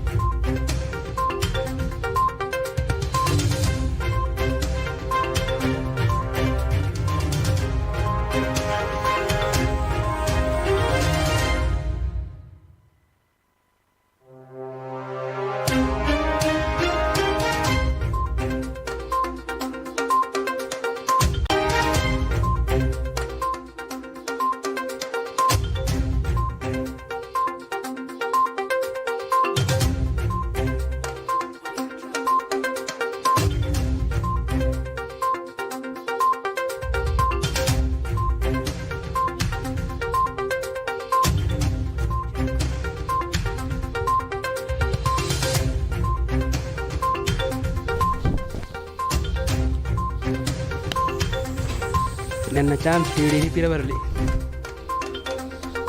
ನನ್ನ ಚಾನ್ಸ್ ಟಿಡಿಪಿ ಬರಲಿ.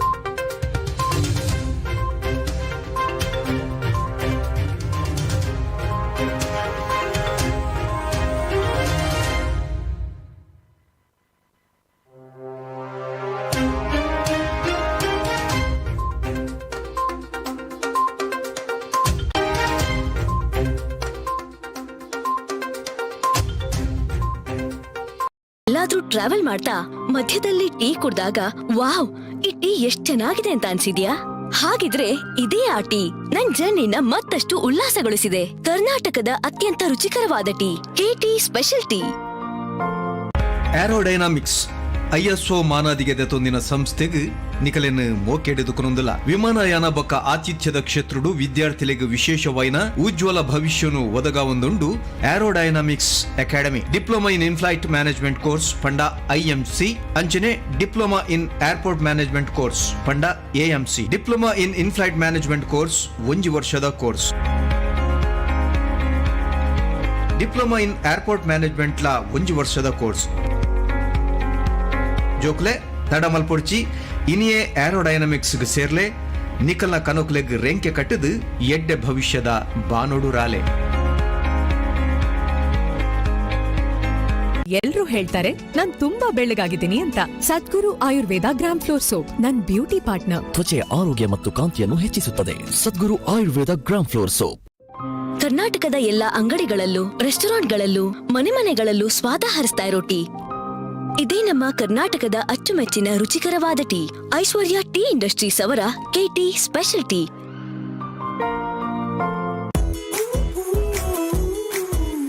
Power star, super star, challenging star ಜೊತೆಗೆಲ್ಲ ಆಕ್ಟ್ ಮಾಡಿದಿರಲ್ಲ, ನಿಮ್ ಫೇವರೆಟ್ ಸ್ಟಾರ್ ಯಾರು ಮೇಡಮ್? Family star. ಸಿನಿಮಾದಲ್ಲಿ ಕಷ್ಟದಲ್ಲಿರೋರ್ನ ಸ್ಟಾರ್ ಕಾಪಾಡ್ತಾರೆ. ನಮ್ ಫ್ಯಾಮಿಲಿ ಹೆಲ್ತ್ ನ ಅಧಿಕ ವಿಟಮಿನ್ಸ್ ಇರೋ ಈ ಸ್ಟಾರ್ ಕಾಪಾಡ್ತಾರೆ. Sun premium refine sunflower oil. Family star.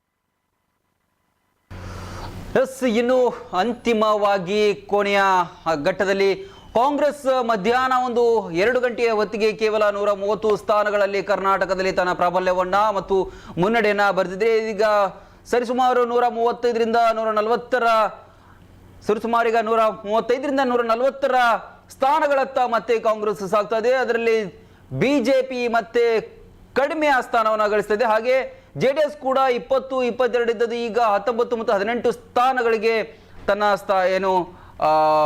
ಸ್ಥಾನಗಳನ್ನು ಇಳಿಸಿಕೊಂಡಿರುವಂಥದ್ದು. ಆದರೆ ಕರಾವಳಿಯ ಕರ್ನಾಟಕದಲ್ಲಿ ಮಾತ್ರ 5 ಕ್ಷೇತ್ರಗಳಲ್ಲಿ, ಅದರಲ್ಲೂ ಕೂಡ ಉಡುಪಿ ಜಿಲ್ಲೆಯ 5 ವಿಧಾನಸಭಾ ಕ್ಷೇತ್ರಗಳಾದಂತಹ ಕಾಪು, ಕಾರ್ಕಳ, ಬೈಂದೂರು, ಕುಂದಾಪುರ, ಉಡುಪಿ ಕ್ಷೇತ್ರದಲ್ಲಿ ಮತ್ತೆ 5ಕ್ಕೆ 5 ಕೂಡ ಕ್ಲೀನ್ ಸ್ವೀಪ್ಗಳನ್ನು ಸಾಧಿಸುವುದರ ಮೂಲಕ ಬಿಜೆಪಿ ಮತ್ತೆ 2018ರಲ್ಲಿ ಗಳಿಸಿದಂತಹ ಸ್ಥಾನಗಳನ್ನು ಈಗ ಗಳಿಸಿ ಮತ್ತೆ ಅಲ್ಲಿ ಸುಭದ್ರವಾದಂತಹ ಭದ್ರಕೋಟೆಯನ್ನಾಗಿ, ಬಿಜೆಪಿಯ ಭದ್ರಕೋಟೆಯನ್ನಾಗಿ ತನ್ನ ಸ್ಥಾನವನ್ನು ಮತ್ತೆ ಉಳಿಸಿಕೊಂಡಿರುವಂಥದ್ದು. ಈ ಕಡೆ ದಕ್ಷಿಣ ಕನ್ನಡ ಜಿಲ್ಲೆಯಲ್ಲಿ 2 ಕಡೆ ಕಾಂಗ್ರೆಸ್, ಅಂದ್ರೆ ಒಂದು ಕಡೆ ಪುತ್ತಿಲ ಅವರು ಬರಬಹುದೇನೋ ಅನ್ನುವಂತಹ ನಿರೀಕ್ಷೆಯನ್ನ ಪುತ್ತಿಲ ಅಭಿಮಾನಿಗಳು ಇಟ್ಕೊಂಡಿದ್ರು, ಅವರ ಕಾರ್ಯಕರ್ತರು ಕೂಡ ಇಟ್ಕೊಂಡಿದ್ರು. ಆದ್ರೆ ಅಲ್ಲಿಯೂ ಕೂಡ ಅಶೋಕ್ ಕುಮಾರ್ ರೈ ಅವರು ಕೊನೆಯದಾಗಿ 3351 ಮತಗಳ ಅಲ್ಪ ಮತಗಳ ಅಂತರದಲ್ಲಿ ಪುತ್ತಿಲ ಅವರನ್ನ ಸೋಲಿಸಿ ಅಶೋಕ್ ಕುಮಾರ್ ರೈ ಅವರು ಮತ್ತೆ ಕೈಪಡೆಗೆ ಮತ್ತಷ್ಟು ಬಲವನ್ನ ನೀಡಿರುವಂಥದ್ದು. ಇನ್ನು 4ನೇ ಬಾರಿಗೆ ಕಾರ್ಕಳದಲ್ಲಿ ವಿಜಯಿಯಾದಂತಹ ಸುನಿಲ್ ಕುಮಾರ್ ಅವರು ತಾವು ಕ್ಷೇತ್ರದ ಜನತೆಗೆ, ಕಾರ್ಯಕರ್ತರಿಗೆ ಧನ್ಯವಾದಗಳನ್ನ ಸಲ್ಲಿಸಿದ್ರು. ಅಷ್ಟೇ ಅಲ್ಲದೆ ನಾವು ಮುತಾಲಿಕ್ ಅವರನ್ನ ಗಂಭೀರವಾಗಿ ಯಾವತ್ತೂ ಕೂಡ ತೆಗೆದುಕೊಂಡಿರಲಿಲ್ಲ, ಆದ್ರೆ ಇದೀಗ ಅವರು ಕಾಂಗ್ರೆಸ್ನಿಂದ ಎಷ್ಟು ಹಣವನ್ನ ತೆಗೆದುಕೊಂಡಿದ್ದಾರೆ ಅನ್ನೋದರ ಕುರಿತಾಗಿ ಮುಂದೆ ನಾವು ಅದರ ಬಗ್ಗೆ ಕ್ರಮವನ್ನು ಕೈಗೊಳ್ಳಲಿದ್ದೇವೆ, ಅದರ ಬಗ್ಗೆ ನಾವು ತನಿಖೆಯನ್ನು ನಡೆಸಲಿದ್ದೇವೆ, ಅದು ನಮಗೆ ಗೊತ್ತಿಲ್ಲ ಅಂತೇಳಿ ಪ್ರಮೋದ್ ಮುತಾಲಿಕ್ ಅವರ ಮೇಲೆ ಹಣದ ಆರೋಪವನ್ನ ಸುನಿಲ್ ಕುಮಾರ್ ಅವರು ಮಾಡಿದ್ದಾರೆ. ನನ್ನ ಪ್ರಕಾರ 3 ರಾಜಕೀಯ ಪಕ್ಷಗಳು ಕೂಡ ಈ ಫಲಿತಾಂಶವನ್ನು ನಿರೀಕ್ಷೆ ಮಾಡಿರಲಿಲ್ಲ ಎನ್ನುವುದು ಅನಿಸ್ತಾ ಉಂಟು. ಯಾಕಂತ ಹೇಳಿದ್ರೆ ಕಾಂಗ್ರೆಸ್ಗೆ ಇಷ್ಟರ ಮಟ್ಟಿಗೆ ಸೀಟ್ಗಳು ಬರುತ್ತೆ ಎನ್ನುವಂಥ ಒಂದು ಕಲ್ಪನೆ ಕೂಡ ಇರಲಿಲ್ಲ. ಸಣ್ಣ ಮಟ್ಟಿಗಿನ ಒಂದು ಸರಳ ಬಹುಮತ ಬರಬಹುದು ಎನ್ನುವ ಆಶಾಭಾವನೆಯನ್ನು ಸಹಜವಾಗಿ ಅವರು ಇಟ್ಕೊಂಡಿದ್ರು. ಅಂದರೆ ಆಡಳಿತ ವಿರೋಧಿ ಅಲೆ ಇದೆ, 40% ಭ್ರಷ್ಟಾಚಾರದ ಒಂದು ಕಮಿಷನ್ ಆರೋಪವನ್ನು ಯಶಸ್ವಿಯಾಗಿ ಹಾಕಿದ್ದೇವೆ, ಅನೇಕ ಗ್ಯಾರಂಟಿ ಕಾರ್ಡ್ಗಳನ್ನು ಕೊಡುವ ಮೂಲಕ. ಅಂದರೆ ಗ್ಯಾರಂಟಿ ಕಾರ್ಡ್ಗಳಲ್ಲೇ ಮನೆ ಯಜಮಾನಿಗೆ ಮತ್ತು ನಿರುದ್ಯೋಗಿಗಳಿಗೆ, ಸೇಮ್ ಟೈಮ್ 200 ಯೂನಿಟ್ ಒಳಗೆ ಬಳಸುವಂಥವರಿಗೆ ಎಲ್ಲರಿಗೂ ಕೂಡ ಒಂದು ಸೌಲಭ್ಯ ಮತ್ತು ವಿಶೇಷವಾಗಿ ಅವರ ಇಷ್ಟರ ಮಟ್ಟಿಗೆ ಈ ಫ್ರೀ ಬೀಸ್ ಅಂತ ಏನು ಹೇಳ್ತೇವೆ ಕೊಡುವಂಥ ಒಂದು ಭರವಸೆಯನ್ನು ಕೊಟ್ಟಿರುವಂಥದ್ದು. ಮತ್ತು BJP ಕೂಡ ಇದು ಪ್ರಾಕ್ಟಿಕಲ್ ಅಲ್ಲ, ಇದೆಲ್ಲ ಕೊಡಲಿಕ್ಕೆ ಸಾಧ್ಯ ಇಲ್ಲ ಅಂತ ಹೇಳಿದ್ರೆ ಕೂಡ ಜನ ನಂಬ್ತಾರ ಇಲ್ವಾ ಅಂತ ಎನ್ನುವ ಗೊಂದಲದಲ್ಲಿ ಕಾಂಗ್ರೆಸ್ ಏನು ಮಾಡಿತ್ತು ಅಂತ ಹೇಳಿದ್ರೆ, ನಾವು ಯಶಸ್ವಿಯಾಗಿದ್ದೇವೆ, ನಾವು ದಡ ಮುಟ್ಟಿದ್ದೇವೆ, ಅವರ ಬಗ್ಗೆ ಇರುವಂಥ ಅಸಮಾಧಾನ, ಕೋಪ ನಮಗೆ ಲಾಭದಾಯಕವಾಗತ್ತೆ, ಆದ್ದರಿಂದ ಹತ್ತಿರ ಎಷ್ಟು ಸೀಟ್ಗಳನ್ನು ಪಡೆದುಕೊಳ್ಬಹುದು ಅಂತೇಳಿ ಲೆಕ್ಕಾಚಾರ ಮಾಡಿ ಒಂದು 110ರಿಂದ 120 ನಡುವಲ್ಲಿ, ಒಂದು 110 ಬಂದರೆ ಏನು, 3-4 ಶಾಸಕರನ್ನು ಖರೀದಿಸುವುದಾ ಅಥವಾ ಆಪರೇಷನ್ ಹಸ್ತ ಮಾಡುವುದಾ, ಒಂದು ವೇಳೆ 120 ಆದ್ರೆ ಏನು, ಸೇಫಾ, ಹೇಗೆ, ಯಾವುದೇ ಪ್ರಾಬ್ಲಮ್ ಇಲ್ವಾ, ಅಥವಾ 100ಕ್ಕೇನೆ ಸ್ಟ್ರಕ್ ಆದ್ರೆ ಏನು. ಸೊ ಅವರು ನಿನ್ನೆ ಅದನ್ನೇ ಚರ್ಚೆ ಮಾಡ್ತಿದ್ರು. ನಿನ್ನೆ ಸರಣಿ ಸಭೆಗಳನ್ನು ಒಂದು ಪಕ್ಷದಲ್ಲಿ ಮುಖಂಡರು ನಿರಂತರವಾಗಿ ಮಾಡ್ತಾರೆ ಅಂತಾದರೆ ಅವರಿಗೆ ಏನಾಗಬಹುದು ಎನ್ನುವಂಥ ಒಂದು ಪರಿಕಲ್ಪನೆ ಈ ಪ್ರಮಾಣದಲ್ಲಿ ಇಲ್ಲದಿದ್ದಾಗ ಸಹಜವಾಗಿ ಮಾಡುವಂಥದ್ದು ಅನಿವಾರ್ಯ ಆಗುತ್ತೆ. ಆದರೆ ಒಂದು ವೇಳೆ ನಿನ್ನೆನೇ ಅವರಿಗೆ 135 ದಾಟ್ತೇವೆ ಅಂತ ಹೇಳಿದರೆ ಅಷ್ಟು ಟೆನ್ಷನ್ ಮಾಡಿಕೊಳ್ಳುವಂಥ ಅಗತ್ಯ ಕಾಂಗ್ರೆಸ್ಸಿಗೂ ಇರಲಿಲ್ಲ. ಆದರೆ ಕಾಂಗ್ರೆಸ್ನ ರಾಷ್ಟ್ರೀಯ ಅಧ್ಯಕ್ಷರು, ರಾಜ್ಯಾಧ್ಯಕ್ಷರು, ಮಾಜಿ CM, ಉನ್ನತ ನಾಯಕರು, ಮಾಜಿ DCM ಎಲ್ಲ ಕೂತ್ಕೊಂಡು ಸರಣಿ ಸಭೆಗಳನ್ನು ಮಾಡಿಕೊಂಡು ರಾಜ್ಯ ಉಸ್ತುವಾರಿಯನ್ನು ಇಟ್ಕೊಂಡು ಅಲ್ಲಿ ಹೋಟ್ಲಲ್ಲಿ ಖರ್ಗೆ ಅವರ ಮನೆಯಲ್ಲಿ ಮಾಡ್ತಾರಂತಿದ್ರೆ ಎಲ್ಲೋ ಒಂದು ಸಣ್ಣ ಮಟ್ಟಿಗಿನ ಗೊಂದಲ ಅವರಲ್ಲೂ ಇತ್ತು. ನಾವು ಬರದಿದ್ದರೆ ಹತ್ತಿರ ಬಂದರೆ ಏನು, ಒಂದು ವೇಳೆ BJP ಹತ್ತಿರಕ್ಕೆ ಬಂದರೆ ನಾವು ಅವರನ್ನು ಮೀರಿ, ಅವರನ್ನು ಕ್ರಾಸ್ ಮಾಡಿ, ಅವರಿಗೆ ಆಪರೇಷನ್ ಕಮಲ ಮಾಡದ ರೀತಿಯಲ್ಲಿ ನಮ್ಮ ಕೋಟೆಗಳನ್ನು ರಕ್ಷಿಸಿ, ನಮ್ಮ ಯುದ್ಧ ಏನು ವೀರ ಸೈನಿಕರನ್ನು ಅಂದರೆ ಗೆದ್ದಿರುವಂಥ ಅಭ್ಯರ್ಥಿಗಳನ್ನು ಹೊರಗೆ ಹೋಗದಾಗಿ ಕೋಟೆಯಿಂದ ರಕ್ಷಿಸಿಕೊಳ್ಳುವುದು ಹೇಗೆ, ಇದೆಲ್ಲವೂ ಅವರು ನಿರಂತರವಾಗಿ ಮಾಡ್ತಾ ಇದ್ರು. ಇದೆಲ್ಲ ಮಾಡುವಂಥ ಅನಿವಾರ್ಯತೆ ಯಾವಾಗ ಬರುತ್ತೆ ಅಂತ ಹೇಳಿದ್ರೆ ನಮಗೆ ಎಷ್ಟು ಬರುತ್ತೆ ಸರಳ ಬಹುಮತ ಎನ್ನುವಂಥ ಕನ್ಫ್ಯೂಷನ್ ಅಥವಾ ಪ್ರಶ್ನಾರ್ಥಕ ಚಿಹ್ನೆ ಇದ್ದಾಗ ಮಾತ್ರ 130 ಬರುವುದಿಲ್ಲ. ಇನ್ನು ದಕ್ಷಿಣ ಕನ್ನಡ ಜಿಲ್ಲೆಯಲ್ಲೇ ಪ್ರಥಮ ಬಾರಿ ಗೆಲುವಿನ ನಗೆಯನ್ನು, ಅಂದ್ರೆ ಪ್ರಥಮ ಅಂದ್ರೆ ಈ ಒಂದು ಚುನಾವಣೆಯಲ್ಲಿ ಇವತ್ತು ಪ್ರಥಮವಾಗಿ ಗೆಲುವಿನ ನಗೆಯನ್ನು ಬೀರಿದಂತಹ ವೇದವ್ಯಾಸ್ ಕಾಮತ್ ಅವರು ತಮ್ಮ ಒಂದು ಖುಷಿಯನ್ನ, ತಮ್ಮ ಒಂದು ವಿಜಯದ ಅಭಿಪ್ರಾಯವನ್ನ ಹಂಚಿಕೊಂಡಿದ್ದಾರೆ. ನೋಡೋಣ. ಭಾರತೀಯ ಜನತಾ ಪಾರ್ಟಿ ಅಭ್ಯರ್ಥಿಯಾಗಿ ಪುನರಪಿ ಅವಕಾಶ ಕೊಟ್ಟಂತ ಪಕ್ಷದ ರಾಷ್ಟ್ರೀಯ ಅಧ್ಯಕ್ಷರಿಂದ ಹಿಡಿದು ಪ್ರಧಾನಮಂತ್ರಿಗಳಿಂದ ಹಿಡಿದು ಅಮಿತ್ ಶಾ ಜಿಯವರಿಗೆ, ಅದೇ ರೀತಿ ರಾಜ್ಯದ ಅಧ್ಯಕ್ಷರು ಮತ್ತು ಎಲ್ಲ ರಾಜ್ಯದ ಪದಾಧಿಕಾರಿಗಳಿಗೆ ಮತ್ತು ಜಿಲ್ಲೆಯ ಅಧ್ಯಕ್ಷರು ಮತ್ತು ಪದಾಧಿಕಾರಿಗಳಿಗೆ ನಾನು ಪ್ರಪ್ರಥಮವಾಗಿ ಅವರಿಗೆ ವಂದನೆಗಳನ್ನು, ಧನ್ಯವಾದಗಳನ್ನು ಸಮರ್ಪಿಸ್ತಾ ಇದ್ದೇನೆ. ಅದು ಮಾತ್ರವಲ್ಲ, ಇವತ್ತು ಕಳೆದ 25 ದಿವಸ, ಒಂದು ತಿಂಗಳಷ್ಟು ಹಗಲು ರಾತ್ರಿ ಭಾರತೀಯ ಜನತಾ ಪಾರ್ಟಿಯ ಪರವಾಗಿ, ನನ್ನ ಪರವಾಗಿ ಮನೆಗಳಿಗೆ ಭೇಟಿ, ಅಭೂತಪೂರ್ವವಾದಂಥ ಭೇಟಿ ಮಾಡಿ ನನ್ನನ್ನು ಗೆಲ್ಲಿಸಿಕೊಡ್ಲಿಕ್ಕೆ ಕಾರಣಕರ್ತರಾದಂಥ ದೇವದುರ್ಲಭ ಕಾರ್ಯಕರ್ತರಿಗೆ ಕೂಡ ನಾನು ಸಾಷ್ಟಾಂಗ ವಂದನೆಗಳನ್ನು, ಸಾಷ್ಟಾಂಗ ನನ್ನ ನಮಸ್ಕಾರಗಳನ್ನು ಕೊಡ್ತಾ ಇದ್ದೀನಿ. ಅದು ಮಾತ್ರವಲ್ಲ, ಕೊನೆಯದಾಗಿ ಇಷ್ಟೊಂದು 25,000ಕ್ಕೂ ಹೆಚ್ಚಿನ ಮತಗಳನ್ನು ಕೊಟ್ಟು ನನ್ನನ್ನು ಗೆಲ್ಲಿಸಿಕೊಟ್ಟಂಥ ಮಂಗಳೂರಿನ ಕ್ಷೇತ್ರದ ಜನತೆಗೆ ನಾನು ಹೃತ್ಪೂರ್ವಕವಾದಂಥ ಧನ್ಯವಾದಗಳನ್ನು ಕೈ ಜೋಡಿಸಿ ಶಿರಬಾಗಿ ವಂದನೆಗಳನ್ನು ಹೇಳ್ತಾ ಇದ್ದೇನೆ. ಕೊನೆಯದಾಗಿ ಈ ಹಿಂದೆ ಮಾಡಿದಂಥ ಅಭಿವೃದ್ಧಿ ಕಾರ್ಯಗಳನ್ನು ಯಶಸ್ವಿಯಾಗಿ ಮುನ್ನಡೆಸುವಂಥ ಕೆಲಸ ಕಾರ್ಯಗಳನ್ನು ಮಾಡ್ತೇನೆ. ಈಗ ನಾನು ಹೇಳಬೇಕಾದದ್ದು ಇಷ್ಟೇ, ರಾಜ್ಯದಲ್ಲಿ ಕಾಂಗ್ರೆಸ್ನ ಸ್ಪಷ್ಟವಾದಂಥ ಬಹುಮತ ಬಂದಂಥ ಕಾಂಗ್ರೆಸ್ ಪಕ್ಷ ಆಡಳಿತದಲ್ಲಿ ಬರ್ತಾ ಇದೆ. ನಾನು ಈ ಸಂದರ್ಭದಲ್ಲಿ ಹೇಳ್ತಾ ಇದ್ದೇನೆ, ಕಾಂಗ್ರೆಸ್ ಪಕ್ಷ ಕೊಟ್ಟಂಥ ಗ್ಯಾರಂಟಿಯನ್ನು ದಕ್ಷಿಣ ಕನ್ನಡ ಜಿಲ್ಲೆಯವರು ತಿರಸ್ಕರಿಸಿದ್ದಾರೆ. ರಾಜ್ಯದ ಬೇರೆ ಕಡೆ ಅದನ್ನು ಪುರಸ್ಕರಿಸಿರ್ಬೋದು, ಆದರೆ ನಮ್ಮ ಜಿಲ್ಲೆಯಲ್ಲಿ ಅದನ್ನು ತಿರಸ್ಕರಿಸಿದ್ದಾರೆ. ಎಲ್ಲೋ ಒಂದು ಕಡೆ ಕಾಂಗ್ರೆಸ್ಸನ್ನು ನಂಬಲ್ಲ ಅಂತೇಳುವಂಥ ರೀತಿಯಲ್ಲಿ ಸ್ಪಷ್ಟವಾದ ಚಿತ್ರಣವನ್ನು ಕೊಟ್ಟಿದ್ದಾರೆ. ನಾನಿವತ್ತು ಕಾಂಗ್ರೆಸ್ ಪಕ್ಷದ ನಾಯಕರಿಗೆ ಇಷ್ಟೇ ಹೇಳಲಿಕ್ಕೆ ಬಯಸ್ತೇನೆ, ಕೊಟ್ಟಂಥ ಗ್ಯಾರಂಟಿಗಳಿರ್ಬೋದು ಅಥವಾ ಕೊಟ್ಟಂಥ ಗ್ಯಾರಂಟಿಗಳಿರ್ಬೋದು ಅದನ್ನೆಲ್ಲ ಅನುಷ್ಠಾನ ಮಾಡುವಂಥ ಪ್ರಯತ್ನಗಳನ್ನು ನೀವು ಮಾಡಿ ಕಾಂಗ್ರೆಸ್ನವರು ಕಳೆದ 75 ವರ್ಷದಿಂದ ಮಾಡಿದಂಥ ಕೆಲಸ ಕಾರ್ಯಗಳು ಇಷ್ಟೇ. ಏನು ಒಂದು ಸುಳ್ಳನ್ನು 1000 ಸಲ ಹೇಳಬೇಕು, 10,000 ಸಲ ಹೇಳಬೇಕು. 10,000 ಸಲ ಹೇಳಿದಾಗ ಅದು ಸತ್ಯ ಅಂತ ಹೇಳುವಂಥದ್ದು ಕಾಣುತ್ತದೆ. ಯಾವುದೇ ದಾಖಲೆಗಳನ್ನು ಕೊಡದೆ 40% ಸರ್ಕಾರ ಅಂತ ಹೇಳುವಂಥ ರೀತಿಯಲ್ಲಿ ಬಿಂಬಿಸಲಿಕ್ಕೆ ಹೋದಾಗ ಜನರು ಅದನ್ನ ಸತ್ಯ ಅಂತ ಹೇಳುವಂಥ ರೀತಿಯಲ್ಲಿ ನಂಬಿಕೊಂಡ್ರು. ಎರಡನೇದು ಕಾಂಗ್ರೆಸ್ ಗ್ಯಾರಂಟಿ ಅಂತೇಳಿ ಆ 5-6 ಗ್ಯಾರಂಟಿಗಳನ್ನು ಘೋಷಣೆ ಮಾಡಿದ್ರು. ಘೋಷಣೆ ಮಾಡಿ ಮನೆಗೆ ಒಂದು ಚೆಕ್ಕಿನ ರೀತಿಯಲ್ಲಿ ಒಂದು ಕಾಗದವನ್ನ ಕೊಟ್ಟು ಇದು ನಿಮಗೆ ಮನೆಯಲ್ಲಿ ಬಂದೇ ಹೋಯ್ತು ಅಂತ ಹೇಳುವಂಥ ರೀತಿಯಲ್ಲಿ ಪಾಪ ಎಲ್ಲೋ 10 ಕಡೆಗಳಲ್ಲಿ 1000 ಕಡೆಗಳಲ್ಲಿ ಆ ಬಡ ಮಹಿಳೆಯರು ಅದೇ ಚೆಕ್ ಅಂತ ಹೇಳೋ ರೀತಿಯಲ್ಲಿ ಗ್ರಹಿಸಿಕೊಂಡು ಮತವನ್ನು ಹಾಕಿಸ್ಕೊಂಡಿದ್ದಾರೆ. ಆದ್ರೆ ಇವತ್ತು ಹೇಳ್ತೇನೆ, ಕಳೆದ 2013ರಿಂದ 18 ತನಕ 173 ವಿಚಾರಗಳನ್ನ ಪ್ರಣಾಳಿಕೆಯಲ್ಲಿ ಸಿದ್ದರಾಮಯ್ಯ ಕೊಟ್ಟಿದ್ರು. ಆದ್ರೆ ಅದರಲ್ಲಿ ಕೇವಲ 70 ಚಿಲ್ಲರೆ ಅನುಷ್ಠಾನ ಮಾಡಿದ್ದಾರೆ. ಹಾಗೆ ಇವತ್ತು 2023ರಲ್ಲಿ ಈ 5 ಗ್ಯಾರಂಟಿಯನ್ನ ಕೊಟ್ಟಿದ್ದಾರೆ. ಇದು ಕೂಡ ಮಾಧ್ಯಮದವರು ಇರ್ಬೋದು, ರಾಜ್ಯದ ಜನತೆ ಇರ್ಬೋದು, ನೀವು 100ಕ್ಕೆ 100 ನಾನು ಹೇಳ್ತೇನೆ, 100ಕ್ಕೆ 100 ಇದನ್ನು ಅನುಷ್ಠಾನ ಮಾಡಲಿಕ್ಕೆ ಅವರಿಗೆ ಆಗಲ್ಲ. ಹಾಗಾಗಿ ಸ್ಪಷ್ಟವಾಗಿ ಕಾಂಗ್ರೆಸ್ನ ಪರಿಸ್ಥಿತಿ ಏನಾಗ್ತದೆ ಅಂತ ಹೇಳೋದು ಚಿತ್ರಣ ಇವತ್ತು ಎಲ್ಲರ ಮುಂದಿನ ದಿನಗಳಲ್ಲಿ ಕಾಣಲಿಕ್ಕಿದೆ. ಜನರು ಕೊಟ್ಟಿರುವಂತ ತೀರ್ಪನ್ನು ತಾವು ಸ್ವಾಗತಿಸ್ತೀರಾ? 100ಕ್ಕೆ 100 ಜನರು ಕೊಟ್ಟಂತ ತೀರ್ಪನ್ನು ನಾವು ಸ್ವಾಗತಿಸಲೇಬೇಕು. ನಾವು ಜನರು ಕೊಟ್ಟಂತ ತೀರ್ಪನ್ನು ಸ್ವಾಗತಿಸಲೇಬೇಕು.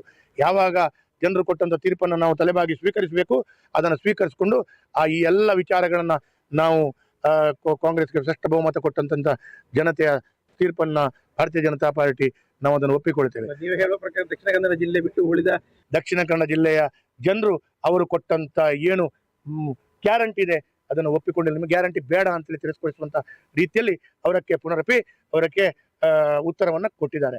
ಹಾಗಾಗಿ ಬೇರೆ ಕಡೆಗಳಲ್ಲಿ ಅದನ್ನ ಒಪ್ಪಿಕೊಂಡು ಸ್ವೀಕರಿಸಿಕೊಂಡು ಮುಂದಿನ ದಿನ ಅದು ಬರ್ತದೆ ಅಂತೇಳಿ ಕಾಯ್ತಾ ಇದ್ದಾರೆ. ಅವರು ಕೊಟ್ಟಂತ ಚೆಕ್ಕಿನಲ್ಲಿ 1/7/2023 ನಿಮಗೆ 2,000 ರೂಪಾಯಿ, 1/8/2023 2,000 ರೂಪಾಯಿ ಮಹಿಳೆಯರಿಗೆ ಎಲ್ಲ ಕೊಟ್ಟಿದ್ದಾರೆ. ಇವತ್ತಿನ ಕೇಳ್ತೀನಿ, ನೋಡುವ ಅದು ದಕ್ಷಿಣ ಕನ್ನಡ ಜಿಲ್ಲೆವರೆಗೆ ಕೊಡ್ತಾರೋ, ಇಡೀ ರಾಜ್ಯದವರೆಗೆ ಕೊಡ್ತಾರೋ, ಯಾರಿಗೆ ಕೊಡ್ತಾರಂತ ಕಾದು ನೋಡುವ. ಯಾಕಂತ ಹೇಳಿದ್ರೆ ರಾಜ್ಯದ ಆರ್ಥಿಕದ ಕೊರೋನಾದ ನಂತರ ಪರಿಸ್ಥಿತಿಗಳು ಈ ರೀತಿ ಪರಿಸ್ಥಿತಿಗಳು ಇದ್ದಾಗ ಯಾವ ರೀತಿಯಲ್ಲಿ ಕೊಡ್ತಾರಂತ ನೋಡ್ಬೇಕು. ಆದ್ರೆ ನಾನು ಅವರಿಗೆ ಕೊಡಲಿ ಅಂತ ಹೇಳುವಂಥ ಶುಭ ಆಶಯಗಳನ್ನ ಹೇಳ್ತೇನೆ. ಸರ್, ಮಂಗಳೂರು ದಕ್ಷಿಣ ಕ್ಷೇತ್ರದ ಬಿಜೆಪಿ ಅಭ್ಯರ್ಥಿ ವಿಜಯ್ ಅಭ್ಯರ್ಥಿ ಕ್ಷೇತ್ರದ ಕುರಿತಾಗಿ ಹೇಗೆ ಮಾರ್ಜಿನ್ ಲಾಸ್ಟ್ ಟೈಮ್ ಇತ್ತು, ಈ ಸಲ ಭಾರಿ ಅಂತರದಲ್ಲಿ ಗೆಲುವು ಸಾಧಿಸಿರುವಂಥದ್ದು? ಹೌದು, ಇದು ಒಂದು ಕಡೆಯಲ್ಲಿ ಖುಷಿ, ಮತ್ತೊಂದು ಕಡೆಯಲ್ಲಿ ರಾಜ್ಯದಲ್ಲಿ ಅಧಿಕಾರಕ್ಕೆ ಬರಲಿಲ್ಲ ಎನ್ನುವಂಥದ್ದು ಸಣ್ಣ ಮಟ್ಟಿಗಿನ ಬೇಸರ ಇದ್ದೇ ಇರುತ್ತೆ. ಯಾಕಂತ ಹೇಳಿದ್ರೆ ಅನುದಾನಗಳನ್ನು ತರುವಂಥ ಪ್ರಶ್ನೆ ಬಂದಾಗ ಯಾವ ಪಕ್ಷ ಅಧಿಕಾರದಲ್ಲಿ ಇರುತ್ತೋ ಆಯಾ ಪಕ್ಷ ಶಾಸಕರಿಗೆ ಒಂದು ಹೆಜ್ಜೆ ಹೆಚ್ಚು ಬಲ ಬಂದಿರುತ್ತೆ, ಧೈರ್ಯ ಬಂದಿರುತ್ತೆ ಮತ್ತು ಅವಕಾಶಗಳ ಬಾಗಿಲು ಒಂದು ತೆರೆದಿರುತ್ತೆ. ಯಾವಾಗ ವಿಪಕ್ಷಗಳ ಶಾಸಕರು ಒಂದು ಇರ್ತಾರೆ, ಅಂದ್ರೆ ಕರಾವಳಿ ಬೆಲ್ಟ್ ಅಂತ ಹೇಳುವಾಗ ಇಲ್ಲಿ ಎಲ್ಲ ವಿಪಕ್ಷಗಳ ಶಾಸಕರೇ ಆದ್ರು. ಆಲ್ಮೋಸ್ಟ್ ಈಗ ನಮ್ಮ ಜಿಲ್ಲೆಯಲ್ಲಿ 2 ಬಿಟ್ರೆ, ಪುತ್ತೂರು ಮತ್ತೆ ಉಳ್ಳಾಲ ಅಥವಾ ಮಂಗಳೂರು ವಿಧಾನಸಭಾ ಕ್ಷೇತ್ರ ಬಿಟ್ರೆ ಉಳಿದ 6 ಕಡೆಗಳಲ್ಲಿ ಬಿಜೆಪಿಯವರೇ. ಹೇಗೆ ಉಡುಪಿಯಲ್ಲಿ ಕೂಡ ಬಿಜೆಪಿ. ಸೊ ಇವರು ಈ ಶಾಸಕರು ಈಗ ಅಭ್ಯರ್ಥಿಗಳು ಪ್ಲಸ್ ಶಾಸಕರು ಅಂತ ಕರೆದ್ರೆ ಅಂತ ದೊಡ್ಡ ಏನು ಇವರೆಲ್ಲ ವೇದಾಸ್ ಕಾಮತ್ ಎಲ್ಲ ಹಾಲಿ ಶಾಸಕರುಗಳೇ. ಸೊ ಇವರೀಗ ನೆಕ್ಸ್ಟ್ ಇವರು ಬನಶೆಟ್ಟಿಯವರು, ಮನಾಥ್ ಕೋಟ್ಯಾನ್, ಹರೀಶ್ ಪೂಂಚ, ನೆಕ್ಸ್ಟ್ ಅಲ್ಲಿ ಅನುದಾನಗಳನ್ನು ಈ ಪ್ರಮಾಣದಲ್ಲಿ ತರುವಂಥ ಅವಕಾಶಗಳು ಇದೆಯಾ, ಇವರಿಗೆ ಇರುವಂಥ ಒಂದು ವ್ಯವಸ್ಥೆಯಲ್ಲಿ ಇವರು ಎಷ್ಟರ ಮಟ್ಟಿಗೆ ವಿಪಕ್ಷ ಶಾಸಕರನ್ನು ಕಾಂಗ್ರೆಸ್ನ ಮುಖ್ಯಮಂತ್ರಿ ಆಗಿರುವಂತವರು ಜಿಲ್ಲೆಯಲ್ಲಿ ಬಹುಸಂಖ್ಯೆಯಲ್ಲಿ ವಿನ್ ಆಗಿದ್ರು ಕೂಡ ರಾಜ್ಯದಲ್ಲಿ ಸರ್ಕಾರ ಬೇಕೇ ಬೇಕಾಗ್ತದೆ. ವಿಧಾನಸಭೆಯಲ್ಲಿ ಎಂಟೈರ್ಲಿ ಅವರದೇ ಕೋಟೆಗಳನ್ನು ಅವರು ಕಟ್ಟಿಕೊಂಡಿರುವಾಗ ಕಾಂಗ್ರೆಸ್ ಅದು ಕೂಡ ಅಷ್ಟು ಬಲಿಷ್ಠವಾಗಿರುವಂತ ಒಂದು ಸಾಮ್ರಾಜ್ಯ ಅಂತ ಹೇಳ್ಬೋದು. ಸರಳ ಬಹುಮತಕ್ಕಿಂತ ಇದೊಂದು ಸಾಮ್ರಾಜ್ಯದ ರೀತಿಯಲ್ಲಿ ಇಡುವಾಗ ಅವರು ಮೊದಲು ಕಾಂಗ್ರೆಸ್ ಏನು ಮಾಡುತ್ತೆ ಅಂತೇಳಿ ಅವರ ಸಂಪ್ರದಾಯಬದ್ಧವಾಗಿ ತಮ್ಮ ಶಾಸಕರುಗಳಿಗೆ ಅನುದಾನ ಕೊಡುವಂಥದ್ದು, ವಿಶೇಷವಾಗಿರುವಂತಹ ಆಡಳಿತ ಪಕ್ಷದ ಶಾಸಕರು, ವಿಶೇಷವಾಗಿರುವಂತಹ ಸ್ಥಾನಮಾನ, ಪ್ಯಾಕೇಜ್ಗಳು ಇದೆಲ್ಲ ಕೊಡುವಂತಹ ಪ್ರಯತ್ನವನ್ನು ಮಾಡ್ತದೆ ಮತ್ತು ಅದು ಕಾಂಗ್ರೆಸ್ ಅದನ್ನು ನಡೆಸಿಕೊಂಡು ಬಂದಿದೆ. ಸೊ ಬಿಜೆಪಿ ಅಧಿಕಾರದಲ್ಲಿದ್ದಾಗ ಬಿಜೆಪಿ ಶಾಸಕರುಗಳಿಗೆ ಅದು ಸುಲಭ ಆಗ್ತಾ ಇತ್ತು. ಹಾಗಂತೇಳಿ ಬಿಜೆಪಿಯವರು ಕಾಂಗ್ರೆಸ್ನವರಿಗೆ ಕೊಡ್ತಿರ್ಲಿಲ್ಲ ಅಂತಲ್ಲ, ಅಥವಾ ಕಾಂಗ್ರೆಸ್ ಬಂದಾಗ ಬಿಜೆಪಿ ಕೊಡೋದಿಲ್ಲ ಅಂತಲ್ಲ. ಆದರೆ ಒಂದು ಅಟ್ಯಾಚ್ಮೆಂಟ್ ಅಥವಾ ನಮ್ಮದೇ ಎನ್ನುವಂಥ ಒಂದು ಸಲಿಗೆ ಇರ್ಬೋದು, ಧೋರಣೆ ಅಂತ ಹೇಳ್ಬೋದು, ಏನೋ ಒಂದು ಶಬ್ದ ಬಳಸ್ಬೋದು. ಸೊ ಅದು ಇರತ್ತಾ ಎನ್ನುವಂಥ ಪ್ರಶ್ನೆ ಕಾಡುತ್ತೆ. ವಿಪಕ್ಷದಲ್ಲಿರುವಂಥ ಶಾಸಕರುಗಳಿಗೆ ಯಾವಾಗ ತಮಗೆ ಬೇಕಾಗಿರುವಂಥ ಅನುದಾನಗಳನ್ನು ಹೆಚ್ಚಿನ ಪ್ರಮಾಣದಲ್ಲಿ ತರಲಿಕ್ಕೆ ಸಾಧ್ಯ ಆಗುವುದಿಲ್ವೋ ಆಗ ಅದು ಒಂದು ರೀತಿಯಲ್ಲಿ ಸವಾಲೆ ಅಂತ ಹೇಳ್ಬೋದು. ಯಾಕಂದರೆ ಅಭಿವೃದ್ಧಿ ಈಗ ಪ್ರತಿ ಶಾಸಕ ಕೂಡ ಈಗ ಇಷ್ಟು ಟೈಮ್ BJP ಇದ್ದ ಕಾರಣ, BJP ಇತ್ತು ಈಗ ಸುಮಾರು 3.5-4 ವರ್ಷ BJP ಇತ್ತು. ಅವರು 2,000 ತಂದ್ವಿ, 2.5 ತಂದ್ವಿ, 4 ತಂದ್ವಿ, 1.5 ತಂದ್ವಿ, 3 ತಂದ್ವಿ, ಈಗ ಸಾವಿರಾರು ಕೋಟಿ ಹೇಳ್ತಾ ಇದ್ರು. ಹಾಗಿರುವಾಗ ಇನ್ನೂ ಅದು ತರುವಂಥ ಚಾಲೆಂಜಿಂಗ್ ಎಷ್ಟರ ಮಟ್ಟಿಗೆ ಇರುತ್ತೆ? ಜಿಲ್ಲಾ ಉಸ್ತುವಾರಿ ಸಚಿವರು ಅಂತ ಈಗ ಪುನಃ ನಾವು ಅದನ್ನು ಗೆಸ್ ಮಾಡಬೇಕಾಗಿಲ್ಲ. Of course UT Khader. So UT Khader ಅವರು ಜಿಲ್ಲಾ ಉಸ್ತುವಾರಿ ಸಚಿವರಾಗ್ತಾರೆ, ಸಂಶಯವೇ ಇಲ್ಲ. ಯಾಕಂದ್ರೆ ಅವರು ಮತ್ತೆ ಗೆದ್ದಿರುವಂಥ ಪುತ್ತೂರಿನಿಂದ ಅಶೋಕ್ ರೈ ಅವರು ಎಸ್ ಫಸ್ಟ್ ಟೈಮ್ ಒಂದು ಹತ್ತಿರದ ಜಿಲ್ಲೆಗೆ ಉಡುಪಿಗ ಇಲ್ಲ ಅವರನ್ನು ಸಚಿವರು ಮಾಡುದಿಲ್ಲ. ಇಲ್ವಾ? ಇಲ್ಲ ಸಚಿವರು ಈಗ ಸಚಿವರಾಗಲಿಕ್ಕೆ ಅಲ್ಲಿ ಈಗ ಆಲ್ರೆಡಿ ಒಂದು ಪಟ್ಟಿ ತಯಾರಾಗಿರ್ತದೆ, ಅದರಲ್ಲಿ UT ಖಾದರ್ ಅವರ ಹೆಸರು ಖಂಡಿತವಾಗಿರುತ್ತೆ 100ರಲ್ಲಿ 100. ಸೊ ಜಿಲ್ಲಾ ಉಸ್ತುವಾರಿ ಸಚಿವರಾಗಿ UT ಖಾದರ್ ಅವರು ಇರ್ತಾರೆ. ಅವರು ಲಾಸ್ಟ್ ಟೈಮ್ ಕೂಡ ಮೈತ್ರಿ ಸರ್ಕಾರಗಳು ಇದ್ದಾಗ ಕೂಡ ಒಮ್ಮೆ ಇದ್ರು. ಅದರಿಂದ ಅವರ ಕೋಆಪರೇಷನ್ ಎಷ್ಟಿರುತ್ತೆ, ಅವರು ಎಷ್ಟರ ಮಟ್ಟಿಗೆ ಇವರಿಗೆ ಅನುದಾನಗಳನ್ನು ತರಿಸುವಲ್ಲಿ ನೆರವಾಗ್ತಾರೆ ಎನ್ನುವಂಥ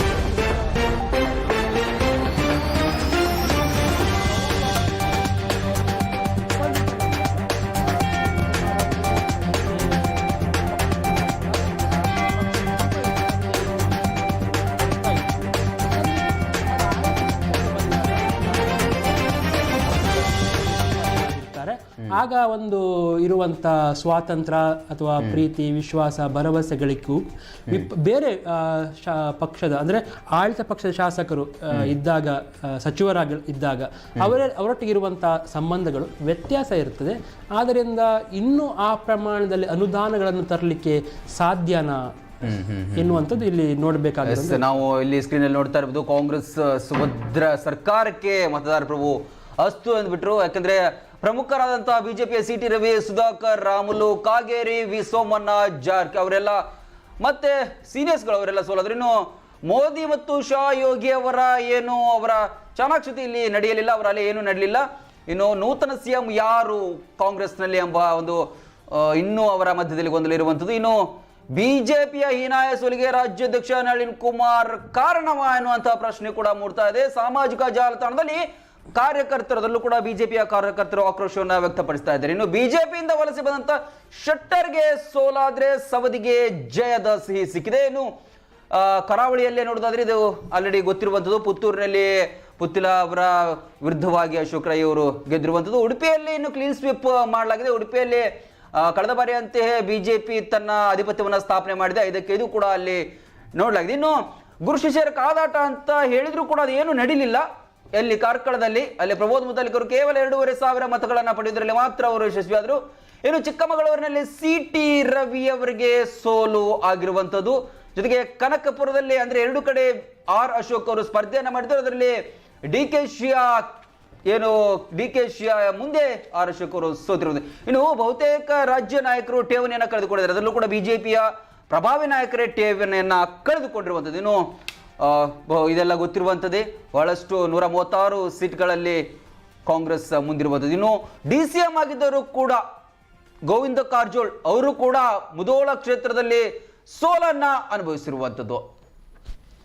ಇದಿಷ್ಟು ಒಂದಿಷ್ಟು ಕರಾವಳಿ ಭಾಗದ್ದಾದ್ರೆ, ಇನ್ನು ಒಂದು ಸಲ ನಾವು ಉಡುಪಿ ವಿಧಾನಸಭಾ ಕ್ಷೇತ್ರದ 5 ಸ್ಥಾನಗಳು ಯಾರ ಪಾಲಾಗಿದೆ, ಯಾರ ವಿರುದ್ಧ ಅವರು ಗೆದ್ದಿದ್ದಾರೆ ಅನ್ನೋದನ್ನ ಮೆಲುಕು ಹಾಕುವುದಾದ್ರೆ ನಾವು ಉಡುಪಿ ವಿಧಾನಸಭಾ ಕ್ಷೇತ್ರದಲ್ಲಿ ಬಿಜೆಪಿ ಕಡೆಯಿಂದ ಯಶ್ಪಾಲ್ ಸುವರ್ಣ ಅವರು ಹೊಸ ಮುಖವಾಗಿ ಕಣದಲ್ಲಿ ಇದ್ರು. ಅವರು ಕಳೆದ 1.5-2 ವರ್ಷದ ಹಿಂದೆ ನಡೆದಂತಹ ಹಿಜಾಬ್ ವಿವಾದದಲ್ಲಿಯೂ ಕೂಡ ಒಂದು ಗಟ್ಟಿ ನಿಲುವನ್ನು ತೆಗೆದುಕೊಂಡ್ರು. ಯಾವುದೇ ಕಾರಣಕ್ಕೂ ನಾವು ಬಗ್ಗುವುದಿಲ್ಲ, ಯಾವುದೇ ಕಾರಣಕ್ಕೂ ಕೂಡ ಹಿಜಾಬ್ಗೆ ಅವಕಾಶವನ್ನ ನೀಡುವುದಿಲ್ಲ ಅಂತೇಳಿ ಅಫ್ಕೋರ್ಸ್ ಅಲ್ಲಿ ರಘುಪತಿ ಭಟ್ ಅವರು ಕೂಡ ನಿಂತ್ಕೊಂಡಿದ್ರು. ಅದೇ ರೀತಿ ಯಶ್ಪಾಲ್ ಸುವರ್ಣ ಅವರು ಕೂಡ ಕಾಲೇಜಿನ ಆಡಳಿತ ಮಂಡಳಿಯ ಉಪಾಧ್ಯಕ್ಷರಾಗಿ ಅವರು ಕೂಡ ಗಟ್ಟಿಯಾಗಿ ನಿಂತ್ಕೊಂಡಿದ್ರು. ಹಾಗಾಗಿಯೇ ಒಂದು ಹೊಸ ಮುಖ ಮತ್ತು ಪ್ರಭಾವಿ ನಾಯಕ ಅಂತ ಹೇಳಿ ಕೂಡ ಅಲ್ಲಿ ಮೊಗವೀರ ಸಮುದಾಯದ ಒಂದು ಪ್ರಭಾವಿ ನಾಯಕ ಅಂತೇಳಿ ಯಶ್ಪಾಲ್ ಸುವರ್ಣ ಅವರಿಗೆ ಕೊನೆಯ ಕ್ಷಣದಲ್ಲಿ ಅದು ಬಹುತೇಕವಾಗಿ ಇತ್ತು. ಹಾಗಾಗಿ ಅವರಿಗೆ ಯಶ್ಪಾಲ್ ಸುವರ್ಣ ಅವರಿಗೆ ಸೀಟನ್ನ ಬಿಜೆಪಿ ಕಡೆಯಿಂದ ಕೊಟ್ಟಿದ್ರು.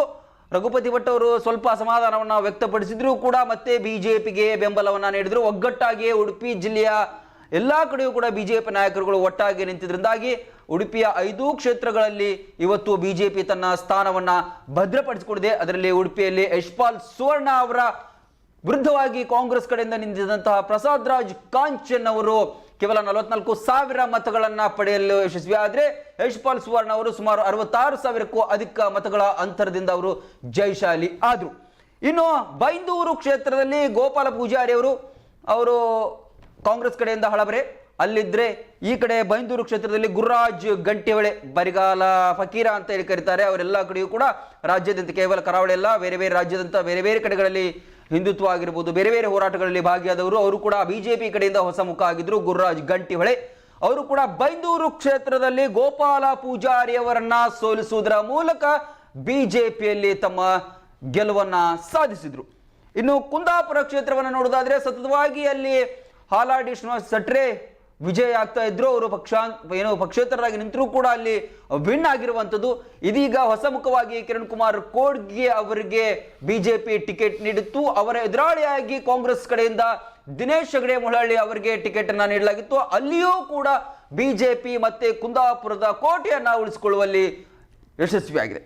ಇನ್ನು ಕಾಪು ಕ್ಷೇತ್ರವನ್ನ ನೋಡೋದಾದ್ರೆ ಕಾಪು ಕ್ಷೇತ್ರದಲ್ಲಿ ಹಾಲಿ ಶಾಸಕರಾದಂತಹ ಲಾಲಾಜಿ ಆರ್ ಮೆಂಡನ್ ಅವರಿಗೆ ಬಿಟ್ಟು ಅಲ್ಲಿಯೂ ಕೂಡ ಹೊಸ ಮುಖವಾದಂತಹ ಮತ್ತು ಉದ್ಯಮಿಯಾದಂತಹ ಸುರೇಶ್ ಶೆಟ್ಟಿ ಗುರ್ಮೆ ಅವರಿಗೆ ಟಿಕೆಟ್ ಅನ್ನ ಘೋಷಿಸಿತ್ತು. ಅದರಂತೆ ಸುರೇಶ್ ಶೆಟ್ಟಿ ಗುರ್ಮೆ ಅವರು ಮಾಜಿ ಸಚಿವರು ಆದಂತಹ ಅವರು ಕೂಡ ಪ್ರಭಾವಿ ನಾಯಕರು ಕಾಂಗ್ರೆಸ್ನಲ್ಲಿ. ಆ ಥರ ಏನು ಸಿಂಪಲ್ ಆಗಿ ತಿಳ್ಕೊಳ್ಳುವಂತಿಲ್ಲ ಆ ಥರ. ಹಾಗಾಗಿ ವಿನಯ್ ಕುಮಾರ್ ಸೊರ್ಕೆ ಅವರ ವಿರುದ್ಧವಾಗಿ ಸುರೇಶ್ ಶೆಟ್ಟಿ ಗುರ್ಮೆ ಅವರು ಇವತ್ತು ಕಾಪು ಕ್ಷೇತ್ರದಲ್ಲಿ ವಿಜಯ ಪತಾಕೆಯನ್ನ ಹಾರಿಸಿದ್ದಾರೆ.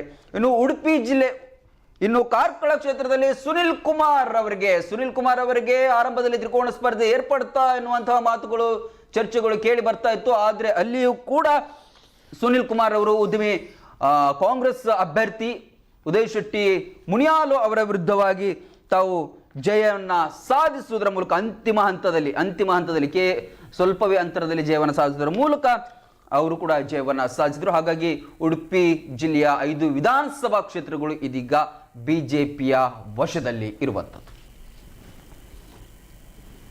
ಇನ್ನು ದಕ್ಷಿಣ ಕನ್ನಡದಲ್ಲಿ 2 ಮಾಡಿರುವಂತ. ಹೌದು, ಅದರಲ್ಲಿ ಜಾಸ್ತಿ ನಿರೀಕ್ಷೆ ಇತ್ತು ಕಾಂಗ್ರೆಸ್ಗೆ, ಇರ್ಲಿಲ್ಲ ಅಂತಲ್ಲ.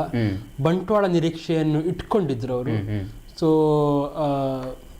ಮುಲ್ಕೆ ಮೂಡುಬಿದ್ರೆಯಲ್ಲಿ ಕೂಡ ಮಿಥುನ್ ರೈ ಗೆಲುವನ್ನು ಕಾಣಬಹುದು ಎನ್ನುವಂತ ಒಂದು ಸಣ್ಣ ನಿರೀಕ್ಷೆ ಇತ್ತು. ಅದರಿಂದ ಟಿಕೆಟ್ ಕೊಡಲಾಗಿತ್ತು.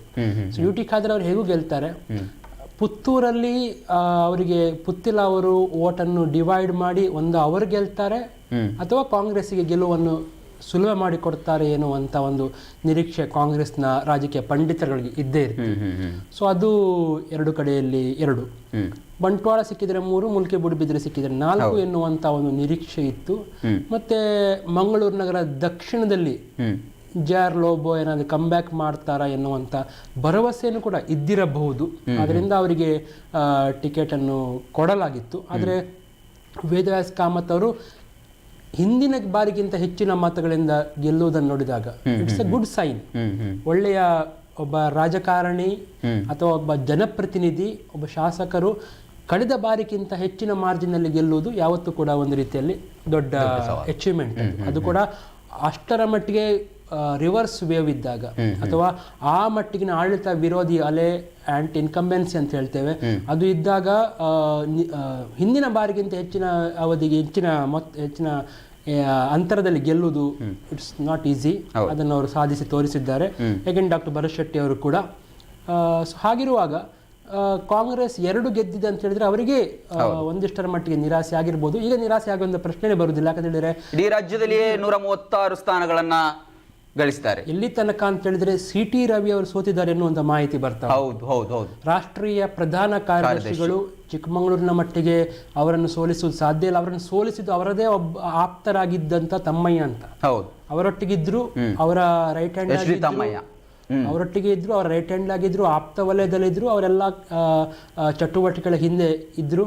ಅವರಿಗೆ ಲಾಸ್ಟ್ ಮೂಮೆಂಟ್ ಅಲ್ಲಿ ಕಾಂಗ್ರೆಸ್ ಪಿಕ್ ಮಾಡುತ್ತೆ, ಟಿಕೆಟ್ ಕೊಡುತ್ತೆ, ಚಾನ್ಸ್ ತಗೊಂಡಿದ್ದಾರೆ ಕಾಂಗ್ರೆಸ್ ಅನೇಕ ಕಡೆಗಳಲ್ಲಿ. ಆ ಚಾನ್ಸ್ ಈಗ ಅವರಿಗೆ ರಿಸಲ್ಟ್ ಆಗಿ ಕಾಣಿಸ್ತಾ ಇದೆ. ಮತ್ತೆ ಯಾರೆಲ್ಲ ಅವರ ಬಲೆಗೆ ಬಿದ್ದಿದ್ದಾರೋ ಅವರೆಲ್ಲ ಈಗ ಹ್ಯಾಪಿ ಆಗಿದ್ದಾರೆ. ಅಷ್ಟೇ ಅಲ್ಲದೆ ಮುರುಗೇಶ್ ನಿರಾಣಿ ಅವರು ಕೂಡ ಬೀಳ್ಗಿ ಕ್ಷೇತ್ರದಲ್ಲಿ ಸೋಲನ್ನು ಅನುಭವಿಸಿದ್ರು. CT ರವಿ ಮಾತ್ರ ಅಲ್ಲ, ಮುರುಗೇಶ್ ನಿರಾಣಿ ಅವರು ಕೂಡ ಸಚಿವರಾಗಿದ್ದಂಥವ್ರು.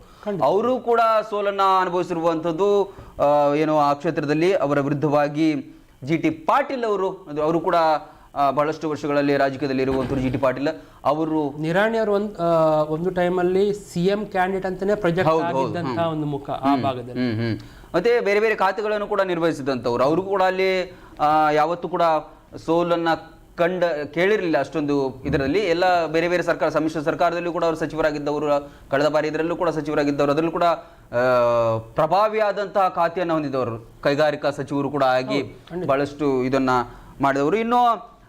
ಇನ್ನೊಂದು ಸಲ ದಕ್ಷಿಣ ಕನ್ನಡ ಜಿಲ್ಲೆಯ ಒಂದು ಯಾರೆಲ್ಲ ಒಂದು ಗೆಲುವು ಸೋಲಿನ ಒಂದು ವಿವರನ್ನ ನೋಡೋದಾದ್ರೆ, ದಕ್ಷಿಣ ಕನ್ನಡ ಜಿಲ್ಲೆಯಲ್ಲಿ ಆರಂಭದಲ್ಲಿ ನಾವು ಸುಳ್ಯದಿಂದವೇ ನೋಡೋದಾದ್ರೆ, ಸುಳ್ಯಕ್ಕೆ ಈ ಬಾರಿ ಇದೇ ಬಾರಿ ಅನ್ಸುತ್ತಲ್ವಾ ಮಹಿಳೆಯ ಬಿಜೆಪಿ.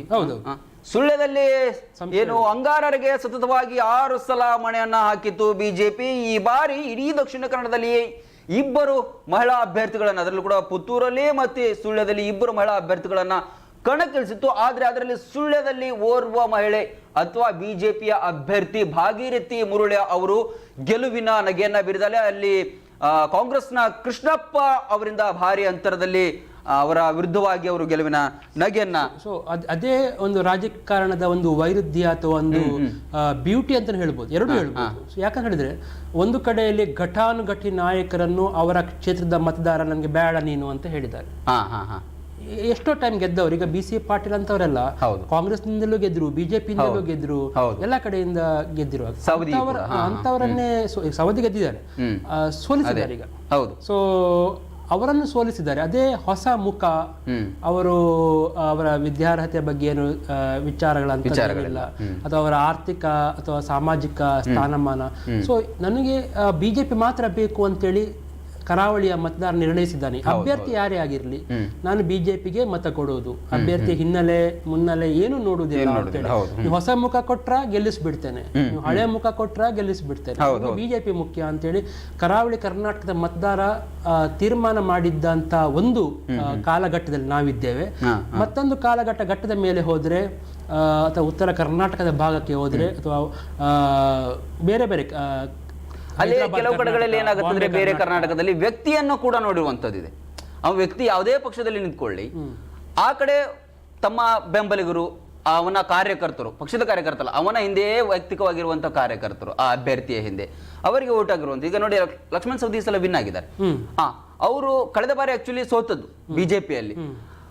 ಮತ್ತೆ ವಾಪಸ್ ಈಗ ಅವರು ಕಾಂಗ್ರೆಸ್ಗೆ ಅವರು ವಲಸೆ ಹೋಗಿಯೂ ಕೂಡ ಅಲ್ಲಿ ವಿನ್ ಆಗಿದ್ದಾರೆ ಅಂತ ಹೇಳಿದ್ರೆ, ಹಾಗಾದ್ರೆ ಬಿಜೆಪಿಯ ಬೆಂಬಲಿಗರು ಅವರ ಹಿಂದೆ ಇದ್ದಾರೆ ಅಂತಲ್ಲ, ಅವರ ವೈಯಕ್ತಿಕವಾಗಿ ಬೆಂಬಲಿಗರು ಅವರ ಹಿಂದೆ ಇದ್ದಾರೆ ಆ ಕಡೆ ಆಗುವಂಥದ್ದು. ಬಟ್ ಕರಾವಳಿ ಭಾಗದಲ್ಲಿ ನೀವು ಹೇಳಿದಾಗೇನೆ ವ್ಯಕ್ತಿಯನ್ನ ಇಲ್ಲಿ ನೋಡಿರುವಂತದ್ದಲ್ಲ, ಕೇವಲ ಪಕ್ಷವನ್ನು ಮಾತ್ರ. ಈಗ ಅರುಣ್ ಕುಮಾರ್ ಪುತ್ತಿಲ್ ಅವರು ಕೂಡ ಹಿಂದುತ್ವದ ಕಡೆಗೆ ಕೂಡ ಇದ್ರು. ಅವರು ಅಲ್ಲಿ ಕೂಡ ಬಹುತೇಕ ಅವರಿಗೆ ಓಟ್ ಹೋಗಿರುವಂತದ್ದು ಬಿಜೆಪಿಯ ಓಟೆ. ಆದ್ರೆ ಅಲ್ಲಿ ಅವರಿಗೇನು ಅಸಮಾಧಾನ ಇತ್ತು, ಹಾಗಾಗಿ ಅರುಣ್ ಕುಮಾರ್ ಪುತ್ತಿಲ್ ಅವರು ಆಗಿರಬಹುದು. ಹಾಗಾಗಿ ಬಿಜೆಪಿಗೆ ದಕ್ಷಿಣ ಕನ್ನಡ ಆಗಿರ್ಬೋದು, ಕರಾವಳಿ ಭಾಗದಲ್ಲಿ ಮತದಾರರು ಈಗಂತಲ್ಲ ಮುಂದೆಯೂ ಕೂಡ ಇದೇ ರೀತಿ ಆಗಬಹುದು ಅನ್ನುವಂಥದ್ದೊಂದು ಪ್ರೂವ್ ಮಾಡಿದ್ದಾರೆ. ಇನ್ನು ಪುತ್ತೂರು ಕ್ಷೇತ್ರದಲ್ಲಿ ಈಗಲೇ ಮಾತನಾಡ್ತಿರುವಂತೆ ನಾವು ದಕ್ಷಿಣ ಕನ್ನಡದಲ್ಲಿ ಆಶಾ ತಿಮ್ಮಪ್ಪ ಅವರು ಬಿಜೆಪಿ ಕಡೆಯಿಂದ ನಿಂತಿದ್ರು. ಅದರಲ್ಲೂ ಕೂಡ ಹೀನಾಯವಾಗಿ ಸೋಲನ್ನ ಅವರು ಕಂಡಿರುವಂಥದ್ದು. ಅಲ್ಲಿ ಅಶೋಕ್ ರೈ ಮತ್ತೆ ಪುತ್ತಿಲ ಅವರಿಗೆ ತೀವ್ರ ಹಣಾಹಣಿ ನಡೆದು ಕೊನೆಗೂ ಕೂಡ 3351 ಮತಗಳ ಅಂತರದಲ್ಲಿ ಅವರು ವಿನ್ ಆಗಿರುವಂಥದ್ದು. ಇನ್ನು ಅಲ್ಲ ನೋಡಿ, ಈಗ UT ಖಾದರ್ ಅವರದ್ದು ನಾವು ಗಮನಿಸ್ತಾ ಇದ್ರೆ ಸ್ಕ್ರೀನ್ ಮೇಲೆ ತೋರಿಸ್ತಾ ಇದ್ದೀವಿ 83,219. ಹೌದು. ಅದೇ ರಿಯಾಜ್ ಫರಂಗಿಪೇಟೆ ಅವರಿಗೆ 15,054. ಸೊ ಈ UT ಖಾದರ್ ಅವರ ಮತಗಳಲ್ಲಿ ರಿಯಾಜ್ ಫರಂಗಿಪೇಟೆ ಅವರು ಕೂಡ ಆ ಮತಗಳನ್ನು ಸೆಳೆದಿರ್ತಾರೆ, ಅಲ್ಪಸಂಖ್ಯಾತರ ಮತವನ್ನು ಸೆಳೆದಿರ್ತಾರೆ. ಯಾಕಂದ್ರೆ ರಿಯಾಜ್ ಫರಂಗಿಪೇಟೆ ಅವರಿಗೆ ಯಾರೋ ಬೇರೆಯವ್ರ ಮತ ಅಂತ ಹಾಕುದಿಲ್ಲ, ಅವರದೇ ಸಮುದಾಯದವರು ಮತ ಹಾಕಿರ್ತಾರೆ. ಕಾಂಗ್ರೆಸ್ಗೆ ಅಲ್ಪಸಂಖ್ಯಾತರು ಮತಗಳೇ ವೋಟ್ ಬ್ಯಾಂಕ್. ಸೊ ಆದ್ರೂ ಕೂಡ 23,000 ಒಂದು ಗ್ಯಾಪ್ ಅಲ್ಲಿ ಅವರಲ್ಲಿ ಗೆದ್ದಿದ್ದಾರೆ ಅಂತಾದ್ರೆ 15,000 ಪಡೆದುಕೊಂಡ್ರು ಕೂಡ STPI ತನ್ನ ಬಲವನ್ನಲ್ಲಿ ಹೆಚ್ಚಿಸಿಕೊಂಡಿದೆ, ಸಂಶಯ ಇಲ್ಲ. ಕಾಂಗ್ರೆಸ್ ಕಳೆದ ಬಾರಿಗಿಂತ ಕೂಡ ಅಲ್ಲಿ ಹೆಚ್ಚಳ ಆಗಿದೆ. ಹೌದು. ಸೊ ಹಾಗಾದ್ರೆ ಬಿಜೆಪಿ ಅವರು ಅಥವಾ ಬಿಜೆಪಿಗೆ ವೋಟ್ ಬರುತ್ತೆ ಅಂತ ನಿರೀಕ್ಷೆ ಮಾಡಿಕೊಂಡು ಬಿಜೆಪಿ ಯಾರು ಇದ್ರು ಅವರು ಕೂಡ ಖಾದರ್ ಅವರಿಗೆ ಹಾಕಿದ್ರಾ ಎನ್ನುವಂತ ಸಂಶಯ ಈ 60ರಿಂದ 83ಕ್ಕೆ ಅಂದ್ರೆ 60 ಕುಂಪಲ ಅವರಿಗೆ ಸಿಕ್ಕಿದ್ರೆ 83 ನಾವೊಮ್ಮೆ ಆ ಸ್ಕ್ರೀನ್ ಮೇಲೆ ಮತ್ತೊಮ್ಮೆ ಅದನ್ನು ತೋರಿಸೋ ಪ್ರಯತ್ನ ಮಾಡೋಣ. UT ಖಾದರ್ ಅವರ ಫಲಿತಾಂಶದ ಬಗ್ಗೆ ಒಂದಿಷ್ಟು ಜನರಿಗೆ ಕುತೂಹಲ ಇರುತ್ತೆ. ಅಲ್ಲಿ ಎಂಬತ್ಮೂರು ಮತಗಳು 83,000 ಮತಗಳು ಯು ಟಿ ಖಾದರ್ ಅವರಿಗೆ, 60,000 ಚಿಲ್ಲರೆ ಇವರಿಗೆ ಆಗಿರುವಂಥದ್ದು ಯಾರಿಗೆ, ಕುಂಪಲ್ ಅವರಿಗೆ, 15,000 SDPI. ಹೌದು, ಕರೆಕ್ಟ್. ಸೊ ಹಾಗಿರುವಾಗ SDPI ಬಹಳ ಪ್ರಾಮುಖ್ಯ ಅಂತ ಹೇಳಿದ್ರೆ ಒಂದು ಹೇಳಬಹುದಾಗಿರುವಂಥ ಮೊತ್ತ, ಅದು ಏನು ತುಂಬ ಕಡಿಮೆ ಏನಲ್ಲ. ಒಂದು ರಾಜಕೀಯ ಪಕ್ಷ ಒಂದು ಬೇರೆ ಪಕ್ಷದ ಒಂದು ಭದ್ರಕೋಟೆಯಲ್ಲಿ ಸ್ಪರ್ಧೆ ಮಾಡುವಾಗ 15,000 ಮತ, ಉಳ್ಳಾಲದಲ್ಲಿ ಅಲ್ಪಸಂಖ್ಯಾತರು ತಮ್ಮ ಮತವನ್ನು ವೇಸ್ಟ್ ಮಾಡಿಕೊಳ್ಳುವುದಿಲ್ಲ. ಅವ್ರಿಗೆ ಗೊತ್ತಿದೆ ಯಾರು ಗೆಲ್ಲುವಂತ ಸಾಮರ್ಥ್ಯ ಯಾರಿಗಿದೆ, ಯಾರು ಗೆಲ್ತಾರೆ, ಮತ್ತೆ ಯಾರು ಎಲ್ಲರೊಟ್ಟಿಗೆ ಚೆನ್ನಾಗಿದ್ದಾರೆ, ಯಾರಿಗೆ ಎಲ್ಲರೂ ಮತವನ್ನು ಹಾಕುವಂತ ಚಾನ್ಸಸ್ ಇದೆ, ಈ ಅಭ್ಯರ್ಥಿಯ ಗೆಲ್ತಾರೆ ಅಂತೇಳಿ ಗೊತ್ತಿರುತ್ತೆ. ಆದ್ರಿಂದ ಅವ್ರು ಇಂಥವರಿಗೆ ಮತ ಹಾಕ್ತಾರೆ. ಅಷ್ಟಾದ್ರೂ ಕೂಡ ಒಂದು 15,000 ಮತವನ್ನು ಪಡೆದುಕೊಳ್ಳುವುದು ಅಂತ ಇದೆಯಲ್ಲ ಒಂದು SDPI ಅಂತ ಪಕ್ಷ, ಅದು 15,000 ಪಡೆದುಕೊಂಡ ನಂತರ ಕೂಡ ಬಿಜೆಪಿ 60ಕ್ಕೆ ನಿಂತು ಅಲ್ಲಿ 23,000 ಮತಗಳ ಅಂತರದಿಂದ ಸೋಲುದಂತಿದೆಯಲ್ಲ, ಅದು ಖಾದರ್ ಅವರ ಶಕ್ತಿ ಪ್ರದರ್ಶನದ ಮತ್ತೊಂದು ಪರಾಕಾಷ್ಠೆ. ಓಕೆ, ಮತ್ತಷ್ಟು ಅಪ್ಡೇಟ್ಗಳ ಕೊಡೋಕ್ಕಿಂತ ಮುಂಚೆ ಒಂದು ಚಿಕ್ಕದಾದಂತಹ ವಿರಾಮ.